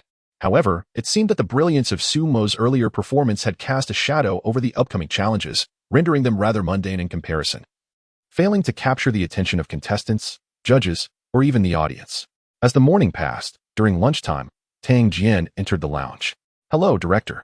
Have you eaten yet?" A number of contestants politely greeted Tang Jian, who reciprocated their salutations. "Su Mo, come here for a moment. Someone is looking for you." Su Mo had been complaining to Yin Jiushi about the program's lackluster box meals, lamenting the absence of even a hint of meat, an ordeal for someone like him who could hardly survive without it. Upon hearing Tang Jian's voice, Su Mo and Yin Jiushi turned to see him not far away. They set down their meals and approached him. "Director Tang, do you have something to discuss with me?" "Indeed, there is a matter at hand. Someone wishes to meet you." "Who is it?" Upon hearing Tang Jian's words, Su Mo could not help but feel a surge of surprise. Who could possibly want to see him at this moment? After a brief contemplation, he began to form a rough idea of the potential visitor. "You shall find out upon your arrival." Tang Jian teased, deliberately withholding the answer from Su Mo. "May I bring Xiaoxi along?" "Of course." Tang Jian readily acquiesced to Su Mo's request, recognizing that Yin Jiushi was also a participant in this competition and, moreover, Su Mo's girlfriend. A small concession was warranted. Throughout their conversation, Yin Jiushi remained quietly by Su Mo's side, resembling a dutiful wife. The two of them followed Tang Jian to his office, and as soon as they entered, Su Mo was greeted by the delightful aroma of dishes laid out on the table. "Wow, is that braised pork?" Chapter 113. The first encounter with the King of Heaven. Oh my, there's braised pork. Su Mo completely disregarded Zhang Ge and Su Qian, his gaze solely fixated on the dish of braised pork before him. His reaction elicited a chuckle from Tang Jian, who stood nearby. "Xiao Mo, there are still two teachers present." Yin Jiushi gently tugged at Su Mo's sleeve, offering a soft reminder. Zhang Ge and Su Qian could not help but smile at Su Mo and Appos as response. Earlier that day, the two had specifically sent an assistant to procure some dishes in hopes of formally introducing themselves to Su Mo. "Hello, Teacher Zhang, Sister Su." Yin Jiushi greeted them politely. Upon seeing her, both were momentarily taken aback. What a beautiful girl. As a veteran in the entertainment industry, Zhang Ge had encountered countless beauties of various kinds, yet he had never seen anyone as ethereal as Yan Jiushi. Her flawless visage could only be described as that of a celestial being descending to earth. Su Qian, equally astonished, admired the girl before her. She had always believed herself to be quite attractive, but after meeting Yan Jiushi, she understood the true meaning of beauty akin to that of a heavenly fairy. Truly, she seemed to be favored by the heavens. Little brother Su, who might this be? Zhang Ge, having weathered many storms in life, quickly regained his composure and inquired of Su Mo. This is my girlfriend, Yan Jiushi. She is also a contestant in this season's Brain King competition. Oh, Su Mo's introduction left both Zhang Ge and Su Qian in a state of surprise. It is well known that those who pass the preliminary rounds are undeniably gifted individuals. They had not anticipated that this stunning girl was also a participant, which was a delightful shock. Could she not rely solely on her beauty, but instead chose to demonstrate her prowess?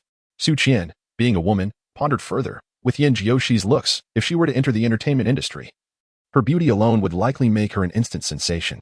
Not to mention, Yan Jiushi was also a top student from Tsinghua University. This girl was simply perfection. Hello. I am Zhang Ge, and this is Su Qian.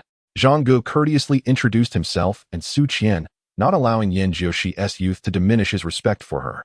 He sensed that both Yan Jiushi and Su Mo were destined for greatness. Naturally, Zhang Ge wished to foster a friendship with such promising individuals. I have admired teacher Zhang's work since childhood, and I can sing sister Su Qian's songs. Yan Jiushi replied with a gentle smile, exuding grace and poise. Her simple statement transformed the atmosphere of the office into one of warmth and camaraderie. A glimmer of admiration sparkled in Zhang Ge and Su Qian's eyes. This girl was truly remarkable.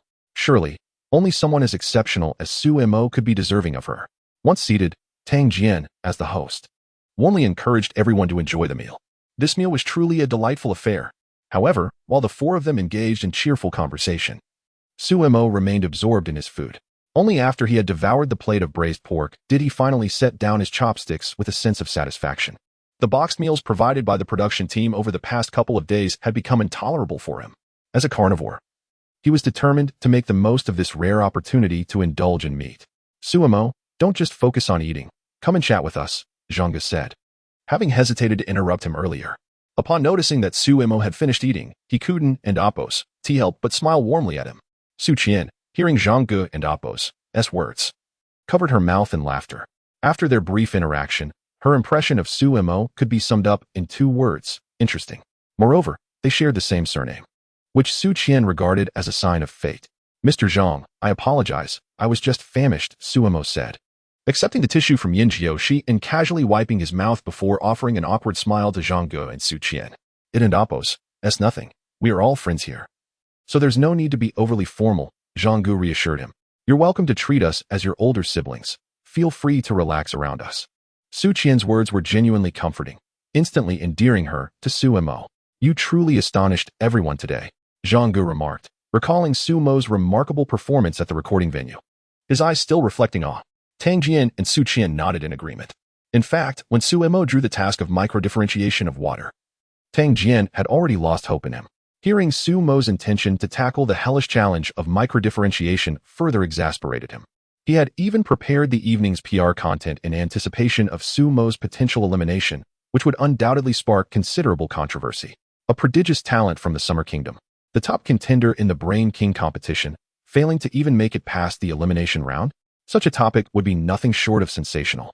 Yet, Tang Jian never expected Su Mo to surprise him so profoundly. After witnessing Su Mo and Apos' extraordinary performance today, he found himself lost in thought for a long time. As the director of the Brain King competition, he had encountered countless geniuses, yet he had forgotten how long it had been since he had been so thoroughly astonished.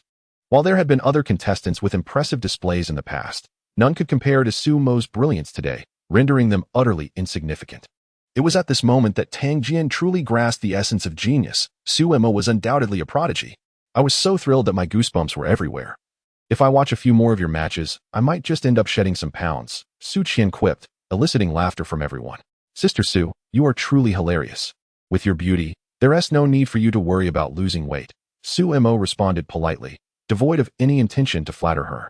Su Qian is indeed exceptionally beautiful, and coupled with her intellectual charm, it is likely that any man who encounters her would be utterly captivated. Of course, This does not include Su Mo himself, for he is already enamored with Yin Jiushi. In his eyes, Yin Jiushi is the most beautiful girl in the world. Without exception. Su Mo, your words are quite sweet. Zhang Gu teased, increasingly appreciating this young man as their conversation progressed. At such a tender age, he has achieved remarkable accomplishments without a hint of arrogance, which is truly rare.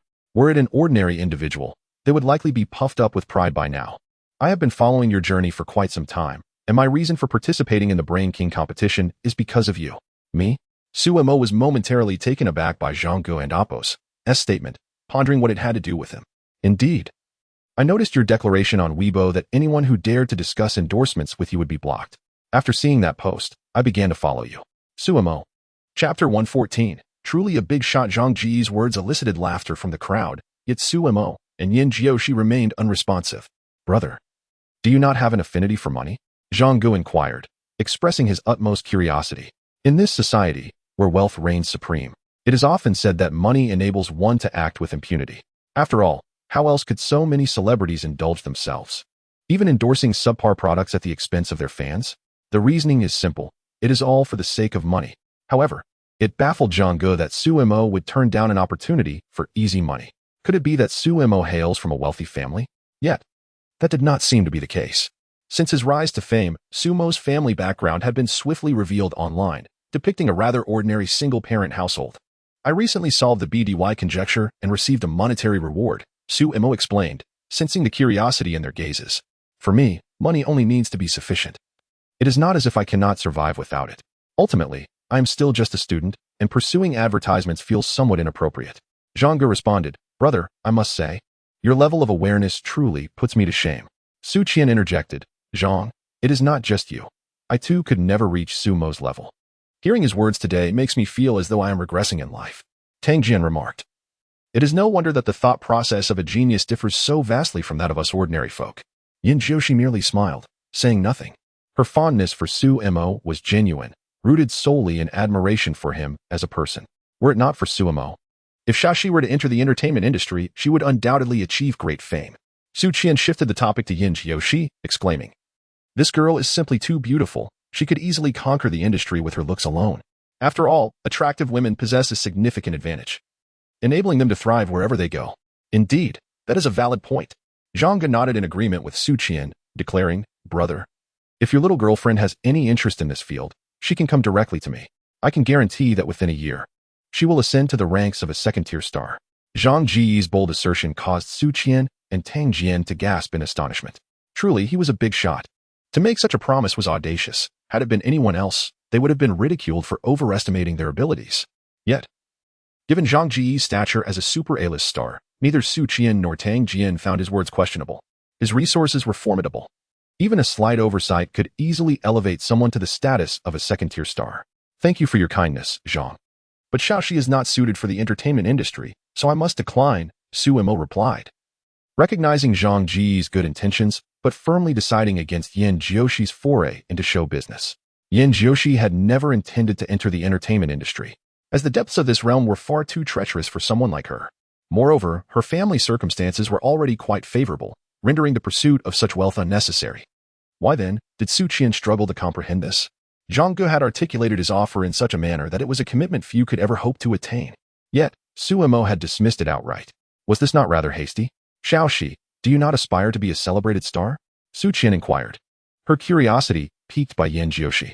To be candid, she found herself somewhat envious. It had taken her nearly a decade to rise to the status of a second-tier celebrity. Yet here was Yin Jiushi, poised to ascend in a mere year. It seemed unfathomable that Su Mo would reject such an advantageous opportunity.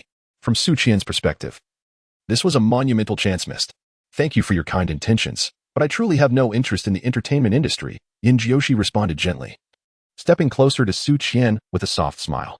She was inherently a reserved person, and entering the entertainment world would likely strip her life of its freedom. Besides, it was well known how perilous that realm could be. For Yin Jiushi, she preferred to quietly remain by Su Mo's side.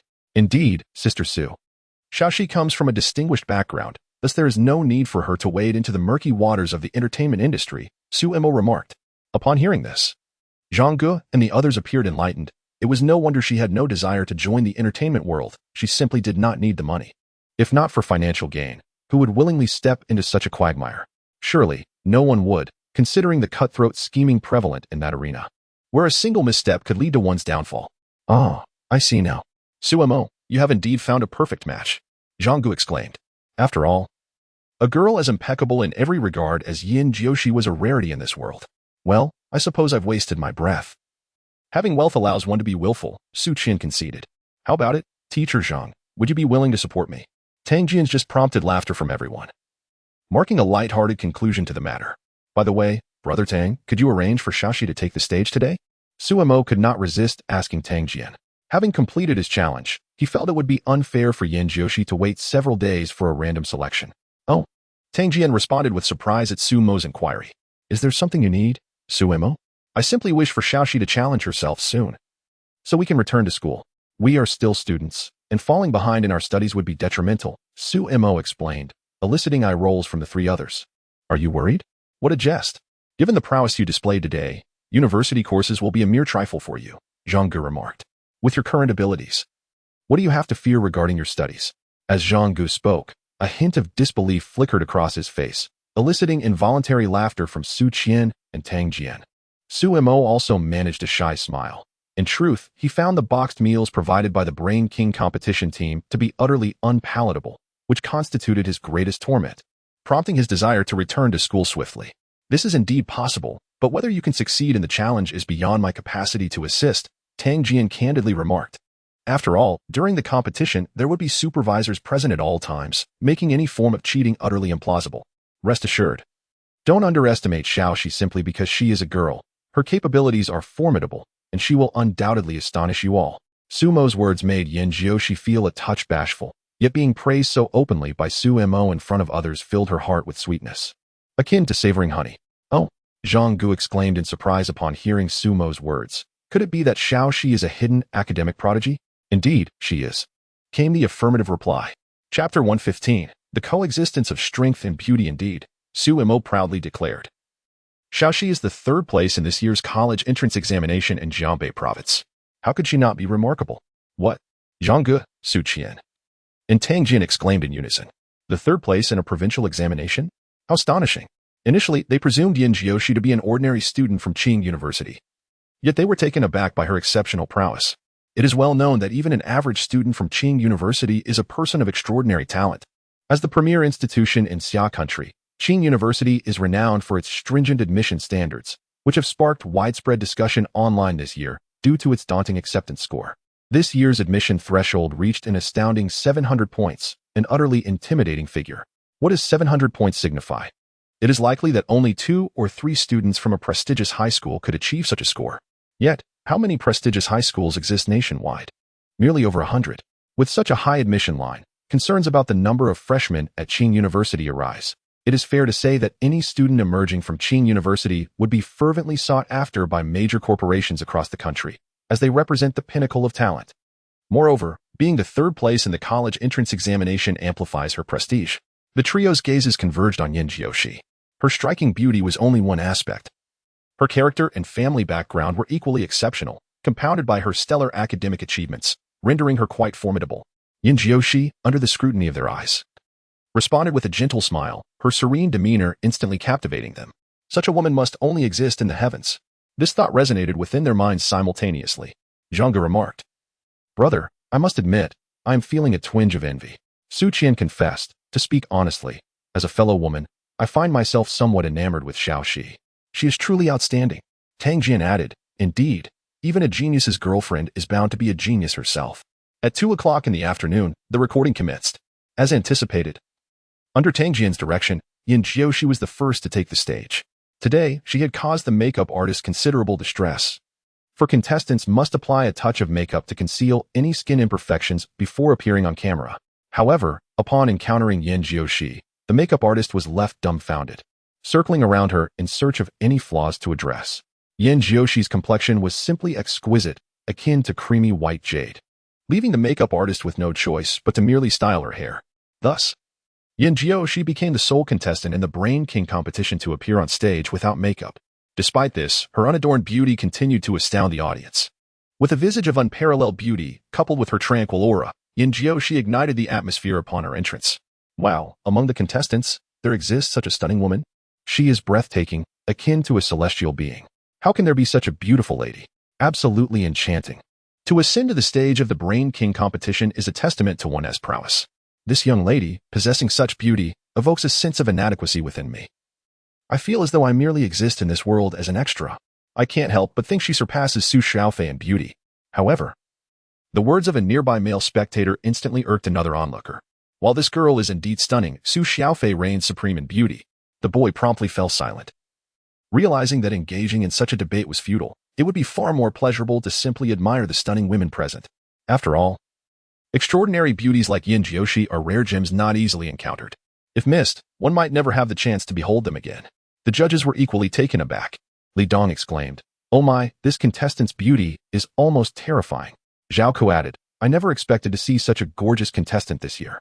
It seems this season of the Brain King competition is destined to break viewership records." Zhang Ge and Su Qian merely exchanged faint smiles. They had anticipated such a reaction, given that their initial encounter with Yin Jiushi had elicited similar responses. Yu Xiaohua remained silent, for to him, strength was paramount. Beauty without strength was merely a fade. In the backstage area, Su Mo felt a swell of pride upon witnessing this scene. "This is my girlfriend." At that moment, Wang Tao approached Yin Jiushi, his gaze reflecting admiration. Observing her breathtaking visage up close, he truly comprehended her remarkable beauty. "Let us have a self-introduction." Yin Jiushi began, "Hello everyone. My name is Yin Jiushi from Tsinghua University, and today I will challenge the Shadow Maze."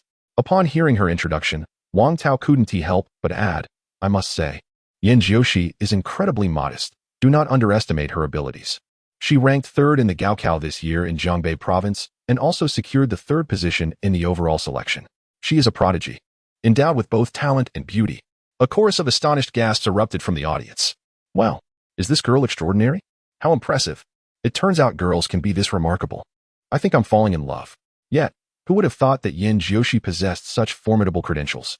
While being third in the Gaokao could be deemed commendable, many top scorers participated in the Brain King competition, so the audience was not overly surprised by that. However, achieving third place in the overall selection was truly astonishing. Every contestant who passed the selection was a genius in their own right. Yet Yin Jiushi managed to rank third among nearly 100 competitors, an incredible feat. Even Zhang Ge and Su Qian were taken aback, having just learned of the impressive results Yin Jiushi had achieved in the selection round.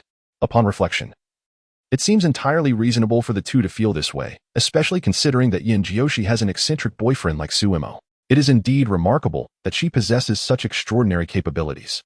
Li Dong interjected, TSK, contestant Yin Jiushi, I must ask on behalf of the multitude of young men here. Do you have a boyfriend? As soon as these words were uttered, a chorus of cheers erupted from the male audience, their curiosity piqued by the inquiry. I already have a boyfriend, so perhaps you should redirect your affections towards other young ladies. Yin Jiushi responded to Li Dong's question with a composed demeanor, offering a subtle smile to the camera, exuding an air of grace and confidence.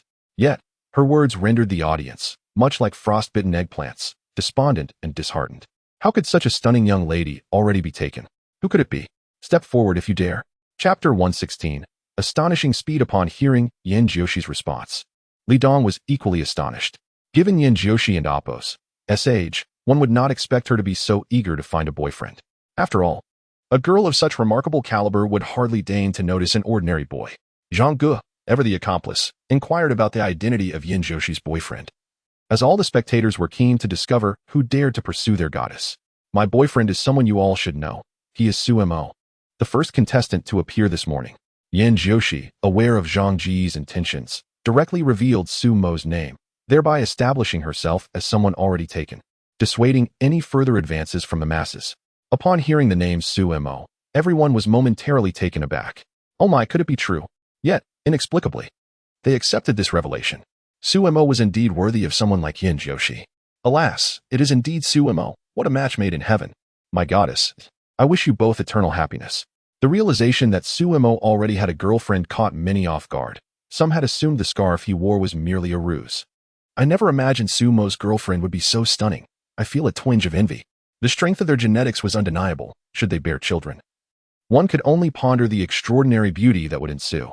This stark contrast between their lives and that of geniuses was apparent, while they sought partners through parental matchmaking. Those at Su-MOS level sought only the brightest minds as companions. Li Dong remarked, "No wonder. You two truly are a perfect match." Zhao Ku added, "Congratulations to you both. May you walk into the halls of matrimony, and do not forget to send me an invitation." Zhao Ku's words caused Yin Jioshi's cheeks to flush, rendering her even more enchanting. Wang Tao interjected, "Our conversation has been delightful, but let us now turn to the main topic of the day." As his words echoed, the rules of the Shadow Maze appeared on the large screen. The Shadow Maze, rated at a difficulty of 8. 5. Required contestants to memorize a maze diagram presented for just 1 minute, with 30 steps to navigate. This maze contained 20 possible routes, yet only one was correct. After observing the maze, contestants had 5 minutes to draw the correct path to succeed. Well, gasps filled the air as everyone couldn't help but draw in a breath. This challenge seemed rather extreme. Only a minute to discern the sole correct route among 20 options felt utterly preposterous. However, having endured the hellish difficulty of the micro-water identification challenge, the spectators had developed a higher tolerance for difficulty. Even so, they sensed that this task was exceedingly daunting. Zhang Gu exclaimed, "This challenge is incredibly tough." Su Qian remarked, "I believe that those who reach the Brain King Championship are beyond the comprehension of ordinary folk like me. Such a challenge is simply absurd." Zhao Ku concluded, "Aside from micro-water identification, this is undoubtedly the most challenging task to date." Li Dong, "Indeed, it is quite challenging. This project rigorously tests the competitor's rapid memory and recognition abilities." Upon hearing Li Dong, Yu Xiaohua smiled in response. "Li Dong, if you were to take on this challenge, do you believe you could succeed?" "Li Dong, I fear it would be quite difficult. While I have no issues with memory, finding the correct answers in just 5 minutes would certainly be insufficient." The audience, upon hearing Li Dong's words, erupted in astonishment, gaining a clearer understanding of the project's difficulty. In truth, Tang Jian rather enjoyed the Yin Jiushi project, as it required minimal resources, merely a drawing of a maze. If only all projects were as simple as the magic maze. Were the audience privy to Tang Jian's thoughts, they would likely disdainfully gesture at him. Wang Tao, is contestant Yin Jiushi prepared? Yin Jiushi, ready. Wang Tao, the challenge begins. A colossal maze appeared on the large screen, sending shivers down the spines of the onlookers. A minute swiftly passed, and as the countdown concluded, the maze vanished from the screen. Now, let the scientific assistant bring forth the drawing board. As Yin Jiushi received the board, her mind raced at an astonishing speed. The timer commenced. A 5-minute countdown appeared on the screen, and all eyes anxiously focused on Yin Jiushi, hoping not to witness the elimination of such a beautiful girl. Meanwhile, in the backstage lounge, the atmosphere was tense, yet Su-Mo remained remarkably composed. It was not that Su-Mo was indifferent to Yin Jiushi. Rather, he held unwavering confidence in her abilities. He had invested significant effort into the Magic Maze project, and after a day of strategizing, he had finally discovered a shortcut. Naturally, he was willing to exert this effort for his girlfriend. Yin Jiushi said nothing regarding Su-Mo's assistance. She simply accepted it, as they were, after all, a couple, and such support was expected. In return, Yin Jiushi had devised numerous strategies for Su-Mo. Though he had not utilized them, it symbolized her heartfelt intentions. In the arena, Yin Jiushi stood frozen, suddenly jolting with excitement as a smile graced her lips. The cameraman seized the moment, capturing a close-up of her face, revealing a beautiful scene to all. What a stunning smile. Oh, if only the goddess Yin did not have a boyfriend, I would pursue her without hesitation. Regardless of the outcome, could it be that her joy signifies she has found the correct answer? Go for it. The 5 judges watched Yin Jiushi with eager anticipation, curious whether she could indeed conquer such a formidable challenge. Particularly Su Qian, who seemed nearly tense, her body rigid, had not shifted her gaze from Yin Jiushi since the challenge commenced. Since the midday exchange with Yin Jiushi, Su Qian has genuinely developed a fondness for this young sister.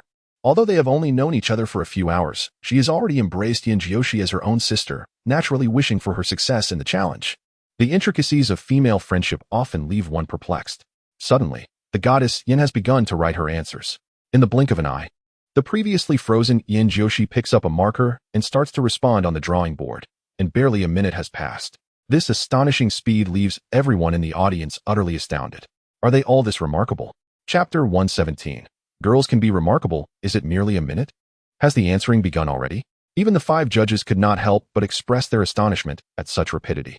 Zhang Gu remarked, isn't it a bit too hasty? Su Qian responded, there isn't much time left. There is truly no need to rush.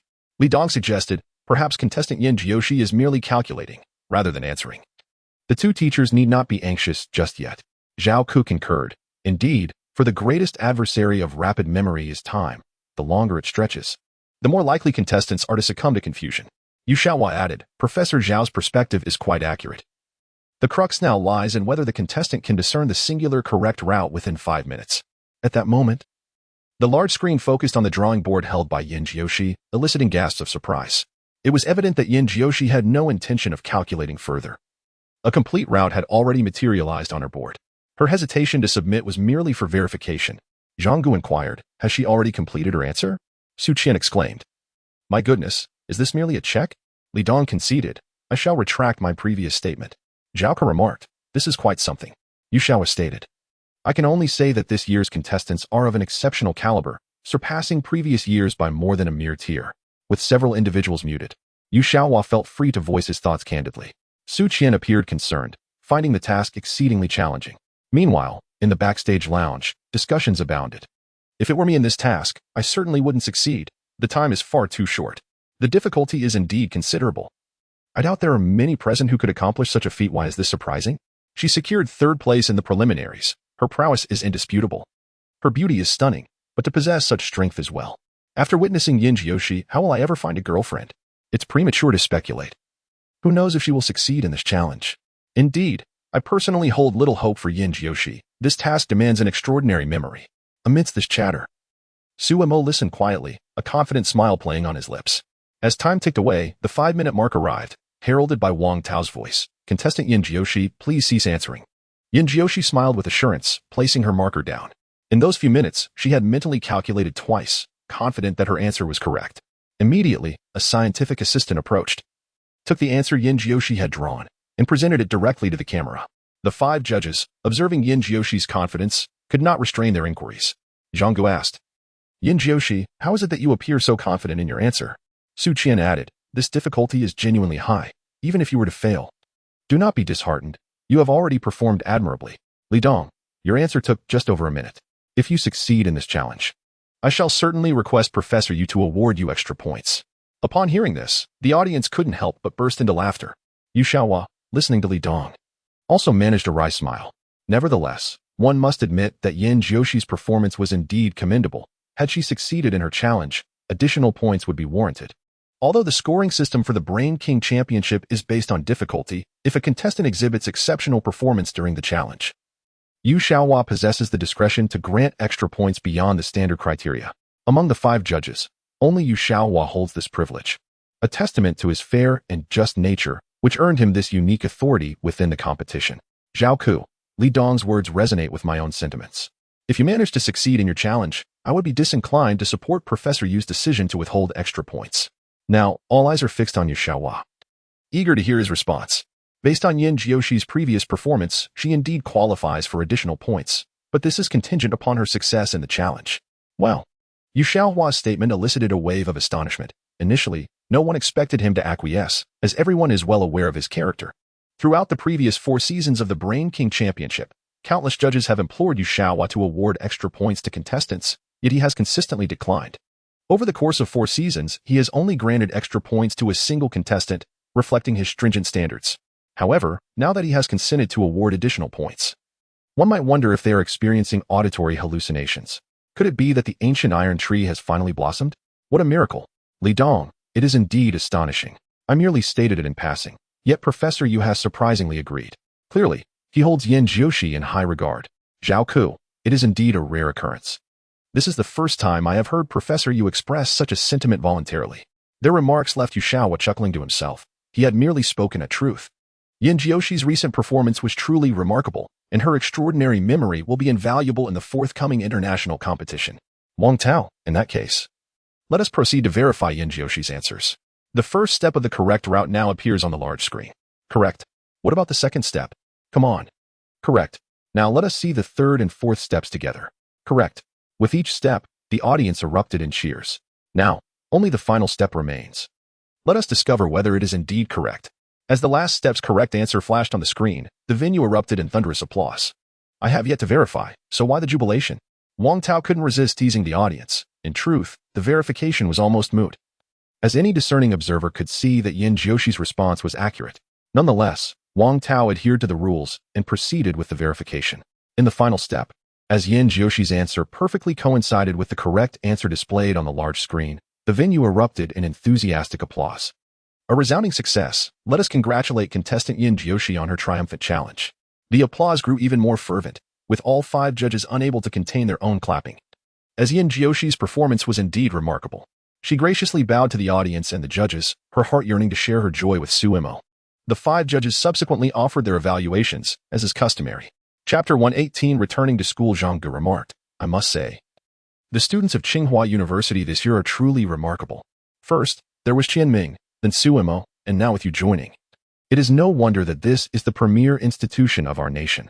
Su Qian added, indeed, you are the most impressive female contestant I have ever encountered. Li Dong commented, this year's competitors are undoubtedly of a higher caliber than those in previous seasons. I eagerly anticipate the upcoming recordings. Duka said, if I were a decade younger, I would undoubtedly pursue you. A girl like you is simply perfection. Yu Xiaohua expressed, with competitors like you and Suemo, I am filled with confidence regarding this year's international competition. Thank you for your praise, esteemed teachers. However, I truly cannot compare myself to Suemo. He is far more formidable than I, replied Yin Jiushi humbly. Although others perceived her as a genius, she was acutely aware of Suemo's extraordinary abilities. While some individuals may excel in certain areas, Suemo was exceptional in that he seemed to possess no weaknesses. Moreover, whatever skill he exhibited was enough to surpass others effortlessly, which made him particularly formidable, a truth known only to Yin Jiushi at that moment. Li Dong said, Yin Jiushi, you are far too modest. I dare say, in terms of memory ability alone, Suemo is not your equal. Yu Xiaohua concurred, indeed. Should you compete in the World Memory Championships, your memory skills would surely place you among the top 30, which is quite impressive. In response to their comments, Yin Jiushi chose not to elaborate. Soon enough, they would comprehend just how terrifying Suemo truly was. The judges were then invited to score Yin Jiushi. The large screen displayed her score, and the audience erupted in applause as they celebrated her achievement of 108 points, a remarkable feat, second only to Suemo. Yu Xiaohua honored his promise by awarding Yin Jiushi a difficulty score of 9. Xiaomo, am I impressive? Yin Jiushi asked cheerfully upon returning to the lounge, her eyes sparkling as she looked at Suemo. Not bad, but still a tad short of my level, Suemo replied nonchalantly. Yin Jiushi refrained from retorting. After all, she had no desire to compete with such a prodigy. Observing their flirtatious exchange, the others felt a pang of envy, as if struck by 1,000 arrows. Is this really appropriate? Displaying such affection in public? Have they considered the feelings of a single souls? How excessive. The subsequent recordings were devoid of any connection to Suemo and Yin Jiushi. When the recording concluded at 5 in the afternoon, the two made their way to find Tang Jian. Upon entering Tang Jian's office, they were surprised to find Zhang Ge and Su Qian already present. Teacher Zhang, Sister Su. You are here too? Suemo greeted them politely, while Yin Jiushi offered a courteous smile to the trio.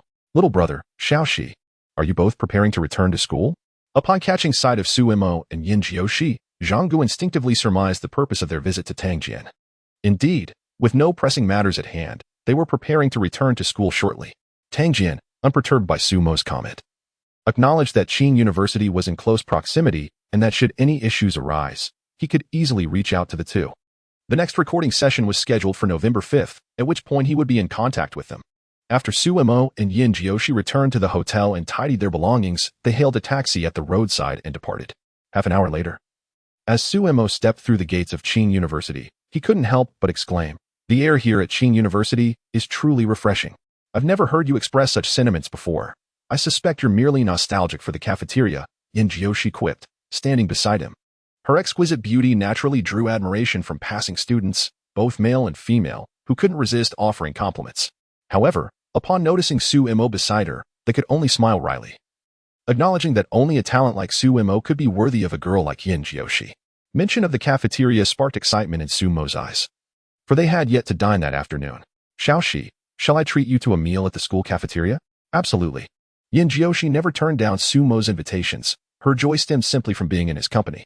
Unquestionably, as they entered the cafeteria, they instantly became the center of attention. Yet, both were accustomed to such a scenario. After their meal, Suemo escorted Yin Jiushi back to her dormitory before returning to room 403. Upon entering, a commotion ensued. Wow, boss, you're back, exclaimed Zhao Tian. Wang Yi, didn't you take a half-month leave? How come you're back so soon? Surely, you haven't been eliminated? Wang Yi's words earned him immediate glares from Zhao Tian and Zhang Xiaochuan. What sort of nonsense is that, fatty? Zhang Xiaochuan glared at Wang Yi. Who is our boss? How could he possibly be eliminated? Indeed, our boss is the finest talent in the Summer Kingdom. Do you really have so little faith in him? Zhao Tian remarked, casting a disdainful glance at Wang Ye's corpulent form, wishing he could deliver a swift kick. What a ridiculous notion. Su Mo, seated on his bed, chuckled at the antics of his three friends. Well, I'm back because my recording has concluded. The trio paused, momentarily taken aback by his statement. Concluded? It's over? Su Mo feigned a nonchalant demeanor, further piquing their curiosity. Boss, do tell us what transpired. Zhao Tian exclaimed, rushing to sit beside Su Mo on the bed, with the others promptly following suit. I say, I am not a beautiful woman. Why are you all surrounding me? Su Mo glanced at the three individuals by the bedside, rolling his eyes in exasperation. Boss, in my eyes, you are far more pleasing to behold than any beauty. Wang Yu plopped down beside Su Mo, causing the bed to creak ominously, which filled Su Mo with concern for its structural integrity. It truly bore a weight it was not meant to endure. Well, since I was among the early contenders, I could return so soon, Su Mo explained, unable to withstand the trio's eager gazes. So, boss, did you make it through the elimination round? Zhao Tian couldn't help but inquire, with the other two also gazing at Su Mo with curiosity. Do you wish to know? Of course we do. Come on, boss, please tell us. You'll find out when the program airs next Saturday. Chapter 119. The principal's expectations in the foreign language classroom of Qing University. Lu Feng addressed her students. All right, everyone. I would like one of you to translate the text on the blackboard into Lihua. Upon hearing her words, a wave of unease swept over the students, causing them to lower their heads. Lihua? My goodness, this is quite absurd. Lihua is an exceedingly obscure language, spoken by an extremely limited number of individuals. Lu Feng, witnessing this reaction, felt a sense of helplessness. A week prior, she had announced that there would be a test on Lihua, yet she had not anticipated such a response. It was no wonder the students had dismissed her words. Lihua was simply too niche. They all believed Lu Feng was merely jesting, not realizing she was serious. Su Mo, it's your turn, Lu Feng called out, her gaze landing on Su Mo, who was dozing off. Lu Feng was not angered by Su Mo's inattentiveness in her eyes. A prodigy like him could afford to be a little unruly as long as he did not disrupt the class. Yanjiu, she promptly roused Su Mo from his slumber. As Su Mo opened his eyes, he noticed the entire class was staring at him, momentarily taken aback. Had he been snoring? That seemed unlikely. Xiao Mo, the teacher wants you to translate the sentence on the blackboard into Lihua. Yanjiu, she gently reminded him, unable to suppress a smile at his dazed expression. Upon hearing Yanjiu Shi and Apos' words, Su Mo exhaled in relief. As long as he wasn't Apos' snoring, that was all that mattered. After all, he was now somewhat of a celebrity, and the thought of being laughed at in public for snoring was unsettling. Su Mo, do you understand? Lu Feng's inquiry elicited laughter from the other students. Su Mo felt a bit embarrassed, but quickly translated the text on the blackboard into flawless Lihua, leaving everyone in stunned silence. How could he possibly know everything? This was utterly unbelievable. The students in the classroom, aside from Yanjiu Shi, were all taken aback by Su Mo's remarkable prowess.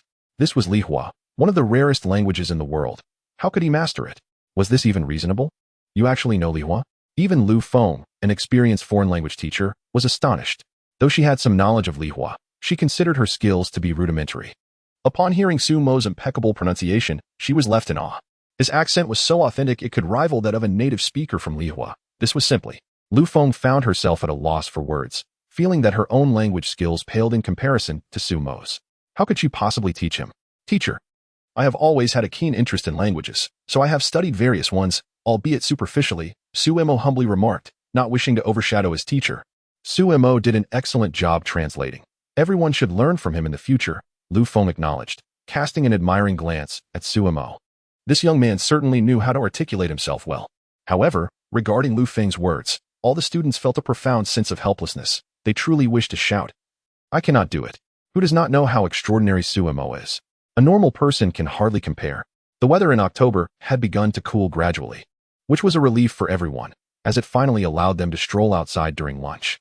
After class, Yan Jiushi intended to take Su Mo to the pedestrian street near Qingdao, but just as they stepped out of the classroom, Su Mo received a call from Principal Li Renwei, and this plan had to be abandoned. Xiao Mo, you go see the principal by yourself. I still have clothes to wash in my dorm. Yan Jiushi was merely finding an excuse for herself, as it would not be appropriate for her to accompany Su Mo when the principal had only summoned him. All right then, let us go to the cafeteria together in the afternoon. Okay. After parting ways, Su Mo proceeded to Li Renhui's office. Knock, knock, come in. Suemo entered and immediately noticed Li Renhui, who was preparing tea.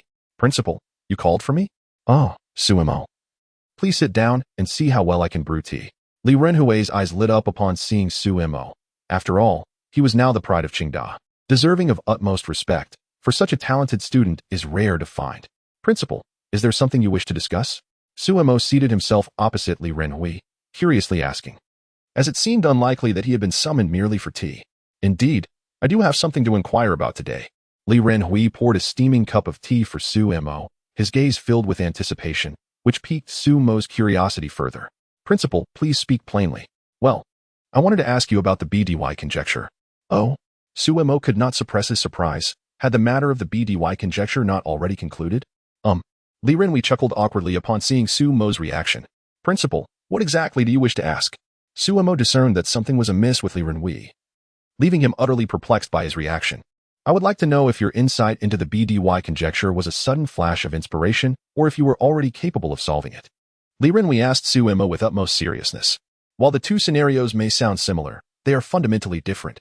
If it were the former, it would merely attest to good fortune, as such spontaneous inspiration is rather rare. However, if it were the latter, it would be remarkable. Should it be the latter, it would signify that Suemo possesses astonishing mathematical prowess. Consequently, there would be other mathematical conjectures that could be. Li Renhui had contemplated this notion for quite some time, but had struggled to articulate it. However, after Lu Feng's visit earlier that day, he felt increasingly confident in Suemo. In every regard, Suemo exhibited an extraordinary level of excellence. Li Renhui's expectations for Suemo are steadily rising. Should Suemo succeed in unraveling the other four mathematical conjectures, it would undoubtedly elevate Qing University's standing in the global arena. Although Qing University currently holds the prestigious title of the foremost institution in Xia country, it ranks merely 18th internationally. The emergence of a prodigy like Suemo is a rare opportunity that Li Renhui is keen to seize. It suffices for Suemo to resolve just one of the remaining four conjectures to garner substantial attention for Qing University. As a student of Qing University, Suemo's achievements would naturally elevate the institution's reputation. The recent progress on the BDY mathematical conjecture has already propelled Qing University from the 18th to the 17th position in the global rankings. One must not underestimate this advancement. Improving one's rank is akin to scaling a formidable peak, achievable only with the emergence of an individual who embodies the spirit of the era. At present, Suemo is the beacon of hope in Li Renhui and Appo's eyes. Chapter 120. The Terror of Fans Principle. Why do you ask this? Li Renhui's inquiry left Suemo even more perplexed. The matter had already been resolved, so why the question? Just answer my question first. Of course. It was accomplished through sheer talent. Suemo replied with an air of nonchalance. After the whirlwind of creativity, did he still need inspiration?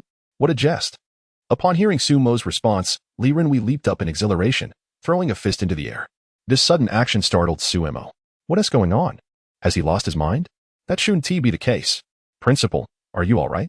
Suemo cautiously inquired, genuinely fearful that Li Renhui might unleash a punch in his direction. In the grand scheme of things, one's life is the most precious. What on earth is happening here?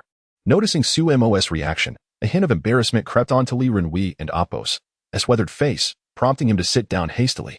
Suemo, could you unravel the other mathematical conjectures? Li Renhui finally voiced his thoughts. Although he recognized that his request was somewhat excessive, after all, if the five major mathematical conjectures were so easily solved, they wouldn't have remained uncracked until now. The realm of mathematics has never lacked for prodigies. Yet, Li Renhui still harbored a glimmer of hope for Suemo, as his brilliance was simply extraordinary. Oh, I was wondering what this was about. Hearing Li Renhui's words, Suemo appeared enlightened, finally grasping why Li Renhui was reacting this way today. He wished to inquire about this. It should be feasible, but Li Renhui's face lit up with elation at Suemo's preliminary statement, but before he could fully rejoice, he heard the but. But what? If Suemo could indeed unravel the other mathematical conjectures, it would undoubtedly cause a global sensation. This would be an event of epoch-making significance. However, I currently lack the time. Suemo and Appo's declaration nearly caused Li Renhui to spit out a mouthful of blood. Lack the time? Surely you jest. You find time to participate in variety shows, yet claim to have no time for solving mathematical conjectures? This is absurd. In Li Renhui's mind, the Brain King competition paled in comparison to the significance of the five major mathematical conjectures. Suemo, please, I am discussing something serious. I am speaking the truth. I genuinely have no time. Suemo replied earnestly as he looked at Li Renhui. I am planning to return home soon. The prize from the BDY conjecture is still in my possession. You can't expect me to carry over 10 million in cash indefinitely, can you? And once I return to school, the next recording of the Brain King competition will commence. Suemo raised his hands in exasperation. I truly do not have the time. Then when will you have time? Li Renhui was taken aback by Suemo and Appo's remarks, for the matters he mentioned held little significance in his eyes. If Suemo were willing, he could personally deliver the funds and even advocate on his behalf in the realm of the Mathematical King competition. After all, solving this historical conundrum in mathematics was of paramount importance. Once accomplished, both Suemo and Tsinghua University would be eternally renowned. However, this would likely take at least a month. Upon reflection, Suemo proposed a timeline that made Li Renhui want to curse. Not only was he unwilling to wait a month, but even a single day felt intolerable. If he could, he would have liked to bind Suemo and compel him to resolve the mathematical conjecture immediately. Yet, Li Renhui could only entertain such thoughts. The crux of the matter was that in a month, the school would be nearing its holiday break. Could they truly wait until the following year? This was absolutely unacceptable to Li Renhui. No, a month was simply too long. At most, half a month would suffice. Principal, pressuring me in this manner is futile. It genuinely requires a month, Suemo replied with a wry smile. How about this? I guarantee to solve one of the 5 major conjectures before the year concludes. Will that suffice? Deal. Li Renhui was undoubtedly pleased. Although he was uncertain where Suemo derived such confidence, a flicker of excitement ignited within him. The 5 major conjectures represented monumental challenges in the field of mathematics, often eluding even the most brilliant minds throughout their lifetimes. Yet, the individual making this claim was Suemo. To be fair, Suemo was undeniably the most prodigious student Li Renhui had ever encountered, bar none. Moreover, given Suemo's prior success in cracking the BDY conjecture, Li Renhui believed that his words were not entirely implausible. Having successfully negotiated with Li Renhui, Suemo returned directly to his dormitory, with the other 3 absent and the time only 3:30 in the afternoon. Boredom led him to sit on his bed and check his social media. The moment he tapped on it, the screen froze, leaving him utterly astounded. This phone had been a gift from his mother before he entered university. Was the quality of modern phones truly so abysmal? Suemo resolved never to purchase this brand again, feeling utterly cheated. After merely 3 months of use, how could it have deteriorated so rapidly? Utterly worthless. However, Suemo was unjustly blaming the device. The issue lay not with the phone's quality, but rather the overwhelming influx of notifications on his social media, which had rendered it temporarily incapable of processing the data, resulting in the freeze. If the phone could speak, it would surely exclaim, "Master, I am wronged." Suemo, frustrated with the phone, decided to wait and see how long it would take for the screen to unfreeze. After approximately 10 minutes, the phone finally returned to normal, leaving Suemo in a state of disbelief. What on earth was happening? He stared at the astonishing number of comments on his social media, over 1 million in just a few days. Was this level of exaggeration truly necessary? At that moment, Suemo finally comprehended why his phone had frozen. The sheer power of the fans is undeniably remarkable. It has been merely 4 or 5 days since Suemo last checked her social media, and yet there are already over 1 million comments? This is utterly astonishing. Intrigued, Suemo decided to peruse the comment section. Assassin 567. Suemo, how is your performance in the elimination rounds?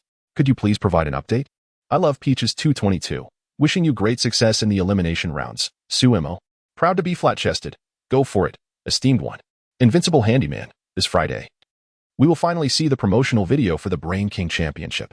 I hope to see you there. Suemo. Half a boiled egg. Suemo participating in this season's Brain King Championship feels like an unfair advantage. It's as if the trophy has already been reserved for her. Moonname 520. I genuinely adore Suemo. I hope you achieve even more dazzling accomplishments. Keep it up. After reading some of the fans' messages, Suemo herself felt a bit bashful. Chapter 121. The release of the promotional video. The fervor of the fans was truly overwhelming, leaving Suemo feeling somewhat bashful. Complimenting him was one thing, but could they not be a tad more subtle? Such unabashed admiration was rather. It was not entirely the fans and Appo's fault. Most of Suemo and Appo's admirers were students, possessing a rather innocent disposition. They expressed their thoughts as they perceived them, which is a hallmark of youth. After a brief period of observation, Suemo set down his phone and summoned his attribute panel. Host, Suemo. Age, 18. Skills, photographic memory, comprehension, master-level calligraphy, master-level Go expertise, linguistic proficiency, creative insight, keen insight, genius poet. Educational background, Vastly knowledgeable points. 0 fan value. 1. 417, 541 upon reviewing his skill set. Suemo could not help but curl his lips in disdain. Although he possessed 8 skills, few were truly practical. Skills such as master-level Go expertise in the recently acquired genius poet seemed rather superfluous to him, though he had one more opportunity for a lucky draw. He hesitated to use it, as he had been rather dissatisfied with his recent acquisitions, were it not for his participation in the Brain King Championship. The keen insight skill would likely have gone to waste. After some contemplation, despite his yearning for another draw, he ultimately relinquished the idea. The skills he currently possessed were sufficient to navigate any situation. Should he draw a skill of little utility, to whom could he voice his grievances? Thus, it would be prudent to reserve his solitary drawing opportunity for a time of greater necessity. By 6 in the evening, Suemo was already waiting beneath the girls' dormitory. He had become quite the celebrity at Qing University. The young women passing by regarded him with an unmistakable gleam in their eyes. The mere title of the nation's top genius was enough to inspire fervent admiration among them. Furthermore, Suemo's striking good looks made him the quintessential prince charming in the eyes of many. "Hello, Suemo. May I request your autograph?" A girl, scoring a modest 75 in appearance, mustered the courage to approach him, her eyes brimming with eagerness. She was a devoted fan, having rallied her dorm mates to combat the online slander directed at Suemo by detractors. "Of course. Do you have paper and a pen?" Suemo responded with a gentle smile, instantly melting the girl's heart. He was simply too handsome, and being such a genius, he was nothing short of perfection. The girl felt herself blushing, quickly retrieving a paper and pen from her backpack and handing them to Suemo. "Here you go." Suemo signed his name with a flourish, the elegance of his strokes leaving the girl in awe. His handwriting was a reflection of his character. However, she was also aware that Suemo had a girlfriend, so after receiving the autograph, she offered him words of encouragement before departing. Suemo shook his head with a bitter smile. In the past, he might have reveled in such attention, but now, with the exquisite Yin Jiushi by his side, he found himself utterly disinterested in other girls. Was that girl just now beautiful? Perhaps, but suddenly, a melodious voice emerged from behind him, causing him to pause mid-sentence. "Xiaoxi, please don't tease me." Turning around, he was met with the sight of Yin Jiushi, a faint bitterness tugging at the corners of his mouth as he discerned the heavy undertones of jealousy in her words. Women are indeed like vinegar jars. Yin Jiushi appeared as though she had just stepped out of the shower. Droplets of water clung to her flowing hair, and a delicate fragrance enveloped her, evoking a sense of longing within him. "Xiaomo, please don't be like this. I'm not quite used to it." Yin Jiushi intended to articulate more, but as she felt Sumo's penetrating gaze upon her, the words caught in her throat. Her naturally unadorned face flushed with warmth, her heart racing like a startled deer. "Xiaoxi, you are simply enchanting. I truly regret it now." Suemo, captivated by Yin Jiushi's bashful charm, could not help but swallow hard. "Regret what?" Yin Jiushi lifted her head, her curiosity piqued by his enigmatic statement. "I regret agreeing to your mother's conditions. With a beauty like you by my side every day, how could I ever wait until graduation?" Suemo stepped closer, leaning down to whisper into her delicate ear, unable to resist a playful jibe. This immediately painted Yin Jiushi's cheeks a deep crimson, her adorableness reaching new heights. However, Suemo was not in the mood to relish her cuteness. Having uttered his teasing remark, he turned and fled, knowing full well that she would soon be in a fury. "Xiaomo, don't run away. Stop right there." As anticipated, Yin Jiushi chased after him in a huff. Under the setting sun, their silhouettes grew fainter as they raced away. Time passed swiftly, and Friday arrived. The online buzz was palpable today. The promotional video for the Brain King competition was set to air on Dadong TV, and anticipation was high. Before 8 o'clock, everyone was glued to their television screens. When the moment arrived, the long-awaited promotional video finally commenced. This video had been meticulously edited by the Brain King production team and was laden with suspenseful moments. Particularly striking was Sumo's line, "I'll choose last, to me." All the projects are more or less the same, which left viewers gasping in disbelief. Was that a touch too arrogant? With nearly 100 contestants, each one a genius in their own right, Suemo's confidence was indeed alarming. Moreover, Tang Jian's comments only heightened the concern for Suemo among the viewers. The promotional video lasted around 5 minutes, with Suemo dominating a staggering 3 of those minutes. Following its broadcast, topics related to the Brain King competition began trending on social media. Has Suemo completely abandoned his preferred project? Does Suemo truly possess the qualifications to be hailed as the foremost prodigy of the Summer Nation? Young individuals, upon achieving a modicum of success, often become insufferably arrogant. Arrogance? It could very well lead to their downfall. A plethora of related topics erupted, instantly igniting a frenzy in the comments section, with opinions ranging widely. Some expressed support for Su Mo, asserting that his confidence stemmed from a genuine belief in his abilities. However, a greater number criticized him for his perceived hubris, resulting in a predominance of unflattering remarks. Around 9 o'clock in the evening, Yin Jiushi lay in her dormitory, idly passing the time. Out of sheer boredom, she began to scroll through her social media feed, and upon seeing the latest posts, her restlessness grew. Without hesitation, she dialed Su Mo and Appo's number. Xiaoxi. What is the matter? Su Mo wondered, glancing at the caller ID. He was puzzled as to why Yin Jiushi would be calling him at such an hour. Typically, she would have already retired for the night, as staying up late is detrimental to one's complexion. Like many young women, Yin Jiushi was particularly mindful of her appearance. Xiao Mo, something significant has occurred. You must check your social media immediately. Chapter 122. A forceful response. Xiao Mo. Something significant has occurred. You must check Weibo immediately. What is it? Su Mo, upon hearing the anxious tone of Yin Jiushi from his phone, felt an increasing sense of bewilderment. What could have transpired?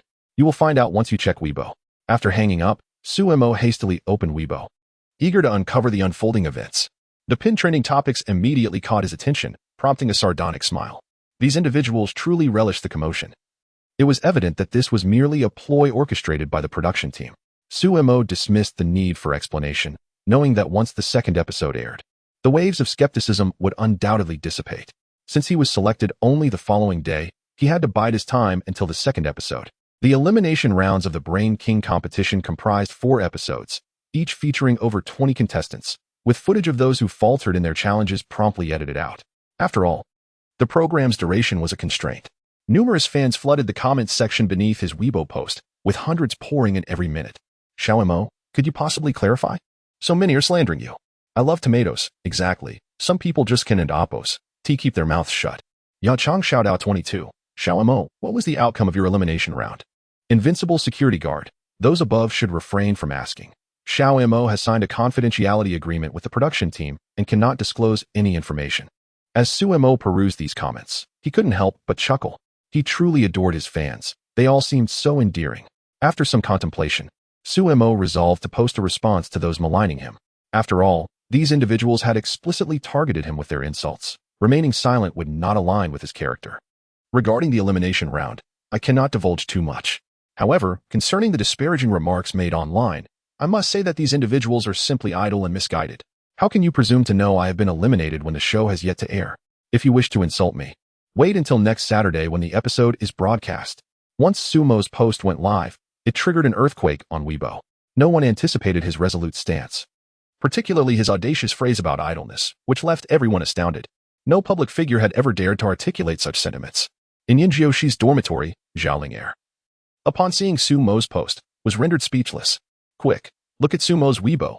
He is cursing at people. And ran, in the midst of sipping water. Was so startled by Zhao Ling'er's words that she spluttered. What? Yin Jiushi, hearing Zhao Ling'er, immediately retrieved her phone and opened Weibo, instantly encountering Sumo's latest post. This. Yin Jiushi found herself at a loss for words, feeling both exhilarated and slightly concerned. Sumo's words brought her a sense of relief, for the slander against him had been utterly excessive. However, such boldness would undoubtedly attract more detractors, as there were already numerous individuals harboring grievances against Su Mo. In an upscale steakhouse, Zhang Ge and Su Qian were engaged in a lively conversation. Zhang Ge held a deep affection for Su Qian, and being single himself, he had invited her to dinner that evening. Naturally, Su Qian was delighted by Zhang Ji's invitation and readily agreed without a second thought.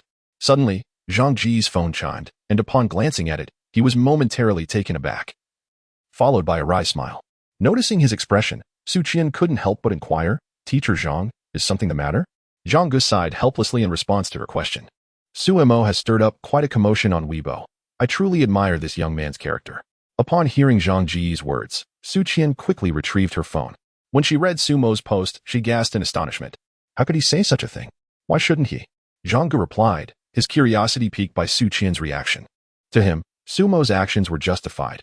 Had he been in Sumo's position, he likely would have acted similarly.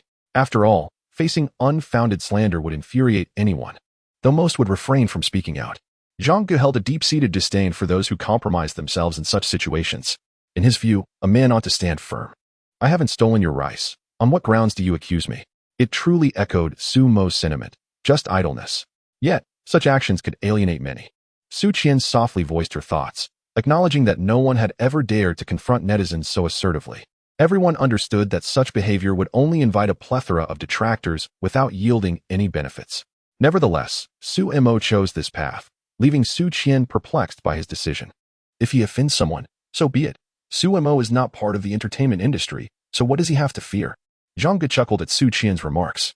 Moreover, when the program aired next week, all doubts would dissipate, and those who criticized Su Mo would no longer perceive him as arrogant. As Zhang Ge spoke, a contemplative expression graced his features. Those with true talent will always be accepted, regardless of their actions. After hearing Zhang Ge and Apos' words, Su Qian lowered her head in contemplation. Meanwhile, Tang Jian, who was supervising the editing process, overheard some staff discussing this matter and promptly opened Weibo to take a look. This young man truly stands out. Indeed. Tang Jian had not encountered a youth like Su Mo in many years. While others strived to maintain their public personas, Su Mo harbored no such concerns. Boldly expressing himself without reservation, such audacity was indeed remarkable. Early the next morning, Su Mo's phone rang incessantly. Who could be calling so early? Does one not realize the disturbance such an intrusion causes to another's sweet slumber? Awakened by the incessant ringing, Su Mo grumbled in annoyance. But upon glancing at the caller ID, he immediately silenced his complaints. The reason was simple. The call was from his beloved mother. Hastily donning his clothes, he stepped out of the dormitory, mindful that others were still in the realm of dreams. Once outside, he answered the call, and his mother's voice resonated through the line. My son, the post you shared yesterday was absolutely satisfying. You truly are my son. Chapter 123, The Curious Anran. Upon hearing her mother and Apos' voice on the phone, Su Mo couldn't and Apos' helped but feel a few lines of frustration form on his forehead. Mom, did you call me so early just to say this? Why else? Su Mo found himself utterly defeated by his mother's relentless persistence. What more could he say? By the way, Mom, I plan to return to Linhai next week. What brings you back? I recently solved the BDY conjecture and received a reward. It's not safe to keep it all on me, so I intend to hand the money over to you. Don't wait until next week. Come back tomorrow instead. By the way, how much are we talking about? Once again, Su Mo was overwhelmed by his mother's sudden shift in demeanor at the mention of money. Oh, and when you return next week, don't forget to bring my daughter-in-law along. Otherwise, the money can come home, but you can't. All right, I understand. After hanging up, Su Mo let out a despondent sigh. Truly, he felt devoid of any rights. Upon returning to his dormitory, sleep eluded him. After lying down for a while, he decided to get up and go for a run on the playground. At 6:30 in the morning, the playground at Tsinghua University was still bustling with students. Although the weather had recently turned a bit cooler, many senior sisters still donned shorts, their flawless, fair legs capturing the attention of numerous boys. Some boys even came to the playground early, solely to admire the beauties. Dressed in a loose-fitting white tracksuit, Su Mo, with his sunny and handsome visage, exuded an irresistible allure to the girls. Moreover, with his numerous accolades and charm, it was and amp, Apos, long before several girls began to gravitate towards him. Among them were freshmen. But more often than not, it was the second and third-year girls who were considerably bolder. One girl, possessing an attractiveness rated around 80, even began to jog alongside Su Mo. What a coincidence. You're here to run as well? Lu Ruoruo beamed at Su Mo's handsome profile, unfazed by the knowledge that he had a girlfriend. In this day and age, marriage and divorce were commonplace, not to mention the fleeting nature of campus relationships. To every girl, Su Mo represented the ideal boyfriend. How could Lu Ruoruo, captivated by such an outstanding young man, not feel a flutter in her heart? Who are you? Su Mo, hearing Lu Ruoruo's voice, slowed his pace. He didn't recall ever meeting this girl. However, he couldn't be impolite when someone was reaching out to him. I'm a third-year student from the finance department. My name is Lu Ruoruo. It's a pleasure to meet you, Su Mo. Oh, so you're a senior. After hearing Lu Ruoruo's introduction, Su Mo greeted her politely. Hello, senior. The other girls nearby, witnessing the light-hearted banter between Su Mo and Lu Ruoruo, felt a twinge of regret. Had they known it would unfold this way, they should have been bolder earlier. Otherwise, they might now be the ones chatting with Su Mo. Indeed, fortune favors the bold while misfortune befalls the timid. What brings you to seek me out, senior? Su Mo gazed at Lu Ruoruo with curiosity. Although she possessed remarkable beauty, he harbored no ulterior motives. I have long admired you, junior. Today, I finally have the opportunity to meet the legendary Su Mo in person, and I am eager to discover just how extraordinary you truly are. Haha, do you feel a tinge of disappointment, senior? Upon hearing Lu Ruoruo's words, Su Mo smiled faintly, asserting, I am merely an ordinary person. The title of the greatest talent in Xia country is merely a playful chant from my fans. Please do not take it to heart. Suemo, your words are not something I can agree with. Lu Ruo's large, expressive eyes regarded him as she smiled warmly, saying, to be hailed as the greatest talent in Xia country, you must possess genuine skill. And with your handsome appearance, you have indeed stirred a flutter in my heart. Upon uttering this remark, a subtle blush graced her cheeks. Adorned in a snug white athletic outfit that accentuated her exquisite figure, coupled with her inherent charm. Her allure was undeniable. Yet, Suemo gazed at Lu Ruo with utter purity, devoid of any distraction. You jest, senior. With your remarkable qualities, you are certain to find an exceptionally outstanding partner in the future. Sumo's implication was crystal clear. Lu Ruo discerned it immediately, feeling a flicker of disappointment within. Could there truly be someone more admirable than Suemo? Such a notion seemed utterly impossible. A young man like Suemo is a rarity not just in Xia country but across the globe. Suemo, what brings you here? Who is this? At that moment, a familiar voice resonated behind them. Without needing to look, Suemo instantly recognized the speaker. The voice carried an icy demeanor that kept others at bay. Who else could it be but Enran? This is Lu Ruo, a third-year student in the finance department. And this is Enran, a freshman from the foreign language department. After hearing the voice, Suemo halted, turning to face Enran, introducing the two. Enran donned a simple t-shirt paired with loose-fitting culottes. Such a straightforward ensemble radiated an astonishing beauty. Lu Ruo, who had always exuded confidence in her appearance, suddenly found her self-assurance dwindling in the presence of Enran. Whether it was her figure, her looks, or her aura, Lu Ruo felt completely outshone. Greetings, Junior. You are truly stunning. Lu Ruo regarded Enran with admiration, politely extending her hand. However, Enran disregarded Lu Ruo entirely. Addressing Suemo with a cool demeanor, accompany me for breakfast. With that, she turned and walked away, not sparing Lu Ruo a glance. This left Lu Ruo's expression somewhat displeased, while Suemo stood in stunned silence, hastily offering his apologies to Lu Ruo. Do not take it to heart, senior. This girl simply possesses such a temperament. I apologize on her behalf. It's nothing. Since you have matters to attend to, I shall not disturb you further. We can converse another time. Upon hearing Sumo's words, Lu Ruo managed a bittersweet smile. Recognizing the familiarity between Enran and Suemo remaining any longer seemed futile. With a reluctant glance at Suemo, Lu Ruo departed. Seizing the opportunity, Suemo hastened to catch up with the not-so-far-off Enran, perplexed by her seemingly displeased demeanor. Had he inadvertently offended her? Are you here to run as well?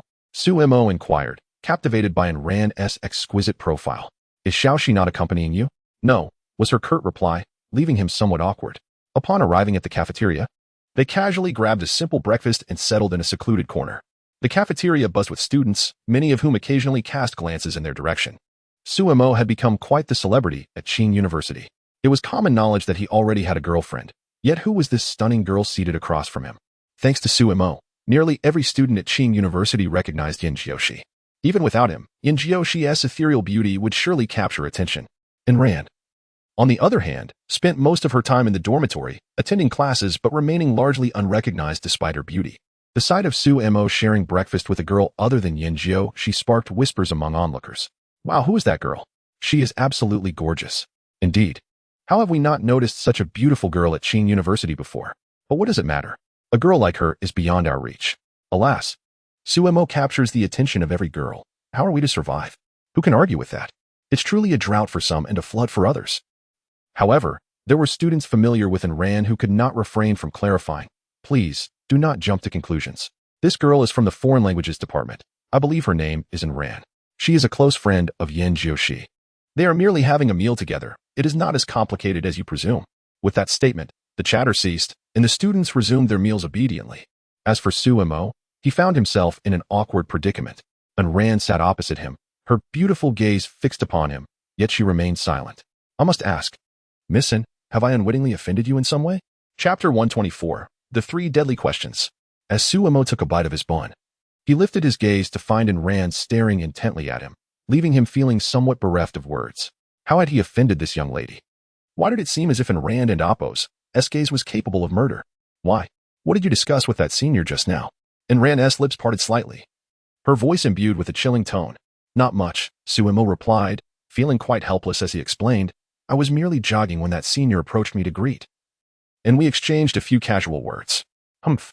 Enran regarded Suemo with an air of disdain, unable to suppress a cold scoff. What is there to discuss with someone like her? Is she beautiful? Does she have a good figure? What about her temperament? Faced with Ran's relentless barrage of inquiries, Su Mo fell silent, utterly bewildered. What was this all about? He began to question whether Ran had taken leave of her senses. This was not the Ran he knew. Missin, may I inquire why you are acting so strangely today? I merely wish to remind you that you have Xiaoxi now. And it would be wise not to grow too close to other girls. If Xiaoxi were to see you today, what would she think? A flicker of panic was evident in Ran's eyes, though Su Mo was oblivious to it. It wouldn't matter if Xiaoxi saw. I was simply chatting casually with that senior. I have done nothing to feel guilty about, so why worry? Su Mo muttered under his breath. Though his words were still discernible to Ran. Do you understand women better than I do? Ran's beautiful eyes were filled with a glint of menace. She had not anticipated Su Mo would dare to retort. This morning, witnessing him laughing and chatting with Lu Rua had ignited a fire within her. Fine. Missin, you are right. I shall be more cautious in the future. Under Ran and Appo's penetrating gaze, Su Mo felt a chill run down his spine, hastily conceding his fault. He knew all too well that one should never engage in a verbal spar with women, especially not with beautiful ones, lest one suffer dire consequences. After all, admitting a mistake would not cost him dearly. Ran, perceiving Su Mo and Appo's insincerity, unleashed her ultimate threat. Her voice laced with warning. Should I catch you in such a situation again, I will inform Xiaoxi directly, and then you shall have to deal with the aftermath. Su Mo and Appo's expression darkened immediately. He truly felt like cursing. Who had he offended? He had merely engaged in a normal conversation with a senior. Was that such a grievous error? Truly, you are a good friend of the summer country. Upon returning to the dormitory, Su Mo remained in a state of deep gloom. Had he known this would transpire, he would have preferred to linger in bed a while longer. Why bother with running? What a waste of time. Observing the three individuals engrossed in their smartphones, Su Mo felt a wave of frustration wash over him. I have placed breakfast on the table. Do not forget to eat, you three. These three were indeed the epitome of laziness. If there were a competition for sloth, they would undoubtedly secure the top 3 positions. They would rather endure hunger than venture to the cafeteria for a meal, justifying their inaction with the preposterous claim of conserving food for the nation. At the mere sound of Su Mo's voice, the trio hastily set aside their devices, donning their clothes with remarkable speed as they prepared for a culinary battle. Much to Su Mo's exasperation, Zhao Tian exclaimed, Boss, you are truly exceptional. Having a leader like you is a blessing I must have earned in a past life. Wang Yu added, Indeed, not only do you tutor us, but you also bring us meals. It is unlikely we could find anyone as wonderful as you at Qingda. Zhang Xiaochuan chimed in. If only our boss could assist with laundry as well, that would be even better. Zhao Tian and Wang Yu eagerly turned their gaze towards Su Mo upon hearing Zhang Xiaochuan's remark. The sound of Su Mo grinding his teeth echoed through the room. He regretted ever agreeing to bring them food. This idea originated with Xiaochuan. I never considered it, Zhao Tian hastily clarified, retreating to a corner. Wang Yu nodded in agreement. Visibly terrified, who wouldn't he be afraid? If Su Mo were displeased, even Zhao Tian, the heir of the 7th grade Xian, would not hesitate to retaliate. Thus, Wang Yu was understandably apprehensive. The reactions of Zhao Tian and Wang Yu left Zhang Xiaochuan dumbfounded. Are they truly brothers? They are merely pushing me into the fire. Be boss. I was just joking. Please don't. A chilling scream reverberated from dormitory 403, sending shivers down spines. Fortunately, it was morning, or one might suspect a haunting. Today, Su Mo had no classes and chose to spend the entire day lounging in his dormitory. If Principal Li Renhui were to discover this, he would surely be furious. Is this what they call having no time? Nonsense. In truth, Su Mo's claim of being pressed for time was merely an excuse. He was simply too indolent to engage. Although Su Mo had spent an entire night solving the BDY conjecture, the aftermath left him mentally fatigued for several days, a clear case of overexertion. Regardless, once the Brain King Championship aired next week, his popularity was bound to skyrocket, which explained his reluctance to tackle the 5 prominent mathematical conjectures. His assurance to Li Renhui was made out of sheer necessity. Otherwise, Su Mo's nature would never permit him to entertain such bothersome matters. After all, one must extend some courtesy to those in positions of authority. At precisely 7:40 p.m., the 3 in the dormitory clutched their smartphones, eagerly awaiting the premiere of the Brain King Championship.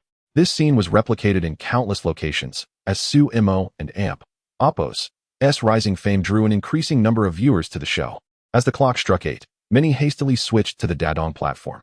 Welcome, everyone, to the recording of the first episode of the 5th season of the Brain King Championship. The voice of the host, Wang Tao, resonated through countless households, as the contestants successfully tackled the increasingly challenging tasks one after another. Gasps of astonishment erupted from the viewers in front of their television screens. However, as the episode approached its conclusion, the absence of Sumo became evident, leaving many viewers in a state of disappointment.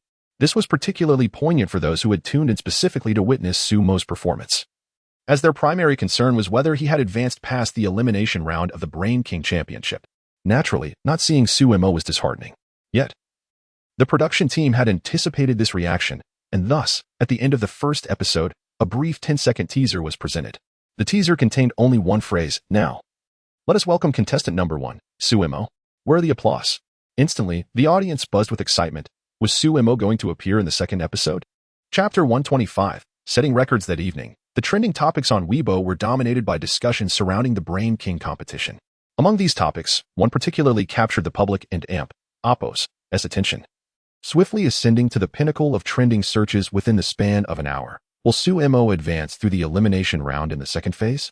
In less than an hour, nearly 200,000 comments had flooded in, a staggering volume that left the entire entertainment industry astounded. An 18-year-old student had managed to seize the top spot on Weibo's trending list. This phenomenon rendered all the stars speechless. After all, Weibo is often referred to as the playground of celebrities. When had it become the domain of a mere student? This situation sparked considerable discontent among many, including the renowned director Li Nan. Within a luxurious villa, Li Nan was engaged in discussions with several assistant directors regarding the promotion of a new film.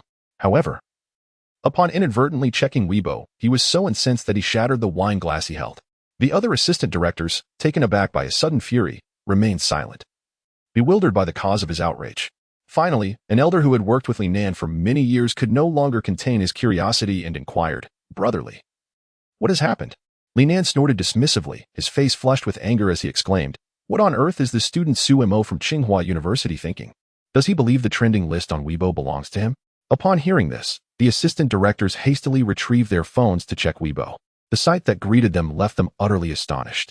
The top 10 trending topics were all centered around Sumo, and it became clear why Li Nan was so furious. It is important to note that promoting a new film requires substantial online traffic, and they had already planned to launch their campaign the following day. They had even begun to indulge in wine, oblivious to the impending chaos. Who would have anticipated such a turn of events?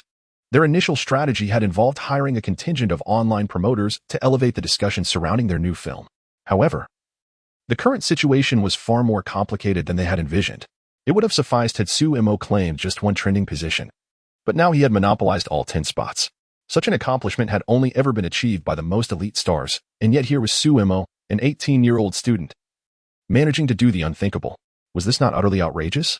Even more alarming was the sheer intensity of the trending topics. Even the 10th spot required millions of interactions, which only added to Li Nan's vexation. Engaging online promoters necessitated a considerable financial investment. Hiring hundreds of thousands of them for promotion? That figure was astronomical. Consequently, their promotional plans for the new film would have to be shelved for the time being. Little did Li Nan know, this delay would extend for several months. But that was a tale for another time. At Zhangji's residence, he mused, my brother truly possesses the gift of trending topics.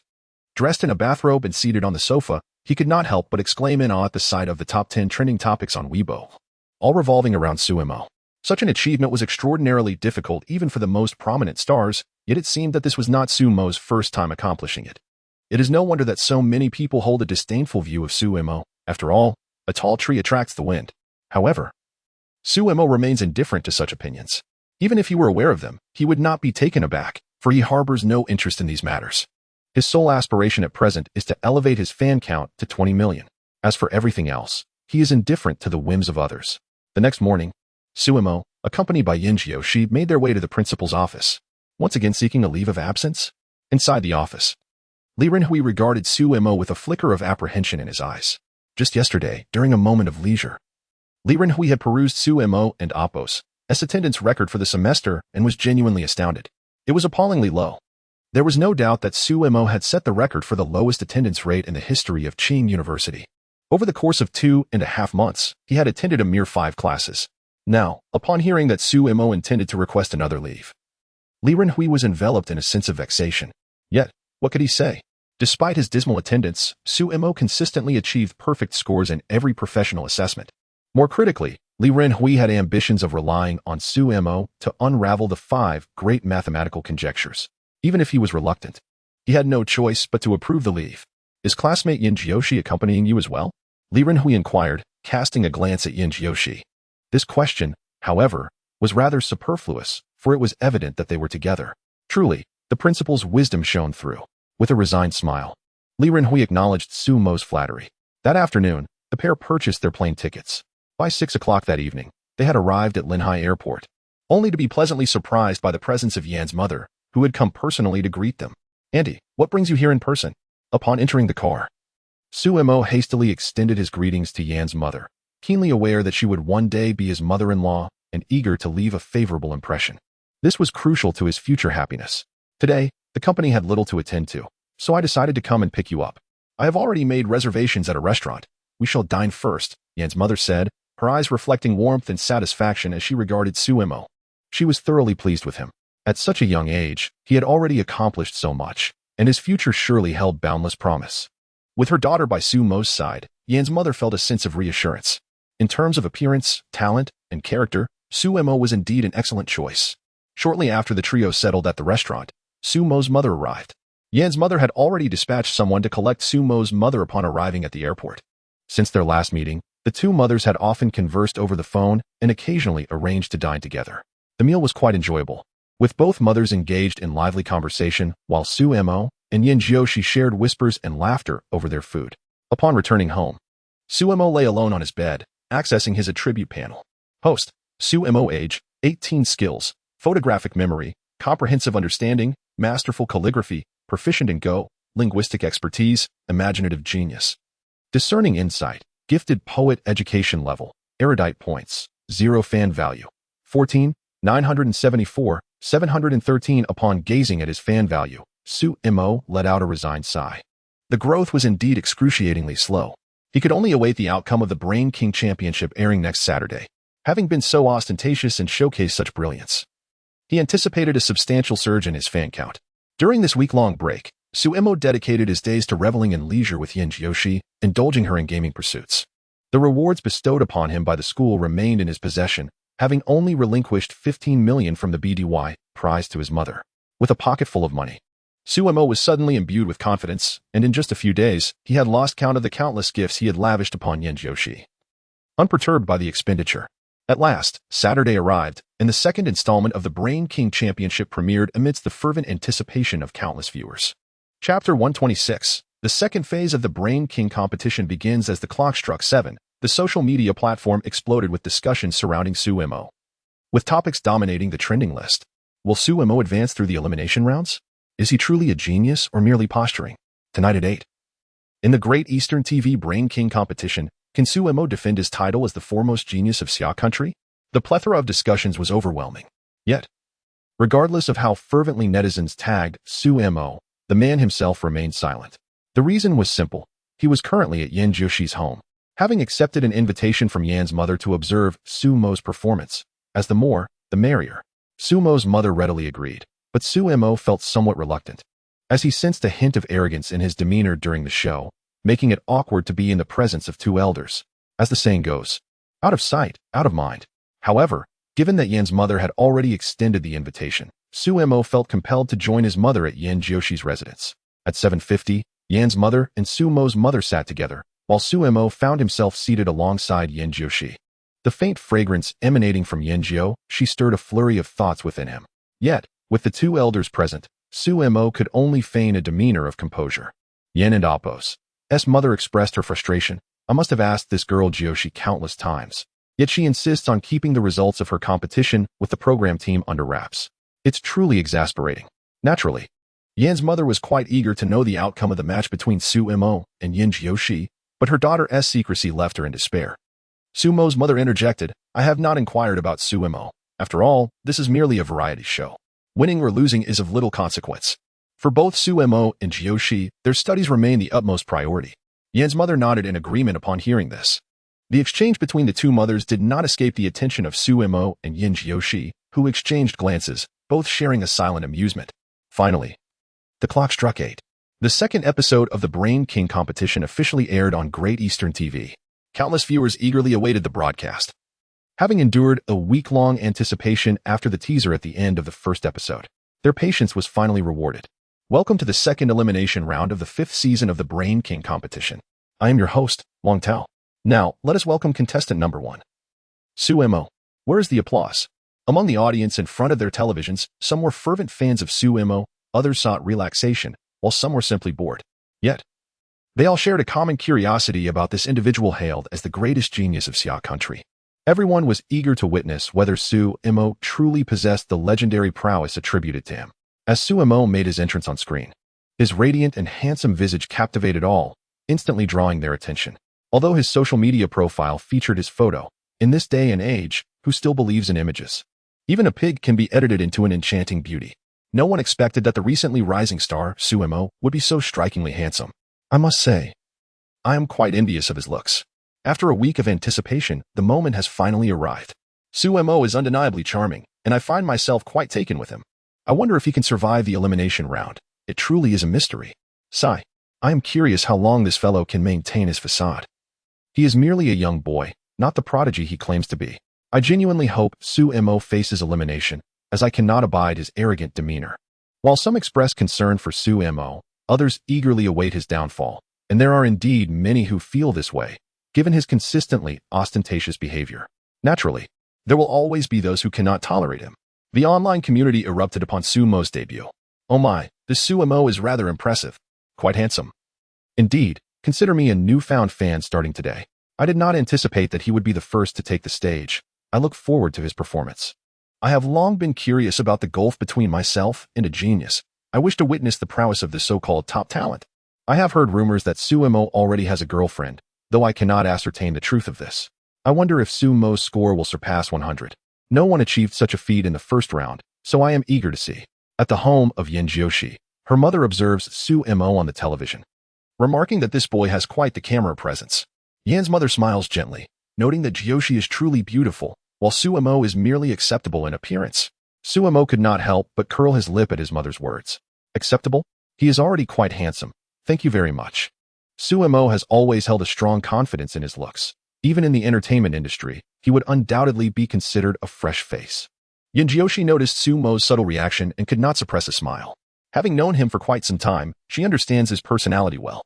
He relishes compliments and detests any insinuation that he is unattractive. Should anyone dare to call him ugly in his presence, regardless of who they might be, he would certainly confront them. However, since it was his mother who made the comment, Suemo refrained from retorting. On the television, as the rules for the Micro-Water Distinction Challenge were announced, both the audience at home and those watching the live stream online erupted in chaos. Coupled with the skepticism of several judges, this only delighted the detractors watching the broadcast. Yet, many others were busy critiquing the program creators. Was this challenge truly designed for human participants? What a farce. It feels like a mere game of mud for the contestants. Who could possibly succeed in such an inhumane challenge? At this moment, the designer was trembling in fear, hiding away. I knew he would not pass the elimination round. Continuing in his arrogance, he has now truly overstepped. Finally, a show worth watching. Who on earth designed this challenge? If they have the courage, I assure you, I will not harm them. Good heavens, has the production team lost their minds? It is either the production team or Suemo who has gone mad. One dares to venture forth, while the other dares to embrace the challenge. Should Suemo succeed in this endeavor, she shall truly astound us by live streaming the act of cleaving a durian without further explanation. The keyboard is at the ready, and my knees are prepared. It all hinges on Suemo's capabilities. The fervor surrounding related discussions on social media remains exceedingly high. Initially, I intended to cheer for Suemo. Yet upon encountering this daunting project, even my unwavering support wavers. It seems futile. No one can accomplish this task. Suemo is heralded as a genius. If she possesses such talent, let her triumph in this challenge. Yet, some ought not to utter disparaging remarks. This project appears insurmountable for anyone. However, one must not forget that Suemo is the foremost prodigy of the Summer Kingdom. How could there be anything beyond her reach? Chapter 127. The definition of a genius. Some individuals deliberately mocked Suemo, provoking discontent among his admirers, who found themselves at a loss for a rebuttal. This was largely due to the esoteric nature of the micro-differentiation project, which was hardly designed for human undertaking. Nevertheless, numerous supporters of Suemo rallied behind him, exclaiming, "Go! Suemo! He will undoubtedly create miracles." Despite the daunting nature of the project, they recalled how Suemo had previously unraveled the BDY mathematical conjecture, instilling belief in his potential for success. Just do your best. Even if you falter, I can comprehend that this endeavor is indeed exceedingly challenging. Suemo, you are the best. At Yin Jioshi's residence, both mothers gasped in astonishment upon reviewing the rules of microdifferentiation. Su's mother remarked, Xiaomo, why would you undertake such a project? Please tell me you haven't been eliminated? Though she feigned indifference, she secretly hoped for her son's commendable performance. However, after scrutinizing the project rules, even she, as a mother, harbored doubts about Sumo's prospects. Yan's mother chimed in, the time allocated for this project is exceedingly brief. How can one even attempt it? Her discontent was palpable as she voiced her concerns. Mom, Auntie, you needn't worry, just keep watching, Suemo replied with a smile. While Yin Jiushi echoed his sentiments at that moment, just don't be startled by Xiaomo's performance. Surprised by Yin Jioshi's words, both mothers exchanged glances. Their anticipation for Sumo's upcoming display heightened. On television, Suemo boldly declared, I wish to increase the difficulty. I shall challenge the hell-level microdifferentiation. This proclamation sent shockwaves through the online community. Has he lost his mind? It's already challenging enough, and he wishes to escalate the difficulty? Many mused, bewildered by the audacity of his claim. Perhaps Suemo is aware of his limitations and is merely seeking an exit strategy. Is this an act of self-sabotage? The existence of a hell-level challenge seems utterly preposterous. How could anyone possibly succeed? The discussions on social media erupted in a frenzy. Has Suemo truly lost his senses? I can only respond with a dismissive ha. What is this nonsense? Some criticized him for his reckless bravado, lamenting, it seems the title of the nation's top genius is at stake. While confidence in youth is commendable, excessive self-assurance borders on hubris. It was no surprise that almost no one believed in Suemo, as this was reminiscent of the initial recording of the show. As the program continued airing, when Suemo commenced his challenge, the audience was left in stunned silence. Is it possible to approach it this way? Can one progress so swiftly? Especially accompanied by Zhang Ji's exclamation, what speed is this? What speed is this? It left everyone utterly astonished. It was astonishingly fast, so fast it felt suffocating. Particularly when Suemo paused at the correct answer on television. It sent shivers down the spines of all viewers. What on earth? Is this a dream? Especially when the host, Wang Tao, inquired, Contestant Suemo, you still have 3 minutes left. Are you certain you do not wish to review the remaining cups? Sumo's light-hearted response was, no need to look anymore. I am certain it is this cup. With a confident smile directed at the camera, Suemo declared, there is no possibility of an incorrect answer with me. Either I cannot find it, or if I do, that is remarkable. All viewers of this episode of Brain King were left dumbfounded. Is this even human? How can this be possible? Particularly, Sumo's smile towards the camera must have enchanted countless young ladies. In Yin Jioshi's dormitory, silence reigned. The three girls, having taken Zhao Linger's suggestion, surrounded the desk with an array of snacks, engrossed in watching the Brain King competition. When they witnessed Sumo's astonishing performance, they were all rendered speechless, especially in Ran, whose beautiful eyes were fixated on Suemo on the phone screen, lost in a trance. Zhao Linger and Molly Lee shared the same reaction, covering their mouths in disbelief with wide eyes. They could hardly believe what they had just witnessed. Zhao Ling and Appos nudged Molly Lee beside her. Li, is this real? Molly Lee swallowed hard. It should be real. After exchanging a knowing glance, both saw the incredulity reflected in each other's eyes. My goodness, after several minutes, Zhao Ling finally exclaimed, only to receive a disdainful glare from Enran. Enran, this isn't my fault. Suemo is just too impressive. Molly Lee nodded in agreement, her mind still struggling to comprehend the events. Seeing their reactions, Enran felt an inexplicable joy welling up within her. Meanwhile, netizens online erupted after witnessing Sumo's astonishing display. No way. How is this possible? No more words. I'm a fan now. Is this person a deity? I take back what I said. Geniuses truly cannot be measured by ordinary standards. I finally understand why teachers always hold Suemo as a model for learning. I was brought to tears. All I want to say to those who criticize Suemo is, how can you dare to slander such a genius? The same fervor was reflected on social media, where various trending topics surged to astonishing heights at a breathtaking pace. Incredible is the only phrase that encapsulates my current feelings. What are you waiting for, brothers? Without further ado, I'm joining the fan club. Previously, I perceived Sumo's demeanor as excessively aloof. However, I now find myself compelled to acknowledge that he possesses an undeniable air of superiority. He leaves no room for his fellow competitors. Who could argue otherwise? If I were among the contestants, I would certainly be haunted by the shadow of his prowess. It would be more fitting to simply award the Brain King trophy to Suemo and have the other participants withdraw gracefully. As for the subsequent performances, aside from Yin Jioshi's astonishing beauty, which elicited some surprise. The remainder of the show was rather lackluster. It is hardly surprising, given Sumo's extraordinary display in comparison. The other contestants were utterly diminished. How could the light of a firefly hope to compete with the brilliance of the full moon?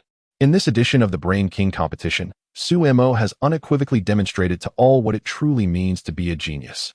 While the concept of genius lacked a clear definition in the past, it is now distinctly illustrated. What constitutes a genius? It is precisely someone like Sumo. Chapter 128, System Update in Yin Jioshi's home. A profound silence enveloped the expansive living room following the conclusion of the program. Both Yan's mother and Su's mother were left utterly astounded by Sumo's remarkable performance. "Mom, Auntie, did I not warn you not to be intimidated by Xiaomo's display?" Yin Jioshi chuckled, her face radiating pride.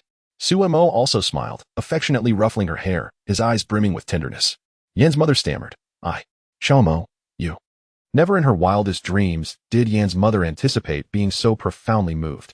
As a major shareholder of Tianhong Group, she had witnessed countless spectacles, yet at this moment, she had to concede that Sumo was indeed an unprecedented genius. It was a soul-stirring revelation. Su's mother opened her mouth, eager to voice her thoughts, yet found herself at a loss for words. The surprise Sumo had bestowed upon her was simply overwhelming. Was this truly her son? Upon returning home, Sumo greeted his mother before retreating directly into his room. The first thing he did was pull out his phone and open his social media account. When he beheld the staggering number of followers, he couldn't help but gasp in disbelief. A terrifying figure flashed before his eyes. 19, 583, 267. While Sumo had anticipated a significant surge in followers post-broadcast, he never imagined it would be this extraordinary. How much time had elapsed? It had been less than 3 hours since the program aired. The follower count had skyrocketed by over 5 million, an astonishing feat. It was worth noting that some second-tier celebrities had yet to amass even 5 million followers. Yet, in under 3 hours, Sumo's followers had surged by over 5 million. Even he hadn't expected this. Initially, his goal had been around 2 million, but the online community had proven to be exceedingly supportive. In a mere span of time, Sumo's follower count was approaching 20 million. If one were to inquire about his current feelings, he would only utter 2 words: incredible. Sumo had long yearned for a follower count of 20 million, and with it so close to fruition, how could he not be elated? Each time he refreshed the page, the follower number would increase dramatically, prompting him to beam with joy. At this rate, within half an hour, Sumo's follower count would surely surpass 20 million, enabling him to activate the points system, a long-anticipated milestone. Unceasingly refreshing his social media homepage, he finally witnessed, after 20 minutes, his follower count breached the 20 million mark, 20,000,054. As this number registered in his mind, the familiar voice of the system echoed in his thoughts. Congratulations, host. Your follower count has surpassed 20 million, fulfilling the requirements to activate the points system. Would you like to activate it? Activate, he responded, as if the answer were obvious. Sumo had waited for so long, solely for this moment, and without hesitation, he chose to activate it. Ding, the points system has been activated. The system will automatically update, with an update time of 3 days. However, upon hearing the system's voice, Sumo nearly choked on his frustration. 3 days? He could not bear to wait even a second, yet no matter how he summoned the system in his mind, there was no response. It seemed he had no choice but to wait for 3 days. Sumo felt a profound sense of despair. He had thought he had finally activated the point system, only to discover that it required an update. There was nothing to be done but to wait. On the second day, a professional edited a short video of Sumo's performance in the Brain King competition into a clip of less than 10 minutes. Remarkably, this video garnered over 3 million views in just 1 day, introducing the so-called #1 genius of Xia country to a wider audience. The trending topics on social media were completely dominated by Sumo. Many who clicked on Sumo's social media profile were astounded after a night of growth. His follower count had surged to over 23 million. Immediately, someone posted a topic. In just 1 night, nearly 10 million new followers. This is the #1 genius of Xia country, Sumo.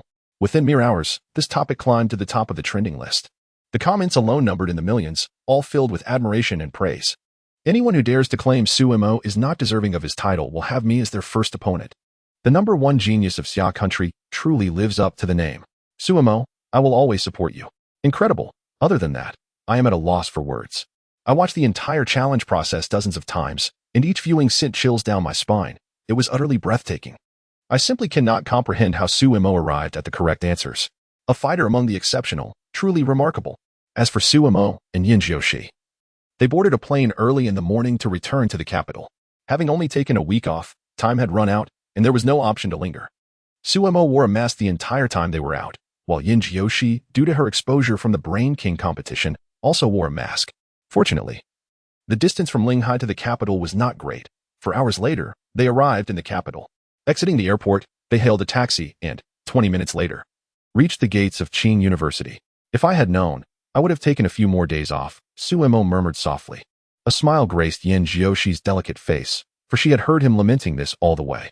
All right, Xiaomo, there will be plenty of time in the future. Yin Jioshi understood the reason behind Sumo's reaction. She felt the same way.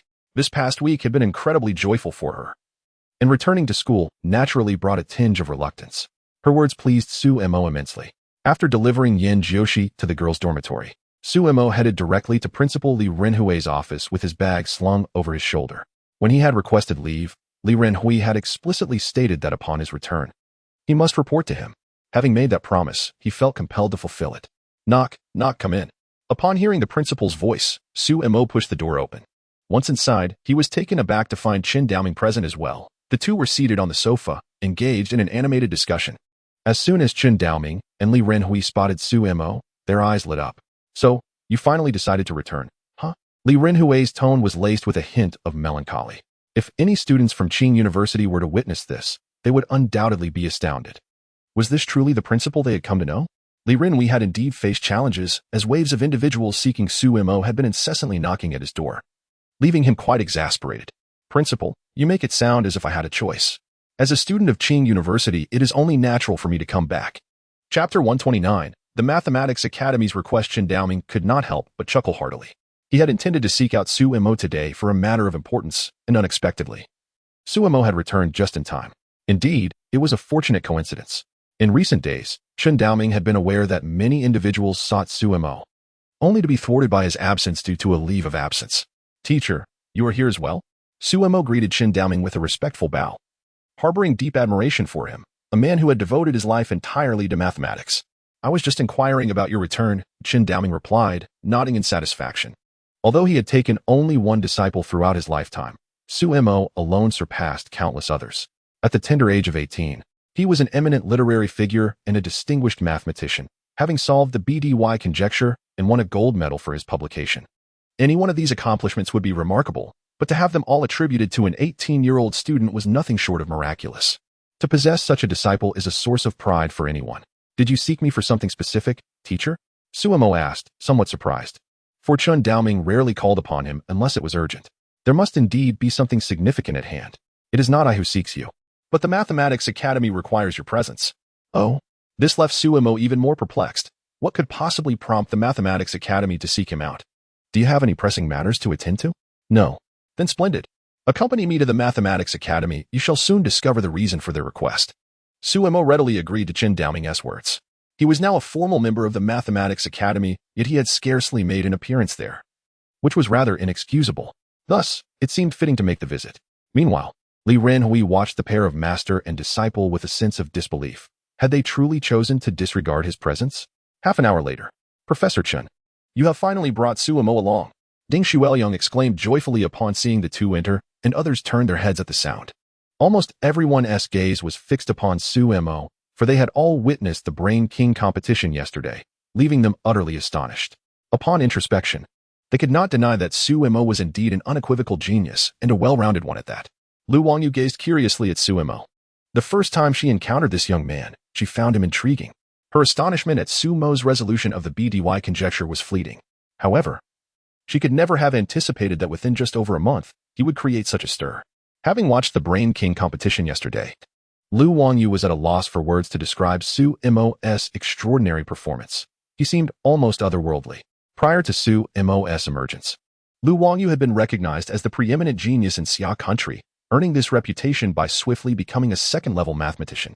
However, after witnessing Sumo's performance in the Brain King competition yesterday, Lu Wangyu couldn't help but compare himself to Suemo. This young man had just returned to school and was promptly brought here. You should consider yourselves fortunate.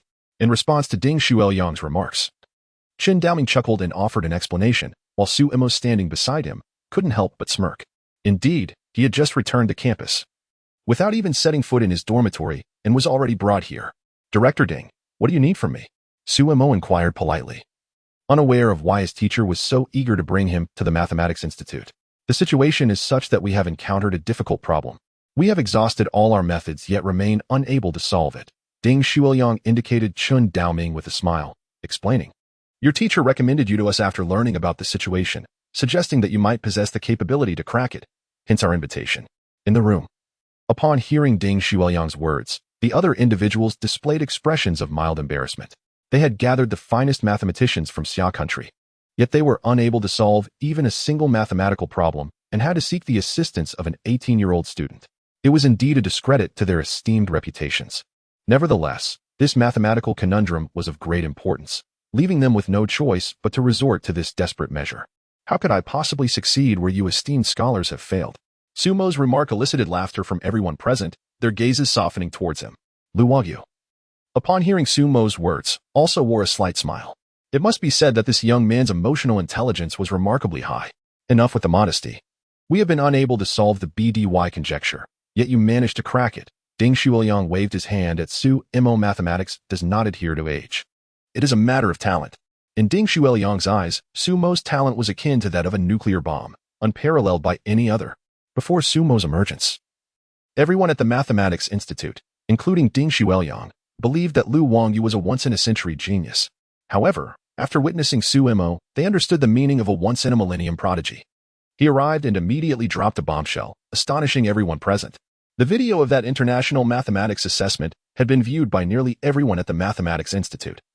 And the problem presented to Suemo by Weem's shock would have posed a significant challenge even for their second and third-tier mathematicians. Yet, Suemo solved it effortlessly in merely 5 minutes, leaving all at the Institute in awe. From that moment on, no one dared to underestimate Suemo. So what if he was young? His capabilities were indisputable. Xiao Lu, please provide Suemo with a set of materials. Certainly, Director. Soon. A stack of papers containing dozens of sheets was placed in Sumo's hands, leaving him momentarily speechless. Was there really just one problem on such a thick stack of paper? Suemo, take a look at this. If you have any questions after reviewing it, I will explain further, Ding Shuoyang instructed. All right. After finding a spot to sit, Suemo began to delve into the materials in his hands. Upon witnessing the scene, the others promptly returned to their own affairs, realizing that it would be impossible to complete the task in just a few hours. In the end, only Chen Daoming, Ding Shuoyang, and Lu Wangyu remained, unhurried as they engaged in casual conversation. However, after only a few exchanges, they were taken aback by Sumo's actions. Teachers, what is Suemo doing? Lu Wangyu inadvertently cast a glance at Suemo, his eyes widening in astonishment, exuding an adorable charm. Chen Daoming and Ding Shuoyang, upon hearing this, turned their gazes towards Suemo, their expressions mirroring Lu Wangyu's disbelief. Not far away, Suemo was indeed perusing the materials. But the speed at which he was doing so was utterly abnormal. No, it could be described as terrifyingly swift. How could anyone read at such an astonishing pace? This defied all logic. Chapter 130. This problem is quite grand. When Chun Daoming perused the documents, he devoted nearly 3.5 hours to the task. Ding Shuoyang took 4 hours, and even the youngest, Lu Wangyu, required over 2 hours. In stark contrast, however, Suemo had barely spent 5 minutes. Had he already reached the last page? Could it be that he began reading from the end? That seemed improbable. While the three were momentarily taken aback, Suemo had already set the materials aside and closed his eyes, commencing to organize his thoughts. A minute later, he opened his eyes. You finished already? Ding Shuoyang gazed at Suemo in disbelief, finding the question almost humorous. Lu Wangyu stared at him with curiosity, and Chen Daoming's expression mirrored theirs. Initially, they had not noticed, but when they did, Suemo had already concluded his review. Yes, I'm done. Upon opening his eyes, he noticed that the three had gathered around him at some point. Hearing Ding Shuoyang's query, he responded matter-of-factly. This was me taking my time. Otherwise, I could have gone faster. The notion of photographic memory was no exaggeration. Upon hearing Sumo's words, the trio was immediately engulfed in self-doubt. Was it really that extraordinary? Several dozen pages of densely packed information, completed in 5 minutes? Surely, he must be some sort of prodigy. How can you read so swiftly? Lu Wangyu's delicate features were etched with confusion, for this speed surpassed her comprehension. I possess a good memory, so I generally read quickly, Suemo explained casually, though a more thorough explanation would only deepen their skepticism. A good memory? What a jest. Even the world's leading memory experts would struggle to achieve such feats. 5 minutes was far too brief, 50 minutes would be more plausible. It was known that these experts ranked among the best globally. Sumo's memory appeared to overshadow all others. The true measure, however, would hinge on accuracy. After all, while many could read rapidly, the real challenge lay in retention. What do you think of this problem? Chen Daoming narrowed his eyes. When he first encountered this challenge, he too had been taken aback. The difficulty level was not extraordinarily high, yet it was certainly not trivial. Most importantly, the problem encompassed nearly every aspect imaginable, verging on the monstrous. Chen Daoming assessed his own capabilities and realized that he alone could not solve it. Thus, after conferring with He Guangwen and Ding Xueliang, he summoned the entire mathematics department to collaborate on the solution. Yet progress remained sluggish, prompting Chen Daoming to recommend Sumo. He was well aware of his disciple and AlphaGo's abilities. In fact, he had never witnessed a mathematical problem that could stymie Sumo. This problem is indeed grand. As Sumo finished reading the problem, he could not help but exclaim in wonder. While organizing the information in his mind, he had already begun to deduce what it might be. The other three, upon hearing Sumo's words, exchanged glances, realizing that he had likely figured it out. This issue was of great significance. You've already seen through it? Lu Wangyu was among the few privy to this inside information. It was only after being informed by Ding Xueliang that she had come to understand the true origins of the problem. However, judging by the current situation, it seemed that Sumo had already unraveled its nature. It was simply astonishing. Either I cannot fathom it, or I will not err. Sumo smiled faintly, once again resorting to his trademark phrase. Do you have any thoughts on how to solve it? Upon hearing Sumo's words, Ding Xueliang immediately inquired. For the crux of the matter lay in whether they could find a solution. The pressure he and He Guangwen had faced recently was unprecedented. As it happened, He Guangwen had been called away for questioning, leaving him to manage the situation. Well, do you have a large enough blackboard? Yes. I can procure one of any size you require. Ding Xueliang's eyes lit up at Sumo's suggestion, and he swiftly turned to shout at a few individuals nearby. Hurry and bring the largest blackboard from the storage room. Make haste. No problem, Dean. 10 minutes later, a colossal blackboard measuring approximately 10 meters in length and 3 meters in height had been set up in the room. Everyone's gaze was now fixed on Sumo, fully aware that this matter was intrinsically linked to him. As Sumo surveyed the immense blackboard, he could not suppress a slight grimace. This was undeniably enormous. How is it? Is the size suitable? Quite good. It will suffice. Sumo could not help but chuckle at Ding Xueliang's enthusiasm. It was indeed his first encounter with such a large blackboard. He picked up a piece of chalk and approached the blackboard. All eyes were eagerly trained on Sumo, as it seemed he was about to embark on a solution. No one could shake off the disbelief. How long has it been? Is he truly beginning to solve it now? Are they jesting with me? Since handing the materials to Sumo, it had scarcely been 20 minutes. Was this a farce? Yet, even Ding Xueliang refrained from commenting, and though some harbored reservations, they dared not voice them. The sound of chalk meeting blackboard resonated through the air. AXBX, AC by. ADBA, Co by. Initially, some members of the mathematics department found Sumo's confidence somewhat presumptuous, but as time passed, their eyes widened in astonishment. What on earth? He is genuinely deciphering it? This problem had been relentlessly tackled by everyone in the mathematics department for half a month. Yet they had made less than 0.3 progress. However, in no time, Sumo had inscribed a substantial array of mathematical formulas, prompting them to engage in mental calculations out of sheer curiosity. The implications of the deduction were staggering. Remarkably, the formula written by Sumo on the blackboard was indeed correct. This was utterly incomprehensible, while it was widely acknowledged that Sumo was a genius. Such extraordinary talent seemed almost mythical. In a mere moment, he had unraveled the problem, leaving the elders at a loss for where to place their dignity. However, Lu Wangyu and AlphaGo's reaction diverged from the others. Her gaze upon Sumo was increasingly infused with curiosity. Her beautiful eyes radiated a unique brilliance, utterly captivating. It is said that when a woman becomes curious about a man, it marks the inception of her fascination. Clearly, Lu Wangyu found herself teetering on the precipice of intrigue. There is no doubt that Lu Wangyu is a genius. The discerning eye of a true talent often finds it difficult to regard others with esteem. Hence, throughout her life, she has had few friends, let alone a romantic partner. She had never entertained the notion of forming friendships until she encountered Sumo, who sparked an inexplicable curiosity within her. Now, her intrigue had escalated to an alarming degree. She yearned to comprehend the workings of Sumo's mind, to discern the source of his remarkable prowess. Gradually, the glances she cast at him began to carry a distinct nuance. Although she was 6 years his senior, such a detail seemed inconsequential. Even the fact that Sumo already had a girlfriend did not deter her. Lu Wangyu possessed an unwavering confidence. believing herself to be on par with anyone else as a singular thought began to blossom in her mind. Chapter 131. Successfully cracking the code. Time passed minute by minute. The atmosphere in the room grew increasingly silent. Apart from the sound of Su Mo writing formulas, no other noise could be heard. Ding Shuoyang and Chun Daoming exchanged glances, both astonished by the emotions reflected in each other's eyes, particularly for Ding Shuoyang. He recognized that Su Mo possessed exceptional mathematical prowess, far surpassing that of a first-tier mathematician. Yet, due to his qualifications, Su Mo had yet to receive a promotion. Initially, he approached the situation with a sense of desperation, allowing Su Mo to attempt the challenge, believing there was little to lose. However, he never anticipated that Su Mo would deliver such a remarkable surprise. No, to be precise, it was more of a shock. The display of brilliance was truly staggering. Qin Daoming, in comparison, was somewhat more supportive of Ding Shuoyang. He had always held confidence in Su Mo. But the shock stemmed from the astonishing brevity of Su Mo and Appo's analysis time. Not only was his analysis swift, but he also commenced answering immediately after. This was terrifying. It is common for individuals tackling large mathematical problems to take months, from initial analysis to devising a solution. Yet Su Mo, in less than 20 minutes. The term genius barely encapsulates the magnitude of Su Mo's talent. A prodigious savant, regardless of the thoughts of those around him. Su Mo was entirely absorbed in the joy of unraveling the problem.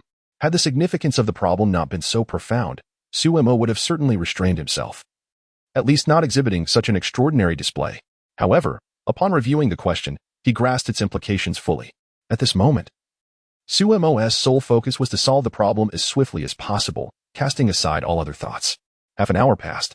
Su Mo continued to write on the blackboard, which was now filled to a third with intricate mathematical formulas, inducing a sense of awe in onlookers. His handwriting, even when inscribing complex equations, appeared almost divine, eliciting gasps of astonishment from the room. When Guangwen returned, he immediately sensed something was amiss and spotted Su Mo at the blackboard. Just as he was about to inquire, Ding Shuoyang gestured for silence.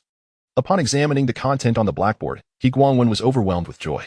As a fourth-tier mathematician, he understood precisely what Su Mo had inscribed. Earlier, while on his way back, Guangwen had been troubled. The directive was clear, urging the mathematics department to solve the problem within a year. However, this was far easier said than done. Yet, with such a mandate, Guangwen had no choice but to face the challenge head-on. Little did he know that upon his return, Su Mo would present him with such an extraordinary surprise, truly a gift in times of need. Like a machine, Su Mo tirelessly continued writing until 3 hours had elapsed. By that time, the blackboard was densely covered with mathematical formulas. He shook his hand. 3 hours of intense concentration had undoubtedly taken a toll on him. As Su Mo relaxed, everyone in the room gathered around him, their eyes brimming with disbelief. Today, Su Mo had shown them what a miracle truly entailed. Su Mo, have you cracked it? Lu Wangyu was the first to inquire, oblivious to her own unusual demeanor, with only Chun Daoming aware of her feelings. Chun Daoming had initially brought Lu Wangyu to the Mathematics Institute, and thus he understood her character well. From the way she gazed at Su Mo, he sensed the budding of affection. The others, however, were solely focused on Su Mo, completely unaware of Lu Wangyu's peculiar behavior. I have solved it, Su Mo replied with a faint smile, uttering words that stirred immense excitement among the crowd. Although this problem was not as difficult as the 5 great conjectures, it encompassed an extensive range of concepts, which was why it had taken such a long time to resolve. It was worth noting that when Su Mo had unraveled the BDY conjecture, he had only taken a little over 6 hours, a testament to his prowess. I'm hungry. Could someone fetch me something to eat? Su Mo said, his expression a mixture of helplessness and amusement. He had not eaten lunch, having been summoned by his teacher to the Mathematics Institute, and had been occupied ever since. At this moment, his stomach felt as though it were touching his back. Yet, everyone was fixated on the blackboard, unwilling to leave. They exchanged glances, unsure of what to do. I'll take Su Mo somewhere nearby to eat. You all can handle things here, Lu Wangyu declared, seizing the opportunity to spend time alone with him. The crowd responded positively to her suggestion. Lu, make sure you treat our hero well. We'll manage things here, they encouraged. Yes, it's easier for you young folks to communicate together. Su Mo did not decline Lu Wangyu's offer. He simply wished to eat. Moreover, it was Lu Wangyu, a stunning beauty at that. Although he had a girlfriend, one could hardly reject the allure of beauty. If given the choice to dine with someone from the Mathematics Institute, he would likely choose Lu Wangyu without hesitation. His impression of her was rather favorable, especially since Yin Jiushi was one of her fans. Once outside the Mathematics Institute, Lu Wangyu turned to Su Mo with a smile and extended her hand. Hello, Su Mo. I am Lu Wanyu, 24 years old. Suemo was momentarily taken aback by her sudden self-introduction. What was this all about? Hadn't they already been introduced? Was her mind playing tricks? Of course, this thought remained unspoken. Hello, we've already met, haven't we? Suemo replied, scratching his head in confusion. His words elicited a gentle smile from Lu Wanyu, captivating all who witnessed it. Last time it was me getting to know you, not the other way around. And you can just call me Wanyu from now on. Captivated by the exquisite beauty of the scene before him, Suemo couldn't help but steal a few glances. After all, he was but a young man, irresistibly drawn to the allure of a stunning beauty like Lu Wanyu. Yet, Suemo's gaze was imbued with a pure admiration. A simple appreciation of her presence. What do you enjoy eating? He inquired. Anything will suffice, she replied. Eventually, the pair found themselves in a quaint noodle shop, where, apart from an elderly gentleman, there were no other patrons. This brought a sense of relief to both, as Suemo was currently in the limelight, and Lu Wanyu, with her multitude of admirers, was a prodigious young talent whose beauty had garnered her over 2 million devoted fans. Although her following paled in comparison to Suemo and Apos, it was nonetheless quite remarkable. Chapter 132. A surge of 10 million followers with over 2 million followers on Weibo. Lu Wanyu had already reached the status of a third-tier celebrity. However, aside from having graced newspapers and news broadcasts, she had never appeared in public, unlike Suemo, who rapidly gained followers through both news and variety shows. It was, indeed, astonishing that Lu Wanyu's fan base had swelled to over 2 million under such circumstances. After ordering 2 bowls of noodles, both individuals removed their masks once the food arrived. The owner paid little attention to their appearances, which allowed Suemo and Lu Wanyu to feel more at ease. Let us eat. The food here is quite delightful. I used to come here often, Lu Wanyu said, offering Suemo a pair of disposable chopsticks, her delicate face adorned with a gentle smile as she looked at him. Thank you. Suemo, ravenous, paid no heed to his image and began to eat voraciously. Lu Wanyu, however, did not touch her chopsticks. Instead, she rested her chin on her hand, observing Suemo intently, lost in her thoughts. Wanyu, why aren't you eating? Suemo inquired, lifting his gaze just as he reached the bottom of his bowl. Meeting Lu Wanyu's eyes, which sparked a moment of surprise. I'm not hungry. You can have this bowl as well, she replied, her gaze briefly evasive. Though Suemo was oblivious, his focus entirely on the remaining noodles, which he relished. Thank you. As she watched Suemo devour his meal, a unique glimmer illuminated Lu Wanyu's eyes. Suemo, I watched the Brain King competition yesterday. How did you manage to achieve that? To Lu Wanyu, the challenge of microscopic water identification seemed nearly insurmountable, especially at the hellish level. It was utterly daunting. Yet Suemo had effortlessly triumphed, performing a miracle in her eyes. To her, Suemo epitomized the essence of miracles. Whether it was solving the BDY conjecture or his performance in the Brain King competition, along with the Deity problem. These tasks, while seemingly impossible, appeared to him as simple as slicing vegetables, as if nothing could pose a challenge to him. Such a young man, undoubtedly, held immense allure for young women. Oh, that, Suemo responded nonchalantly while eating. My microscopic ability and memory are quite good, so that project wasn't particularly challenging for me. His words were delivered with effortless ease, devoid of any trace of arrogance, as though it were merely a trivial matter. However, Lu Wanyu could not dismiss it so lightly. Just considering the microscopic water identification project alone, she found it hard to believe that anyone besides Suemo could accomplish it. Coupled with his astonishing performance today, a sense of admiration began to blossom within her. After finishing their meal, as they stepped out of the restaurant, Suemo paused. Wanyu, you can head back. I'll go straight to the school. Arin and Apos. To you going back to the dormitory? Upon hearing Suemo and Apos' intention to leave, Lu Wanyu felt a pang of disappointment within her. I found little purpose in returning. The calculations could be entrusted to the esteemed faculty at the institute, and my absence would hardly be felt. Very well. Exercise caution on your journey. No worries. This place is quite close to Qingda, and do visit me whenever you have time. It is settled then. Just ensure you don't claim you lack the time when the moment arrives. Initially, Suemo had merely intended to be polite. Yet the reaction from Lu Wanyu momentarily caught him off guard, though he dismissed it without further thought. Certainly not. My girlfriend remains an ardent fan of yours, and this would be a perfect opportunity to fulfill her dream. Thus, it is agreed. Half an hour later, he finally returned. Upon entering his dormitory, Suemo collapsed onto his bed, having spent 3 continuous hours inscribing formulas, leaving his right hand sore and fatigued. The other 3 occupants of the dorm were nowhere to be found, rendering the space entirely his own. Glancing at the time, he noted it was nearly 6 in the evening. He sent a WeChat message to Yin Jiyoshi before succumbing to slumber. Meanwhile, The discourse surrounding Su Mo's performance in the competition continued to escalate online. Notably, the surge in his Weibo followers garnered envy from numerous celebrities.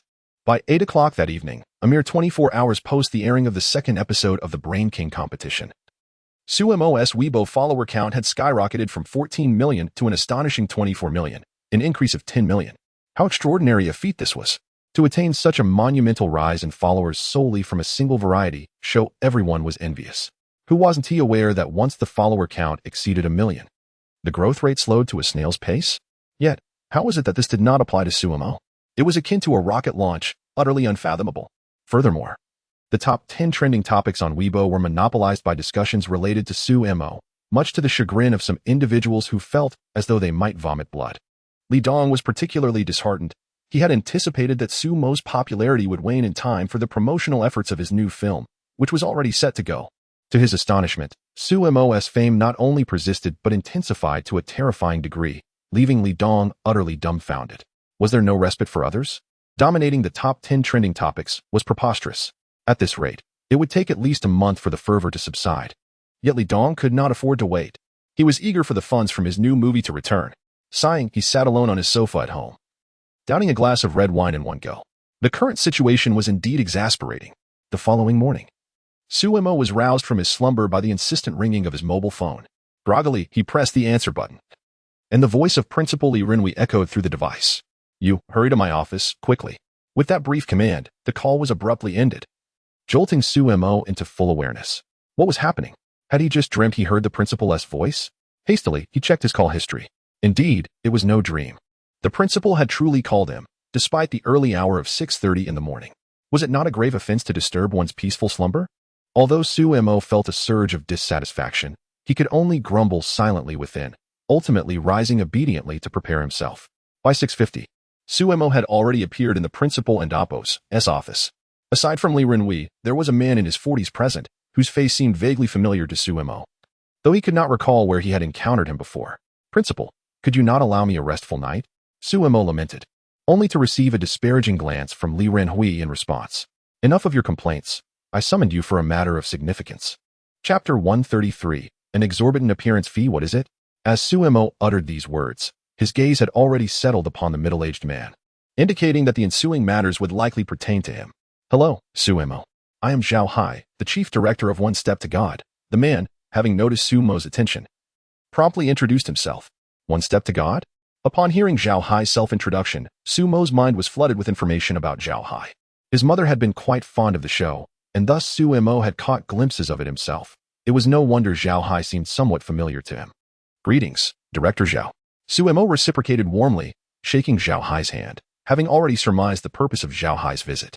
"From here on, Director Zhao, please discuss the matter with Su Mo directly," Li Renhui remarked with a slight smile before rising and exiting the office. In truth, not only was Su Mo feeling perplexed, but so was Li Renhui. He had been roused by Zhao Hai's phone call early in the morning, and having completed his task, he decided to return for some much-needed rest. As for Zhao Hai's purpose, Li Renhui could easily deduce that he sought to invite Su Mo to participate in One Step to God. Given Su Mo's current popularity, it was exceptionally formidable. Any perceptive individual could see that he was akin to a veritable cash cow. Even the most lackluster program would surely experience a rating surge with Su Mo's involvement. Li Renhui chose not to interfere in such matters, recognizing that an opportunity had presented itself, and it was ultimately up to Su Mo to decide whether to accept. Once Li Renhui departed, the office was left with only Su Mo and Zhao Hai. After Su Mo took a seat, Zhao Hai articulated the purpose of his visit.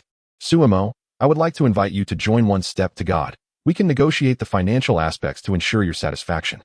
Zhao Hai gazed at Su Mo with palpable anticipation. He had single-handedly crafted this program, yet in recent years, its ratings had been on a steady decline. If all went as expected, this season's ratings would likely transform One Step to God from a phenomenon into a first-rate show, making Zhao Hai exceedingly anxious for a star contestant to rescue its viewership.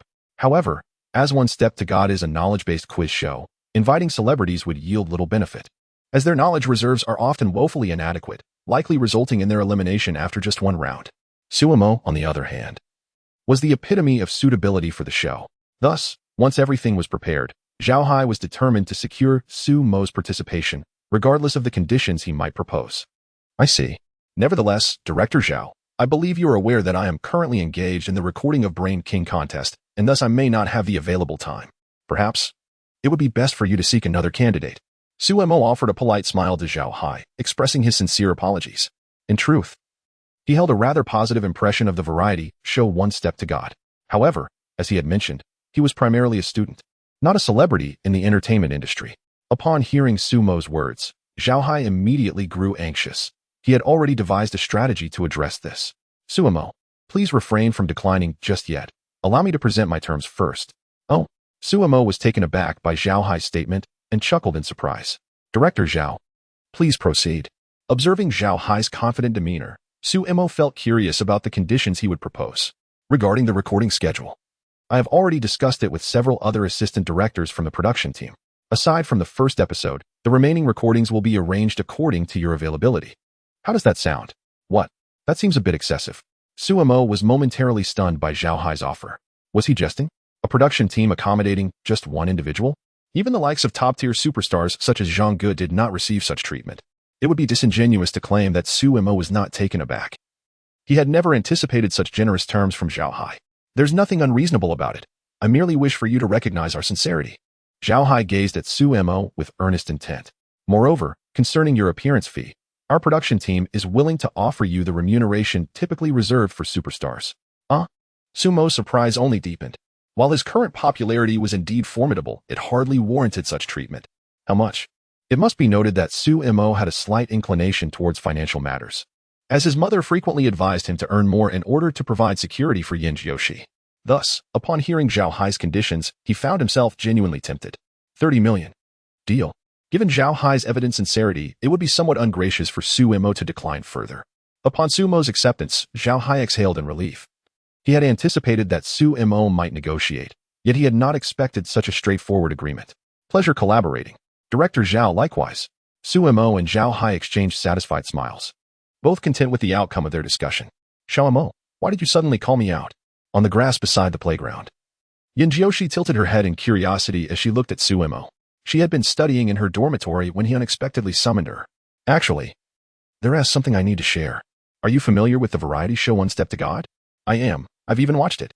Today, the chief director of One Step to God approached me, expressing a desire to invite me to participate in this year's show. What? Yin Jiushi's face was filled with astonishment at Sumo's revelation. Did you agree? Suemo gazed at Yin Jiushi's exquisite features, a smile gracing his lips. I did. Yin Jiushi's surprise intensified. Based on her understanding of Suemo, she had expected him to decline. Suemo was naturally aware of Yin Jiushi's confusion, and he couldn't help but let out a wry smile. My dear, the terms they offered me are exceedingly generous. Moreover, this variety show is of the knowledge quiz genre, which aligns perfectly with my interests. I truly find it difficult to refuse. Generous terms? Upon hearing those words, Yin Jiushi couldn't help but smile faintly.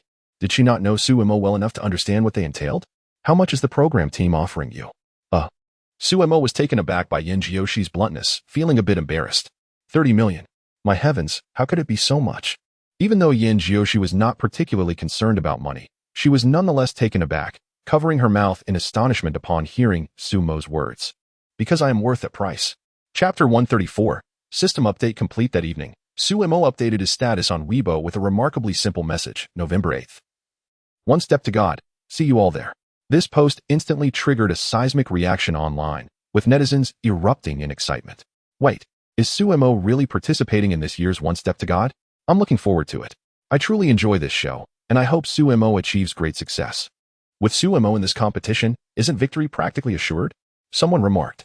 Indeed, he is so extraordinary, who could possibly rival him? The anticipation grew palpable as fans expressed their delight in witnessing their idol's participation in yet another program. I was wondering why One Step to God had delayed announcing the recording news. It seems they were holding back a major surprise. The show's viewership was now guaranteed to soar. In a luxurious residence, the sound of objects crashing echoed through the air. Young master, please calm down. It's merely Suemo, urged Wang Lao, glancing anxiously at his master. It had been over an hour of this turmoil, and surely his anger should have subsided by now. Just Suemo? Zhang Xiaodian glared at Wang Lao. This time, all my limelight has been snatched away by him. How can I not be furious? Indeed, Zhang Xiaoyan's father was a veteran of the entertainment industry, well acquainted with numerous influential figures. Consequently, Zhang Xiaodian had enjoyed far more resources than his peers. Yet his lack of ambition had left him languishing in obscurity for years.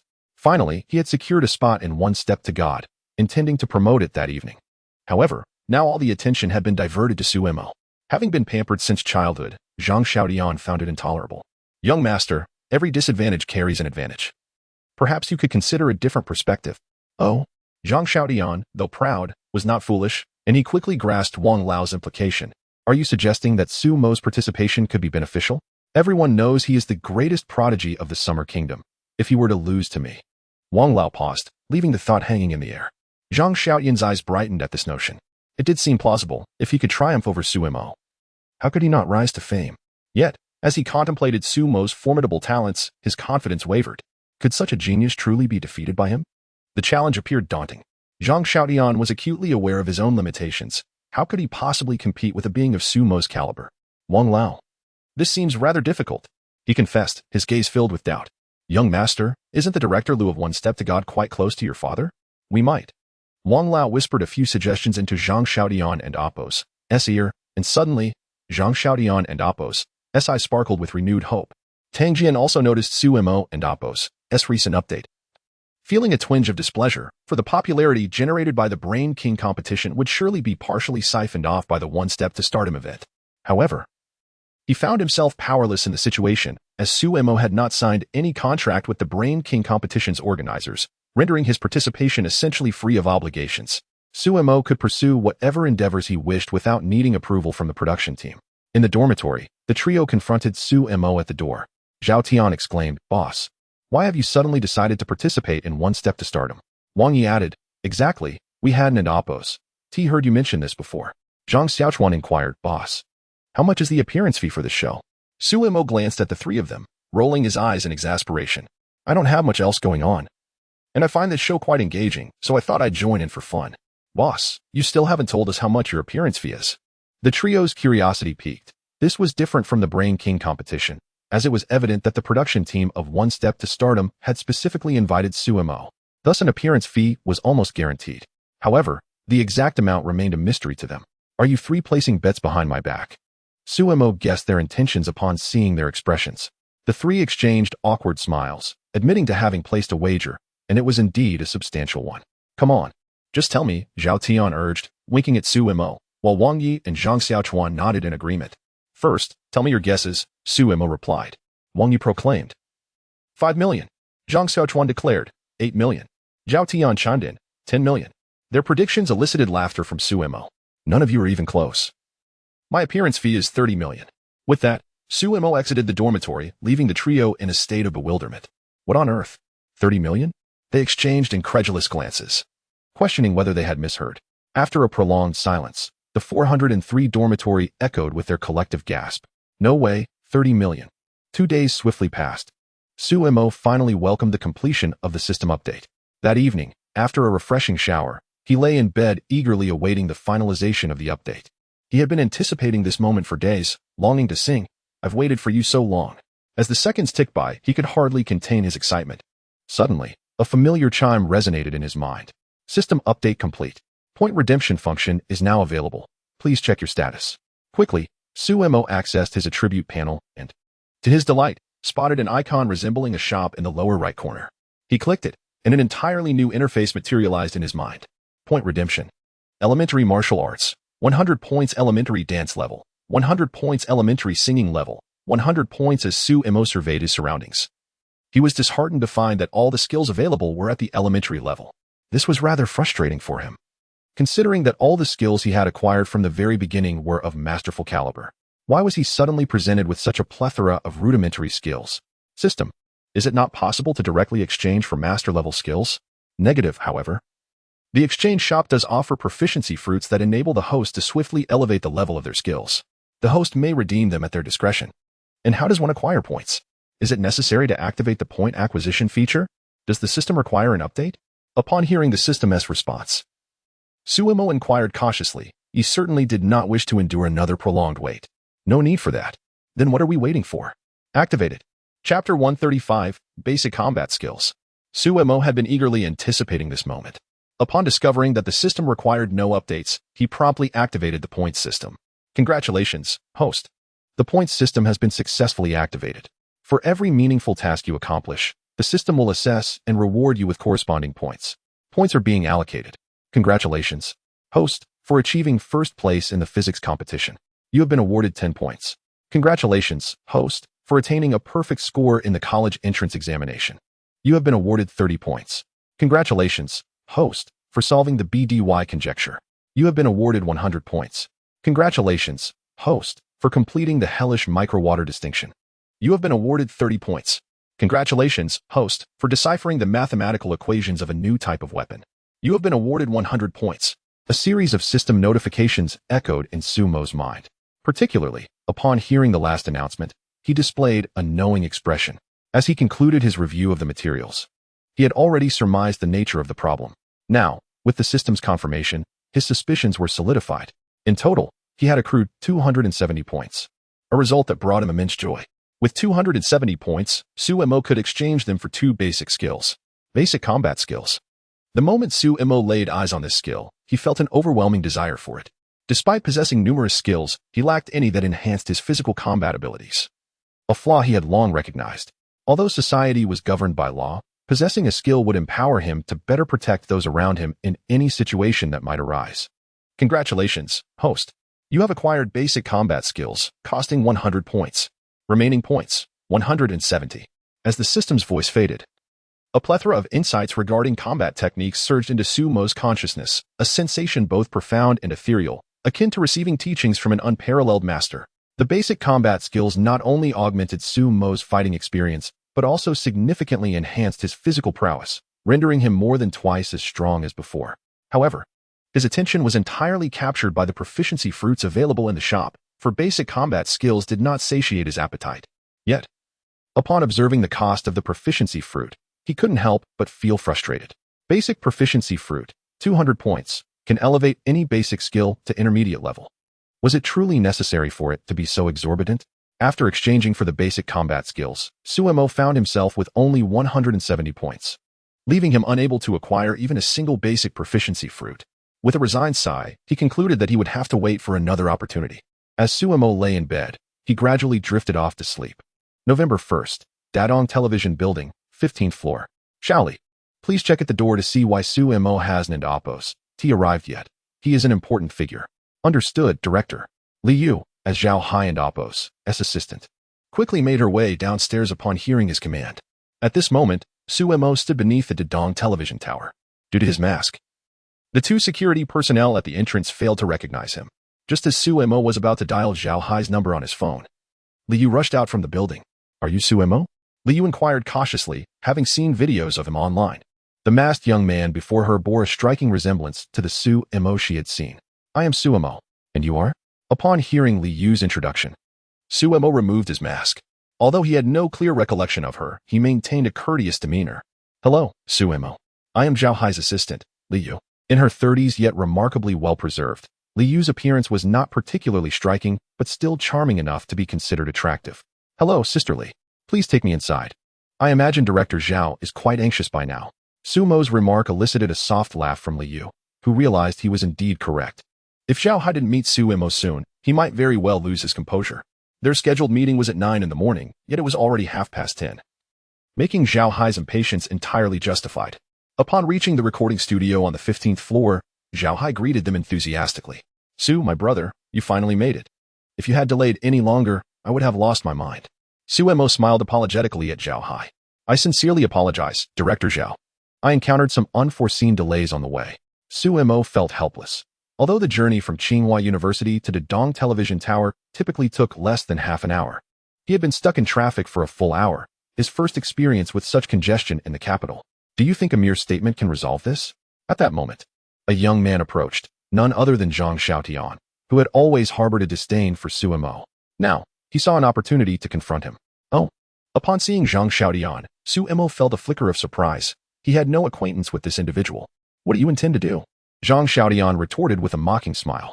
Of course, you are to compensate the entire production team for their losses. Do you realize you kept everyone waiting? Do you think you are a superstar? Who knows if your words carry any weight?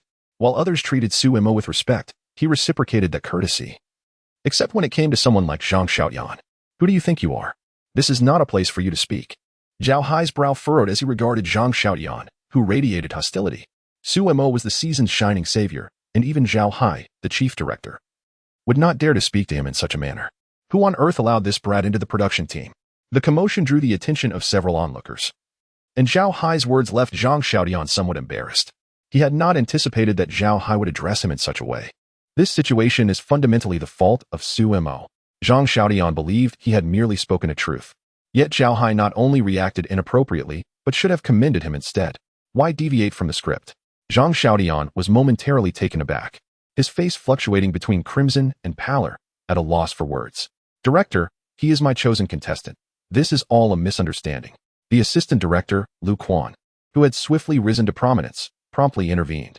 In mere moments, this little troublemaker had managed to incite the wrath of the chief director, leaving him quite overwhelmed. Lu Quan was acutely aware of Su Mo's significance and never anticipated that Zhang Xiaoyan would provoke him. Wasn't this merely inviting trouble upon oneself? Xiao Lu, we shall overlook this incident this time, but if it happens again, ensure this fellow is swiftly removed. Chapter 136, A Great Fortune? Zhao Hai's voice resonated loudly, capturing the attention of the entire crew. Upon hearing the director's words, everyone instinctively recoiled in fear, shrinking their necks. Zhao Hai, known for his authoritative demeanor within the crew, was a man whose word was law. When he spoke, his commands were executed without question. There was a time when even a top-tier star had been driven away by his reprimands. Following that incident, the stars in the entertainment industry dubbed him the strong-mouthed director. Since then, no one in the crew dared to challenge Zhao Hai and Appos. As authority, everyone understood that compliance was the only option when working under his direction. After all, who would want to invite trouble upon themselves? Why can't I voice my opinion when it's clearly Su Mo's fault? Zhang Xiaoyan protested, unable to tolerate the injustice. Lu Quan, standing nearby, felt an urge to unleash a tirade. In his eyes, Zhang Xiaoyan's defiance was tantamount to courting disaster. Quickly, Lu Quan shot Zhang Xiaoyan a warning glare and turned to Zhao Hai with a conciliatory smile. Director, this child is young and inexperienced. Please do not hold it against him. I assure you, such behavior will not occur again. Zhao Hai contemplated expelling Zhang Xiaoyan from the crew but was swayed by Lu Quan's intercession, letting out a cold snort instead. I will grant you this one favor. But should it happen again, no one will be able to plead for mercy. Yes, absolutely, it won't happen again, Lu Quan responded, wiping the sweat from his brow in relief. If it had been anyone else, Zhao Hai would have wasted no time in ejecting Zhang Xiaoyan from the production. However, Lu Quan had been with Zhao Hai for over a decade, and it was only right to extend him some courtesy. Zhao Hai noted that Zhang Xiaoyan must have some significant connection to Lu Quan. Otherwise, he wouldn't have defended a mere contestant so fervently. Su Mo, do not stoop to this child's level, Zhao Hai said, offering a sheepish smile towards Su Mo. Initially, during the contract signing, it had been agreed that the crew would adhere to Su Mo's schedule. However, the unfortunate incident on the very first day left Zhao Hai feeling somewhat embarrassed. It's all right, I understand. Today's mishap was entirely my fault. I didn't anticipate the traffic jam, and I sincerely apologize for making you all wait. Zhao Hai reassured them, his tone surprisingly pleasant. Su Mo, feeling a touch of guilt, responded, it's no trouble at all. Ah, my dear brother, your words are too kind. Zhao Hai replied, genuinely pleased with Su Mo's demeanor. It was rare to see such a young individual achieve remarkable success while remaining humble and composed. Director, everything is ready. Once Su Mo finishes his makeup, we can commence the recording, Liu reported. Zhao Hai and Su Mo exchanged glances and shared a hearty laugh. Little brother, give it your all. Rest assured. In the foreign language classroom of Qing University, Yin Jiushi was resting her chin on her hand, gazing out the window in quiet contemplation. She sat there, resembling a beautiful landscape painting, drawing the occasional furtive glance from the boys in the classroom. After class, Yin Jiushi was pulled by Ran to the edge of the playground. Ran, why have you brought me here? Yin Jiushi looked at Ran with a perplexed expression, her adorably innocent demeanor making Ran wish to pinch her rosy cheeks. Of course. I brought you out to relax. Ran sighed as she regarded Yin Jiushi. You've been acting like a lost soul since Su Mo left for just a morning. It truly worries me. Indeed. Ran had noticed something amiss with Yin Jiushi during class, and upon reflection, the cause became all too clear. Yin Jiushi instantly flushed crimson at Ran and Appos' words. Fortunately, no boys were passing by, or they would have been utterly smitten. Ran, if you continue to tease me, I shall ignore you. All right, Shi, why didn't you participate in the One Step to God event with Su Mo this time? Ran pulled Yin Jiushi to sit on a bench by the roadside, her curiosity piqued. I'm not a genius like Su Mo, I don't know everything. A faint smile of resignation crossed Yin Jioshi's delicate face. If I were to participate in One Step to God, I would likely be eliminated in the first round. And that would affect Suemo. It's better for me to cheer for him instead. And Rand fell silent at Yin Jioshi's words. This girl was simply too remarkable. So exceptional that it made her feel inadequate. As this thought crossed her mind, her gaze dimmed momentarily. Xiao Ran, what's wrong? Yin Jioshi, sensing in Rand's mood, gently inquired. If something is troubling you, feel free to share. We're good sisters. Good sisters? And Rand felt a bittersweet smile tugging at the corners of her mouth. My dear sister has been harboring designs on your boyfriend. Do you know that? Naturally, and Rand did not dare to voice this thought, merely contemplating it internally. She forced a smile and said, I'm fine, let us go eat. The two stunning girls, hand in hand, became a striking sight within the campus of Qingda. At 4:10 in the afternoon, outside the gates of Qingda, the recording of And Appos, One Step to God and Appos, had gone exceptionally well, allowing Suemo to return early. As he entered the school gates, his phone rang. Upon checking, he saw it was a call from Chun Daoming, prompting him to sigh. Why is it that every time I return to school, someone seeks me out? Is it really necessary? Teacher, what do you need from me? After a moment of internal grumbling, Suemo ultimately answered the call. Come to my office. I have some great news for you. Great news? You'll find out when you get here. Hurry up. After hearing the call disconnect, Suemo couldn't help but chuckle wryly. Did his teacher really think he was always present at school? Well, ultimately, he succumbed. After all, good news awaited. Otherwise, he might have lingered a bit longer. Knock. Knock. Suemo entered the room and immediately spotted an elderly gentleman in his 50s, seated opposite Chun Daoming. Xiaomo, come here quickly. As Suemo approached, Chun Daoming hastened to introduce him. This is Secretary General Chun. Upon hearing Chun Daoming's words, Secretary General Chun waved his hand dismissively. No need for such formality. Just call me Chen Lao. Hello, Chen Lao. I am Suemo. The moment Suemo heard the title of Secretary General, he felt a jolt of realization. In Xia country, everyone knew the immense power held by the Secretary General. This was indeed a true magnate. What a remarkable individual Suemo was.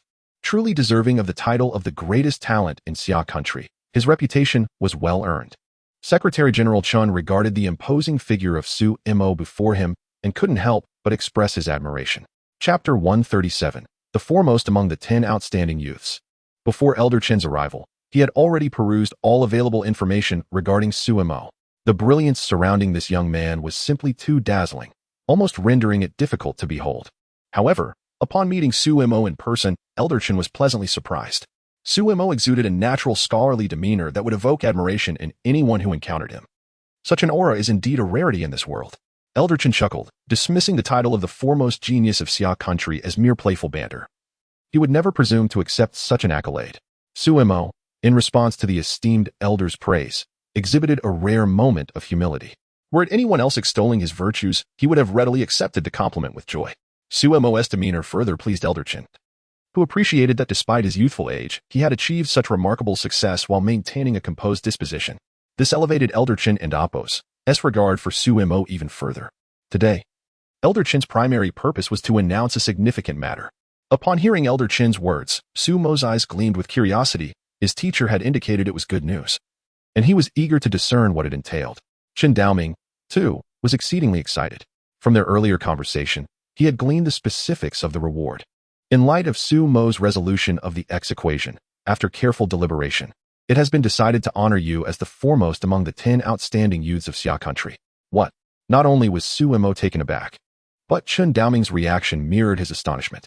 While he anticipated that Suemo would be recognized as one of the outstanding youths, he never imagined he would be awarded the top position. This, even Chun Daoming, with his strong composure, was profoundly shaken. The title of the 10 outstanding youths represents the highest honor bestowed by Xia country upon individuals under 30, typically reserved for those who have made significant contributions to the nation. Currently, only 5 individuals hold this prestigious title, ranked 2nd, 3rd, 5th, 6th, and 8th. Each of them is a formidable figure in their own right. The honor is rescinded when the recipient reaches the age of 30, with one notable exception, the foremost position. Once awarded the title of the foremost among the 10 outstanding youths, it is a permanent distinction, a luminescent aura that accompanies the recipient throughout their lifetime, until death. In over 300 years since the founding of Xia country, no one has ever attained the first position among the outstanding youths. The highest achieved has been 2nd place. Thus, Chun Daoming could hardly fathom the weight of this reward. Elder Chen, this seems somewhat inappropriate, does it not? There is nothing inappropriate about it. You cannot possibly grasp the significance of the X equation to our nation. This is a reward that Su Mo rightfully deserves. Upon hearing Qin Daoming's remarks, Elder Qin smiled with delight, firmly believing that Su Mo was worthy of such recognition. Outsiders may be aware of the X equation's importance, but only those within the inner circle comprehend that it is an unparalleled treasure for Xia country. Initially, it was thought that no one could solve the X equation. The decision to allow the Institute of Mathematics to tackle it was born from the reluctance of influential figures to concede defeat, treating it as a last-ditch effort. However, no one anticipated that a miracle would occur, and this was all thanks to Su Mo. Although the reward was substantial, there was unanimous agreement during the discussions, with no dissenting voices, highlighting the acknowledgement of Su Mo by numerous prominent figures. At that moment, Su Mo was genuinely taken aback. He understood the significance of the X equation to the nation, yet he never expected the reward to be so grand. Despite his calm disposition, he was truly stunned. Could it be that the title of the foremost among the top 10 outstanding youth is mine? At this moment, Su Mo felt as though he were lost in a dream, and everything seemed so surreal. You foolish boy, why are you still in a daze? Hurry and thank Elder Qin. Qin Daoming snapped back to reality, noticing Su Mo's bewildered expression, and could not help but chide him lightly. Thank you, Elder Qin. Prompted by his mentor's reminder, Su Mo quickly expressed his gratitude with utmost respect. This is your medal. Cherish it well. You are the only one to possess this in the entire Xian nation, Elder Qin said, smiling kindly at Su Mo unbeknownst to him. A gleaming medal had appeared in his hand. After receiving the medal respectfully, Su Mo carefully placed it in his pocket. Young friend Su Mo, the emergence of a talent like you is truly a blessing for our Xian nation. Elder Chun gazed at Su Mo with pride, never expecting to witness such a prodigy in his lifetime, an unparalleled genius. Elder Chun, you jest. I merely had the fortune, Su Mo replied, a sentiment understood only by himself, while others perceived it as modesty. Sometimes, luck is indeed a part of strength, he added with a laugh. Elder Qin departed with a smile, leaving the two of them in the office. Let me see the medal. Once Elder Qin left, Qin Daoming looked at Su Mo with eager anticipation. Having lived over 50 years, he had never seen the medal of the top 10 outstanding youth. Thanks to his disciple, he was now graced with such an opportunity. Hearing his mentor's request, Su Mo immediately handed over the medal, placing more value on the title than the medal itself. This is the top 10 outstanding youth, and to be the foremost among them, this is undoubtedly the highest honor Su Mo has received thus far. Is it truly made of pure gold? Qin Daoming mused, examining it closely. My goodness, it is surrounded by a circle of diamonds. How extravagant. Su Mo couldn't help but feel a twinge of embarrassment. It was the first time he had witnessed his mentor so animated. What had happened to the dignified image of a prominent figure? Qin Daoming, regarding Su Mo, felt nothing but satisfaction. He never imagined that at nearly 60 years of age, he would take on a disciple as prodigious as him. Indeed, Qin Daoming could only sum up his evaluation of Su Mo in 2 words, prodigy. Beyond that, he struggled to find any other suitable descriptors. At long last, it has emerged. Merely a medal, yet the teacher truly. On the grassy pitch by the football field, Su Mo could not help but quietly express his dissatisfaction. Moments ago, he had observed Qin Daoming's keen interest in the medal, stating that it should be placed in his possession for a few days. However, Qin Daoming, embodying the demeanor of a gentleman who does not covet what others cherish, insisted, I shall merely glance at it for a moment. Yet, that fleeting moment stretched into nearly an hour, and it was only when Su Mo insisted on departing that Qin Daoming reluctantly returned the medal to him. The very thought of the teacher's expression brought a smile to Su Mo's lips. He took out his phone and immediately called Yin Jiushi, eager to share his joyous news with the one he cherished most. As soon as the call connected, Yin Jiushi's voice rang out with delight. Xiao Mo, you're back? I've returned to Qingda. Come out for a moment. I have something wonderful to give you. The usual spot. Hurry over. Chapter 138. The bold Yin Jiushi. 10 minutes later, Yin Jiushi had arrived. Xiao Mo, why are you back so early? She rested her little head on Su Mo's shoulder. Surprised, I thought you wouldn't and Oppos. T returned until the evening. The recording of the program went smoothly, so I came back ahead of schedule. Su Mo gazed at Yin Jiushi with eyes filled with tenderness, and only today did he fully believe in the reality of it all. Xiaoxi was indeed his girlfriend. Yin Jiushi was extraordinarily beautiful, far beyond the comparison of ordinary women. The thought that such a girl was his girlfriend filled Su Mo's heart with gratitude at times. What was the outcome of the competition? Yin Jiushi's cheeks flushed as she felt the warmth of Su Mo's affectionate gaze, quickly changing the subject. That's a secret for now. You'll find out when the program airs. Su Mo smiled slightly, playfully teasing Yin Jiushi, which earned him a playful glare from her. By the way, I have something special for you. What is it? Yin Jiushi looked at Su Mo, perplexed, wondering what treasure he was about to present. With a proud smile, Suemo pulled out the medal for the top 10 outstanding youths from his pocket. Although the sky had dimmed, it still glimmered brilliantly. What is this? Yin Jiushi was immediately captivated upon seeing the medal. It's a gift for you. Suemo placed the medal in Yin Jiushi's small hand, remembering their agreement. During his last visit home, she had indeed set up a small display case in her room to showcase all of Suemo's honors. It's so beautiful. Upon receiving the medal, Yin Jiushi couldn't help but exclaim in astonishment. However, before she could finish her sentence, she noticed a line of small text on the back of the medal and was instantly struck dumb. First recipient of the top 10 outstanding youths, Suemo. What on earth? Yin Jiushi felt as if she were seeing things. How could this be possible? Rubbing her eyes, her adorable expression made Suemo chuckle. Yin Jiushi was well aware of what the top 10 outstanding youths represented, especially being the first recipient. It was said that no one had ever achieved this honor before. What is going on? Xiaomo, is this medal real? Hearing her question, Suemo couldn't help but shrug. Of course it's real. Am I supposed to give you a fake one? And no, I just feel it's a bit surreal. Yin Jiushi smiled sheepishly, knowing Suemo was not the type to engage in such frivolous antics. However, since Suemo spent most of his time with her, she truly had no idea what he had accomplished to earn the title of the first among the top 10 outstanding youths. It was simply unbelievable. Xiaomo, what earth-shattering deed have you done? Yin Jiushi looked at Suemo with curiosity, fully aware of the difficulty in attaining the honor of being among the top 10 outstanding youths. Essentially, those who are honored as one of the 10 outstanding youths have made significant contributions to the nation, making it a remarkable achievement to attain such recognition, let alone being the foremost among them. Attaining this pinnacle is akin to scaling a formidable peak.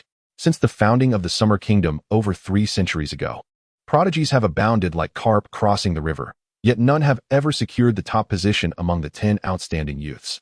This illustrates just how stringent the requirements for the top spot are. However, what has never been accomplished before has been achieved by Suemo, leaving Yin Jiushi feeling as if she were in a dream. It is not a monumental feat. I merely solved a mathematical equation. Yin Jiushi, being exceptionally intelligent, immediately grasped a rough idea of what Suemo meant upon hearing his words. Mathematical equations are typically, Xiaomo, you are simply remarkable. With an inexplicable surge of courage, Yin Jiushi rose on her toes and planted a kiss on Suemo's cheek before shyly turning and fleeing. So soft. Suemo was momentarily stunned.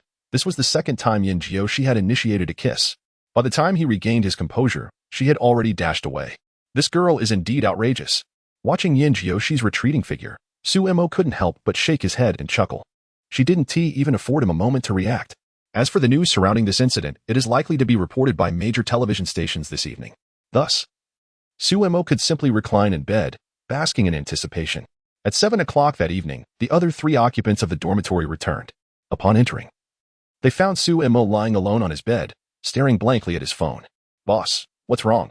Are you upset about something? Wang Yi inquired, noticing Suemo's dazed expression. Nothing. By the way, at 7:30, you 3 should check the news. Upon hearing Wang Yi's words, Suemo could only smile wryly. This hefty fellow never seemed to think positively, truly. After uttering this, Suemo rose and left the dormitory, leaving the 3 of them staring at each other in confusion. Check the news? What was going on? A similar scene unfolded in Yin Jiushi's dormitory. Why are we checking the news? Zhao Lingo asked, puzzled by Yin Jiushi's sudden request for them to look at the news. And Ran and Ma Lili shared similar sentiments, equally baffled by Yin Jiushi and Oppo's intent. What news could possibly warrant attention? Xiaoxi, is there something significant happening? And Ran inquired, curiosity evident on her exquisite face.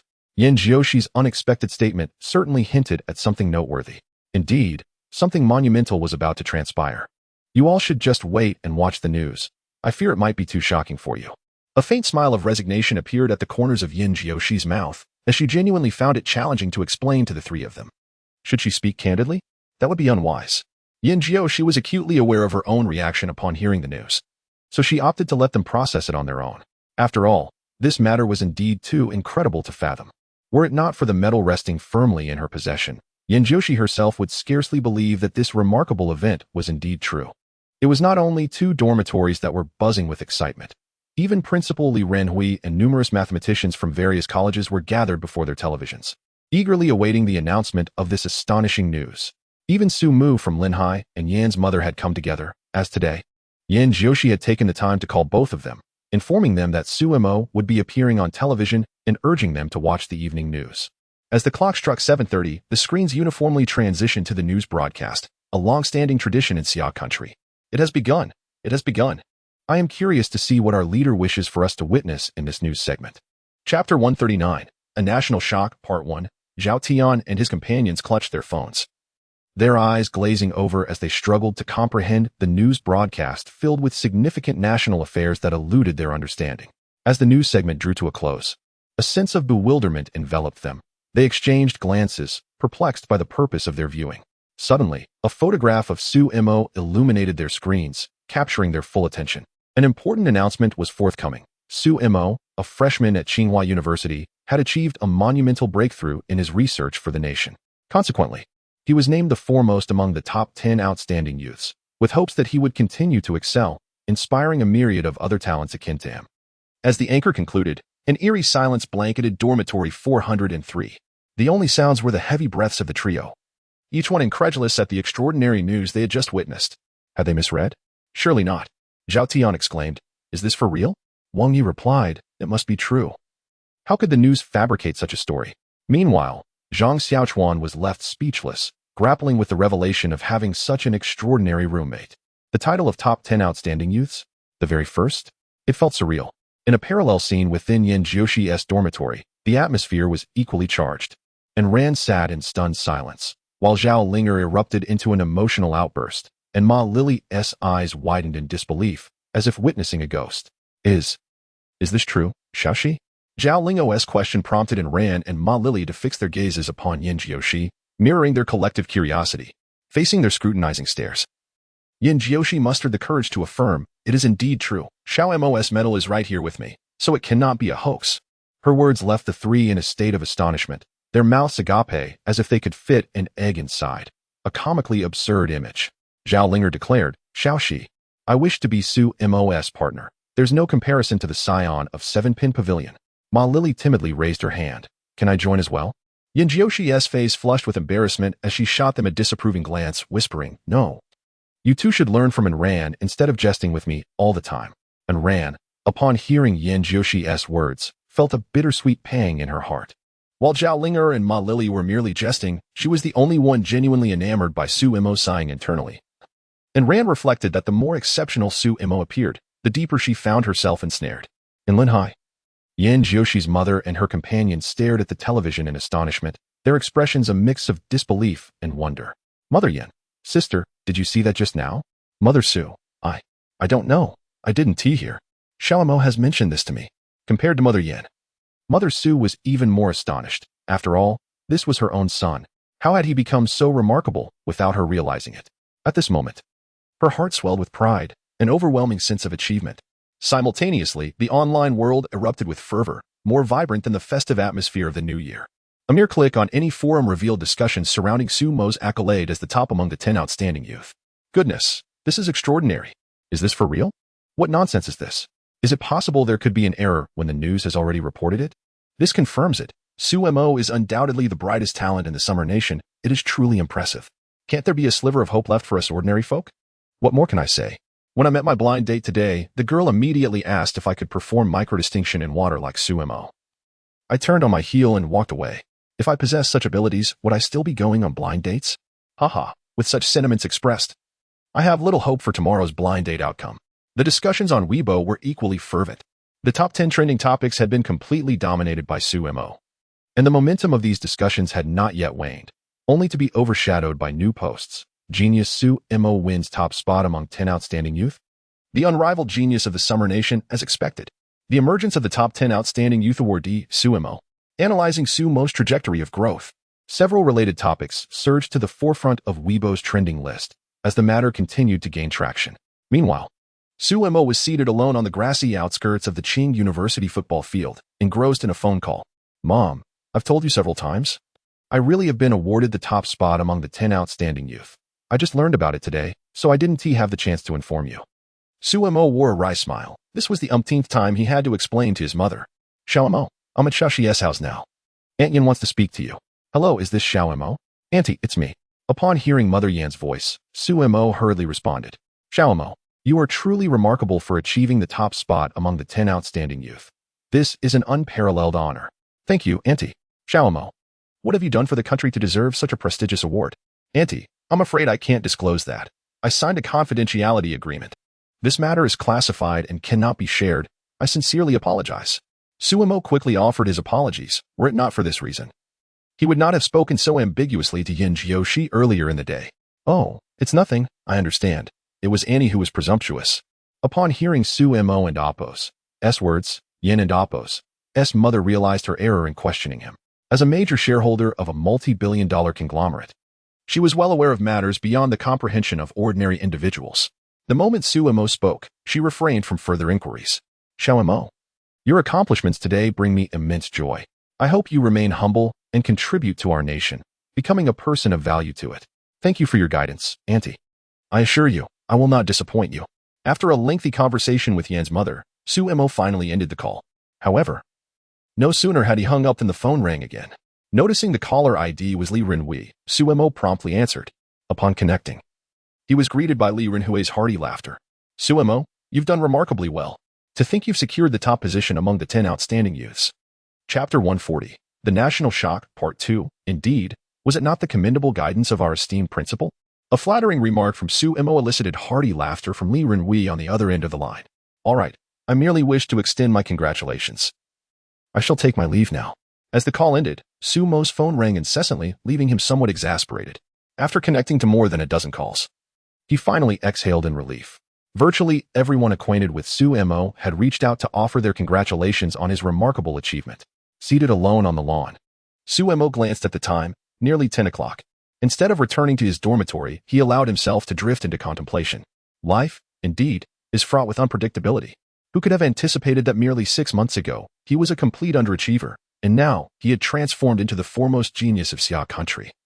Basking in an astonishing aura of brilliance, Suemo recognized that all of this was thanks to the system, and a wave of gratitude washed over him. Were it not for the emergence of the system, he surmised that he and Yin Jiushi would have likely parted ways due to their vast disparity. Even if Yin Jiushi had wished to remain, he would have felt unworthy of her. But now, the situation had changed, with his current standing. He was more than a match for Yin Jiushi. Suddenly, Suemo sensed the presence of another person beside him. Turning his head, he was met with the sight of Yin Jiushi. Shashi, what brings you here? Clad in a white shirt paired with a delicate yellow skirt, complemented by her flawless beauty, she appeared as if a celestial being had descended to earth. I tried calling you, but you didn't answer. I asked Linger to inquire with Zhao Tian, who informed me that you weren't in the dormitory, so I guessed you might be here. Yin Jiushi explained as she settled beside Suemo, her head naturally resting against his shoulder. Xiaomo, this feels like a dream.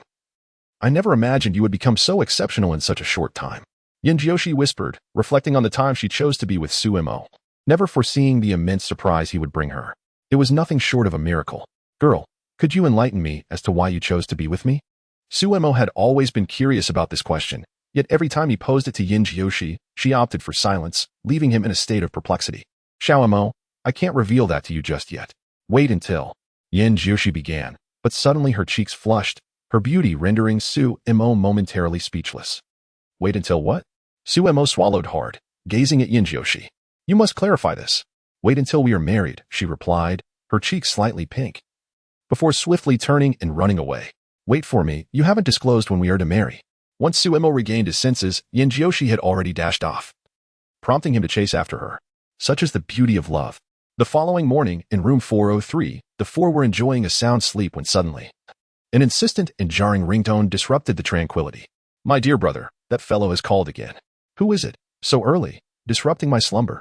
Indeed, how bothersome. It seems to be the boss's phone. With a single remark from Wang Yi, Zhao Tian and Zhang Xiaochuan fell silent. For Suemo has become a figure of reverence in their eyes. Suemo, still somewhat groggy, opened his eyes and noticed the trio's gaze fixed upon him. He offered an apologetic smile. I'm sorry, I forgot to set my phone to silent last night. Zhao Tian replied, It's perfectly fine, boss. Zhang Xiaochuan added, Yes. Perhaps there's an urgent matter at hand. Wang Yi remarked, being stirred awake by the boss's phone is a privilege that others can only dream of. In response to their banter, Suemo felt a wave of exasperation wash over him. He glanced at the caller ID and saw that it was Zhao Hai calling. He hastily dressed and exited the dormitory.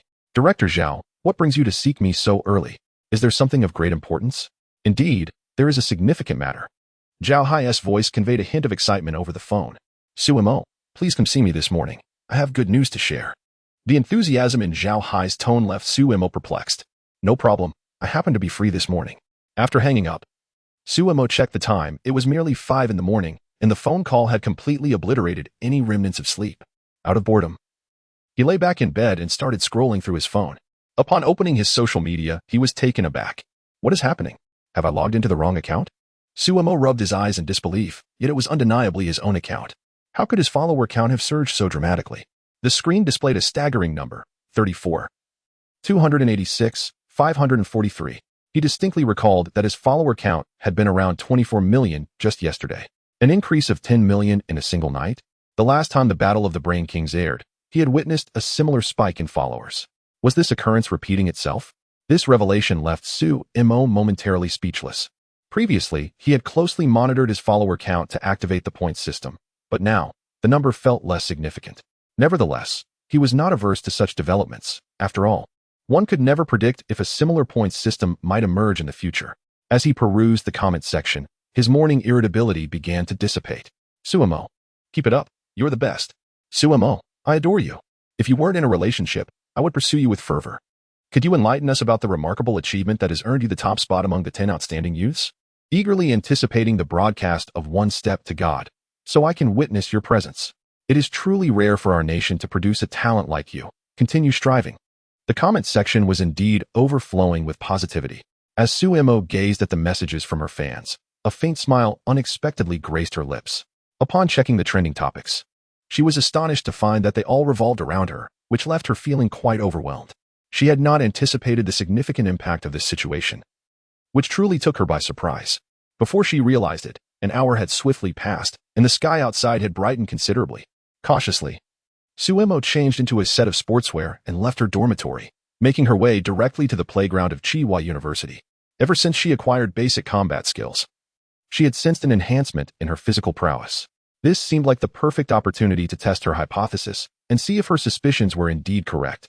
However, upon arriving at the playground, she was met with a disconcerting scene. There were throngs of people, predominantly girls, which left her feeling quite flustered.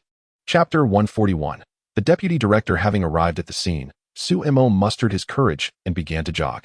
However, before he could complete even half a lap, an alarming situation unfolded behind him. A throng of girls had formed a formidable following, enough to constitute a battalion. This left Suemo feeling quite unnerved. What could they possibly want? Although he was aware of his modest fame at school, he never anticipated it would manifest in such a manner. Suddenly, he spotted a beacon of hope in the distance, and Ran, who was leisurely jogging. Recognizing her from her silhouette, Suemo felt a rush of relief. Her distinctive, ethereal demeanor was unparalleled in the entire university. And Ran, what a coincidence! He exclaimed as he approached her, gently tapping her shoulder. It seems we have quite the fate. Running into each other during morning exercises. Upon turning to face him, and Ran's beautiful eyes sparkled with surprise, but upon noticing the dark mass of admirers trailing Suemo, her exquisite face betrayed a hint of exasperation. So, you intend to use me as a shield? She quipped, causing Suemo to feel a twinge of embarrassment. For that was indeed his intention. And Ran, my dear, I implore you to assist me. I cannot manage this on my own. Suemo pleaded, his expression a mixture of desperation and humor, which only amused and ran further. Come, let us go have breakfast together, she said, taking his hand and leading him away from the playground. The sight left not only the group of girls behind them in stunned silence, but also Suemo himself, taken aback by the unexpected turn of events. What on earth was happening? As he felt the warmth of Ran's hand enveloping his own, a flurry of thoughts invaded his mind, but he promptly stifled them. Meanwhile, a wave of confusion washed over the girls as they watched the two depart. Wasn't Suemo dating Yinjioshi? Who was this enchanting girl? What was their relationship? Once they exited the playground, Suemo discreetly withdrew his hand, feeling a disconcerting awkwardness. This was the first time he had held hands with another girl besides Yinjioshi. If he had observed and ran closely, he would have noticed a faint blush adorning her cheeks.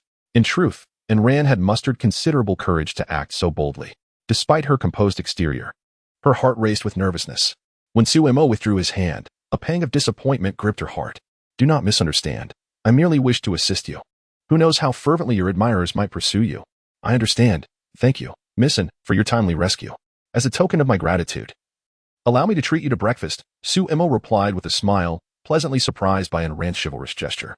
Ran and Appo's lips curled into a subtle smile at his response. Upon arriving at the university cafeteria, Suemo marveled at the diverse array of breakfast offerings. unable to suppress a feeling of wonder. Although Suemo has been at Chihuahua University for a few months, he is still astonished by the variety of meals offered, with even breakfast presenting a selection of over a dozen dishes. Truly, it lives up to its reputation as the foremost institution in Chihuahua. And Ran opted for a bowl of millet porridge, as young women are often quite conscious of their figures and typically avoid fried foods. In contrast, Suemo and Appo's choices were rather indulgent, featuring items like water-fried buns, deep-fried dough sticks, and meat-stuffed buns. Can you consume all that? After the two settled into a cozy corner, and Ran couldn't help but smile gently at the generous plateful Suemo had before him. Rest assured, I have quite the appetite and will certainly not waste any food. Suemo replied with a grin, diving into his meal without a care for appearances. After a few bites, and Ran paused, resting her chin on her hand, lost in thought as she observed Suemo. You're eating so heartily. Within mere minutes, Suemo had polished off all the food in front of him, and upon lifting his gaze, their eyes met. Instantly, a blush graced in Ran's exquisite face, prompting her to quickly lower her head. Though I am aware of my own charm, dear Missin, I hope you do not become too entranced. Naturally, Suemo noticed in Ran's reaction and couldn't resist teasing her, saying, just so you know, I am already taken. Oh, go away. And Ran playfully shot him a glance. And in that fleeting moment, her beauty captivated several boys who were stealing glances their way.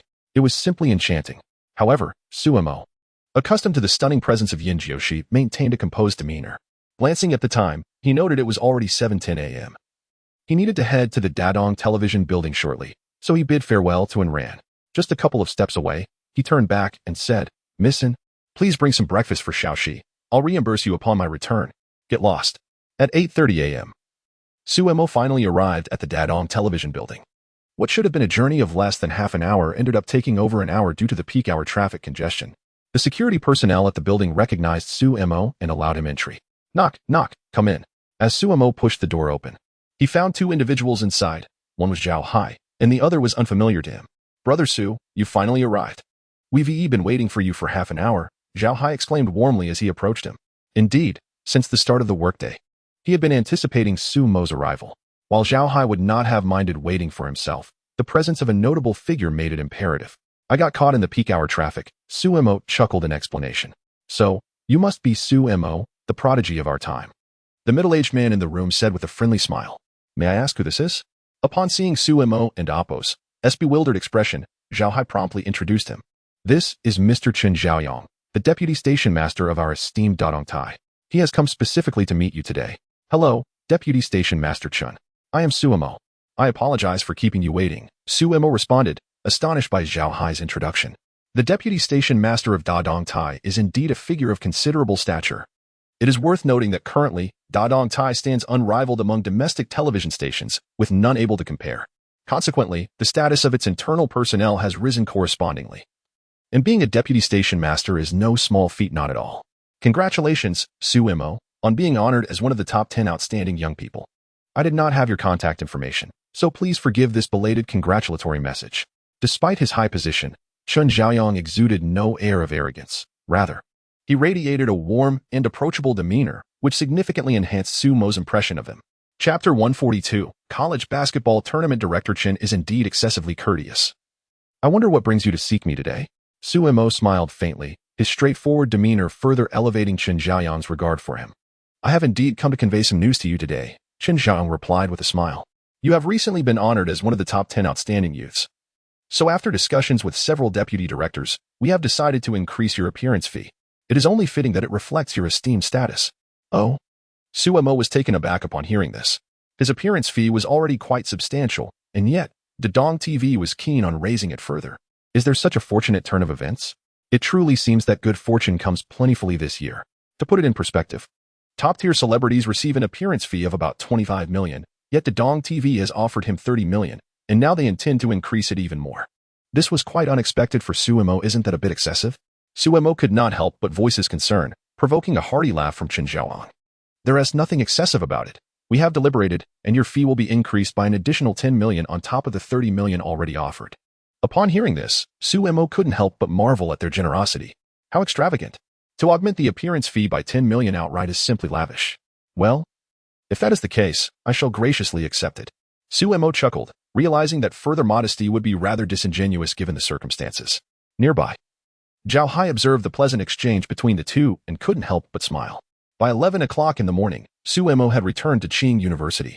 Upon entering his dormitory, he collapsed onto his bed, bemused by the unusually warm weather for late October. "Boss, may I discuss something with you?" "What is it?" Su Mo turned to see Zhao Tian's mischievous expression, instantly on guard. Zhao Tian's demeanor reminded him of the previous incident with the basketball club. And Su Mo was determined not to fall into that trap again. "Boss, there is no need for such suspicion. Your demeanor makes it difficult for me to speak." "Oh." Upon hearing Zhao Tian's words, Su Mo felt an unexpected surge of delight. "In that case, you needn't say anything." "Zhao Tian, is it really necessary? Can we not maintain a cheerful friendship?" Zhao Tian was so exasperated he nearly sputtered in frustration. This was rather too pragmatic. "Fine. Just tell me what you need to say." Su Mo, unable to withstand Zhao Tian's mournful gaze, waved his hand dismissively, urging him to hurry up, lest he be subjected to that relentless stare all day. "Boss, I knew you would be the most understanding." Upon hearing Su Mo and Apos' words, Zhao Tian chuckled, realizing that the National College Basketball Tournament was about to commence. "The basketball club is short one substitute player. Would you be interested in joining?" "Absolutely not. I refuse." Su Mo's resolute denial interrupted Zhao Tian before he could finish his sentence. What a ridiculous proposition. Su Mo was currently inundated with commitments. The two variety shows, Brain King Championship and One Step to God, already necessitated frequent absences from class. Participating in a college basketball tournament would leave him with no time for lectures at all. Such a situation would be untenable, especially considering he had already received a warning from the principal regarding his attendance. A modicum of respect for authority was necessary. "Come on. Boss, you have no idea how significant this college basketball tournament is for Qing University." Zhao Tian, sensing Su Mo's reluctance, became urgent. He genuinely wished for Su Mo to take part in the tournament. He had witnessed firsthand Su Mo's remarkable basketball skills. With Su Mo on the team, Zhao Tian was confident they could clinch the championship title. "Oh, what's so important about a mere basketball game?" Su Mo inquired, intrigued by Zhao Tian's fervor. "Ah, you may not realize this, but..." Zhao Tian seized the opportunity to elaborate. "Qing University is indeed the top-ranked institution in the country.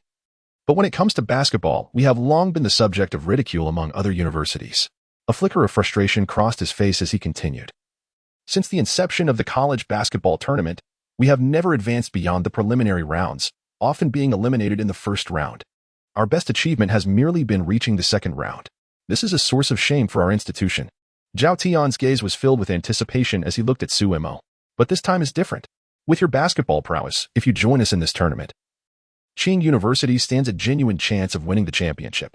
We can show those who look down upon us that Qing University excels in every aspect." Zhao Tian's impassioned words were undeniably inspiring. After contemplating his response, Su Mo, as a student of Qing University, felt a duty to help uphold the institution's honor. If he possessed the ability to contribute, he would not choose to stand idly by. "When does the tournament begin?" Su Mo's inquiry brought a radiant smile to Zhao Tian's face. He was astute enough to recognize the implications of Su Mo's question. "November 10th, Zhao Tian replied eagerly. Upon hearing the date, Su Mo pondered for a moment. The next recording for Brain King Championship was scheduled for November 5th, and he had already coordinated with Zhao Hai to film the second episode of One Step to God on November 11th. There seemed to be no scheduling conflicts. With this in mind, Su Mo raised his gaze and winked at Zhao Tian. "Very well, I shall acquiesce to your request. Truly, my esteemed leader exudes an air of authority." Zhao Tian, however, harbored little hope. He was merely reluctant to concede defeat, thus adopting a mindset of attempting the improbable. To his astonishment, Su Mo actually consented, leaving him somewhat incredulous. "Leader, I shall promptly convey this delightful news to the president. He will undoubtedly be elated," Zhao Tian declared before dashing out of the dormitory. Su Mo observed his retreating figure, unable to suppress a bemused shake of his head. Is it truly such cause for excitement? After all, it is merely a basketball match. What? On the grassy expanse near the soccer field, Yin Jioshi's petite face was alight with astonishment. "You intend to participate in this year's intercollegiate basketball tournament?" Chapter 143, The Bet with the Principal. The university basketball tournament. Yin Jioshi was somewhat perplexed as to why Su Mo would suddenly participate in such a competition. After all, Su Mo was not a member of the basketball club. "I have heard that the basketball team at Qing University has never achieved remarkable success. As a student of Qing University, I wish to test my abilities." Su Mo gently tucked a strand of hair behind Yin Jioshi's ear, treating her as if she were a priceless treasure. Feeling Su Mo's touch, Yin Jioshi's cheeks flushed, exuding an irresistible charm that made Su Mo yearn to take a bite. "Xiao Mo, I shall cheer for you when the time comes. Yin Jiushi clung to Sumo's arm, her head instinctively resting on his shoulder. If you show up, I doubt anyone will pay attention to our game. Sumo couldn't help but tease, while Yin Jiushi appeared utterly bewildered, adorably so. Why? My wife is so beautiful. Who would have the mind to watch us play? You rogue. Who is your wife? Yin Jiushi's face turned crimson at Sumo's words, playfully glaring at him. You haven't passed my assessment yet. Perhaps one day I might fancy another boy. Haha. Before Yin Jiushi could finish her retort, she felt a mischievous hand at her waist, which instantly broke her laughter. Xiaomo, stop it. As she began to speak, Suemo captured her lips in a kiss, leaving her wide-eyed in shock. It was her first kiss. After what felt like an eternity of 20 seconds, Yin Jiushi finally regained her senses, pushing Suemo away. Her face as red as a ripe apple. Scoundrel, you've bullied me. Yin Jiushi exclaimed, leaping to her feet and fleeing, leaving Suemo alone to reminisce about the delightful moment. Watching Yin Jiushi's exquisite silhouette depart, Suemo couldn't help but sigh. The path ahead was indeed arduous. Principal, you summoned me? In the office, Suemo curiously inquired of Li Renhui, unsure of what this esteemed figure wanted with him. I heard you plan to participate in this university basketball tournament? Li Renhui set down the participation list, astonished as he regarded Suemo. He had been taken aback by the list moments ago. Suemo was undoubtedly a genius, a prodigious talent. Mathematics? A first-rate mathematician, impressive. Literature? A first-rate literary figure, remarkable. But this was a basketball tournament. Suemo played basketball? Li Renhui had never heard of such a thing. Initially, he held no hopes for this year's competition. But upon seeing Sumo's name on the list, he seriously contemplated advising the Qing University basketball team to withdraw to avoid disgrace. Is there a problem?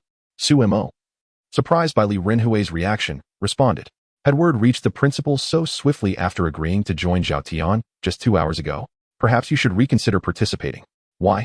Upon hearing Li Renhui's remarks, Suemo was equally astonished. Why utter such words out of the blue? What was the meaning of this? Perhaps you were unaware. But the basketball prowess at Qing University leaves much to be desired. If you were to join, you would likely face elimination. Rather than endure that, it would be better not to participate at all. As Li Renhui spoke, a bitter smile adorned his face.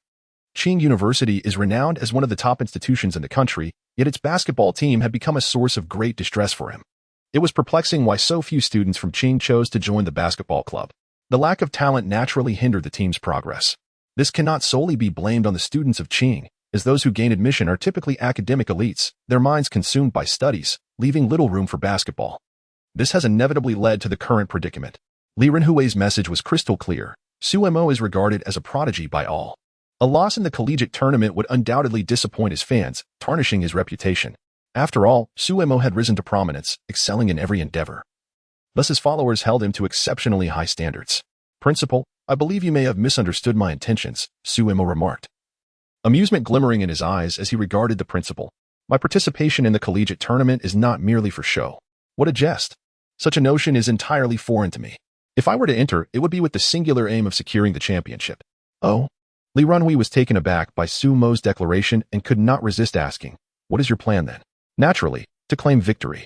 What other reason would I have for participating? Suemo answered with a demeanor that suggested this was self-evident, eliciting a few furrowed lines on Li Renhui's forehead. Claim victory? Are you jesting? The basketball team at Qing is, at best, mediocre. Surviving even a single round in the knockout stage would be an extraordinary stroke of luck, let alone winning the championship. In Li Renhui's view, such an outcome was utterly implausible. Were it not for the fact that the speaker was Suemo, he might have openly expressed his disbelief. If winning the championship were so simple, Qing University would not have gone so many years without achieving it. Ahem, Suemo. The collegiate basketball tournament is not as straightforward as you envision. This competition spans the entire nation, with countless schools participating. At least 200 teams will contest for the title, Li Renhui earnestly explained. Thus, aspiring for the championship is no trivial endeavor. If you have time, perhaps you should delve into the 5 major conjectures instead?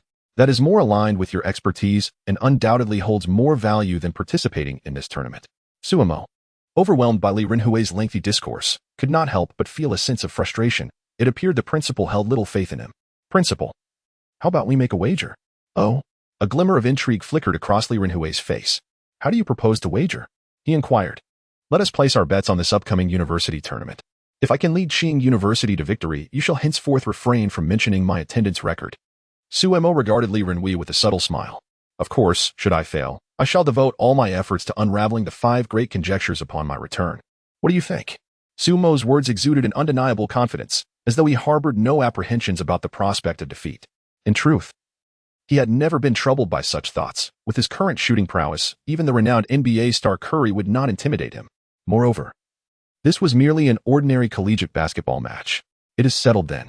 Li Renhui agreed to the wager without a moment's hesitation after hearing Sumo's proposition. Chapter 144. The national boyfriend, such an enticing wager, how could Li Renhui possibly decline? He had long wished for Sumo to dedicate himself to deciphering the 5 grand enigmas, but Sumo consistently claimed he lacked the time. However, this splendid opportunity, a gift delivered right to his doorstep, was simply too good to pass up. Li Renhui was well aware of the caliber of their school's basketball club. Winning the championship?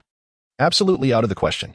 That evening, Sumo lay alone in bed, browsing through his Weibo feed. The trending topics were all centered around him, prompting a wry smile to escape his lips. Was it truly necessary to celebrate his position as the foremost among the top 10 outstanding youths? Upon glancing at his Weibo followers, he was astonished to find the count had soared to over 35 million, although the explosive growth was beginning to stabilize. This was to be expected. Reaching such a follower count typically required years of gradual accumulation. Rarely had anyone experienced a surge of 10 million in a single moment. It was utterly extraordinary. How many celebrities must be envious of such a phenomenon? Not even a mere increment of 1 million would elicit such fervor among them. Yet, alas, this stroke of fortune evaded their grasp. A mere 18-year-old student. And yet his follower count eclipsed that of over 95% of celebrities in the entertainment industry. Such a scenario had never been witnessed before. Even esteemed literary figures often had followers numbering in the mere hundreds of thousands. Generally, they could not even rival a secondary tier star, yet Sumo shattered this norm. An individual outside the entertainment realm possessed such an overwhelming fan base. Aside from a select few superstars, no one could rival Sumo's follower count. In today's society, where popularity reigns supreme, it equates to wealth. With so many admirers, Sumo could effortlessly attract countless offers for profit. However, he remained indifferent to this allure. While he appreciated money, he was not consumed by it. To him, financial sufficiency sufficed. As he scrolled through his comments section, Sumo found himself amused by the endearing remarks from his fans. Moonlight 123, Big Brother, you will forever be my idol. Keep it up. I wasn't entirely convinced before. But now I am utterly in awe, first among the top 10 outstanding youths. Wow. Beloved little Mo, Sumo, you should take an IQ test. I have a feeling you could break historical records. You're simply remarkable. Little Sister 1253, Big Brother, will you venture into the entertainment industry in the future? Little Sister 567, I hope you continue to strive for greatness. I will always love you. Upon noticing some of the fans and oppos usernames, Sumo felt a surge of curiosity. A casual search on Weibo led him to a post. Are there any fans of Sumo? Fairies, come forth. Gentlemen, kindly take a detour. Upon delving into the post, Sumo was instantly taken aback, for it was a message from one of his ardent admirers. The content revealed that this fan had altered her social media handle to Sumo's little fan, followed by a numerical designation. Within the span of a mere day, this whimsical endeavor had attracted tens of thousands of followers. The sheer triviality of such devotion left Sumo astounded as he pondered the purpose behind it. Ultimately, he chose to dismiss these thoughts. After all, as long as his fans were content, it bore little significance to him. Unbeknownst to Sumo, he had become somewhat of a legend among high school and university students. Young girls, in particular, were at a stage where they yearned for romance. And at just the right moment, Sumo had emerged as the epitome of perfection, a veritable Prince Charming in their eyes. Online, he had even been dubbed the national boyfriend. If he were to discover this, it would surely lead to a moment of exasperation. What national boyfriend? Did they not realize he had a girlfriend? After scrolling through the posts for a while, Sumo found it rather uninteresting, so he sent a simple goodnight message to Yin Jiyoshi before lying down to sleep. Upon receiving his message, Yin Jiyoshi smiled sweetly, which did not go unnoticed by Zhao Linger, who was in the opposite bed and could not resist teasing her. Oh, look at our little she, so happy. Are you chatting with Sumo again? Anrin and Ma Lily, upon hearing this, immediately turned their gaze toward Yin Jiyoshi. Zhao Linger, what are you staring at me for? Yin Jiyoshi felt the weight of their attention, and her cheeks flushed slightly as she shot a playful glare at Zhao Linger. Zhao Linger chuckled, little she, it's not that I'm staring. If you were a bit more discreet, I wouldn't have to say anything. Just now, you were completely lost in admiration. Get lost.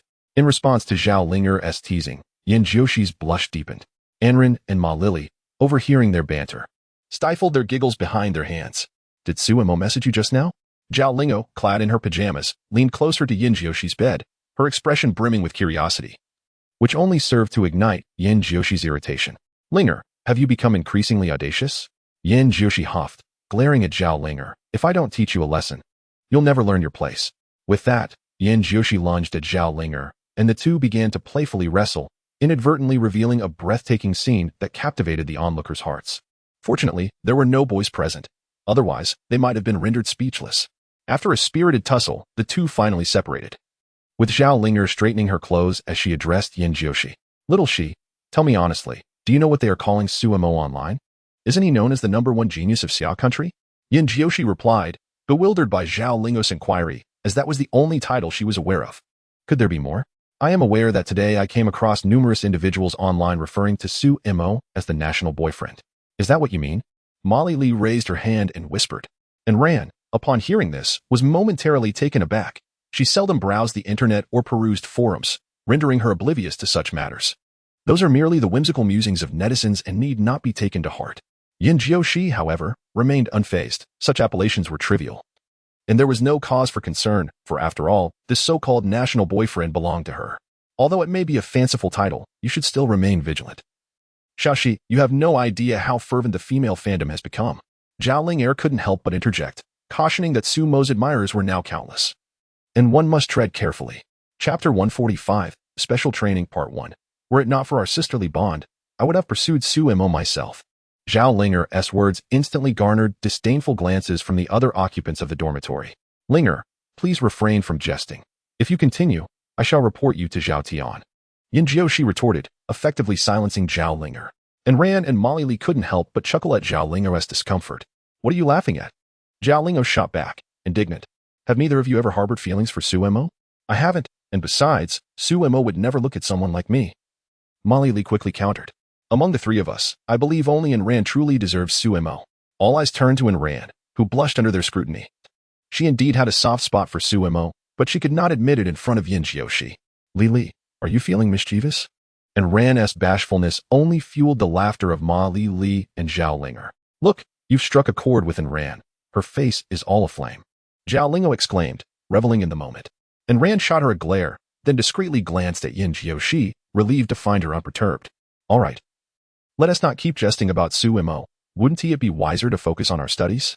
And Ran could not resist poking at Zhao Linger's sore spot. Linger, if my memory serves me right, didn't you fail your professional course test last month? Missin, must you speak so? Zhao Linger deflated instantly. Akin to a punctured balloon, this was a deep-seated wound for her.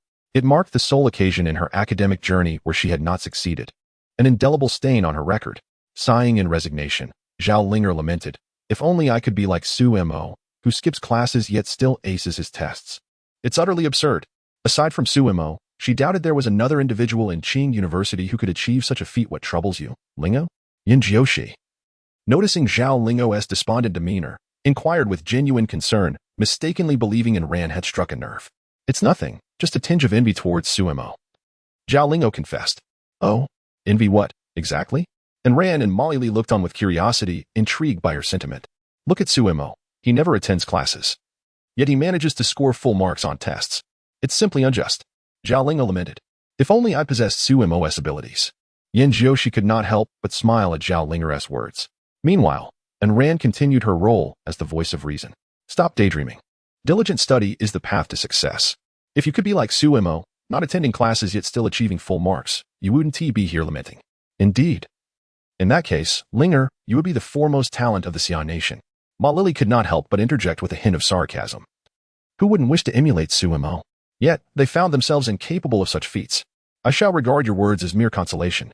Casting a resentful glance at Ran and Zhao Linger, it was evident that these two were truly the best of friends. Even their attempts at comfort were refreshingly unconventional. Truly remarkable. The following morning, Suemo awoke early. The previous night, Zhao Tian had specifically urged him to rise early, mentioning that the basketball club was to undergo intensive training. As a participant in this competition, Suemo had no choice but to be present. As he donned his attire, he glanced at Zhao Tian's bed, which was already devoid of any presents. Checking the time, he noted it was merely 6:30 in the morning. Could it be that this fellow had already headed to the basketball club? Was he in such a rush? Suemo could not help but chuckle bitterly. Hastily attending to his morning routine, and departed the dormitory before 6:40. The campus of Qingda in the morning was nearly deserted, save for a few students jogging. Relishing the refreshing coolness of the morning air, Suemo felt his spirits lift. The journey from the male dormitory to the basketball club typically took around 10 minutes, however. Suemo found himself walking for over 20 minutes. Occasionally, he was approached by individuals requesting autographs or photographs, the majority of whom were female students. With their eager eyes fixed upon him, Suemo, being a fellow Qingda student, felt it difficult to decline and thus acquiesced to their requests one by one. By the time he arrived at the basketball club, it was already 7 o'clock. Upon entering, Suemo observed that several members were drenched in sweat from their rigorous practice. It was evident that they held this collegiate basketball competition in high regard and were determined to achieve commendable results. As soon as he stepped in, the members noticed him and immediately ceased their training, rushing over to welcome him. Suemo was regarded as their secret weapon for this competition, regardless of his identity.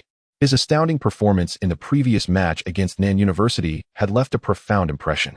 When Zhao Tian had informed them that Suemo was willing to serve as a substitute, their excitement was palpable, especially for Li Dong, the president of the basketball club. He had harbored similar thoughts, yet upon considering Suemo's esteemed status, he quickly dismissed them. After all, he was the greatest prodigy of the Xian nation. How could he possibly consent to participate in a basketball match? That would be absurd, in everyone else's minds. A talent like Suemo ought to be preoccupied with monumental historical conundrums. Basketball matches? Surely, that was beneath him. Yet yesterday, Zhao Tian had astonishingly relayed that Suemo was indeed willing to partake in the upcoming collegiate competition, which felt like a timely blessing. Suemo, you've arrived. I apologize for taking up your precious time, Li Dong remarked, fully aware of Suemo's busy schedule, juggling the filming of 2 phenomenally popular variety shows. His presence was truly a rare occurrence. The other 3 members of the basketball club gazed at Suemo with fervent admiration. Suemo was no longer merely the national boyfriend of the girls, but had also become an object of reverence for all the boys. The fact that they would compete alongside their idol in this collegiate tournament was almost beyond their comprehension. Initially, they joined the basketball club primarily due to its irresistible benefits. But none of them anticipated that these advantages would be so extraordinary. The foremost talent of Xia country, the very first recipient of the prestigious title of Top 10 Outstanding Youths, Suemo, would actually be playing alongside them?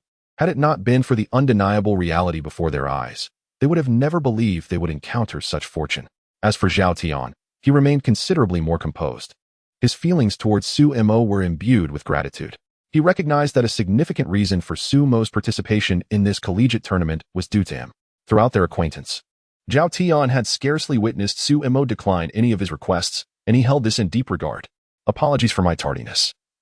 I had no idea you all had commenced training so early, Suemo expressed, feeling somewhat embarrassed as he observed the extended duration of their practice, while he had only just arrived. Boss, what are you saying? Your presence alone is already a tremendous honor for us, Zhao Tian interjected. This morning, he had intentionally refrained from waking Suemo when he rose at 5 o'clock. Given Suemo's status, his mere agreement to participate in this collegiate competition was a miracle in itself. No one would dare expect him to undergo the same rigorous training as the others. Chapter 146, Special Training, Part 2. In response to Zhao Tian's words, Li Dong and the other 3 members nodded vigorously.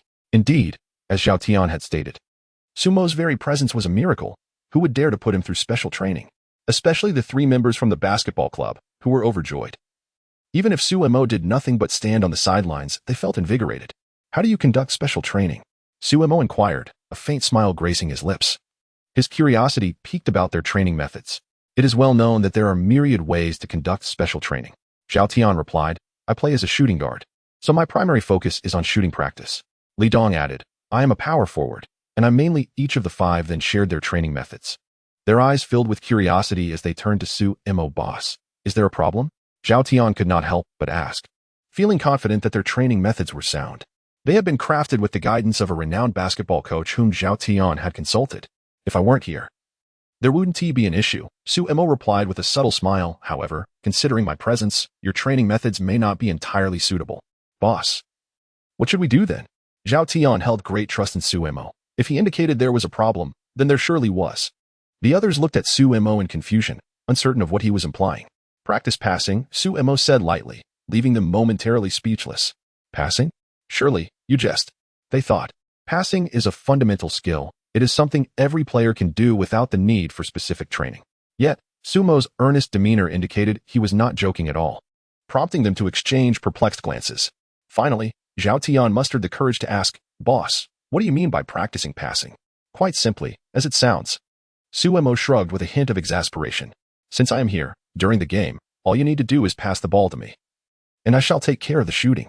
With this explanation, the five were collectively taken aback, their mouths agape as if they had just heard something utterly unbelievable. Indeed, they were somewhat bewildered.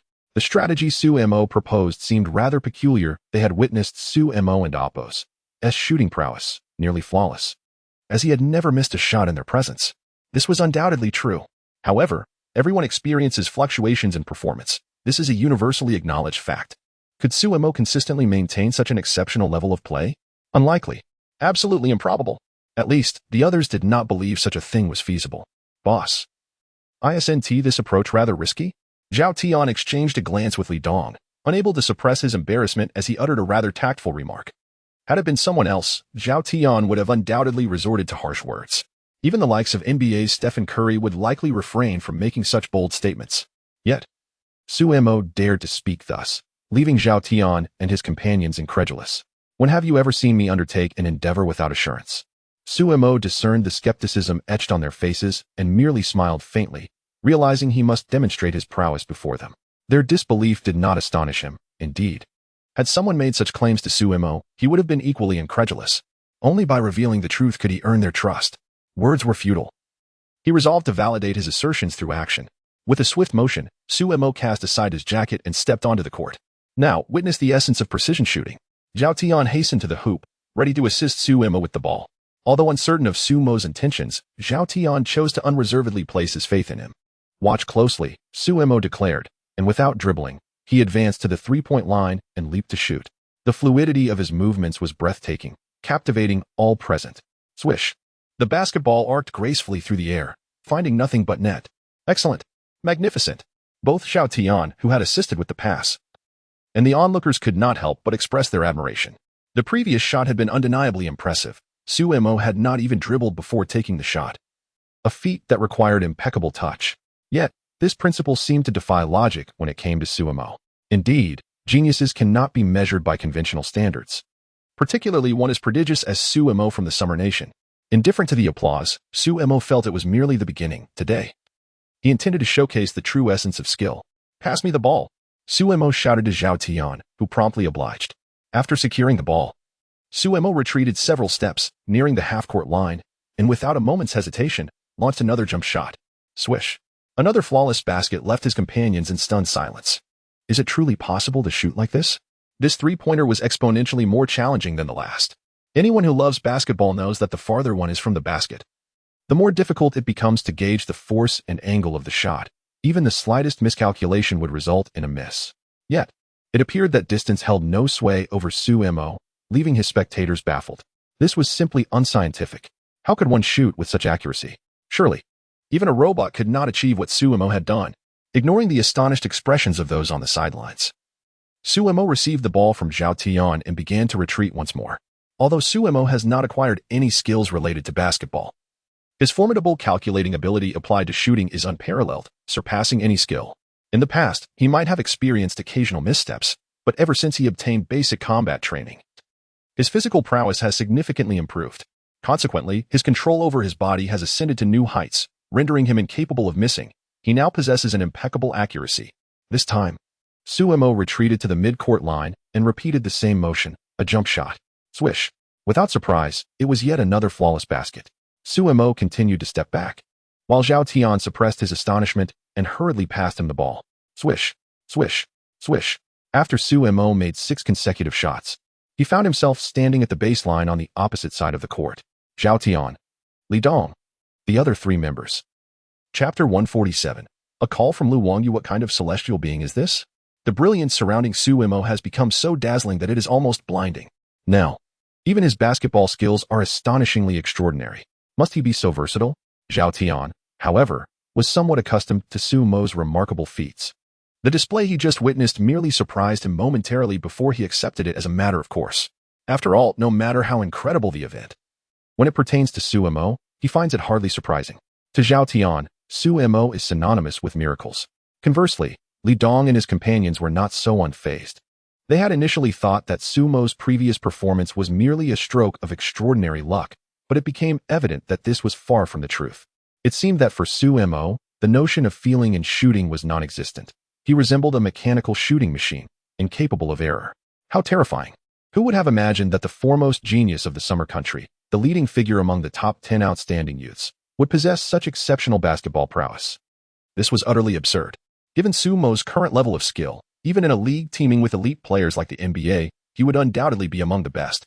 Not to mention that this was merely an ordinary college competition. What a waste of talent.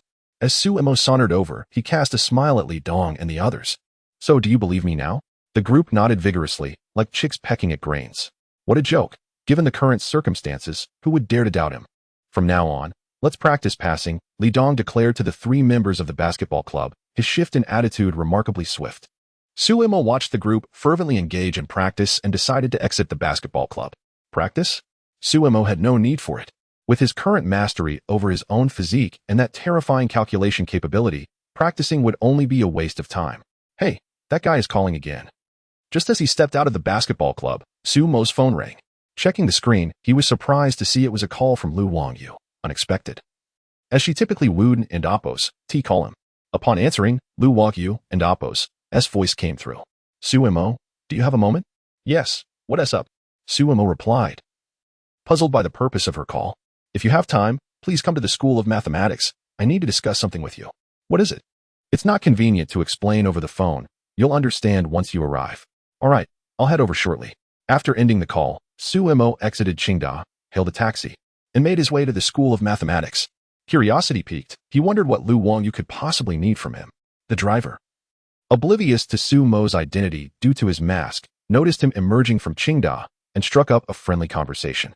Young man, are you a student at Qingda? Yes. How delightful it is that gaining admission to Tsinghua University is a hallmark of genius. My utmost wish is for my son to one day secure a place there. The taxi driver sighed at this juncture, lamenting, alas, I wonder if that boy has the ambition. Indeed, aside from Tsinghua, there are numerous commendable institutions in the country. It is not a necessity to attend only Tsinghua. Upon hearing this, Sumo could not help but interject. Tsinghua is undoubtedly exceptional, the foremost institution in Xiaogua.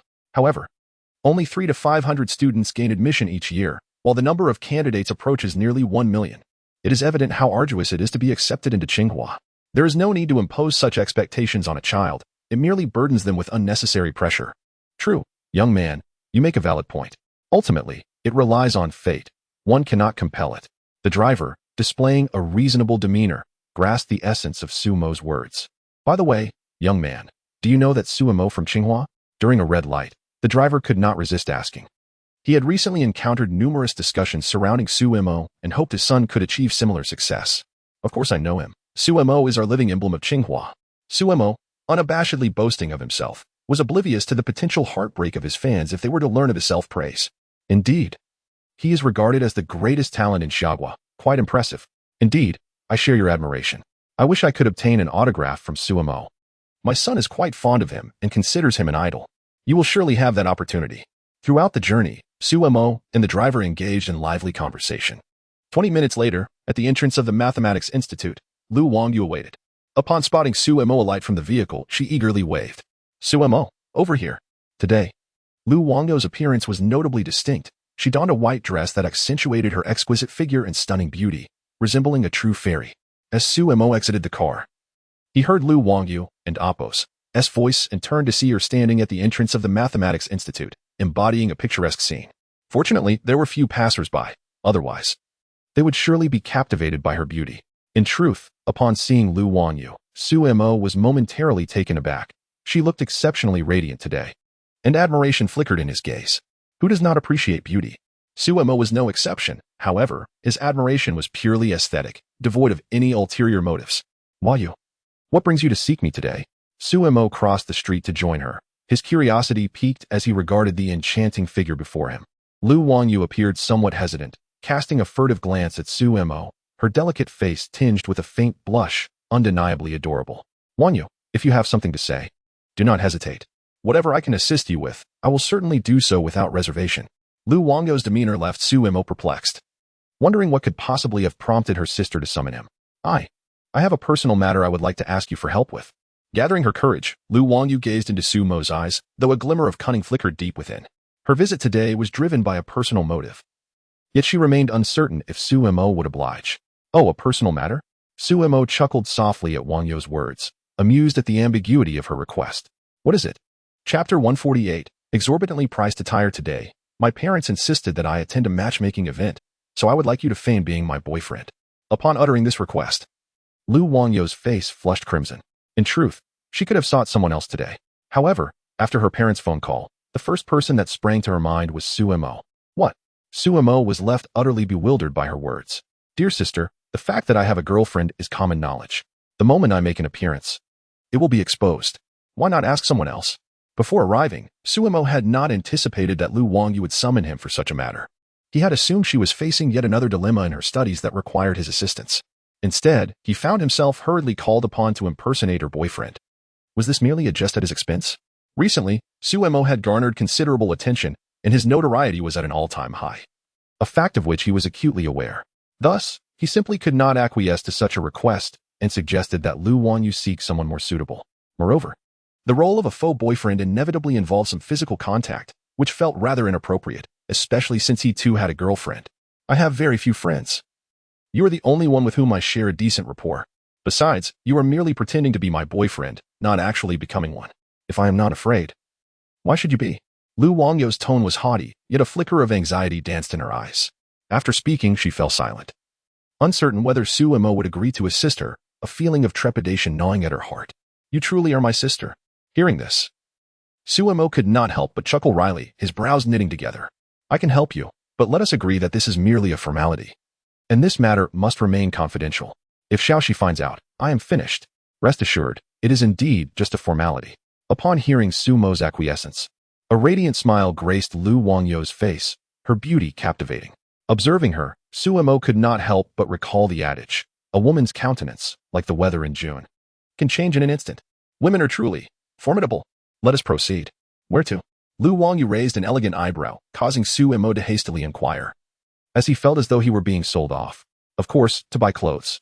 Lu Wangyou replied, rolling her eyes in exasperation. Are you suggesting that you will accompany me to the matchmaking event dressed in that outfit? Suemo glanced down at his attire, finding no fault in it. Today, he donned a loose-fitting tracksuit paired with a pair of pristine white sneakers. From head to toe, his outfit cost nearly 1,000 yuan. How could Lu Wangyou express disdain for it? Was this truly necessary? Could they still enjoy a friendly relationship? This was the most expensive ensemble in his wardrobe. Yet to Lu Wangyou, he appeared as though he were rummaging through trash. Isn't my outfit quite suitable? Suemo muttered to himself. If it weren't for today's special training, he wouldn't even consider donning this outfit. A hint of amusement flickered in Lu Wangyou's eyes as she remarked. This attire suits you well for everyday wear, but today and Oppo's occasion calls for something more formal, so we must first procure a proper suit. Formal attire? Sumo's expression was one of bewilderment. Throughout his life, he had never worn formal clothing, nor did he possess any particular interest in it. Indeed, Lu Wangyou patiently elucidated. The event we are attending is rather upscale. Without formal attire, you might not even gain entry. Suemo could only acquiesce in silence. 10 minutes later, Lu Wangyou led him to an upscale suit store. As both wore masks, the saleswoman failed to recognize their identities. Lu Wangyou diligently selected garments for Suemo while the saleswoman answered her inquiries with enthusiasm. Meanwhile, Suemo trailed behind them, his face a mask of tension. Grateful for the disguise his mask provided, which concealed his discomfort. At that moment, he could only feel one overwhelming emotion, pain. The prices were exorbitantly high. To be precise, he had never encountered such costly garments in his life. After perusing no less than 10 suits, the cheapest one astonishingly priced at 999 xia coins left him aghast. Was this a clothing store or a heist? Such exorbitance! To put it into perspective, the most expensive clothing Suemo had ever bought barely exceeded 2,000 coins. And that was a birthday gift from his mother. This establishment completely shattered his worldview. The cheapest item here was nearly 100,000. Suemo repeatedly reminded himself internally. I am a civilized person. I must refrain from cursing. What do you think of this suit? Lu Wangyou suddenly pointed to a blue suit and turned to Suemo. Due to the presence of others, she refrained from directly addressing him by name. Suemo glanced at the price tag, nearly choking on disbelief. 299,800. Inwardly, he cursed the store's owner. Was there any difference between this and robbery? 30,000 for a single suit? It felt utterly insane. Although 30,000 was not an exorbitant sum for Suemo, he found it impossible to accept such a consumer mindset. He was not a miser. He simply believed this was an extravagant waste. With that amount of money, he could assist countless people. For instance, he could build a hopeful primary school, or While Xia country had made significant strides in development, many impoverished communities still existed in remote mountainous regions.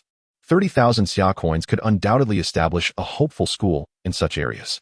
Wasn't that a more meaningful endeavor than purchasing a suit? Wang Yu, the clothing here is excessively extravagant. A single piece costs tens of thousands. Su Mo expressed his thoughts candidly, believing there was no shame in his perspective. The price was simply unacceptable. Upon hearing this, Lu Wangyu smiled and said, "You are here to assist me, so naturally, it will be my treat. You need not worry about the cost." At this point, her voice softened as she added, "Besides, this garment is merely 300,000. It is not excessively expensive." Su Mo was nearly struck speechless by this revelation. 300,000 for a piece of clothing, and she deemed it not overly costly? How astonishing. The total annual income of an average family hovers around that amount. To classify it as not too expensive? Today, Su Mo truly grasped the essence of extravagance and the essence of unrestrained wealth. It became clear why Lu Wangyu had previously scoffed at exorbitant invitations within the entertainment industry. After all, she hailed from a wealthy lineage. So how could she possibly concern herself with such trivial sums? Well then, since Lu Wangyu had expressed herself so candidly, Su Mo chose not to contest further. After all, it was not his money at stake. Let them be. Chapter 149, Lu Wangyu's blind date. Very well. Su Mo, feeling disheartened, reluctantly nodded in agreement. Such a scenario is indeed overwhelming for an ordinary individual. Let's give it a try and see how it unfolds. Lu Wangyu grasped Su Mo's hand and began to lead him towards the fitting room, with the female sales assistant trailing behind, holding garments.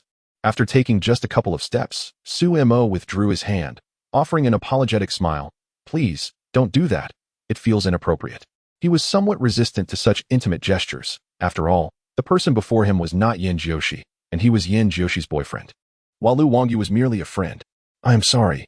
Initially, when Lu Wangyu took Su Mo's hand, she felt a surge of nervousness. So much so that her ears turned red. It was her first time holding a boy's hand. However, before she could dwell on her feelings, Su Mo's rejection dimmed her expression slightly, though she maintained a facade of nonchalance. At least, Su Mo perceived no hint of her discomfort. Life is akin to a play, entirely reliant on one's acting skills. Upon changing into the outfit in the fitting room, Su Mo could not help but furrow his brow, having grown accustomed to loose clothing. He found the snug fit of the suit quite uncomfortable. The moment he stepped out of the fitting room, Lu Wangyu's eyes sparkled with an unusual glimmer. Although Su Mo wore a mask, his outstanding demeanor still captivated attention. "How does it look?" Su Mo loosened his tie, looking at Lu Wangyu with curiosity. It was his first time donning a suit, and it felt somewhat uneasy. "Splendid, it fits you remarkably well." Lu Wangyu nodded in admiration. Turning her gaze to the female sales assistant standing nearby, "We'll take this one." "Certainly, madam. Would you like to select a pair of shoes for this gentleman?" "Of course. If he has suitable footwear at home, it may not be necessary." The sales assistant articulated her words beautifully, ensuring that regardless of whether Lu Wangyu purchased the shoes, her dignity remained intact. Shoes. Upon hearing this, Lu Wangyu smacked her forehead, having completely forgotten about that detail. Given Su Mo's usual attire, he undoubtedly lacked dress shoes. "Let's go pick some out." By the time they left, Su Mo appeared almost transformed. The elegant suit paired with limited edition shoes. The adage clothes make the man certainly held truth. Yet, Su Mo was far from elated. His heart was bleeding. He had initially thought that a suit would be exorbitantly priced, but he was taken aback to discover that the shoes were even pricier. The pair of leather shoes on his feet cost 490,000. This meant that the entire ensemble Lu Wangyu had procured for him today amounted to nearly 800,000. 800,000, not merely 80. Today, Su Mo's eyes had been opened. He finally understood what it meant to be wealthy. While he could afford such expenses, he would never choose to spend money in that manner. After all, he was merely a student at present, with no need for such extravagant attire. In contrast, for Lu Wangyu, 800,000 seemed as trivial as 80, eliciting not even the slightest reaction from her. "By the way, what exactly does your family do?" Su Mo stood beside Lu Wangyu, casting a curious glance at her exquisite profile.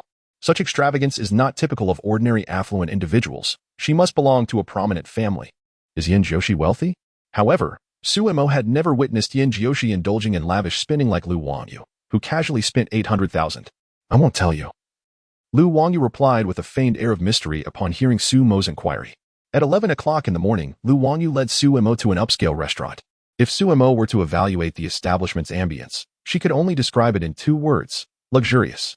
"Good day. May I ask if you have a reservation?" A sweet-looking waitress approached, her tone exceedingly courteous. "We're here to meet Mr. Wang Ku," Lu Wangyu announced, expressing no interest even a touch of disdain, towards the man they were about to meet. She pondered how her parents could possibly think it sensible to introduce her to a man in his 30s. Was she so unworthy of marriage? It wasn't a matter of her confidence. Given her looks and family background, she could easily find a suitable partner. Yet, here she was, reduced to a blind date with a man over 30. Thus, from the outset, Lu Wangyu had already condemned Mr. Wang Ku in her mind. Just his age was enough to deter her. Moreover, Lu Wangyu was a mathematical prodigy. In the heart of a genius, there lies an innate pride. Though she was a girl, she possessed her own dignity, unless this man exceeded her in brilliance. Yet, where could one find someone more brilliant than her in the entire Xia kingdom? Previously, there was none, but now, there was. Esteemed guests, please follow me. They were escorted to a serene private room. Upon entering, a man sipping tea rose to greet them. He was Wang Ku, not unhandsome, yet he appeared somewhat aged. At 32, he seemed closer to 40. Wang Ku was well aware of who his date was, the illustrious Lu Wangyu, the most celebrated prodigy of the Xia kingdom.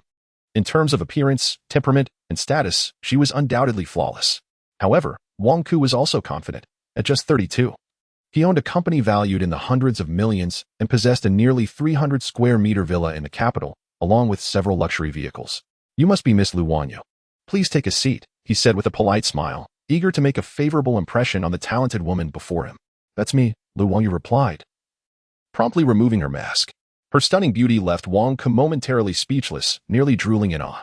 An absolute marvel. However, when Wang Ku noticed Su Mo standing behind Lu Wangyu, his brow furrowed. And who might this be? This is my boyfriend, Lu Wangyu said with a light laugh, wrapping her arm around Su Mo's. Resting her head on his shoulder, exuding an air of delicate dependence, Su Mo stiffened, feeling a strong sense of resistance within. Before arriving, Lu Wangxiu had not mentioned engaging in such an intimate gesture. This was an action he had not yet shared with Yin Jiushi typically. Their interactions consisted merely of holding hands. However, in the presence of Wang Ku, he could not simply withdraw his hand, as that would instantly reveal the pretense. Boyfriend? Wang Ku stood frozen, bewildered. What was happening? Wasn't this supposed to be a blind date? Why was there a boyfriend involved? Moreover, he had never heard of Lu Wangxiu having a boyfriend. Wang Ku, being astute, maintained his composure. Miss Lu, please take a seat. After a few moments, he spoke slowly, completely disregarding Su Mo, and with utmost courtesy gestured for Lu Wangxiu to sit. His reaction left both Su Mo and Lu Wangxiu feeling troubled. In typical blind date scenarios, one would expect the individual to storm out in such a situation. Could it be that Wang Ku's wits had been dulled? Chapter 150, A Sudden Fatal Blow. How ruthless. If Wang Ku were to discover the thoughts of the two, he would surely be infuriated to the point of spewing blood. Su Mo discreetly signaled to Lu Wangyu with a glance. Since they had already arrived, what was there to fear? Lu Wangyu immediately understood, taking a seat beside Su Mo. She was eager to see what tricks this Wang might be playing. Noticing that the two had settled down, Wang Ku's eyelids twitched as he approached and took a seat across from them. Miss Lu, may I inquire about the profession of this gentleman? I am a student at Qing University, hailing from a wealthy family, and I might be a tad more handsome than you, Su Mo interjected calmly, interrupting Lu Wangyu just as she was about to speak. With an air of indifference, Su Mo continued, in terms of age, I certainly cannot compare to you, Mr. Wang. You must be in your 40s, correct? Unable to contain herself, Lu Wangyu hastily covered her mouth, but the trembling of her shoulders betrayed her amusement. She never anticipated that Su Mo's words would be so acerbic. A sudden fatal blow, indeed. How ruthless. Wang Ku found himself momentarily taken aback. But soon his expression darkened. This young man possesses quite the sharp tongue, doesn't he? Nevertheless, he refrained from losing his temper until he could ascertain Su Mo's identity. After all, they were in the capital, a place teeming with hidden talents. A moment's carelessness could lead to significant trouble. Suppressing his rising anger, Wang Ku indirectly probed. Might I inquire about your identity, young man? Identity? Although Su Mo was masked, Wang Ku could still sense the disdainful glint in his eyes, which only deepened his displeasure. Why should I disclose my identity to you? At that moment, Wang Ku genuinely felt the urge to curse. It had been a long time since anyone had dared to be so disrespectful in his presence. Lu Wangyu covered her mouth, her cheeks flushed with embarrassment. As far as I know, Miss Lu seems to be unattached. Wang Ku shifted his gaze to Lu Wangyu, realizing that continuing the conversation with Su Mo might drive him to madness. Are you lacking some sense? Before Lu Wangyu could respond, Su Mo interjected. Did I not mention upon entering that? At this point, Su Mo wrapped his arm around Lu Wangyu's shoulders, drawing her into an embrace. Yet, his other hand pressed against her arm, ensuring that, outwardly, their actions appeared intimate while there was no actual physical contact. I fell for Wangyu at first sight. I simply have yet to meet her parents. However, That is merely a matter of time, so do not entertain any notions regarding Wang Yu. Lu Wangyu cast a glance at the substantial hand resting against her arm, feeling a twinge of disappointment. This fellow was merely going through the motions. Across the table, Wang Ku could not help but clench his fists, believing the two were intentionally flaunting their affection. Infuriating. In preparation for today's blind date, Wang Ku had devoted considerable time, only to be unexpectedly interrupted. Anyone in his position would find it intolerable. Suemo narrowed her eyes and, feigning ignorance, inquired, "Mr. Wang, what seems to be the matter?" "I have work to attend to. I must take my leave." Wang Ku's expression darkened slightly at Sumo's heartless demeanor. He said nothing and rose to depart. Initially, he harbored some doubts, but upon witnessing the couple display their affection right before him, his mind was suddenly devoid of any other thoughts. Lu Wangyu was indeed beautiful, but he was not so easily swayed. Suemo casually pushed Lu Wangyu aside. Lu Wangyu raised an eyebrow, feigning surprise, and asked, "Are you truly so disdainful of me?" "What do you mean by that, dear sister?" Suemo shrugged her shoulders, offering a wry smile. "As a friend, I have done my utmost to assist you. Where do you perceive my disdain? Then why did you just—" As she spoke, Lu Wangyu fell silent, the remainder of her words proving somewhat difficult to articulate. "Just now?" Suemo paused, seemingly grasping the context, and said, "I apologize. It was not my intention to provoke Wang Ku. I merely brushed against your shoulder. Surely that cannot be considered taking advantage?" "Taking advantage?" Upon hearing Sumo's words, Lu Wangyu was left dumbfounded, her expression a veritable tapestry of emotions. "What kind of advantage is that?" "At 1 o'clock in the afternoon, outside the gates of Qing University." "Thank you, driver." After disembarking, Suemo couldn't help but exhale in relief. The events of the day had truly been. Sigh. Suemo now felt a twinge of guilt. This was something he could never share with Yin Jiushi. Even if Yin Jiushi was exceedingly magnanimous, she was still a girl. If she were to learn of such occurrences, her thoughts would undoubtedly spiral. Upon entering Qing University, Suemo immediately sensed numerous gazes directed his way. Although he wore a mask, his attire was undeniably eye-catching. The sleek lines, top-notch visual appeal, combined with Suemo and Appo's unique aura, made it nearly impossible to go unnoticed. Especially among the female students, who were overtaken by infatuation. "He is so handsome. I must obtain this striking gentleman's contact information. Count me in." As Suemo walked, he was suddenly confronted by 3 or 4 girls, each averaging a score of 70 in looks. "Handsome, may I add you on WeChat?" At that moment, Suemo felt somewhat exasperated. He was wearing a mask. I'm afraid I have some matters to attend to, perhaps next time." With that, he swiftly vanished from their sight, leaving the girls bewildered. That voice sounded strangely familiar. I felt the same. Have we heard it before? Among them, a particularly innocent-looking girl suddenly widened her eyes. Could that person have been Suemo? As soon as these words were uttered, the eyes of the other girls sparkled with intrigue, as if they truly found a resemblance. Suemo dashed back to the dormitory in one breath. Fortunate that his physical condition had significantly improved. Otherwise, he would not have been able to achieve such speed before. Upon entering the dormitory, the gazes of the 3 occupants immediately turned towards Suemo. Wang Yi exclaimed, "Wow, boss, you look so dashing. Are you off to a blind date?" Zhang Xiaochuan added, TSK, boss, that outfit looks rather expensive. This entire ensemble must cost at least 10,000, right?" Upon hearing Zhang Xiaochuan's words, Wang Yi could not help but look at Suemo with envy. 10,000? For a university student, that is an enormous sum. Of course, this does not apply to the likes of Zhao Tian, the wealthy heir. 10,000? The cost of boss's outfit must be at least 600,000. Chapter 151. Jealousy? Zhao Tian's insights were undoubtedly incomparable to those of the other two. The moment Suemo entered, he immediately noticed the limited edition leather shoes adorning Sumo's feet. Limited edition shoes. Zhao Tian was well aware of their price. Coupled with Sumo's exquisite XD suit, the total cost of his attire surely exceeded 600,000. However, in response to Zhao Tian's remark, Wang Yi and Zhang Xiaochuan chose to disregard it altogether. What a joke. An outfit costing 600,000? That was absurd. As Suemo removed his mask, he finally felt a sense of relief. Listening to the conversation among the 3, he began to understand the situation. It was undoubtedly due to the outfit that Lu Wangyu had procured for him. "Boss, how much did this outfit cost you?" Wang Yi inquired curiously, admiring the appearance. "If the price is reasonable, I might purchase a set for myself. It would certainly be impressive to wear." "That might not be feasible," Suemo replied, unable to suppress a slight grin, though he refrained from explaining further, fearing it would discourage Wang Yi. "Why not?" Wang Yi and Zhang Xiaochuan looked at Suemo with curiosity, puzzled by his statement. Zhao Tian shot them a disdainful glance. "Did you not hear what I just said? Boss's outfit costs at least 600,000. At this, Zhao Tian could not resist taunting Wang Yi. Fatty, can you even afford that price? Hearing Zhao Tian's words, a wry smile appeared on Sumo's lips. He truly despised this display of wealth. B-boss, you can't be serious about what Tiange said, can you? Wang Yi swallowed hard, observing Zhao Tian's serious demeanor, which left him utterly bewildered. Not only Wang Yi, but Zhang Xiaochuan's reaction was even more exaggerated. He straightened up as if he had seen a ghost. It was no wonder they reacted this way. 600,000? What does that even mean?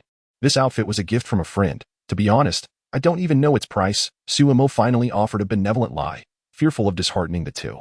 Zhao Tian glanced at Suemo but said nothing, having discerned his intent. Upon hearing Suemo's words, Wang Yi and Zhang Xiaochuan both sighed in relief. I knew it. You gave me quite a scare. Exactly. Tiange certainly has a knack for joking. Who has clothes that cost 600,000? Zhao Tian looked at the two innocents and could not help but cover his eyes. At 4 o'clock in the afternoon, Suemo and Zhao Tian headed to the basketball club together. With only about a week until the competition, Suemo was determined to participate, leaving no room for any unforeseen events. After practicing for over an hour, Suemo finally ceased when everyone else was utterly exhausted. All eyes were incredulously fixed on Suemo. After such an extended practice session, he showed no signs of fatigue. Was he even human? A top student's physical condition should be rather poor, shouldn't he? After practicing for over an hour, why does Suemo still appear so invigorated? This defies logic. Boss, aren't you tired? Zhao Tian approached, bewildered as he observed Suemo. He considered his own stamina to be commendable, yet it paled in comparison to Suemo's remarkable endurance. Me? Suemo stretched lazily. I'm perfectly fine. Zhao Tian, indeed, you are a freak. While they were on the verge of exhaustion, Suemo casually claimed he was doing well. At 6 in the afternoon, Suemo had arranged to dine with Yin Jiushi. Outside the girls' dormitory, Suemo was engrossed in his phone when an alluring fragrance wafted towards him, followed by a pair of small hands covering his eyes. Guess who I am? The voice was unmistakable. It was undoubtedly his beloved Jiushi. Unable to resist teasing her, he replied, Who could be my wife? How delightful. Who said I am your wife? Dream on. Yin Jiushi released her grip, her words playful, though her heart was filled with sweetness. Today, she donned a loose sweatshirt paired with a skirt, radiating youthful exuberance. Upon turning to face Yin Jiushi, Suemo's eyes sparkled. However, when he noticed the length of her skirt, he couldn't help but furrow his brow. The skirt was indeed lovely, yet it was rather short, leaving her long, slender legs exposed to the air. Jiushi, can we discuss something? He inquired. What is it? Yin Jiushi asked curiously, eager to hear what he had to say. Could you refrain from wearing such short skirts in the future? His expression reflected his concern. He was certain that once they arrived at the cafeteria, the gazes of the boys would be fixated on Yin Jiushi. Upon hearing this, Yin Jiushi detected a hint of jealousy in the air. Xiaomo, are you feeling jealous? Her eyes sparkled with amusement. She found Suemo's reaction utterly endearing. In reality, Yin Jiushi's skirt was quite normal. It was just that Suemo was being overly protective. What are you talking about? Suemo replied, feigning ignorance. Why would I be jealous? Haha, you are definitely jealous. Yin Jiushi wrapped her arms around his, clearly enjoying the banter. I am not. You are jealous. I am not. Time swiftly passed, and it was now November 5th. On this day, Suemo and Yin Jiushi arrived at the Dadong television building bright and early. The day before, Tang Jian had personally called Suemo, reminding him not to forget about the recording today. Brother Tang, good morning. Upon entering the backstage area, Sumo spotted Tang Jian, who was visibly overwhelmed with work, and greeted him. Little brother, you finally made it. Tang Jian's eyes lit up upon seeing Suemo and Yin Jiushi. He had been about to call Suemo. By the way, what are we recording today? Due to the significant alteration in the rules of the Brain King Championship, Suemo was utterly oblivious to what the competition entailed today. Unable to suppress her curiosity, she inquired of Tang Jian. It will be announced shortly. You may proceed to the contestants' lounge for now, and I shall join you soon, Tang Jian replied. Upon hearing this, Suemo took Yin Jiushi's hand and made her way to the contestants' lounge. As they entered, all conversation ceased, and nearly every gaze turned towards Suemo. Among the competitors, not a single individual harbored a desire other than to seize the championship title. However, after witnessing Suemo's extraordinary performance in the previous round, an unsettling tension gripped their hearts. Could they truly aspire to victory against such a formidable adversary? None possessed the conviction to believe so. Even Song Lisan, who typically exuded confidence, felt the same. Suemo's previous display had been nothing short of astonishing. The micro-water distinction challenge, in Song Lisan's estimation, was hardly a task suited for mere mortals. Yet, Suemo had triumphed. conquering the hellish micro-water distinction challenge, a veritable miracle. Chapter 152. A divine jest. Neither Suemo nor Yin Jiushi paid any heed to the gazes of the onlookers. They had long grown accustomed to such attention. It was merely a part of their existence during their time at Qing University. Finding a secluded spot, the two began to indulge in their affectionate display, oblivious to their surroundings. This spectacle left many competitors with twitching eyelids. Was this truly acceptable? Before long, Tang Jian and Lu Donghua entered the scene. Tang Jian exchanged a knowing glance with Lu Donghua, who instantly grasped its significance. I believe everyone is curious about the recording rules for today, so I shall announce them. Lu Donghua stepped forward, addressing all the contestants with a serious tone, due to changes in the Brain King competition rules this season. We will be employing a method of random selection. Observing the bemused expressions of the participants, Lu Donghua chuckled and proceeded to elaborate. The so-called random selection entails that the production team has devised 50 challenge projects to be contested in pairs. Both the opponents and the challenge projects will be matched randomly by the computer. This is the essence of random selection. A collective gasp arose from the audience upon hearing the stipulation. No one anticipated the rules to be so severe this year. It is well known that each contestant possesses their own areas of expertise and those they struggle with. If one were to draw a project ill-suited to their strengths, the outcome could be dire. Yet, under this system, the likelihood of drawing a project that one excels in is alarmingly low. Moreover, opponents are also selected at random, prompting many contestants to cast furtive glances at Suemo. Should they face this formidable talent, elimination would be inevitable. Doubt regarding Sumo's prowess had vanished entirely. After all, he was the first to receive the honor of being one of the top 10 outstanding youths since the founding of Xia country, a true genius amongst geniuses. What would happen if one were to lose? A contestant raised their hand and stood, posing the question. That was an astute inquiry, Lu Donghua replied with a smile. The rules today are quite straightforward. Winners advance, while losers are eliminated. This declaration left the audience in stunned silence. The rules were undeniably ruthless, with only 78 contestants remaining. This meant that 39 would be eliminated today. It was worth noting that the previous elimination round had only seen 20 participants depart. This year's numbers were nearly double. And in past seasons of the Brain King competition, such a mass elimination had never occurred. What on earth was happening this year? Heavens, must it be so merciless? I fear I may be among those eliminated. I sincerely hope I do not encounter Suemo. Any other opponent would be preferable. Some contestants were filled with trepidation, while others exuded confidence. Upon hearing the new rules, Suemo and Yin Jiushi exchanged glances. Little Shi, he asked, do you think we might face each other? Pfft, what a gloomy thought, she retorted. Upon hearing Sumo's words, Yin Jiushi immediately rolled her eyes. She had no desire to encounter Suemo, as such a scenario would be quite undesirable. I was merely jesting, with so many people around. The likelihood of us crossing paths is exceedingly slim. Suemo hastily clarified, as he too wished to avoid a confrontation with Yin Jiushi. Winning would be inappropriate, and losing would be equally so. Yet, often it is the very fears we harbor that manifest in unexpected ways. As the large screen in the lounge displayed an ever-dwindling number of contestant avatars, both Suemo and Yin Jiushi began to feel a surge of tension. When only their two avatars remained, all other contestants exhaled in relief, some even relishing the impending spectacle of a couple showdown. Even Tang Jian and Lu Donghua were taken aback by such an improbable outcome. Suemo and Yin Jiushi stood in stunned silence, particularly Suemo, who couldn't help but slap himself in disbelief. What now?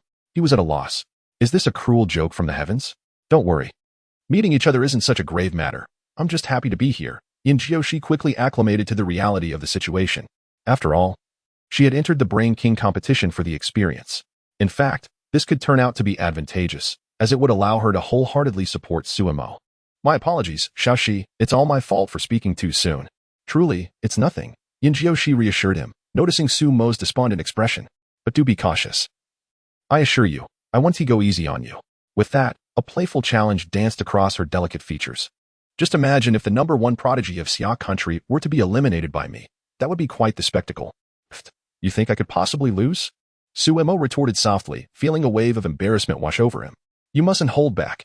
Otherwise, I shall ignore you, Yin Jiushi teased, leaving Suemo momentarily flustered. For he had indeed contemplated such an idea. Once the competition items were drawn, Tang Jian and Lu Donghua departed, as the formal recording was about to commence. Suemo and Yin Jiushi, upon seeing the selected challenge, could not suppress their laughter. The riddle of the fan. In this challenge, 200 open fans were laid out, each corresponding to a closed folding fan. The judges would select 3 from the closed fans, and the challengers would observe the pleats to identify their matching fan. Accuracy was paramount, and in the event of a tie, the challenger with the lesser time would prevail. This challenge was remarkably simple for Suemo. While it tested the contestants' observational skills, it was decidedly less challenging than discerning water at a microscopic level. Conversely, upon reviewing the rules, Yin Jiushi couldn't help but offer a wry smile. This challenge posed significant difficulty for her. Not everyone possessed Su Mo's extraordinary talents. Xiaoxi, let me tell you. Su Mo, having contemplated certain insights regarding this project, candidly shared them with Yin Jiushi. Regardless of the circumstances, Su Mo wished for Yin Jiushi to avoid a disheartening defeat. As for offering leniency, prior to Yin Jiushi's remark, Su Mo might have indeed considered it. However, that is no longer an option. Su Mo knows Yin Jiushi well. She is rarely angered, but once provoked, the consequences can be dire. If she claims to ignore Su Mo, she will undoubtedly follow through, and Su Mo cannot accept such an outcome. Meanwhile, the recording venue has commenced its second official session. After the audience took their seats, the 5 judges appeared in succession. Wow, I see Zhang Ge, my idol. I never noticed how beautiful Su Qian is before. I look forward to Su Mo's performance today. Zhang Ge, I love you.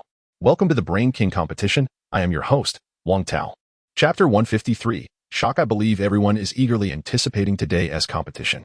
Wang Tao's hosting skills remain exceptional, as his brief remarks have already invigorated the atmosphere throughout the venue. Zhang Ge, Teacher Wang, what are the rules for today's competition? Su Qian, indeed. I even inquired with my agent before arriving, and she was unaware. Is your production team really this secretive? Li Dong, I too am quite curious. I've heard that this year's rules have been particularly ruthless, but I am unsure of the specifics. Zhao Ku, I have caught wind of some rumors, though their veracity is uncertain. As for Yu Xiaohua, he has remained silent, fully aware of this year's competition rules. Well, since the esteemed judges are so concerned about this matter, let us unveil today's challenge rules on the big screen, Wang Tao declared. As his words echoed, the large screen at the center of the venue illuminated, revealing the challenge rules for the day. A collective gasp resonated through the crowd as they absorbed the harsh reality. An astonishing 39 contestants were to be eliminated. It was truly terrifying. The contestants would be paired off, with events drawn at random, a process that had already been completed under the vigilant supervision of officials, ensuring absolute fairness and justice. Now, let us welcome the first pair of contestants to the stage. Who might they be? Let us wait and see. As the music filled the air, Suemo entered alongside Yin Jiushi through the contestants and Oppo's passage, a privilege arranged by Tang Jian, given the traffic Suemo brought to the show. Upon seeing Suemo and Yin Jiushi, the audience couldn't help but admire them inwardly. A golden couple. The man was handsome, and the woman was beautiful. However, after the initial admiration, a sense of unease quickly set in. Was this a competition of pairs? Why were these two ascending the stage together? What was happening? Could it be that a couple's battle was in the works? Not only the audience, but also the judges were taken aback, bewildered by the unexpected turn of events. Once Suemo and Yin Jiushi reached the center of the stage, the judges began to voice their curiosity. Zhang Ge, Suemo, you didn't draw together, did you? Su Qian, what exactly is going on? The other 3 judges remained silent, but were equally filled with intrigue, as the likelihood of these two coinciding was exceedingly slim. Moreover, both possessed formidable strength. The elimination of either would be a significant loss for the Brain King competition, especially with the international battles looming ahead. As it turned out, the judges' assumptions were correct. The two had indeed drawn each other. Suemo spoke with a look of frustration, lamenting his unfortunate luck that could rival that of a lottery winner. Both judges and the audience exchanged glances filled with regret. Had these two not faced off, Yin Jiushi's prowess would undoubtedly have made her a prime candidate for the national team. Yet, fate had played a cruel joke, pitting her against the formidable Suemo. In the eyes of everyone, Suemo now stands as a formidable presence, akin to a great demon king. Encountering him likely leads to only one outcome, elimination. We hope that the two contestants will bring us an exhilarating competition. Now, let us unveil the challenge and its rules on the grand screen. As the rules are displayed, a wave of astonishment sweeps through the audience. What sort of bizarre challenge is this? It feels strikingly similar to the previous micro-water discrimination challenge. Why must it always be so difficult? The judges, upon seeing the rules for the fan surface puzzle, are equally taken aback. Zhang Gu remarks, Professor Yu, doesn't this project bear a resemblance to the micro-water discrimination challenge? Yu Xiaohua replies, indeed, these two challenges are somewhat similar. However, the difficulty of the fan surface puzzle is relatively less daunting than that of the micro-water discrimination challenge. Yet, comparatively speaking, it still presents a high level of difficulty and demands exceptional microscopic skills from the contestants. Hearing this, the audience cannot help but feel concerned for Yin Jiushi. It would be such a pity if such a beautiful girl were to be eliminated. Is Sumo's microscopic ability strong? This question hardly needs to be asked. Everyone harbors a clear answer in their hearts. As for Yin Jiushi, her capabilities remain a mystery to all. Once all the props are set on stage, the scene is indeed spectacular. Contestants, please proceed to the challenge podium. Sumo takes Yin Jiushi's hand, leading her directly to their designated spot. Shaoxi, don't be nervous. Just perform well. As they sit down, Sumo cannot help but comfort Yin Jiushi, sensing her slight anxiety. It's all right, don't worry about me. You must also give it your all. After all, you promised to present the Brain King trophy to me. Yin Jiushi gazes at Sumo with a gentle smile, teasingly reminding him not to go back on his word. What a joke. Sumo's face radiates confidence. How could I possibly lose? Rest assured, this year, I will personally deliver the Brain King trophy to you. His words are audacious. Aside from Sumo, perhaps no one else would dare to make such a bold claim. Yet, Yin Jiushi harbors no doubts. For the speaker is Sumo. In her heart, there is nothing that Sumo cannot accomplish. The 5 judges, having muted their microphones, step onto the stage to present the challenge. Upon viewing the irregular patterns on the fan pleats, they are struck with a sense of dread. This challenge is far more complex than they had anticipated. It not only tests the contestants' observational skills but also demands exceptional memory. Even Yu Xiaohua cannot help but furrow his brow. After a close examination of the props, he realizes just how daunting this challenge truly is. It's almost absurd. Let the 4 teachers handle the questioning this time. I shall abstain, Yu Xiaohua says with a wry smile as he returns to the judging panel. This season's Brain King competition has brought him an overwhelming number of surprises. His sudden decision leaves the other 4 judges momentarily stunned. What is going on? They exchange puzzled glances, unsure of what just transpired. In the past, the task of proposing questions for the contestants was primarily conducted under the guidance of Yu Xiaohua. It has been evidenced that Yu Xiaohua possesses an exceptional aptitude for crafting questions, which has undoubtedly rendered the Brain King Championship even more captivating. However, the sudden delegation of this significant responsibility to the 4 of them has left them somewhat bewildered. The audience, too, was engulfed in a wave of confusion. As they were unaware of the unfolding circumstances, how could it be that Yu Xiaohua had returned to his seat before the questions were even posed? The 4 judges hastily approached, perplexed by Yu Xiaohua's unexpected remarks, leaving them with an unsettling sense of uncertainty. Chapter 154. A Spirit of Vigor. Professor Yu. What on earth is happening? As Zhang Gu approached Yu Xiaohua, he could not help but inquire. We are rather inexperienced in the realm of question formulation. The other 3 nodded in agreement. Just do as you see fit, Yu Xiaohua replied, a faint smile of resignation gracing his lips. The notion of haphazardly creating questions for this project was indeed a formidable challenge. The others were momentarily taken aback by his statement. Professor Yu. Then we shall proceed with a carefree approach. Zhang Gu, being well-versed, quickly grasped Yu Xiaohua's sentiments. Let us just throw something together. It's all about the same. Yu Xiaohua offered a brief explanation in response to Zhang Ji's comment. Ultimately, Zhang Gu and Su Qian each chose a fan, while Li Dong and Zhao Ke selected another fan. The question formulation was complete. The 2 contestants were granted 20 minutes for observation, and the timer commenced. As Wang Tao's voice echoed through the air, the 3 closed fans were placed on a display table by the scientific assistants. Hey, why don't you take a look? Sumo winked at Yin Jiushi beside him, feeling that this task was exceedingly simple for him. And you? Yin Jiushi, catching the implication in Sumo's words, curiously retorted. I don't need to observe. Otherwise, it would lack any challenge. His confidence was unmistakable. However, when such words emerged from Sumo's lips, no one questioned his authenticity. Yin Jiushi, having complete faith in Sumo, merely smiled softly before rising to commence her observation. The director managed to capture Yin Jiushi's smile, and upon seeing her healing visage on the large screen, the audience was rendered speechless. Wow, is she really that beautiful? I'm feeling envious. When will I ever have a girlfriend like that? How can Miss Yin Jiushi be this stunning? Wait, something feels off. Why isn't Sumo moving? Is he just showing off? Is Sumo about to go easy on them? Even the 5 judges were left puzzled. Gazing at Sumo, the timer has already started. Why aren't you observing? Zhang Gu inquired, to which Sumo responded with a smile. Teacher Zhang. This project poses no difficulty for me. Observation is unnecessary. Instantly, the audience erupted in astonishment. What is going on? No need to observe? Is Sumo perhaps the very first contestant in the history of the Brain King competition to forgo observation? The 5 judges exchanged glances, at a loss for words regarding Sumo's decision. ever since he was named one of the top 10 outstanding youths. No one had doubted his status as the foremost genius of Xia country. The intellect of a genius is beyond the comprehension of ordinary minds. With Su Mo's declaration, they could only accept this reality. Within just half of the allotted 20 minutes, Yin Jiushi concluded her observation. This time, everyone was even more astonished. Why did they not follow the conventional playbook? As for Su Mo, it was understandable, given the multitude of halos surrounding him. But why did Yin Jiushi choose to conclude her observation prematurely? This matter left everyone perplexed. Now, I officially announce the commencement of the challenge. With Wang Tao's voice echoing, this highly anticipated couples contest commenced. As Su Mo rose and casually glanced at the 3 fans on the exhibition table, he promptly set out in search of answers. Yin Jiushi also began to jog in pursuit of the correct solution, both displaying remarkable speed that heightened the audience's anticipation amidst the resounding music. Yin Jiushi's pace was swift. Her observation time for each fan rarely exceeded 10 seconds. However, Su Mo's speed was even more astonishing, eliciting gasps of amazement from the spectators. Without pausing, he swept his gaze across the fans, and in the blink of an eye, he was already inscribing his answers. 37, 65, 183. After jotting down these numbers, he promptly stopped the timer, which froze at 1 minute and 15 seconds. Su Mo's actions rendered the recording studio utterly silent. What had they just witnessed? Many in the audience rubbed their eyes in disbelief. Was it truly over? Was this some sort of jest?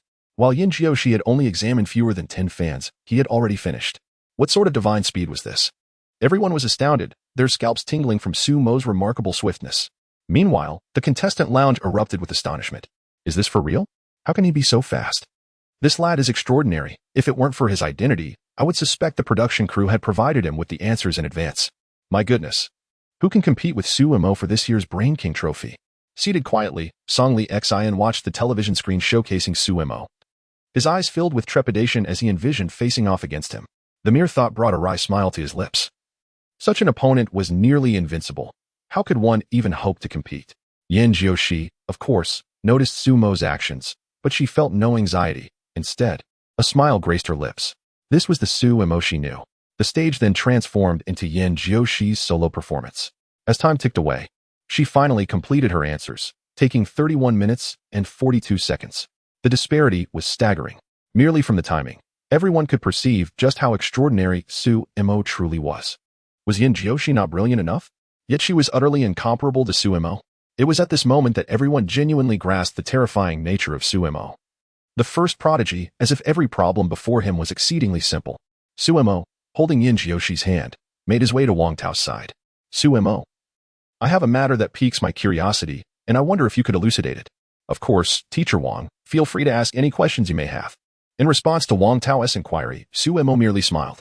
You completed your challenge in just 1 minute and 15 seconds. And I did not observe you conducting any checks. It appeared that you simply glanced over it before directly inscribing your answers. Wang Tao regarded the extraordinary youth beside him. His eyes filled with intrigue. Are you so confident in your answers? The audience, alongside the judges and contestants backstage, collectively awaited Su Mo's response with bated breath. Such issues do not pertain to me. Either I cannot find them, or I will not err. Su Mo's words were delivered with a remarkable calmness.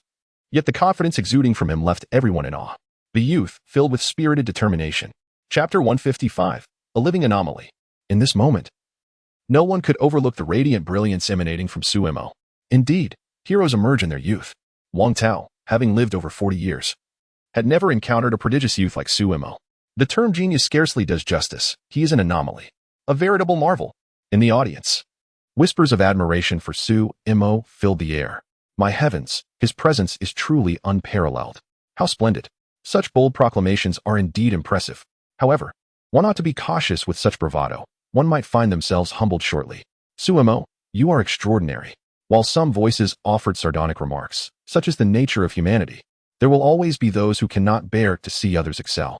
The 5 judges, too, could not restrain their evaluations of Su Mo. Zhang Ge, my attendance at the Brain King Championship has proven fortuitous. Witnessing such a talent as Su Mo is indeed a great fortune in life. Su Qian, I must confess, I previously harbored doubts regarding Su Mo and AlphaGo's title as the foremost genius of Xia Nation, but now I am convinced he is truly deserving. Li Dong, I recall at 18, I was preoccupied with merely passing my courses, yet here is Su Mo. How can the disparity between individuals be so vast? Zhao Ke, my sole desire now is to ascertain Su Mo's IQ. I believe you will undoubtedly set a record. You shall wa. With a contender like Sumo, I can confidently say that this year's international competition will be a challenge for our opponents. With the judges' remarks concluded, it was time to verify the answers of the two contestants. At this moment, the collective anticipation rose palpably. Should Sumo's answer prove correct, he would attain a godlike status. His performance had already transcended the limits of human capability. As for failure, pardon me, but in the eyes of most, such an outcome seemed utterly implausible. Who is Sumo? He is the first recipient among the illustrious top 10 outstanding youths of Xia Nation. How could he possibly falter? Given Sumo's swiftness, we shall first examine the answers of contestant Yin Jiushi. As Wang Tao's words faded, a strikingly beautiful scientific assistant revealed Yin Jiushi's answers on the screen. 37, 65, 197. Now, let us unveil Sumo's answers. 37, 65, 183. Gasped. Both the audience and the 5 judges inhaled sharply. The answers differed. This indicated that one contestant must have erred. Could it be Sumo? Such a thought emerged. Impossible to suppress. The discrepancy between the two contestants' answers made for a riveting turn of events. Upon witnessing this outcome, Wang Tao felt a mix of surprise and an odd sense of inevitability. Indeed, the complexity of the fan riddle project is exceedingly high, and it is entirely reasonable for some individuals to answer incorrectly. However, the pressing question remains, who was responsible for the erroneous response? If it were Yin Jiushi, it would hardly raise any eyebrows, as identifying 2 correct answers is, in itself, a remarkable feat. Yet, should Sumo be the one to falter, the situation would become rather scandalous. Having already made bold statements, an incorrect answer would likely lead to a tarnished reputation. Now, let us unveil the correct number for the first fan. As the scientific assistant peeled away the sticker from the first fan, the correct answer was revealed to all. 37. Instantly, the audience erupted into enthusiastic applause. While no one was surprised by Sumo's correct answer, Yin Jiushi's success was truly commendable. Despite the daunting challenge of the fan riddle, which, although not as difficult as the microdifferentiation test, still posed a significant challenge, Yin Jiushi managed to excel once more, reaffirming her prowess. On to the second question, 65. A correct response. The applause grew even more fervent, and the atmosphere was charged with tension. The critical moment had arrived. Would Sumo's mythos continue, or would it crumble? Next, we turn to the pivotal third question, where the contestants' answers diverged. Who, then, had erred? The delightful assistant. With her slow and dramatic reveal, heightened the anticipation. Finally, the correct answer for the last question illuminated the screens, prompting gasps of astonishment from both the recording venue and the contestants' backstage quarters. The correct answer to the third question, 183. Congratulations to contestant Sumo for answering correctly. The audience's applause resonated for an extended period, so loud it was nearly overwhelming. Many spectators had clapped to the point of fatigue, yet continued to cheer enthusiastically. Sumo and Appo's performance today reaffirmed his reputation as the foremost talent of Xia country. Congratulations to Sumo for successfully advancing. And let us also extend hearty applause to Yin Jiushi for her remarkable display. Yin Jiushi bowed gracefully to the camera, exuding an air of nobility that, combined with her angelic visage, left many in awe. At this moment, I would like to inquire of contestant Yin Jiushi, do you feel a sense of disappointment? Considering you can no longer battle alongside your boyfriend? Surely, your spirits must be somewhat dampened. Su Qian could not resist asking Yin Jiushi this question, as she held great admiration for the young woman and wished to offer some comfort. The gazes of those around Yin Jiushi reflected an undeniable sympathy. To see such a girl in sorrow was indeed a transgression against kindness. No, not at all. Yin Jiushi winked at Su Qian with a gentle smile. In truth, she felt quite elated. Merely participating in the preliminary selection brought her immense joy. For her, this was merely an experience. Having this opportunity was already a blessing, and furthermore, she could now wholeheartedly support Xiaomo. As everyone admired the eloquent Yin Jiushi, they couldn't help but express their admiration. Yin Jiushi, are you truly uninterested in the Brain King trophy? Zhanggu interjected curiously. Given your capabilities, it is entirely possible for you to win the Brain King trophy.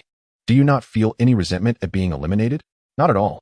Yin Jiushi softly replied, while embracing Sumo's arm. With Xiaomo by my side, no one can seize the Brain King trophy from him. At this point, Yin Jiushi mischievously grinned, adding, besides, Xiaomo has already promised to give me the Brain King trophy. So he. Chapter 156. The Championship Reservation. Upon uttering those words, both the audience present and the 5 judges, alongside the competitors in the backstage lounge, were left utterly astounded. Is such confidence truly warranted? The competition had yet to reach its midpoint, and there was already talk of reserving the Brain King trophy? It appears that contestant Yin Jiushi has immense faith in contestant Sumo. Su Qian, having navigated the entertainment industry for numerous years, promptly interjected to diffuse the tension. In response to Su Qian's remark, Yin Jiushi merely offered a gentle smile, refraining from elaboration. The prowess of Su Mo is something only she, as his girlfriend, fully comprehends. Others have merely glimpsed a fraction of his capabilities. The other judges exchanged knowing smiles but remained silent. They too held confidence in Su Mo if the current momentum continued. Indeed, no one would possess the ability to contest the Brain King trophy. Champion, champion. The audience erupted in cheers, finding nothing amiss in Yin Jiushi's proclamation. A prodigy. This was the universal sentiment regarding Su Mo. Such an individual not claiming victory would defy logic. Meanwhile, the competitors in the backstage lounge exchanged glances. The vast room enveloped in an almost palpable silence. To be candid, each of these individuals was a genius in their own right. Each one, a distinguished scholar from prestigious institutions, harbored their own sense of pride before entering the Brain King competition. Who among them did not aspire to attain the highest honor of the Brain King trophy? Had anyone dared to make such audacious claims in their presence before? Their immediate reaction would have been to deem that person somewhat unhinged. To reserve the Brain King trophy in advance? What an affront that would be to their dignity. Yet now, although a hint of discontent lingered in their hearts, they could not deny that Su Mo indeed possessed the capability to lay claim to the trophy ahead of time. When an individual's strength reaches a level that necessitates admiration from others, any declarations they make are no longer perceived as mere bravado, but rather regarded as entirely reasonable. For strength signifies everything. As Su Mo led Yin Jiushi off the stage, the audience bestowed upon the pair an enthusiastic round of applause. They chose not to return to the competitors' lounge. Instead, Su Mo sent a message to Tang Jian and directly took Yin Jiushi back to Qing University. The recording had concluded. On the pathways of Qing University, the two strolled hand in hand, playfully teasing each other. A scene that inevitably prompted a sigh of appreciation for the beauty of youth. Xiaoxi, your final words on stage today exuded such confidence in me, Su Mo remarked, guiding Yin Jiushi to sit on a bench shaded by trees, his gaze admiring her flawless profile, a smile gracing his lips. That's because I know you. Yin Jiushi tilted her head, grinning at Su Mo, playfully winking. It was precisely due to her understanding of Su Mo that she felt emboldened to make such a statement. What of reserving the Brain King trophy? Su Mo possesses that caliber. Observing the adorable demeanor of Yin Jiushi, Su Mo couldn't help but chuckle. Being praised in such a manner by his girlfriend filled him with a sense of accomplishment that any man would cherish, though her words bore a hint of arrogance. He relished it. After all, she was his wife, truly understanding him. Oh, come on. Yin Jiushi playfully shot him a glare. Who is your wife? The exquisite charm she emanated left Su Mo momentarily entranced. Xiao Mo. Feeling the intensity of Su Mo's gaze, Yin Jiushi's cheeks flushed a delightful crimson. Her endearing appearance stirred within Su Mo an irresistible urge to steal a kiss. Yet, he knew better, should he act on that impulse. This girl would likely ignore him for an extended period, a consequence he deemed not worth the trouble. After a brief interlude, they glanced at the time and realized it was nearly noon, prompting them to head to the cafeteria for a meal. As Su Mo entered the Qing University dining hall, hand in hand with Yin Jiushi, they instantly attracted the attention of all present. The gazes directed at them were tinged with envy, admiration, and curiosity. Su Mo had become a legendary figure in Xia country, a prodigious talent known nationwide. At just 18 years of age, he was a first-tier mathematician, a first-tier literary figure, and the foremost recipient of the top 10 outstanding youths, hailed as the nation's greatest genius. The convergence of such accolades upon a single individual was nothing short of miraculous. Despite having a girlfriend, many young women continued to cast longing glances at Su Mo, viewing him as the epitome of the perfect boyfriend. Yin Jiushi, acutely aware of these stares, remained unfazed. Such attention only reaffirmed her discerning taste. Moreover, she possessed a strong sense of self-confidence. Auntie, I would like a serving of braised pork and a portion of garlic greens, please. Upon spotting Su Mo, the cafeteria staff and Appo's eyes lit up. In the entire Qing University, there was no one unfamiliar with his name. Her son was a devoted fan of Su Mo. The once trembling hands of the serving lady suddenly steadied as she generously ladled out portions, causing the students in line behind her to widen their eyes in astonishment. Is this even allowed? Why don't I receive such treatment? Many students silently lamented the stark disparities in treatment. Thank you, Auntie, Su Mo expressed his gratitude. And the serving lady waved him off with a smile, eagerly anticipating the moment she could share with her son that his idol had thanked her today. Eat well. You are the pillar of the nation. Meanwhile, the students of Qing University behind Su Mo wore expressions of indignation, internally protesting, we are pillars of the nation too. After collecting his meal, Su Mo joined Yin Jiushi, unable to resist a bit of boasting. Did you see that? Being handsome really pays off. Even the Annie favors me. You boast too much. Yin Jiushi playfully rolled her eyes at Suemo, though her beautiful eyes sparkled with joy. She genuinely cherished the feeling of being with him, finding it immensely satisfying and blissful. After the two individuals found a quiet place to sit, before they could even begin their meal, someone approached them. Hello, Suemo. I am Lin Xiaomu, a freshman from the Fine Arts Department. She was a girl of striking beauty, easily scoring a perfect 90 in looks, with her long hair cascading down her back, exuding an air of utmost purity. Lin Xiaomu's charm and grace were such that even when compared to Ran, she was in no way inferior. Upon seeing her for the first time, Suemo couldn't help but silently admire her. Hello, how may I assist you? I would love to have a grand autograph, if that is possible. Lin Xiaomu gazed at Suemo with anticipation. It would be a lie to say she wasn't nervous in front of her idol's girlfriend, despite her unwavering confidence in her own appearance. Encountering Yin Jiushi made her truly understand the meaning of divine favor. Yin Jiushi's beauty was so captivating that even Lin Xiaomu, a girl herself, found it hard to look away. Of course, Suemo replied, unable to refuse such a request.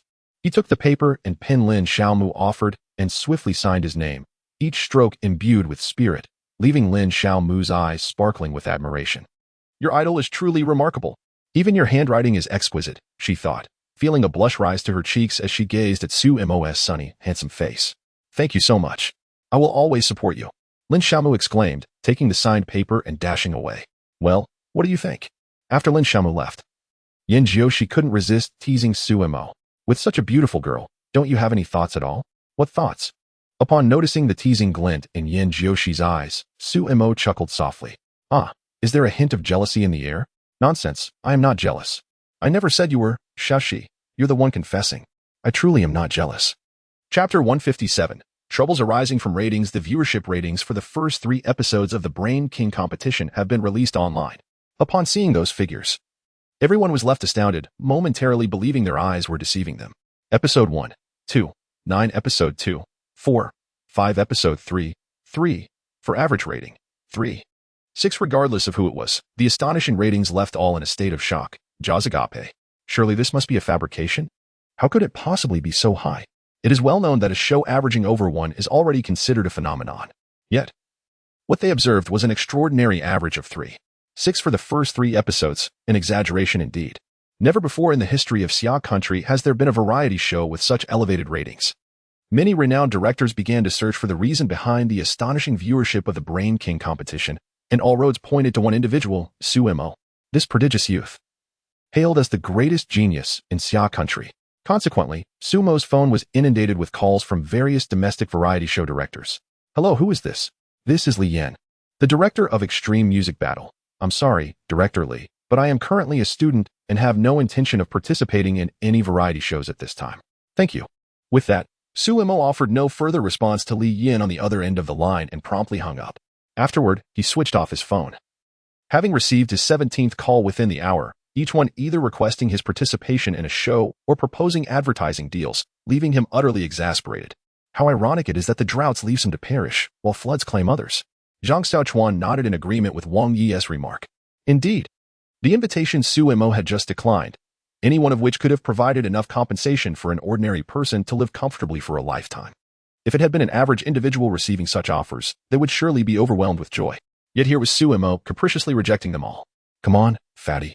Spare us the sarcasm. Suemo shot a glare at Wang Yi.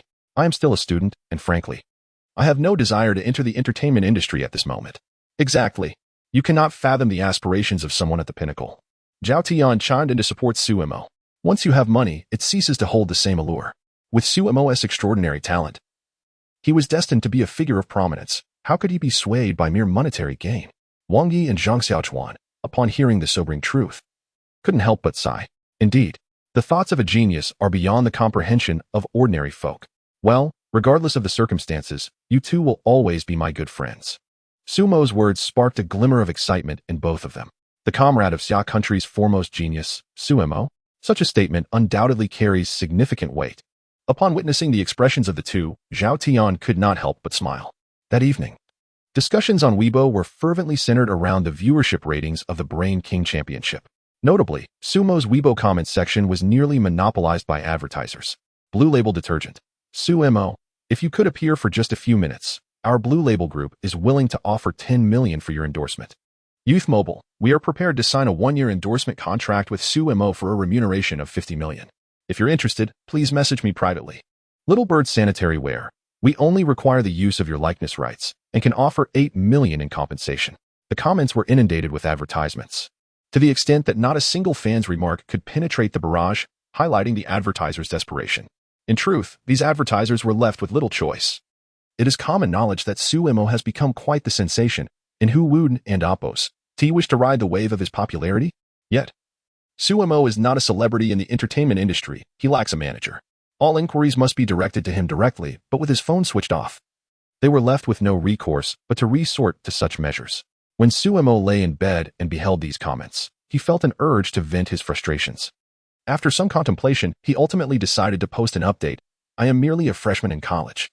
I participated in the Brain King Championship for my girlfriend and joined the One Step to God program because I genuinely enjoy it.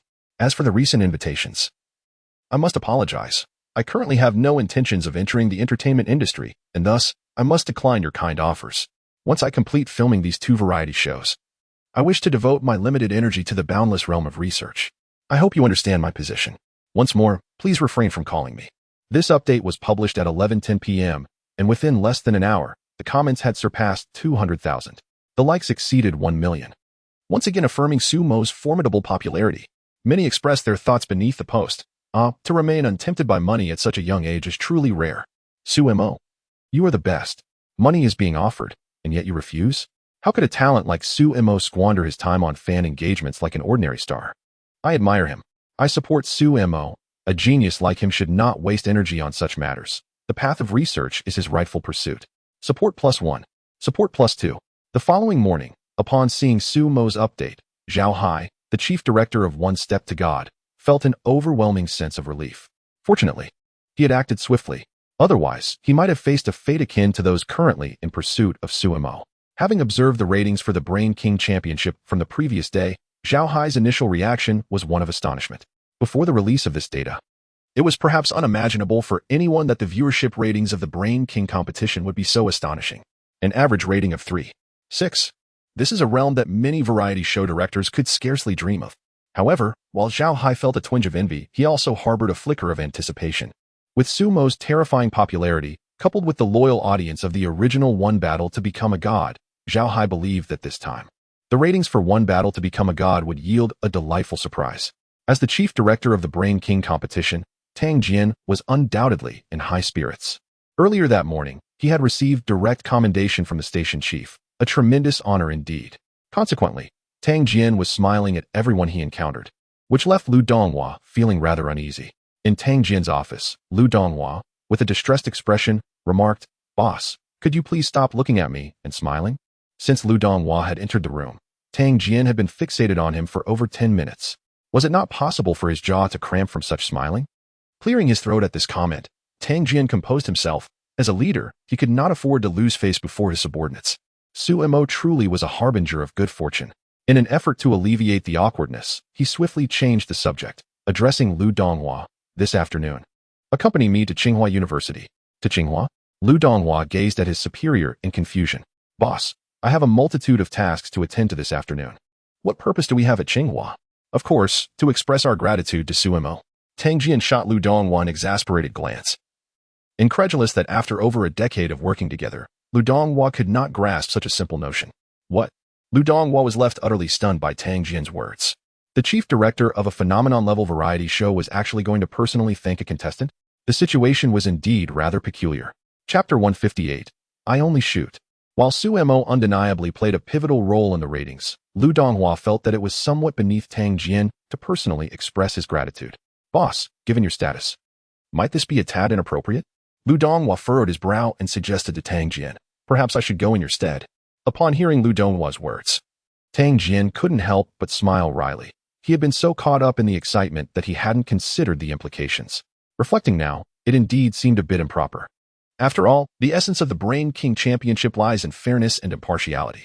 If the chief director were to personally thank someone, it would undoubtedly raise suspicions among many.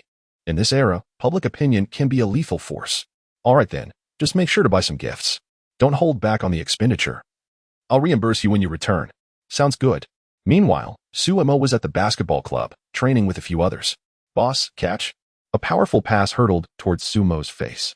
Most would instinctively duck to avoid such a forceful throw, fearing injury. A ball of that magnitude could easily cause harm, even if it didn't disfigure. Thud. With effortless grace, Sumo caught the ball with one hand. The entire motion radiated a sense of natural ease. After securing the ball, he leapt from his position, astonishingly without having crossed the half-court line. Swish. The ball swooshed through the net without touching the rim. However, the others present exhibited little reaction. Had this been a few days prior, they would have been utterly astounded, but now, after days of training, they had grown accustomed to such displays. They finally grasped the term shooting machine in its true sense. Sumo epitomized this term flawlessly. Over the past few days, he had attempted no fewer than 800 shots, and not once had he missed. What does this mean? A perfect shooting percentage? No. It should be described as 1,000 for 1,000. Had anyone claimed such before, they would have been dismissed as jesters. Yet, witnessing Sumo's performance revealed the existence of true prodigies in this world. With the level of basketball Sumo exhibited, even in the NBA, he would undoubtedly dominate all challengers. You charge fiercely? Apologies, but I only shoot. You dribble with agility? Apologies, but I only shoot. You have seamless teamwork? Apologies, but I only shoot.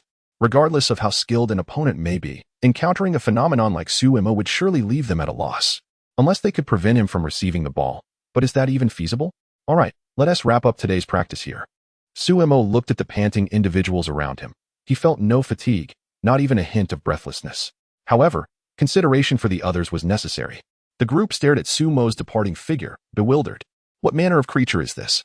As soon as Sumo stepped out of the basketball club, he donned his mask, which had become an indispensable accessory for him. Big brother, that guy is calling again. Sumo glanced at his phone and was surprised to see it was a call from the principal. He promptly answered, Principal, is there something you need from me?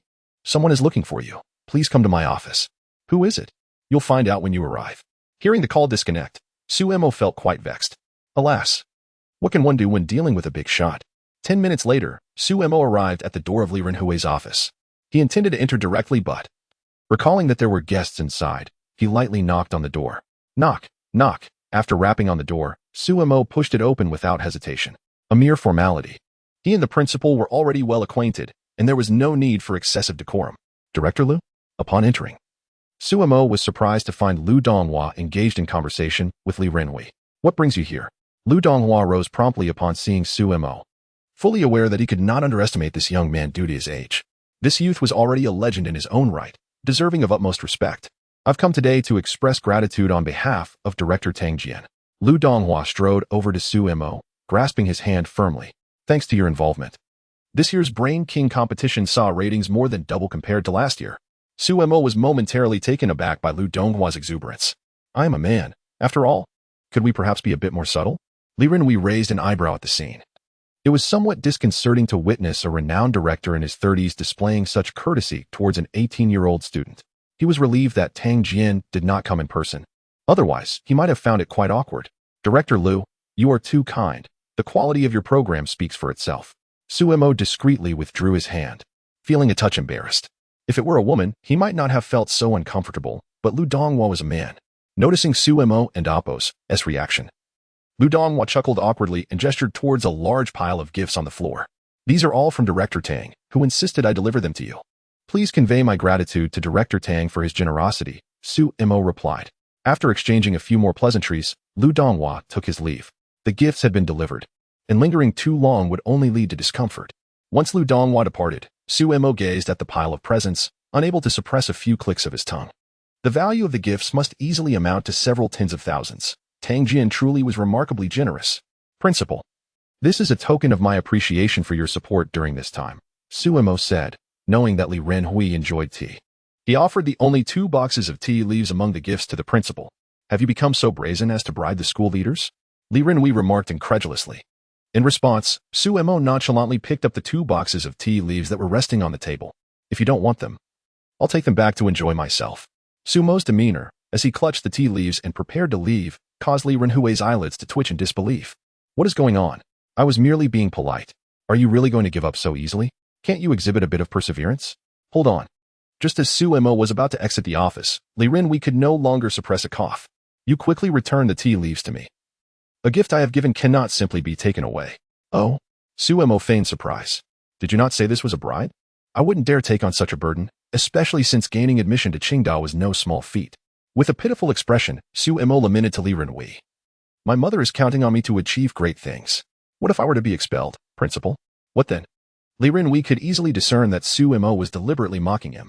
His face flushed with embarrassment as he shot a glare at Su Mo. You put those tea leaves down this instant and get out of here. Very well. Upon hearing Li Renwei and Appo's command, Su Mo could not help but chuckle. Placing the tea leaves back on the desk. Just as he turned to leave, Li Renwei called out to him again. Wait, take the rest of your things with you. They are quite bothersome. Li Renwei's discomfort was palpable. Take your belongings and leave quickly. Your presence irritates me. All right, I'm off. Su Mo swiftly gathered his gifts from the floor and exited Li Renwei's office. As he stepped out, his laughter echoed down the corridor, eliciting a visible reaction from Li Renwei, who was left seething with frustration. This rascal. Chapter 159, The Disparity Between Individuals on November 8th. The topic of becoming a god in one step ascended to the top 10 trending searches on Weibo. The sole reason for this surge was none other than Su Mo. All the stars, both big and small, within the entertainment industry could not help but feel a twitch of their eyelids upon seeing that the top 10 posts on Weibo were unanimously about Su Mo. How long has it been? Almost 20 days. The top 10 trending topics on Weibo had consistently revolved around Su Mo without any fluctuation. Now, after much anticipation, a new post finally broke into the top 10, only to be yet another one about Su Mo. How are these celebrities supposed to maintain their dignity? When did the authority of Weibo's trending searches become the private garden of a student? What does this mean for their reputation? Yet, despite their displeasure, they could not resist riding the wave of popularity. After witnessing a modest increase in their follower count, each one of them smiled with a sense of pride, a true reflection of reality. Meanwhile, in a group chat among directors, the conversation was lively. Ren Xiaozhou, what do you think the ratings for becoming a god in one step will reach? Lian, I estimate it will be at least over 2. Yushin, it's hard to say. The average rating for the previous season was less than 1. Although Su Mo's participation in the season adds a spark, achieving 2 seems a bit unrealistic. However, 1.5 should be attainable. Lian, sigh, we acted too late. Otherwise, how could such good fortune land in Zhao Hai's lap? At that moment, Zhao Hai was engrossed in his phone, observing these industry giants engage in their discussions. His mood was exceptionally buoyant. Zhao Hai felt increasingly fortunate about his initial decision. Thankfully, he had the foresight. In room 403 of the male dormitory at Qing University, Su Mo was being urged by Wang Yu to join him for a gaming session. Boss, the monkey from the opposing team has arrived. Be cautious. Su Mo paid no heed to Zhang Xiaochuan's warning. After an intense team battle, only Su Mo's Li Bai remained on the field, facing off against the enemy jungler, Sun Wukong. In this moment, Su Mo couldn't help but mentally critique Zhang Xiaochuan. If they weren't brothers, he would have unleashed a tirade. What kind of performance was that from the marksman Sun Shangxiang? A dismal 0-13-1. She had been utterly ineffective throughout the match. Every encounter with an enemy hero culminated in one outcome, death. A primary damage-dealing marksman, Sun Shangxiang, couldn't even best the opposing support, Lu Shan. No wonder people say that in sports, being inept is a cardinal sin. There is indeed wisdom in that saying. The opposing jungler, the monkey, spotted Li Bai on the mini-map, and, as expected, the two crossed paths near the barren pit. Boss, be careful. Wang Yi couldn't help but warn Su Mo once more. The enemy jungler displayed considerable skill, yet he had faith in Su Mo's abilities. This was Wang Yi's first encounter with Su Mo in the realm of mobile gaming, and he was utterly astonished by the latter's remarkable skills. In a match designated for Starry Glory, Su Mo's gameplay was as effortless as slicing through melons. His current statistics were nothing short of dazzling. 23 kills, 0 deaths, and 4 assists. The team had only managed to eliminate a total of 27 opponents, indicating that every kill was intricately linked to Su Mo. While Su Mo's excellence in various domains was well known, Wang Yi had not anticipated that he would also excel so remarkably in gaming. As the opposing monkey champion spotted Li Bai, he immediately unleashed a second skill, aiming a strike towards Li Bai, causing Zhang Xiaochuan to fret. This match was Zhang Xiaochuan's ascent to starry glory, and despite his extensive experience, he had never reached such heights. However, Su Mo remained unperturbed, skillfully evading the monkey's attack with Li Bai's first skill, Drunken Song, narrowly escaping the blow. Not only did he evade, but he also retaliated against the monkey, igniting the ire of the enemy jungler. When had Li Bai become so audacious before a monkey? The monkey responded with a powerful ultimate ability, yet it seemed fortuitous that Su Mo deftly sidestepped it with his second skill, evading the stun entirely. He then used the second segment of Drunken Song to avoid the subsequent strike. This level of precision left both Wang Yi and Zhang Xiaochuan in a state of astonishment. Was it truly possible to evade so effortlessly? At that moment, the monkey was left with less than half health, while Sumo's Li Bai remained in pristine condition. Following a swift attack, Li Bai's ultimate ability, Qinglian Sword Song, finally activated. With this, the monkey's resistance crumbled, ultimately leading him to demise. As Li Bai struck the enemy crystal, cheers erupted from the 403 dormitory.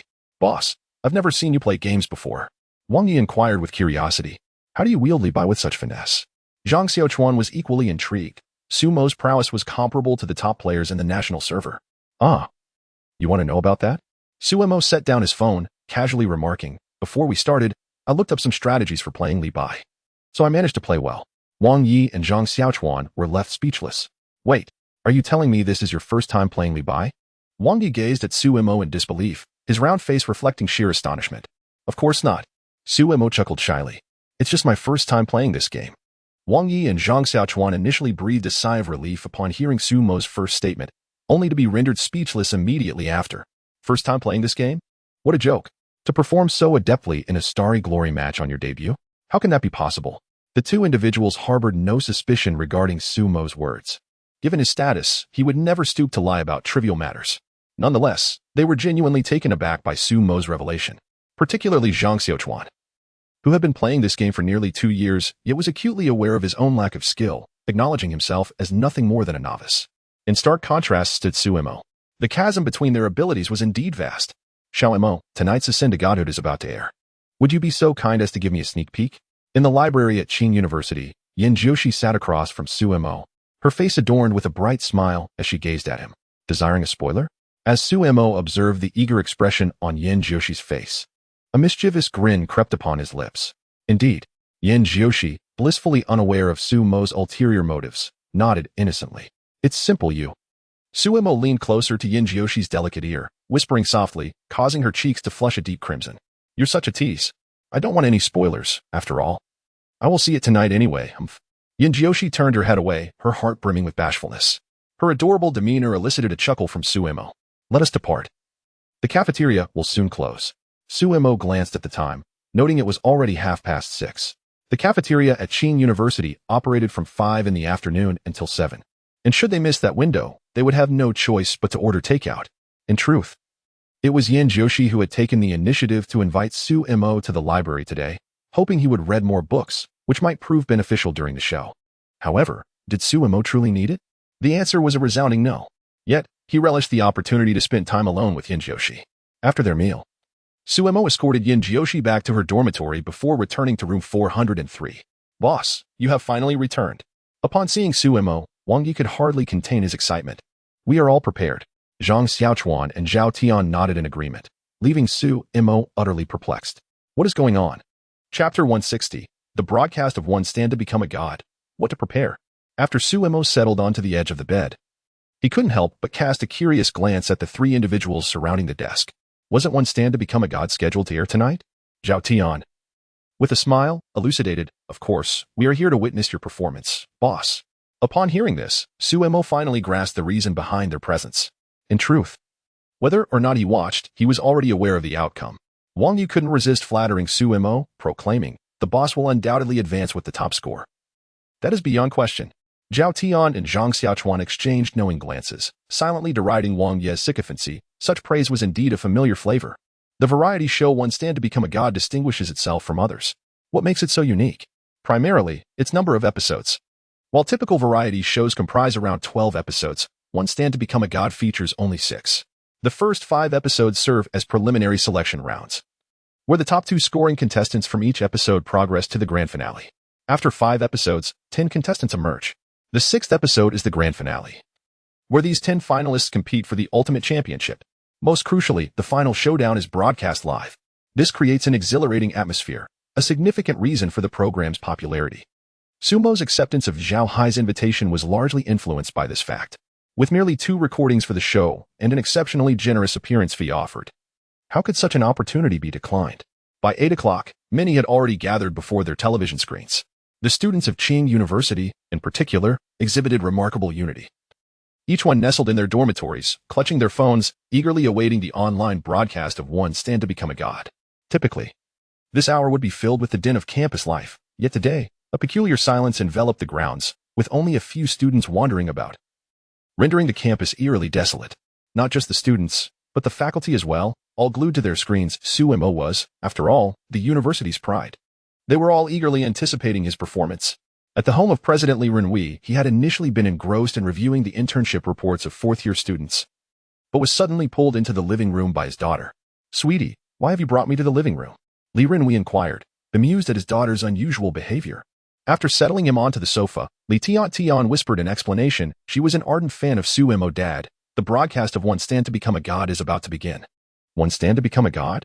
Li Renwei momentarily felt perplexed. The name struck a chord of familiarity. Had he not heard it somewhere before? Ah. It's the variety show Sumo is participating in, he recalled, realizing that he had facilitated the connection. Well then, I shall watch. In the coastal residence of Yinjioshi, both Su's mother and Yan's mother had gathered to witness the momentous occasion of One Step to God. As they awaited the event, their conversation flowed intermittently. "Sister, I never imagined that Xiaomo would grow to be so remarkable. It truly leaves one in awe." Yan's mother, approaching her 40th year, had encountered a myriad of individuals throughout her life. Yet, a youth as extraordinary as Sumo was a rare sight indeed.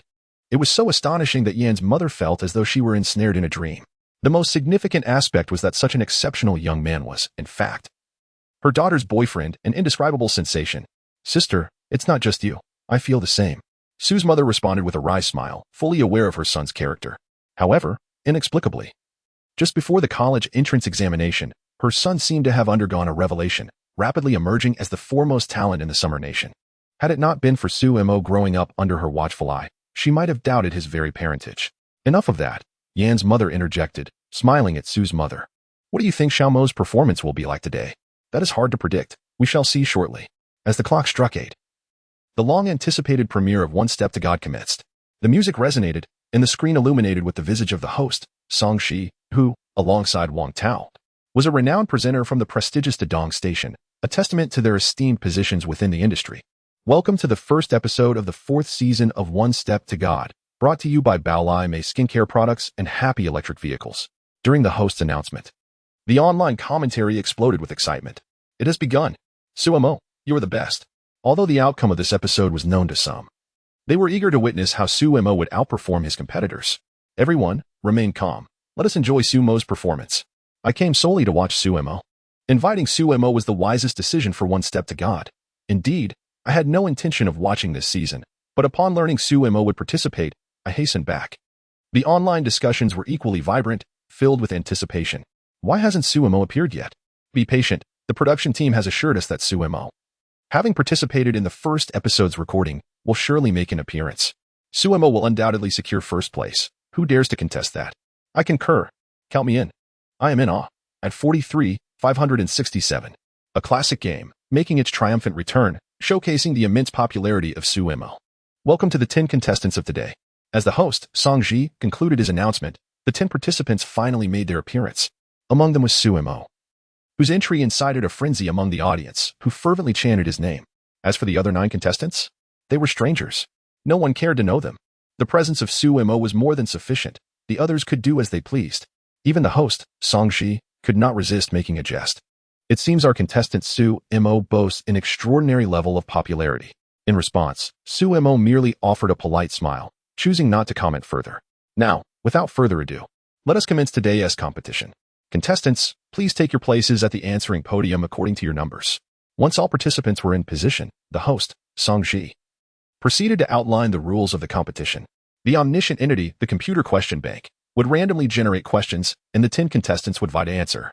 A correct answer would earn 1 point, while an incorrect one would result in a deduction of 1 point. Ultimately, the 2 contestants with the highest scores would advance to the grand finals. Once a contestant pressed the buzzer, they had 10 seconds to provide the correct answer. Exceeding this time limit would incur a 1-point penalty. This round features a total of 300 questions prepared by the omniscient entity, and we hope all contestants perform admirably. On my mark, 3, 2, 1, let the competition begin. Chapter 161, the cheating mode. Instantly, the venue resonated with the slightly mechanical voice of the host. For the first question, which painter among the 3 masters of the Ming Dynasty's academy is renowned for his meticulous and vibrant brushwork? Ding. As soon as the sound echoed, gasps erupted from the audience. What is happening? So fast? What is going on? However, when everyone caught sight of the individual who buzzed in, understanding dawned upon them. It was Sumo. Indeed, it was Sumo. For someone who had perused the entirety of the library, these questions were exceedingly simple. In the online streaming room, the comments section exploded instantaneously. Goodness, what speed is this? Is he about to dominate the other contestants again? Sumo, you're incredible. I swear. I felt like the host hadn't even finished the question before Sumo buzzed in. I can't believe it. The durian is ready. I'm already kneeling on eggs. In the girls' dormitory of Qing University, shouts resonated from every room. As for the boys, their reactions were even more exaggerated. What? No way. Unbelievable. In any case, they were all in awe of Sumo's speed. Was he on something? This is beyond ridiculous. Congratulations to contestant number 1, Sumo, for buzzing in successfully. 10 seconds on the countdown. The correct answer is Chioing. The host, Songji, hadn't he even completed his sentence when he was abruptly interrupted by Sumo. Perhaps the 10-second countdown served a purpose for other contestants, but for him, it was entirely unnecessary. Correct. The moment the host's voice rang out, the audience erupted in cheers. Incredible! The excitement is overwhelming. My goodness. Is it really possible to be this fast? Buzzing in quickly and answering just as swiftly. This is undoubtedly a genius. This is truly the #1 prodigy of Xia country. The expressions of the other 9 contestants darkened. Before the recording commenced, they had all fantasized about the possibility of defeating Sumo, which would undoubtedly propel them to fame. Now, it seemed that their dreams were beautifully naive. Yet the reality was harsh, especially Zhang Xiaoyan, who cast a rather unfriendly glance at Sumo, albeit subtly. There was simply no comparison. How could they compete? When faced with someone like Sumo, no amount of talent would suffice. The online streaming room was in a frenzy. Heavens, how does Sumo's mind work? It feels rather monstrous, doesn't it? Is he not even required to think? This is the genius of Xia country, truly impressive. Every time I witness Sumo's performance, it brings me immense satisfaction. I'm in love, absolutely in love. My wife asked why I'm kneeling on durians watching television. And I simply replied with a slap. Now we're both kneeling on durians to watch TV together. Cheers, my friend. Wishing you good luck. The trending posts on Weibo were equally explosive. Has the cheat mode been activated? Do you not feel that Sumo resembles a robot, devoid of any thought? I am truly in awe. This Sumo has secured my admiration for life. A genius. It is my first encounter with such brilliance. Congratulations to Sumo for answering correctly and earning a point.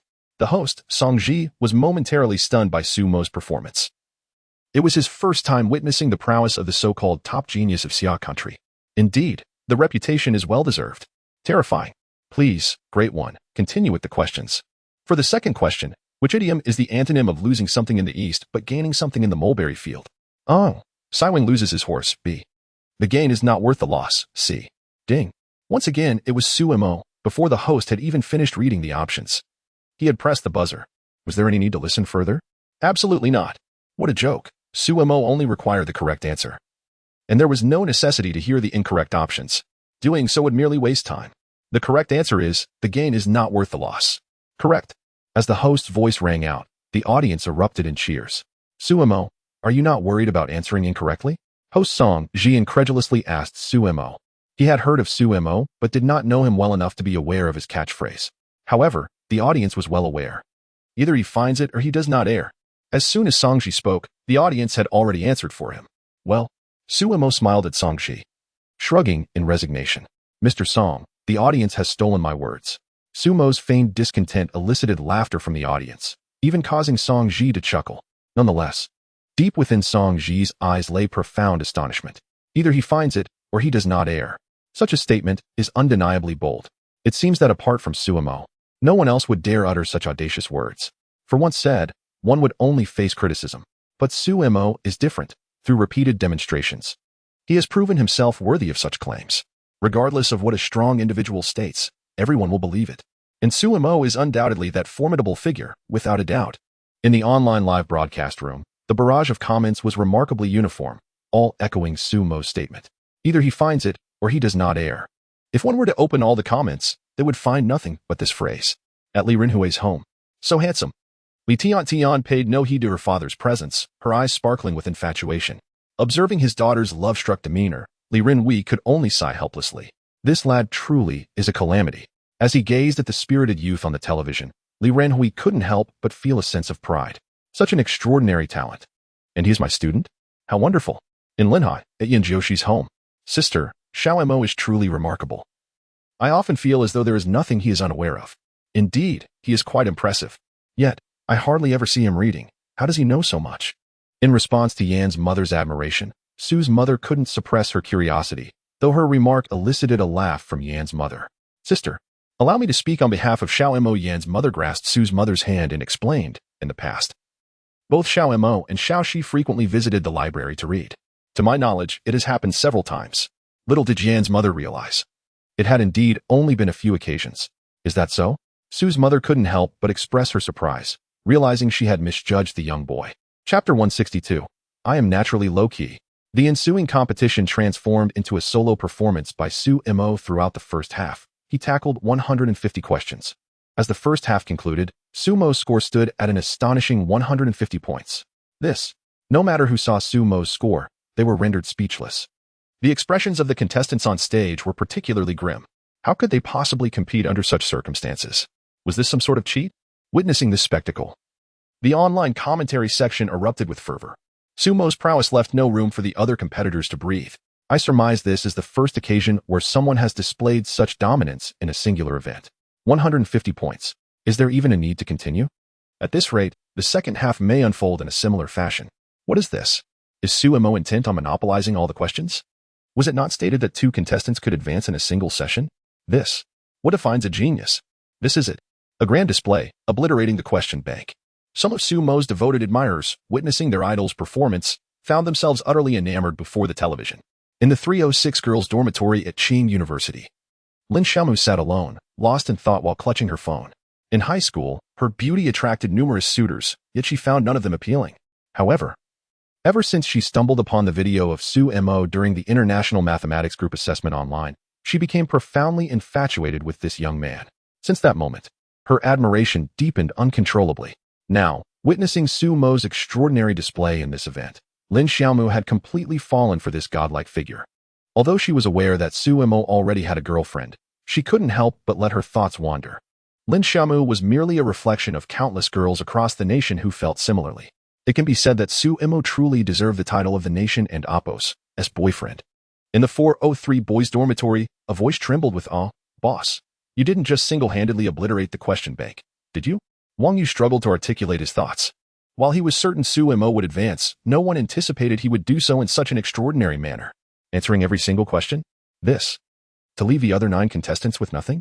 This situation was utterly outrageous. No one had ever accomplished such a feat, nor had anyone dared to conceive it, because it simply seemed impossible. Yet, now everyone glimpsed hope. If Su Mo maintained this pace, it was indeed plausible that the other 9 contestants would be left utterly defeated. The mere thought of such a scenario ignited anticipation among all. On television, host Song Ji suddenly approached Su Mo, murmuring something indecipherable. Witnessing this moment, the online commentary section erupted into chaos. It end Apos, S over. This time, it end Apos, S hopeless. It seems the production team could no longer bear to watch. Surely, they wouldn't allow Su Mo to continue answering questions in this manner, as the other contestants had been rendered entirely irrelevant. A man has emerged to alter the rules of the program. I fervently hope that my dear family member does not falter. I was eagerly anticipating Su Mo's performance, hoping all contestants would score nothing. Surely, no one suspects that the production team might have whispered the answers to Su Mo? Suddenly, an exceptionally conspicuous comment appeared in the live broadcast room, igniting a wave of outrage. What a jest! Does Su Mo really require assistance in cheating? He is, after all, the foremost prodigy of the Summer Nation. Cheating is utterly unnecessary. Yet, at all times, there exist individuals who harbor disdain. These are the so-called trolls. The online community, however, shows no mercy towards such critics. Are you missing a few screws? Indeed, are you not a bit unhinged? How amusing that there are still trolls daring enough to seek confrontation. Are you perhaps a fool? Every year there are fools, and today seems particularly abundant. Lo and behold, I've encountered yet another. All day long, they prattle on online. If you have the guts, face them in reality, almighty keyboard warrior. I possess a modicum of technical know-how and am currently tracing the IP address of that earlier commenter. Heh, brother, you and Apos, impressive.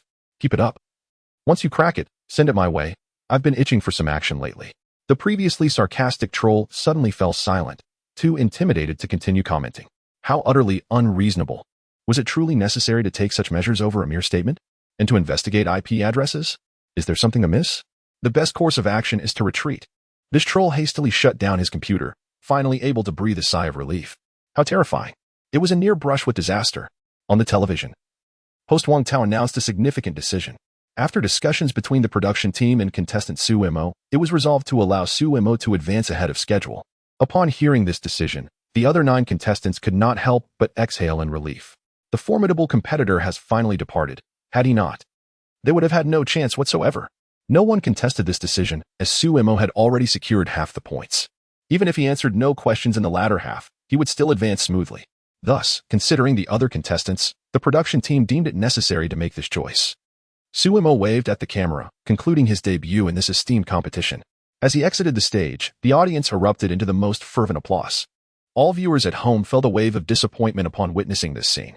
Many had tuned in specifically to see Su Mo, only to find him advancing after answering merely half the questions. Particularly for Su Mo's fans, joy intertwined with sorrow, as they would not be able to see their idol any longer. Although the latter half of the competition was equally thrilling, it felt lacking without Su Mo's presence. Many found themselves growing weary, nearly dozing off. Nonetheless, the majority chose to see it through to the end, enduring to watch the entirety of this episode of Becoming a God in one step. In the boys' dormitory 403, the 3 individuals gazed incredulously at Su Mo, utterly astonished that he could defy the odds to such an extent that the production team altered the rules solely for him. It is important to note that no contestant had ever achieved such a feat before. Regardless of the score, all participants were required to fill the stage. Yet, Su Mo shattered this convention. The production team found themselves in a predicament, having never anticipated such an occurrence. Faced with this unforeseen dilemma, they had no choice but to acquiesce. After all, could they genuinely allow the other 9 contestants to be shorn bald by Su Mo? Such a scenario was simply unacceptable. It could not be allowed to transpire. Otherwise, the integrity of the competition would be irrevocably compromised by Su Mo's actions. If 2 contestants were to advance in a single episode, how could there be a second if Su Mo continued on this path? Wang Yi exclaimed, "Goodness, boss, isn't that a bit ruthless?" Zhang Xiaochuan added, "To score 150 points in the first half, that's just monstrous." Zhao Tian observed Su Mo in silence, struggling to articulate his thoughts before finally managing to utter 2 words. Su Mo, feeling perplexed, questioned, "What have I done?" He perceived his performance as merely standard. Was it really necessary for them to react in such a manner? However, he refrained from voicing this sentiment, knowing it would undoubtedly incite widespread ire. Sigh. I had intended to remain low-key. Chapter 163. The beautiful senior approaches within the confines of dormitory 506. An atmosphere of profound silence enveloped the room. Following the astonishing display of talent in tonight's competition, it was not only Anrin and her 2 companions who were left in a state of shock, even Yin Jiushi, the legitimate girlfriend of Su Mo, found herself momentarily speechless. Could it truly be possible to achieve such a feat? To leave the other 9 skilled contenders utterly defeated? This was nothing short of monstrous. The competition, titled One Stand to Ascend, posed questions of considerable difficulty, often obscure and demanding a broad range of knowledge from the participants. Yet, for Su Mo, these challenges appeared to hold no difficulty whatsoever. Regardless of how esoteric the questions were, he effortlessly articulated the correct answers without a moment's hesitation. This was utterly bizarre. To secure 150 points in just half the competition? It was exceedingly outrageous. Su Mo was akin to a living encyclopedia, seemingly possessing knowledge of everything. As fellow students of Tsinghua University, how could he be so exceptional? At that moment, the 3 girls felt a pang of envy. Xiaoxi, could you perhaps reserve a spot for me as the 3rd wheel? I no longer wish for Zhao Tian, remarked Zhao Linger, eliciting a laugh from Yin Jiushi. If Zhao Tian hears that, Linger, you might be in trouble. Yin Jiushi shot an exasperated glance at Zhao Linger, her adorable demeanor prompting the other girls to want to pinch her cheeks. Xiaoxi, I too desire a position as the 3rd wheel. Anrin chimed in with a playful tone, though internally she felt anxious about Yin Jiushi's potential reaction. See, I'm not the only one who thinks this way, Zhao Linger exclaimed, her eyes sparkling at Anrin and Appo's words. Even our esteemed Miss and thinks so. Lily, what about you? Absolutely not. Mari Li firmly declined, content to merely observe the unfolding drama. Linger, do not entertain such thoughts. Yin Jiushi then turned her gaze towards Anrin, adopting a teasing tone. Xiaoran, with your figure and beauty, Su Mo would surely be captivated. Be careful not to leave behind even bones. Anrin's exquisite face flushed with a sudden blush at Yin Jiushi's bold statement. She was taken aback by such frankness, but simultaneously felt a sense of relief. As long as you don't object, then so be it. Anrin feigned nonchalance. Considering it an honor to be consumed by Sumo, Yin Jiyoshi was momentarily at a loss for words, having intended merely to jest with Anrin. She understood Anrin well. Despite her typically frosty demeanor, she was rather bashful. Yet this time, Anrin showed no sign of embarrassment in response to her teasing. How peculiar. Very well then, Yin Jiyoshi declared, gazing at Anrin's stubborn expression. When I next see Sumo, I shall certainly bring this matter to his attention. And we shall see if he is willing. Let us hope that our esteemed Missin does not have a change of heart, shall we? Scoffed and ran. Casting a disdainful glance at Yin Jiyoshi, she was well aware of the latter's character. Such matters were far too sensitive for Yin Jiyoshi to divulge to Sumo. Yin Jiyoshi retorted, just you wait, Thus, this farcical episode concluded with her fierce proclamation. Meanwhile, the discussion surrounding Sumo's ascension to glory proliferated on Weibo. The terrifying aspects of Sumo. Eggs for dinner? Sumo sets yet another record. A man who changed the rules of the game. Sumo. An impressive 150 points in half a match. A miracle indeed. As for Sumo's Weibo messages, they erupted with fervor. Within a mere 2 hours, comments surged past the 10,000 mark. After taking a shower, Sumo found herself wide awake in bed, so she began perusing the comments. A devoted fan commented, "What a pity. You could have left the other contestants in the dust."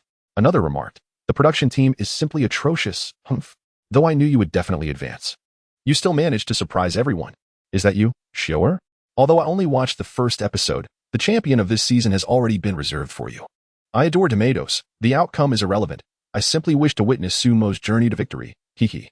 The comment section was a veritable beacon of positivity. Upon reading her fans' encouraging words, Sumo felt her spirits lift.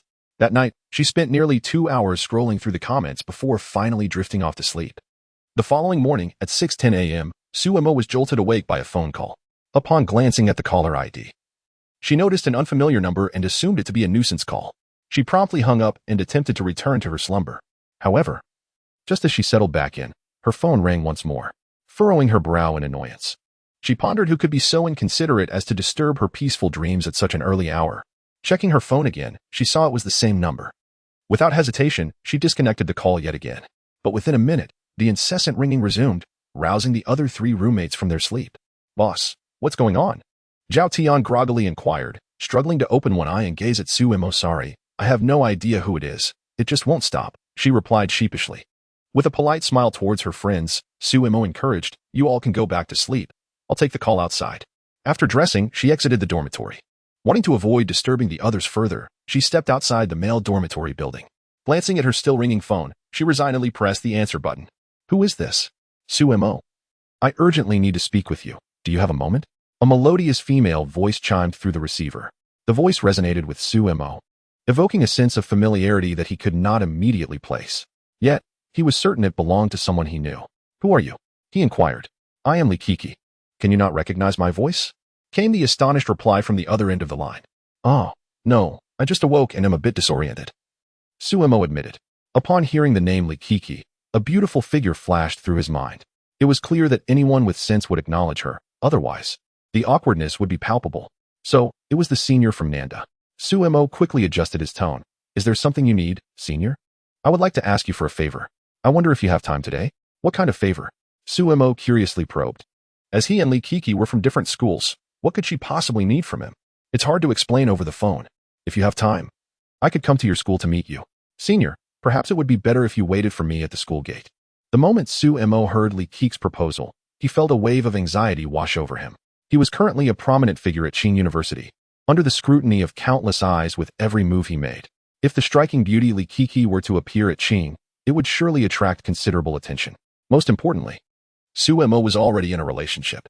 If others were to see him mingling with Likiki, rumors would inevitably swirl. Although he was indifferent to gossip, he was concerned about how Yin Jiyoshi might interpret the situation. In the grand scheme of things, nothing was more significant than his girlfriend. Chapter 164. The seniors request Sumo return to his dormitory and washed his face before heading straight to the cafeteria for breakfast. Just as he was halfway through his meal, his phone rang. Fortunately, there weren't many people in the cafeteria that morning, otherwise, the sound of his ringtone would have undoubtedly drawn everyone's attention. "Senior, please tell me you haven't arrived at the school gate yet?" Sumo said with a hint of exasperation upon answering the call, considering he had not yet finished his meal. "How did you know?" I'll be there soon." Feeling a bit frustrated, Sumo hung up the phone and glanced at his unfinished breakfast, sighing in resignation. Such a waste. At the entrance of Qing University, it was still before 7 in the morning, and the area was nearly deserted. A stunningly beautiful girl stood there. An enchanting sight that captivated anyone who passed by. Thankfully, the lack of crowd meant that no boys approached her. For a beauty rated a perfect 90 points was a rare gem at Qing University, truly a campus sweetheart. Likiki was indeed a flower of Nanda, with countless admirers vying for her attention. However, at that moment, she appeared anxious, pacing back and forth. "Senior, what's the matter?" Suemo immediately spotted Likiki by the school gate and walked over. "Suemo, you finally made it," Likiki exclaimed, her eyes lighting up with surprise upon seeing him. This boy had truly become more impressive with each passing day. So much so that she found it difficult to meet his gaze. Yet, deep within her heart, her affection for him remained resolute. She was determined to pursue him.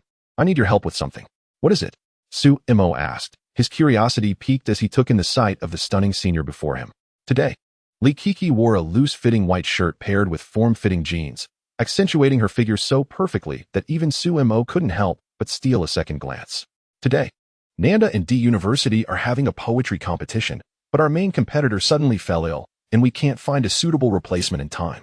Likiki stepped closer, their faces nearly touching, and Suemo could faintly smell her delicate fragrance, prompting him to instinctively take a step back. "What are you afraid of? You're a grown man." Suemo retorted, "I'm not afraid." Likiki smiled lightly at his stubbornness. "So, I thought of you right away. Isn't that nice, senior?" Suemo replied, "Is that all? You only think of me when you need something?" "I'm not a firefighter." Though he felt a tinge of bitterness, he realized that she had sought him out, and if he were to decline, he ought to provide a valid reason. "Senior, you can't possibly be thinking of having me represent Nanda in this so-called poetry competition, can you?" "Smart. That's exactly it." Likiki candidly acknowledged her intentions. For what other reason could she have rushed to find Suemo so early in the morning? "However, I am not a student of your university." Suemo quickly waved his hands, incredulous at the notion. Who would mistake him for a student of Nanda when it was well known he belonged to Tsinghua? How could he possibly represent Nanda in a poetry competition? That would be utterly absurd. "This is of no consequence. The competition rules permit external assistance. Otherwise, why would I have sought you in a moment of desperation?" Likiki explained softly, her enchanting eyes gazing intently at Suemo, as if to convey, "If you refuse, I might just cry." Likiki was indeed beautiful. The more exquisite the girl, the greater the pressure she imposed. Under her unwavering gaze, Suemo felt a wave of embarrassment wash over him. He genuinely wished to decline, but found himself at a loss for words. "Senior, please don't look at me like that. Do you realize how much pressure it puts on me to be stared at by such a stunning beauty?" Suemo couldn't help but chuckle bitterly. It was that he didn't want to help, but it felt somewhat inappropriate. "So, will you help, or not?" Likiki took a step closer, their noses nearly touching. "Well, I suppose I can help. Then it's settled. Come with me now," she exclaimed with glee upon hearing his agreement, her adorable demeanor momentarily dazzling Suemo.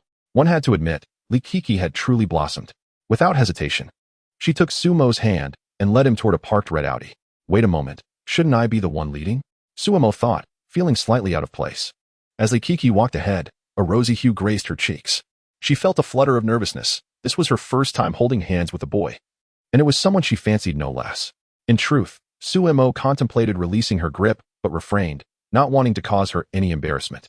Once they settled in the car, he glanced around at the pink decor, bemused. It was evident that girls had an affinity for all things cute and pastel. Yet, considering that Likiki was merely a student capable of driving an Audi, it was clear her family circumstances were quite favorable. Though an Audi might not be classified as a luxury car, it certainly cost no less than $500,000, far beyond the reach of ordinary individuals. The drive from Nanda to Tsinghua was brief, taking merely a matter of minutes. Meanwhile, within the student union's activity room at Nanda, an atmosphere of tension loomed. Sun Jingyong lounged with his legs crossed, casting a cold gaze at the 3 boys and 2 girls before him. "Where has the president disappeared to?" "Son, we truly have no idea. The president typically doesn't report his whereabouts to us, so we are left in the dark," replied a tall, ordinary-looking boy with a troubled expression. He was Wang Nan, the vice president of the student union and a reliable aide to Likiki. In truth, given Wang Nan's position, there was no need for him to show such deference to others. However, the Sun Jingyong before me is quite different. His father is a major shareholder on the board of Nanjing University. It is wise to tread carefully with such connections. After all, Sun Jingyong has always been arrogant and domineering, yet he continues to thrive, which speaks volumes about the formidable relationships he possesses. In half an hour, the poetry competition is set to commence. Sun Jing'an cast a cold glance at Wang Nan and snorted dismissively. The sudden illness of a contestant could be deemed an unfortunate accident. However, at this critical juncture, the person in charge has mysteriously vanished, which is nothing short of absurd. Sun Jing'an abruptly rose to his feet and coldly remarked, "What, is Li Kiki, the president of the student council, no longer interested in her duties?" Instantly, the 5 members of the student council fell silent, none daring to provoke Sun Jing'an at such a moment. What an impressive display of authority. The student council members, upon hearing his words, felt a sudden surge of clarity. Chapter 165, Confrontation. I am also the best. What an imposing presence. With a single remark, all eyes were drawn to the entrance. Li Kiki gazed furiously at Sun Jing'an, having overheard his earlier words. While others may cower before him, she held no fear. Her disdain for this individual was palpable. She could not fathom why he seemed fixated on her, perpetually lingering in her vicinity. "President, you have finally returned." Wang Nan sighed in relief upon seeing Li Kiki. Faced with someone like Sun Jing'an, who wielded influence, he felt utterly powerless. However, Li Kiki and AlphaGo's situation was different. Her father was rumored to be a shareholder on the board at Nanda, placing them on relatively equal footing. "Oh, is that not our esteemed president?" Sun Jing'an remarked upon spotting Li Kiki, a flicker of heat igniting in his gaze, though he had yet to reveal it. His relentless pursuit of trouble with Li Kiki was merely a means to garner her attention. The poetry competition was approaching, and it was said that both the school leaders and board shareholders would be in attendance. However, he had heard that a contestant from the student council was reportedly ill and unable to participate. Sun Jing'an's eyes gleamed with triumph as he regarded Li Kiki. He had already identified a suitable candidate and aimed to showcase his abilities before her. "You need not concern yourself with this matter," Li Kiki retorted coldly, refusing to grant Sun Jing'an any semblance of respect. "I have already secured a contestant." Upon hearing this, both Sun Jing'an and the 5 members of the student council were taken aback. How could she have found someone so quickly? "Oh." A smirk of disdain crept across Sun Jing'an's lips.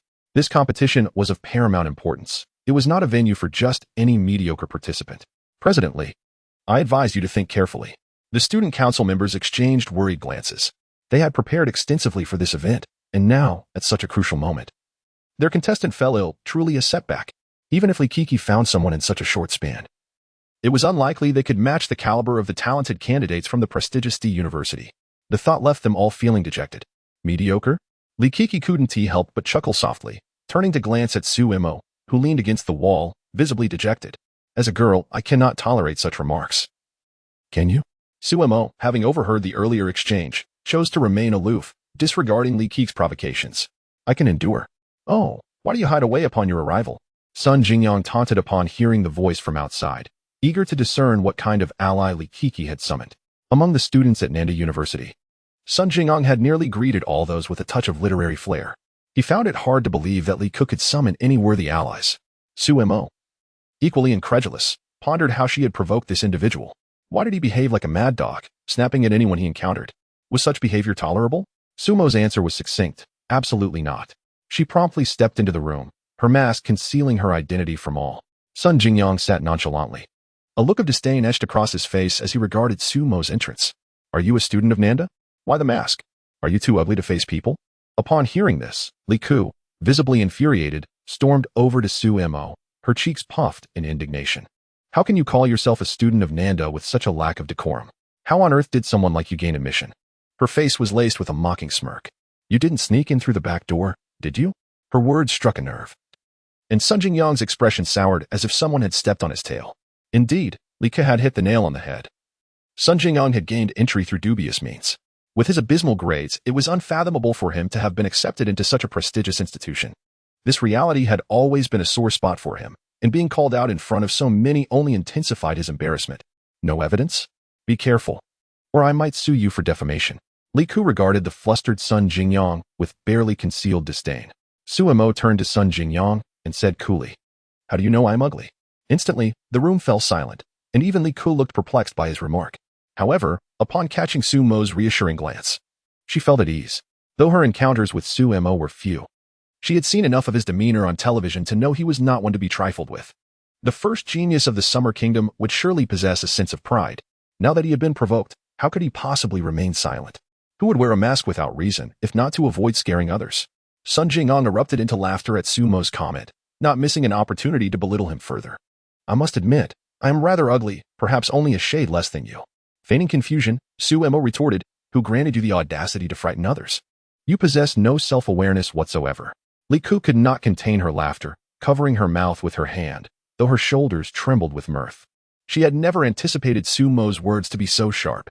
The 5 members of the student council, hearing this exchange, struggled to suppress their laughter, their faces flushing crimson. Sun Jingyang's expression darkened considerably. No student at Nanda had ever dared to speak to him in such a manner. "Do you even know who I am?" Sun Jingyang glared at Suemo in fury. "My father is a major shareholder on the board of Nanda University. Are you no longer interested in attending?" "Oh?" Suemo shrugged indifferently at Sun Jingyang's threat. "What does that have to do with me?" Suemo was truly at a loss for words. "Your father is impressive. But what does that concern me? Are you lacking in common sense?" "Humph. Kid, which department are you in? Have the courage to state your name." Sun Jingyang was genuinely exasperated.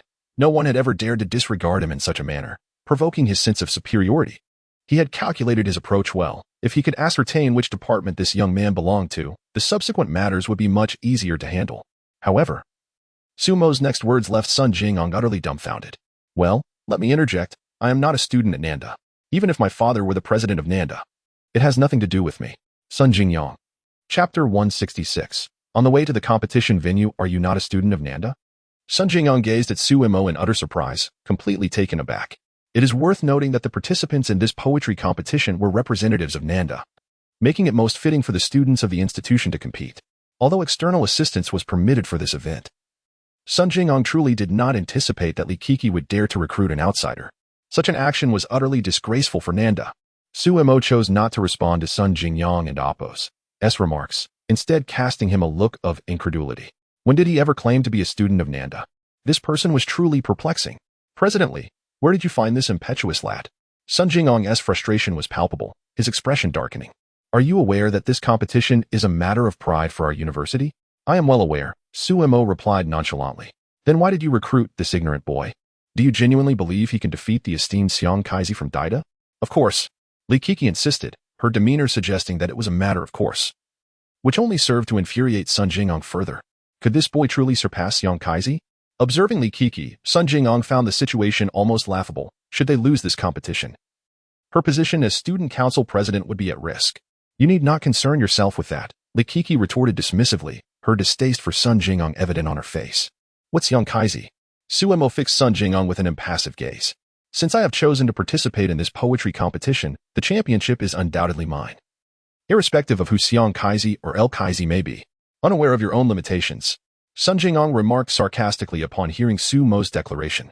"With your talent, if the competition were based on boasting, you would surely claim first place." Not only did Sun Jingyang harbor disbelief, but even the 5 members of the student council shared his skepticism, feeling that Suemo was rather conceited. Who was Xiang Kaizi after all? He was the pride of Deity. At the tender age of 19, he had earned certification from the Summer National Poetry Club, becoming the youngest first-class poet in history. Who would dare to speak lightly of defeating such a figure? Yet, Suemo spoke with such confidence, leading the student council members to regard him with disdain. Arrogant. That was their assessment of him. However, Li Kiki did not perceive Sumo's assertions as mere bravado. In terms of prestige, Suemo could easily overshadow any so-called Xiang Kaizi. The two were not even on the same level and were in no way comparable. "Suemo, the competition is about to commence," Li Kiki said, glancing at the time. She was disinclined to waste any more moments with Sun Jingyang and directly took Sumo's hand, leading him out of the room. "Suemo?" The 5 members of the student council exchanged incredulous glances, their astonishment evident. "It can't be, can it? It surely isn't that Suemo." This seemed improbable. Sun Jingyang, however, paid no heed to Li Kiki's words, fixating instead on her actions. Holding hands? And with a male? Unforgivable. Sun Jingyang had known Li Kiki for quite some time. He would be fortunate to receive even a kind glance from her, let alone hold hands. Now, witnessing his heart's desire entwined with another young man was utterly disheartening. With a disdainful snort, he strode out of the room. The playground of Nanda University was teeming with spectators, not only students from Nanda, but also many from Deity University, all gathered to witness the poetry competition. Additionally, several journalists were present, providing live coverage. After all, both Nanda and Deity were esteemed institutions in Xia country, and the contest between these 2 top universities promised to be captivating. "Where's that girl, Kiki?" Li Zhihai frowned as he sat in the front row. The competition was about to commence, yet the contestants were nowhere to be seen. He had inquired of his beloved daughter the day before about her confidence in the event. and her assured response had prompted him to invite numerous business associates to attend today. He was keen to maintain his dignity in front of them, feeling a twinge of anxiety as he had heard troubling news. Don't worry, Mr. Lee. Kiki has always been prudent. She should be arriving shortly, reassured the principal of Nanda. Jung-hee, who wiped the sweat from his brow. Although he was the principal, he had to tread carefully in the presence of several stakeholders. For they were indeed the financial backers. Unlike Qing University and Deity, which were public institutions managed directly by the Ministry of Education, Nanda was a private school, placing Jung-hee in a relatively subordinate position compared to his counterparts. Mr. Lee, I've heard that today's competition is under the supervision of Ling Nu. With so many attendees and a live broadcast, a loss would not reflect well, remarked a rotund man in his 40s seated next to Li Zhihai, Sun Dali, Sun Jingyang's father. Sun Dali, having learned from his son that the contestant was unwell, believed the outcome of the competition was already determined. Even if the contestant were not ill, the odds were slim, as they were up against a prodigy. Sun Dali had always harbored a slight rivalry with Li Zhihai, and witnessing the latter's invitation to numerous guests today filled him with a sense of amusement. There's no need for Mr. Sun to fret, he said, his tone laced with sarcasm. Li Zhihai, understanding the implication behind Sun Dali's words, responded with a strained smile. Although Sun Dali wished to comment further, he reconsidered, recognizing that as a stakeholder in Nanda, a loss would tarnish his own reputation. Thus, he merely smiled and refrained from further remarks. Is Nanda only fielding one contestant? In the backstage area, Jianhua approached the head of Nanda's teaching department, his brow furrowed in concern. Was it not stipulated that both sides were to send 2 contestants? Zhou Yao, the teaching director, was equally anxious, his forehead glistening with perspiration. Calm down, Mr. Jian. They will arrive shortly. Zhou Yao was aware that another contestant was unwell. Initially, he contemplated casually selecting someone to fill the vacancy. However, he had just received a message from Li Kiki, stating that she had found a suitable candidate. Yet, as the competition was about to commence, the individual was still nowhere to be seen. This marked the 3rd time Jianhua had sought him out. Leaving Zhou Yao in a state of exasperation, he could hardly confess the truth. Teacher Zhou, I have arrived. In the distance, Li Kiki was hurrying towards him, pulling Su Mo along. Upon witnessing this scene, Zhou Yao couldn't help but breathe a sigh of relief. At last, they had arrived. Chapter 167, The Poetry Club? I have never heard of it. With no sight of the participants, Zhou Yao contemplated directly selecting a student from the audience. After all, the odds of victory for Nanda today were rather slim. They were up against a true prodigy. After all, how could they compete? In the realm of poetry, who among the younger generation could rival such a talent? Is this really Nanda's second contestant? Jianhua inquired, pointing at Li Kiki, unable to suppress her admiration for the striking young girl. No, teacher, this is indeed our second contestant. Li Kiki hurriedly pushed Su Mo forward. But due to the mask he wore, none recognized this youth as Su Mo, the most celebrated genius of the Summer Nation. Su Mo himself felt somewhat resigned. Having come this far, he might as well see it through. Indeed, I am the second contestant. Why are you wearing a mask on such a fine day? Oh, I caught a cold a few days ago, and I fear spreading it to others, Su Mo casually explained, brushing aside Jianhua's inquiry. Upon hearing this, Jianhua did not press further, preparing for the imminent competition. After a brief moment, she turned and departed. Who is that person? Su Mo turned to Li Kiki, sensing an air of arrogance about her. Li Kiki couldn't help but chuckle at his remark. That was Jianhua, a secondary poet of the Poetry Club, and one of today's judges. She shared everything she knew, explaining that there were 3 judges from the Poetry Club, all secondary poets, whom he would soon encounter on stage.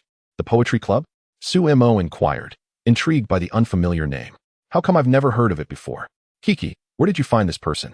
Zhou Yao, standing nearby, could not hide his displeasure. How can one not know of the Poetry Club? What kind of contestant is this? Was this some kind of joke? In response to Zhou Yao, Li Kiki confidently asserted, Don't worry, teacher, the champion of today's competition will surely be from Nanda. How could she not be confident? The ally she had brought was none other than Su Mo. It was almost a waste of such talent to compete in this event.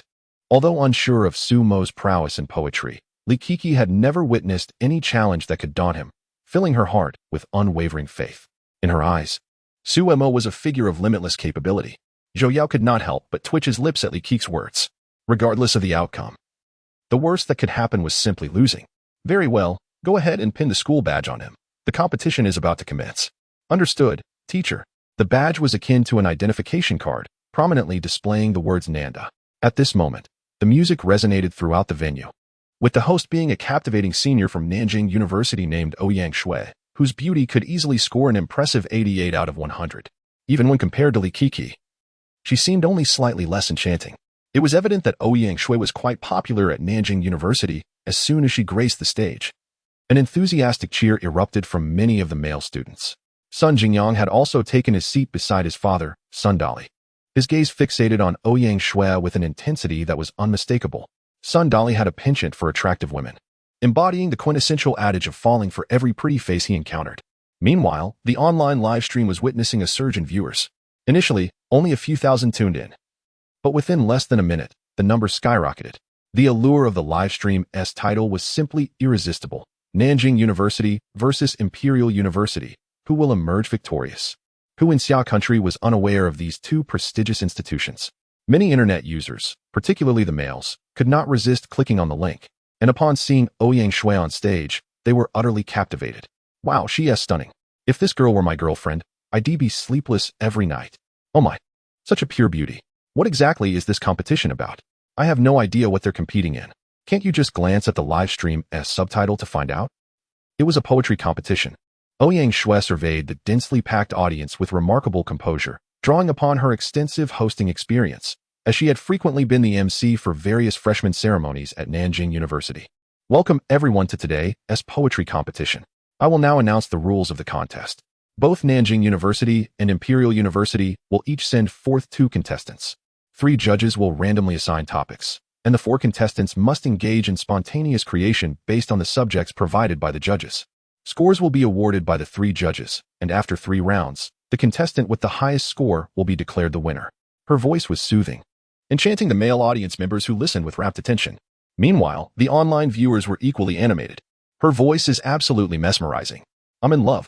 Goodness. I feel like my ears are about to be overwhelmed with joy. How thrilling. Improvised creation.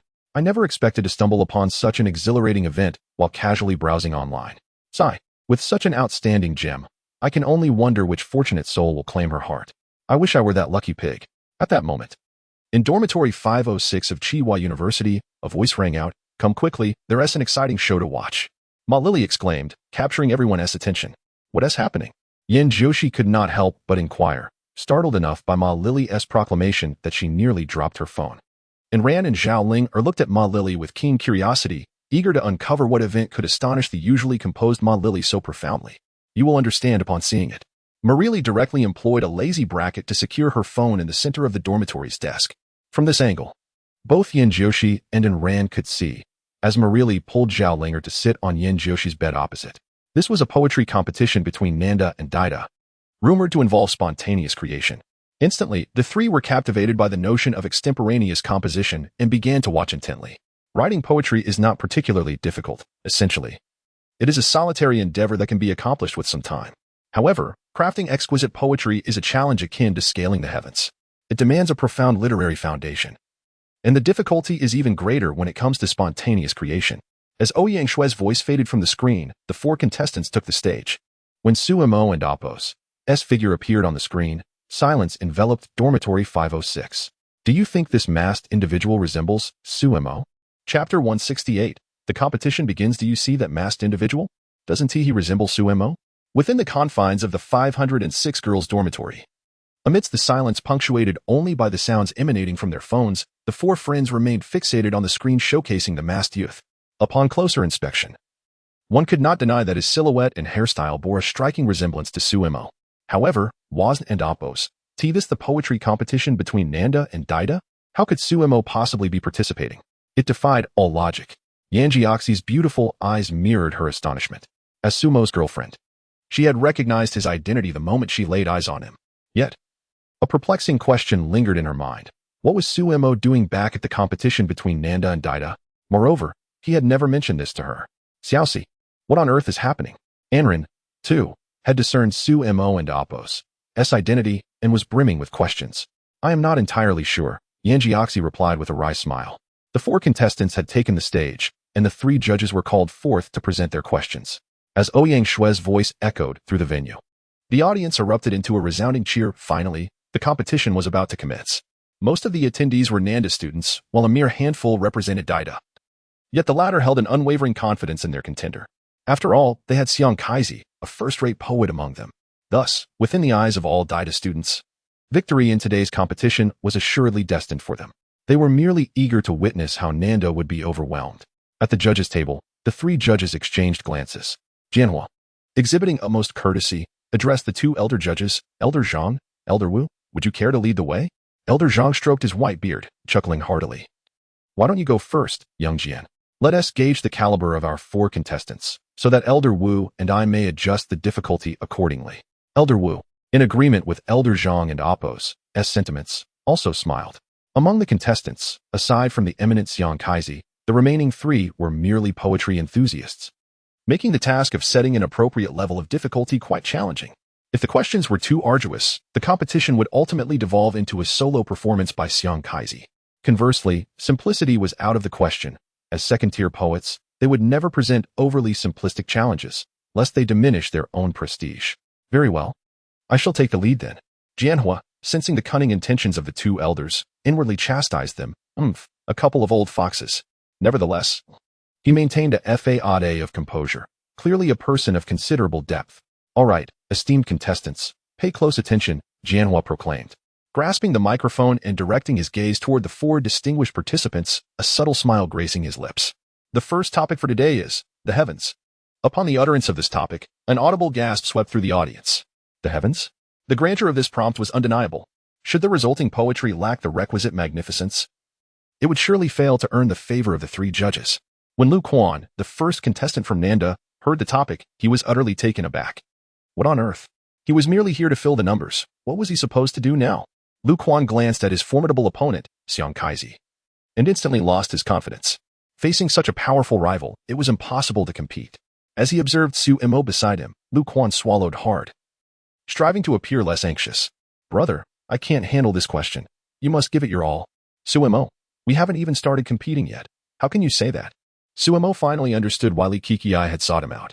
If his intuition served him correctly, even without the incident of a contestant falling ill, she would have still approached him for assistance. His hunch was indeed accurate. Li Kikii had orchestrated this from the beginning.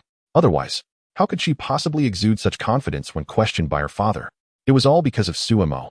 Brother, don't underestimate yourself. I believe in you. So give it your best. Lu Quan was on the verge of tears at Su Mo's encouragement. He knew better than anyone whether he was up to the task. Brother, my mind is blank with anxiety. I can't think of anything. Su Mo, the time allocated for impromptu creation was half an hour. Once the judges presented their topic, the clock began ticking. In contrast, Xiang Kaizi closed his eyes and bowed his head in contemplation. For him, this topic was also quite challenging, as he held himself to exceptionally high standards. As for Wang Huan, another contestant from Deity, his reaction mirrored that of Lu Quan from Nanda. However, while Lu Quan could still converse with Su Mo, Wang Huan stood there alone and isolated. He dared not disturb Xiang Kaizi, as this competition's outcome relied heavily on him. Meanwhile, Li Kikii sat beside her father, Li Zhihai, and could not help but furrow her brow upon witnessing Lu Quan and Appo's behavior on stage. It is widely known that the greatest fear during impromptu creation is being interrupted. Yet Lu Quan continued to chatter away with Su Mo, proving to be a hindrance rather than a help. Kiki, your father has invited many friends today. You must not bring him disgrace.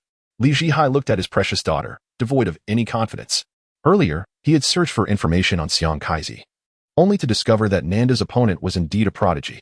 After reviewing the data, Li Zhihai's confidence waned.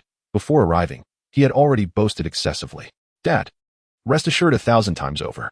Today's champion will undoubtedly be from Nanda. Li Kikii smiled lightly, but as soon as she uttered these words, Sun Jingyang nearby couldn't help but mock her. TSK. I truly wonder where President Li derives such courage to make such statements. Sun Jingyang turned to look at Li Kikii, who was less than 2 meters away, his tone dripping with sarcasm. The opponent is Xiang Kaizi. Does President Li not realize the folly of underestimating the challenge of snatching the championship from him? Oh, hearing this, Li Kikii smiled cheerfully at Sun Dali and remarked, Uncle Sun, your son truly embodies the spirit of a Nanda student. At such a moment, he dares to bolster others' ambitions while undermining his own family's prestige. Were it not for my knowledge of his Nanda affiliation, I would have assumed he was a spy sent by the Imperial University. Upon hearing his daughter's words, Li Zhihai's eyes sparkled with amusement. This girl had indeed never encountered a rival in her sharp retorts. Meanwhile, Sun Dali and Appo's expression darkened significantly as he cast a cold glance at Sun Jingyang. Be quiet. I do not wish to repeat myself, he commanded sternly. Sun Jingyang remained silent. Though he felt a surge of dissatisfaction, as a shareholder of the Nanda board, Sun Dali was compelled to defend the university's honor. And his son's remarks had left him feeling quite embarrassed. Despite his father's imposing presence, Sun Jingyang refrained from voicing his discontent, merely letting out an exasperated huff. Kiki, is that masked young man your reinforcements? Chapter 169, Su Mo's disdain indeed. Observing her father pointing at Su Mo on the stage, Li Kiki chuckled softly, explaining. Whether he can secure the championship today hinges on his performance. Oh? Li Zhihai glanced at his daughter with surprise, sensing her high expectations for this individual. From the look in her eyes directed at the young man in the stands, Li Zhihai immediately detected an unsettling sensation, having navigated the business world for many years. He recognized that glimmer all too well. It was undoubtedly the budding of love. Contemplating this, Li Zhihai couldn't help but reflect on how swiftly time had passed. His daughter had reached the age for romance. Yet, he still needed to ascertain the identity of the young man on stage. For not just anyone was worthy of being with his daughter. Brother, think quickly. Lu Quan glanced at the time. A sense of urgency washing over him as 10 minutes had already elapsed. If you could chat with me a little longer, I might figure it out. Su Mo shot an annoyed look at Lu Quan, who had been incessantly chattering in his ear, making it impossible for him to concentrate. Lu Quan felt awkward upon seeing Su Mo's expression, realizing he had perhaps overstayed his welcome with words. My apologies, I'll be silent now. Once Lu Quan ceased talking, Su Mo's ears were instantly relieved, allowing him to close his eyes and delve into contemplation. The genius poet within him silently ignited, and within 3 minutes, a poem began to materialize in his mind. Even Su Mo, upon reading the poem, couldn't stifle a gasp of astonishment. It was extraordinary.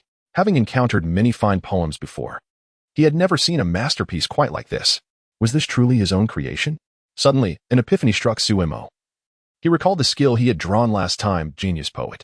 Initially, he had dismissed the skill as somewhat superfluous, but now it revealed itself to be nothing short of miraculous. At that moment, Su Mo opened his eyes, a faint smile curling at the corners of his mouth, though concealed by his mask. Judges, I have completed my work. Just as half the time had elapsed, Xiang Kaizi raised his hand, instantly capturing everyone's attention. The online live stream erupted with comments. Wow, that was quick. The admiration for Xiang Kaizi was palpable, with many declaring him a formidable contender, making the championship seem all but guaranteed. The other 3 competitors appeared to merely serve as a backdrop to his brilliance. Xiang Kaizi's poetic prowess certainly commanded respect, and to be honest, there was a hint of anticipation in the air. In the dormitory of Qing University, room 506, Zhao Lingo exclaimed, Wow, Xiang Kaizi is already finished.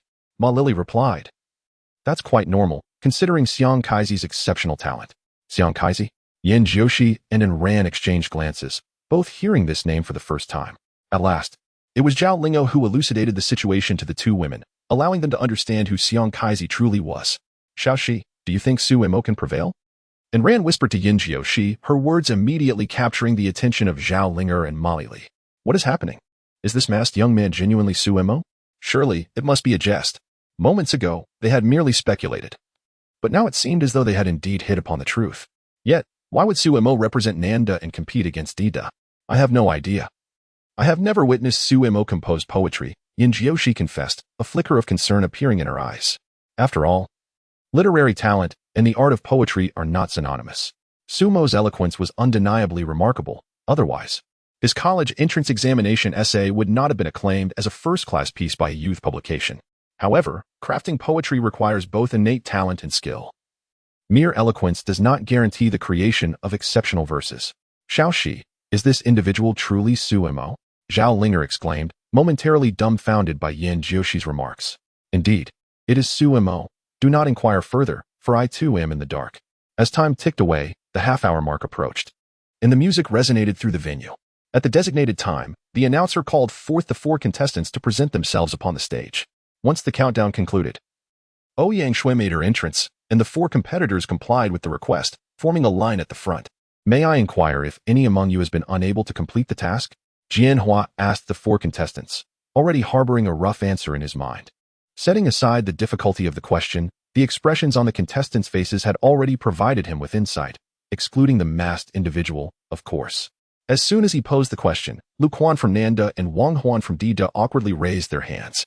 Su Mo remained composed and unmoved, while the audience member Li Kuke watched in eager anticipation, wondering what poetry Su Mo might produce. Oh, Jianhua was taken aback when he noticed that Su Mo did not raise his hand, having initially presumed that only Xiang Kaizi had completed the task. To his surprise, this masked youth had also managed to do so? What an unexpected turn of events. Jianhua smiled, noting that both Nanda and Dida had one contestant each who had completed their works. He then invited the two contestants to present their creations for the judge's assessment. Immediately, staff members brought forth the four treasures of the study. Upon witnessing this, Su Mo couldn't help but twitch his lips. Were they still using brushes? Fortunately, he possessed master-level calligraphy skills. Otherwise, he would likely face embarrassment. Xiang Kaizi glanced at Su Mo but said nothing, instead picking up the brush and beginning to write on the blank paper. Thanks to drones capturing the scene, everyone present could view Xiang Kaizi's work on the large screen. The sky was a brilliant blue, with numerous white clouds descending low, enveloping the tallest buildings as if draping them in ethereal white garments, creating a dreamlike spectacle. The prose poem, complemented by commendable calligraphy, elicited enthusiastic applause from the audience. Even the three judges were compelled to express their evaluations. Elder Zhang remarked, "This is a commendable short prose poem, rich in imagery and well-aligned with its theme. I award it 8 points out of 10. Elder Wu concurred, stating, "Indeed. It is splendid. Mr. Xiang is truly a first-rate poet, and I also give it 8 points. Jianhua expressed surprise at the difficulty of his own challenge, noting, "I did not anticipate that Mr. Xiang could produce such an exceptional work in such a brief period. I grant it 9 points. Congratulations to contestant Mr. Xiang for achieving a remarkable score of 25 in this round." Ouyang Shue's voice sparked astonishment among all present. With a perfect score of 30 being the benchmark, Mr. Xiang's 25 points were indeed impressive. It is noteworthy that all three judges are second-tier poets, underscoring the high caliber of Mr. Xiang's poem. However, Su Mo regarded Mr. Xiang's poem with a measure of disdain, thinking to himself, "This poem is rather ordinary. Is it really deserving of such praise?" Chapter 170. Thoughts of ascending the platform. Upon the request of the esteemed participant from Nanda University, Ouyang Shui approached Su Mo. Just as Su Mo grasped the brush, a subtle fragrance wafted through the air, prompting him to turn and behold Ouyang Shui. "Senior, what brings you here?" he inquired. "Nothing much. I merely wish to ask your name so that I may announce the results later," she replied, her smile akin to a gentle spring breeze. "Just call me Xiao Su." He responded courteously, before immersing himself in his work, the brush gliding across the pristine paper. In this focused state, Su Mo exuded a scholarly aura that captivated Ouyang Shui, who stood nearby, her eyes widening in admiration. This young man possesses a unique charm. Su Mo inscribed the title of his poem, Thoughts of Ascending the Platform, in 3 dramatic strokes. The onlookers gasped in astonishment. Both the audience and judges collectively inhaled sharply, mesmerized by the extraordinary beauty of the characters. Each stroke of the brush emanated an ethereal grace, a feat only achievable by a master calligrapher. Ouyang Shui was momentarily dumbfounded. How can such exquisite calligraphy emerge from a lad of merely 20? Although her family possesses works from renowned calligraphers, none could compare to the brilliance before her. This is inconceivable. Surely, I must be seeing things. She rubbed her eyes, yet the stark contrast of black ink on white paper remained undeniable. The audience below erupted in fervent chatter. Though they lacked the expertise to discern the level of Su Mo's skill, they had never encountered such magnificent brushwork. Good heavens! What is this writing? It's astounding. This is undoubtedly the finest calligraphy I have ever seen. Who is this person on stage? The elegance of these characters is simply extraordinary. Li Zhihai, upon witnessing the 3 characters displayed on the screen, was equally astonished. "Kiki, your friend possesses remarkable calligraphy skills. Indeed, quite impressive." Li Kiki responded, her excitement palpable as Su Mo continually surprised her, as if his talents were boundless. Each time she believed she understood him, he unveiled yet another marvel. Seated nearby, Sun Jingyang listened to the students' exclamations, his irritation mounting. The characters appeared rather ordinary to him. He could not fathom the fuss. Silence. Sun Dali, hearing his son's dismissive remarks, felt a surge of frustration. How could he belittle such artistry? What a joke. Though he lacked the knowledge to judge the level of skill, he recognized the undeniable brilliance of the piece. Even as an outsider, he found it extraordinary. Sun Jingyang. Have I misspoken again? However, upon witnessing the furrowed brow of his father, Sun Jingyang promptly sealed his lips, refraining from uttering another word. The 3 judges at the panel gasped in astonishment. Elder Wu exclaimed, "The calligraphy is truly exquisite. I sense a profound essence reminiscent of a master calligrapher." Elder Zhang concurred. "Indeed, there is a certain flair, yet, how could such artistry emanate from a youth?" Jinghua remarked, "Incredible." The judge's words ignited a fervent atmosphere in the room. Meanwhile, The online live stream erupted in excitement. What on earth? Wow, this calligraphy is astonishing. I may not be well-versed in calligraphy, but I can summarize it in 2 words: stunning. Goodness. If this were a calligraphy competition, this individual would undoubtedly be the champion. Alas, it is merely a poetry contest. I'm astounded. These 2 characters are remarkable. After nearly a decade of practicing with a brush, I can only lament the mediocrity of my own work in comparison to this young talent. In the girls' dormitory of Qing University, room 506, all eyes were incredulously fixed on Yin Jiushi. Anren remarked, "Xiaoxi, Sumo's brushwork is extraordinary." Zhao Linger added, "I am truly in awe. I have never encountered such a versatile individual. Couldn't he leave a little room for us ordinary folks?" Ma Lily chimed in. "This calligraphy is beautiful. I've decided to practice brush writing as well." As Sumo's girlfriend, Yin Jiushi could only smile wryly at the gaze of the 3 girls. She was aware of Sumo's proficiency in regular script. Yet she had not anticipated his exceptional talent in brushwork. It was utterly astonishing. Perhaps it would be best to examine the poetry Sumo had created. At the Nanda playground, Sumo was diligently inscribing fervently on a blank sheet of paper, captivating the audience with his fervor. When he finally set down his brush, a complete poem materialized on the large screen. Instantly, the previously bustling playground fell into a profound silence. Ascending the threshold in reflection, elegant melodies dance, with clouds unfurling gently. The flowing water at the threshold laments the heaven's height. Winding paths meander, as I lean in a tipsy repose. Melancholy shrouds the mist, as the solitary moon sighs in contemplation. The carriage traverses winding paths, lamenting the distance. Echoes of sorrowful cries linger, questioning how many dawns remain. Everyone stood in stunned silence, gazing at the projection on the grand screen. The vast playground enveloped in an eerie stillness, save for the soft strains of background music. What was this? Had the masked youth conjured this poem in merely half an hour? Impossible. Absolutely unfathomable. Surely, this was no jest. Regardless of their familiarity with poetry, all present were left with goosebumps upon reading the verses. It was simply terrifying. How could such a masterpiece exist in this world? A mere illusion. It must be an illusion. Many could not resist the urge to rub their eyes. Yet upon glancing at the screen, they found themselves overwhelmed by an eerie shiver. Conversely, the online live stream was a tempest of excitement, akin to a volcanic eruption. Oh God, Almighty, what divine being is this? Why does this tingling sensation on my scalp evoke such a sense of familiarity? Goodness, who claimed that the champion this time is merely a talent? This is a masterpiece. I feel as though a fragment of my very soul has been startled away. Who on earth is this person? How can they possess such extraordinary prowess? I am so exhilarated that I can scarcely catch my breath. This poem is simply astonishing, far surpassing the verses found in our textbooks by countless degrees. In the female dormitory of Tsinghua University, room 506, the atmosphere is palpably charged. The 4 young women are left in awe, mouths agape. The dormitory enveloped in a profound silence. One could hear a pin drop. After a considerable pause, Zhao Linger gazes vacantly at Yin Jiushi. Little she this individual must surely be Sumo. Her once coherent statement falters, fragmented and stammering. No one ridicules her, for they are likely to express themselves in a similar manner. The imagery of this poem is strikingly vivid, yet it also imparts an air of sophistication. Although its meaning may elude full comprehension, an elegant ambience envelopes the senses. This is, indeed, a divine creation. Chapter 171, The Battle for Apprenticeship. Aside from Sumo, there is no one capable of such an accomplishment. In merely half an hour, a masterpiece of such caliber was created. It is nothing short of extraordinary. However, there is only one well-known prodigy, and that is Sumo, Yin Jiushi, and Ran, Ma Lily. Upon hearing Zhao Linger's words, the 3 fell into an immediate silence. In their hearts, they already knew the answer. At this moment, the playground of Nan University transformed from a tranquil stillness into a cacophony of excitement, with everyone in an uproar. What kind of poetry is this? It possesses an air of grandeur. Compared to this masked young man, Xiang Kaizi is utterly outclassed. The 2 are simply incomparable. Who is this person? Logically, someone of this caliber should not remain obscure. Regardless of who it may be, curiosity surged among the crowd regarding the identity of the individual on stage. Meanwhile, the 3 judges at the panel could no longer maintain their composure. As second-tier poets, they were acutely aware of the exceptional quality of the poem just presented.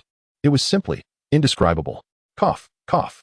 Elder Zhang took the microphone, gazing at Sumo on stage, his eyes filled with admiration. He never anticipated encountering such a remarkable talent today. This is truly a once-in-a-century poetic genius. This contestant-s poem exudes elegance, with meticulously crafted verses. It is undoubtedly a masterpiece. I would rate it a perfect 10. Excellent, excellent, excellent. Elder Wu exclaimed thrice, yet still felt it insufficient. His gaze toward Su Mo brimming with a desire to nurture talent. I wonder if this contestant has the willingness to take me as a mentor?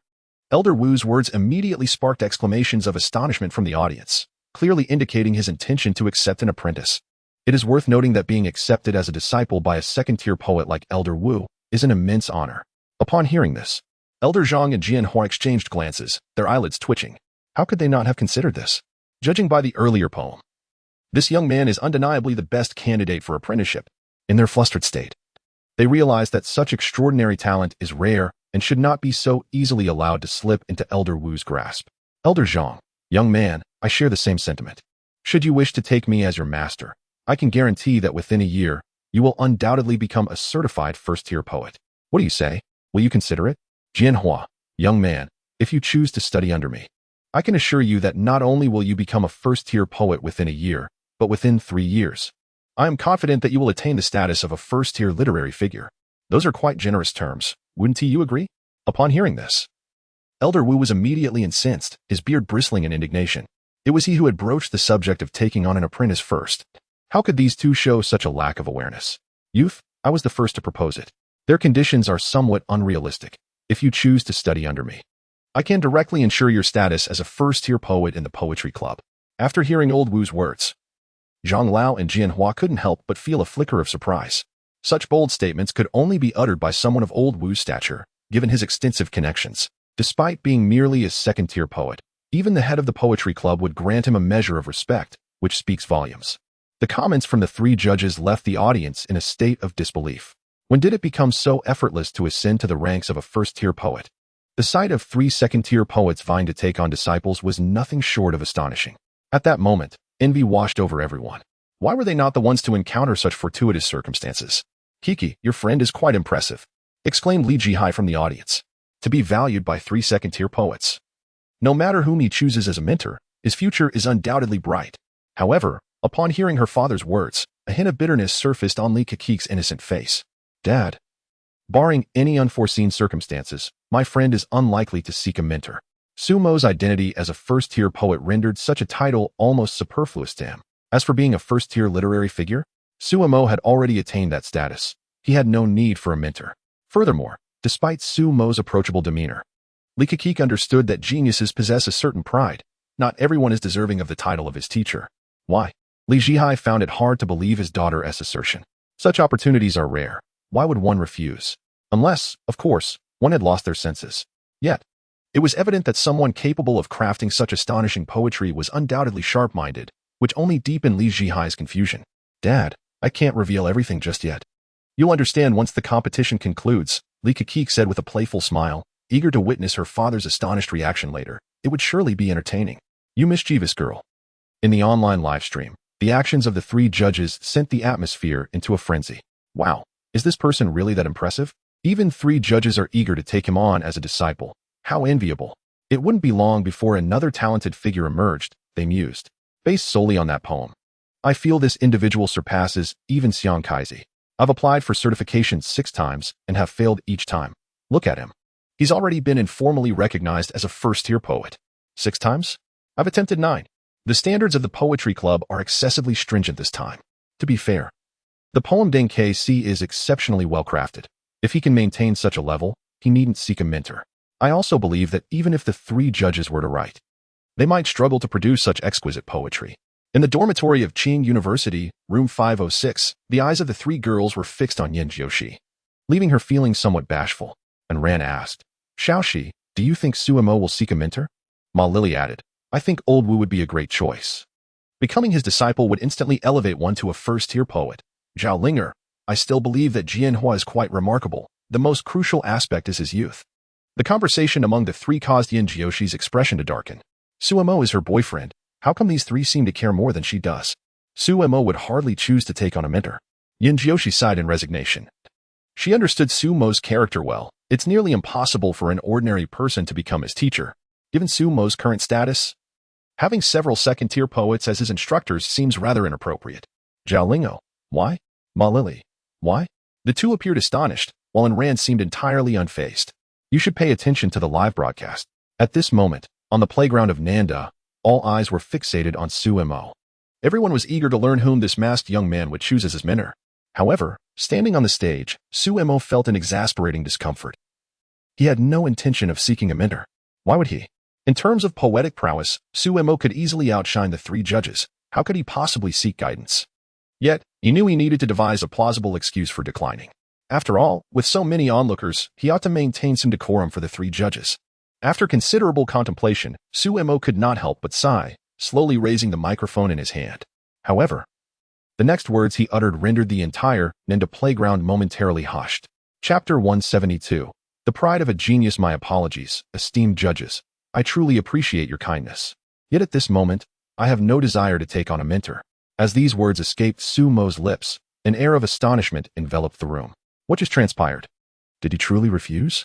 Surely, this individual cannot be in his right mind. Such an opportunity, regarded as exceedingly rare by all present, was met with an unexpected and unequivocal rejection from Su Mo. What on earth was happening? Li Shihai, equally stunned, found himself grappling with disbelief.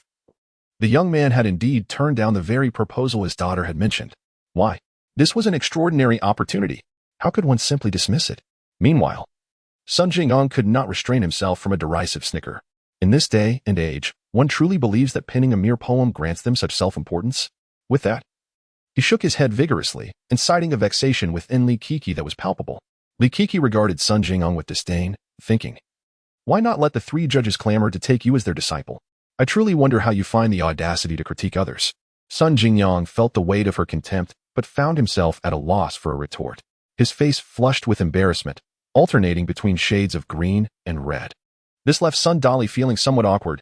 It was evident to him that his son harbored some grievance against the young man on stage. Otherwise, such sarcastic remarks would not persist. Keep your words to a minimum. No one assumes you are mute. Dad, I silence.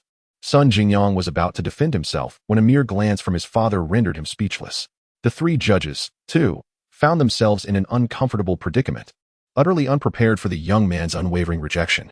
Their expressions betrayed a sense of humiliation, for they were individuals of considerable repute. Oh, Jianhua exclaimed, gazing at Su Mo with astonishment. Young man, you must understand that such opportunities are exceedingly rare. Should you miss this chance, you may never encounter another in your lifetime. Both Elder Zhang and Elder Wu nodded in agreement with Jianhua's words. In truth, had Su Mo chosen any of them as a mentor, their reactions would have been markedly different. Yet, the fact that Su Mo had outright declined all three left them feeling rather diminished. As secondary poets of the Poetry Club, they were accustomed to being treated with utmost respect, but to be rejected by a mere youth was undeniably disheartening. Thank you for your kind intentions, esteemed judges. But I genuinely lack the inclination to take on a mentor, Su Mo explained with a hint of resignation. Countless individuals across Xi'an Nation aspired to have him as a disciple. Was he to acquiesce to every request? That would be absurd. In truth, Su Mo had initially chosen Qin Daoming as his mentor primarily due to his selfless nature. Otherwise, even if there were an inclination to accept disciples, Qin would likely have declined. After all, no one could truly teach Su Mo anything. A disciple more formidable than himself? Such a notion would be ridiculed. Thus, ever since Su Mo became Qin Daoming's apprentice, he had no intention of seeking further mentorship. There was simply no need. After all, he was a man of the system. Su Mo's declaration left everyone gasping in disbelief. Another rejection? If you don't want him, may I take him instead? This was the sentiment echoed by many, an esteemed first-level poet. How many yearned for such an opportunity, yet here it was cast aside by this young man. Have you truly thought this through? Jianhua, upon hearing Su Mo's words, harbored a flicker of malice in his gaze. This young man's talent was extraordinary. With a modicum of guidance, he might aspire to become a fourth-level poet. It is noteworthy that currently, there exists only one third-level poet in Huagua, who serves as the head of the Poetry Club. As for the fourth level, no one has ever attained it. However, Su Mo's emergence sparked a glimmer of hope in Jianhua's heart.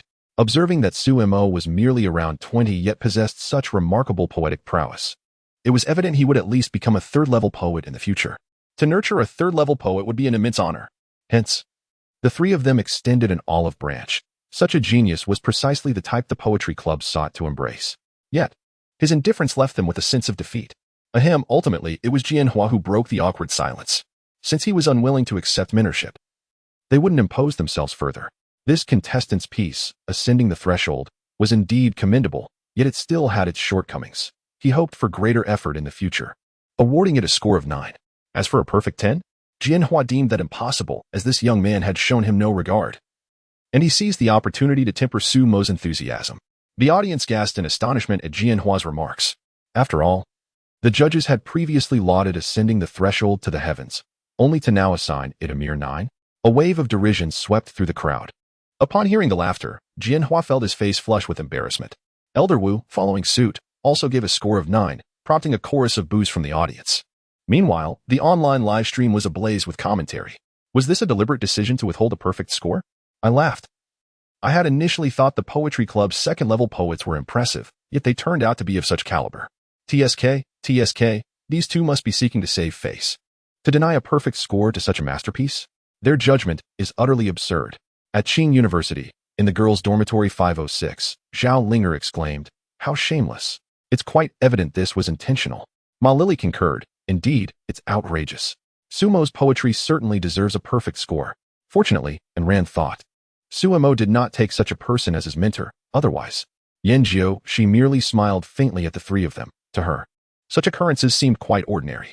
Though she felt a twinge of dissatisfaction within, she resolved to face the situation with equanimity. After all, a score of 9 is still a 9. Yanjiu, she offered a gentle smile to the trio, reassured that Xiao Mo would not falter.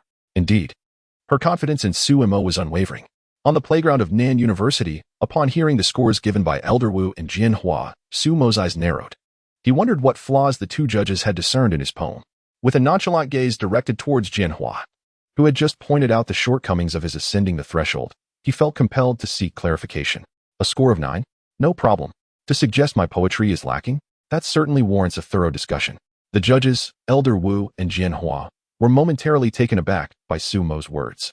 They had anticipated that, even if they awarded the young man a score of 9, he would express gratitude. However, they were astonished by his audacity to question them in return. The two exchanged bewildered glances, while Elder Zhang, observing their expressions, was filled with a sense of schadenfreude. Seeking face? This was bound to be amusing. Elder Wu, perhaps you could begin? Jianhua tossed the ball back to Elder Wu, who found it difficult to pinpoint any deficiencies in ascending the threshold at that moment. Clearing his throat, Elder Wu shot a glare at Jianhua before turning to Su Mo with a smile. I believe ascending the threshold is quite commendable. The reason for your score of 9 is merely because of your youth. I hope you remain humble in the future. After making this statement, Elder Wu turned to Jianhua, suggesting that the identification of any shortcomings should be left to the opinion of Teacher Jian. At this point, Jianhua was ready to unleash a tirade. How could this be? Was he being pushed into a pit of fire? Oh, Su Mo found amusement in Elder Wu's remarks. These individuals were indeed adept at self-preservation. Nevertheless, this worked to his advantage, as the onus lay with Jianhua to elucidate. Teacher Jian, might I kindly request your insights on the shortcomings of ascending the threshold? This way, I may understand where I can improve. Thank you, esteemed teacher. Chapter 173, A Lack of Jealousy Indicates Mediocrity. Sumo's words reverberated throughout every corner of the South University playground. Upon hearing his statement, everyone donned expressions of eager anticipation, clearly perceiving that this young man was at odds with Jianhua. When Li Kiki witnessed this scene, a faint smile graced her lips. She knew that Su Mo would not easily relent. A prodigy like Su Mo undoubtedly harbored a sense of pride. At that moment, Jianhua felt a twitch in his eyelids, acutely aware that all eyes were fixed upon him, awaiting his response. Had it been the work of another, even the prose poem by Xiang Kaizi, Jianhua could have readily pointed out its flaws. However, he found himself unable to discern any shortcomings in Su Mo's ascending the threshold. Ahem, I sense a certain melancholy in your piece, which seems ill-suited for someone of your youth, Jianhua stammered, mustering a feeble excuse. Young individuals like yourself should pen more vibrant works. Such a style is better left to us older folk.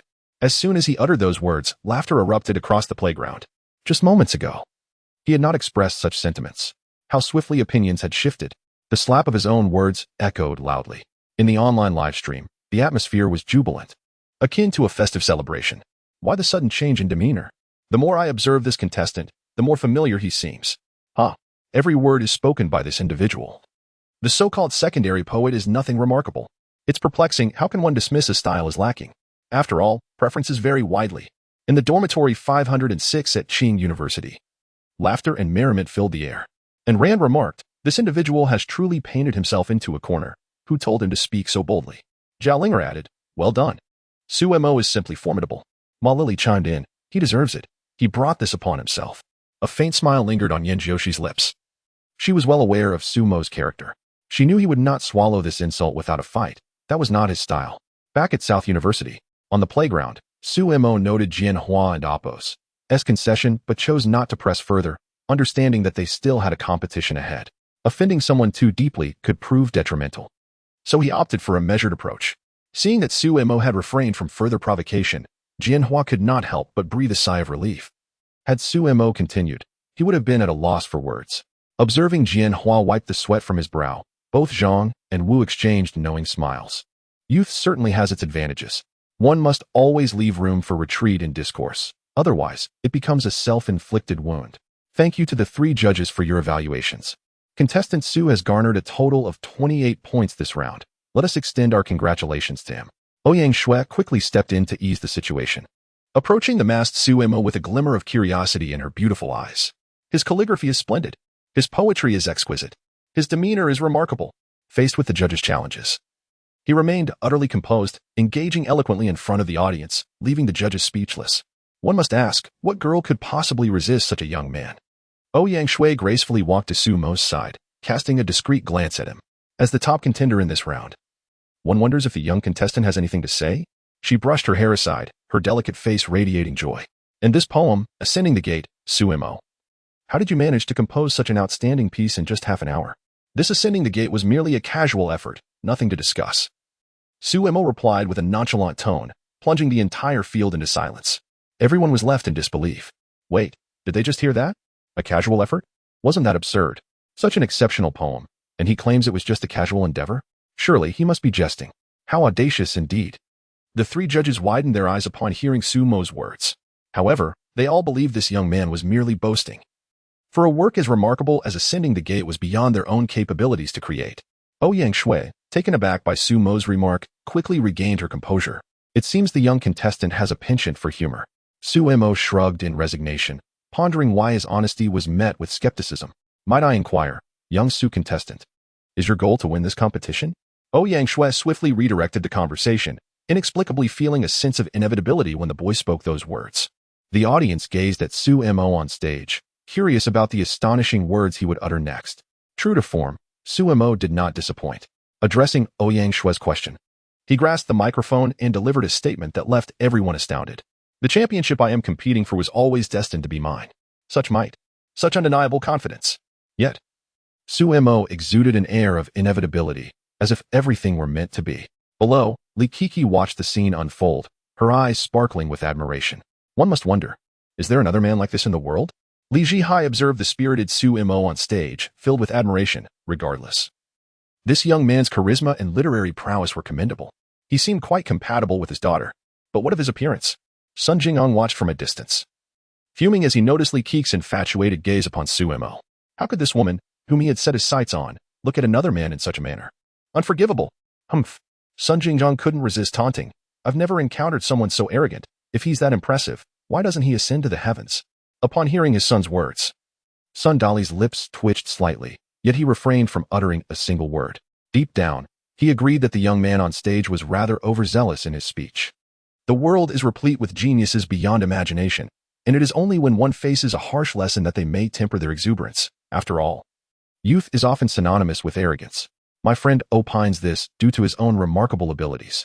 Li Kiki turned to Sun Jingyang, her face adorned with mockery. If it were you, would you dare to speak such words in front of so many? Her words rendered Sun Jingyang's countenance even more dismal. He snorted coldly, opting for silence. In a battle of wits, he was indeed no match for Li Kiki. Meanwhile, the playground was rife with jeers. Goodness, although this lad represents our university, has he not become a tad too arrogant? He seems utterly oblivious to his own limitations. If he is so exceptional, why not challenge the foremost genius of Xia country? Or perhaps confront Su Mo? The boys were vociferous in their disdain, yet the girl's sentiments starkly contrasted. He is simply too handsome, though I cannot see his visage. His aura evokes a sense of infatuation within me. I must catch a glimpse of this charming fellow. So dashing.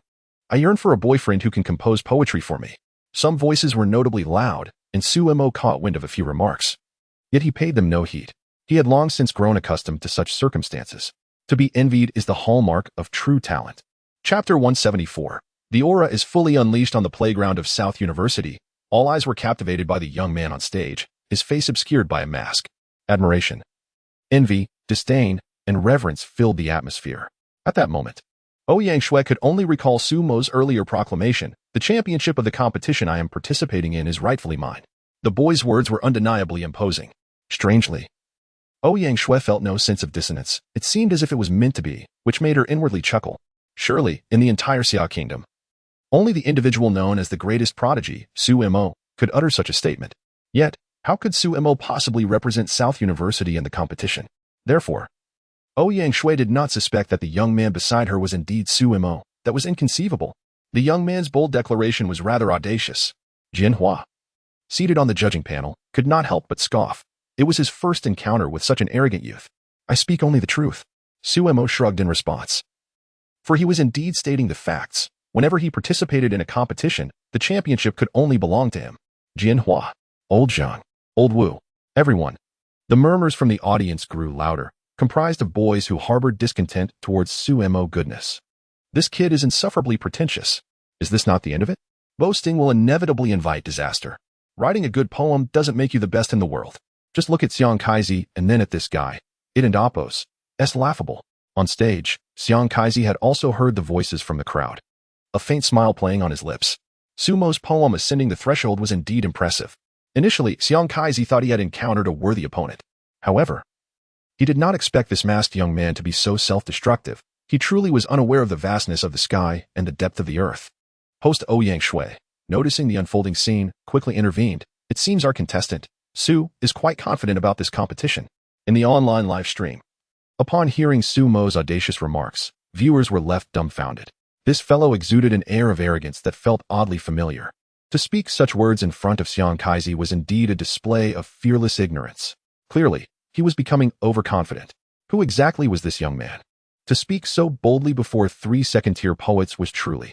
Confidence in youth is commendable, yet this was evidently arrogance, which is inadvisable. In the girls' dormitory 506 of Qing University, a peal of melodious laughter rang out, and Ran exclaimed, "Now that is the aura of the greatest prodigy." Zhao Linger added, "Wow. Seeing Su Mo like this is truly handsome." Ma Lily, blushing, chimed in with a remark that made all 3 girls burst into laughter. "He is indeed quite handsome." Yin Jiushi gazed in astonishment at Ma Lily, unable to resist teasing. "Goodness, Lily, have you become infatuated like Linger?" And Ran and Zhao Linger burst into laughter upon hearing her words. The 4 women found no surprise in Su Mo's statement, as it aligned perfectly with their understanding of the situation. On the playground of Nan University, the second round of the competition commenced. "Judges, please present the topic." Elder Wu smiled at Elder Zhang. "Shall I take the lead this time?" With Elder Wu's suggestion, Elder Zhang chuckled, acknowledging that they each had an equal opportunity to present topics. Whether early or late, it made little difference. Elder Wu surveyed the 4 contestants on stage and declared, "This time, my topic is quite simple. Depict a memorable love story." After a moment's thought, he added, "This must be in the 7-character format, and poetry does not count."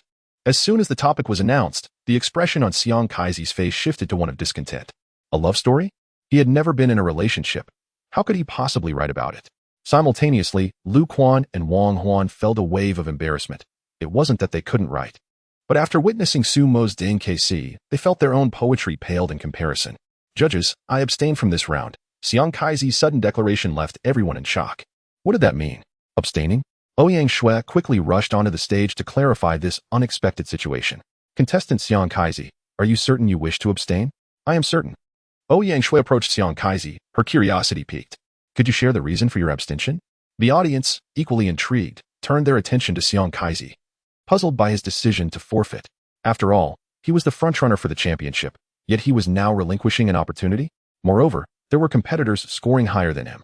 Sensing the scrutiny of the crowd, Xiang Kaizi offered a wry smile as he explained, "I have never been in love, so I cannot create a piece based on the judge's topic." A burst of laughter erupted from Su Mo upon hearing Xiang Kaizi's reasoning. He had never anticipated such a justification. Is it true that one cannot write about love without having experienced it? There seems to be no such rule. His laughter captured everyone's attention, leaving them curious about the source of his amusement. "What are you laughing at?" Xiang Kaizi's gaze turned hostile, feeling humiliated by Su Mo's reaction. "It's nothing." Just recalling a rather amusing incident, Suemo waved his hand dismissively, further infuriating Xiong Kaizi. Could it be that you can write it? Xiong Kaizi looked at Suemo with an air of defiance and said in a low voice, the questions posed by the judges require a certain depth of life experience. Otherwise, one cannot produce work that meets the criteria. Oh. Suemo had not initially intended to engage with Xiong Kaizi, but upon hearing his words, he couldn't help but feel a twitch at the corner of his mouth. Do not impose your own limited perspective upon others. Just because you are incapable does not mean others are as well. This seemingly simple statement was imbued with profound confidence. The onlookers were eager to discern whether this masked young man was merely posturing or possessed genuine talent. Humph, anyone can boast. If you have the ability, then step forward. Very well, let us proceed. Bring forth the paper and pen. Suemo laughed heartily, and the aura of a first-rate genius radiated from him, instilling a sense of awe that rendered others unable to meet his gaze. Ouyang Shui, witnessing this scene, felt a spark of intrigue in her beautiful eyes, her curiosity about this boy deepening. Meanwhile, the staff members below the stage found themselves in a quandary, unsure of how to proceed. Especially since the questions had just been announced. Was there no time for contemplation? Chapter 175. The masterpiece Flower and Moon Trace. Upon witnessing the scene, Ouyang Shui softly uttered, "Bring me paper and a brush. Since the contestants have made such a request, we shall endeavor to accommodate them." Standing beside Suemo, Lu Quan was utterly in awe of him. He had never imagined that this masked young man could be so formidable, completely overpowering Xiong Kaizi. If this momentum continues, it seems I might just secure an effortless victory. The mere thought of it brought a wide grin to Lu Quan's face. Brother, keep it up. Rest easy, just relax. He encouraged. Suemo cast a faint smile in Lu Quan's direction. All right then. Once the staff delivered the table along with the paper and brush to the stage, Suemo approached without a moment's hesitation. As he grasped the brush, he suddenly turned to Xiong Kaizi, inquiring, "What style of poetry do you prefer?" He glanced towards the direction of the Imperial University, a blissful and sweet one, or perhaps something sorrowful. Xiong Kaizi. Everyone. What kind of question is this? No way. Is there even a choice?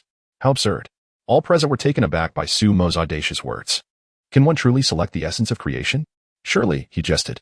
Xiong Kaizi, feeling a wave of annoyance, thought to himself that this was utterly pretentious. Asking him to choose? Such insolence. If you possess the skill, then compose a sorrowful 7-character poem, he scoffed, believing that Suemo could only grasp the surface of love's sorrow. In his view, what quality of poetry could emerge from such a lack of understanding?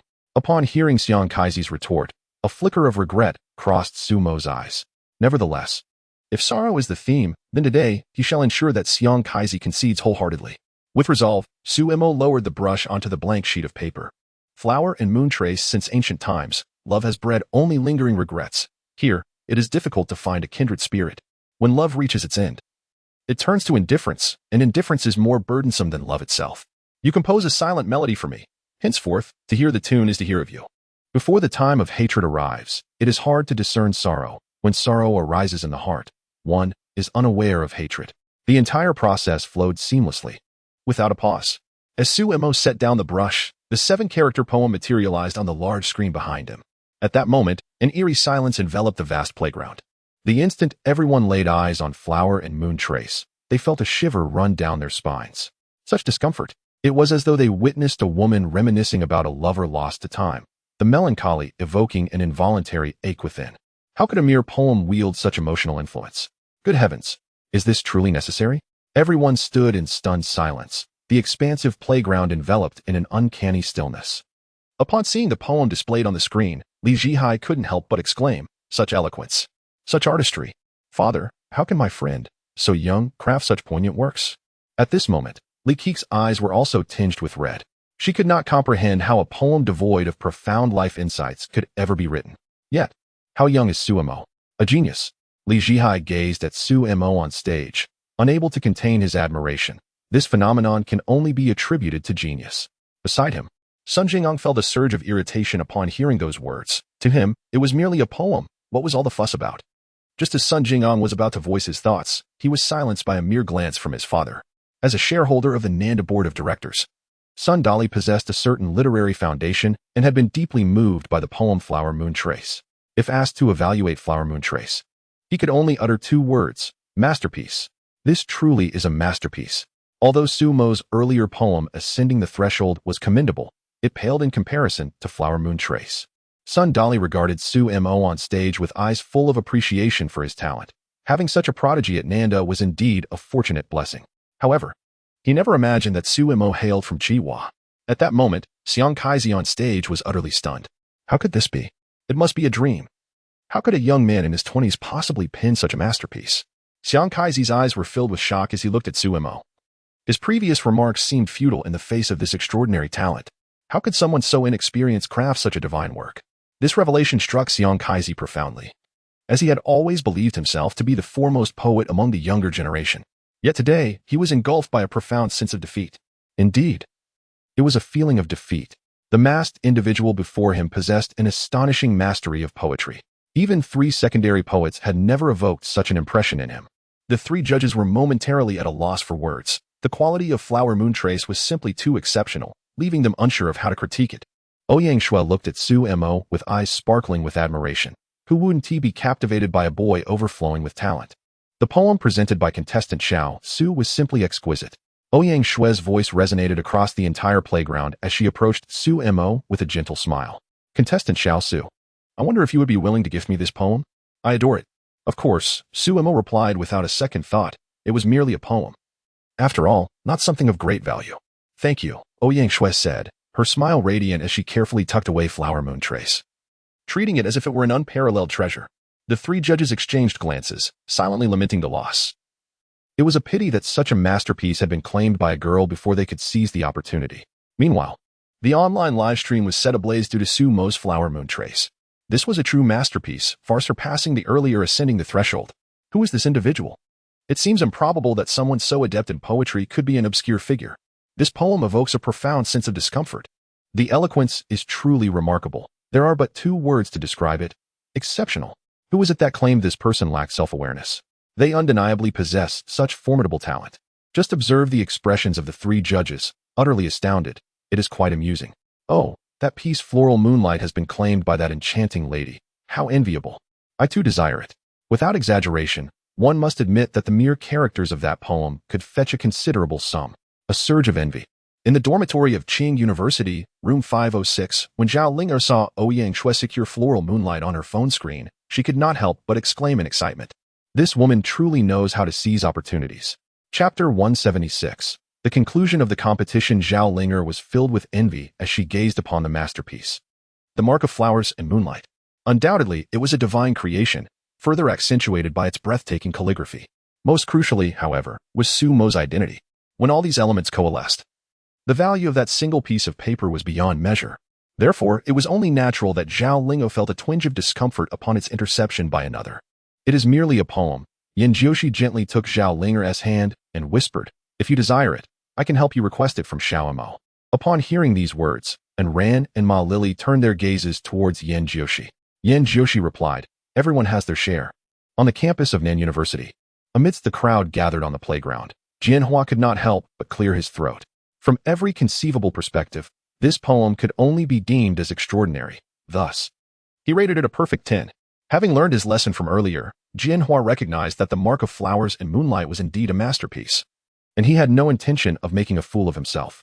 Elder Wu and Elder Zhang exchanged glances, both also awarding a score of 10. 30 points. The poetry competition had been held 3 times, yet never before had a contestant achieved a perfect score in a single round. This occurrence was nothing short of miraculous. I concede. I too concede. Lu Quan and Wang Huan, upon witnessing this result, swallowed hard and promptly withdrew from the contest. With such circumstances, what was there left to compete for? Their withdrawals meant that Su Mo had undoubtedly claimed victory in this poetry competition. For even if the 3rd round contestant achieved a perfect score, their total would still not surpass Su Mo's. Let us congratulate contestant Xiao Su for winning the championship of this poetry competition. Worthy applause. As Ouyang Shui's words echoed, thunderous applause erupted. The audience, having been treated to an enlightening experience, clapped for several minutes before the sound gradually subsided. Seeing this scene, Su Mo exhaled a sigh of relief. The ordeal had finally come to an end, and he had successfully fulfilled his task. Just as he contemplated a chance to slip away, he was unexpectedly called back by Ouyang Shui. Contestant Xiao Su, there are still some questions to address. Please stay a moment. Su Mo, who had just lifted his foot, hesitated, wondering what further inquiries could arise. Ouyang Shui smiled gently, her eyes brimming with curiosity. The trophy has yet to be awarded. so do not be in such a rush to leave. She had observed every one of Sumo's actions. Sumo felt a wave of embarrassment wash over him. But Ouyang Shue's next words left him even more flustered. Holding the microphone, she turned towards the audience with a playful smile. Would everyone like to see what the champion looks like? Yes. The students responded enthusiastically from below. Ouyang Shue turned to Sumo, mischievously winking. What do you say? Shall we let everyone have a glimpse of our talented Xiaosu? Sumo was taken aback. This was not how he had envisioned things unfolding. Originally, Sumo intended to discreetly slip away after the competition concluded, yet he never anticipated that events would unfold in such a manner. In a moment of desperation, Sumo cast a furtive glance at Li Kiki in the audience, as if to plead for her assistance. Li Kiki promptly ascended the stage and swiftly pulled Ouyang Shui aside. The spectators below, witnessing this scene, were filled with curiosity. What could the campus belle be doing? Students from Nanda universally recognized Li Kiki, the epitome of beauty at their university and the object of affection for all the boys. The online live stream erupted with excitement at her appearance. Goodness, what stunning looks does this girl possess? The ladies from Nanda are simply exquisite. I wish to attend Nanda as well. Many had thought the host was already beautiful, but this new arrival eclipsed her, leaving the single men in a state of dismay. So enchanting. I suddenly feel a pang of infatuation. Ouyang Shui and Li Kiki, both fourth-year students, were naturally acquainted. Kiki, what are you doing? Ouyang Shui gazed at Li Kiki in surprise, puzzled by her sudden ascension. Without hesitation, Li Kiki silenced the microphone in Ouyang Shui's grasp, recognizing that if they spoke openly, everyone would overhear. After switching it off, Li Kiki exhaled in relief and gestured towards Sumo, who was not far away. Shui, you mustn't inquire about that person's identity any further. Why? Ouyang Shui looked at Li Kiki with confusion, sensing a hint of anxiety in her demeanor, which only piqued her curiosity about the identity of this mysterious Su contestant. What could this individual be, to induce such unease in Li Kiki, the campus belle of Nanda? Observing the expression on Ouyang Shui's face, Li Kiki understood that if she did not reveal the truth today, Ouyang Shui would not relent. Li Kiki was well aware of Ouyang Shui and Appo's tenacious nature. It's like this. Li Kiki leaned closer to Ouyang Shui and whispered an explanation. Once she finished, Ouyang Shui was left dumbfounded, questioning whether she had misheard. Sumo? This contestant, Sumo, is he really him? How is that possible? Kiki, please don't jest with me. How could Sumo possibly represent our Nanda in the competition? Why not? He is the one I called upon to fill in. Li Kiki could only smile wryly at Ouyang Shui's reaction, unsurprised. Had she been in Ouyang Shui's position, she too would have found it hard to believe. This morning, a key player fell ill unexpectedly, and I had no choice but to seek out Sumo for assistance. Ouyang Shui, observing the earnestness in Li Kiki's expression, was beginning to accept the possibility. This was the only explanation that made sense. Reflecting on Sumo and Appo's earlier performance, which had astonished everyone, including herself, she questioned the existence of such prodigies in the world. With this thought, a realization dawned upon Ouyang Shui. Sumo? No, it should be Sumo. If this individual is Sumo, then his earlier performance is hardly surprising. As the foremost genius of the Xia Kingdom and the first recipient of the prestigious title of Outstanding Youth in its history, it is not difficult for him to accomplish remarkable feats. Very well, I understand. Ouyang Shui stepped forward to the stage, addressing the audience with a soft explanation. Our contestant, Su, has some matters to attend to, so we will proceed directly to the trophy presentation. The thousands of students in the audience were momentarily taken aback upon hearing Ouyang Shui's words. Did she not just mention that this young contestant would unveil his identity? How did things change so swiftly? What is happening here? Nevertheless, Ouyang Shui quickly signaled the sound technician, and the award ceremony music began to play. The individual presenting the trophy was none other than Li Kiki's father, Li Zhihai, who approached the stage upon hearing the music. The young man is impressive. Continue to work hard, and you may be worthy of my daughter, he thought, regarding Sumo with eyes that reflected the satisfaction of a father-in-law. Young and talented. Such a young man indeed deserves Li Zhihai's daughter. Initially, Sumo felt quite pleased upon receiving the trophy, but Li Zhihai's latter remark nearly caused him to choke. What on earth? When did I have any relationship with your daughter? Fortunately, Li Zhihai's comment was only heard by Sumo. Otherwise, Li Kiki would have been utterly embarrassed. It is true that she admired Sumo, but he already had a girlfriend. This situation was entirely one-sided. Chapter 177. The meeting with the president of Nanda, however, Sumo was too indifferent to dwell on such matters. After receiving the trophy, he discreetly slipped away. By the time the reporters came to interview him, he had vanished without a trace.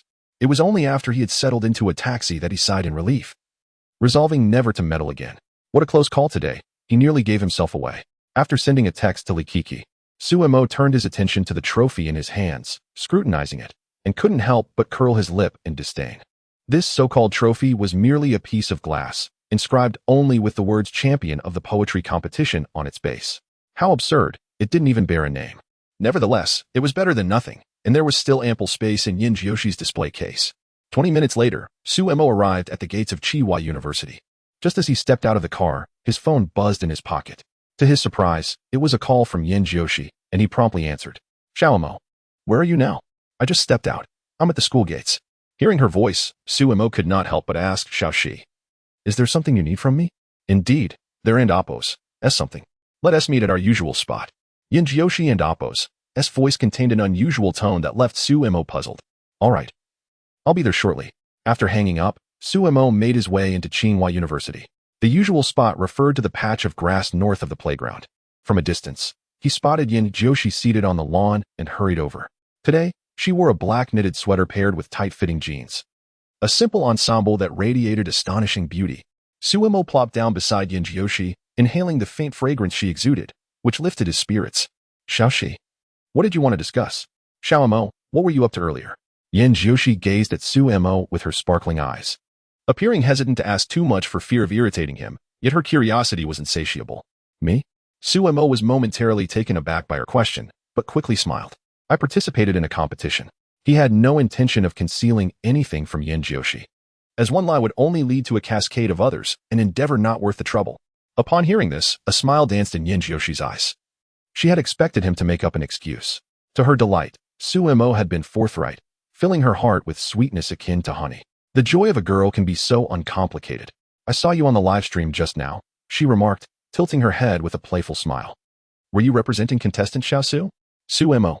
He finally understood why Yin Jiushi had posed such a question and felt a wave of relief. Grateful that he had.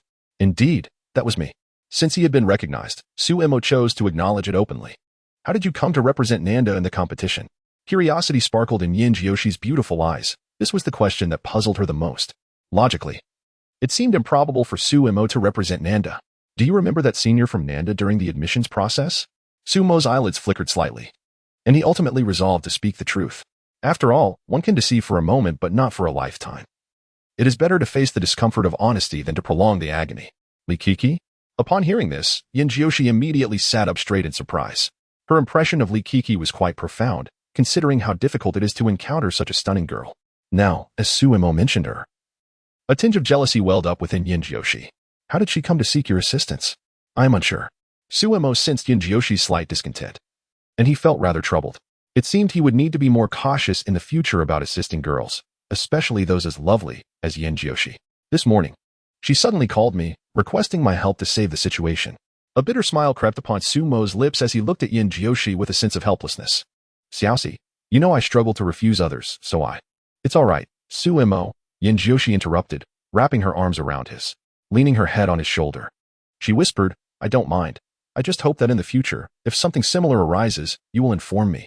Breathing in the faint fragrance of Yin Jioshi's hair, Suemo couldn't help but exhale in relief. Rest assured, should such a situation occur again, I will certainly inform you in advance. Now, bring out what you have hidden behind you. I have already seen it, so there is no need to conceal it. Yin Jiushi giggled, resembling a celestial being descending to earth. Thankfully, there were few people around. Otherwise, they would undoubtedly be astounded by her beauty. Yin Jioshi's allure was such that it captivated individuals of all ages. After all, who could resist a beautiful girl? However, at that moment, Suemo had no time to admire her. Yin Jioshi's words left him feeling quite awkward. Why was he trying to hide it? This trophy was originally meant for you. Suemo revealed the trophy from behind him, adopting a tone of righteous indignation, which made Yin Jiushi stifle a laugh. She was still unaware of Suemo's true character. Humph, consider this trophy a compensation from you. After receiving the trophy, Yin Jiushi promptly stood up. I'll head back to the dormitory now. Without waiting for Suemo's reaction, she skipped away like a little rabbit, leaving Suemo utterly dumbfounded. It seemed he hadn't done anything wrong to warrant such a reaction from her. Upon returning to his dormitory and sitting on his bed, Suemo's phone rang. Glancing at the caller ID, he was surprised to see it was Likiki. Suemo found himself in a dilemma. Should he answer it or not?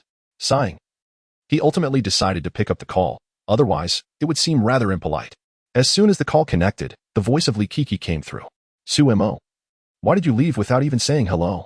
Senior, I did send you a message. That doesn't count. You should at least tell me face to face. Kiki on the other end expressed her dissatisfaction, having searched for Sue Mo for quite some time before finally noticing the message on her phone. Next time, pay attention. Sue Mo chuckled awkwardly, acknowledging that her actions were indeed somewhat inappropriate. However, she was left with no other choice. At that moment, the predatory gazes of the reporters were unmistakably clear to her. Had she lingered any longer, it would have been difficult to escape. The mere thought of being cornered by reporters sent a shiver down her spine.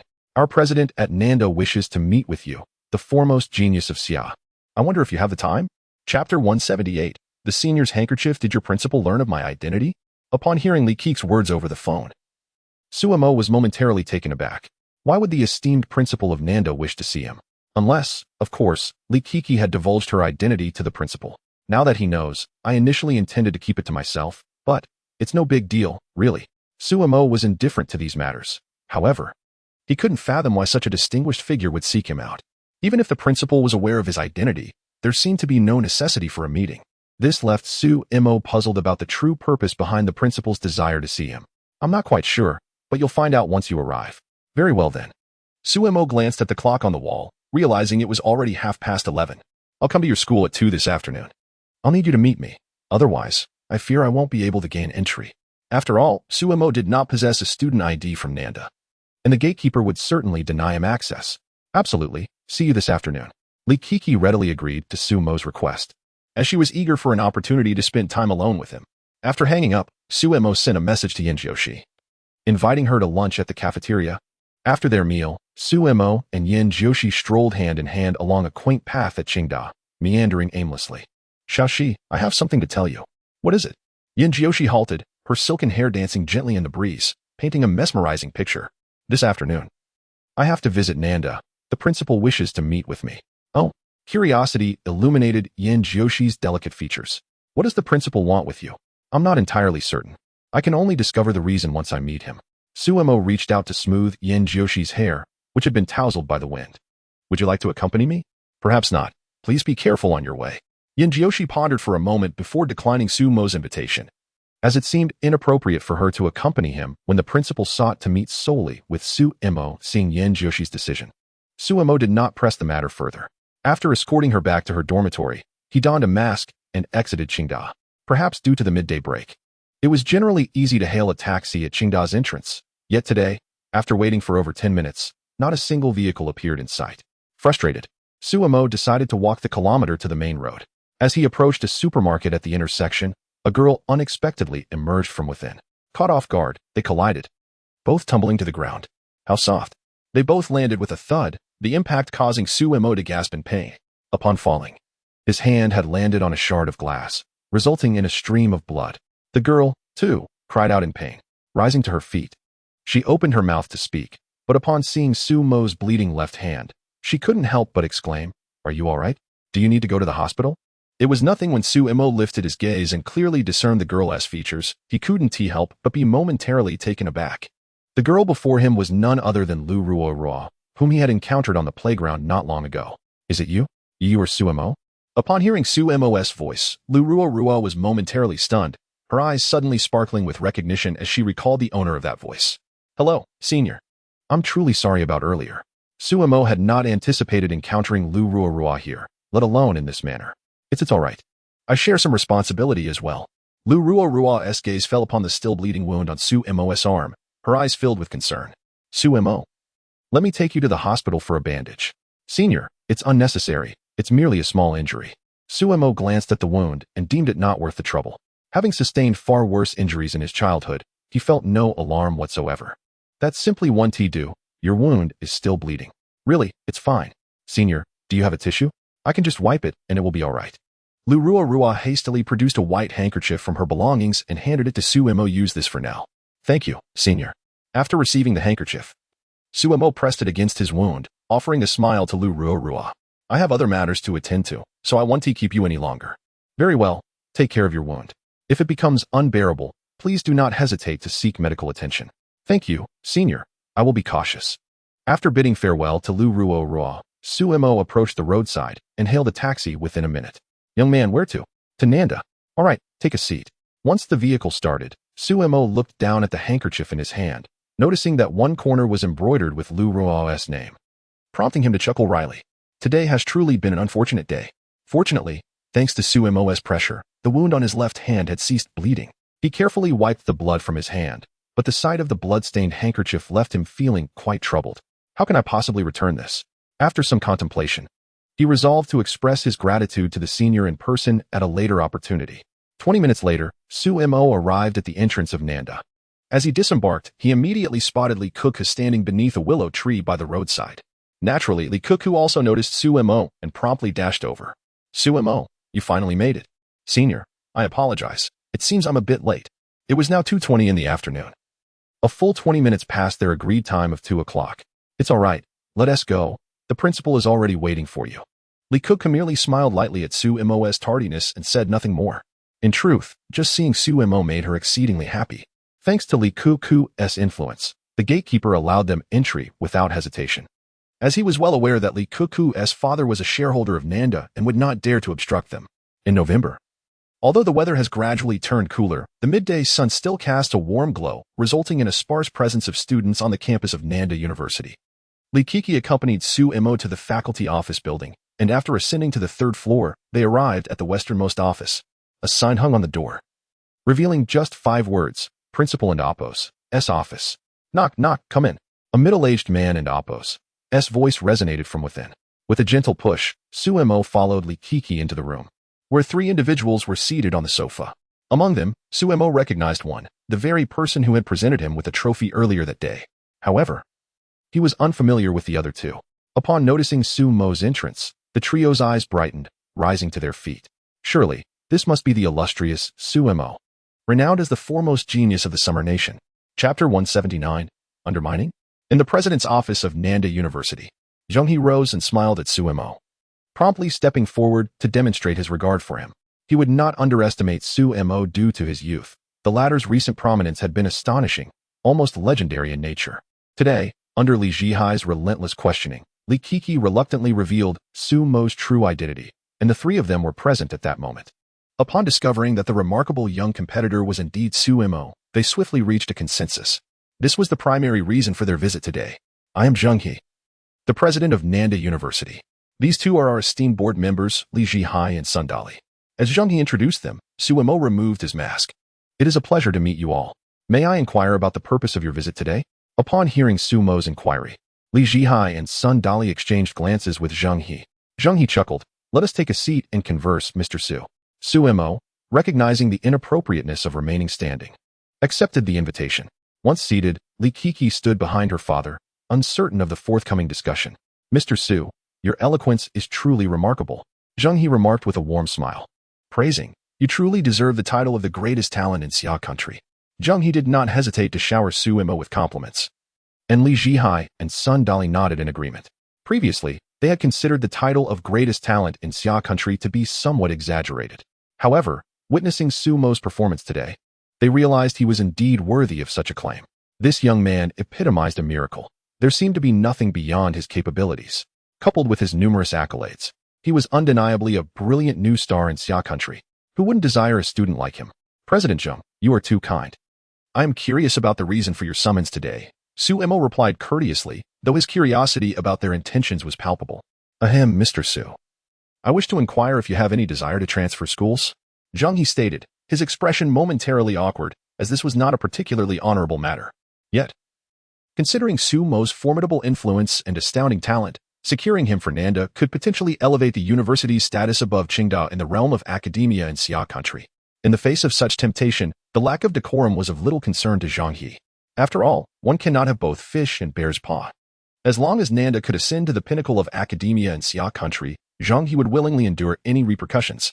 However, upon hearing Zheng He's proposition, not only was Su Mo taken aback, but even Li Kuku, standing behind Li Zhihai, was equally astonished. What was happening here? Was this an attempt to undermine? Is it truly so brazen?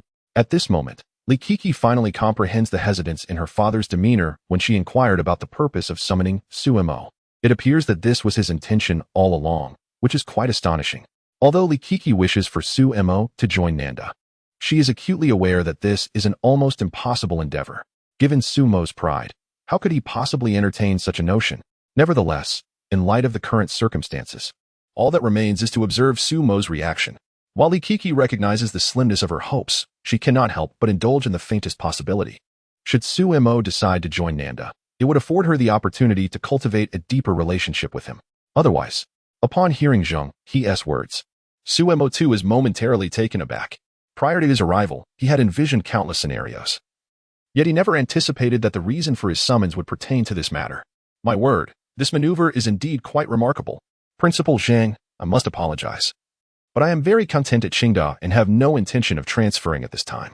Faced with the expectant gazes of the three individuals, Sumo chose to politely decline the offer. What a farcical notion. Transferring? Absolutely not. It is entirely out of the question. Sumo is exceedingly comfortable at Qingda. Why would he disrupt such a pleasant situation? Moreover, it is inconceivable that he would abandon Yin Jiushi to venture alone to Nanda. Such a consideration is utterly unwarranted. Were it not for the prominence of the three individuals, Sumo's refusal would have been far more resolute.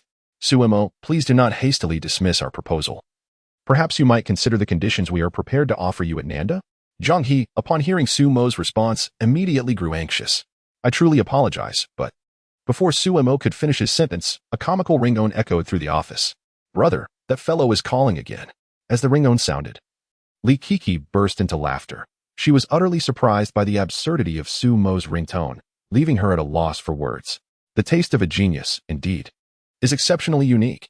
Excuse me, I must take this call. A hint of embarrassment crossed Sumo's features. Evidently, it was time to consider changing his ringtone, lest he find himself in such an awkward situation again. After all, Sumo now holds a respectable position and ought to be mindful of his image. No worries. Sumo, please attend to your call. We shall continue our discussion shortly. Zhang He chuckled heartily, unconcerned, as he aimed to leave a favorable impression on Sumo, which would facilitate their negotiations. Approaching the window, Sumo glanced at his phone and was astonished to see that it was a call from Principal Li Renhui. What an uncanny coincidence. Nevertheless, he proceeded to answer the call. As soon as the connection was established, Li Renhui's voice resonated from the other end. Sumo, are you currently at Nanda? Yes. Are you in the principal's office at Nanda? How did you know? Is it that shameless old fellow Zhang He discussing the matter of transferring schools with you? Sumo. At this moment, Sumo was truly astounded. Was the principal endowed with foresight? How uncanny. The fact that only Yin Jiushi was aware of Sumo's visit to Nanda today raises questions. Yet, would Yin Jiushi be so idle as to divulge this matter to Li Renhui? Clearly not. But how, then, did Li Renhui come to know of these events? How does he possess such comprehensive knowledge? Sumo was perplexed, wondering if Li Renhui had placed spies within Nanda. Without further ado, I shall make my way over. We will discuss everything upon my arrival. Do you hear? Li Renhui on the other end of the line was evidently in a foul mood. This reaction is understandable. Given that Sumo is a living emblem of Qingda, how could anyone dare to undermine his reputation? It is only natural that Li Renhui would be incensed. Who would remain unperturbed in such a situation? Understood. After receiving Sumo's assurance, Li Renhui hung up and promptly drove towards Nanda. Damn it. How dare you undermine the reputation of Qingda, Zhang He? Are you out of your mind? Chapter 180. The Clash of Titans. After hanging up the phone, Sumo returned to the sofa. Sumo, have you resolved the matter? Zhang He inquired with a smile. Shall we continue our discussion? Perhaps we should wait a moment. Sumo replied, a hint of resignation in his tone. What a jest. The principal had just instructed them to wait for his arrival before continuing their conversation. And Sumo dared not defy the order of such a distinguished figure. Besides, he had little interest in the forthcoming topic. It would merely entail Zhang He presenting some enticing offers, yet Sumo found himself indifferent to such propositions. At present, he lacked for nothing, wishing only to complete his university education in peace. However, Zhang He and his companions were somewhat perplexed by Sumo's response. Wait a moment. Why must we delay? Is there something else to attend to? Yet, since Sumo had expressed his wish to wait, the trio refrained from pursuing the subject of transferring schools. Sumo, your Peace Flower Moon trace today was truly a masterpiece, Li Jihai remarked, gazing at the perpetually composed Sumo. He could not help but shower him with praise, genuinely admiring Sumo's prowess at such a young age. If given time, Sumo would undoubtedly ascend to heights unimaginable to the ordinary person. Nonetheless, Li Jihai was acutely aware that this young man had a girlfriend, which left him with a twinge of regret. Were his daughter to find a partner like Sumo, he would be immensely satisfied. Indeed, our nation has not seen such exceptional poetry in ages. Truly, heroes emerge from youth. Absolutely. Sumo's future is limitless. The trio poured forth their compliments without reservation, wholeheartedly extolling Sumo's talents. They felt no awkwardness in their praise, in their eyes. Sumo was indeed deserving of such accolades. Hearing their words, Sumo could not help but twitch the corners of his mouth. How was he to respond? You are too kind. I merely came to lend a hand today. After all, were it not for Likiki seeking his assistance, the series of events that followed would not have transpired. Had he known this would be the outcome, Sumo would have undoubtedly declined Likiki's request without hesitation. Speaking of which, I must thank you, Likiki said with a gentle smile, for Sumo had indeed rendered her a significant favor today. And she had yet to express her gratitude. Senior, what are you saying? You asked for help. How could I stand idly by? Since he had already assisted. Sumo felt no qualms in offering some flattering words. The group engaged in casual conversation for a while, and after a few minutes, Zhang gradually steered the discussion back towards the topic of transferring schools. This was quite irksome for Sumo. Where could the principal be? Sumo, to be honest. With your academic record, it matters little where you attend university. Zhang gazed sincerely at Sumo, yet he asserted that our university could offer you superior terms. Indeed, this was an appeal to both emotion and reason. Even Sumo found herself at a loss for how to decline. Nonsense. The conditions you can offer Sumo. Surely Qingdao University can provide as well. Just then, the office door swung open abruptly, revealing Li Renhui, accompanied by 2 security guards, evidently intent on intervening. Brotherly. What brings you here? Zhang inquired, his countenance betraying a hint of awkwardness upon seeing Li Renhui. He finally understood why Sumo had suggested waiting a moment. How could I not come? Li Renhui strode forward, his voice cold. Zhang, your actions are rather unscrupulous. Wouldn't you agree? The 2 security guards, taken aback by Li Renhui's rudeness, stepped into the office. Principal Zhang, we couldn't stop him. One of the slightly portly guards explained with a grimace. Enough, you may leave. Zhang waved dismissively at the guards, stating blandly, close the door behind you. Exchanging glances, the guards promptly exited the office. Brotherly. There's no need to be so furious, Zhang smiled. Let us sit down and discuss this matter calmly. Humph. A hint of derision curled at the corners of Li Renhui's mouth. What is there to discuss? Are we to converse about poaching students? Coughing slightly. This remark cast an air of awkwardness among Zhang, as well as Li Zhihai and Sun Dali, who were seated on the couch. None had anticipated that Li Renhui would be aware of the situation. Caught in the act, how could they not feel abashed? Brotherly. I believe I have done nothing wrong. What school wouldn't he desire a student like Sumo? Zhang boldly stated before Li Renhui. If you are willing to attend Nanda University, I can assure you that upon graduation, you will be appointed as an associate professor. With those words, Zhang looked earnestly at Sumo, promising that she could secure a permanent position within a year. The office fell silent. Sumo and Li Ku were both taken aback by Zhang's proposition. The offer was simply too enticing. It is well known that Nanda, ranked among the top 3 universities in Xia country, holds high standards for its faculty. This was merely for a regular teaching position. The rank of professor was a coveted aspiration for many. Being an associate professor at Nanda would command respect wherever one went. Moreover, Zhang had promised immediate promotion within a year, a condition that would tempt anyone. Zhang's actions aptly illustrated the adage, with a well-swinging hoe. No wall is insurmountable. At this moment, Li Renhui smiled, albeit with a hint of indignation. Was it truly so brazen to poach talent in this day and age? To do so right before his eyes was utterly outrageous. Sumo, do not heed this old fellow's nonsense. Li Renhui showed no regard for Zhang, casting him a cold smirk. What you claim, we at Qing University can equally offer. Do you truly believe that your professorship at Nanda surpasses ours at Qing? Though Li Renhui's words were rather harsh, they held a kernel of truth. While Nanda is indeed a prestigious institution, it is essential to consider the comparison. When juxtaposed with Qing, there remains a discernible gap. One must acknowledge that Qing University has firmly maintained its dominant position over the years, with no other institution capable of unsettling its reign. Whether in faculty strength or societal influence, it undoubtedly stands as the unrivaled number 1 among all universities in Xia country. Upon hearing Li Renhui's remarks, Zhang's expression darkened considerably. He recognized that Li Renhui was indeed asserting his dominance. Indeed, Li Renhui was sending a clear message. What you can provide, I can offer as well. On what grounds do you believe you can lure away my students? Chapter 181. The battle concludes. Brotherly, that is not my intention, Zhang remarked with a bittersweet smile. It is well known that Qing University stands as the premier institution in the Summer Nation, a distinction that our South University cannot claim. At least you possess self-awareness, he thought. Upon hearing this, Li Renhui felt a slight ease in his heart, though his countenance remained somber. However, Zhang's subsequent words darkened Li Renhui's expression considerably.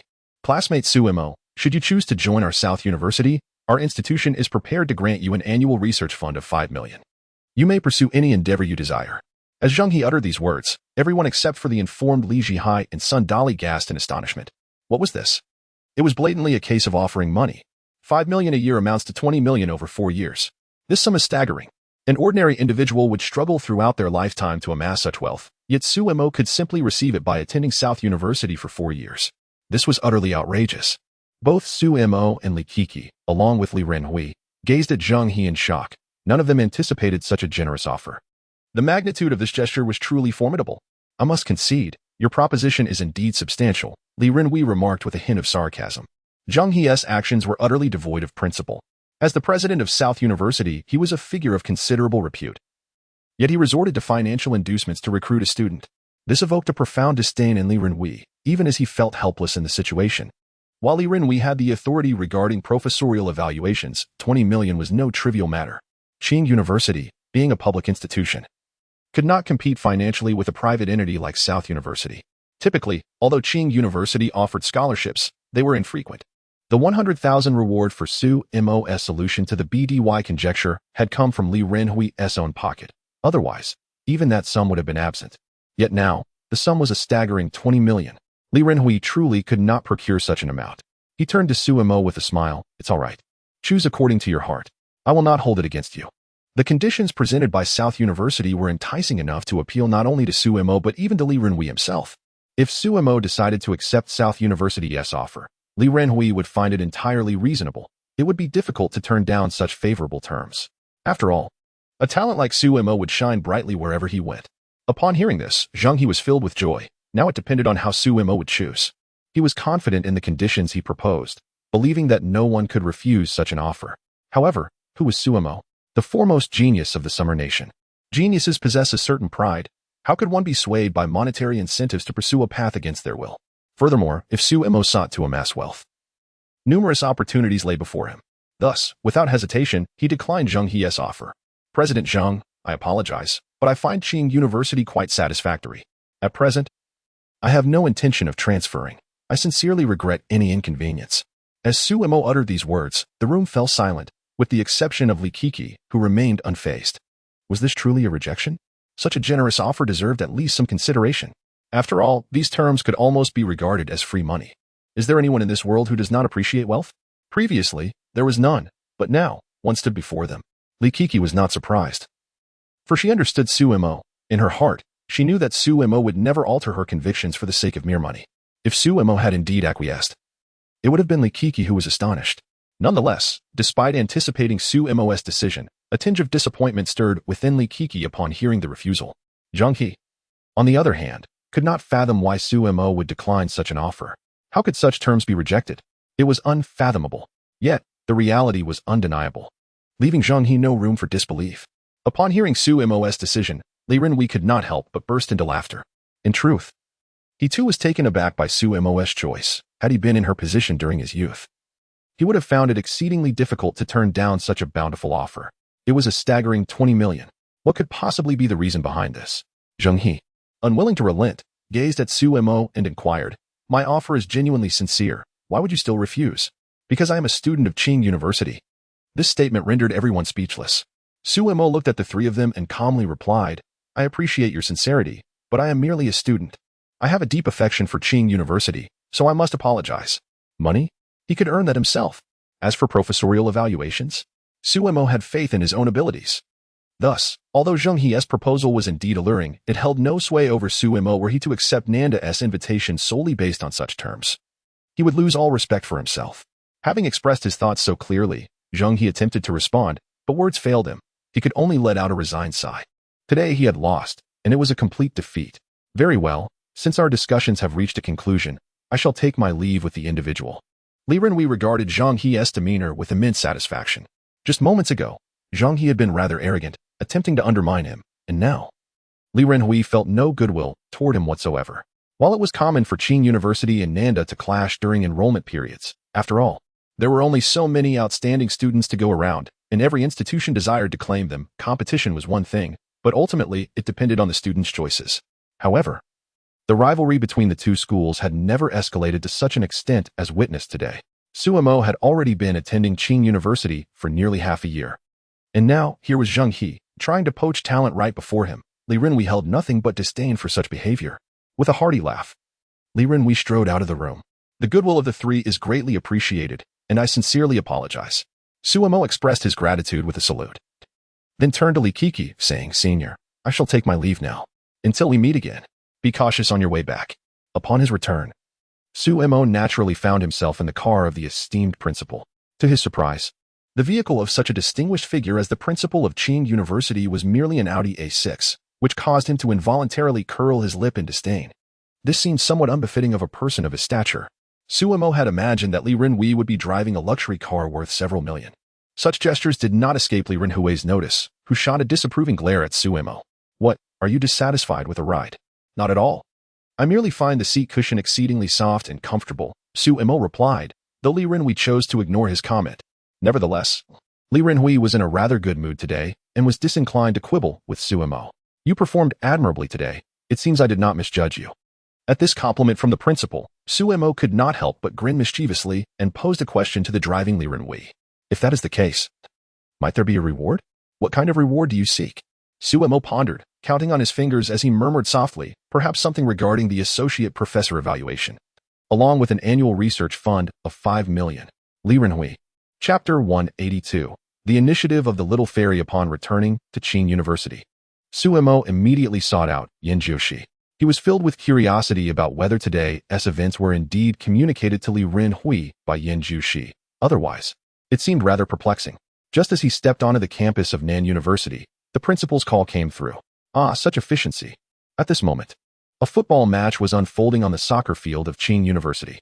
On the northern lawn sat a young man and woman, none other than Suemo and Yin Jiushi. Xiaomo, what did the principal of Nan University want to discuss with you? Yin Jiushi had just taken a shower, and the fragrant scent of shower gel enveloped her. Her unadorned, exquisite face, complemented by her flawless skin, left even Suemo, who was accustomed to her ethereal beauty, momentarily entranced. Yin Jiushi noticed Suemo's reaction, causing a hint of blush to bloom on her cheeks, though it was predominantly sweet.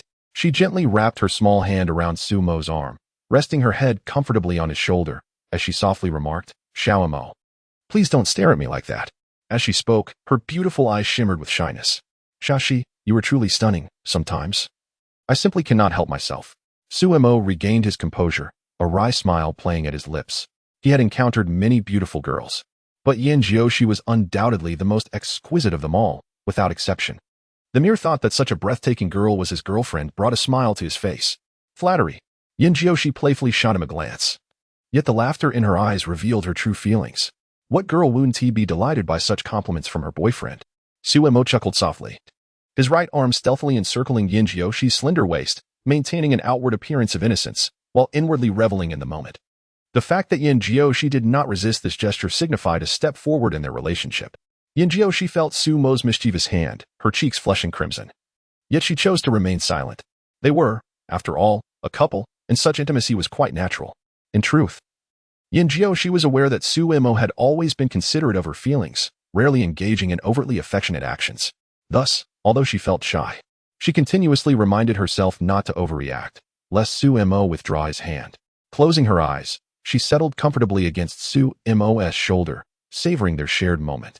Suemo, too, remained silent, feeling a surge of nerves as he realized Yin Jiushi had accepted his gesture, prompting him to exhale a sigh of relief. Xiaomo, you still haven't told me what the principal of Nan University wanted to discuss with you today, Yin Jiushi inquired softly, her cheeks flushed, the novel sensation at her waist intertwining her feelings of shyness with a hint of sweetness. Upon hearing those words, Suemo promptly recounted all the events that transpired at Nanda today. Instantly, Yin Jiushi could not restrain a gasp, instinctively attempting to sit upright.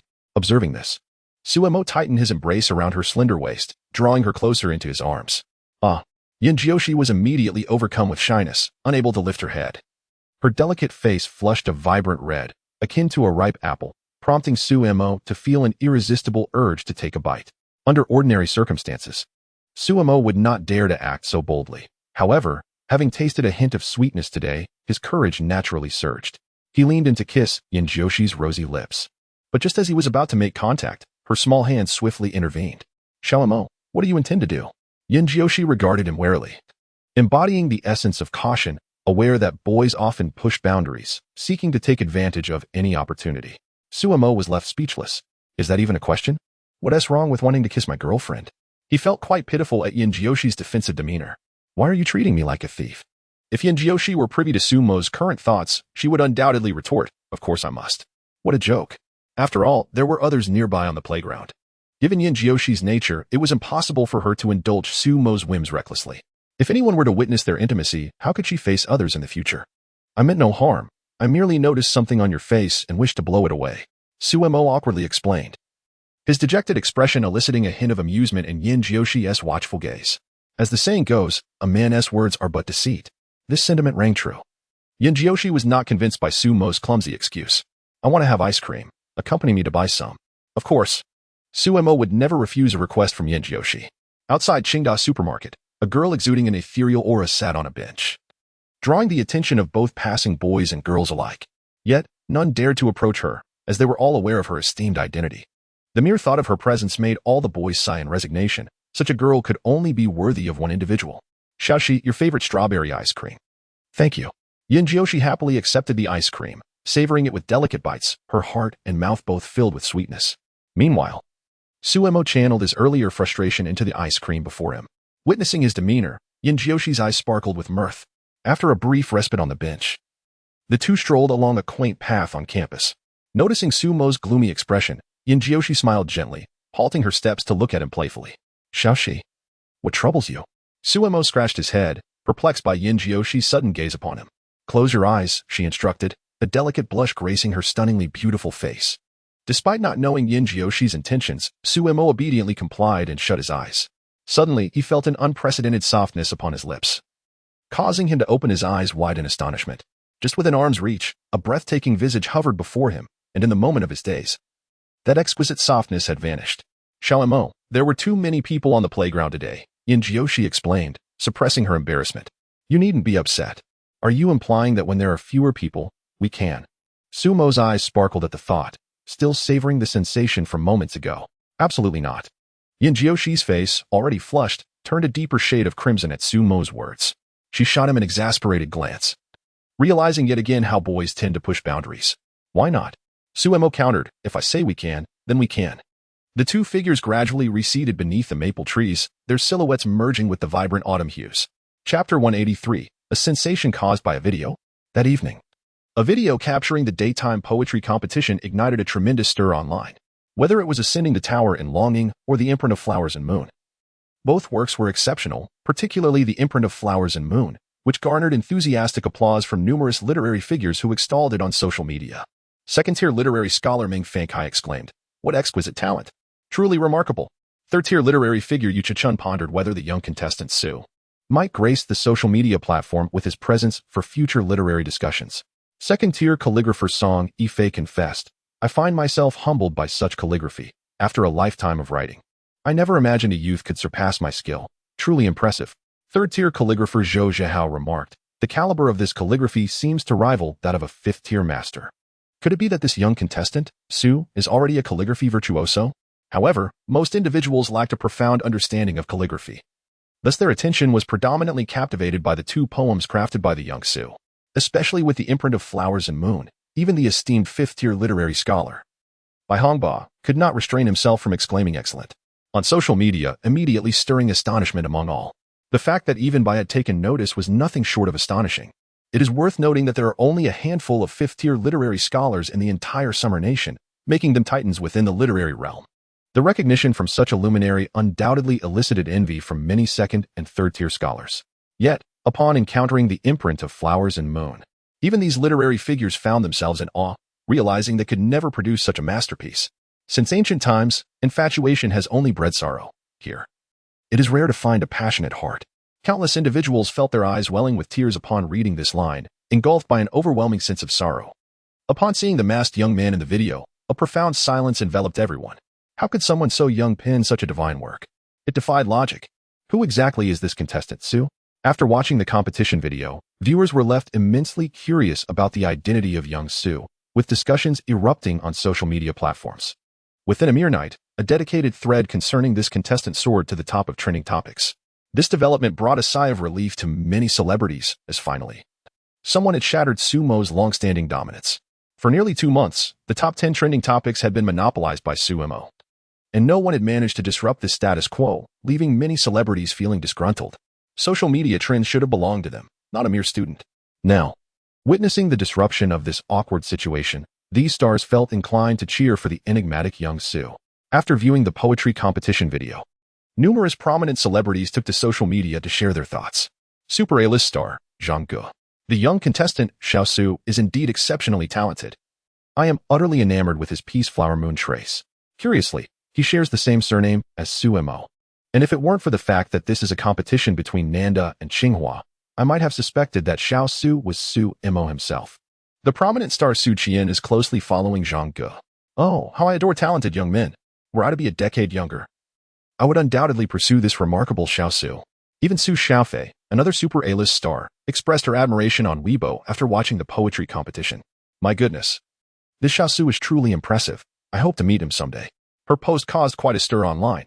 It is worth noting that the last time Su Xiaofei posted was a year ago, so it was unexpected for her to appear again due to this event. Moreover, the content of her post exceeded 20 characters, which is quite significant for Xiao Su's stature. Since registering on Weibo, Su Xiaofei has made a total of 7 posts now. With the latest, it is 8. Until now, none of her posts had surpassed 20 characters. Yet this Xiao Su managed to break that record. Though both Su Xiaofei and Zhang Ge are super A-list stars, in terms of popularity, Zhang Ge cannot quite compare to Su Xiaofei. In fact, not even other super A-list stars can rival her popularity. It can be said that Su Xiaofei is the undisputed #1 in the realm of celebrity in Xia country. This explains the immense excitement surrounding her recent Weibo post. Countless netizens began to dig for information on this Xiao Su.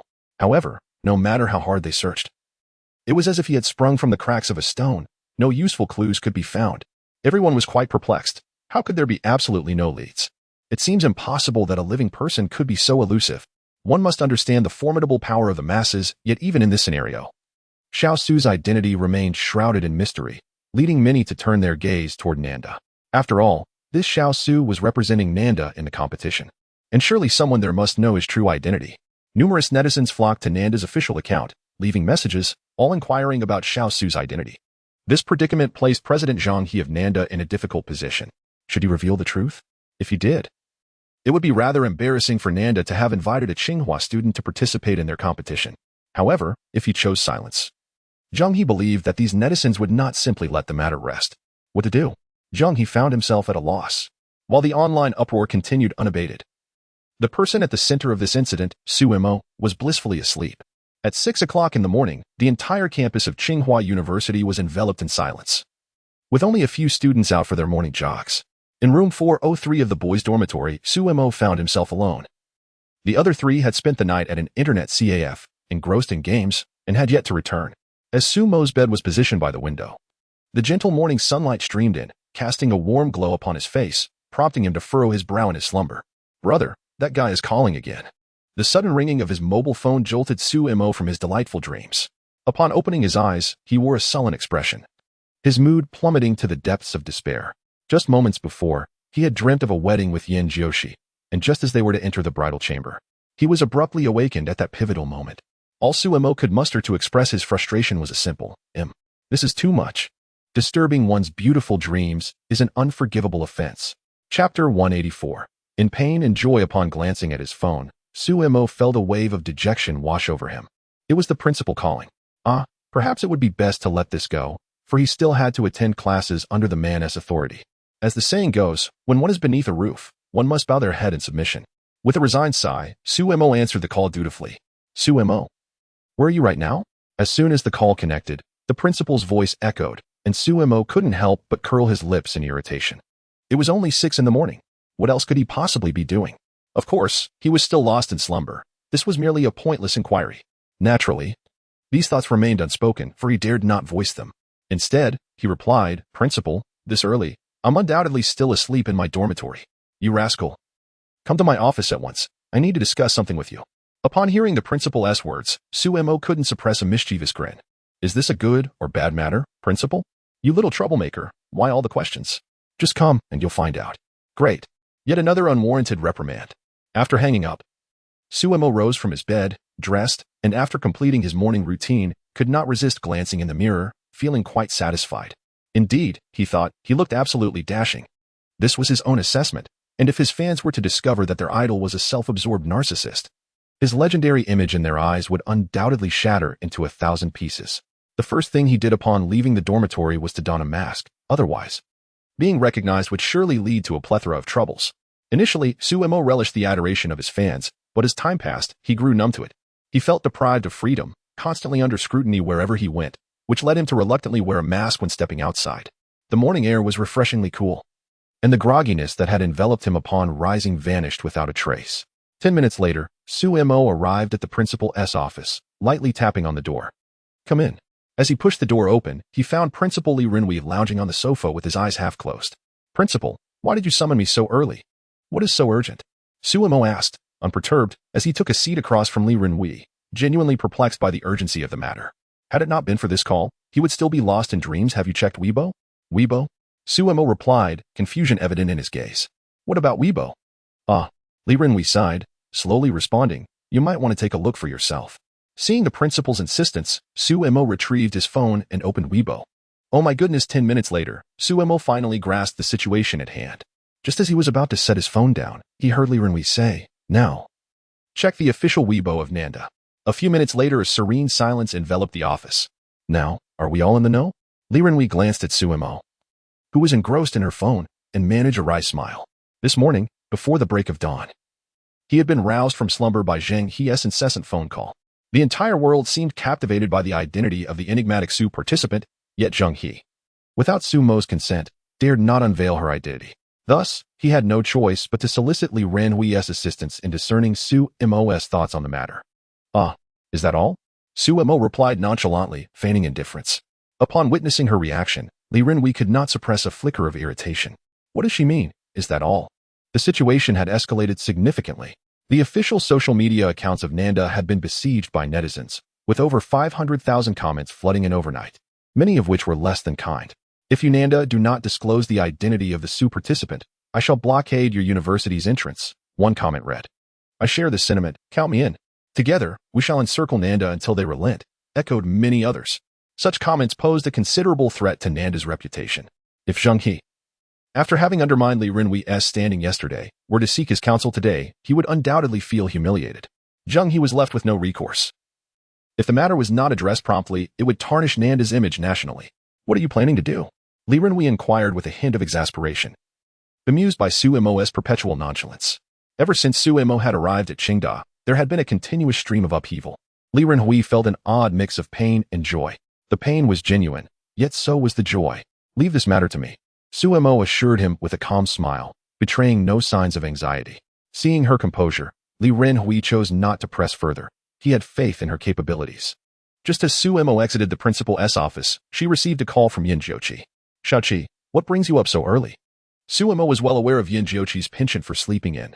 Typically, she would not stir until nearly 10 when classes were absent.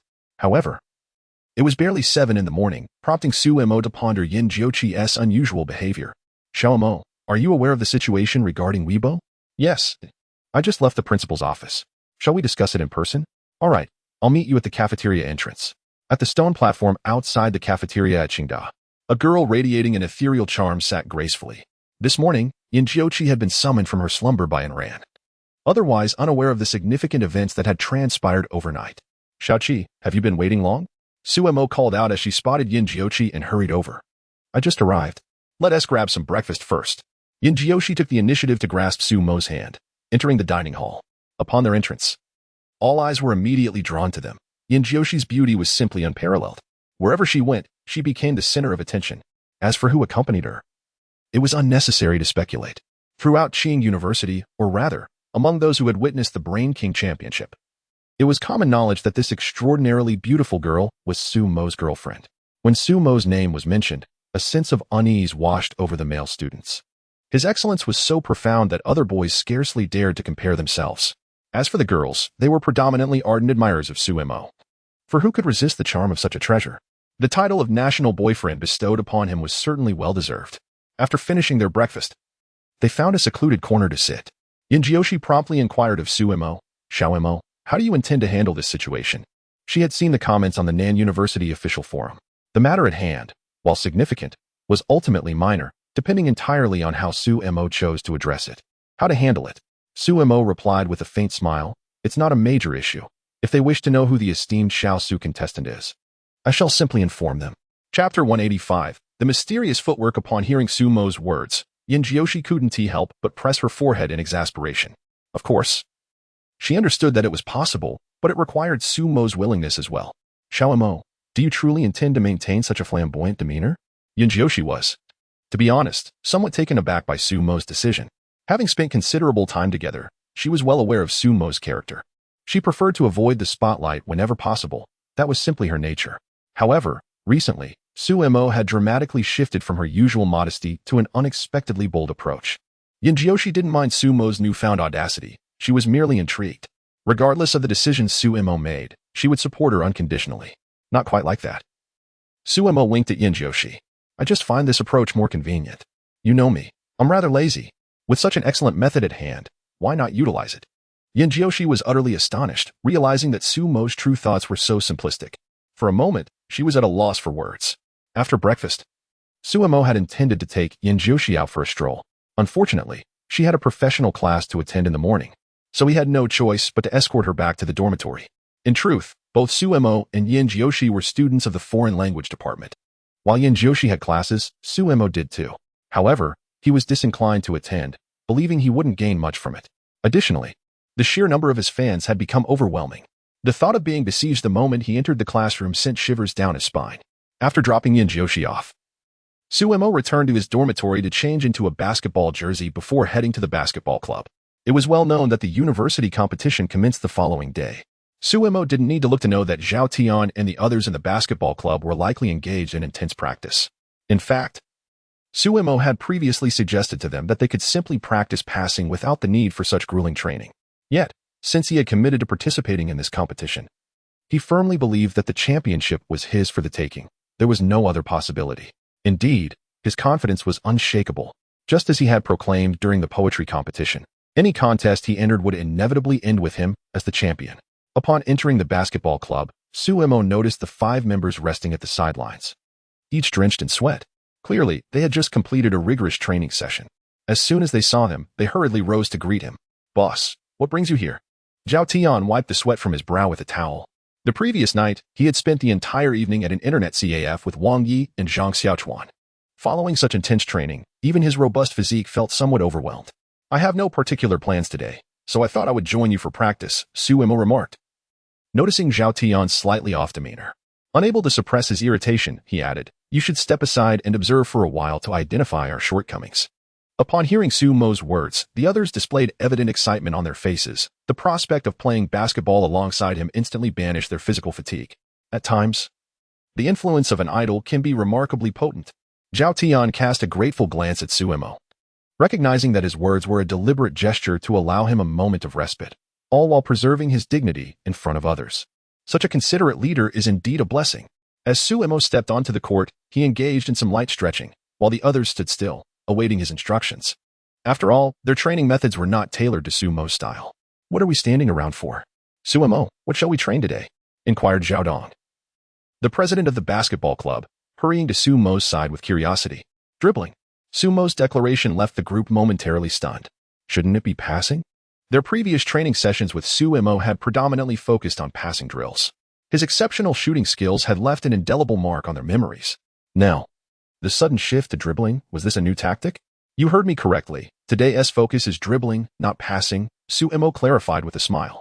"However, I will be practicing dribbling, while you all will be responsible for intercepting the ball." A profound silence enveloped the basketball club. "What on earth? Intercepting? For against one? Isn't this absurd?" Zhao Dong stammered softly, "But we have 4 players. Fear not. Only in this manner can I assess my dribbling skills," Su Mo interjected, casting a glance at the group and asserting, "You may go all out. Trust me." Seeing Su Mo's confidence, the others nodded vigorously. His reputation alone commanded their belief. For who would dare doubt such a renowned figure? After witnessing their reactions, a subtle smile graced Su Mo's lips. As he grasped the basketball, he offered them a faint smile. "Prepare yourselves. I hope you won't be too startled." 20 minutes later, on the basketball court, only Su Mo stood at the center line, one hand gripping the ball, shaking his head in bemusement at the four sprawled on the floor. Your stamina leaves much to be desired. However, the group paid little heed to his words, their minds still reeling from Sumo's astonishing display. In a 4-on-1 scenario, they had failed to even graze the hem of Sumo's shirt, not once. Initially, they had held back slightly, but as time passed, they had given their all, only to find the outcome unchanged. Every time success seemed imminent, it was evaded by Sumo through an uncanny maneuver. The mere recollection of Sumo's ghostly dribbling style sent shivers down the spines of the four onlookers, who lay on the ground murmuring in disbelief. Impossible. How could this be? As the saying goes, those involved are blind to the truth while observers see clearly. On the sidelines, Zhao Tian was even more astonished than the four players on the court. His eyes widened in sheer disbelief, as if he had encountered a specter. What just transpired? Was that an extraordinary display of agility akin to the legendary lightness of foot depicted on television? This cannot be. Zhao Tian had witnessed the bizarre nature of Sumo's movements with utmost clarity. It felt surreal, almost like a dream, utterly inconceivable. How could anyone elevate their dribbling skills to such a level? Even in the NBA, one would struggle to find a player of such caliber. Chapter 186. I laid it all bare moments ago. Sumo's movements defied the laws of physics on multiple occasions. What on earth was happening? The four individuals on the ground were utterly perplexed, as was Zhao Tian. How could a human execute such actions? It was unscientific. Absolutely unscientific. Seeing the four in their feeble state, Sumo lost the desire to continue practicing, having already achieved his objective, which appeared to yield commendable results. After stepping aside, he took a seat next to Zhao Tian and casually grabbed a clean towel to wipe the sweat from his brow. Despite facing the four's interception for a full 20 minutes, Sumo wasn't as relaxed as he seemed on the surface. He had nearly exhausted all his strength. Although his physical prowess had been enhanced by basic combat techniques, it had yet to reach an extraordinary level. After all, it was merely basic combat. Had it been advanced combat techniques, his physical attributes would have undoubtedly soared to a realm beyond ordinary comprehension. Yet, such thoughts could only linger in Sumo's mind. The only way to realize them was to undertake significant actions to earn points. Thus, this was the reason behind Sumo's increasingly ostentatious demeanor of late. Boss, what on earth was that just now?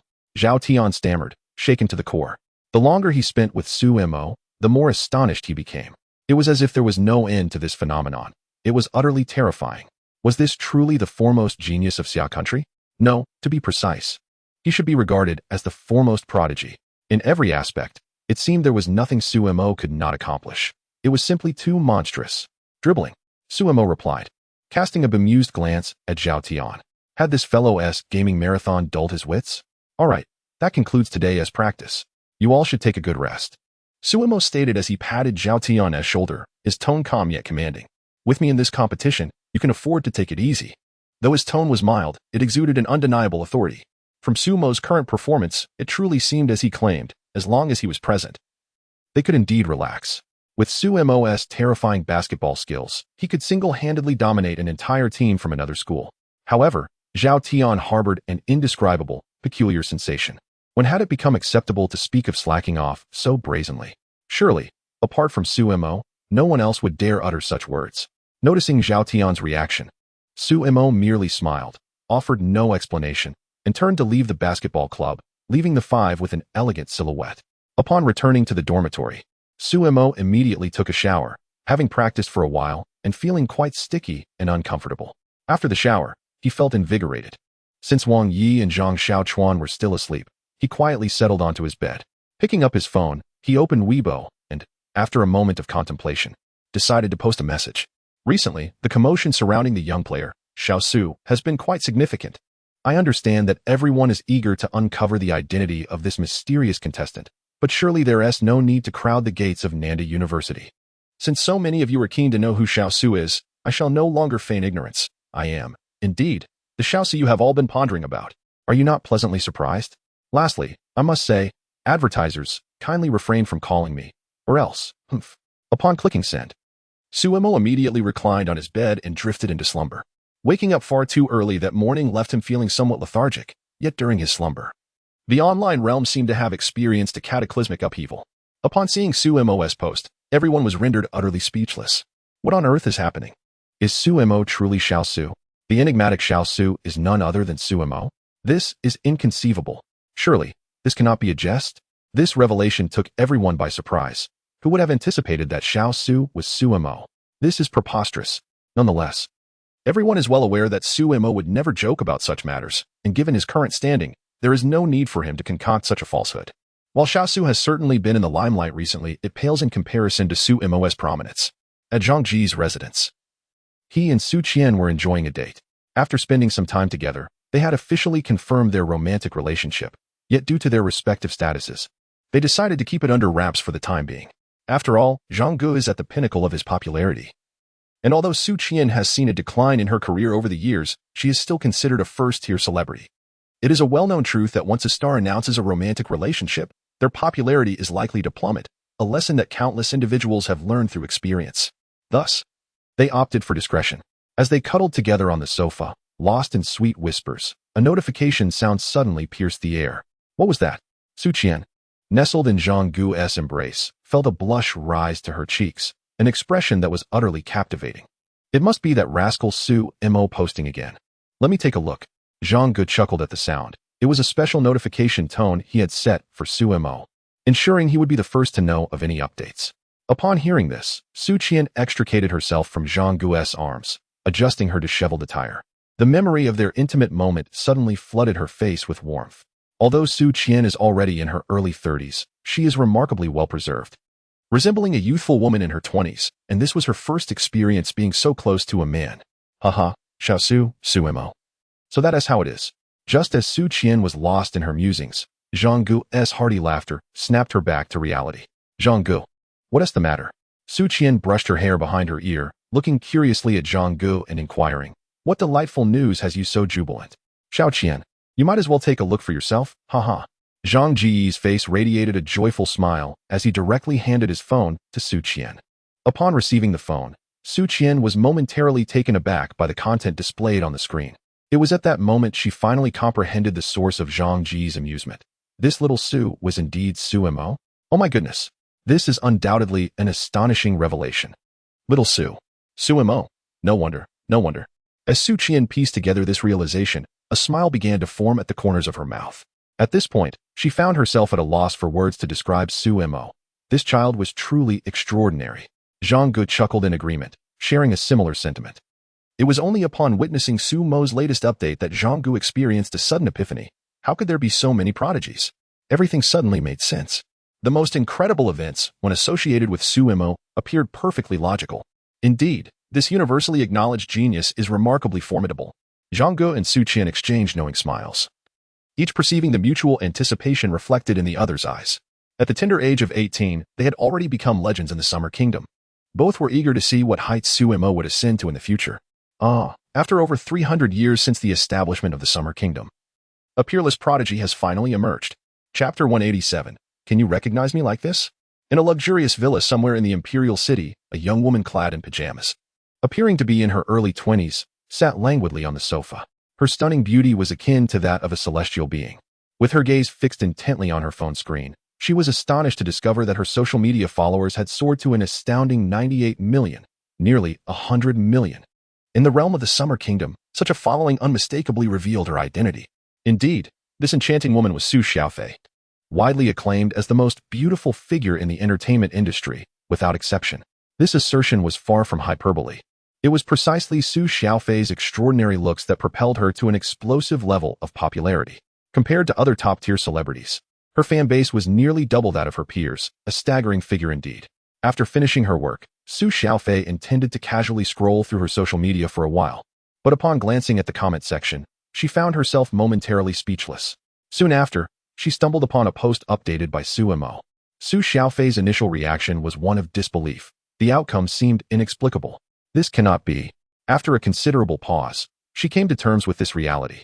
Although she had already risen to the pinnacle of the entertainment world, she was merely 25, in the prime of her youth. Just yesterday, she had inadvertently watched a video of a poetry competition and was immediately captivated by a contestant named Xiaosu. The unparalleled confidence, the ethereal aura, the prodigious talent. Each element was irresistibly appealing to Su Xiaofei. Despite being 25 and having debuted at 16 without a single scandal to her name, Su Xiaofei maintained her impeccable reputation. As her fame grew, the average man hardly caught her interest. At times, she even questioned whether she had any inclination towards men. However, after watching that video yesterday, her doubts dissipated. The contestant, Xiao Su, had etched an indelible impression in her heart. How could Su Xiaofei let the opportunity slip away when she had finally encountered a man who intrigued her? Regrettably, she remained unaware of Xiao Su's true identity, which, unbeknownst to her, was Su Mo, recently celebrated as the foremost genius of the Summer Kingdom. The thought of such a prodigy brought a smile to Su Xiaofei and Appo's face. Her beauty blooming like a myriad of flowers, breathtakingly captivating. Even though she was aware that Su Mo already had a girlfriend, it hardly concerned her. Her confidence rivaled that of any woman, and this was indeed a fact. Stretching languidly on the sofa, her remarkable silhouette was nothing short of enchanting. Su Mo, I must meet you. Meanwhile, in the male dormitory of Qing University, room 403, Su Mo woke and glanced at the time. Realizing it was already 3:30 in the afternoon, he had slept for over 4 hours. Observing Wang Yi and Zhang Xiaochuan, who were still deeply engrossed in their slumber, Su Mo could not help but let out a wry smile. After refreshing himself with a splash of water, he exited the dormitory. The afternoon stretched ahead with little to occupy his time. Whether or not there were classes held little significance for him, as he had no intention of attending. After all, the principal had remained silent, which tacitly endorsed his behavior. In truth, Li Renwei had contemplated addressing the matter, yet Su Mo's outstanding academic performance rendered him speechless. Indeed, it was his grades. Since arriving at Qing University, Su Mo had only attended 5 classes, yet he had consistently achieved perfect scores in every professional examination. It is well known that the instructors at Qing University are renowned for their rigor, yet even under such stringent conditions, Su Mo managed to excel in every assessment. What could Li Renwei possibly say? Even if the professors themselves took on the challenge, they would struggle to match Su Mo's extraordinary capabilities. Had anyone previously told Li Renwei that a student could attain remarkable grades while neglecting attendance, he would have been incredulous. However, after encountering Su Mo, he became a believer. It appeared that such prodigies truly existed in this world. Consequently, Li Renwei chose to overlook the situation. This freedom allowed Su Mo to relish his university experience, finding satisfaction in his leisurely pursuits, recording variety shows, watching films with Xiao Shi, and indulging in shopping, truly a life of dreams. Su Mo gathered several volumes of prose poetry and settled into a secluded corner to read. However, the rapid turning of pages drew the attention of nearby students. The tome in his hands was a hefty 5 centimeters thick. For an average person, it would require over 10 days of diligent reading to finish. In stark contrast, Su Mo managed to skim through its contents in a mere 5 minutes, an astonishing feat that left the surrounding students in disbelief. What was happening? Could it be that he was actually reading? It felt as though the book was scrutinizing him instead, particularly among the male students. There was a tinge of disdain for Su Mo, who appeared to them as merely seeking to draw attention, perhaps to impress the girls. Hidden behind his mask, no one recognized his identity. Yet, 2 sweet-faced girls did recognize him. Both were ardent fans of Su Mo. The moment they laid eyes on him, an uncanny familiarity washed over them. After several moments of observation, they confirmed his identity. They exchanged glances, each reflecting incredulity. Had they truly encountered Su Mo? In a whirlwind of excitement, they found themselves speechless.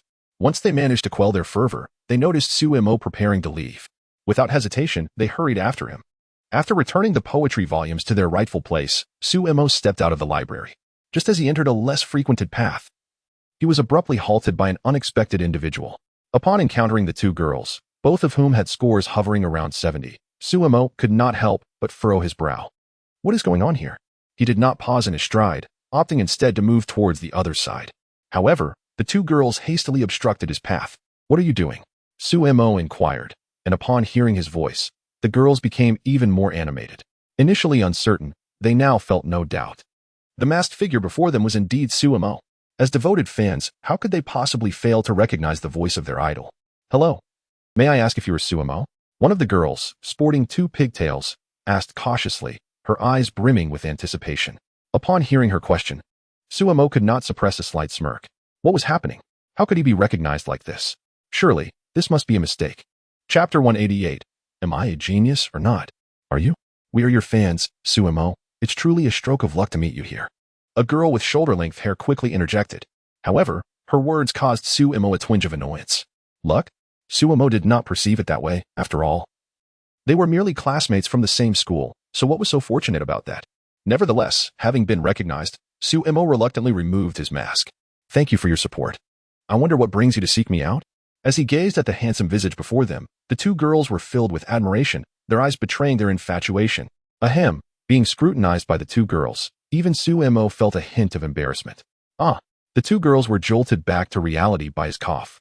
Sumo, we heard you were participating in a basketball match tomorrow. Is that true? The girl with the ponytail blushed deeply.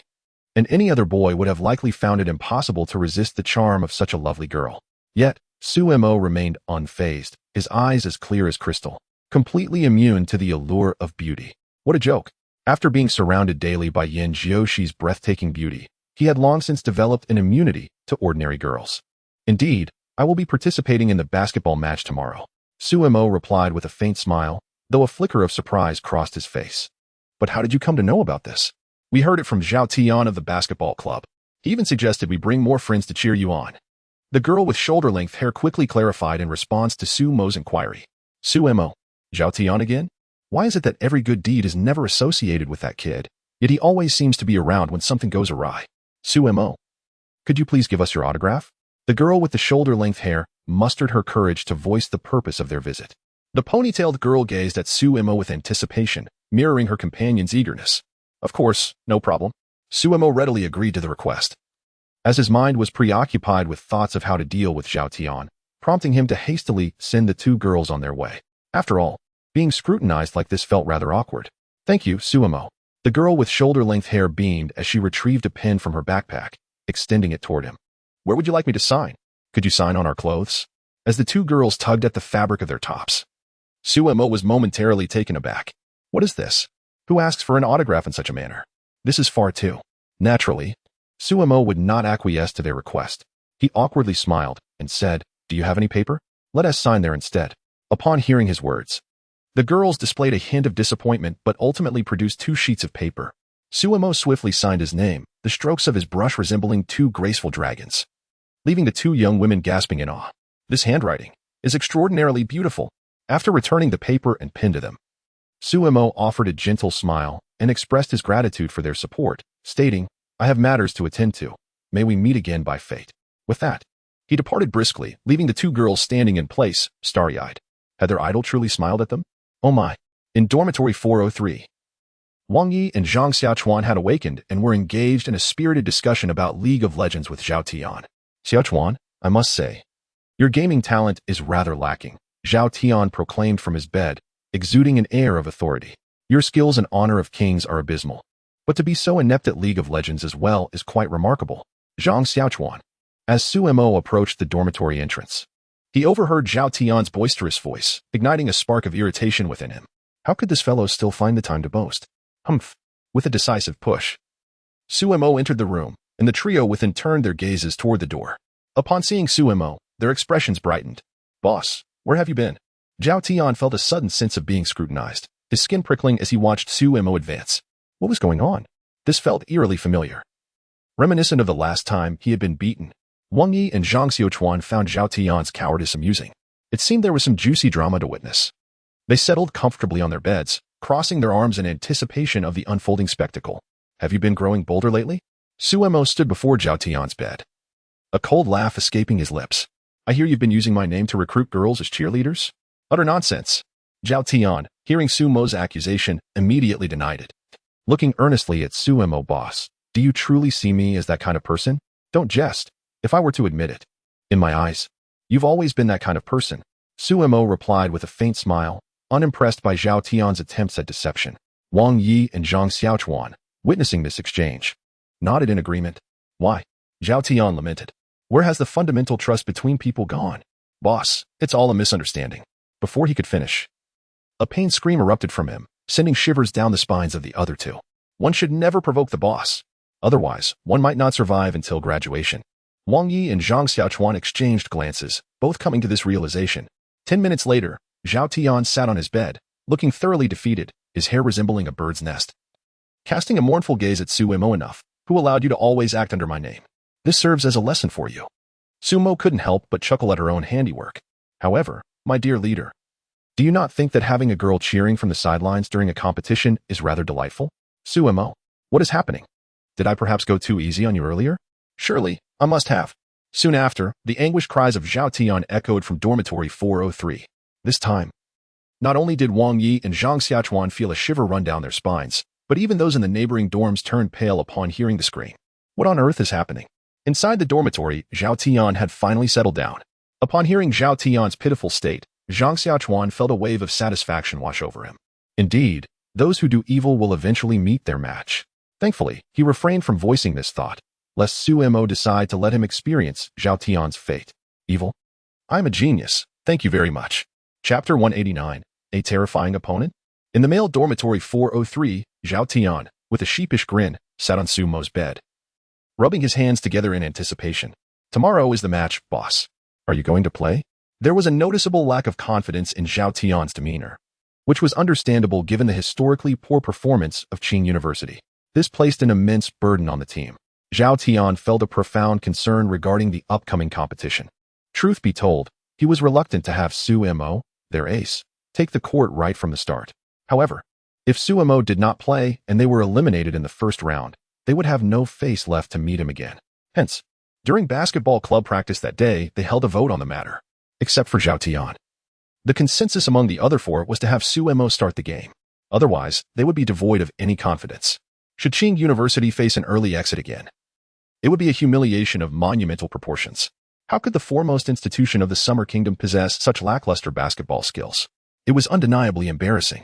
Upon hearing Zhao Tian's words, Wang Yi and Zhang Xiaochuan exchanged astonished glances at Su Mo. What? The boss is actually going to participate in the university basketball tournament? Is he serious? Su Mo, discerning the implications of Zhao Tian's remarks, remained unfazed. After all, the championship was destined to be his. If you all believe I should not take the court, I have no objections. However, if you lack confidence, I will undoubtedly play. The championship must belong to Qing University. This was tied to the wager with the principal, and Su Mo's current freedom stemmed from that very agreement. Li Renwei had been eagerly awaiting Su Mo's defeat, so he could redirect all his efforts towards unraveling the 5 great conjectures. Upon hearing such assertive words, Zhao Tian felt a surge of excitement. He too yearned to redeem Qing University. Boss, you should definitely play. After some contemplation, Zhao Tian resolved to have Su Mo on the court, deeming it the safer choice. Very well, Su Mo agreed, harboring no objections. Just the thought of the scenes to unfold the next day sent exhilaration coursing through Zhao Tian. When faced with our team, prepare to tremble. We're coming out strong from the get-go. The following morning, Su Mo was jolted awake by the ringing of his phone. Upon glancing at the screen, he noticed it was a call from Yin Jiushi, which stirred him to full awareness. As he answered the call, Yin Jiushi's voice resonated through the device. Xiao Mo, have you gotten up yet? Not yet, Xiao Shi. Why are you calling me so early? Isn't it the day of the university competition? Yin Jiushi chuckled lightly, explaining, I was wondering if you would welcome my presence to cheer you on. You're coming? Su Mo felt invigorated at this news. Certainly. I shall rise at once and wait for you downstairs at your dormitory. We will have breakfast first. At that moment, beneath the boys' dormitory stood a girl, none other than Yin Jiushi. Today, she donned a loose-fitting tracksuit, her long hair cascading casually down her back, radiating an astonishing beauty. Many passing boys cast furtive glances, yet none dared to approach, fully aware of Yin Jiushi's esteemed status. After ending the call, she perched herself on the wall by the roadside, awaiting Su Mo's descent. Ever since she learned of Su Mo's participation in the university basketball tournament, it had been etched in her mind, prompting her to rise before dawn, make a casual effort with her appearance, and head straight to the boys' dormitory. Her Xiao Mo was to compete, and she certainly intended to cheer for him in person. As Su Mo emerged, he was taken aback upon spotting Yin Jiushi. My dear, how did you arrive so swiftly? He exclaimed, his eyes filled with affection as he beheld the girl whose beauty seemed almost ethereal. I was already here when we were on the phone, Yin Jiushi replied with a playful smile, winking at Su Mo like a mischievous sprite. What is the matter? Su Mo teased, gently tapping her nose and grinning. Are you eager to witness your brother conquer the court? Humph. Yin Jiushi feigned annoyance, rolling her eyes at Su Mo. It's merely a basketball game. Why do you make it sound like a battlefield? Let us hope you don't exit in the first round, Su Mo remarked, his tone lighthearted. Yin Jiushi, observing his somewhat forlorn expression, smiled softly. She took his hand, her countenance earnest as she gazed into his eyes. Xiao Mo. I'm just teasing. I have complete faith that you will lead Qing University to victory. Go for it. The championship will surely be yours. Upon hearing her words, Su Mo grinned confidently, his spirited demeanor bringing a smile to Yin Jiushi's face. If anyone possessed unwavering faith in Su Mo, it was undoubtedly Yin Jiushi.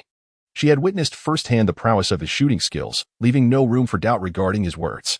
To others, his confidence might seem boastful or arrogant. But Yin Jiushi never perceived it that way because he was her Xiao Mo. Whatever he declared was undoubtedly true. After breakfast, Su Mo escorted Yin Jiushi directly to the basketball club. Upon entering, they immediately spotted Zhao Tian and several others still immersed in training. In truth, Zhao Tian and his teammates felt quite helpless, for the opponent they faced today was utterly daunting. As the saying goes, a poorly prepared sword is still better than none. None of them wished to be a hindrance, and with Su Mo, their formidable asset, in their ranks. Failure to secure the championship would warrant nothing less than a tofu block to crash into. Upon noticing Su Mo and Yin Jiushi, several individuals came to an abrupt halt. They were all acquainted with Yin Jiushi, who had recently been acclaimed as the most beautiful woman at Qing University. As Su Mo approached them, he perceived an unusual pallor on their faces, prompting him to curiously inquire of Zhao Tian, "Why does everyone appear so lackluster? What is amiss?" At this, the group collectively lowered their heads, remaining silent. "Boss, we have encountered a formidable adversary this time." Zhao Tian, feeling singled out, reluctantly offered an explanation. "What formidable adversary?" Su Mo responded, bemused as he cast a disbelieving glance at Zhao Tian. "Is it truly enough to frighten you all in such a manner?" In unison, Zhao Tian and the others replied, "Indeed." Su Mo, Yin Jiushi, pray tell, which school shall we face today? Su Mo, exasperated, rolled his eyes, her nostrils flaring in frustration. Must you not have a modicum of confidence in him? Hearing Su Mo's words, Zhao Tian managed a faint smile, his lips twitching in a strained manner. "Boss, our opponents today are none other than the reigning champions from last year, the Imperial University." Chapter 190. What does last year's champion matter? Upon hearing Zhao Tian's words, Su Mo's lips curled into a disdainful smirk. "What are you afraid of? Our Qing University is the champion this year. Last year's title is of no consequence. Everyone else, only Su Mo would dare utter such a thing. After all, that was last year's champion." Yin Jiushi stifled a laugh nearby, surprised that Su Mo would make such a bold statement. How could the esteemed Imperial University, last year's champions, be compared to something so trivial?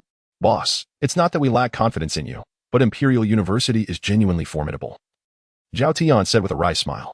He had watched the match videos of Imperial University, and their team was undeniably powerful, with strength at every position and an unmatched synergy. To claim the championship, they would eventually have to face Imperial University. Yet no one anticipated that they would meet the top-seeded team in the very first round of the knockout stage. What terrible luck. The others nodded in agreement with Zhao Tian's sentiment. They were indeed a bit apprehensive about facing Imperial University. "How can I express my disappointment in your cowardice before the battle?" Su Mo shook his head in resignation and calmly reassured them, "It's merely last year's champion. During the match, we will play as we always do in practice, and Imperial University will undoubtedly be defeated." His words brimmed with unwavering confidence, a hallmark of a true champion. Zhao Tian and the other teammates felt themselves being inspired by Su Mo's demeanor. Yes, although Imperial University was strong, they had the formidable Su Mo on their side. The miracles he had created in the past were countless, even if his words seemed outrageous. They could not help but believe in him. This was Su Mo and Appo's personal allure, the charm of the nation and Appo's foremost prodigy. "Boss is right. What is Imperial University to us? Let us take them down." In that moment, Zhao Tian's lingering worries vanished completely. The other teammates also rallied their spirits, and Yin Jiushi quietly admired Su Mo's influence as she witnessed this transformation. It was only natural, after all. Su Mo was, at this moment, the very embodiment of miracles. The venue for the match was set at the Qing University Basketball Club, which was indeed a blessing, sparing them from unnecessary travel. The match was scheduled for 10 in the morning, yet before 8, the basketball club was already overflowing with spectators, predominantly female. Having the boss's name is truly advantageous. Zhao Tian couldn't and Appo's helped but exclaim as he surveyed the scene. Usually, when they played against other schools, there were hardly any spectators, let alone girls. However, this time, a casual mention to the girls in their department had resulted in this crowded spectacle. Taking a beating was worth it if it meant attracting so many girls to cheer for them. Meanwhile, Su Mo sat on the sidelines with Yin Jiushi, their lively conversation evoking envy from many onlookers. They, too, yearned for a boyfriend like Su Mo, due to Yin Jiushi's influence. Everyone in Dormitory 506 is aware that Su Mo is set to participate in a basketball match today, prompting several of them to arrive early at the basketball club to secure front-row seats. Zhao Ling and Appo's, her gazes at Su Mo and Yin Jiushi, unable to suppress her exasperation, exclaiming, "Oh dear, is it truly appropriate for these two to flaunt their affection so brazenly in broad daylight?" Upon hearing Zhao Linger's remark, Ma Lily burst into laughter, retorting, "Linger, isn't your Zhao Tian on the court as well? You could always go and whisper sweet nothings to him." "Oh, you cheeky Lily, are you now teasing me?" Zhao Lingo feels her cheeks flush crimson from Ma Lily's words, recalling how she had always been the one to jest about Ma Lily. When did their roles reverse? I would never stoop to such antics. I must consider the feelings of you single souls. Humph. Ma Lily dismissively gestures with a middle finger in response to Zhao Linger's protest. Meanwhile, Ran remains silent. Her beautiful eyes fixed on the sweet couple in the distance, lost in contemplation, her thoughts a mystery. Although there is still ample time before the match. Impatience is absent. Outside the basketball club, a throng of girls has gathered, unable to find space within, relegated to the outdoors. At this moment, if you step away, your spot will be lost.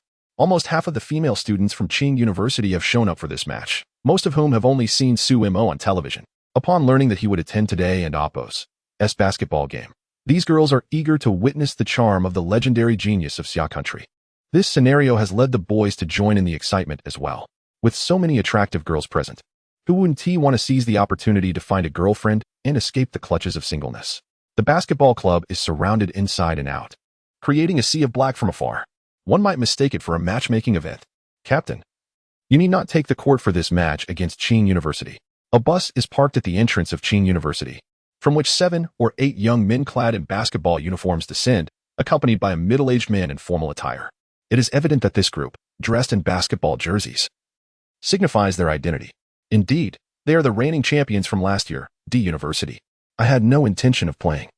If you cannot even triumph over this novice team from Qing University, you might as well disband from the basketball club, Ling Tianli remarks, casting a cool glance at a tall, slender teammate. The other players respond with hearty laughter, none of them considering Qing University a worthy opponent, after all. They are the champions of last year. Naturally, they carry the pride of victory. They had initially disregarded the preliminary rounds of the elimination tournament, but to their surprise, they have been granted such a favorable matchup in the first round. In their view, even with their eyes closed, they could easily dominate Qing University. Enough. Do not let arrogance cloud your judgment. Beware of falling into the depths of hubris. The middle-aged gentleman in formal attire is Fan Haolin, the coach of the Imperial University basketball team. Observing his players' inflated egos, he could not help but furrow his brow. Overconfidence leads to inevitable defeat, a cardinal sin in the realm of strategy. While Fan Haolin may not regard Qing University with much respect, such an attitude is nonetheless inadvisable. Upon hearing his words, the expressions of the Imperial University players turned serious. Even the captain, Ling Tianli, concealed the disdain that once flickered in his eyes. The respect commanded by Fan Haolin within the team is evident. Now, let us focus and play well. Our objective this year is to defend our championship title. After witnessing the transformation in his players, Fan Haolin waved his hand with great satisfaction. First, let us eliminate Qing University. Onward. Chapter 191. The Unfortunate One? Under the guidance of Fan Haolin, the team from D University entered Qing University. As they approached the vicinity of the basketball club, everyone paused in astonishment. The players from D University rubbed their eyes in disbelief at the densely packed crowd surrounding the basketball club.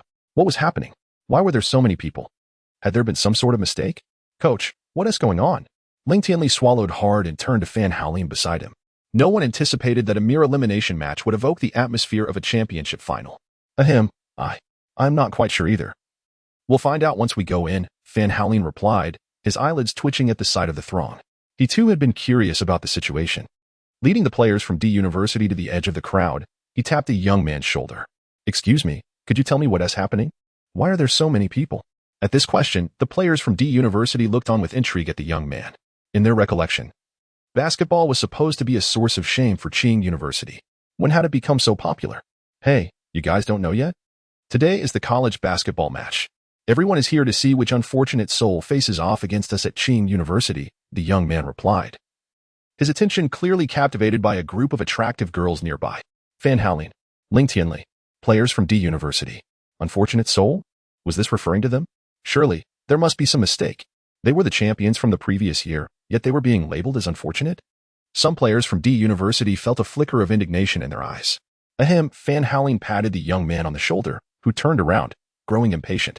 Upon noticing their attire, he quickly deduced their identities. You can't possibly be here to compete, right?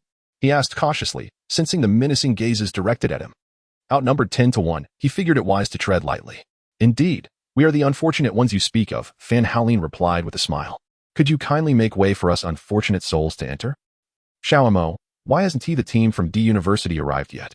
Yin Jiushi glanced at the time, noting it was already 9:50, just moments before the match was set to commence, yet the opposing team had not yet shown up. It was rather presumptuous of them. It's fine.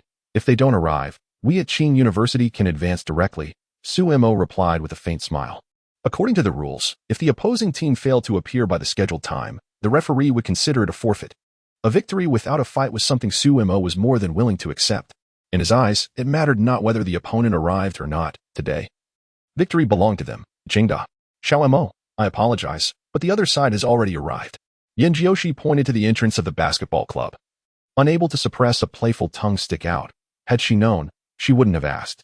Upon hearing this, Su Mo turned to look, and was met with the sight of the players from D University clumsily squeezing in, a wave of amusement washing over her. So what if they came? What does it matter if they are champions? The game shall proceed unabated. The coach for Qingda this time was none other than their physical education teacher, Tao Xiaowei. Upon spotting the incoming D University players, he hurried over to greet them. Regardless of the outcome of the day, maintaining decorum was imperative, after all.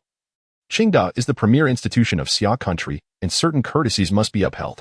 Hello, I am the coach for Qingda, Tao Xiaowei. It is a pleasure to meet you. Coach Fan. Tao Xiaowei recognized Fan Haolin, the champion coach from last year, who held considerable renown in this circle. Hello, I am Fan Haolin. Fan Haolin shook hands with Tao Xiaowei, and after their team members settled into the rest area, he could not resist inquiring about the unusually large turnout that day. Why are there so many people? Is basketball so popular at your Qingda? Upon hearing Fan Haolin's question, Tao Xiaowei could only manage a wry smile. He was well aware of the reason behind the crowd. It was all due to a certain high-profile player participating in the competition, otherwise. They would be fortunate to have even 10 spectators today. Among our competitors, there happens to be a player of considerable popularity. Tao Xiaowei gestured towards Su Mo, who was engaged in quiet conversation with Yan Jiushi, feeling a twinge of embarrassment. He had been quite astonished when he learned that Su Mo would be competing in this university basketball tournament. Following Tao Xiaowei's gesture, Fan Haolin's gaze fell upon the young man not far away, and he was taken aback. The youth was someone he recognized, as did all the players from D University. After all, Su Mo's fame had reached monumental heights. Who could possibly remain unaware of the prodigy from Xia country? Almost no one. As the D University team members approached their resting area, they caught sight of Su Mo and rubbed their eyes in disbelief. What was happening? Surely they were imagining things. How could Su Mo be here? No, that couldn't be right. But after multiple confirmations, they were left utterly dumbfounded. What on earth was going on? Captain, is that person sitting over there really Su Mo? One player from D University incredulously asked Ling Tianli. Not just this player. But all of D University's athletes were eager to understand the situation. How could Su Mo possibly be here? Was he, perhaps, a participant in the game? Impossible. That was absolutely inconceivable. Su Mo was not meant to be involved in a basketball match. It simply wasn't his domain. However, as Ling Tianli laid eyes on Su Mo for the first time, he too was initially perplexed. Yet, upon noticing that Su Mo was clad in the Qingda team uniform, the answer began to crystallize in his mind. The revelation left everyone from D University utterly astonished. How is this going to unfold? Is it truly the case that this national treasure is set to participate in a basketball match? This seems rather unorthodox. In the eyes of the players from the Imperial University, someone like Su Mo should be wholly devoted to scholarly pursuits, should they not? However, the realms of academic research and basketball are worlds apart. At this moment, Fan Haolin approached, and upon witnessing the expressions of his players, he couldn't help but feel a pang of headache. Yet, as the head coach, he felt compelled to spur his players on. Are you afraid? With these words, he ignited a flame of pride within the hearts of all the athletes from Imperial University. Coach, what just is this? How could we possibly be afraid? Indeed, Su Mo is a genius, but when it comes to basketball, we could easily triumph over them with our eyes closed. How could we be intimidated? Ahem, Fan Haolin hesitated for a moment, observing the spirited demeanor of his players, and quietly reminded them, do pay attention, and be sure not to injure Su Mo. All present. Chapter 192, The Bottom Line Shot. In the resting area of Qing University, Zhao Tian turned to Su Mo and pointed at the opposing team as captain, Ling Tianli. That's him, the captain of D University. Last year, under his leadership, they dominated the collegiate tournament and claimed the championship. Zhao Tian's expression was grave, reflecting the formidable basketball skills of his counterpart. We must be cautious of him. The others felt a shiver of apprehension at his words. Yet, Su Mo merely chuckled dismissively. What is there to fear? No matter how formidable he may be, today belongs to us. His declaration rang with such conviction, as if victory were an established fact. Standing behind Su Mo, Yan Jiushi smiled faintly. She adored Su Mo's spirited demeanor. Indeed, the captain is right. Let us play as we usually do, and ensure we don't hinder him. Zhao Tian earnestly addressed the team. Do you all understand? Yes, even Zhao Dong, the president of the basketball club, appeared to rally behind Suemo. Today's match, it seemed, would hinge upon him. As the players entered the arena, the audience erupted in fervent cheers, all rallying behind Suemo. This spectacle left the D University players stunned, overwhelmed by the enthusiasm directed toward their adversary. With the referee's whistle, the match commenced. As the referee tossed the ball into the air, both Zhao Tian and Ling Tianli leapt simultaneously to seize it. However, Ling Tianli's height afforded him a slight advantage, allowing D University to gain possession first. It must be noted that the cohesion among D University's players was remarkable, even when confronted by Qing University's defense. They maneuvered through as if traversing an unguarded expanse, effortlessly breaking through the barriers. As the captain received the ball, Ling Tianli positioned himself beyond the three-point line, receiving a pass from a teammate. Without hesitation, he launched into a jump shot. It was a sure score. He knew at the moment the ball left his hands. Turning to his teammates, he began to run, anticipating their celebratory high fives that would uplift their spirits.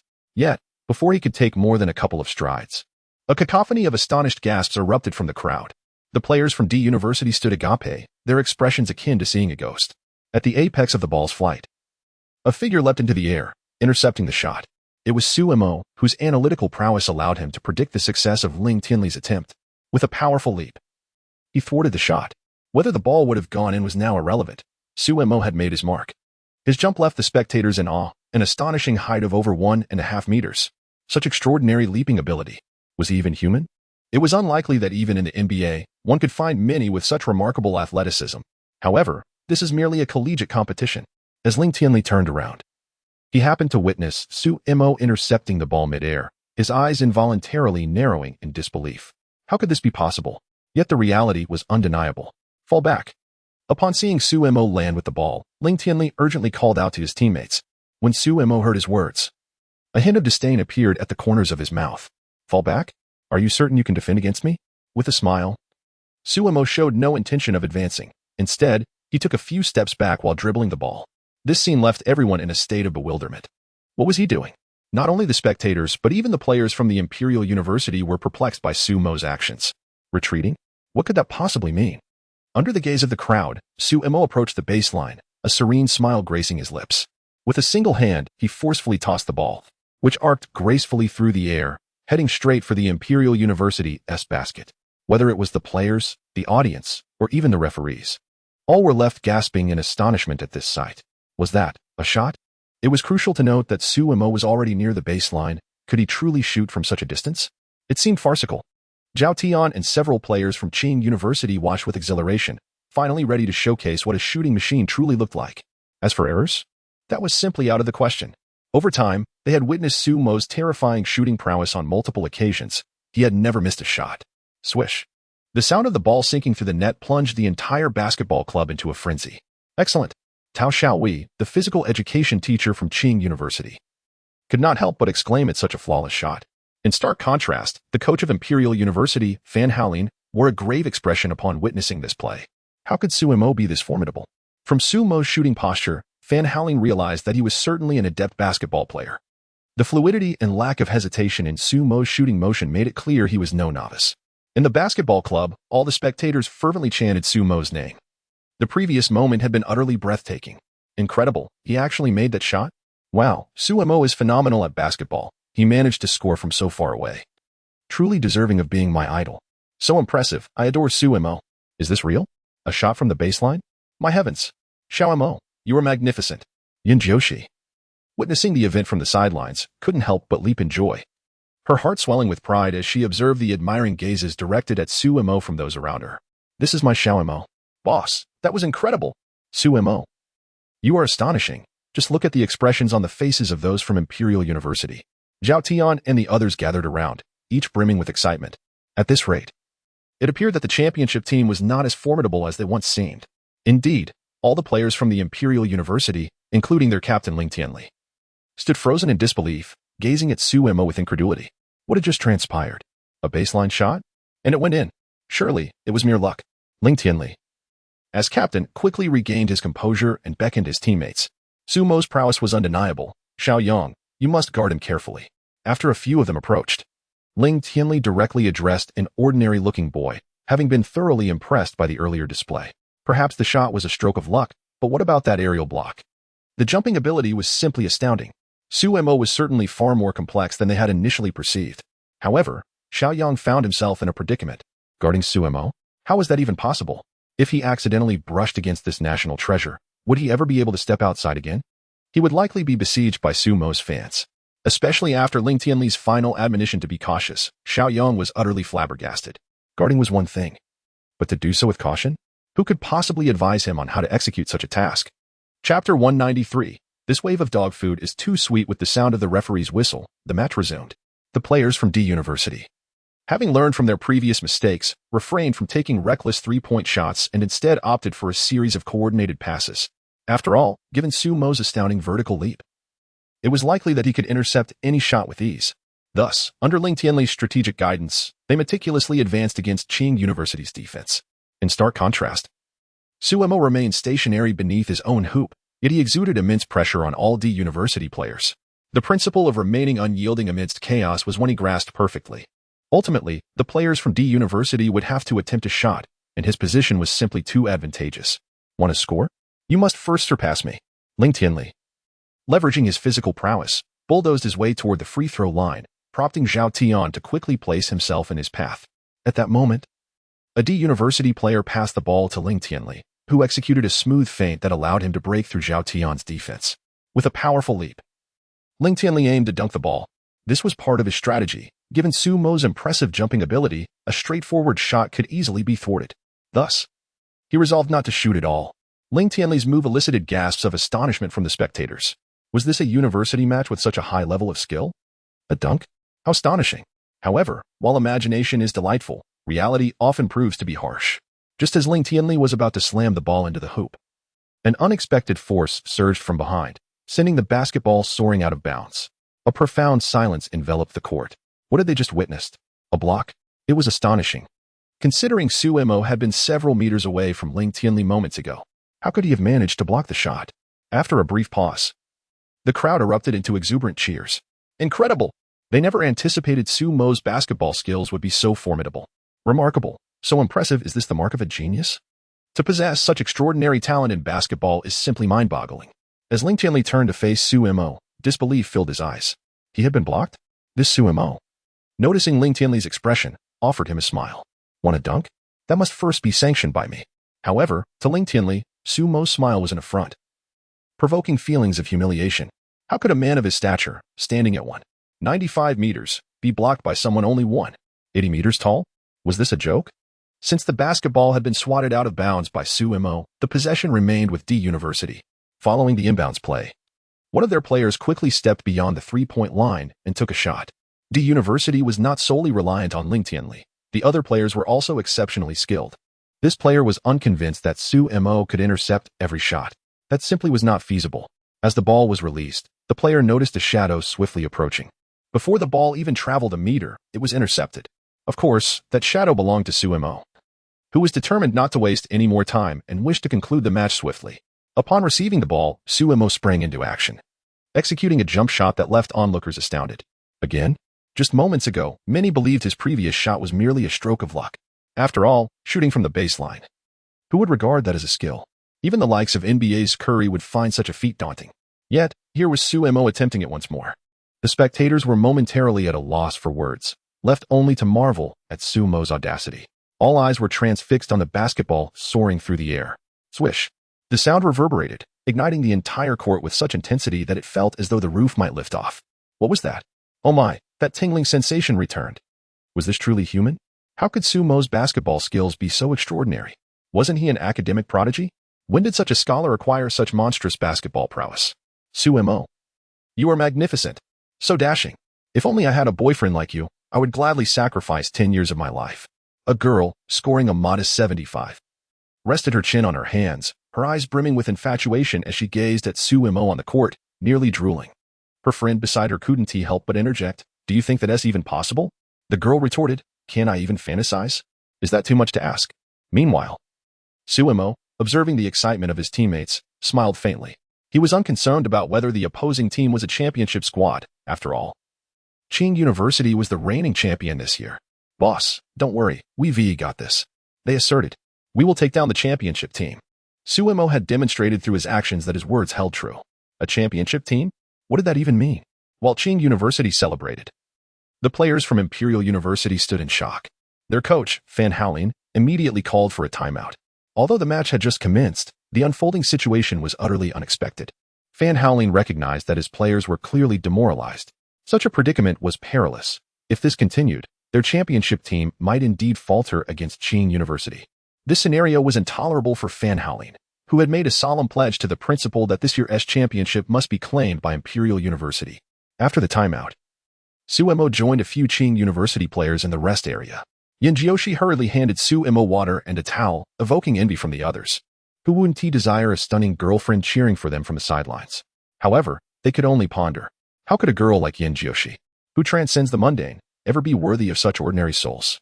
It seems that only a legendary genius like Suemo could truly match such an exceptional girl. Xiaomo, you are truly remarkable. Yinjioshi smiled, her beauty almost ethereal.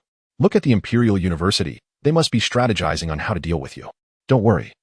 Let them plot. Suemo replied with a smile, playfully tapping Yinjioshi's delicate nose. She was simply too adorable. This sudden display of affection caused a rosy blush to rise on Yinjioshi's fair cheeks. Xiaomo, there are so many people here. What is there to fear? You are my girlfriend. We need not concern ourselves with others. Suemo whispered softly in Yinjioshi's ear, causing her face to flush crimson, though her heart swelled with sweetness. In the audience, all eyes were fixed on the couple, witnessing their seemingly oblivious display of affection, enduring 1,000 points of emotional damage. Yet, they could not help but gaze intently at the scene before them. How delightful! Who would long for such a sweet romance? Chapter 194. Aesthetic of Violence. As for the atmosphere over at the Imperial University, it was exceedingly oppressive. It was merely the beginning, yet the team appeared as if they had already suffered a defeat. All because the opposing side had scored 2 baskets. Fan Haolin gazed at his players with a mixture of disappointment and frustration, exclaiming, "This match is far from over. You are the reigning champions. Where is your pride as victors?" Upon hearing these words, the expressions of the Imperial University players turned grim. Although it was just 2 points, Suemo had dealt them a significant blow. His terrifying leaping ability, unparalleled speed, and near-superhuman precision in shooting, could this truly be a student? Even NBA stars might struggle to match such prowess. How were they to compete? The players exchanged glances, each wearing a mask of despondency. Wasn't Qing University supposed to be an easy opponent? Shouldn't they be able to dispatch them effortlessly? How was it that, in the face of Suemo alone, they felt an overwhelming sense of invincibility from their adversaries? This was utterly absurd. How could one individual take on their entire team? After all, they were the champions. Coach, how can Suemo be this formidable? Ling Tianli, the captain of the Imperial University team, let out a bitter laugh. He had never heard of Suemo's basketball skills being this exceptional before. It was indeed impressive, befitting someone hailed as the greatest talent in Xia country. Faced with his prized disciple, Fan Haolin sighed in resignation. He too was astonished. Suemo's performance had indeed astonished all. Yet, despite his formidable skills, Fan Haolin could not allow his players to wallow in despair. Although Suemo is remarkable, have you not noticed that the others are of average skill? He stated with a serious tone. Even if Suemo is extraordinary, he is but one person. Are you 5 truly afraid of him alone? Utilizing a tactic of provocation, Fan Haolin and Appo's words ignited a spark of determination in the eyes of his players. Yes, Suemo was impressive, but in the end, he was merely one individual. They were the reigning champions. How could they fear a single competitor? Such a notion was a slap in the face. This situation was absolutely intolerable. What did it matter if he was the greatest talent in Xia country? They were last year's champions, and they would be champions again this year. The despondent expressions that had previously clouded the faces of the Imperial University players vanished, replaced by an air of renewed vigor.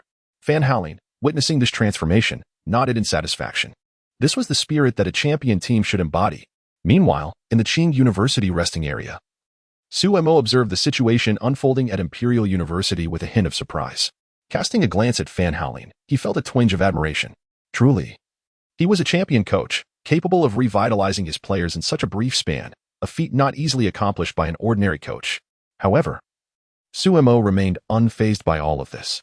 Whether or not the opposing team was in peak condition mattered little to him. To him, they were all the same. In this competition, encountering him means that regardless of the opponent, the outcome is inevitable, elimination. Xiao Shi, watch as I dominate the arena. Xiaomo, give it your all. As the timeout concluded, Suemo could not resist teasing Yinjioshi and then made his way onto the court. In terms of age, Yin Jiaoshi was actually a month older than Suemo, yet he relished in taking verbal jabs.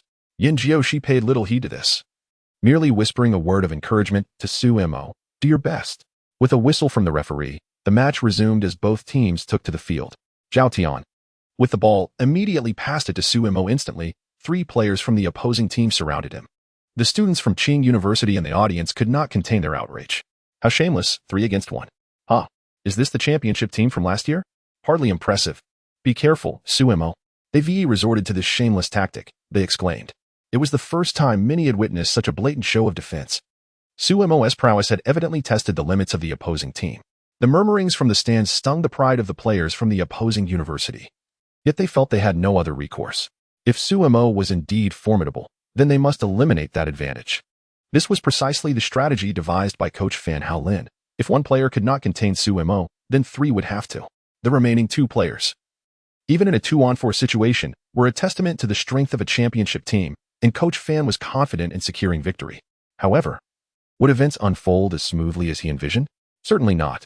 Upon receiving the ball, Suemo faced the 3 defenders with a hint of disdain curling at the corners of his mouth. Did they really think they could stop him? How naive.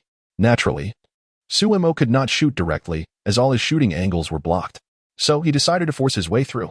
With calm determination, he dribbled the ball as if it were an extension of his own hand, and the 3 players charged at him. The spectators watched in suspense, holding their breaths for Suemo. But what transpired next left everyone wide-eyed. On the court, Suemo, confronted by the 3 defenders, twisted his body at an astonishing angle. And before anyone could comprehend the scene, he had maneuvered past their defenses. As Suemo accelerated towards the free-throw line, he leapt into the air, poised as if to dunk. Gasps erupted from the crowd. What was happening? A dunk from the free-throw line? Oh my goodness! Was this still a college basketball game? It felt akin to an NBA All-Star event. This was outrageous. Indeed, Suemo aimed to dunk from the free-throw line, echoing Lin Tianli's earlier intentions. As the saying goes, an eye for an eye. You wish to dunk? Then allow me to return the favor. At this moment, Suemo resembled a skilled aerial performer, his entire being soaring towards the hoop of the Imperial University. It must go in.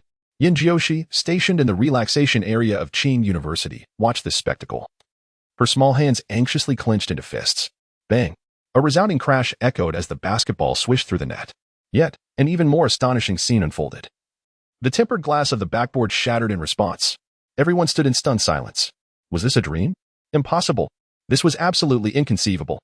It is worth noting that such an occurrence has only happened a handful of times, even on the star-studded courts of the NBA.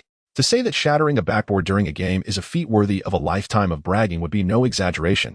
Through his actions, Suemo demonstrated to all what the essence of violent beauty truly is: extreme ferocity and exquisite elegance. Chapter 195. The 3 balls determine victory or defeat. On the court, both the players from Qingda and Deity stood frozen in disbelief. What was happening? The backboard had shattered? Is this truly possible? The audience erupted in astonishment. Could it be that the backboard was actually broken? How outrageous. This is simply magnificent. I feel as though I might faint from the sheer brilliance of it all. Is this genuinely a college tournament? Oh, divine powers, my ancestors, what kind of phenomenon is this? I am utterly enamored with Suemo. He is the only one I shall ever support in this lifetime. Yan Jiaoxi, witnessing this scene, was starry-eyed. Her beloved Mo had, unbeknownst to her, become so remarkably talented. Her heart swelled with pride. On the court, the referee rushed over to ascertain the situation. Upon seeing the shards of glass strewn across the floor, he could not suppress a twitch of his eyelid. After more than a decade of officiating basketball games, he had never encountered such an extraordinary occurrence. Shattering the backboard? How incredibly audacious. Coach Tao Xiaowei of Qingda and Coach Fan Haolin of Deity hurried over as well. Gazing at the glass fragments, they couldn't help but gasp in astonishment. Such legendary aesthetics of violence had unfolded right before their eyes. It felt as though they were caught in a dream. Coach Tao, your player Suemo is truly remarkable. Coach Fan, to be honest, I had no idea Suemo possessed such exceptional basketball skills. I am just as surprised as you are. Coach Tao chuckled wryly, looking at Coach Fan, and could not resist patting his shoulder. Holding a trump card, yet achieving this result, who could endure such a fate? Coach Fan wore a bitter expression. From the start of the match until now, Suemo had only scored 3 baskets, yet he had completely shattered the morale of all Deity players, including Fan Haolin himself. How could they possibly continue? This game had become unplayable. Does Qingda have a spare hoop? The referee inquired, turning to Coach Tao. Given the current state of the backboard, it was evident that it could no longer be utilized. I'll have someone fetch one immediately, Coach Tao replied hastily, recalling that they had received 2 spare hoops just last month. Otherwise, the game would have been rendered impossible. No need, Coach Fan said, glancing at his players not far away, suppressing a bitter smile that emerged involuntarily, stopping Coach Tao in his tracks.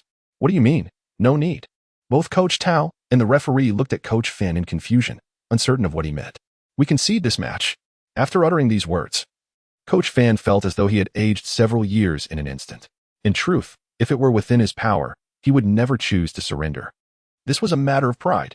However, as Fan Haolin gazed upon his proud disciple, Ling Tianli, who appeared utterly disheartened, he found himself compelled to make a difficult decision. Among the players at Emperor University, Ling Tianli possessed one of the most resilient mindsets. Yet, even he was reduced to such a state by Su Mo's 3-point shots. The others were in even worse shape, their expressions as grim as if they had consumed something repugnant. Under such circumstances, continuing the game seemed futile, with the outcome all but predetermined, a certain defeat. What was even more alarming than the prospect of losing was Fan Haolin's uncertainty regarding the potential astonishing feats Su Mo might yet unleash. Should the game persist, it could leave an indelible psychological scar on his players. Fan Haolin would never gamble with the futures of these young athletes. If they were to suffer lasting mental trauma, it would profoundly affect their basketball careers. Hence, this decision was made after considerable contemplation. Coach Fan, are you truly willing to concede? The referee inquired incredulously, unable to fathom such a choice from him. After all, Emperor University had been the champion of last year's collegiate tournament. To think they would surrender against a mere student's 3-point shots was beyond belief. Indeed, we have spare hoops in our storage. We can continue the match. Tao Xiaowei interjected, equally astonished by Fan Haolin's resolution. There is no need to proceed, Fan Haolin replied with a bittersweet smile, gesturing towards Su Mo, who was surrounded by Qing University and Oppos as players. With a tone of resignation, he remarked, do you believe there is any merit in continuing against such a prodigy? The referee fell silent, and Tao Xiaowei acknowledged the truth of the statement. There was indeed little point in persisting against Su Mo's extraordinary talent. Although he had only scored 3 points, it did not diminish the sheer brilliance of his basketball skills, terrifying leaping ability, exceptional speed, precise shooting, and uncanny footwork. When all these attributes coalesce within a single individual, the result is nothing short of terrifying. Boss, you are truly remarkable. From this day forth, you shall be my idol. Count me in.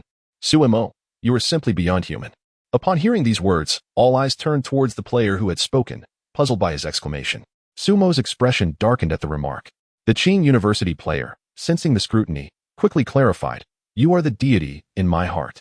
Everyone fell silent, and Su Mo could only respond with a bemused expression. Zhao Tian and several Qing University players encircled Su Mo, showering him with unabashed praise, which only served to heighten Su Mo's discomfort. That's enough. Do you really need to exaggerate so? At that moment, Tao Xiaowei approached, drawing the attention of Su Mo and the others. Coach, what shall we do? Su Mo awkwardly inquired, recalling that during his recent dunk, he had not given it much thought, only to inadvertently shatter the backboard. Had it not been for this incident, the game would not have been halted. I have good news for you, Tao Xiaowei remarked, unable to suppress a smile as he observed Su Mo. Before the match commenced, he had harbored little confidence in his own team, especially considering they were up against last year's championship team. However, he was utterly astonished as Su Mo delivered such an unexpected surprise. What good news? Both Su Mo and the others gazed curiously at Tao Xiaowei, eager to learn what he had to share. D University has conceded defeat, Tao Xiaowei feigned nonchalance as he slowly revealed. Su Mo's 3-pointer shattered the morale of all the players from D University. Su Mo, Zhao Tian, several players. The championship team has conceded? My goodness. Chapter 196, The 4 Questions of Death. Beat. The referee grasped the microphone and approached the center of the court. Casting a glance at all the spectators in the basketball club, I hereby announce that due to the voluntary forfeiture of the Imperial University, today's match is won by Qing University. A collective gasp resonated through the crowd. No one anticipated such a turn of events.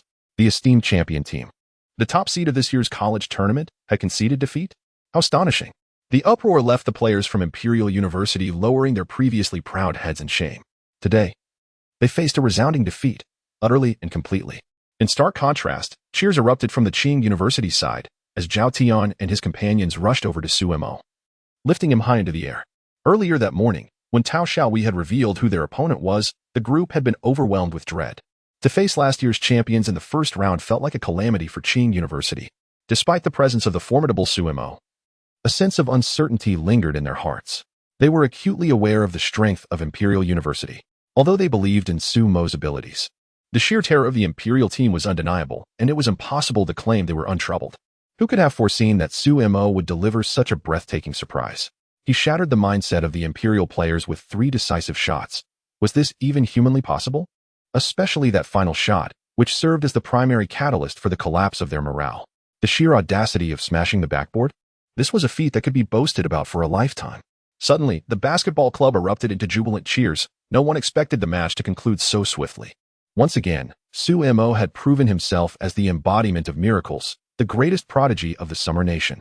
To have compelled last year as champions to forfeit? This event itself was nothing short of miraculous. All right, put me down. Su Mo spoke with feigned annoyance to the group, who quickly complied.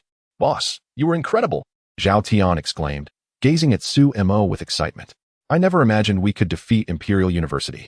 Zhao Dong, the president of the basketball club, along with the other 3 players, including one substitute, looked at Su Mo with admiration, causing him considerable embarrassment.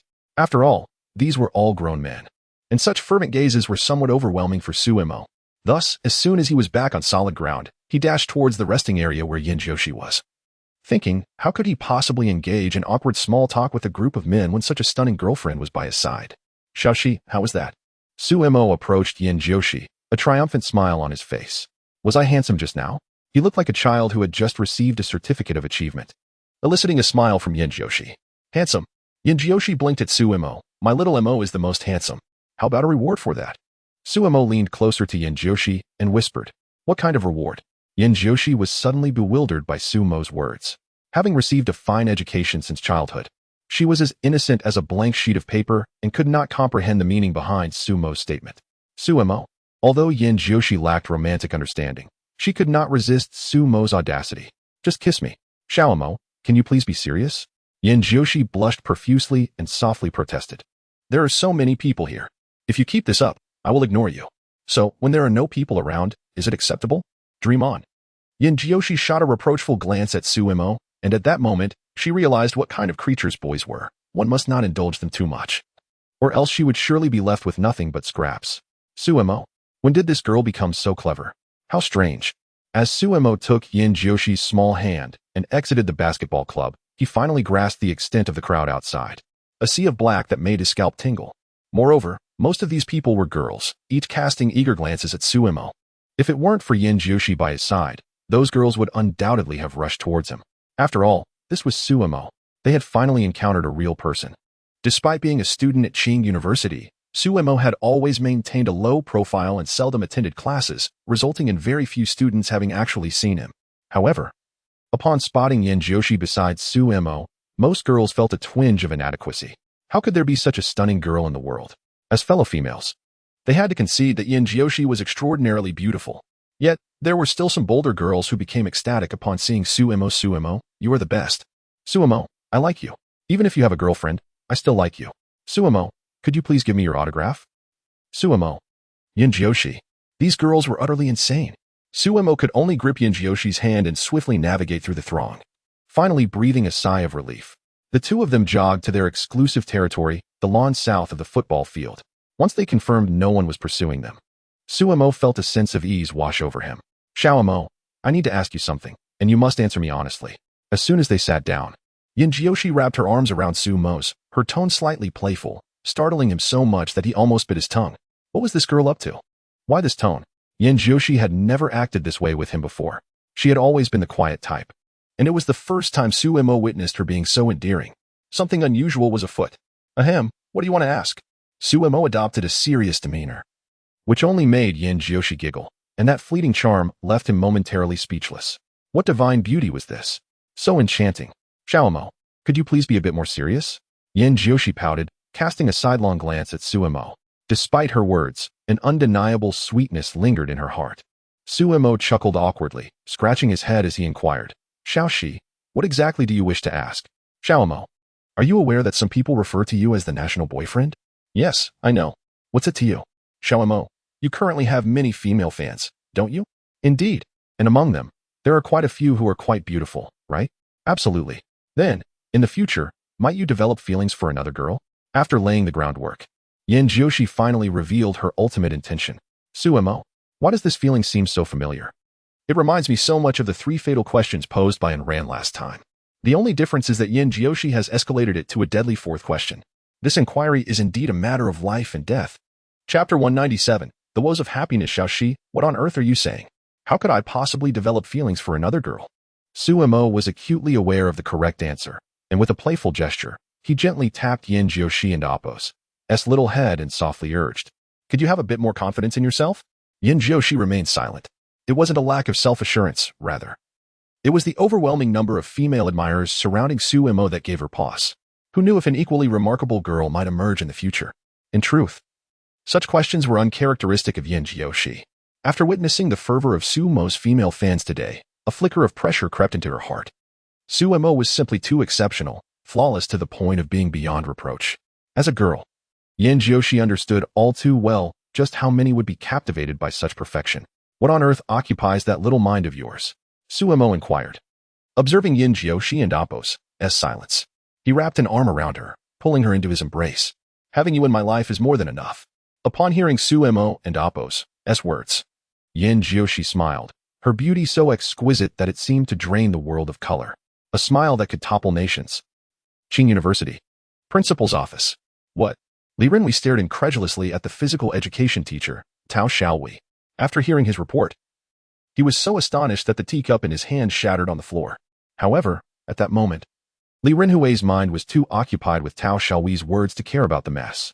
Did we truly eliminate the Imperial University? Li Renhui asked, still in disbelief. He was aware that Imperial University was last year's championship team. Given the strength of his own school's team, even with several improvements, they should not stand a chance against Imperial University. Yet, someone was telling him they had eliminated last year's champions? It was sheer nonsense. But looking at Tao Xiaowei's expression, it was clear he was not jesting. Of course it is true, Principal. Do you think I would joke about something so significant? Tao Xiaowei offered a wry smile, knowing that Li Renhui would find it hard to accept at first. After all, if he had not witnessed it himself, he would not have believed it either. It was akin to playing a losing hand and still managing to win. Whoever it is would find it incredible. I have brought the match video. Would you like to see it? Tao Xiaowei produced a USB drive from his pocket and handed it to Li Renhui, promising a delightful surprise within. Oh, Li Renhui, intrigued by Tao Xiaowei's words, skeptically accepted the USB drive. His curiosity piqued. What kind of surprise could it be? Defeating the championship team from Imperial University seemed impossible in Li Renhui and Appo's eyes, yet it had occurred, and now he was eager to uncover the truth. Principal, once you view the video, you will understand, Tao Xiaowei replied with a smile, eager to witness Li Renhui's astonishment. Li Renhui directly inserted the USB drive into the computer and Appo's main unit, and a video window promptly appeared on the screen. With a click, he began to watch. 10 minutes later, silence enveloped the room. Li Renhui found himself at a loss for words to describe his current emotions. What had he just witnessed? A shattered backboard? The 3rd seed surrendering to the University of Empire in mere moments? After a prolonged silence, he could not help but exclaim, "Goodness, is this kid even human?" Despite his cultivated demeanor, he failed to suppress an expletive at that moment. The few minutes of video had left him utterly astonished. In the footage, it was as if Sumo was performing solo, essentially a 1-against-5. The opposing team was last year's champion. How could a freshman possess such extraordinary basketball prowess? With such talent, why not pursue a career in the NBA? Initially, Li Renhui had planned to urge Sumo to unravel the 5 great enigmas should he lose this match, yet he never anticipated such a turn of events. Given Sumo's astonishing display in the video, it seemed entirely plausible that he could indeed lead Qing University to victory in this year's collegiate championship. It wasn't that Li Renhui lacked ambition for his alma mater to triumph. Basketball had long been a source of frustration for him. Honestly, if Qing University were to secure this championship, he would be the most elated of all. However, the wager he had made with Sumo left him feeling apprehensive. If forced to choose between the collegiate championship and the 5 great enigmas, he would unhesitatingly opt for the latter. Although the championship held significant importance, it paled in comparison to the enigmas. Should Sumo manage to solve 1 or 2 of the enigmas, Qing University's international ranking would undoubtedly ascend. This was truly a dilemma of bliss. The joy was genuine, yet the worry was equally real. Ahem, President, mind your image. Upon hearing Li Renhui's words, Tao Xiaowei felt a twinge of embarrassment. Fortunately, there were no others present, or else. Li Renhui, realizing Tao Xiaowei's presence, felt a wave of awkwardness. He swiftly changed the subject, saying, "Teacher Tao, Since our school has a chance to win the championship this year, you need not concern yourself with anything else. Focus solely on training the team. We must bring the championship trophy back to Qing University. However, Tao Xiaohui's expression revealed his hesitation. Li Renhui, fully aware of Tao Xiaohui's concerns, waved his hand dismissively, assuring him that he would handle matters on the school's end. In that case, I shall gladly comply. Tao Xiaohui replied with a hearty laugh. With his worries alleviated, he was eager to lead this dark horse team in rigorous preparation for this year's collegiate competition. After discussing matters for a while in the office, Tao Xiaohui took his leave. Once he departed, Li Renhui promptly dialed Su Mo and Oppo's number. As soon as the call connected, Li Renhui heard Su Mo's voice, filled with evident dissatisfaction. Principal, what is it that you need from me this time? Su Mo was understandably irked, as he was currently on a date with Yin Jiushi, only to be interrupted by this esteemed figure's phone call. Disrupting one's romantic rendezvous is certainly an unethical act. You brat, come to my office at once. I have matters to discuss with you. Li Renhui, recognizing the displeasure in Su Mo's tone, retorted with a hint of annoyance. It was only now that Li Renhui comprehended that Su Mo had initially engaged in a wager with him purely to ensnare him. This young man was truly cunning. I'm not coming. I'm in the midst of a date with my girlfriend. Upon hearing Li Renhui's words, Su Mo couldn't help but curl his lip in disdain, resolutely rejecting his request. In the grand scheme of things, nothing was more significant than his beloved she.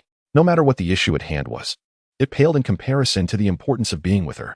Chapter 198. The principal with a reluctant conscience. Moreover, Su Mo discerned certain nuances in Li Renhui's tone, indicating that this visit from the principal was unlikely to bear good tidings. With that in mind, he questioned the necessity of attending, leaning against Su Mo's shoulder.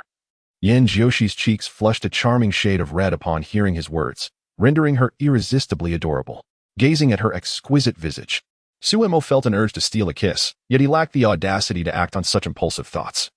For he knew that the girl would likely ignore him for a month should he dare to pursue that whim. Such a consequence would undoubtedly prove too steep a price to pay. On the other end of the line, Li Renhui's expression darkened upon receiving Su Mo's response. When did it become so arduous for the principal of Qing University to arrange a meeting with his students? How dare the student refuse him?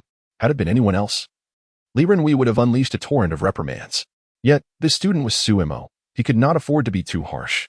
If you don't come, don't bother asking for leave in the future, he declared before abruptly ending the call. Listening to the sound of the line disconnecting, Su Mo felt a pang of frustration. A blatant threat. Yet, he found himself powerless against such intimidation, for he often required leave. After all, he still had 2 variety shows to record. As the saying goes, when under someone's roof, one must bow their head.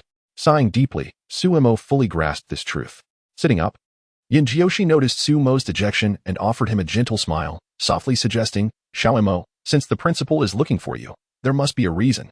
You should go see him. Su Mo found himself at a loss for words. Not going was not an option, yet he was uncertain of the principal's ulterior motives. He had a hunch regarding Li Renhui's summons, especially since the competition had just concluded. The principal's call must be related to the recent results. And Su Mo distinctly recalled their wager, leading an ominous premonition to bubble up within him. Very well, I shall escort you back to your dormitory, he said, rising and gently brushing off the grass clippings from her attire.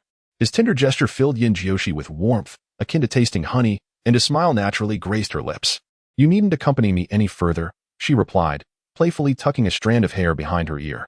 This is school. Are you truly worried that I'll get lost? Su Mo chuckled awkwardly, acknowledging the validity of her point. Then I shall take my leave. Let us share lunch together later.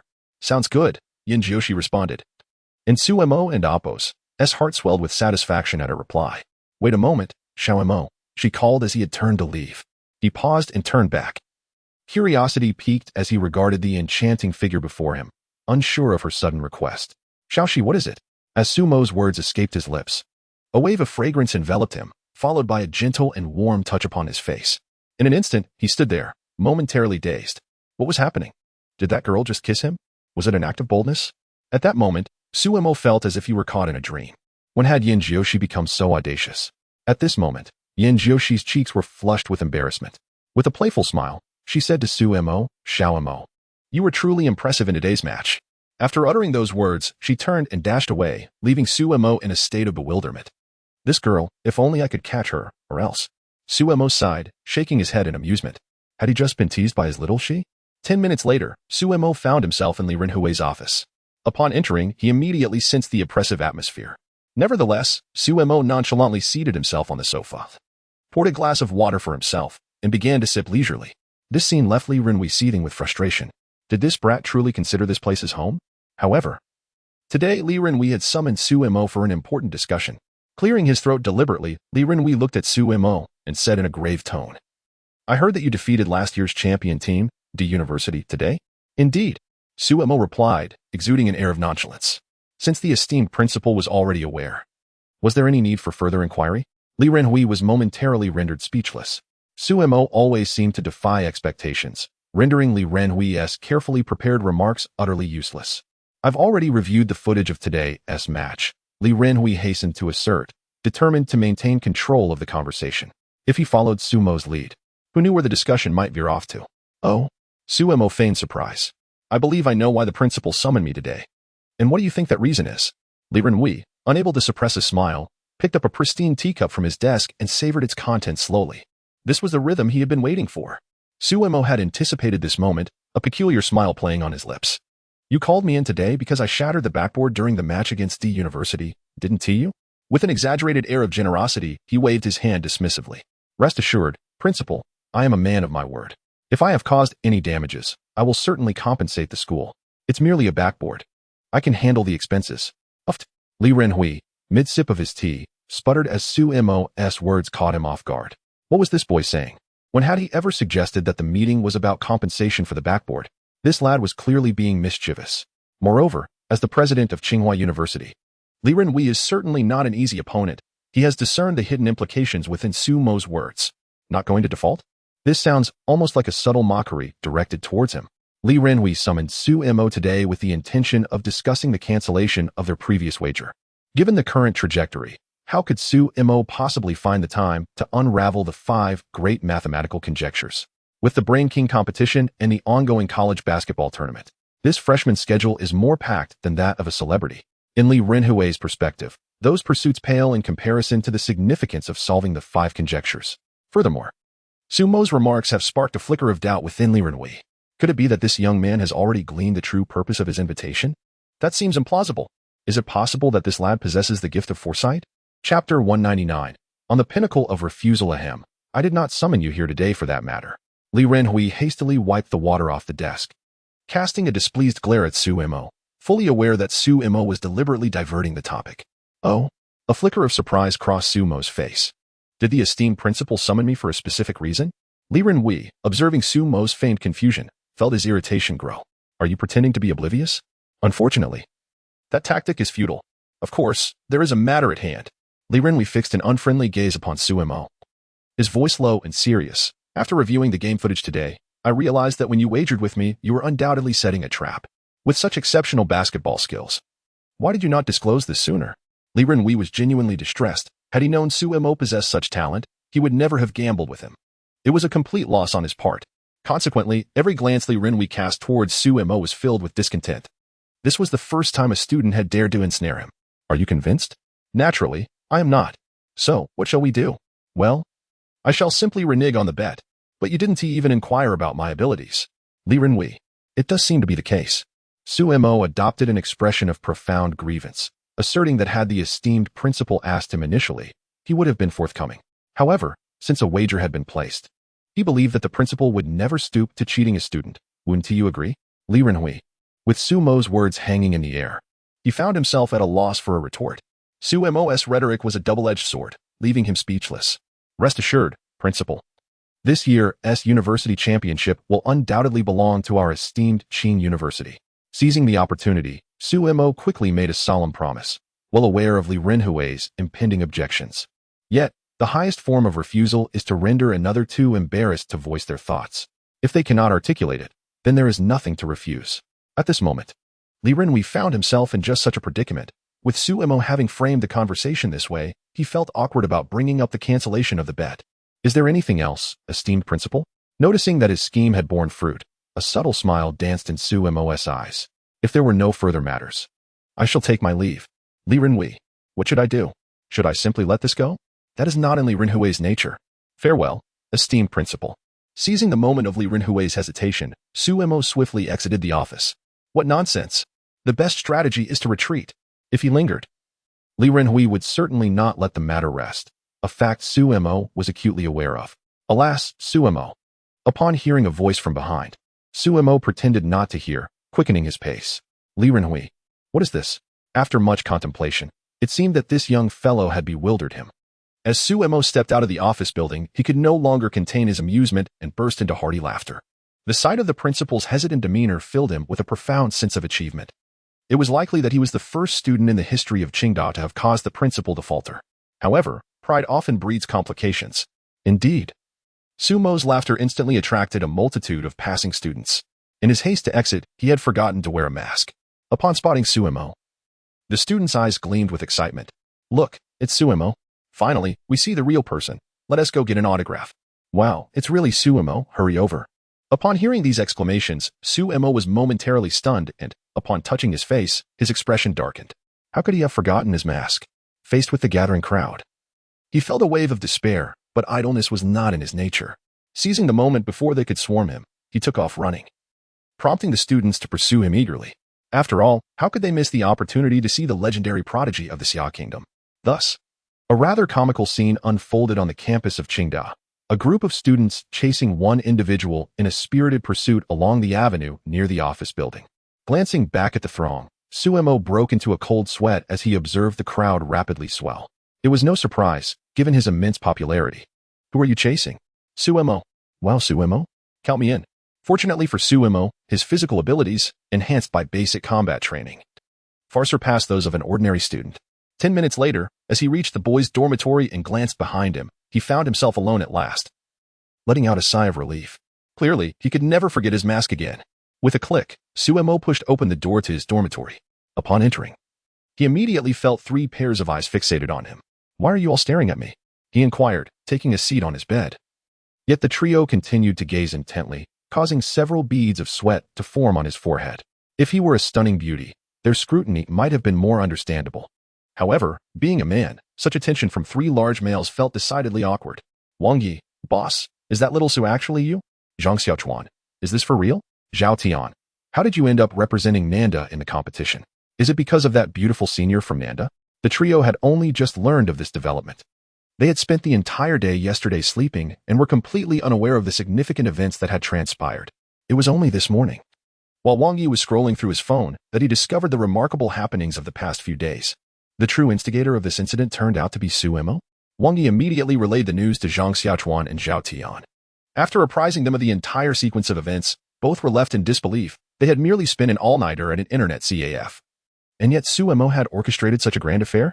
Moreover, Zhao Tian's remark ignited a fervent curiosity within Wang Yi and Zhang Xiaochuan. A beautiful senior? The two exchanged glances, sensing an intriguing shift in the atmosphere. Come on, tell us, what exactly is the relationship between you and that enchanting senior? They pressed.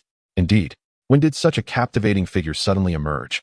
Suemo, taken aback, pondered, isn't it said that girls enjoy gossip? Why do boys indulge in it as well? Observing Sumo's exasperated expression, Wang Yi couldn't suppress a mischievous grin. With a playful wink, he provocatively inquired, come on, just be honest with me. Do you have a romantic involvement with that beautiful senior? Chapter 200. Anren's distress. Who do you think you are? Sumo's eyelids twitched uncontrollably, the malice in his gaze unmistakably evident. Instantly, Wang Yi felt a significant drop in the room's temperature, prompting an involuntary shiver. Boss, I was merely jesting. Please do not take it to heart. Cowardice? Of course. Wang Yi had witnessed Sumo's prowess. Even Zhao Tian, the young master of the 7th rank Xian, had suffered 2 beatings. He certainly did not wish to tread the same path. Zhao Tian and Zhang Xiaochuan exchanged disdainful glances upon witnessing Wang Yi's cowardly demeanor. In response to their scorn, Wang Yi shot back with a look that seemed to convey, if you're so capable, why don't you try? Zhao Tian, Zhang Xiaochuan, were they truly capable? Particularly Zhao Tian, who, recalling the scenes of his past thrashing at Sumo's hands, couldn't suppress a shiver of dread. Noticing the silent exchange among the 3, Suemo, with a hint of irritation, clarified, my relationship with that senior from South University is merely that of ordinary friends. It is not as convoluted as you imagine. As for the player Xiao Su, that is indeed me. Upon hearing Sumo's words, the trio curled their lips in disbelief. Ordinary friends? They were far from convinced. Nevertheless, their attention was swiftly captivated by Sumo's subsequent revelation. Suemo was the player Xiao Su. Oh my goodness. The three had watched the video of the poetry competition between South University and Imperial University online. The extraordinary talent of the player Xiao Su was vividly displayed in that brief video, coupled with the audacious tone exhibited during the competition. It was indeed reminiscent of Suemo, especially that line, "The championship I compete for was destined to be mine." Who else, apart from Suemo, would dare utter such words? It seemed unlikely that anyone else in Xia could rival him. In truth, after watching the video, the three had already deduced the identity of player Xiao Su. However, hearing Suemo acknowledge it himself left them utterly astonished. That astonishing poetic talent, that peak-caliber calligraphy, combined with the myriad accolades surrounding Suemo. Good heavens, was he even human? Once again, the trio found themselves thoroughly overshadowed by Suemo. In comparison, they felt merely like an afterthought in this world.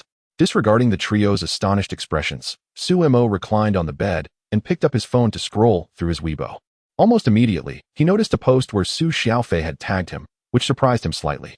Su Xiaofei was no stranger to Suemo. She was the undisputed queen of the entertainment industry in Xia. During his middle school years, he had watched the dramas featuring Su Xiaofei. Back then, he had fantasized about finding a girlfriend as stunning as her. Little did he expect, he had indeed succeeded in doing so. Yin Jiushi, in both beauty and elegance, even subtly outshone Su Xiaofei. Suemo was taken aback when Su Xiaofei specifically mentioned him. He contemplated responding politely, but then his thoughts drifted to Yin Jiushi. After all, he was in a relationship and ought not to engage frivolously with other girls. To Suemo, women were classified into two categories, Yin Jiushi and all others. As a public figure, Suemo was acutely aware that he was under scrutiny, and Su Xiaofei, being a top-tier star, was no exception. Their every action was bound to attract attention. If he were to reply to Su Xiaofei, he could only imagine the unfounded rumors that would ensue. Such speculation would be unfair to his beloved Shi, so he decisively dismissed the thought. In recent days, a post by Suemo had stirred the online community into a frenzy. Numerous celebrities sought to ride the wave of his popularity, bombarding social media with their own messages, some even offering hefty sums for a handwritten poem. Consequently, Sumo's follower count skyrocketed, reaching an astonishing 40 million.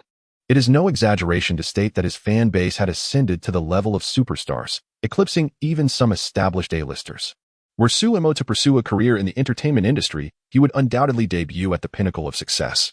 Regrettably, such aspirations did not cross his mind. Otherwise, the industry would be rife with trepidation. With only a finite pool of resources, the entrance of someone as formidable as Suemo could drastically diminish the opportunities available to others. That night, Suemo retired early. For the following morning, he was scheduled to record a segment for Becoming a God. As dawn's light streamed through the window, he slowly opened his eyes. It was only 5:30 in the morning. After a brief moment of grogginess, he rose quietly, washed up, and set out for a jog. This time, Suemo had learned his lesson. Upon leaving the dormitory, he donned a mask. The events of the previous day were still fresh in his mind, and he was determined not to repeat such a mistake. Though running with a mask was uncomfortable, he bore it nonetheless. After jogging for about 20 minutes, he ventured alone to the school cafeteria for breakfast. Given Yin Jioshi's penchant for sleeping in, Suemo generally dined alone.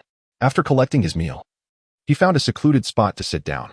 Just as he took a few bites, a cool voice interrupted him. "Slide in a bit." The tone carried an undeniable authority, leaving Suemo momentarily bewildered. Who could this be? Upon looking up, he found Ran standing before him, her presence commanding. Without a second thought, he complied and shifted to make room for her. This young lady was not to be trifled with. Suemo had learned this lesson well. Thus, it was wise to acquiesce to her request. Observing his compliance, a glimmer of amusement flickered in Ran's eyes. The moment she entered the cafeteria, she had spotted Suemo. Despite his mask, she saw through it effortlessly, recognizing him at once. Despite the continuous admonitions echoing in her mind that Suemo was Xiaoxi's boyfriend and that she should not entertain any other thoughts regarding him, Ran found herself unable to restrain her feelings. Each time she laid eyes on Suemo, a wave of joy surged within her. At times, she questioned her own sanity for constantly thinking about her best friend's partner. Ran was indeed troubled by this dilemma. She persistently reminded herself to steer clear of Suemo. Yet, despite her best efforts, her feet betrayed her, leading her inadvertently to his presence. "Suemo, are you heading out today?" Ran turned to him, offering a gentle smile. Noting his unusually formal attire, which she rarely witnessed, she made her assumption. "How did you recognize me?" "How did you recognize me?"